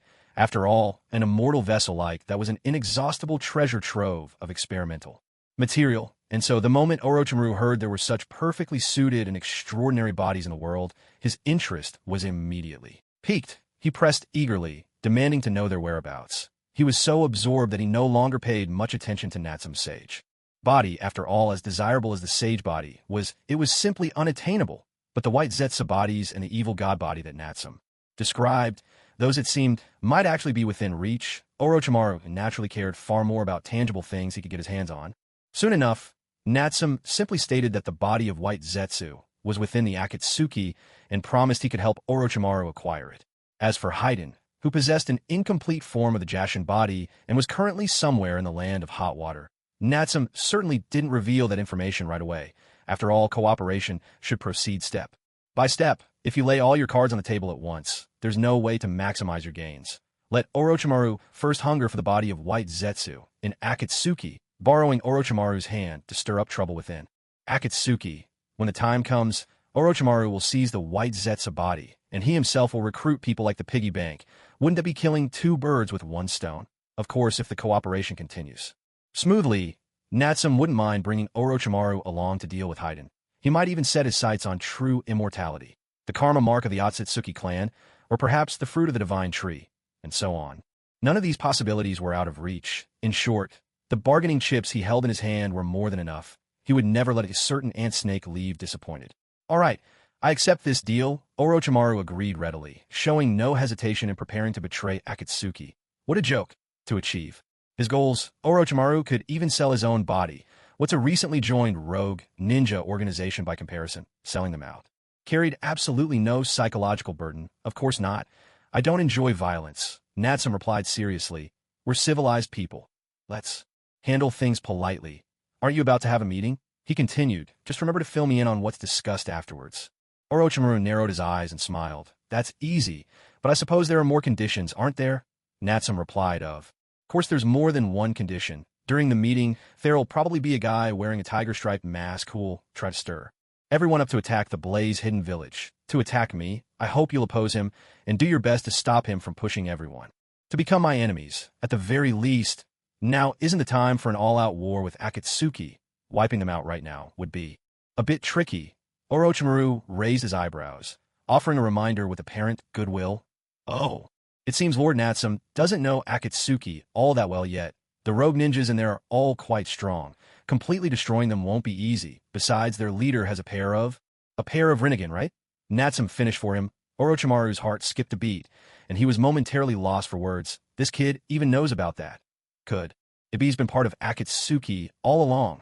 Maybe he's been masquerading as one of its members? Natsume smiled calmly. Just a pair of Rinnegan. Nothing more. Don't make Akatsuki out to be more mysterious than they are. I've already seen right through them. Remember, don't choose the wrong side. Orochimaru licked his lips, his snake-like eyes narrowing to slits. Indeed, that Akatsuki leader with the Rinnegan was certainly someone to be wary of. Yet, when it came to true strength and cunning, the other party was likely no match for this kid, Natsume. As for where his loyalties should lie, Orochimaru understood perfectly well. Orochimaru said, "Don't worry, I'll do my best to stir up chaos at this meeting." Natsume added, "By the way, when the meeting ends, remember to bring this up for me. I too have been quite admiring of the Akatsuki. I'd really like to join and hope to meet your leader for a deeper discussion. He can choose the time and place. After all, I guess I count as Konoha's #1 rogue ninja now, don't I? He ought to show some respect and agree to meet. If by any chance he still refuses, you can tell him that I don't mind going to Amage Cure myself to pay him a visit. I'm sure that once he hears this, he'll definitely be willing to see me." At this, Orochimaru was so astonished he felt numb. Of course, he didn't believe that Natsume truly admired the Akatsuki or wanted to join them. What shocked him was, this kid hadn't even joined Akatsuki, yet he knew exactly where the leader was, and he spoke with such certainty. This kid, he knew far too much. "All right, I'll mention it," Orochimaru replied. "Good, I'll leave it all to you then." "I'm heading back to the village," said Natsume. "Once you finish your meeting, I'll come find you." With a wave, Natsume swiftly departed from the base. After all, the snake auntie, wearing a young girl's face, was downright terrifying. If he stayed any longer, Natsume was afraid he might lose his composure. As for Orochimaru, after sending Natsume off, he quickly straightened his appearance, sat cross-legged on the floor, and allowed the ring on his hand to activate its jutsu. His chakra was transformed into thought waves that radiated outward, received by Pain thousands of miles away, who then amplified these thought waves and projected them as illusions in specific locations. Using this magic lantern body technique, they convened a high-level cross-regional online meeting. About 10 years ago, after suffering through endless war, Yahiko, Nagato, and Konan joined forces and founded the Akatsuki. Their original goal was to bring peace to their homeland and their village. However, during the Third Great Ninja War 8 years ago, Danzo conspired with Hanzo of Amigakure to force Yahiko's death. It was then, after experiencing a heartbreak beyond words, that Nagato's personality underwent a drastic change. He still yearned for peace, but now believed that the world must taste pain again on the road to that peace. A pain like nothing the world had ever known, one that tore at the soul. Only then he believed would people truly understand the value of peace. This too was why he was willing to cooperate with Toby to collect the tailed beasts and create the ultimate forbidden jutsu in his eyes. Only by mastering the power of the 10 tails, a force surpassing the tailed beasts and reigning above the entire shinobi world, can one effortlessly make the whole world taste excruciating pain. At that moment, with the ultimate nuclear weapon in his grasp, he could transform the world into a utopia governed by pain and fear. Such a utopia might not be perfect, but it would certainly be better than the current shinobi world. At the very least, there would no longer be senseless wars, nor so many heart-wrenching farewells between the living and the dead. Unfortunately, though his vision was grand, he lacked the strength and wisdom to match his ambitions. Simply put, he was not ruthless enough compared to the cunning Black Zetsu, the shrewd and scheming Madara, or the relentless Obito. These old foxes.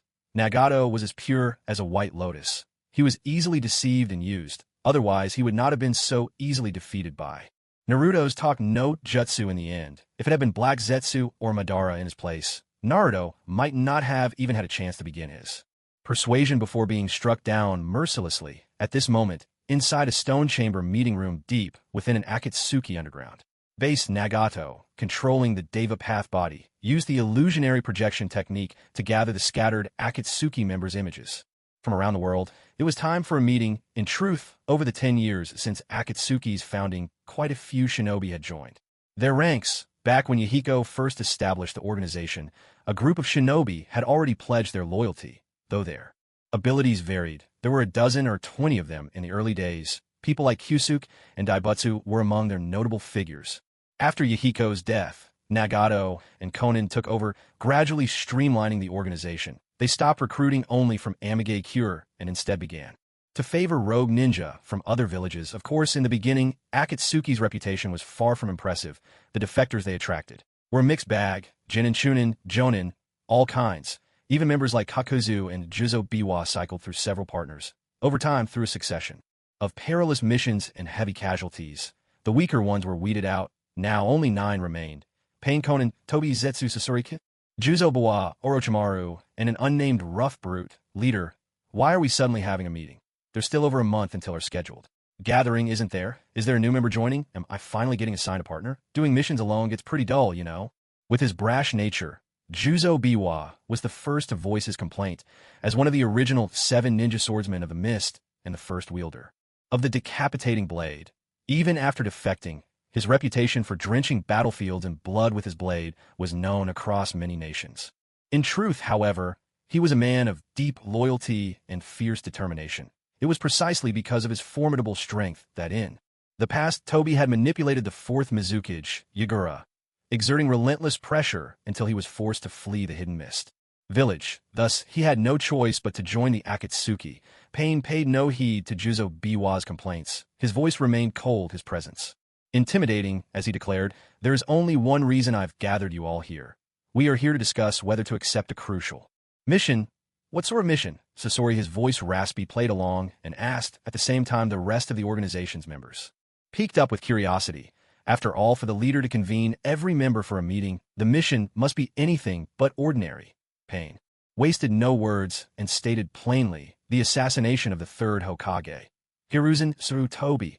At the sound of such an explosive mission, the members of Akatsuki couldn't help but be shocked. This wasn't just an important assignment. This was practically a suicide mission.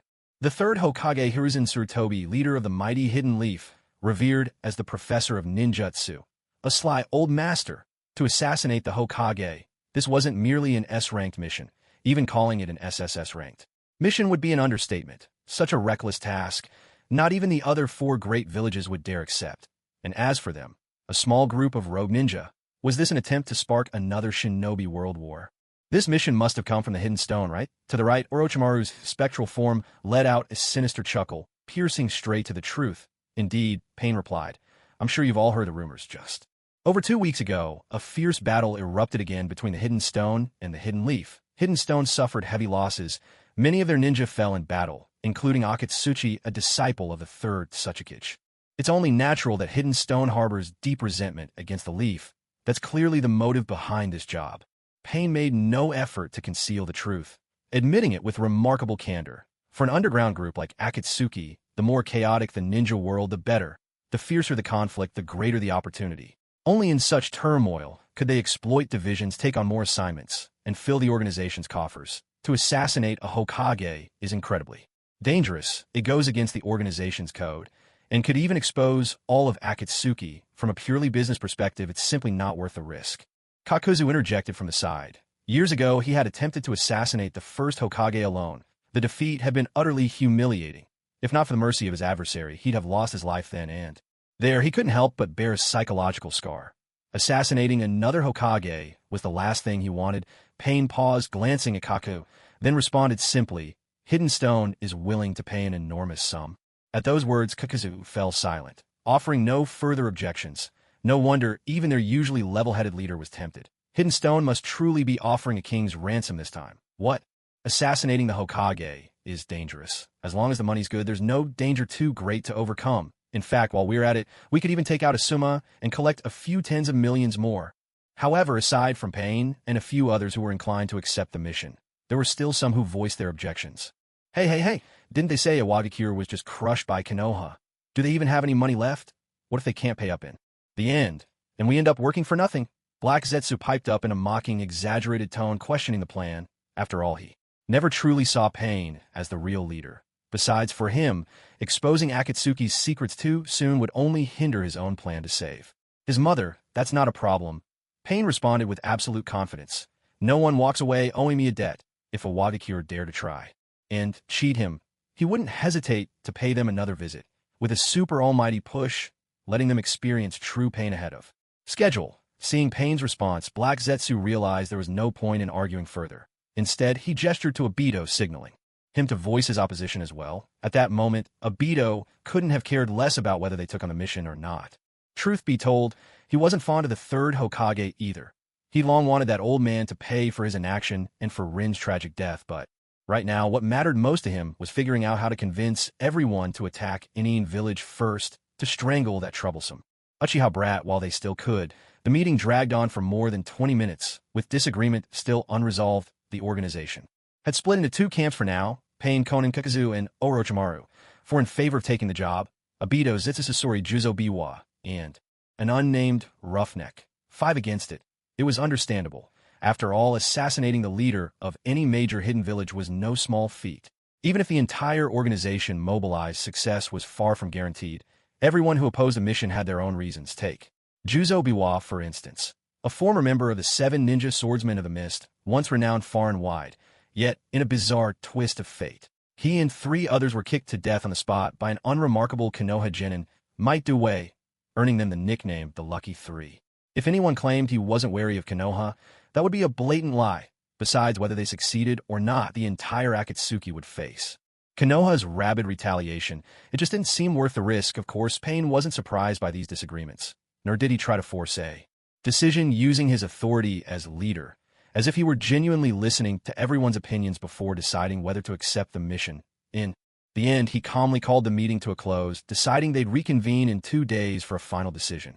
And so, the meeting ended within the Hidden Rain Village. Under Nagato's control, Tendo Pain did not immediately end the illusionary projection technique. Instead, he dismissed the other members' avatars, leaving only himself and Toby in the now empty space, as if creating a temporary private chat to have a conversation.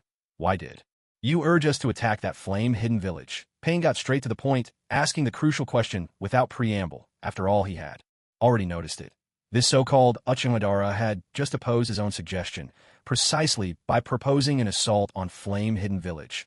This man, who possessed the Sharingan and hailed from the Uchiha clan, seemed especially ruthless toward his own kin, almost as if he couldn't wait to wipe them out. Would the real Shura of the ninja world, Uchiha Madara, truly be so merciless to his own clan?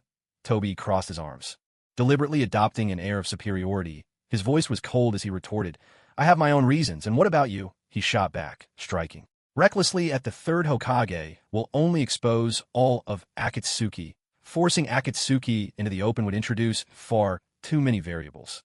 Don't forget our ultimate goal. I don't intend to let you drag Akatsuki into the abyss so soon, he continued. Besides, the Flame Hidden Village is made up entirely of Uchiha. If we wipe them out, we can collect a great number of Sharingan, strengthening ourselves for future plans. It's a move that benefits everyone.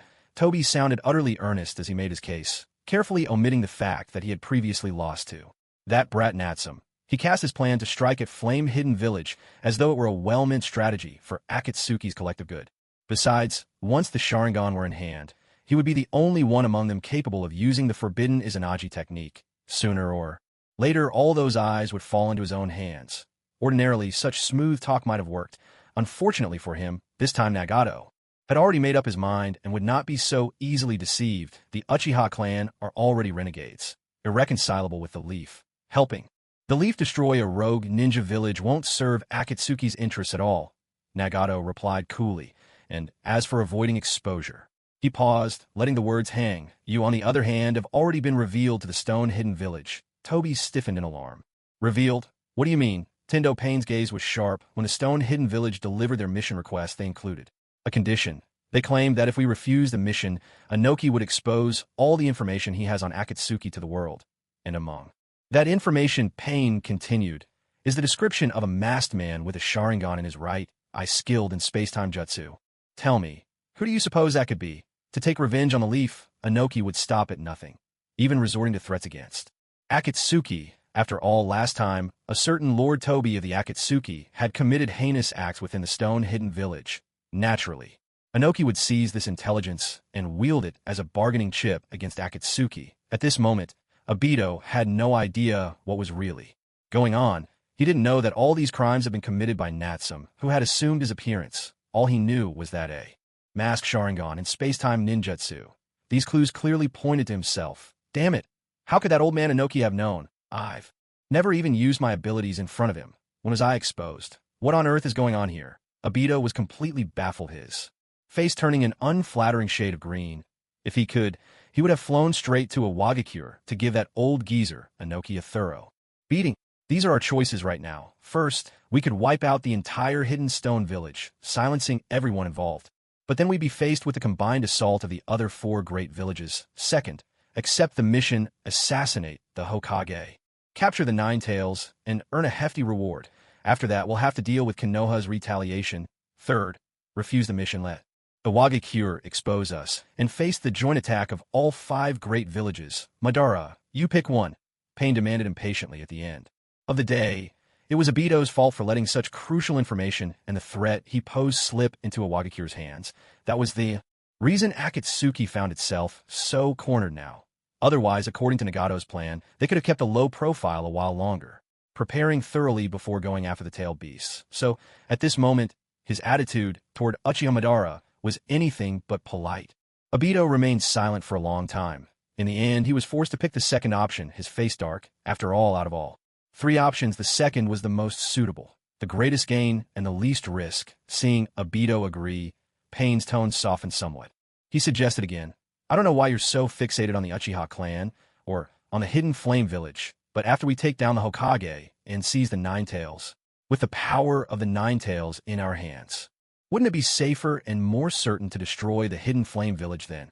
Although Nagato never fully trusted this Uchiha Madara, in order to achieve his ideals and make the world experience true pain before finding peace, Madara's strength was indispensable. So along the way, helping him wipe out the Hidden Flame Village wasn't out of the question, on the condition that Madara supported him now and assisted in assassinating the Hokage. Fine, Obito nodded in agreement. He wasn't foolish. If he could get his hands on the Nine Tails again, he'd be able to match Natsum's Susanoo with ease. When that time came, destroying the entire Hidden Flame Village would be much more certain. So be it. Let that brat enjoy his freedom a little while longer. Pain asked once more to assassinate the Hokage. Can you mobilize Kirigakure to join a mission on your end? If possible, we could pin all of this blame on the hidden mist village. Upon hearing this, Obito's face darkened, memories of past events flashing through his mind. He had no choice but to answer truthfully, no, that won't work. I've already lost control over the hidden mist. Oh, don't tell me.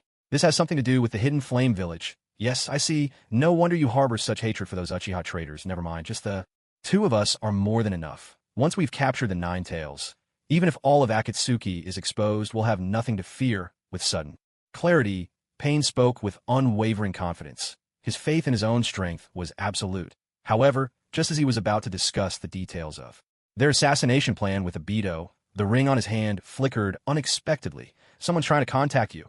It's Orochimaru, requesting a private conversation.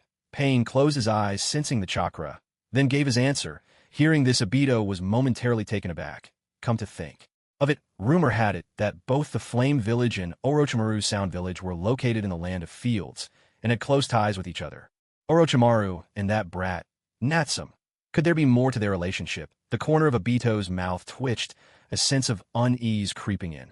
A little over 10 minutes later, Nagato, controlling Pain's body, ended the Genjutsu projection technique, bringing the cross-border conversation to a close. At that moment, inside the tall tower in the western district of Rain Village, finished talking. That took quite a while. Did he agree? Conan approached Pain's Devapath from behind, her voice cool and clear. Pain nodded slightly, responding in a calm tone. He had no choice but to agree, unless he's willing to expose himself before the entire shinobi world. But he's hidden himself deep. His intentions are anything but simple, so unless he's absolutely forced to, he would never reveal himself prematurely. Conan replied. He's using us. Pain responded. We're merely using each other. In the end, whether or not he is Uchiha, whatever his goals may be, in the end, he will have no choice but to bow before these eyes of God. Conan nodded, saying nothing more. She truly had great faith in Nagato. Oh, and there's one more thing. Orochimaru contacted me just now. He wants to recommend someone to join our organization. A young Uchiha by the name of Uchiha Natsum. The same child who, though barely over 10, has already awakened the Mangekyo Sharingan. Conan let out a sound of realization. Clearly, Akatsuki's network had gathered considerable intelligence on Uchiha Natsum in the Flame Village. She too had heard of this Uchiha boy whose reputation had risen so swiftly. You agreed? Not yet, but I did agree to meet him. But from the looks of it, that Madara and the Uchiha clan aren't exactly on good terms. Wouldn't bringing in another Uchiha at this time be risky? Xiaonan offered a cautious reminder. Pain said, that kid knows I'm in the Hidden Rain Village. Xiaonan was startled. How is that possible? How could he know? Pain replied, that's exactly what I want to find out. In that case, it's necessary to meet him face to face. In fact, a threat like this must be eliminated as soon as possible. Xiaonan considered for a moment, then coldly gave her assent. Let's get ready. When we meet him, the reason will become clear. I've heard he's now the leader of the Uchiha clan. If that kid is easy to control, we could use him, harness the Uchiha clan's power to assassinate the Hokage and capture the Nine Tails. If he proves difficult to manage, then we'll simply deal with him. Pain's voice remained calm as ever. He intended to meet the boy first and decide afterward. As for whether there was any real danger, Nagato hadn't even given it a thought. If he couldn't handle a 10-year-old child, what kind of god would he be anyway? Pain agreed. Yes, he did. What about the time? 5 days from now, in the Hidden Rain Village, but only the two of us are allowed to go. Orochimaru narrowed his eyes and gave a definite answer. Hearing this, Natsum couldn't help but feel a surge of satisfaction. As expected, Nagato had agreed to his request for a meeting. As for not being allowed to bring others, well, that was hardly a problem. His own strength was the best guarantee. He alone could take down the entire Hidden Rain Village. He didn't need anyone else. Excellent, we'll go together then. And while we're there, you can seize the opportunity to steal a few of White Zetsu's bodies. By the way, what was discussed at Akatsuki's meeting? Natsum, in high spirits, pressed on. They were making plans to attack Konoha and assassinate the third Hokage, that old man. Orochimaru said with a dismissive curl of his lip, as if Sarutobi's fate was of no concern to him. Natsum's eyes widened with delight. Oh, why? Such sudden aggression doesn't seem like Akatsuki's usual style. It was a mission from Awagakure. I hear they're offering a hefty sum, enough to tempt certain people.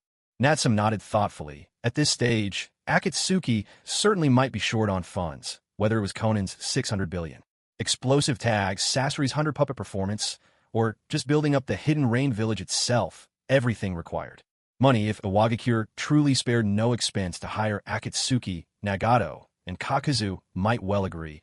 In the process of assassinating the Hokage, they could also inflict some real damage on Konoha and maybe even capture the Nine Tails. A win on all fronts. How interesting. Iwagakure's move is truly impressive. That old fox Inoki just can't swallow his pride after all. Well, that works out just fine. As long as someone's taking action against Konoha, they're welcome in my book. Speaking of which, if the Akatsuki do end up taking this mission, Orochimaru, this time, there's a real chance Konoha could be wiped out for good. If you still have any lingering affection for Konoha, you'd better start making preparations to secretly intervene. Natsum cast a sidelong glance at Orochimaru, teasing him with a smile. Orochimaru replied with a calm, unfazed smile, Lord Natsum, you jest Konoha and I. There's nothing left between us anymore. Natsum responded with a knowing smile and didn't press the matter further. He offered Orochimaru a few more words of advice, urging him to perfect the reanimation jutsu as soon as possible so that the complete versions of Gold and Silver Brothers could be summoned for Natsum to extract the power of the tailed beasts. Afterward, Natsum took Tsukiheim, who had mostly recovered, and left the Hidden Sound Village. As for the upcoming visit to the Hidden Rain Village in 5 days, he decided to cross that bridge when he came to it. It had been more than half a month since the second wave of Uchiha clansmen moved to the village of Hidden Flame, for 5 days had also passed since the Hyuga branch family joined the village. During this time, there had inevitably been some minor friction between the two clans, but overall they were getting along peacefully without any major problems. After all, both sides had defected from Konoha, and they still shared the same formidable enemy, Konoha itself. Moreover, one side had just escaped discrimination and oppression, while the other had finally gained the freedom they had long dreamed of. They were all still basking in their newfound joy. Who had the time for animosity? And with the added manpower from the Hyuga, the construction of the Hidden Flame Village sped up considerably. While it still couldn't compare to the 5 great hidden villages, it was already taking on an impressive, even luxurious appearance, certainly far more distinguished than many of the smaller villages. What could they do? There was simply too much money. They could afford to be extravagant. With all the wealth Natsum had accumulated through his tireless efforts, robbing the rich to help the poor, even a herd of pigs could build a city with these resources, let alone a village full of shinobi. The following days grew a little monotonous. Breakfast, studying sealing techniques, lunch, sparring with Tsukiheim, dinner, a hot bath, a relaxing massage, and then sleep. Such was Natsum's routine. Simple, yet fulfilling. It wasn't until the third day that something changed. Nichio, who had spent several happy days in the Hidden Cloud Village accomplishing great things, finally returned. Just as Natsum had predicted, the Hidden Cloud had readily agreed to the deal. In exchange for a pair of old clouded byakugan, Natsum's side received 20 million ryo in cash and 300 tons of fresh beef, altogether worth nearly 40 million ryo. On top of that, the Hidden Cloud had to shoulder a massive chunk of blame. All in all, it had been a highly profitable venture, with rewards beyond expectation. Originally, Natsum had expected the shipping company to deliver last month's profits and the proceeds from jewelry sales first. To his surprise, Nichio managed to return even sooner. Still, the difference was negligible, with the 20 million taels of silver that Nichio brought back. Natsum's gold coin savings once again surpassed the 10,000 mark. Ding! Congratulations, you have acquired 20 million value points. Would you like to convert 20 million value points into 2,000 gold coins? Conversion successful. Congratulations, you have received 2,000 gold coins. Current balance: 10,300 gold coins. At last, I've scraped together 10,000 gold coins again. This time, I can finally exchange them for the Evil God Physique, a truly immortal body, plus the 8 gates released. 8 gates formation. Here I come. Natsum cheered silently in his heart. Without delay, Natsum zipped back to his room, excitement brimming in his every move. He quickly exchanged for the Evil God Physique he had coveted for so long, but it was only after the exchange that Natsum suddenly realized he'd miscalculated. The immortal body and the Evil God Physique turned out to be mutually repellent. The reason was simple. The immortal body represents the pinnacle of bodily and cellular vitality. Because the cells are so active, it grants powerful regenerative abilities and chakra. By contrast, the Evil God Physique embodies the extreme of cellular inertia. Because the cells are so lethargic, even if the body is torn limb from limb, the severed parts do not decay and can endure indefinitely. So when the ultimate vitality and ultimate inertia coexist within one body, fierce rejection is inevitable. This created a wrenching sensation in Natsum's body and cells, as if being ripped apart from within. Fortunately, the system shop, though a notorious profiteer, still provided basic after-sales service after. Selling goods, it didn't just wash its hands of the matter. Of course, returns were out of the question, absolutely impossible. So in the end, the system offered a compromise. It modified Natsum's evil god physique to be actively triggered, like flipping a switch. When deactivated, the evil god physique remains dormant, not suppressing cellular activity and causing no abnormalities. Only when activated does it suppress cellular activity, granting the attribute of true immortality. With that, Natsum finally breathed a sigh of relief. Although the modification introduced some limitations, it was still acceptable. All it meant was that the ability changed from passive to active. Nothing more. When he wanted to open the death gate of the 8 gates formation, he just needed to activate the evil god physique first. The difference was negligible. In short, he had finally acquired a truly immortal body. Moreover, seen from another angle, it was fortunate that he exchanged for the immortal body first. If he'd gotten the evil god physique first, his cells would have always been in a state of inertia, which would not have been good for the growth of his little tadpoles. It might even have stripped him of that particular function entirely. That was something Natsum could never accept. So, in a way, having the system turn the evil god physique into an active skill was a blessing in disguise. In the future, whenever he found himself about to do something not suitable for children, he could simply turn it off in advance. That way, it wouldn't interfere with the vitality of little tadpole Natsum. Next, Natsum decided to properly reward Nichio, his right-hand man who had made great contributions. He granted Nichio a bonus of 300,000 taels, a full half-ton of beef, and 3 opportunities for personal instruction in taijutsu. This made others in the personal guard like Jin green with envy. They clamored for their own independent missions to showcase their talents. But Natsum wasn't about to indulge them so easily. He promptly handed Jin over to Fukagawa Hyuga, instructing him to guide the branch family Hyuga ninja in real combat. Only when Jin could defeat at least 3 Hyuga Jonin would he be given an important solo assignment. Likewise, after rewarding Nichio, Natsum sent him over as well, intending for both of them to be honed by the Byakugan and the Hyuga ninja. After all, if these 2 promising youngsters weren't sharpened now, they would be difficult to control once they wielded the power of the tailed beasts. Besides, sparring with Hyuga ninja in actual combat was far more effective than practicing with their own familiar clansmen. As for Natsum himself, he continued to instruct Tsukihime in taijutsu and in controlling the power of the tailed beast. After all, when looking at the whole village, he was the most suitable person for the job. 5 days flew by in the blink of an eye. Immersed in the art of taijutsu instruction, Natsum found it hard to tear himself away. But the time had come. For the sake of his mission, he forced himself to leave that gentle haven behind. He was preparing to visit Amigakure alongside Orochimaru to pay respects to Lord Nagato, the self-proclaimed god who was as thin as a skeleton. The day before their departure, news arrived from Kirigakure. Several envoys had been dispatched to Yanagakure for an exchange, and to deliver the second installment of payment. They were expected to arrive the day after tomorrow. Upon hearing mention of Kirigakure, Natsum couldn't help but recall the lavish hot springs and the extraordinary skills of Miss Mei Terumi. Those memories truly lingered. Of course, Natsum steeled himself with firm resolve and resisted the temptation. He instructed Nichio and the others to properly receive the allied friends from Kirigakure. If he truly wished to indulge himself, there would still be time enough after returning from Amigakure. There was no need to hurry.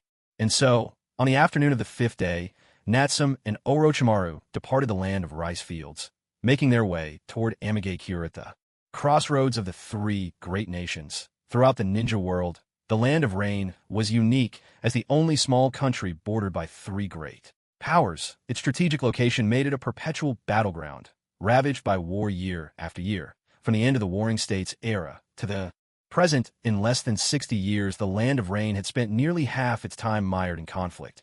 Yet, under the rule of 2 successive, formidable leaders, Amigakure had stubbornly survived, resisting annexation by its powerful neighbors. They even built a modern-style advanced city filled with colossal metallic structures and dazzling bars alive with neon lights and music. All of this speaks to the fact that the Hidden Rain village is no longer impoverished. Its people live in relative comfort, yet as a small nation, its fate is inevitably tragic. Whether it's war or economic strife, what truly matters isn't how strong you are, but how long you can endure and how resilient you can be. With a sparse population, years of conflict, and relentless rain, the Hidden Rain village is anything but resilient. Take, for example, what happened 20 years ago. Hanzo the Salamander, hailed as the demigod of the ninja world, single-handedly swept through the combined armies of 3 nations, utterly crushing the elite forces led by the famous Leaf Village Sannin. Yet in the end, it was all in vain. By the time he had routed his enemies, the Hidden Rain village had already been devastated by the invading armies. They were left utterly unable to continue fighting, and even basic survival became a struggle. For ordinary people, that's why Hanzo was ultimately forced to spare the Sannin and quietly form an alliance with the Hidden Leaf, consider to the Leaf Village. Even when they couldn't defeat the Ninetales or Pain, after suffering a catastrophic blow from the Super Shinra Tensei or a tailed beast bomb, they could still recover quickly despite heavy losses. Just recently, the Hidden Rock Village was battered into chaos by the Leaf, suffering tremendous casualties, but with the backing of the Land of Earth, they managed to bounce back and even had the audacity to hire the Akatsuki to assassinate the Hokage. But what about a tiny place like the Hidden Rain? If even a single-tailed beast bomb were to land here, it would take them 10 years, maybe more, just to recover. The size of a nation, its endurance, and the number of its people. These are the true factors that decide the fate of a regime. This is why Nagato, even with the Rinnegan and the strength to challenge the entire ninja world, continues to bide his time and work in the shadows. Because the Hidden Rain Village only has one shot. He is waiting for the village to grow stronger, for himself to seize the tailed beasts. And once the world has been made to taste true pain too, rise up with enough strength to unite the ninja world in one swift stroke. In the same way, Natsum is also storing up strength, waiting for the flame-hidden village to be ready to rule the world. After the 5-year plan is complete, he will make his move and change everything. Just like the mighty Qin dynasty, which after generations of struggle, finally unified the realm. Otherwise, with Natsum's current strength, he would have stormed into the other great villages and turned them upside down long ago. And now at last, the day has come for Natsum and Nagato, the leaders of these 2 hidden villages, 2 men brimming with ambition, to finally meet face to face. At this moment, inside the Hidden Rain Village, the rain was falling in a constant, whispering drizzle. On the broad gray streets, passers-by hurried along, all wearing raincoats and straw hats to shield themselves from the downpour. Before long, 2 figures, one tall, one short, both cloaked in straw rain capes, stopped in front of a pastry shop. "Granny, I'll take 2 of those." Natsum pushed back his rain hood, pointed at the steaming buns, fished out a few coins, and called out cheerfully, "Here you go," the old woman replied. "Careful, they're hot." The old woman who watched over the shop took out 2 meat buns and handed them to Natsum.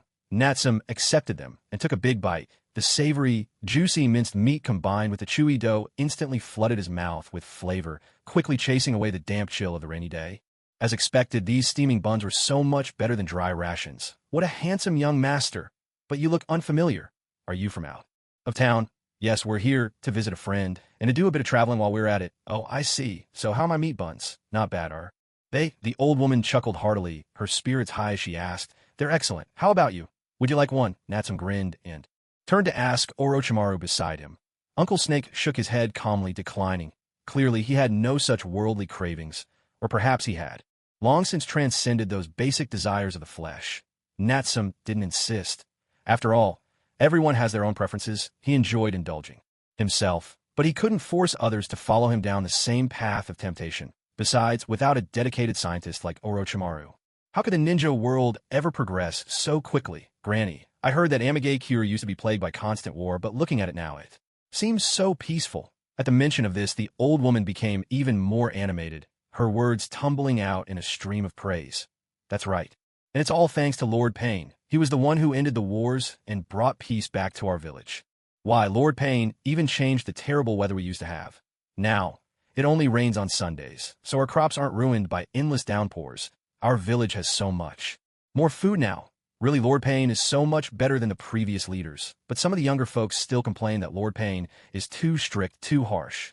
They just don't know how terrifying war can be, because they've never lived through it.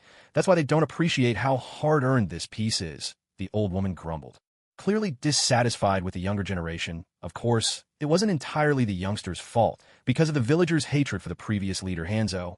The salamander, after Nagato took over Amigakure, he had all of Hanzo's followers executed, down to their families, leaving none alive. His methods were ruthless, and it was only natural that many young people were frightened by it. "It seems he really is a good leader," Natsum said, nodding in agreement as he took another bite of the meat bun. As for Nagato himself, Natsum understood him deeply. This idle conversation was in truth just a way to find out what the villagers of Amagakure thought of their leader under his rule. After all, though they were both village leaders, he and Nagato had chosen very different paths. He was known for his approachable manner and gentle governance, preferring persuasion through benefits. In contrast, Nagato was cold and distant, his whereabouts shrouded in mystery, ruling with an iron fist.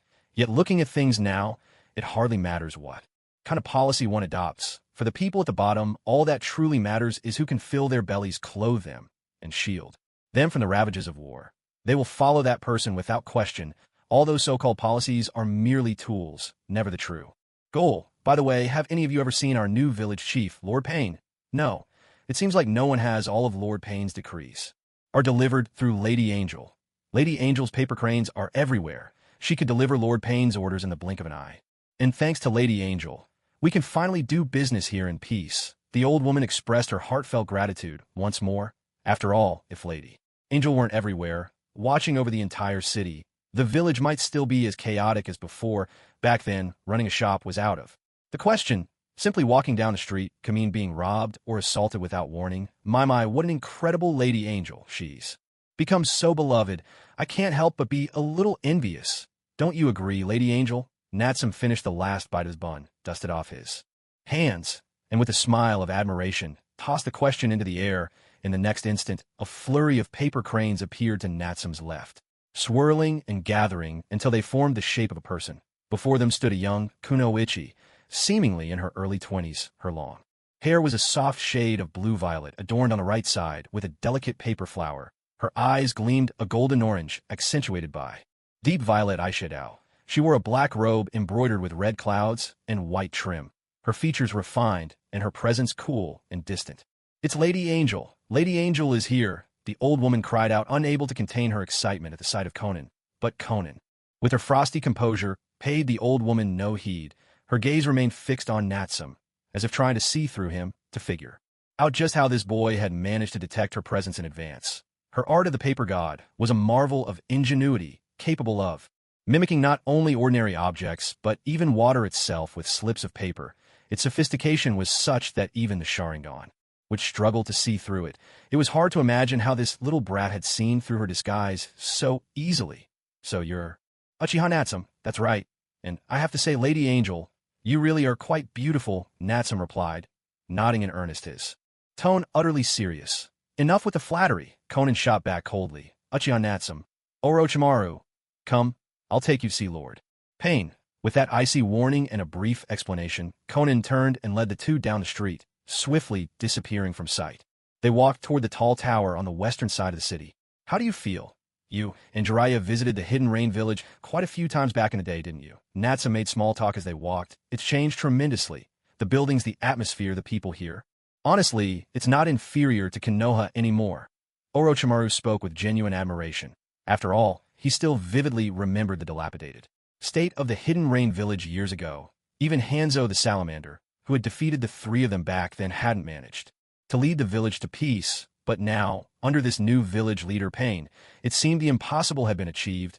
The people of the village lived in peace and prosperity, a testament to both his skill and power. What's more, Payne was an old acquaintance. Well, I never expected it. It really is that little girl from back then.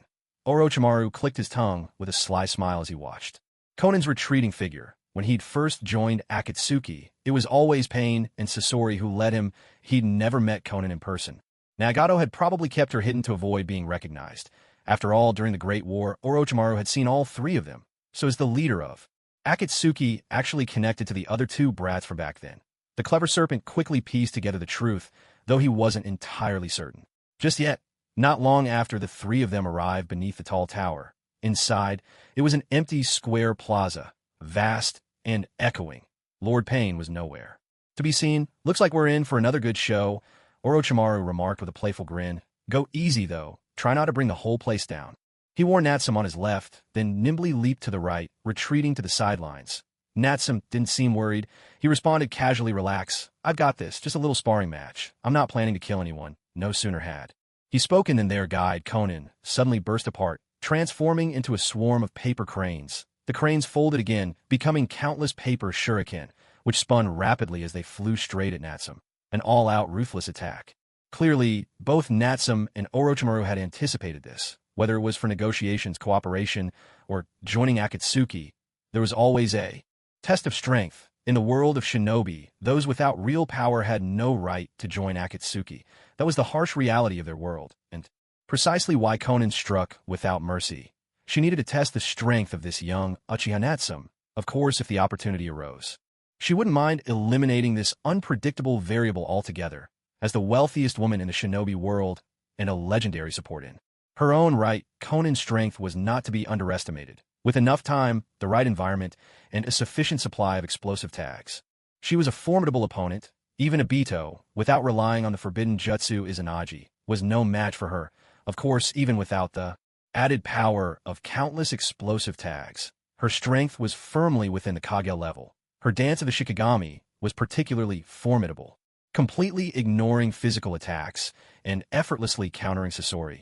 All of this was enough to prove that this angel was by no means weak. She had turned paper into an art form, almost like conjuring flowers from it.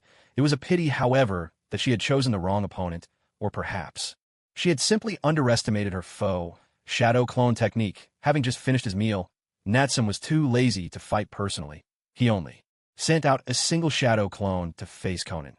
Even though a shadow clone couldn't replicate the immense stamina and regenerative power of the sage body, after splitting 1,800 chakra points, Natsume's clone was no weaker than an ordinary tailed beast. To toy with this angel, it was more than enough. Just a clone? How arrogant. Conan furrowed her elegant brows, feeling that she was being underestimated.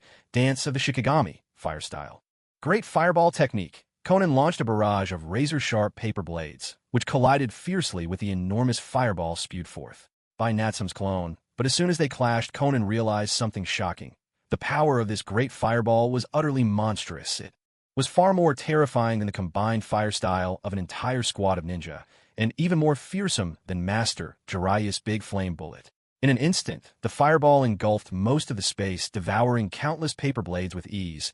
Forced to retreat, Conan quickly dispersed her main body to evade the flames, reforming herself 100 meters away. What incredible fire style! Conan exclaimed inwardly, her expression growing serious. Even so, her attacks did not pause. She unleashed another wave of paper shuriken from all directions, refusing to believe that a single fire technique could block every angle of attack. At the same time, she began to gather her strength, raising her right hand to form a sharper, swirling paper shuriken, preparing to launch it. Ninja art. Shadow. Shuriken jutsu. With a clap of his hands, Natsume sent forth thousands of shadow clone shuriken in an instant. Their numbers dwarfed even Conan's paper shuriken, overwhelming every angle and completely neutralizing her onslaught. From a distance, Conan was thoroughly stunned. She had never seen anyone burn through chakra with such abandon. Just a single shadow clone, and it unleashed thousands upon thousands of shadow clone shuriken. Just how much chakra did this kid have? Could he really afford such extravagance? While she was still reeling from surprise, Conan struck again, hurling the giant swirling paper shuriken she had just formed, spinning at high speed. The razor-sharp shuriken scythed through the air, slicing apart large swathes of shadow clone shuriken as it hurtled straight toward Natsume. Seeing this, Natsume's clone showed no sign of panic. Instead, he unleashed another fire-style jutsu. Fire-style. Majestic flame annihilation. This time, an even greater inferno erupted, surging forth and engulfing the entire plaza, which spanned several hundred meters around them. In an instant, a blazing sea swallowed up the paper shuriken. What's more, it completely sealed off every possible escape route for Conan. Even Orochimaru, who had been watching from the sidelines, couldn't help but twitch at the corner of his mouth, forced to retreat from the searing heat. This kid's fire style jutsu is getting more and more outrageous, he thought. The sheer scale of the firestorm left Conan scrambling for a response, although her paper art allowed her to split and reform, rendering her immune to physical attacks. It couldn't pass through solid walls, nor was it immune to ninjutsu. With such terrifying power, vast range, and no blind spots left uncovered, this fire-style attack left her with no way out, with no other options. Conan hastily recalled all her paper sheets, transforming them into a pair of giant paper wings. She wrapped herself tightly within them, bracing against the oncoming flames. The relentless inferno roared for over 10 seconds, searing the entire hall until it glowed red-hot. The Flames burned straight through Conan's massive paper wings, forcing her to cancel her dance of a shikigami technique. She emerged from the flames looking rather disheveled. If the fire-style jutsu had lasted just a few seconds longer, she would likely have been burned as well. It was a pity Natsum didn't know any toad oil techniques or similar jutsu. Otherwise, with the right combination, he could have pinned her down in a single move, leaving Conan drenched and stuck fast. Of course, Natsum had simply been toying around just now. After all, even the chakra reserve of his clone was enough to fuel the majestic flame annihilation for dozens of minutes. More than enough to incinerate any enemy. He had held back only to force a certain main player out into the open.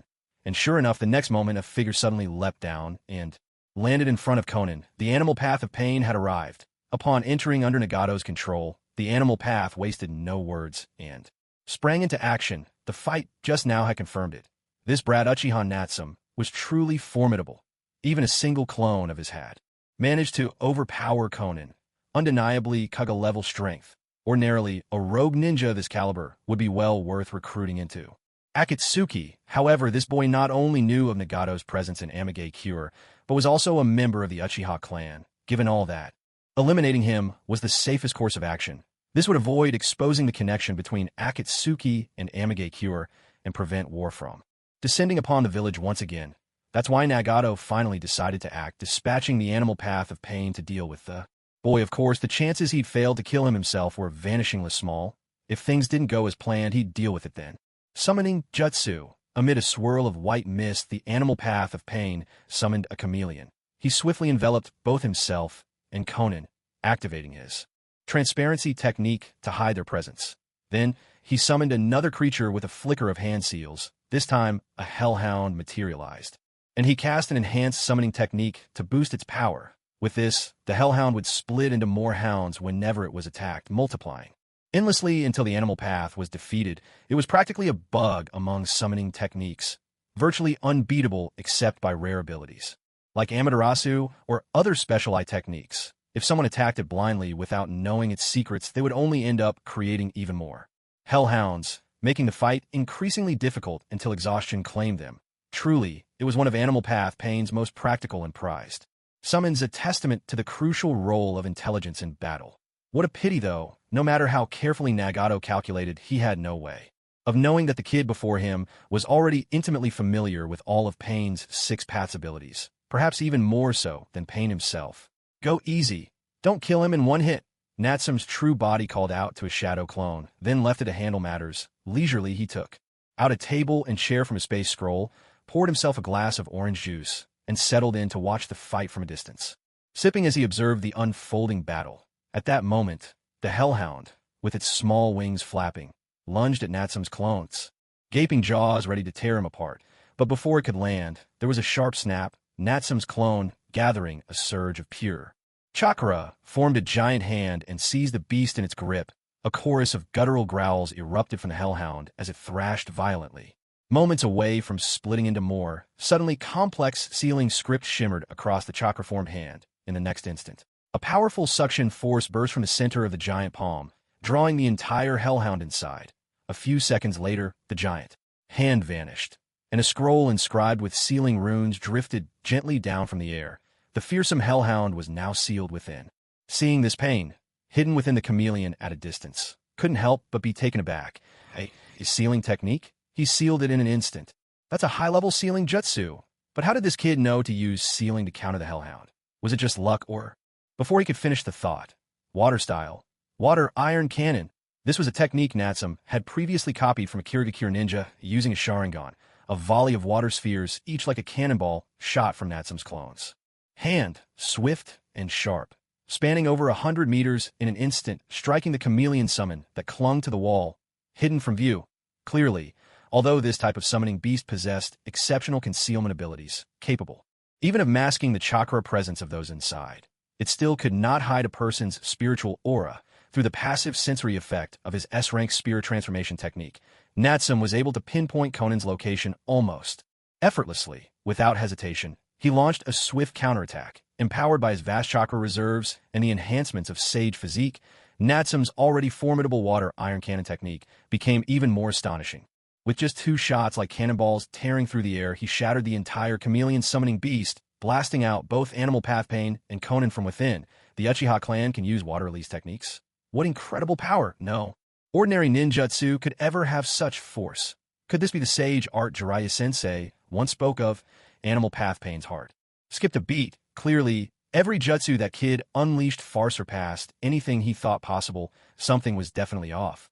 Summoning jutsu. Landing on a distant wall, Animal Path Pain cast the technique once again. This time he held nothing back, summoning a whole host of beasts. The hell crab, the eight-span bird, the twin-horned bull, the giant one-horned rhino, the enormous centipede, the stone statue panda. Beast after beast appeared, as though chakra were limitless, with summoning after summoning in a mad flurry. In truth, this was precisely the strength of Animal Path Pain. He could summon any beast at will without signing a blood contract, and even forcibly control them with his ocular power, with the exception of the three great sanctuaries where sage arts and ancient bloodlines were passed down. Nearly every other spirit beast could be compelled into service. To put it bluntly, this legion of summoned creatures alone could rival half of Konoha, a testament to the might of the Rinnegan, the summoning beast showdown. Is it? How interesting. Other than the troublesome Hellhound with its splitting ability, most of the other beasts, while strong, were far from terrifying. In the next instant, Natsume's shadow clone also performed a summoning jutsu. There was a sharp pop, and as the white mist cleared, a palm-sized, dripping wet summoning panda named Mooncake appeared. Hey kid, what are you up to? I was right in the middle of my bath, you know. Wait a second. Where am I? This place looks so unfamiliar. And where are you? Why is it a shadow clone that summoned me? Mooncake extended his round paw, preening his damp fur as he grumbled with dramatic flair, but just then he caught sight of the mass of summoned beasts across the way. What's going on? Why are there so many spirit beasts over there? Is this a fight? Wait, what the heck? Isn't that the stone statue from Great-Grandpa's front yard? Who dragged it out here? Mooncake yelped in astonishment. He remembered very clearly. The giant stone panda across the way was meant to guard Great-Grandpa's doorstep. So how on earth did it end up here? Enough gawking. Hurry up and call for backup. All those summoned beasts are here to kill you. Oh, and by the way, the enemy has the Rinnegan. Be careful. Don't let them control you. Natsume's clone quickly reminded him, grabbing a mooncake in front of him and hurling it at the group of summoned beasts. Damn you, brat Natsume. Curse your ancestors. Give it your all. Win this, and I'll make it up to you later, the clone shouted, then lounged back to watch the spectacle with a leisurely air. After all, if the main body was slacking off, why couldn't the clone take a break too? As the mooncake soared through the air, it let out a furious tirade, but didn't dare let its guard down. It quickly raised its paws, weaving seals, and preparing to cast a jutsu. Despite its flippant attitude, this mooncake was the most gifted among several generations of panda familiars. Not only had it mastered the summoning techniques of its clan, it was quite proficient in many human ninja arts as well. Otherwise, Natsume would never have entrusted it with the task of performing the reverse summoning technique to teleport him out of Konoha's tight encirclement. Summoning jutsu. With a thunderous boom, a colossal panda, towering many times larger than the mooncake, suddenly materialized. Unlike the adorable bumbling appearance of the mooncake, this giant panda stood nearly 40 meters tall, exuding a fierce and intimidating aura. Its massive claws alone spanned 3 meters. Its eyes glinted with ferocity, and its burly frame radiated overwhelming power and menace. If you painted it entirely black, you could easily convince someone it was a god of war in bear form. Uncle, those are the ones who stole Great-Grandpa's statue. Get them. Natsume said if we win, he'll supply us with bamboo shoots for a whole year. Perched atop his uncle's head, the mooncake extended a paw, pointing at the distant horde of summoned beasts and shouting. He even took the initiative to raise the stakes, scheming to turn the tables on Natsume. With a mighty roar, the mooncake's uncle was instantly fired up at the prospect of a year's worth of bamboo shoots. Swinging his enormous paw, he pulled out a 30-meter-long spiked club from his back. An utterly fearsome and bloodthirsty weapon that would send shivers down anyone's spine. Without another word, he charged straight at the assembled summoned beasts. Elephant strength amplification, agile body technique, absolute body armor. The mooncake, still poised on his uncle's head, didn't remain idle. He quickly formed seals with his paws, casting 3 powerful enhancement jutsu. These greatly boosted his uncle's strength and speed, and layered him in an armor that deflected physical attacks, sending his combat power soaring to near-tailed beast levels. With such overwhelming force and a 30-meter spike club in hand, even a single swing whipped up a storm so fierce, the wind stung the skin and made the scalp tingle. And that was just the opening move. The first giant one-horned rhinoceros rushing forward was smashed dead on the spot, exploding instantly into a cloud of white mist, where it fell. The ground caved in, leaving a massive crater dozens of meters across, and a shockwave hurled all the other summoned beasts nearby into the air. The power of that single strike was truly terrifying. These two pandas, one large and one small, were simply too fierce with the armor of their mighty bodies. None of the nearby summoned beasts could even scratch them. In contrast, every swing of the enormous spiked club in the big panda's grasp swept through everything in its path, unstoppable and merciless. Empowered by its tremendous strength, each blow landed with the force of a mountain. Just a touch meant injury. A single hit spelled death. Their ferocity knew no bounds. Watching this unfold, Animal Path Payne's face darkened. His lips twitching with frustration, he realized that the summoned beasts on both sides were not even in the same league, but of course that was to be expected. After all, Mooncake had the advantage of specialized ninjutsu and enhanced weaponry. In terms of actual combat strength, these pandas far surpassed ordinary summoned beasts. What's more, the Hellhound, immune to physical attack, had already been sealed away at the very start. The remaining beasts were no real threat. Initially, Animal Path Payne had planned to use the Rinnegan's abilities to control the two pandas. But to his surprise, the larger panda simply closed its eyes, shutting off its sense of sight, and relied solely on its hearing to swing its club and launch attacks. The smaller panda was even more cunning, hiding within the larger one's thick fur, casting spells and issuing commands, never giving Payne a chance to use Genjutsu or seize control. This is turning out to be quite tricky, he muttered. In less than 30 seconds, 3 or 4 summoned beasts had already fallen to the great panda's crushing blows. Animal Path Payne's expression grew even more serious. He had thought he'd be dealing with an ordinary child barely past 10 years old, someone easy to handle. He hadn't expected such formidable strength, such a troublesome adversary. Not even Animal Path could subdue them. It was clear he'd have to get serious. In the next moment, Animal Path Payne performed another summoning. This time, he called forth all 5 of the other paths, gathering all 6 Paynes together, ready to go all out. In the distance, Orochimaru stared in shock as 5 more Paynes appeared, each one with the legendary Rinnegan. The sight made his heart skip a beat. Those are 6 pairs of Rinnegan, he gasped. It was as if overnight, 6 Uchiha shinobi with Mangekyo Sharingan had appeared before him. An utterly terrifying sight. This was even more astonishing, for the Rinnegan was the greatest of the 3 great doujitsu unseen for decades. Moreover, Orochimaru had no idea that all 6 pairs of Rinnegan were reflected from Nagato's own eyes. Are you scared? Thinking of running away? Natsum asked with a faint smile, glancing at Orochimaru. Of course not, Orochimaru replied, his eyes narrowing. He licked his lips, trembling with excitement. On the contrary, I'm thrilled. 6 pairs of Rinnegan. How much experimental material would that be? In fact, he could hardly resist the urge to join the fight right now, hoping to take advantage of the chaos to defeat 1 or 2 of the Paynes and snatch a few pairs of Rinnegan eyes for himself. Don't get too excited.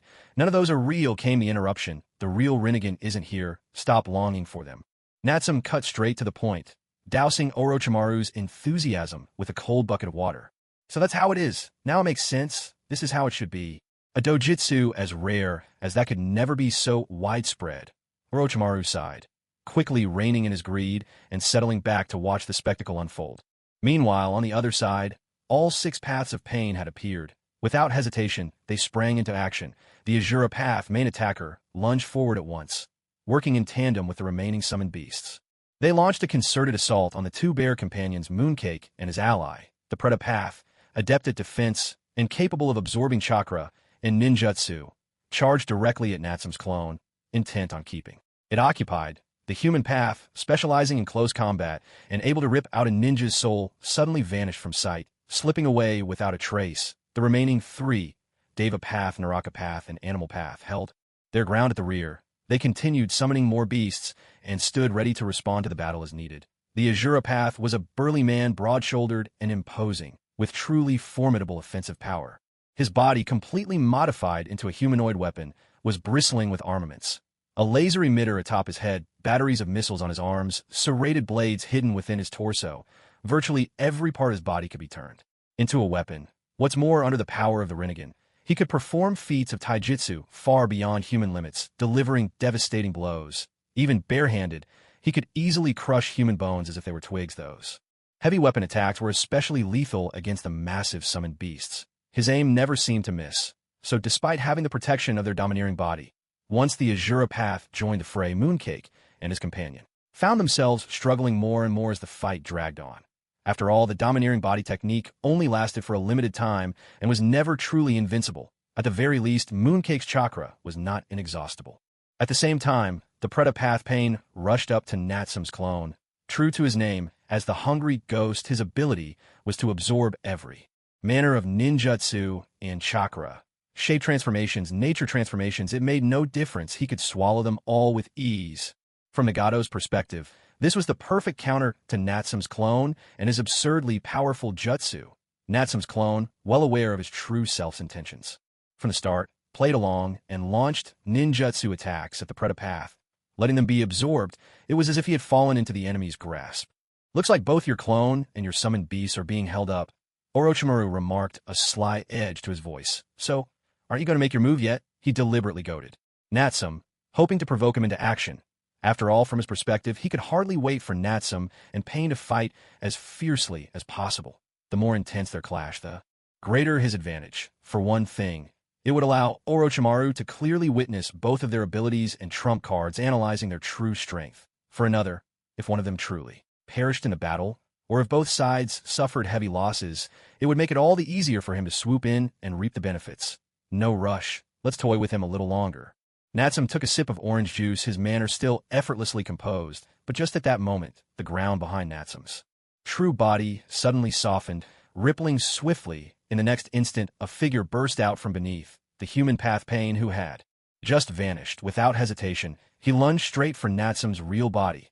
There was no doubt. He had been silently stalking his prey, targeting Natsum for a decisive killing blow, and yet as Pain launched his ambush from behind, Natsum remained seated in his chair, utterly unmoved, poised and unruffled. He allowed the human path Pain to close in, even letting him press a hand atop his head. Pain's ability concerned the soul itself. Not only could he read another's memories through physical contact, he could also rip out their soul in an instant. Once the soul was extracted, death was inevitable. The speed of extraction depended on the target's chakra. Unless their chakra surpassed Nagato's own, their soul would be quickly wrenched away. Your soul is mine. Pain's lips curled into a confident smirk as he breathed out those words, certain that his victory was at hand. He unleashed his power, ready to tear the soul from this impudent brat. But in the very next moment, his expression changed dramatically, a shock surging through his heart. He couldn't extract this boy's soul at all. Has my ability failed? No, that's not it. This kid's chakra is simply overwhelming, fiercely shielding his soul. His soul is as immovable as a mountain. No matter how I try to pull, it won't budge an inch. This is impossible. Of course, Natsum had already anticipated all of this. It was precisely because he knew the human path Pain's abilities and methods of attack that he dared sit so calmly in place. Otherwise, before this, Pain could even get close, he would have been sliced into pieces and turned to mince. As for the soul-extracting power of the human path, it was indeed terrifying against most ninja, nearly impossible to guard against. Unfortunately, it was useless against him. What a joke! Even after splitting off half his chakra, Natsum's main body still contained nearly 1,000 units, a quantity on par with a tailed beast. How could it be so easily stolen? Even if he sat motionless and gave Pain an hour to try, he'd be lucky to extract even half. What's more, Natsum's real body possessed a perfect sage physique. His chakra was amplified to the extreme, his soul's resilience unmatched. Truly the pinnacle of the shinobi world, just a mere human path. And you think you can extract the soul of an immortal? Keep dreaming. All right, that's enough. Stop wasting your energy. We've tested each other long enough. Time to end this. Natsum finished the last sip of orange juice and rose from his seat with a calm air. In the next moment, the human path Pain behind him felt his vision blur before he could react. That Uchiha kid had already appeared behind him, pressing a hand firmly against his back. 8 gates release technique. 5th gate. Gate of limit. Instantaneous. 5-fold 32 times amplification. Inch force. Heaven splitter. In a flash, a tremendous force erupted. Raging outward, a thunderous blast resounded as the immense power tore through the human path Pain, shattering him into countless fragments. Even the aftershock alone whipped up a violent gale, gouging a fan-shaped trench dozens of meters long into the ground ahead. TSK. The fusion still isn't smooth enough. Hard to control the strength. If I try to blend lightning release into this on top of everything else, it'll only get more troublesome. Natsum muttered under his breath. He massaged his right hand, snapping his dislocated wrist back into place. In truth, ever since he'd obtained the sage body and his physique had been greatly enhanced, Natsum had quietly been practicing the 8 gates. By now, he could barely manage to open both instinct and the 8 gates at the same time. What he'd just done was only a small demonstration. As expected, the power was outrageous. When stacked together, the speed and strength were almost on par with opening the seventh gate. At that range, he could break the sound barrier in an instant, unleashing an utterly terrifying force. But the control was still lacking. It really took a toll on his hand. At the same time, Natsum's explosive burst left the other paths of Pain and Orochimaru, who were observing the battle, visibly shaken.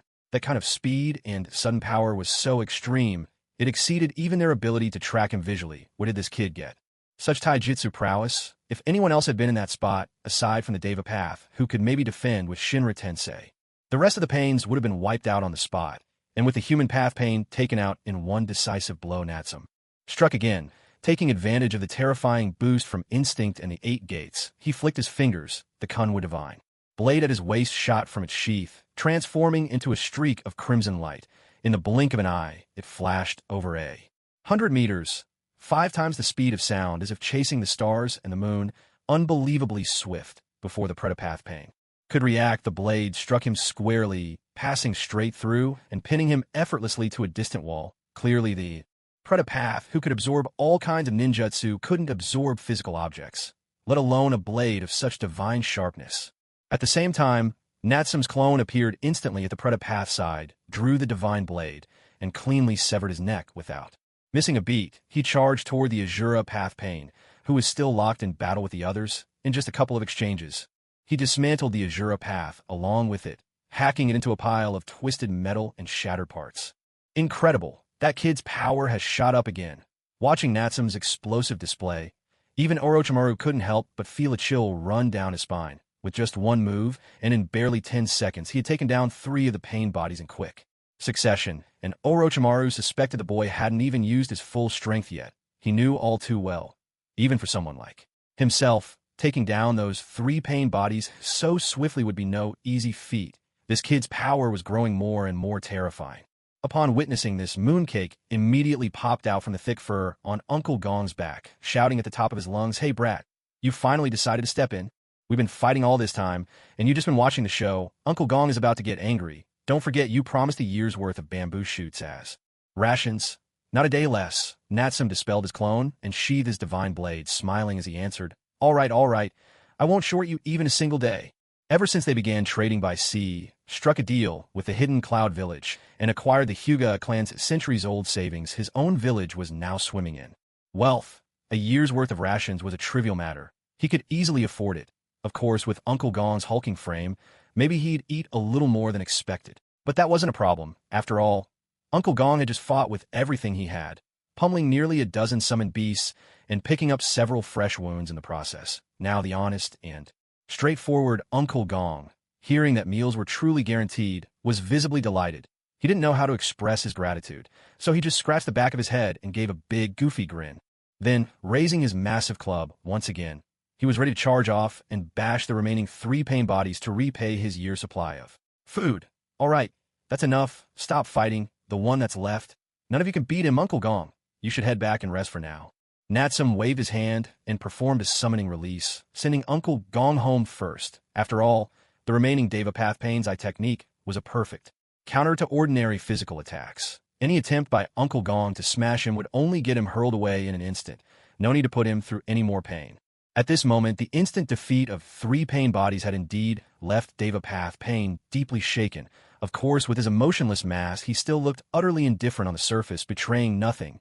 Very soon, Deva Path Pain, together with the surviving animal and Naraka paths, leapt down from above, facing Natsum directly. "What's wrong? Haven't had enough? Want to keep going? I don't mind keeping you company." Natsum arched an eyebrow, full of confidence. Deva Path Pain finally spoke. "Uchiha brat, you're indeed strong, but don't think this means you've won. The true meaning of pain is far beyond what you can imagine." In the next instant, beside Tendo Pain, the animal path once again performed a summoning technique. In an instant, 7 more summoned beasts appeared, each brimming with restless energy, eager for action. "So, you're planning to overwhelm me with sheer numbers?" "Again, that's fine by me," Natsum replied with a faint smile, clapping his hands together once more. In the blink of an eye, 10 shadow clones appeared at his side. Tendo Pain observed shadow clone technique. "Is it nothing special?" Natsum responded, "That's right, just ordinary shadow clones. But tell me, do you think these clones can use Susanoo?" Tendo Pain fell silent. Natsum continued, "Can't figure it out? Let me answer that for you. As soon as he finished, a surge of crimson chakra erupted from each clone's body, and 10 Susanoo warriors rose up from the ground again, encircling Natsum's original body in a formidable defense, of course, to avoid terrifying his opponents too much. Natsum only had his clones activate the standard second stage of Susanoo, refraining from unleashing the full might of the fourth stage with all 10 at once. "Come on, let's keep going," he urged with a wicked grin, arms folded across his chest. "But if we continue this fight, you'd better be ready for the entire Hidden Rain village to be reduced to rubble." If not for his youthful age, Natsum would have seemed every bit the archetypal villain at that moment. At the same time, looking at the 10 towering Susanoo figures, each 30 meters tall and radiating a terrifying aura on par with all the summoned beasts, Tendo Pain couldn't help but twitch at the corner of his eye, his heart filled with dread. Is he really only 10 years old? Even his clones can use Susanoo? How absurd is that? Compared to this brat, Uchiha Madara on our side feels utterly unimpressive. I've never even seen him use Susanoo. If not for this kid's age, one could almost believe he was the real Uchiha Madara. Even Nagato might be convinced. In the end, Nagato abandoned the idea of a desperate struggle. He realized that this kid hadn't even revealed his full strength yet, and what he'd shown so far already exceeded the power of most Akatsuki members. True, neither side had gone all out, especially Tendo, who had barely taken action. But Nagato knew full well this Uchiha child was no longer someone he could crush with ease. Moreover, they were deep within the heart of the Hidden Rain village. If the battle continued, the entire village would surely be devastated, perhaps even wiped out entirely. And if that happened, even if he managed to gather all the tailed beasts and made the world feel pain, there would be no one left to unify the world afterward. It simply wasn't worth the cost. Of course, as a god, he couldn't possibly admit to any fear. He was merely considering the fate of these fragile mortals. He decided to postpone the confrontation, to find another place and time to let this brat experience true pain. Before long, after a tense standoff, both sides withdrew their killing intent, or rather, it was as if all murderous intent had been carefully concealed. On Pain's side, he dismissed every summoned beast and withdrew 3 of the Pain bodies. On Natsum's side, all shadow clones and Susanoo faded away. Then, as if by silent agreement, both sides shook hands and called a temporary truce. They moved to a new location, ready to begin negotiations. This was only natural, since neither side was prepared to fight to the death. Words would have to settle what blades could not. After all, Nagato didn't for a moment believe that this Uchiha brat had simply come to join the Akatsuki. With his strength and the power of the entire Uchiha clan behind him, he was every bit as formidable as the Akatsuki itself. Who's to say he wasn't here to swallow the Akatsuki whole? Of course, Natsum hadn't come to take over the Akatsuki, at least not yet, though the idea did tempt him. But given the resistance from Nagato, Tobi, and Black Zetsu, the chances of actually absorbing the Akatsuki at this stage were slim. That's why in visiting the Hidden Rain village in person, his goals were clear. First, to ally with the Akatsuki for an attack on the Leaf village, using their hand to deal a heavy blow, killing 2 birds with 1 stone. Second, to get a closer look at the state of the Hidden Rain village and perhaps borrow some of their advanced technology. After all, they'd even managed to build miniature missiles, a clear sign of their impressive scientific prowess. Third, to seek out Kakuzu and Sasori, and see if he couldn't lure them away and poach some talent for himself. Fourth, as a side task, to fulfill a promise to Lady Orochi and help her acquire a white Zetsu body, something that would come in handy later when resurrecting the Gold and Silver brothers via Edo Tensei. In truth, Natsum knew perfectly well that the moment he'd led the Uchiha clan to defect, all hope of reconciliation with the Leaf had vanished. Even if the chance arose, he would never again play their pawn, nor grovel at their feet.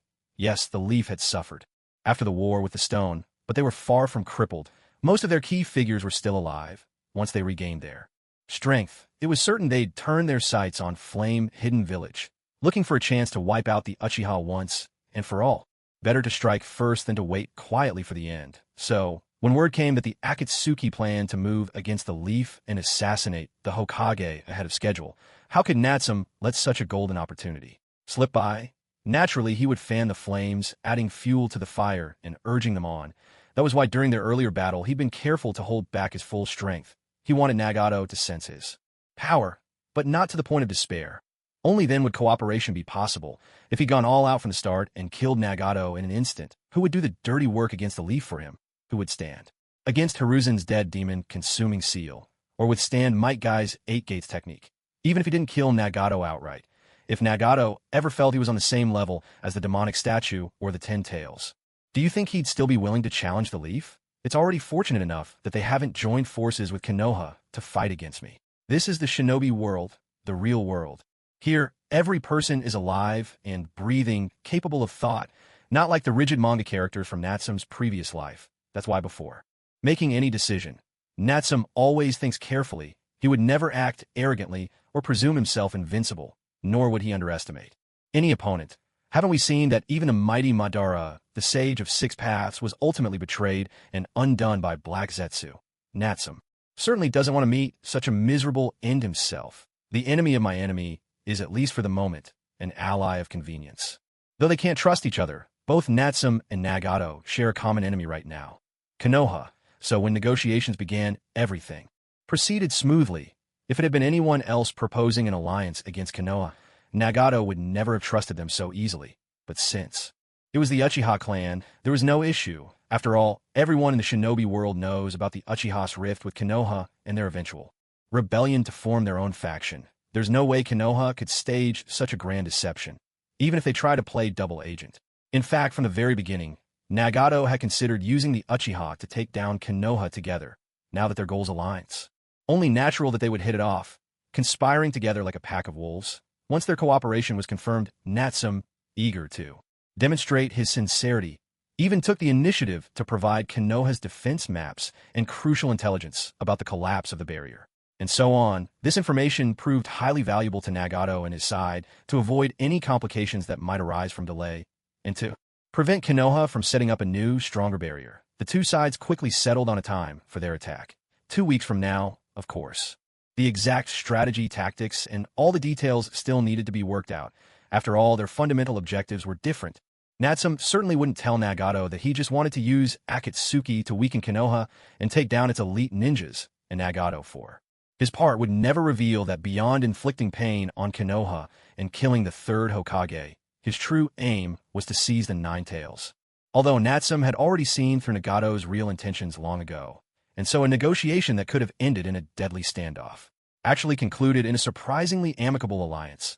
Those eavesdropping, both out in the open and hiding in the shadows, shared a tacit understanding and breathed a quiet sigh of relief. Well, everyone except Orochimaru, perhaps of all those present, he was probably the one who most hoped to see Natsume and Pain fight each other to the bitter end. Unfortunately for him, it wasn't to be. Lord Pain, this is my first time in Amage-Cure. I haven't had the chance to really explore the city yet, Natsume said, leaping down from his chair at the negotiation table and turning to the Deva Path. Pain, the style of the city is so different from anywhere else in the world. If you have the time, would you show me around? Heavenly Path. Pain was silent for 3 seconds, unable to guess what other intentions this kid might have. But in the end, he nodded in agreement. After all, he couldn't just let such a powerful and unpredictable child roam freely in the city, could he? Who knows what kind of havoc he might wreak? It would be safer to keep an eye on him himself, at the very least as long as he wielded the almighty force of Shinra Tensei. Pain had no fear of any sneak attacks Natsume might attempt.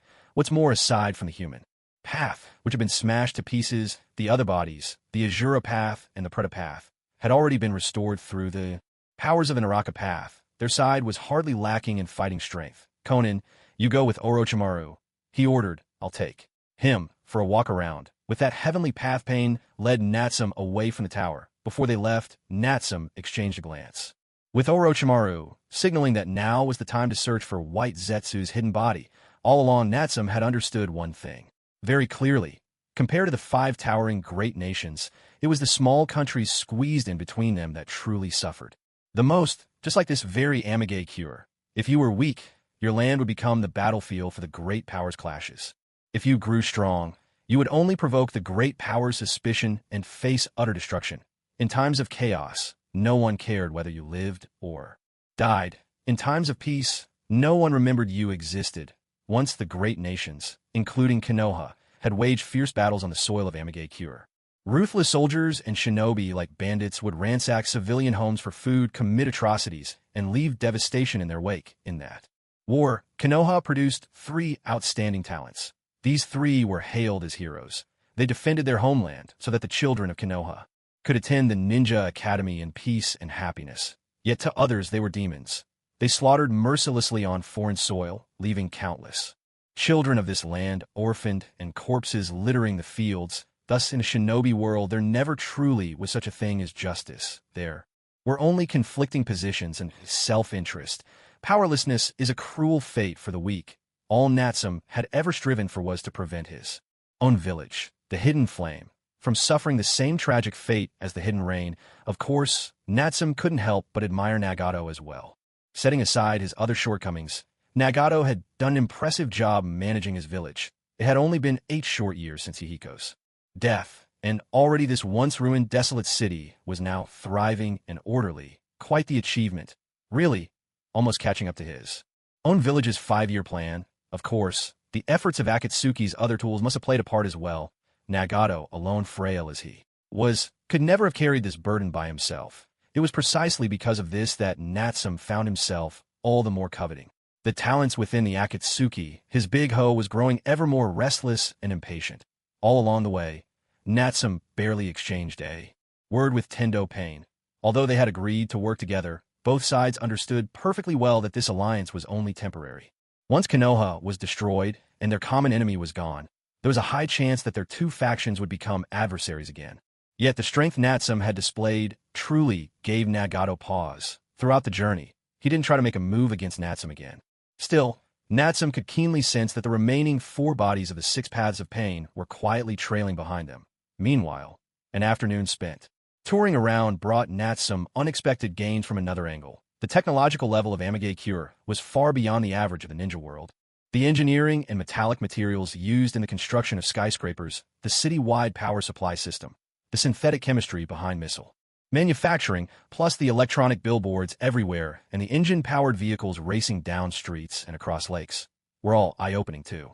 Natsum, other than being somewhat immature in microintegration and advanced physics applications, in all other respects their technology was in no way inferior to what Natsum had known in his previous life. One could only marvel at how strangely the technological tree in the ninja world had branched out. But that worked out just fine. These were precisely the areas in which the village of Hidden Flames was currently lacking. In his former life, Natsum had been an ordinary person with little more in his head than a few hundred episodes of anime, like Naruto, and a smattering of basic school knowledge. Beyond that, his understanding was limited. Therefore, it was very much necessary to learn from the technology of other villages.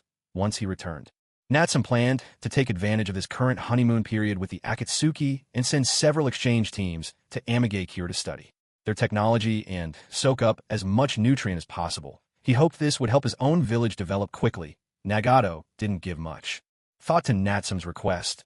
In his view, all these civilian technologies were nothing more than the icing on the cake. Letting the village of Hidden Flames learn them was of no real consequence. What truly mattered was absolute power.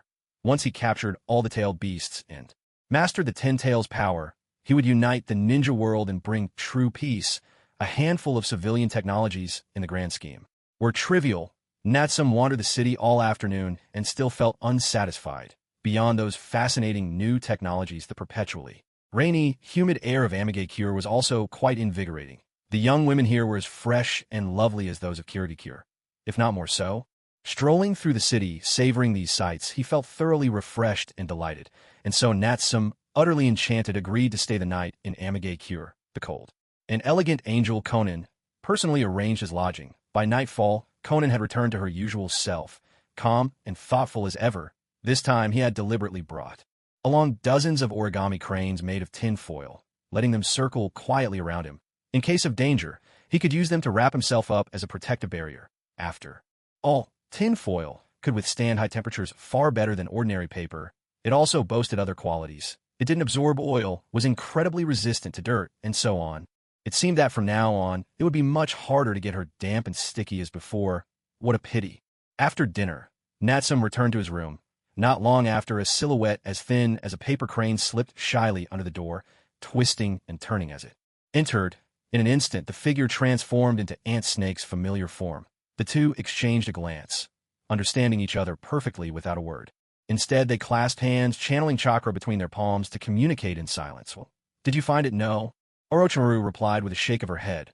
Earlier that day, while Natsum was out exploring, Orochimaru had taken the opportunity to distract Conan with a snake clone and began investigating the entire Hidden Rain village. She had scoured almost the entire underground network of the village, yet still hadn't found the secret underground base that Natsum had described, the one rumored to house a vast number of white Zetsu bodies.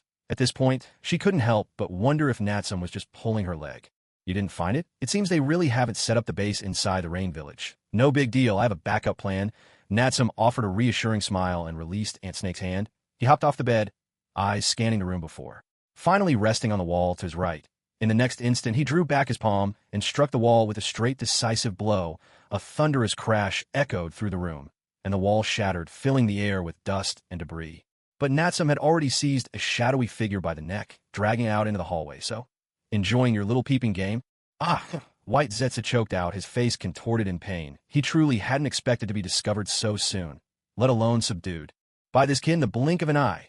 Still, White Zetsu dared not move a muscle. He was absolutely certain that if he made the slightest wrong move, this boy would obliterate him on the spot. The sudden commotion quickly drew Pain and Conan to the scene, taking in the situation and the sorry state of White Zetsu. They pieced together what had happened. Clearly, White Zetsu's peeping had been exposed, and Natsum had wasted no time in capturing him. Conan stepped forward to apologize, asking Natsum to let White Zetsu off this once. After all, White Zetsu was now a member of the Akatsuki. If he were killed here, it would hardly benefit the cooperation between their two sides. In the end, Natsum relented for the sake of diplomacy. Tisich, disgusting creature, don't let me catch you again. After cursing furiously, Natsum casually tossed White Zetsu aside, then sent him flying with a powerful kick. There was a deafening crash as White Zetsu was hurled through 3 walls in quick succession, finally slamming hard into another tall building. His body twisted in pain, his breath shallow and weak, clearly showing he had suffered serious injuries. Only then did Natsum withdraw his hand, following Conan as they headed to another room to rest. Half a minute later, amidst the rubble of the building across the street, White Zetsu staggered to his feet. Tendo Pain appeared at his side. What incredible strength! What a sharp little brat! I'm afraid he saw through me from the very beginning. White Zetsu sighed with a wry, squinting smile. Enough. Until Konoha is destroyed, do not spy on him again. Behave yourself. Tendo Pain warned coldly. Understood. White Zetsu nodded in agreement, though a trace of resentment crept into his tone. Yet that moment, White Zetsu was unaware that at some unknown time, a small flying thunder god seal had appeared on the back of his neck. The next morning, Natsum and Orochimaru left Amigakure together. Natsum had initially suggested meeting and getting acquainted with the other Akatsuki members, hoping to recruit people like the Money Bank while he had the chance. Unfortunately, Nagato refused, claiming the other members were all out on missions. Natsum didn't push the issue. After all, it wouldn't be long before they joined forces to attack Konoha. When that day came, he would have plenty of opportunities to recruit Kakazu and the others. If all else failed, he could simply snatch them away in the chaos of war. There's always a solution to every problem. So they finally left? Nagato, that kid is dangerous. Conan warned, her brow furrowed. She had a lingering sense that this boy was far from ordinary. His mind far surpassed his years, and the way he looked at her was filled with a predatory intensity. It's just a temporary compromise, replied Tendo Pain, clenching his fists with unwavering confidence.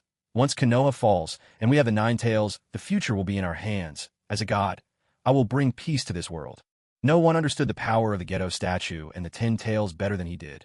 With that power, even the Uchiha would be insignificant. But just then Toby, masked and enigmatic, appeared behind them. Accompanied by Zetsu, White Zetsu chirped, well, that kid is really something. Feels like he's even more impressive than Madara was at that age. Black Zetsu hissed, quiet, don't say such things. Hearing this, Toby's mouth twitched. He couldn't shake the feeling that these two were taking a jab at him. Still, he forced himself to focus and spoke seriously. The 3 Tails from Kirigakure is probably in that kid's hands too. Sooner or later, we'll cross paths with him again. That kid's talent is extraordinary. We can't afford to wait any longer. Otherwise, he'll become the greatest variable of all. It was clear that Obito still harbored deep wariness toward Natsum. After all, possessing the Mangekyo Sharingan himself, he was well aware of the immense power of those cursed eyes. If that boy continued to develop his abilities, who knew just how formidable he might become? Fortunately, there was one consolation. Obito had investigated long ago. Natsum was an only child with no siblings at the very least. He would never be able to obtain the eternal Mangekyo Sharingan. As long as Obito endured, the boy would inevitably go blind in time. Elsewhere, after departing from the Rain Village, Natsum and Orochimaru did not hurry to leave. Instead, they found a secluded spot dozens of miles away and went into hiding. Natsum's plan B was simple. He intended to use the Flying Thunder God seal he had secretly placed on White Zetsu the night before to track his movements, hoping to discover Obito's secret base. If he could locate the tens of thousands strong White Zetsu army, he could seize one of their bodies for himself. And so, the two lay in wait for an entire day. It wasn't until late at night that Natsum sensed the aura of his mark on White Zetsu finally. Leaving the Rain Village, making its way northeast, upon seeing this, Natsum and Orochimaru immediately set out in pursuit. A day later, to the north, within the Land of Iron, in the mountain graveyards, one of the secret bases left behind by Madara. Following Zetsu's trail, Natsum and his companion finally pinpointed the location of this hidden underground stronghold. Of course, the two didn't rush in, they waited. Another 2 days, when they sensed that Zetsu had once again departed the base for elsewhere. Only then did Natsum and Orochimaru quietly infiltrate. They took every precaution to avoid exposing themselves. After all, if Obito and Zetsu discovered their secret base and the White Zetsu army had been compromised, they would likely fly into a rage and lose all reason. If that happened, it might jeopardize Akatsuki's plan to launch a surprise attack on Konoha, which would be a disaster. This base had 3 levels. The first level was unremarkable, much like any natural underground cavern, mainly used for meetings and to mislead outsiders. On the second level, all manner of experimental apparatuses were stored. It was likely here that Obito, after being saved by Madara and implanted with Hashirama cells, had undergone treatment. Deeper within the second floor was a large chamber, its entrance sealed with a powerful barrier. Natsum was almost certain this room had once housed the demonic statue of the Outer Path. However, by now, the statue was probably in Nagato's possession. The third level was the destination of Natsum and his companion. As expected, the place was crammed with row upon row of White Zetsu. Bodies, tens of thousands, at a rough estimate. At the sight of this vast army of clones, even Orochimaru couldn't help but shudder, his breath quickening in excitement. That little brat Natsum really didn't lie to me. There are actually so many suitable bodies stored here. Even without a thorough inspection, Orochimaru could clearly sense the dense vitality and powerful cellular energy radiating from these White Zetsu bodies. There was no doubt these White Zetsus had definitely been implanted with Hashirama cells. They were perfect vessels for his own reincarnation. See? I told you I wasn't lying, Natsum said. A passionate gleam flickered in Orochimaru's eyes, as he could hardly contain his excitement. This is incredible, simply incredible. How on earth did you manage this? Save your amazement. Take as many as you can, and let's get out of here, Natsum urged. If the owners come back, we'll have a real battle on our hands. Without further delay, Orochimaru gathered up more than 20 White Zetsu bodies, swallowing them whole and storing them within his personal ninjutsu space. He had to admit, these space-based jutsu were remarkably convenient, though admittedly the process looked rather disgusting. Having to use one's mouth to swallow everything was far from hygienic. With the vessels secured, Natsum and his companion didn't linger. They immediately left the underground base, heading back toward the Land of Fields. In less than a day, the two had returned separately to Yanagakure and Amagakure, diving straight back into their busy routines. With the perfect vessels for reincarnation and Edo Tensei in hand, Orochimaru wasted no time throwing himself into his research with renewed excitement. There was still much to be perfected with the forbidden Edo Tensei technique and plenty of work to be done. After all, Natsum also hoped to resurrect the Gold and Silver Brothers, the infamous pair who were like treasure-bearing children, through Edo Tensei, so that Yanagakure could gain a few more powerful 6 paths ninja tools and 2 pseudo jinchuriki. That way, in 2 weeks' time, he could launch a surprise attack on Konoha with greater confidence. Of course, the most pressing matter at the moment was the arrival of the emissaries from Kirigakure, who were said to have reached Yanagakure already. He wondered if Meiterumi was among them. As the young clan leader, it was embarrassing to keep his guests waiting for so long. He ought to go and give them a proper welcome. By the time Natsum returned to the village, the afternoon sun was already hanging low in the sky. But before he even set foot inside, he sensed 2 surges of intense chakra flaring on the southern edge of the village, in the area slated to become the new training grounds. It felt like a fierce battle had just erupted. Has the village been invaded? Shocked, Natsum didn't hesitate for a second. He unleashed his full power, instantly calling forth the complete form of Susanoo. The colossal guardian, towering several hundred meters high, spread its wings and soared into the sky, whipping up a violent gale as it shot straight toward the south. In just 2 or 3 heartbeats, he had crossed over a 1,000 meters crashing down with overwhelming force into the unfinished training grounds at the village's southern border. A thunderous boom rang out as the mountainous figure landed, sending a cloud of dust billowing into the air. The sheer oppressive force of Susanu's terrifying chakra weighed heavily on everyone present, making it hard to breathe, especially for Zabuza, who stood right at the center of the training ground. He was so startled that his whole body tensed up, his scalp tingling with fear, as the envoy from the Hidden Mist Village. His mission here was to foster relations between the two villages and at the same time gather some intelligence about the secrets of the Hidden Flame Village. Yet after spending more than half a week here, he still hadn't caught a glimpse of that brat, Uchiha Natsume. So his hand started to itch for action, and he thought he'd spar with some other Uchiha ninja, exchange a few moves, and use the opportunity to assess the overall strength of the Flame Village. But things had barely begun. He just exchanged a couple of blows with a kunoichi named Uchiha Ueji when suddenly this colossal demon god manifested on the field, towering, menacing, wielding a 300-meter-long, gleaming katana, radiating murderous intent. What was the meaning of this? Such an overwhelming display. Was this intimidation, or a show of force to warn him? Was he trying to make an example out of him? Fine, he surrendered. He didn't want to fight anymore. Wasn't that enough? With a stiff expression, Zabuza put away his own greatsword, his scalp prickling as he cast a wary glance at Natsume. All those days and nights of relentless training just to narrow the power gap between himself and this brat. What a joke. Not only had he failed to catch up, it seemed the gap had grown as wide as the Great Rift Valley in East Africa, standing beneath the enormous demon god that soared nearly 500 meters tall. Zabuza felt smaller than an ant. It was downright humiliating. How could there be such a vast gulf between people? While Zabuza stood frozen in fear, the Uchiha clan members like Nichio and the others were elated to see their young clan leader return. Though the oppressiveness of the full body Susanoo weighed on them as well, they managed to keep their composure. Unlike Zabuza, after all, this wasn't their first time witnessing the young clan leader unleash his complete Susanoo. They were just a bit puzzled. Why did he suddenly let loose like this? Was he planning to attack Zabuza and the other mist envoys? But surely there was no need to go so far. Wasn't it overkill to use a sledgehammer to crack a nut? Once Natsume realized it was just Zabuza and his party, he understood that he'd overreacted. There was no attack on the village. After all, Zabuza might be unlucky, but he wasn't foolish enough to go against the Hidden Flame Village. With that, Natsume dispelled his susa, landed lightly on the ground, and approached with a warm, friendly smile.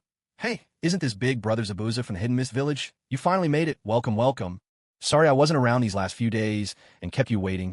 Natsume's enthusiasm caught Zabuza off guard, leaving him a little stunned and flattered. So this brat actually welcomed him after all? Oh, by the way, did you bring your payment and the compensation from the Hidden Mist Village? Zabuza.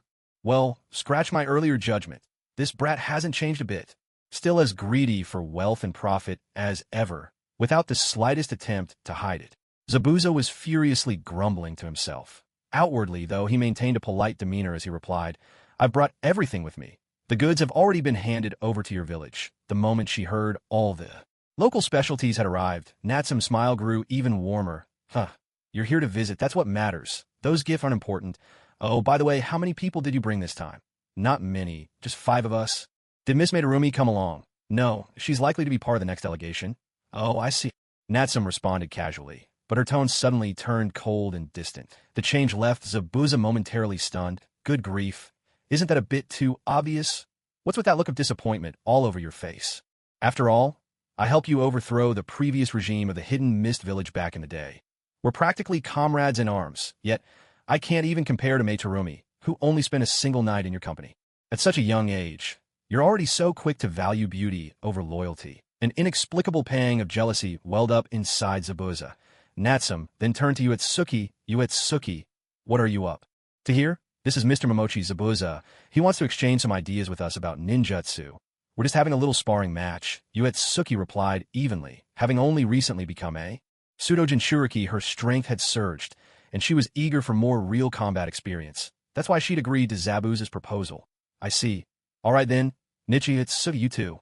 Make sure to give Brother Zabuza a good workout. Brother Zabuza, don't hold back. Give it your all, and help me teach them a thing or two. I have other matters to attend to, so I'll be off. With Madarumi not present, Natsume's interest faded quickly. She couldn't be bothered to keep up the pleasantries. She tossed out a few casual instructions and then vanished in a flash. Yet those offhand words to Zabuza's ears sounded thick with menace. Zabuza, what the? Give it my all. Her threat couldn't be more obvious. Would I really dare to take this sparse seriously? If I actually won, I'd probably have to spend the rest of my days buried here in Hidden Flame Village. There's no way I'm dying here so soon. In the end, the match went as expected. Zabuza suffered a crushing defeat. Admittedly, he'd intended to hold back at first, but in the latter half, even after fighting at full strength, he still couldn't overcome Uetsuki. There was just no helping it. Ever since gaining the tailed beast chakra, Uetsuki's overall power had soared firmly into Kaga-level territory. She might not yet be able to command her tailed beasts chakra with the seamless mastery of a perfect Jinchuriki, but even using just a large amount of that chakra to enhance her taijutsu and ninjutsu, she could already wield power far beyond that of an ordinary ninja. What's more, she was a specialist in taijutsu, and had even mastered the secret cloud techniques and the lightning release chakra mode. Yueji's strength had grown at a truly astonishing rate. In contrast, Zabuza's progress was much more modest. Despite his intense training, which had given him a slight edge over his previous self, his strength still lingered at the level of an elite jonin. How could he possibly be a match for Yueji? After a single sparring session, he was not only beaten black and blue, but even had his massive sword snapped in two. It was without exaggeration a crushing defeat. Wow, Yueji has become so strong, Jin exclaimed from the sidelines, unable to hide his envy. So this is the power of a tailed beast, he murmured in awe. Nichio, standing nearby, spoke with a touch of gravity. Any great power comes at a price. Focus on improving yourself, I know. I'm just sighing. In amazement, Jin replied, a trace of wistfulness in his voice. To think, last time the four of us joined forces and still struggled against Zabuza, that demon of the hidden mist, now Yueji beats him single-handedly. Looking at it this way, that so-called demon of the mist isn't all that impressive after all. Nichio shot down the thought. Don't get ahead of yourself. You're nowhere near his level. Why not? Jin protested. Even if he loses a fight, he's already won at life. But if you lose, you're left with nothing.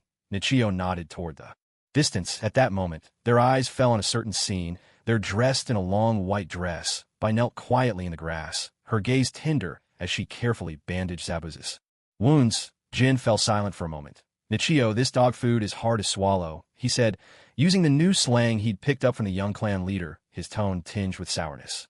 If it's bitter, maybe don't take such big bites, Nichio teased. Nichio, do your parents plan on having a little sister anytime soon? Get lost. Nichio cut him off. It had been more than a week since Natsum returned from the Hidden Rain village. During this time, Orochimaru had thrown himself completely into researching White Zetsu's body and the impure world reincarnation technique. By now, he had thoroughly grasped the secrets of the White Zetsu body. Using it as a sacrifice for the impure world reincarnation was proving highly effective, far superior to the bodies of ordinary shinobi. After all, every single White Zetsu contained a small portion of Hashirama's cells, highly active, of exceptional quality, aside from the quality of the sacrificial body. Other factors, such as the caster's skill, the refinement of the forbidden technique, and the willpower of the one being reincarnated, would all influence the final strength of the resurrected puppet. At present, though Orochimaru had not perfected the impure world reincarnation to its absolute peak, he had managed to upgrade it significantly based on the second Hokage Tobarama's original creation. It was already far more powerful than the basic version, and more than adequate for now. At that moment, north of the Sound Village, in a desolate stretch of grassland, Orochimaru was making his final preparations for this impure world reincarnation. The medium, the remains of the Gold and Silver Brothers, the sacrifices, 2 bodies of White Zetsu, the curse marks, intricate patterns inscribed with forbidden seals, talisman kunai. These kunai inscribed with special talismans can be used to subdue Edo Tensei puppets. At this moment, everything was fully prepared. Orochimaru, there's no need to use the kunai with the talisman on them, Natsum said with a wave of his hand, addressing Orochimaru directly. Without it, aren't you worried it might suppress the consciousness and strength of those resurrected? Orochimaru squinted, reminding him honestly. After all, he wasn't familiar with the true power of Kinkaku and Ginkaku, but according to rumors, the fact that they had managed to slay the second Hokage Tobarama, the very creator of this forbidden jutsu, was enough to make anyone wary. If possible, he naturally preferred to play it safe. That's unnecessary. They're just a pair of treasure-seeking brats, not worth worrying about, Natsum replied with unwavering confidence. With his present strength, even if Kinkaku and Ginkaku were at their peak, they would be nothing more than insignificant pests to him, let alone. Now, when they were mere shadows of their former selves, there was simply nothing to fear. All right, then we'll do as you say, Orochimaru agreed. without further argument, accepting Natsume's decision. After all, if anything went awry, he could always make a swift escape. He'd let Natsume handle any trouble that might arise. Edo Tensei, reanimation jutsu. Orochimaru formed hand seals and finally invoked the forbidden spell. In the blink of an eye, two souls were forcibly summoned from the Pure Land to the realm of the living, merging rapidly into the sacrificial bodies prepared. For the ritual, a thick layer of dust swept over them, and as it settled, the forms of the resurrected came into view. Orochimaru, following Natsume's wishes, had not implanted the talisman-laden kunai into their heads, willingly forfeiting the absolute control that would have come from suppressing their consciousness. Instead, he allowed them as much freedom as possible to manifest the strength they had in life. Still, this not yet perfected Edo Tensei could never fully restore the power of the resurrected. Within moments, Kinkaku and Ginkaku, returned by the reanimation jutsu, stabilized and regained their awareness. Kinkaku, is this? Have we been brought back? Ginkaku stared at himself, then at the unfamiliar surroundings, his face full of confusion. No, it's not true resurrection. This isn't our real bodies. Then what is this? This is an Edo Tensei vessel, that forbidden technique invented by the second Hokage. How disgraceful. We've actually fallen victim to a jutsu created by that loser second Hokage, whom we defeated ourselves. Kinkaku and Ginkaku cursed under their breath, quickly recognizing the forbidden technique and feeling utterly disgruntled to be dragged back to the living world by a jutsu created by the very man they had slain. What an insult. Elsewhere, seeing the successful resurrection, Natsume and Orochimaru both allowed themselves a satisfied smile. Kinkaku, Ginkaku, unleash your full strength. Attack that brat standing before you. Orochimaru formed a subtle hand seal, secretly transmitting the command.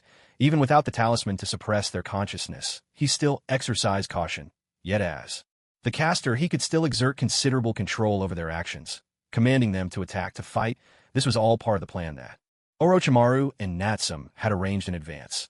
Only by forcing Kinkaku and Ginkaku to reveal their true strength could they be made to use the six paths ninja tools, providing the perfect opportunity to seize them.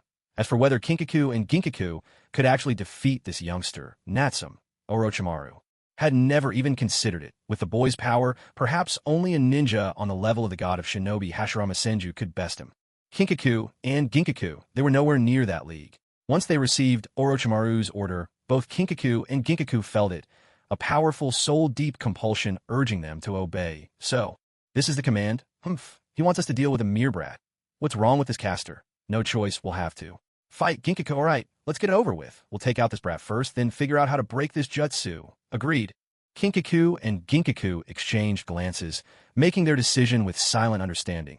Though neither wished to be at the caster's beck and call for now, they had no choice but to yield. In the next moment, Kinkaku opened his mouth wide, and from within, he spat out the seven-star sword, the Bashozen, and other six paths ninja tools. Clearly, even in life, he had stored these tools within a special stomach space using space-time ninjutsu.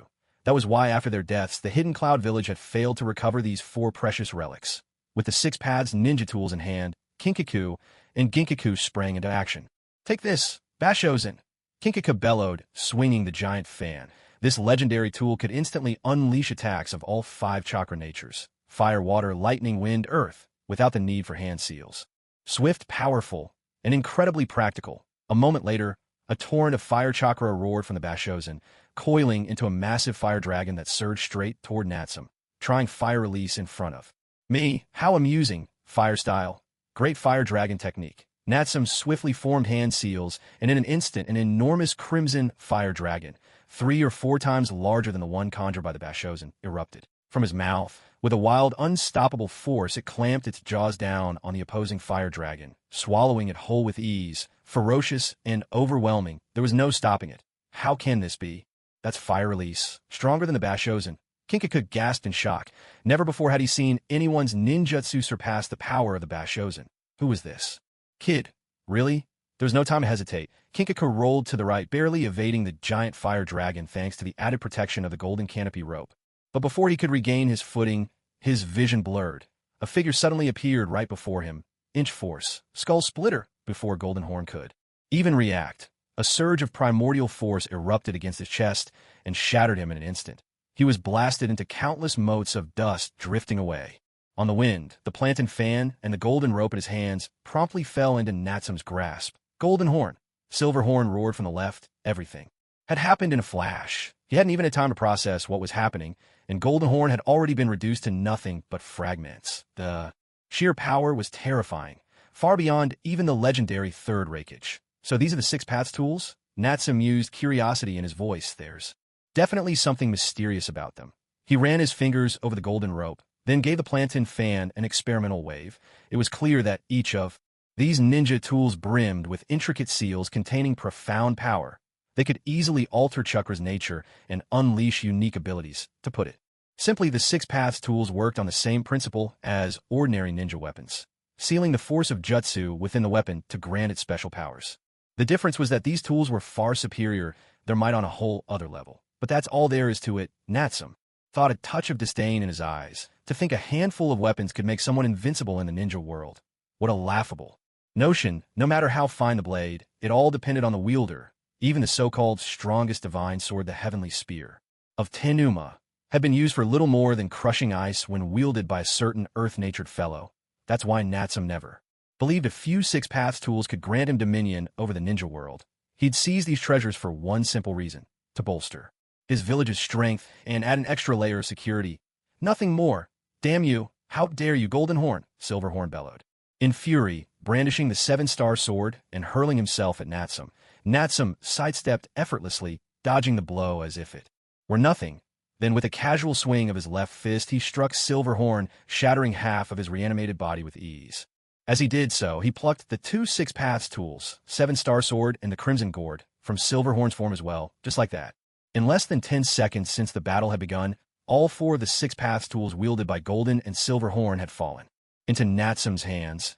Even Orochimaru, watching from a distance, couldn't help but click his tongue in amazement. It wouldn't be fair to call Golden and Silver Horn useless. Even if they couldn't fully muster their strength from life, they were still at the level of an ordinary Kage. Unfortunately, they'd simply picked the wrong opponent. Natsum, who was in a league of his own, with the four treasures in hand. Natsum sealed them away in a scroll with a flick of his wrist, then looked ahead once more. Though this pair of treasure-bearer boys had handed over the legendary tools, they still harbored another prize: the precious chakra of the nine tails sealed within them. True to his frugal nature, Natsum had no intention of letting it go to waste. He would be sure to wring out every last drop. At this moment, both Golden and Silver Horn were in reanimated bodies. Unless sealed away or reduced to ashes, they would soon regenerate. And sure enough, before long, the shattered bodies of Gold and Silver Horn reassembled from the filthy soil and returned to their original forms. What an incredible forbidden jutsu! We actually recovered. Why didn't the second Hokage ever use this technique in the end? Silver Horn, now's not the time to marvel, Gold Horn said, his tone grave. This kid is too strong. We have no choice but to use that, he declared with steely resolve. Here, are you sure? The Nine Tails chakra isn't easy to control. Silver Horn hesitated, a hint of worry flickering across his face. Clearly, he disliked transforming into a half-tailed beast. The sensation of being constantly threatened by the beast was far from pleasant. We don't have time to hesitate. Now, quickly, Gold Horn bellowed. Acting at once, he began to draw out the power of the nine tails sealed within him. In their current state, without the six paths ninja tools, this was their only shot.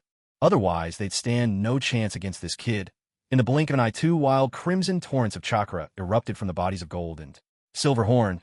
The moment the battle began, they unleashed every drop of Nine Tails chakra they possessed, skipping past the usual borrowed-tailed beast chakra stage and plunging straight into half-tailed beast transformation. Their bodies were instantly shrouded in a dark red-tailed beast cloak, six tails lashing out behind them, their forms savage and menacing. Under the crushing pressure of this overwhelming chakra, any ordinary ninja would have lost the will to fight long ago. My, that's quite the display. Both of them can manifest six tails at once, and all this just from swallowing some of the nine tails' flesh. They seem even stronger than three tails Yagura in half-beast mode. Well, what can I say? Nine Tails really is something else. Or maybe the Sage of Six Paths was just playing favorites with that old fox. Natsum griped inwardly, but for him the more Nine Tails chakra Gold and Silver Horn had the better. After all, it would soon all be his anyway. Natsum certainly wouldn't complain about abundance. As for these two looking so fierce in their half-beast forms, seeming so powerful, none of that mattered, heck, even if the real Nine Tails were here. Natsum could smack it until it howled. In the very next instant, before Gold and Silver Horn could unleash their fury, Natsum opened his own. Mangekyo Sharingan. With a deep breath, two colossal scarlet Susanoo arms shot forward, sweeping through the air with a mighty rush, and seized the two half-tailed beasts in an unyielding grip. This time, the Susanoo wasn't just a skeletal frame. It had flesh armor and took on its second, more complete form. Clearly, as Natsum's ocular power grew and he became more attuned to his eternal Mangekyo, his mastery over Susanoo had reached new heights. A furious, bestial roar split the air. Caught in Susanoo's grasp, the half-beast gold and silver horns thrashed and howled in rage, desperately struggling to break free. The surging nine-tails chakra spread wildly, with six tails lashing relentlessly at the ground and at Susanoo's massive hands. Each blow landed with the force of 1,000 thunderclaps, powerful enough to smash an ordinary ninja into pulp with ease. Yet despite such overwhelming strength, they still couldn't break through the twin hands of Susanoo. Desperate, the two even resorted to using their claws and fangs, frantically biting and tearing at the Susanoo's hands, but it was all in vain. At best, they barely managed to scratch Susanoo's outer armor, and even those slight marks healed in an instant, leaving no real pain or damage. Stop struggling. I was just waiting for you to activate the nine-tails chakra, came the calm remark. This way it's easier for me to extract it. Natsum waved his right hand. The giant Susanoo hand shifted, and with the ease of plucking a chick, brought the half-transformed silver horn directly before him. Without another word, he began the extraction. Contract seal for symbols. Seal. What followed was smooth and effortless. Under the pressure of absolute power, gold and silver horn could stir up no resistance. Very soon, Natsum had drawn out the nine-tails chakra from both of them, sealing it away within a scroll. Having thoroughly drained gold and silver horn, those so-called treasure bearers, Natsum was in high spirits. He kindly dismissed Susanoo and set the 2-inch, now pale as death, back on their feet. Thank you both for your cooperation, he said with a genial smile. If you'd taken these 6 paths, tools, and the nine-tails chakra to your graves, it would have been a terrible waste. Allow me to look after them on your behalf. No need to thank me. I simply enjoy being helpful. Listening to this gratingly polite gratitude, and seeing the smug look on the boy's face, gold and silver horn clenched their fists in fury teeth. Grinding, if only they could send this brat flying with a single punch, aside from those days at the end of the Warring States era when they dared not show their faces before the god of shinobi and the Ashura of the ninja world. When had they ever been so humiliated? Even the nine-tails itself had once been powerless against them, and now, to be toyed with and thoroughly shamed by a mere boy. It was infuriating. Goldhorn, I can't accept this. Silver Horn muttered, Mangekyo Sharingan, the Uchiha clan. Susanoo. Goldhorn replied bitterly. It's just like when we faced Madara Uchiha in the old days. Silverhorn, our defeat is no disgrace. Natsum waved his hand again, cutting short their conversation. 2 long ropes of chakra materialized, binding the pair. All right, enough chatter, he said coolly. You're not of much use to me anymore, but don't worry. I won't be sending you back to the afterlife just yet. Orochimaru, these 2 possess traces of 6 Paths blood, and they know quite a few secrets from the old days of the Hidden Cloud. I imagine they'll be useful to you. I'll leave them in your care, and perhaps you can use them to further refine the impure world reincarnation technique. What do you say? Natsum turned toward Orochimaru, awaiting his response. Now that he had both the 6 Paths ninja tools and the nine-tails chakra in hand, the gold and silver brothers no longer held much value for him. It would be better to hand them over to Orochimaru and let him squeeze out whatever was left. I'd be delighted. Orochimaru licked his lips, his eyes lighting up with excitement as he glanced at the gold and silver brothers. Although he hadn't gotten his coveted 6 Paths ninja tools or the nine-tails chakra, acquiring 2 Edo Tensei bodies for research was a fine reward in itself. What's more, these were 2 of the senior elders from the Hidden Cloud Village. At the same time, the gold and silver brothers cast nervous glances toward Orochimaru in the distance, seeing his sinuous figure and that unnaturally long serpentine tongue. Both of them felt a chill run down their spines, their scalps tingling with dread. Ding! Congratulations, you have received 188,000,000 value points. Would you like to convert these 188,000,000 value points into 1,880 gold coins? Conversion successful. Congratulations, you have obtained 1,880 gold coins. Current balance, 2,180 gold coins. Natsum quickly tallied up the amount and exchanged all the value points from the cash into gold coins. The sum of 18.8 million Ryo had all been brought by Zabuza. Of that 13.8 million Ryo was Zabuza's personal savings, everything he'd accumulated over years of ceaseless work and countless killings. Originally, he planned to save up even more to recruit ninjas and launch a counterattack on the hidden mist village, overthrowing the tyrannical reign of the fourth Mizukage Yagura. But now that the mist village had been reformed, he no longer needed such a large sum of money. In accordance with his earlier promise to Natsum, he willingly handed over all his funds, true to his word. When he said he'd pay, he paid. Clearly this tough guy was the real deal, which touched Natsum a little. As for the remaining 5 million Rio, that was the first installment of compensation from the hidden mist village during the last coup-in. The mist, Natsum had saved the lives of 65 mist ninjas, so it was only right for the village to pay a suitable reward. However, the strategic treasury of the mist had long since been emptied by Obito, who controlled Yagura, lining his own pockets. The village genuinely couldn't come up with much money. Thus, the mist agreed to pay only 30 million Rio up front, promising that the remaining 70 million plus would be paid off in installments over 4 years. This 5 million Rio was the first of those payments. Clearly, times were tough in the mist village, to be honest. Out of sheer goodwill, Natsum had even considered allowing the mist to pay part of their debt in a more physical manner. Of course, in a respectable way. That is, to strengthen ties between the two villages through more exchanges and encourage their own ninjas to marry Kunoichi from a mist. After all, years of brutal rule had left the mist village with an extreme imbalance in gender ratio, with far more women than men. Still, Natsum wasn't in any rush. This kind of thing couldn't be hurried. It was better to let it happen naturally. Otherwise, someone might accuse him of having ulterior motives. Next, Zabuza and his companions would serve as emissaries, working as free labor in the village hidden in the blaze. Cough, cough. Actually, they would be honored guests there for 3 months. They would stay until the next group of Mist Village envoys arrived to take their place. Natsum, for one, was quite tempted to kick Zabuza home early and switch him out for the highly skilled Miss Meiterumi. But after considering the value of Zabuza's free labor, he decided it was best to wait a little longer. Furthermore, things on his side were about to get busy, leaving little time to enjoy life's pleasures. After all, there were less than 3 days left until the agreed-upon date with the Akatsuki to launch their joint assault on the Hidden Leaf. Time was running out. On another front, Natsum's plan for a pseudo Jinchuriki had also been put on hold.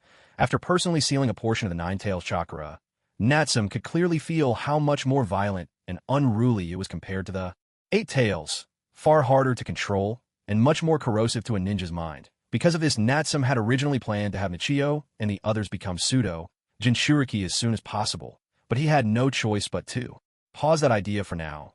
He decided it would be wiser to wait until both had further strengthened themselves and fully reached the level of elite Jonin before sealing the Nine-Tails chakra within them. As for the 4 Six Paths tools he had seized from the Gold and Silver brothers, Natsum distributed them among his personal guard. With Tsukihime receiving one, he carefully explained to each of them how to use the tools and what their unique abilities were. However, aside from Tsukihime, who possessed the Eight Tails chakra and could use her tool properly, the others struggled to use the 6 Paths tools in succession. After all, these legendary weapons consumed enormous amounts of chakra with each use. For any ninja whose chakra reserves were insufficient, forcing the tools would only backfire, draining them dry and leaving them helpless. At best, these tools could serve as trump cards to be used once or twice at a critical moment. To fully unleash their power, Natsum would have to wait until Nichio and the others had sealed the tailed beast chakra within themselves. As for Natsum himself, he found these flashy 6 Paths artifacts less useful than his own Sharingan and Sage Body. And when it came to weapons, he certainly didn't think his own Kongo Divine Blade was any weaker than the legendary tools. In the days that followed, Natsum didn't venture out recklessly. Instead, he took the time to familiarize himself with his abilities, conserving his strength for the coming battle. Soon enough, 3 days passed, and news arrived from the Akatsuki through Orochimaru. They had arranged to gather the following day 50 miles northwest of the Hidden Leaf. This time, Natsum set out alone, in fact. Aside from his closest companions, Tsukihime, Nichio, and a few others, no one else in the clan knew where he was going. All they knew was that the young clan leader had some business to attend to and would be gone for a few days. The clan members took this in stride, as if it were nothing out of the ordinary. After all, every time the young clan leader went out, he would always bring back heaps of silver, making life in the village better and better. That was truly a wonderful thing. He was so much more capable than the previous clan head Fugaku, who was always timid and indecisive. But this time, Natsum understood very well, with Nagato personally taking action and gathering a large number of Akatsuki members. This surprise assault against Konoha was bound to be devastatingly fierce and perilous. If he went alone, things would be manageable. He could attack if the opportunity arose or retreat if things went awry. Should any unforeseen threat arise beyond his ability to handle, he could rely on the Flying Thunder God technique to escape in an instant. However, if he brought too many people, it would become difficult to look after everyone. Rather than that, it was better to go alone and launch the assault by himself. The night before the promised day, Natsum went to find Orochimaru, and the two set out together. As for the village's safety, Natsum had already made ample preparations. Before leaving, he had another talk with Fugaku and Itachi. This time, they were no longer in Konoha. The entire Uchiha clan was now in the flame-hidden village. Izumi Sasuke and the others were all here as well. If the village really suffered an attack, Fugaku and Itachi would surely step forward, along with Tsukihime and the Three Tails. There were a total of 4 Kaga-level fighters, enough to face any crisis, and if worst came to worst, that certain someone's still soaking in the hot spring. Yuebing would use the reverse summoning technique to bring Natsum back. In short, there was nothing left to worry about. This time, they were determined to hit Konoha hard. At this moment, inside the Konoha Rehabilitation Center, the third Hokage, Hiruzen Sarutobi, lay on his hospital bed, eating fruit. While leafing through a forbidden jutsu scroll, beside the bed, Asuma Sarutobi sat with a worried expression, peeling fruit for him. Asuma, still no news of Kurenai Yuhi? Hiruzen asked. As a father, how could he not sense Asuma's anxiety? Ever since the last great battle, when Kurenai went missing, Asuma had been despondent and listless, clearly haunted by worry for his childhood friend. No, Asuma replied helplessly, his voice heavy with disappointment. According to the reports from a Wagakure, she's probably already fallen in battle. If Kurenai had only been captured by a Wagakure, he would have managed to arrange a ransom by now, yet up to this point, not a single word about her had appeared on the list of prisoners from a Wagakure. Clearly there was little hope she survived. Hiruzen sighed deeply, regret heavy in his tone. Even as Hokage, he was powerless to reverse death. Kurenai had been a good girl, talented too. He'd even personally guided her in Genjutsu. For her to perish in a Wagakure was truly a loss. But then, that was the reality of war. Death was inevitable. Looking at it another way, at least he already had his beloved grandson, Konohamaru. There was no longer any urgency to press Asuma into marriage. In a few years, once time had eased the pain in his heart, it would be possible to help him find another good woman. Asuma, my condolences. Try to find peace in this difficult time. It's my fault really for insisting on starting this war. Asuma shook his head, clenching his fists, and replied, Don't blame yourself, father. You only did it for the sake of the village, if not for this great war, since we've emerged victorious. If a Wagakure had managed to breach Konoha, the casualties would have been even greater. Kurenai and the others who gave their lives did not do so in vain. Clearly, Asuma also agreed with the necessity of the war. It was just that for now he could not easily escape the pain of losing his childhood companion. Hiruzen Sarutobi patted Asuma's shoulder, offering a few more words of comfort. Then he urged Asuma to go back and rest, to take some time to recover, both in body and spirit. As for Hiruzen himself, aside from his left hand, of which only half remained and could never be restored, his other wounds had mostly healed. The real reason he stayed in the infirmary was to remain hidden, pulling the strings from the shadows. Wasn't so different from the days after the fourth Hokage had ascended to the position. Just as Asuma left, there was a sudden soft whoosh. A masked Umbu figure slipped into the room and appeared at Hiruzen's side. The sacrifice of that Kunoichi has been a heavy blow to my younger brother, thought Shinsuke Sarutobi with a quiet sigh. Even as the elder brother, matters of the heart were never easy to console. It's all right, time will heal all wounds, Hiruzen replied, waving his hand. I trust he'll regain his footing. Having lived through several great ninja wars, Hiruzen had become all too familiar with the pain of parting and loss. But compared to such personal sorrows, the upheaval that had struck the Hyuga clan just over half a month ago was an even greater source of his worries. In the space of a single night, hundreds of branch family members from the Hyuga clan had defected en masse. In the entire history of Konoha, such a thing was unheard of, well, aside from the earlier defection of the Uchiha clan. How is the situation with the Hyuga clan now? Hiruzen asked. It's dire, came the reply. The main family has recalled all remaining branch members and placed them under house arrest. We can no longer utilize the Byakugan to help monitor the village's perimeter. All of the branch family under house arrest. Why? Hiruzen pressed. There are rumors, Shinosuke explained, that the defected branch members have found a way to remove the caged bird curse mark of the Hyuga clan. To calm the unrest and prevent further defections, the main family has confined all remaining branch members. If anyone is found leaving without permission, The curse mark will be activated immediately, and the branch member will be killed. Hiruzen was taken aback. A way to lift the cage bird curse mark. How could that be possible? The Hyuga clan's cage bird seal is no simple matter. Even Lord Tobarama, the second Hokage, was unable to decipher it back in the day. How could there possibly be a way to break it now?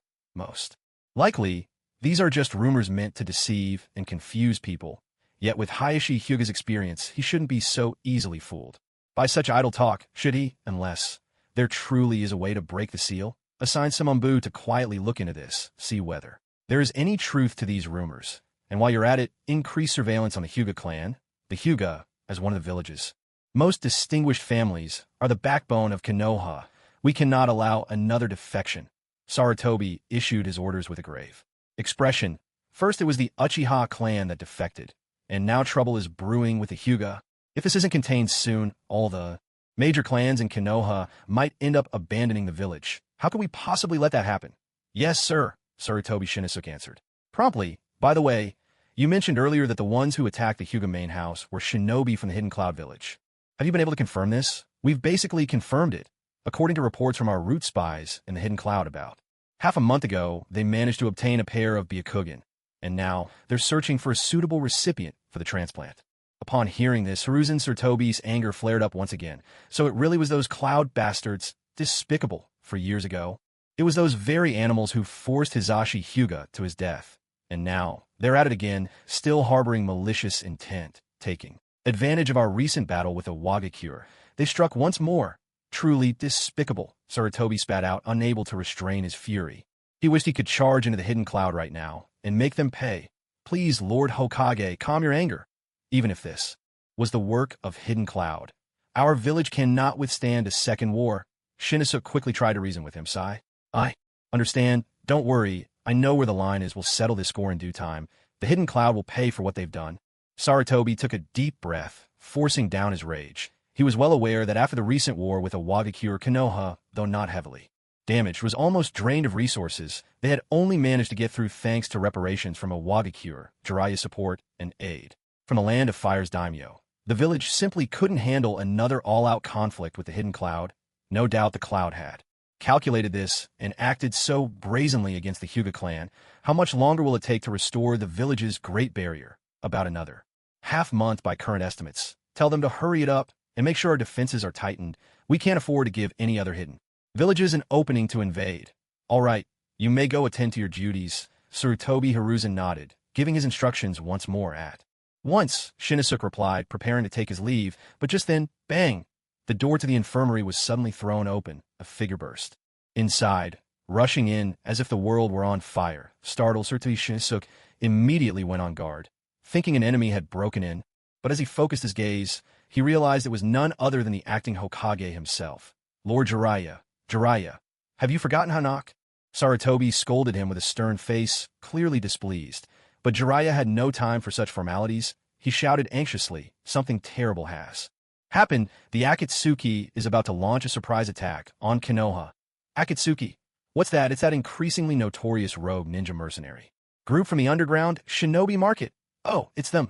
Understanding dawned on Sarutobi's face. He vaguely recalled seeing some intelligence reports about them while handling paperwork, but Sarutobi didn't know much about them. After all, as Hokage, he had mountains of affairs to deal with, and little time to investigate every mercenary group across the world in detail. Why panic over a mere mercenary group? Jiraiya replied, their leader possesses the Rinnegan.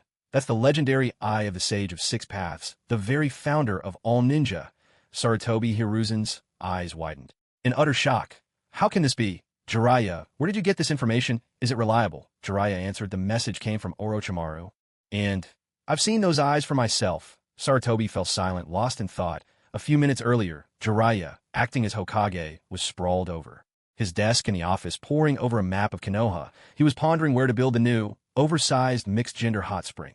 Which location would be best? How big should it be? Just as his plans were taking shape, something darted out from under the desk. A small snake lunged straight at him.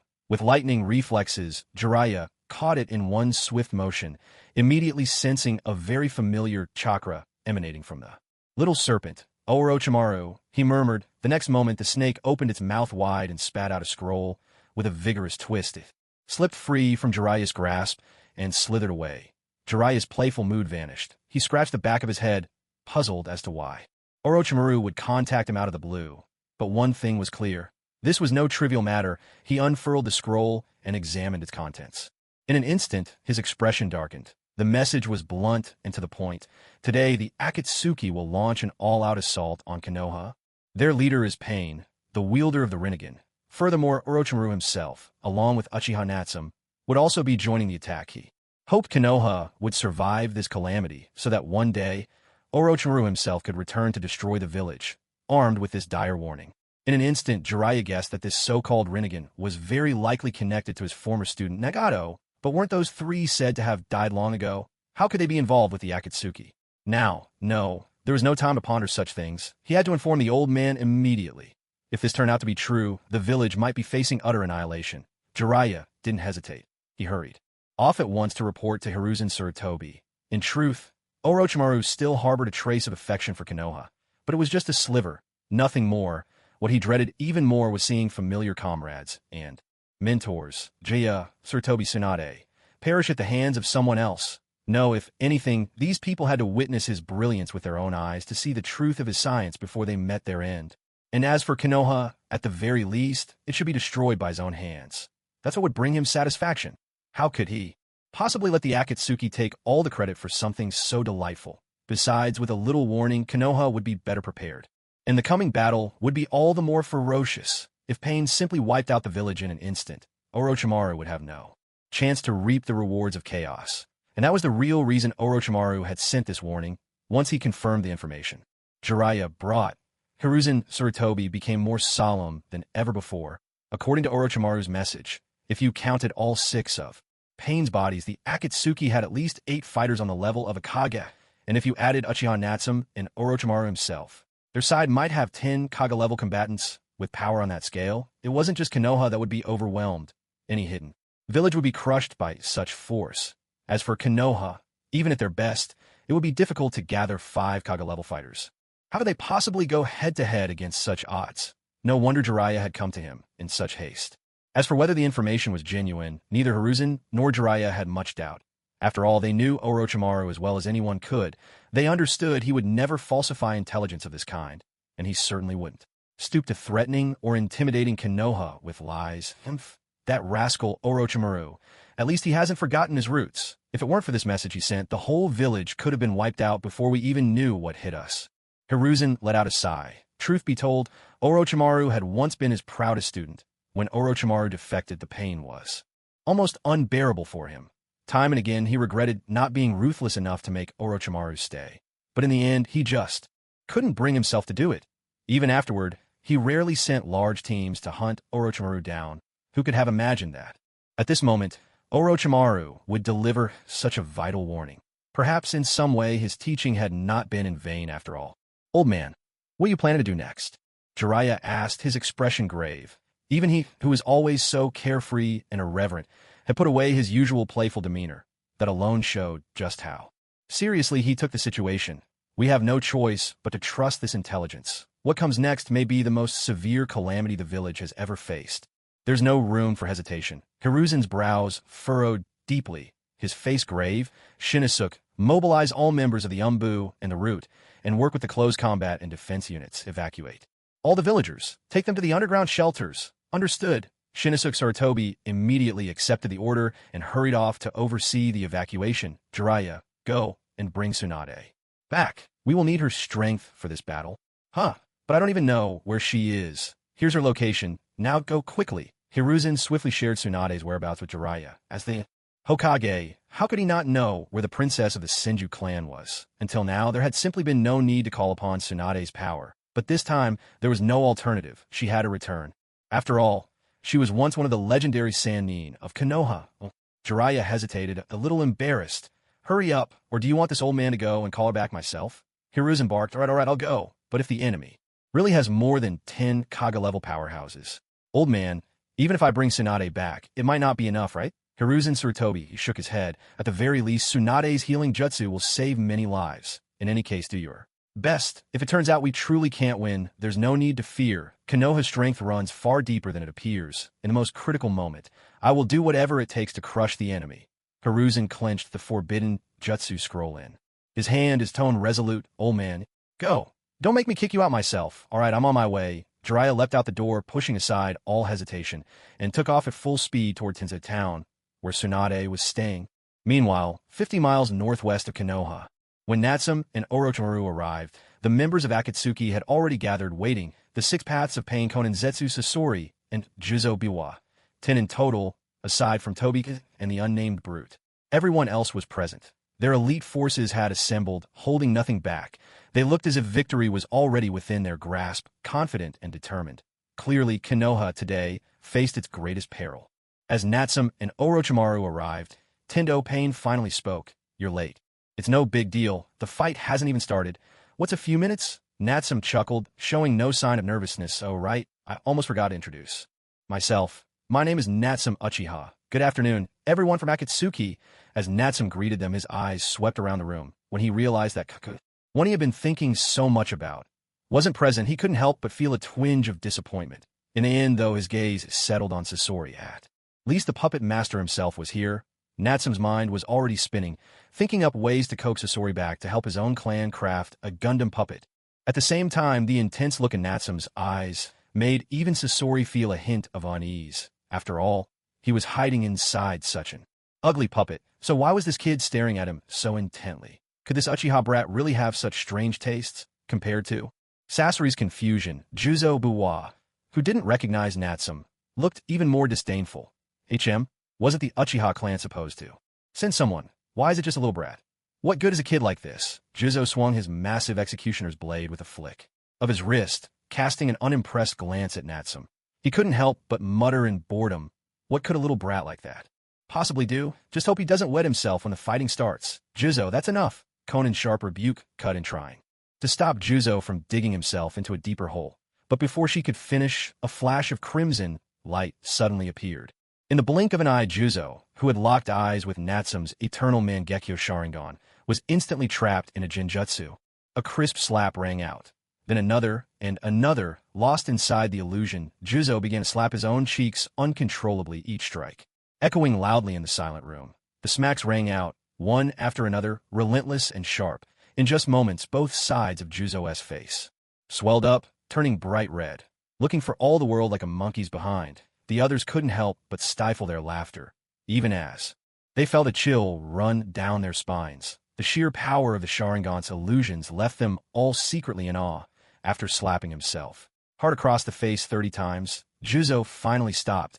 Natsume lifted the genjutsu from him. If you can't speak properly, then keep your mouth shut. If you dare to act out again, you won't get another chance to wake up. Natsume's voice was cold and forceful, exuding absolute confidence. He was here, representing both Flame Hidden Village and Akatsuki as equals. He had to show his strength. Besides, he now had every right to be bold. There was no way he'd let someone like Juzo Biwa, one of the so-called three treasures, mock him with impunity. This was merely a lesson, a warning. Had this been under different circumstances, Juzo wouldn't have survived more than 3 seconds, and his executioner's blade would have a new owner by now. Loquat Juzo's cheeks were so swollen and red they looked like a monkey's backside, and he could barely speak clearly. All he could manage was a furious growl. Yet, when he recalled that moment of utter terror when he'd been instantly overpowered, his will faltered. He clamped his mouth shut, swallowing his humiliation in silence. He had no choice but to accept it. This brat was just too fierce. He definitely didn't want to be controlled by the Mangekyo Sharingan again, only to end up dead without even knowing how it happened. All right, enough. Let's get down to business, said Tendo Pain, easing the tension before swiftly giving out orders. Zetsu, you infiltrate Konoha first and locate the third Hokage, Hiruzen Sarutobi, once you find him. Alert everyone immediately. Yes, Zetsu replied crisply, then disappeared underground, heading swiftly toward Konoha. As soon as he slipped into the village, Zetsu split into his white and black forms. One went to track down Hiruzen's whereabouts, while the other set out to gather information on the location of the Nine-Tails Jinchuriki. Clearly, of the two targets, Nagato was more concerned about the Nine-Tails than the old man Hiruzen. The rest of you divide into two teams, Pain continued. Animal Path, Predator Path, Naraka Path, Sasori Juzo Orochimaru, and Uchiha Natsume. You're with me. Our mission is to assassinate the third Hokage, Azura Path, Human Path. Konin, you're the backup. Monitor the perimeter and be ready to provide reinforcement at any time. Of course, his so-called backup group was really just a diversion meant to free them up to secretly capture the Nine Tails. After all, both the Azura and human paths excelled at close combat and suppression, and with Conan's support, they were well suited for capturing a Jinchuriki. The first group, naturally, was tasked with the main assault designed to tie down all of Konoha's forces and attention. Natsum had no objections to this arrangement. After all, he simply wanted to use Akatsuki's hand to eliminate Konoha's top fighters and attempt to wipe out the village itself. The fiercer the battle, the better. Ideally, Akatsuki and Konoha would fight each other to the brink of mutual destruction. That would be perfect. Meanwhile, to the northeast of Konoha, some 20 miles away, stood an ancient castle dating back to the Warring States period. Around its sturdy walls, traders and shinobi had built a bustling little town. Among its many attractions was the famous Tanzaku Street, renowned as a gambler's paradise and a haven of nightlife. Having learned of Tsunade's whereabouts, Jiraiya rushed straight to this place.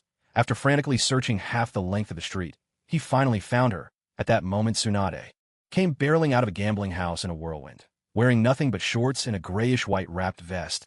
Clearly, this big spending sucker had lost every last coin in the casino and was now making a desperate escape. In her haste, she collided headlong with Jiraiya. At the same time, the grand, supple sensation pressing against his chest sent Jiraiya floating as if on clouds, his nose bleeding profusely, overcome by a sudden rush of ecstasy. For a moment, he almost forgot why he'd come at all. What a magnificent bosom this feeling is, Jiraiya. Tsunade, it really is you. I finally found you. What are you doing here, you old pervert? There's no time to explain. The village is facing another grave crisis. Come with me. We can talk on the way. Remembering his true purpose, Jiraiya quickly wiped the lascivious look from his face. He grabbed Tsunade's hand, ready to leave at once. Tsunade was taken aback, a flush rising to her cheeks after so many years apart. She hadn't expected Jiraiya to be so forward the moment they met again. She wasn't prepared for this at all, but as she listened, she realized, once again, it was all for the village. Instantly, her temper flared. For the village's sake, her brother, his beloved, everything she'd cherished. All had been lost, and what did the village ever give her in return? When they needed her, she was Konoha's ninja, but when they didn't, she was just another forgotten gambler and nobody. With a village like that, and a Hokage like that, what was left worth fighting for? No, I refuse. I'm not going back. A place like that isn't worth missing, not at all. There's still that old man, the third, forever stubborn and trying to be strong. Let him worry about it. Tsunade shook off Jiraiya's hand, her tone sharp with anger. Meanwhile, Shizen, clutching her little pink piglet, hurried up behind them. Tsunade, you've changed. Jiraiya gazed at Tsunade, letting out a sigh of regret. I'm nearly 46. How could I still be the same as before? Time changes everyone. Tsunade, this time is different. The village is truly on the brink of destruction. We need you. Jiraiya pleaded with genuine concern. What does the village have to do with me? If it falls, let it fall. Tsunade, don't tell me. Your fear of blood still isn't cured. This has nothing to do with it. Tsunade retorted stubbornly, clearly unwilling to admit that her hemophobia still haunted her. Just then a low rumble echoed through the earth, the ground trembling ever so slightly from the southwest. That direction. It's the village. Has Akatsuki's attack already begun? How could it be? So soon. Damn it, there's no time. Jiraiya's brows knitted in worry as he cursed under his breath, without another word. He turned to say farewell. Tsunade, since your fear of blood still isn't gone, don't force yourself. I have to hurry back to the village. If Konoha really falls in the end, do me a favor and collect my remains. By the way, take care of Minato's child for me. With those parting words, Jiraiya leapt away, vanishing swiftly into the distance, heading toward Konoha. Though both he and the village desperately needed Tsunade's strength, he couldn't possibly send a blood-phobic shinobi into battle. He had already lost too many loved ones. He would never let war claim Tsunade's life as well. Tsunade-sama, wasn't that Lord Jiraiya just now? Why did he? Shizen asked in confusion, unable to make sense of what she'd just seen. You idiot! You stubborn fool! Tsunade muttered through clenched teeth, her fists trembling. What's it talking about collecting bodies?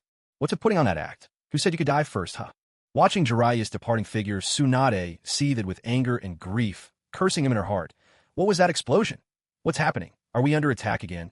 Reporting Lord Danzo, a large number of summoned beasts have appeared in the village and are wreaking havoc everywhere. Summoned beasts? Who's behind this? According to intel from the ANBU, it appears to be members of the Akatsuki attacking the village, the Root Ninja reported. Swiftly, ever since Danzo's power was curbed, Root's intelligence network had been severely restricted.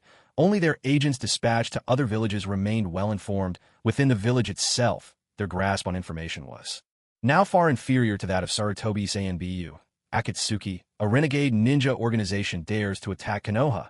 Danzo barked angrily, his face dark with indignation. It's all Sarutobi's fault. He let Konoha lose its former might. He slammed his fist down, his anger barely contained.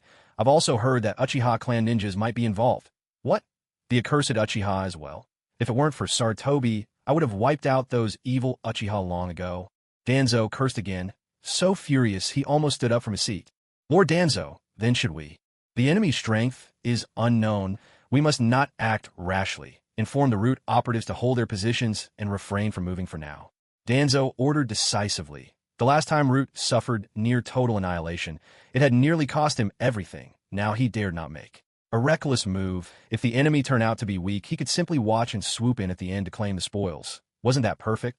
If the enemy was formidable, he could let Sarutobi fight them to mutual exhaustion, then step in as the savior. Wouldn't that be even better? And if the enemy proved too strong and Sarutobi fell, at least he would still have Root in reserve, ready to step up as Hokage and rebuild Konoha. Not a bad outcome either. All things considered, it was better to lie low for now, yes sir. The Root ninja immediately accepted the order and hurried off to notify the others. En route, Danzo's word was absolute. Meanwhile, on the other side, the Akatsuki had indeed already breached Konoha. Without the protection of a grand barrier, the village didn't even know how many intruders had entered. It was caught utterly off guard, forced into a reactive stance. Have you located the third Hokage? Tendo Pain asked. Yes, he's inside the Hokage tower. There are quite a few Umbu gathered around him. White Zetsu replied quickly, poking his head out from the ground. Should we launch a direct assault on the Hokage tower? Someone asked. Tendo Pain shook his head and made a swift, composed decision. There's no rush. The Hokage tower is bound to be heavily guarded, laced with traps. We'll attack the entire village first, force the Hokage to come out and fight.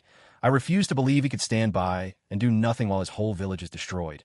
The next moment, Animal Path Pain immediately began his summoning technique, calling forth one monstrous beast after another, letting them rampage through the streets of Konoha, wreaking havoc without restraint. Their plan was to slaughter civilians in a frenzy, compelling the third Hokage to show himself. At the same time, this chaos will buy Conan and Black Zetsu more time, enough to capture the Nine Tails before that brat Natsum could interfere. However, after more than a dozen summoned beasts had rampaged for a while, everyone gradually realized something odd. There were hardly any civilians to be seen in the village. It was as if almost all the townspeople had vanished. Only a small number of shinobi lay in ambush within surrounding buildings, waiting for their chance to attack and hinder the summoned creatures. Nagato and the others, quick-witted as ever, instantly deduced the truth. Clearly, Konoha had already evacuated its ordinary residents beforehand, leaving the village nearly deserted. Konoha must have known about the attack in advance. There was a traitor among them. In the next instant, 4 members of Pain's group, including Scorpion, who had also figured out what was happening, whipped around simultaneously and glared at Natsum. After all, this newly joined kid was by far the most suspicious. He was the most likely to have tipped off Konoha. Why are you all looking at me? Natsum shot back. Do you really think someone from the Uchiha clan would sell out to Konoha? Do you think I have nothing better to do with my time? Or are you just itching to pick a fight with me right now? His retort was defiant and full of confidence. He knew he hadn't done anything wrong and wasn't about to take the blame for someone else. Pain was taken aback for a moment, but then quickly dropped the matter. After all, Natsum had a point. The Uchiha clan had no reason to collaborate with Konoha in secret. Besides, if they truly ended up fighting Natsum here, and both sides suffered heavy losses, the only ones laughing in the end would be Konoha. It doesn't matter, the civilians aren't our true target, Tendo Pain declared coolly. Whether they've been evacuated or not is irrelevant. In that case, everyone, attack the Hokage tower with everything you've got. Our goal is to kill Hiruzen Sarutobi as swiftly as possible. With new orders, Tendo Pain directed Animal Path to command all the summoned beasts to charge at the Hokage tower. Natsum, I hope you don't disappoint me, Tendo Pain warned, glancing back over his shoulder. Then together with the others, he charged toward the Hokage tower as well. At this moment, on Natsum's side, he turned his head and cast a glance at Orochimaru, who stood to his right. That look said everything, though not a word was spoken. Others might not know, but how could he not? It was almost certain that Orochimaru had tipped them off in advance. Indeed, it seemed that the Snake Lord still carried some lingering feelings for Konoha. Well, so be it. For Natsum, this no longer mattered. Now that the assault had begun, whether Konoha was forewarned or not, nothing could stop this war, nor could anyone dissuade the members of Akatsuki, this war to annihilate Konoha had already reached the point of no return. At this stage, finding out who the informant was no longer made any difference. Noticing that Natsume seemed to have figured it out, Orochimaru licked his lips, narrowed his eyes, and with a sly smile asked Natsume-kun, "Is there something you'd like to say?" "Nothing in particular. Just hope that when you meet your old teacher Sarutobi, you won't hold back." "Of course not, but Lord Natsume, will you truly give your all to help Akatsuki destroy Konoha?" "Naturally. I will do everything in my power." Natsume gave a faint, wry smile and quickly performed the shadow clone jutsu, creating 5 copies of himself. He then directed those clones to head straight for the front lines, putting on every appearance of fighting with all he had. Orochimaru simply smiled, eyes glinting with amusement. "Damn it, the enemy is heading toward the Hokage Tower. They need backup over there. Curse it, we're being held up. Where did all these summoned beasts come from? What kind of monster is this? Why is its head splitting apart? This isn't good. We can't hold them off much longer." Amidst the rampage of giant summoned beasts, nearly half of Konoha was soon engulfed in flames. Fierce battles raged everywhere. Chaos reigned in every direction. Fortunately, most of the ordinary villagers had been evacuated in advance. Otherwise, even this appetizer would have brought devastating casualties to Konoha. Yet, even with these preparations, the average ninja found it incredibly difficult to deal with such massive, diverse summoned creatures, especially the Hellhound, which had been strengthened with ninjutsu, utterly unfazed by any attack, fighting more savagely with every blow, and now almost splitting off a 4th head. The Konoha ninja were utterly at a loss. At that moment, Kakashi, leading a squad of Umbu in a desperate struggle with the Hellhound, was finding it hard to hold the line, summoning jutsu. With a firm slap of his hand, Kakashi used his blood contract and summoned one of his personal ninkin. "Pakin, what's going on, Kakashi?" Pakin grumbled, scratching his nose with a paw. "I was in the middle of my meal. Can't you let me have some peace and quiet for once?" But Kakashi had no time for banter. The situation was far too dire. He grabbed Pakin in one swift motion and leapt onto a tall building. Pointing toward the distant 4-headed Hellhound, he asked urgently, "Pakin, quick, take a look. Do you recognize that summoned beast? That is... Damn, it's a Hellhound. What is that thing doing here? Didn't their kind sever all ties with humans long ago?" Upon seeing the Hellhound clearly, even Pakin couldn't help but gasp in shock. "Hellhound? What kind of ninja beast is that? What are its traits?" Kakashi pressed anxiously. Pakin nodded, beginning his explanation.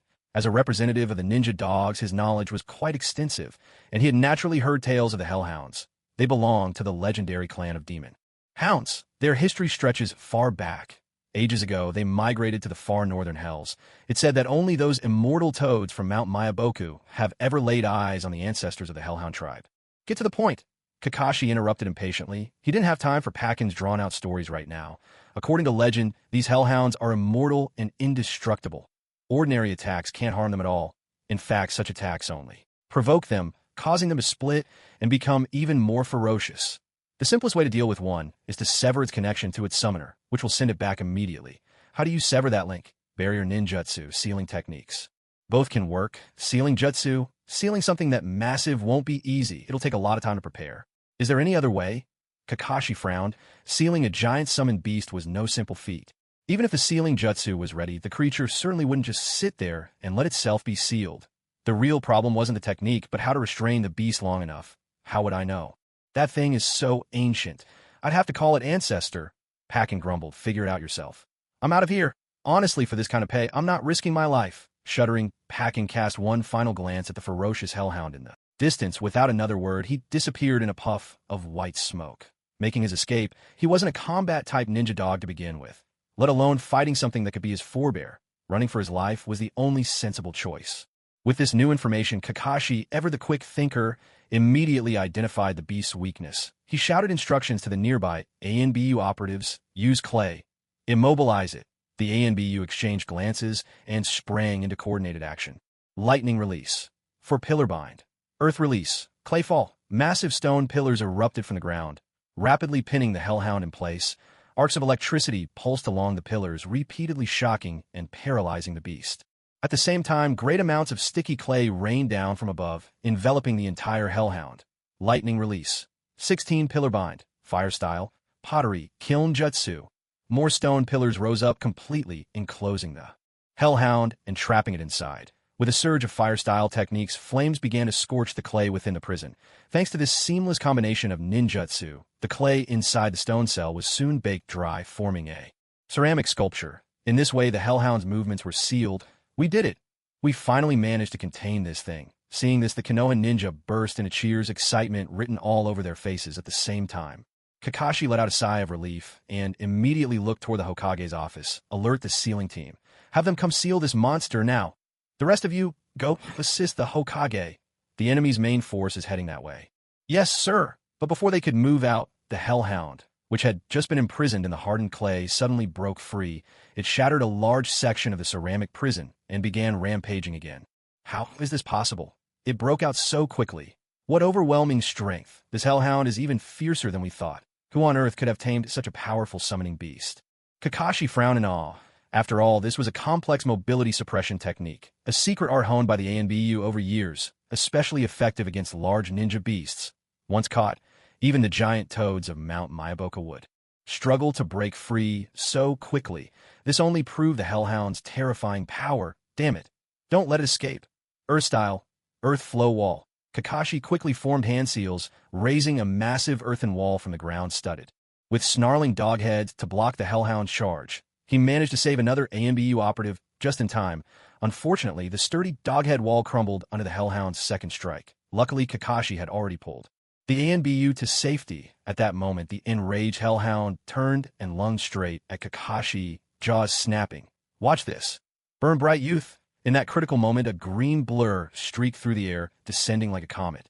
With a powerful axe kick, the figure struck the Hellhound's skull, slamming it into the ground and sending dust billowing everywhere. The next moment, Might Guy landed facing Kakashi, flashing a dazzling, youthful grin, clearly waiting for praise. Idiot, you can't just attack that thing recklessly.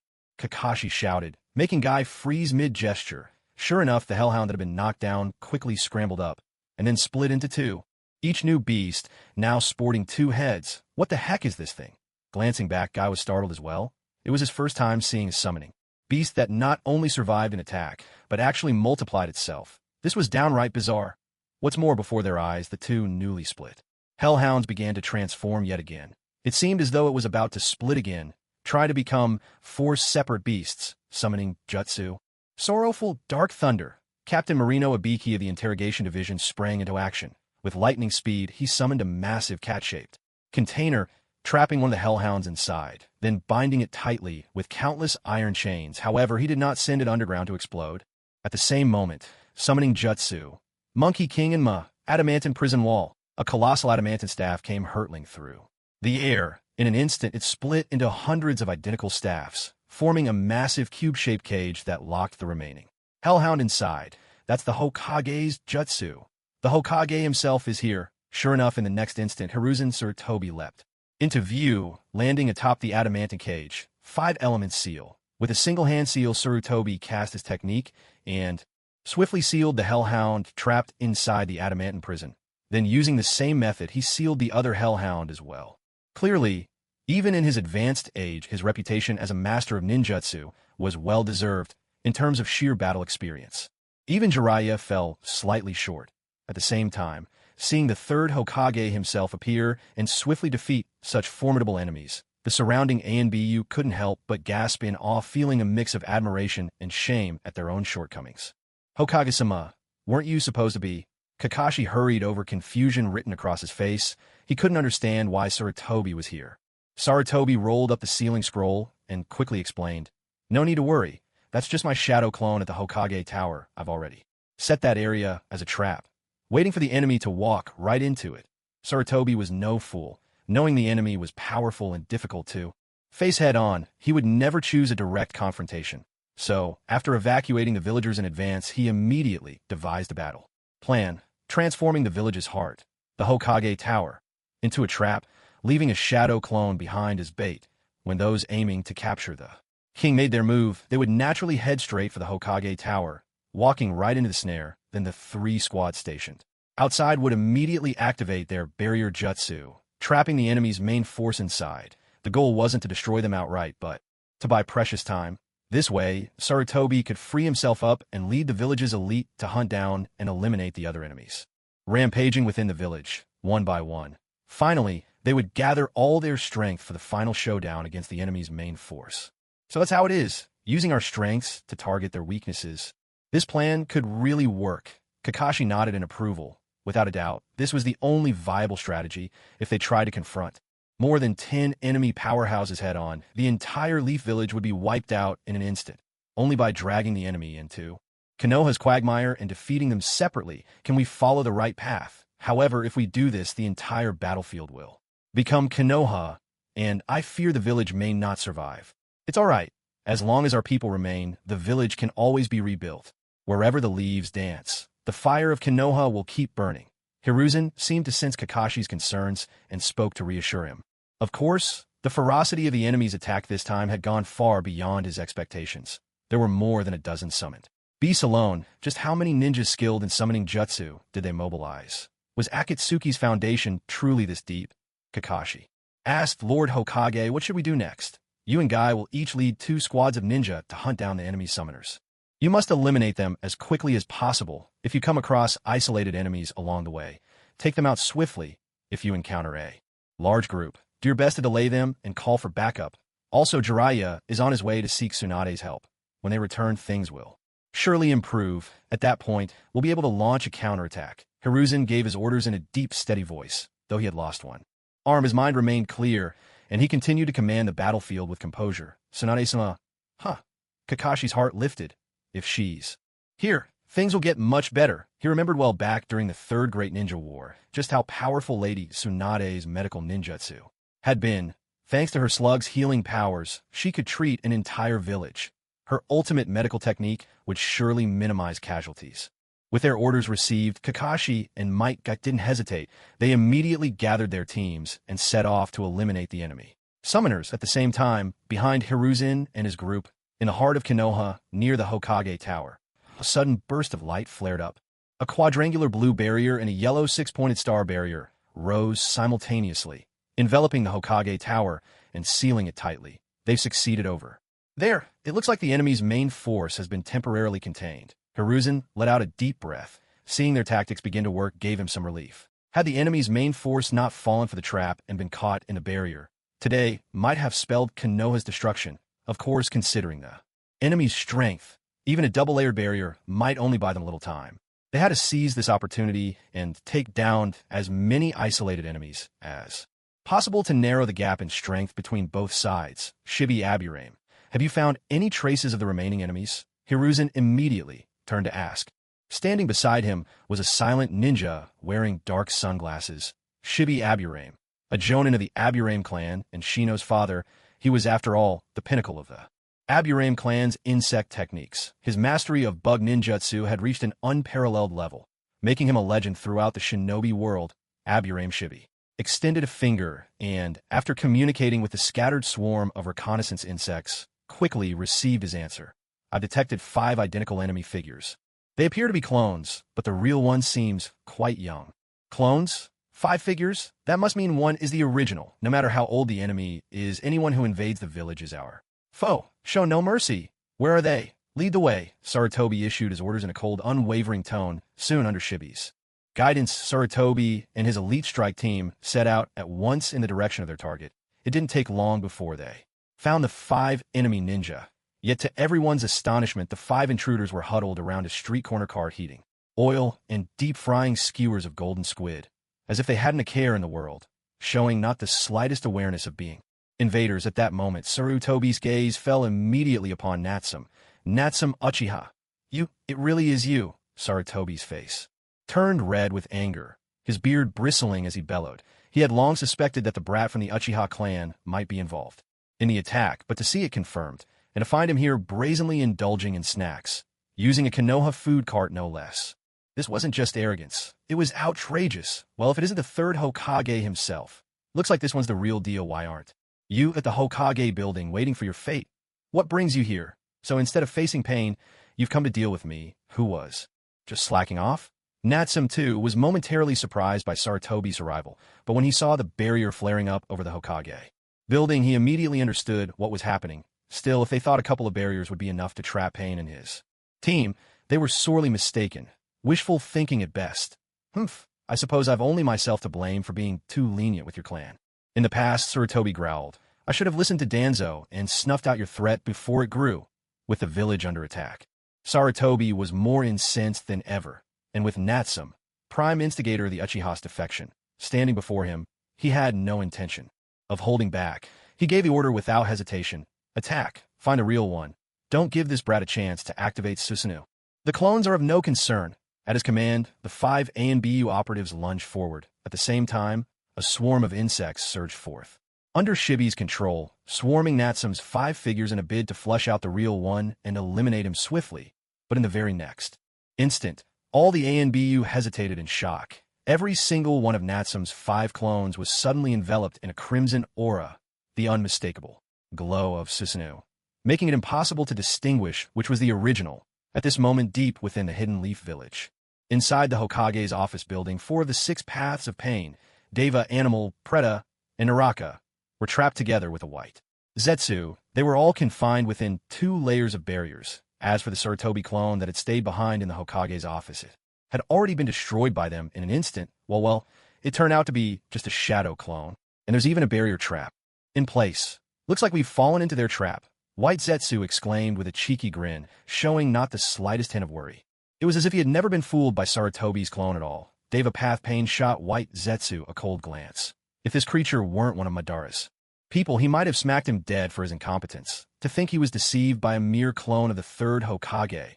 Pathetic, but now was not the time to dwell on such matters. The priority was to find a way to break through these twin barriers, locate the 3rd Hokage, and eliminate him. Deva Path Pain's gaze swept over the outer barrier. In an instant, he discerned the intricacies of this double-layered seal, a defensive barrier. It seems breaking it from inside won't be easy, and it appears to interfere with chakra transmission as well. Barriers like these were masterpieces of ninjutsu capable of amplifying a single ability to its utmost with minimal energy. Take, for example, the famed 4 Red Yang formation. Just 4 Kaga-level shinobi could erect a fortress capable of temporarily restraining even the 10 tails. Such was the might of barriers. Of course, their shortcomings were just as clear. A barrier meant to block outside attacks is usually easy to break from within, while one focused on containing those inside is easily shattered from without. Sensory barriers are often lacking in defense, and restrictive barriers come with a slew of weaknesses, the dual-layered defensive barrier before them. Now woven by more than a dozen ANBU working in concert, was designed primarily to contain threats from within. Breaking out from the inside would be no simple feat. Most crucial of all, one of the layers was actively hindering the transmission of chakra, making it difficult for Nagato's true body to channel large amounts of chakra to the pain puppets through the black rods. This severely weakened his control over the 4 pain bodies trapped inside, preventing them from unleashing their full power. Almighty push. Deva Path Pain suddenly lashed out. A surge of immense repulsive force crashed into the distant barrier. The barrier bulged outward violently under the strain, but did not break. Instead, a portion of the force rebounded, sending Deva Path Pain hurtling backward. He smashed through several walls, skidding back dozens of meters, 2 barriers stacked together. No wonder it's so tough to break. Deva Path Pain emerged calmly from the rubble, dusting off his clothes as he coolly assessed the situation. From the recent attack, he had basically gauged the strength of the 2 layers of barriers. He estimated that he would need to unleash at least 20 or 30 ordinary Shinra Tensei just to push these barriers to their limits and break through them. Alternatively, he could use a single ultimate Shinra Tensei to shatter them instantly. However, the latter would consume far too much chakra. If he chose that option, not only would the other pains be rendered immobile, but even Tendo Pain himself would be left weakened for a time. It simply wasn't worth the price. Have Shirato switch targets and come break the barrier first, he commanded. Besides Sasori and Juzo Biwa, who are waiting outside, should be coming to help as well. Tendo Pain quickly made his decision, preparing to summon Shirato from outside to lend a hand. With Shirato's overwhelming force breaking through a barrier like this from the outside should be a simple matter. As for whether this brief delay would lead to any unforeseen complications, Tendo Pain wasn't concerned. Apart from the 4 paths of pain he controlled here, there was still Sasori, Juzo Biwa, Ninjendo Konan, Orochimaru, and Uchiha Natsum waiting outside. Just this lineup alone was enough to give Konoha a serious headache. It was the perfect opportunity to drain some of that troublesome Uchiha kid's strength, making sure he wouldn't have enough left to compete for the 9 tails in the And still, that brat was cunning and sly. Would he really put in much effort? Probably not, but if fate could lead him directly into Hiruzen Sarutobi, the third Hokage's path, that would be ideal. Tendo Pain silently hoped for such an outcome as he quickly reached out to Shirado, directing it to come over and break the barrier. Suddenly, White Zetsu cried out in alarm. "Look over there!" Tendo Pain turned his gaze and saw several hundred meters away, 5 towering Crimson Susanoo rising into the sky, locked in fierce combat with someone unseen. For Uchiha Natsume's clone to unleash the power of Susanoo, the enemy must be a formidable one from Konoha. Perhaps it was even Hiruzen Sarutobi himself. Well, that brat is making his move too. I wonder which poor soul from Konoha ran into him. Talk about bad luck. White Zetsu snickered with ill-concealed glee, hoping the battle that would only grow fiercer.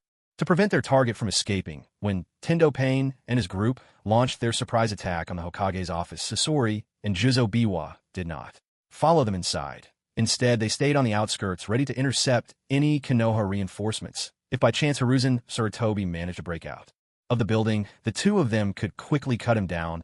Unfortunately, neither of them anticipated what would happen next, due to leaked information. The Hokage's office had already become a well-laid trap. Konoha had used the barriers to trap the Pain leader and his team inside. What's that?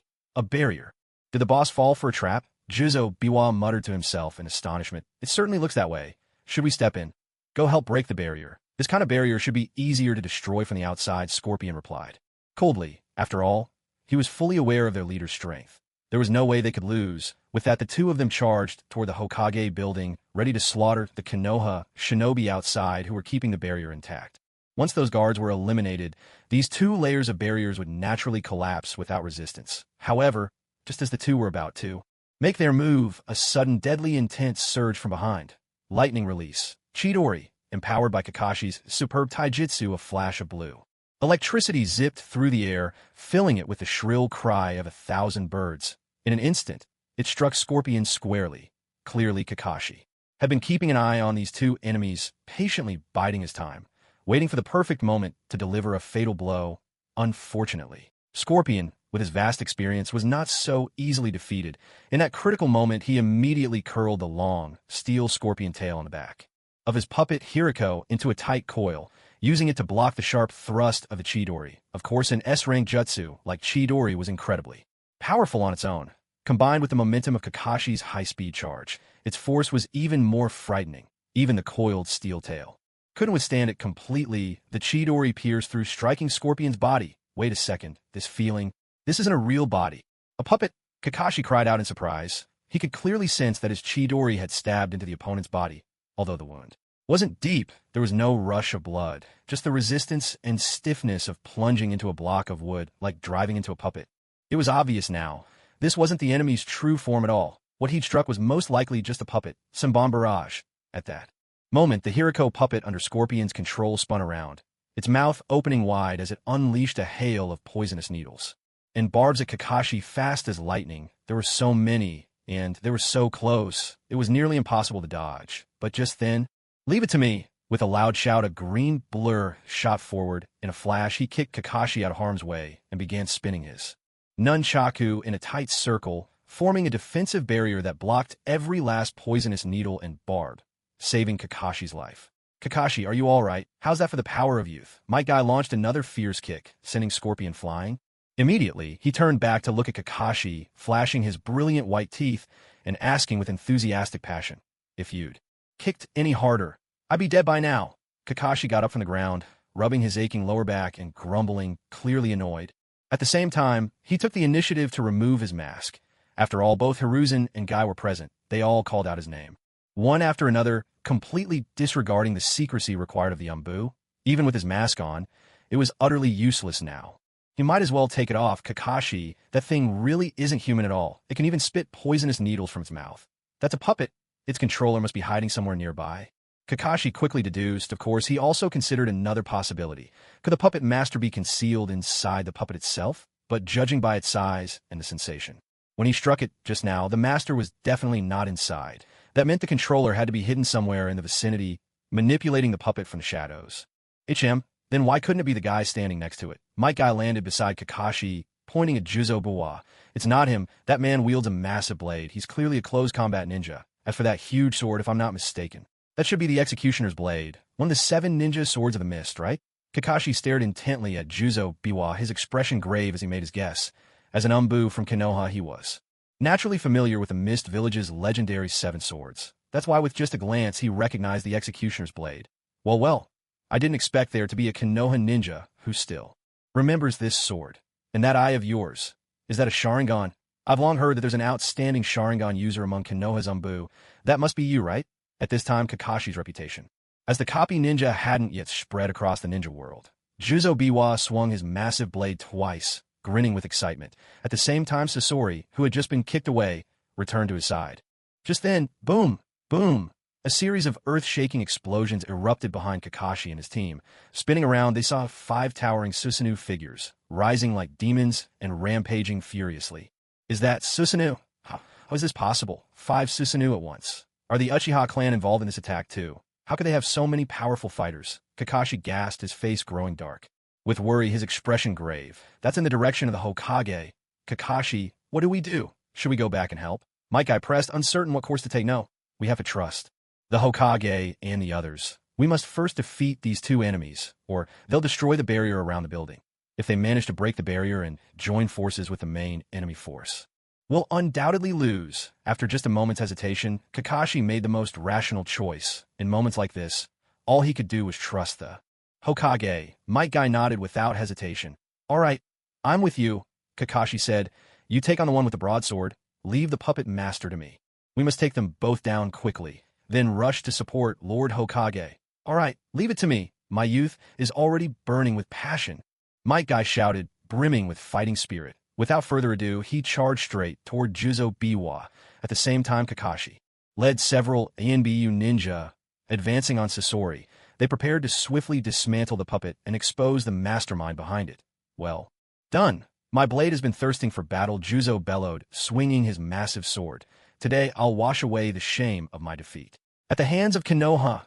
With a fierce cry, he rushed to meet Might Guy, and in moments the two were locked in fierce combat. Meanwhile, Kakashi's group, 7 in total, quickly encircled Sasori. Fire style, water style, lightning style, ninjutsu of every kind came crashing down all at once, engulfing Sasori's Hiriko puppet in a torrent of attacks. They hoped to use their numbers to overwhelm Sasori and end the fight quickly. Soon the thick smoke from the barrage of jutsu began to clear, revealing the battered Hiriko puppet at the center. Only then did Kakashi and the others realize this puppet was incredibly tough, its inner frame almost entirely made of steel. Even after withstanding such a fierce assault, it remained largely intact. Hiriko, 1,000 iron hands. In the next instant, the Hiriko puppet launched another attack. Its left arm fired out a mechanical cylinder bristling with a dozen poison needles. In a heartbeat, the needles shot out in all directions, saturating the area with deadly intent. Get out of the way! The Konoha ninja shouted, scrambling to dodge, but the barrage was so wide that 3 of them were still struck. The poison quickly seeped into their bodies, leaving them unable to fight. Seeing this, Kakashi grew furious, ignoring the drain on his chakra. He unleashed his signature lightning blade once again. Try this, lightning style. Lightning beast tracking fong, a surge of chakra transformed into crackling electricity, then twisted into the shape of a wolf. With a low, menacing snarl, it shot forward at blinding speed, homing in on its target. Almost impossible to evade. In an instant, the lightning beast covered dozens of meters, sinking its fangs into the Hiriko puppet. With a savage bite, it tore off the puppet's right arm and a good portion of its right shoulder. What a formidable lightning-style technique. Sasori couldn't help but praise as he examined the ruined shoulder of his puppet. To merge both chakra nature transformation and shape transformation so seamlessly, this lightning-style jutsu was truly among the finest in the shinobi world. Kakashi. What's your surname? Hataki. What do you mean? Is Tsukumo Hataki your father? How do you know that? Who exactly are you? Kakashi asked breathlessly, his expression grave and intense. But before he could finish, a shadow burst from the ground beneath his feet with blinding speed. So fast it nearly grazed his face, if not for the dynamic visual prowess granted by Sharingan, allowing him to dodge. At the last possible moment, he would have been sliced in half right then and there. Even so, the ferocious assault left a shallow wound across his chest and cheek. What is this? Another puppet? That was close. I almost didn't make it. Kakashi's heart pounded with shock. At the same time, he sensed an abrupt and overwhelming surge of killing intent from his opponent, far more intense than before. Was it simply because he bore the Hataki name? Hataki Kakashi, you deserve to die. Scorpion snarled, voice laced with hatred, as he jerked his left hand, the puppet that had erupted from the earth, the third Kazekage, fully unfurled, and hovered menacingly beside the crimson Hiriko puppet. Clearly, he was enraged, determined to kill the son of his enemy at any cost to avenge his parents. At this moment, not even orders from his leader, Pain, seemed to matter anymore. That form. It's the third Kazekage. How is this possible? The Kazekage who vanished without a trace was turned into a puppet, as a member of Konoha's ANBU Kakashi had long since studied the image of the so-called strongest Kazekage. He instantly recognized the puppet's true identity, and it was precisely because he recognized it that he was so deeply shocked. The thought that a puppeteer could assassinate a village leader and turn him into a puppet was almost unimaginable. Just how powerful was this foe? From the moment Scorpion revealed the third Kazekage puppet, his intent was clear. Kakashi would not leave here alive. If not for that man, Tsukumo Hatake, who killed his parents during the Second Great War, perhaps he himself would not have become the person he was today. The debt of blood must be repaid by the next generation. Every member of the Hatake clan deserved death, especially this Hatake Kakashi. Without another word, Scorpion unleashed both Hiriko and the third Kazekage puppets, sending them hurtling toward Kakashi with murderous force. Holding nothing back, in the rush, Kakashi raised an earthen wolfong wall for defense, but the jutsu that had always served him well was effortlessly shattered by the third Kazekage's magnet release. Iron Sand Euro. Damn it, this enemy's strength is beyond anything I expected. Is my only option to use that now? Kakashi frowned, weighing his choices. He hesitated, torn between unleashing his Mangekyo Sharingan or holding back a little longer, or perhaps I should keep stalling for time, wait for Guy to defeat his opponent, and join forces with me. No, that enemy wielding the giant blade is likely one of the 7 ninja swordsmen of the mist, a formidable adversary. Even Guy might not be able to take down someone like that so easily. Alas, Kakashi's judgment ultimately proved to be a mistake. Meanwhile, on the other side, the battle between Might Guy and Juzo Biwa was raging with fierce intensity. Both were close combat specialists, one wielding a blade, the other a pair of nunchaku. On one side stood a former member of the 7 ninja swordsmen of the mist, a true elite jonin. On the other was Konoha's foremost taijutsu master, a living testament to the power of hard work, defying the belief in bloodline supremacy. Their clash was nothing short of ferocious. In less than half a minute, they had exchanged blows over 100 times, their fight toppling 5 buildings in rapid succession, a testament to their destructive might. After another thunderous collision, the two leapt apart, launching into the familiar ritual of boasting. Juzo Biwa called out, "Impressive kid. I didn't expect to find such a taijutsu powerhouse in Konoha. I've slain more than a few shinobi in my time, but aside from that, man, your taijutsu ranks near the very top." My guy grinned. This is the true power of youth. Wait, are you Juzo Biwa, one of the former 7 ninja swordsmen? It's you. I remember now, my father defeated your group all those years ago. At the mention of Juzo Biwa's name, something finally clicked in Might Guy's mind. He swiftly connected the figure before him to that scene from a decade ago. Defeat us? What a joke. When have the 7 ninja swordsmen ever lost? No, wait. Hold on. You're that brat from back then? Might Dewey's son? How could it possibly be you? Recognition dawned on Juzo Biwa, and his heart skipped a beat. He couldn't help but recall that terrifying figure from the past, the one who opened all 8 gates in a blaze of fury and tore through the 7 ninja swordsmen with his bare hands. So it really is you. My father spared some of you that day, but today, in the springtime of my youth, I will show no mercy. Might Guy clenched his fists and shouted at the top of his lungs, "Humph, you were just a little brat back then. If not for your father, you'd have died long ago. This time, I'll send you to join him." Juzo Biwa barked back, his murderous intent surging as he prepared to strike. "Let my youth burn bright." 8 gates technique, 5th. Gate of limit open. Might Guy roared once more, instantly unleashing the 8 gates. His blood surged, his face flushed crimson, and a torrent of green chakra erupted, enveloping his entire body in a fierce aura. His presence seemed to double in an instant, becoming utterly overwhelming. Off in the distance, Juzo Biwa saw that nightmare green chakra blazing to life, and his eyes widened in terror, his face twisted in utter dread, his courage crumbling. Damn it, how can this be you? The brat from back then can use this technique too, so that bastard Might Dewey passed it on to you before he died? Clearly 10 years ago. The brutal scene with Might Dewey still haunted him, lingering in his memory and making his heart race with lingering fear in the very next instant. Before the words had even faded, Juzo Biwa didn't hesitate for a second. He grabbed his massive blade and fled, running as fast as he could. His decisiveness was absolute. Not a trace of reluctance. In just a few breaths, he had already put several hundred meters between himself and the battlefield. The sight left my guy, who was just about to launch an attack, completely dumbfounded. What was going on? Why was this guy so cowardly? He'd just been threatening them moments ago, and now he was already running for his life. Was his 8 gates technique really that terrifying? Don't run. Let me land a good kick, Mike Guy roared after him. The shout sent a chill down Jizo Biwa's spine as he fled, his scalp tingling with fear. He threw himself into an all-out sprint, desperate to get as far away from that monster as possible. If he really took a hit from that guy, there was no way he'd survive. Seeing this, Mike Guy considered giving chase, but after glancing over at Kakashi, who was locked in a fierce battle nearby, he ultimately decided to let the coward go. He turned instead to help Kakashi deal with the puppet master, Hidden Lotus.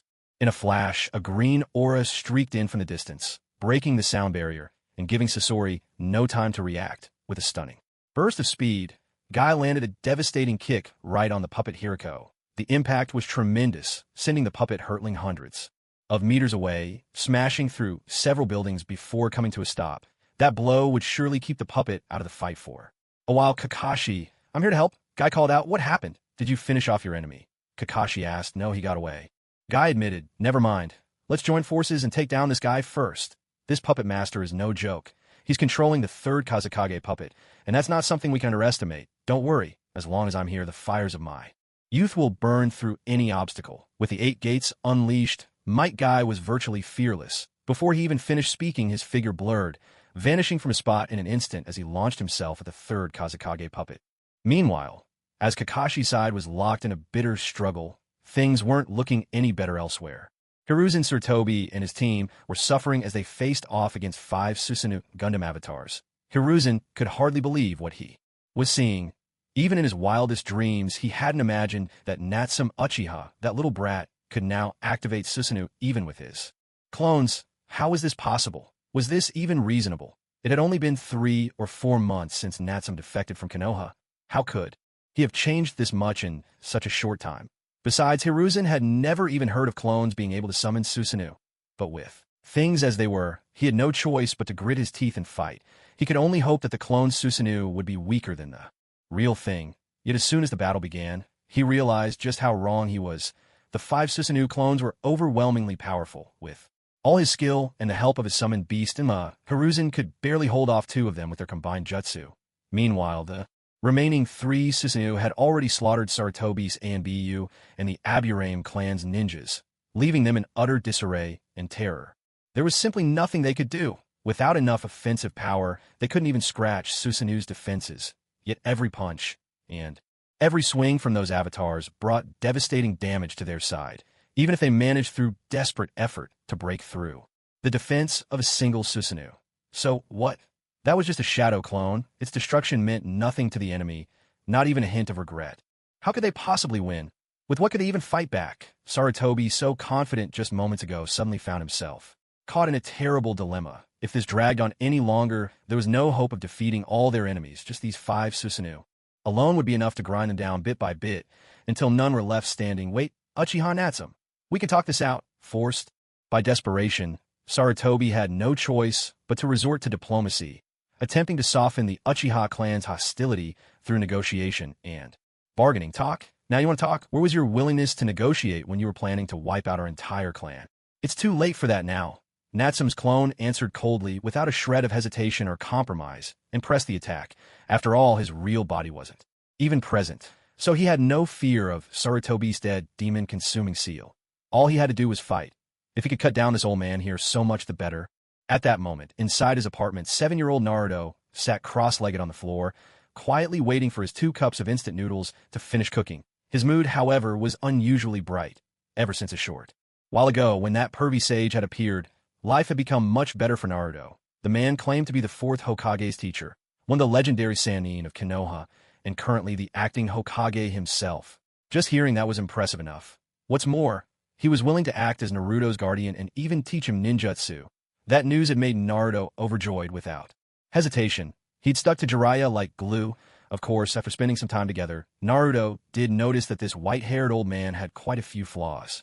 For example, lecherous, and well, lecherous, but all things considered, Jiraiya treated Naruto far better than anyone else ever had. Not only did he guide Naruto in learning ninjutsu, he often took him out to eat, and even to the public baths, but most importantly of all Naruto sensed from this pervy sage a kind of attention and care he'd never felt before, a warmth that felt almost like family, something he'd always longed for and sorely lacked. As a result, over these past few weeks, Naruto had stopped spending money on paint and no longer went to pull pranks by splashing colors onto the Hokage monument. After all, he was finally getting the attention he craved. Because of this, his relief fund even stretched a little further. At least he no longer had to drink expired milk or eat stale instant noodles. Sometimes he could even treat himself to a bowl of ramen at Ichiraku's. He could finally afford a bowl of ramen. And now, he could even indulge in a whole meal and 2 cups of instant noodles with swagger. Life was starting to look up, and hope was on the horizon. At last, it's ready. I can eat now. Naruto rubbed his hands together in excitement, picked up the cup noodles, and was about to dig in, but in that instant the entire building shook. Violently, the tremor was so fierce that it knocked over Naruto's noodles, spilling them all over the floor. What the heck? Aha! My cup noodles! Suddenly, a massive summon centipede burst forth, piercing through the building in the blink of an eye. Whoa, that's gigantic! Naruto cried out in shock. As the building crumbled around him, Naruto forgot all about his noodles. With quick reflexes, he darted to the window and leapt out onto the street below. Once he made it outside, Naruto realized that the whole village seemed to be under attack. But strangely, the streets were empty. There were no villagers fleeing for their lives. Only then did he remember. Over an hour ago, the streets had been bustling as people were organizing an evacuation. No one had bothered to notify him, though. He hadn't thought much of it at the time. After all, during moments of crisis, who in a village would care about the fate of the Nine-Tails host, someone they already shunned? He hadn't expected the village to actually come under attack. Where's Old Man Third? Where's Pervy Sage? Where did everyone go? Naruto looked around. In confusion, then glancing back, he suddenly noticed a beautiful woman standing not far behind him, dressed in a long black cloak. Who are you? The Nine-Tails Jinchuriki? Konan asked coldly. She sensed no trace of the tailed beast chakra from this kid.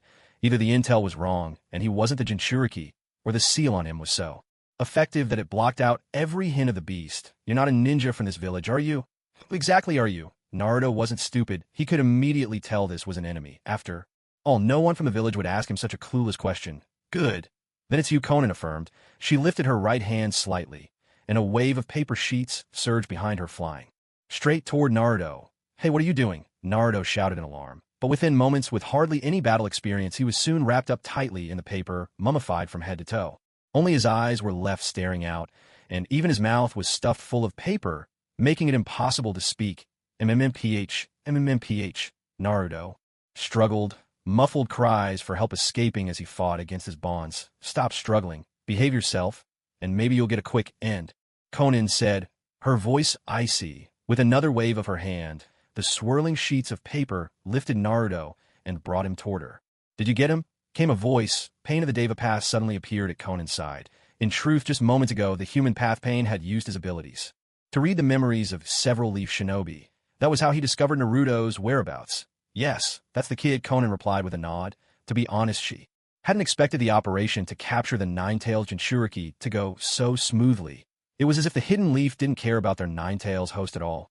They hadn't even assigned him a guard. Such negligence. What about Azura Path? He's gone to support Deva Path. There's been a slight complication over there.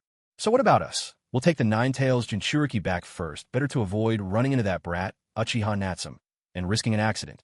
The human path issued the command. This was something Nagato had decided long ago. Securing the Nine-Tails was far more important than killing the third Hokage. Understood. But just as the two were preparing to leave, Konan suddenly froze. Someone's coming. They're moving fast, and the chakra feels very familiar. Oh, familiar chakra? Could it be? Before the human path could finish, an angry shout rang out from the distance. Let Naruto go. Jiraiya, having finally returned, rushed straight to Naruto's residence. He couldn't bear for his student son to fall into danger again. So it really is you? Murmured Pain, gazing at Jiraiya as he landed atop the ruined remains to their right. A sense of melancholy washed over him. You? Konan, Jiraiya's eyes widened. And you, those eyes, Nagato's eyes? What are you two doing here? Seeing the faces of Konan and the human path Pain, Jiraiya was utterly shocked. As far as he knew, Konan and the others had died tragically years ago. Why were they here now dressed in Akatsuki cloaks? Had they all joined Akatsuki? Were they now invading the Leaf alongside Pain?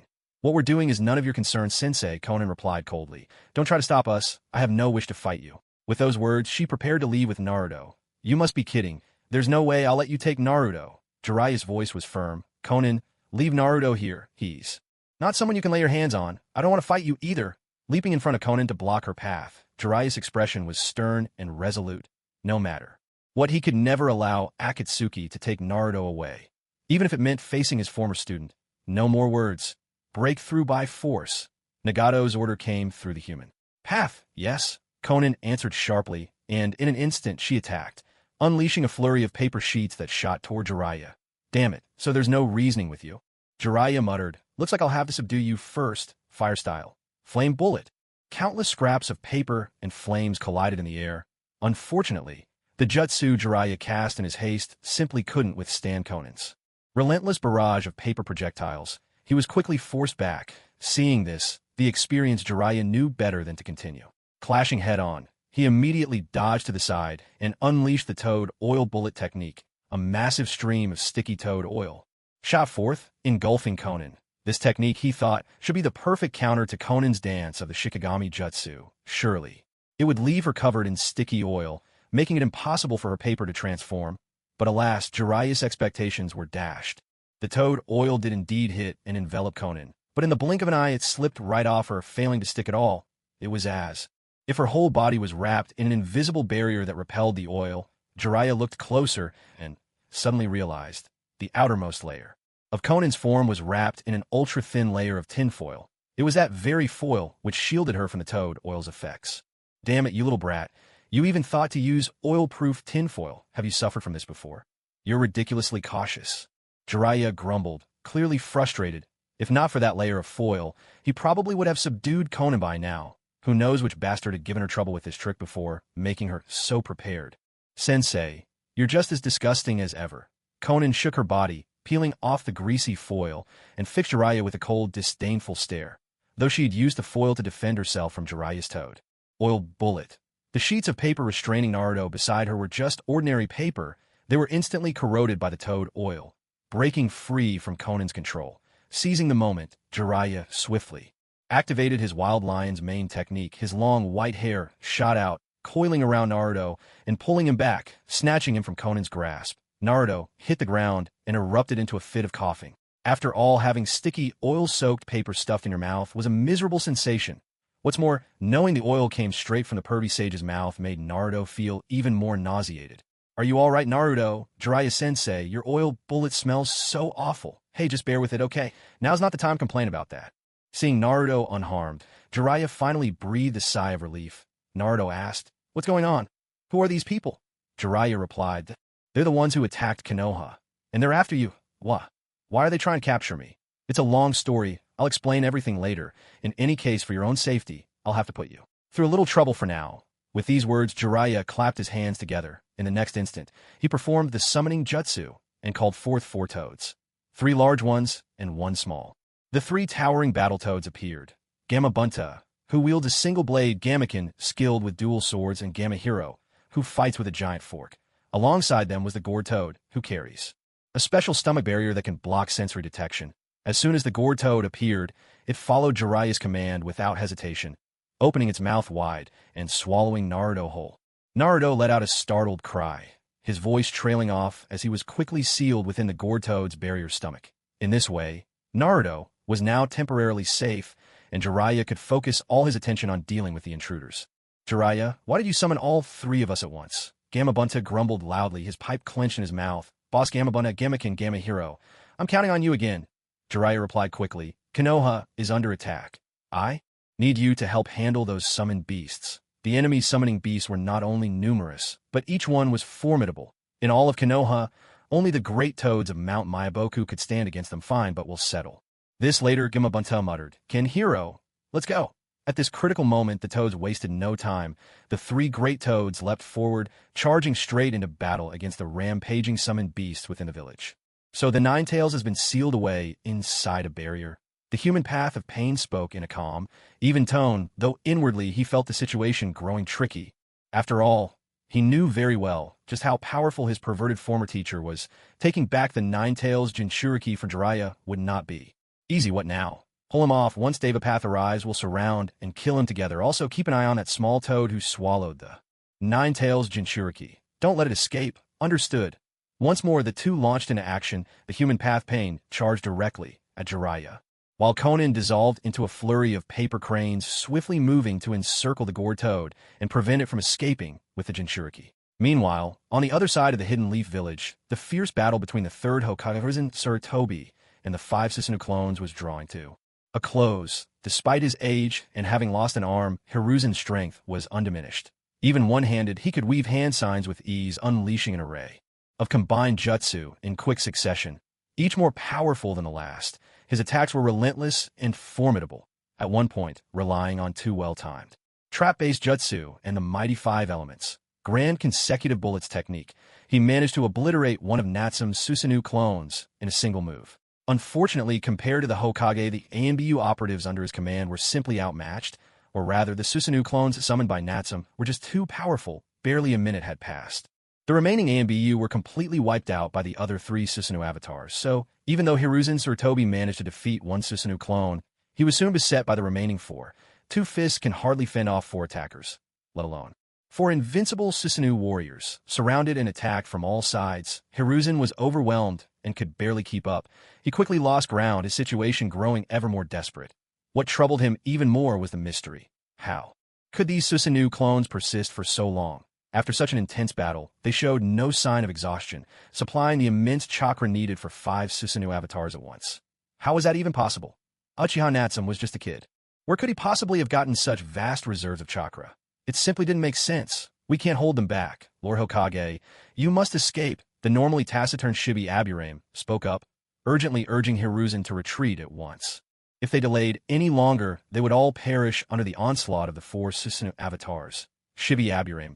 Hiruzen, panting for breath, looked at Shibi, unsure of what to say. They're all just clones. There's no point in fighting any longer. And Lord Hokage, the village cannot survive without you. You must break through and regroup with the others. I'll stay behind and cover your escape. If you fall, the village will truly be doomed. Secret technique.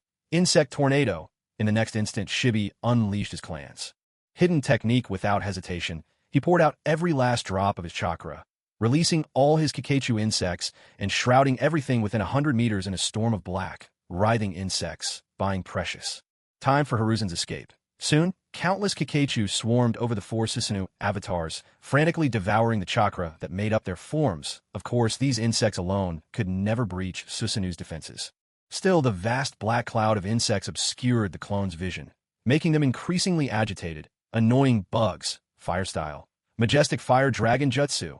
All 4 Natsume clones unleashed fire jutsu at once.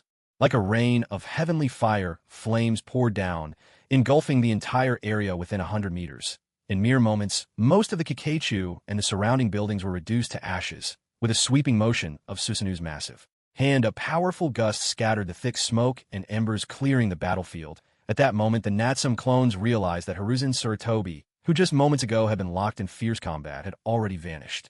TCH, so he managed to escape after all? That old fox Hiruzen really knows how to seize the moment. Natsume didn't mind. After all, Hiruzen was now Akatsuki's target. It would be best to leave him for Akatsuki's people to hunt down these few clones of mine have fought for quite a while. I'd say that's more than enough. Now that I can watch the fire from across the river, why risk my own life anymore? Still, it's a pity about these subordinates of the Leaf Village. Natsume's clone lowered his gaze on the ground aside from the charred corpses of those ANBU shinobi. The Aburame clan's Shibi Aburame had also perished from exhaustion, having depleted all his chakra. There really are some tough, fearless men in the Leaf Village, he mused, but sadly, they've all been ruined by a generation of corrupt leaders. Natsume sighed with a hint of sorrow. If only the first and second Hokage were still around, this village would never have fallen so far in the future if it weren't for Naruto and Sasuke as the main characters. The way the third Hokage and Danzo have run things, the Leaf might have been destroyed by other hidden villages long ago. Of course, feelings are just feelings. When it's time to kill, Natsume won't show the Leaf the slightest mercy. After all, in this shinobi world, there's never been a true right or wrong, only different positions and beliefs.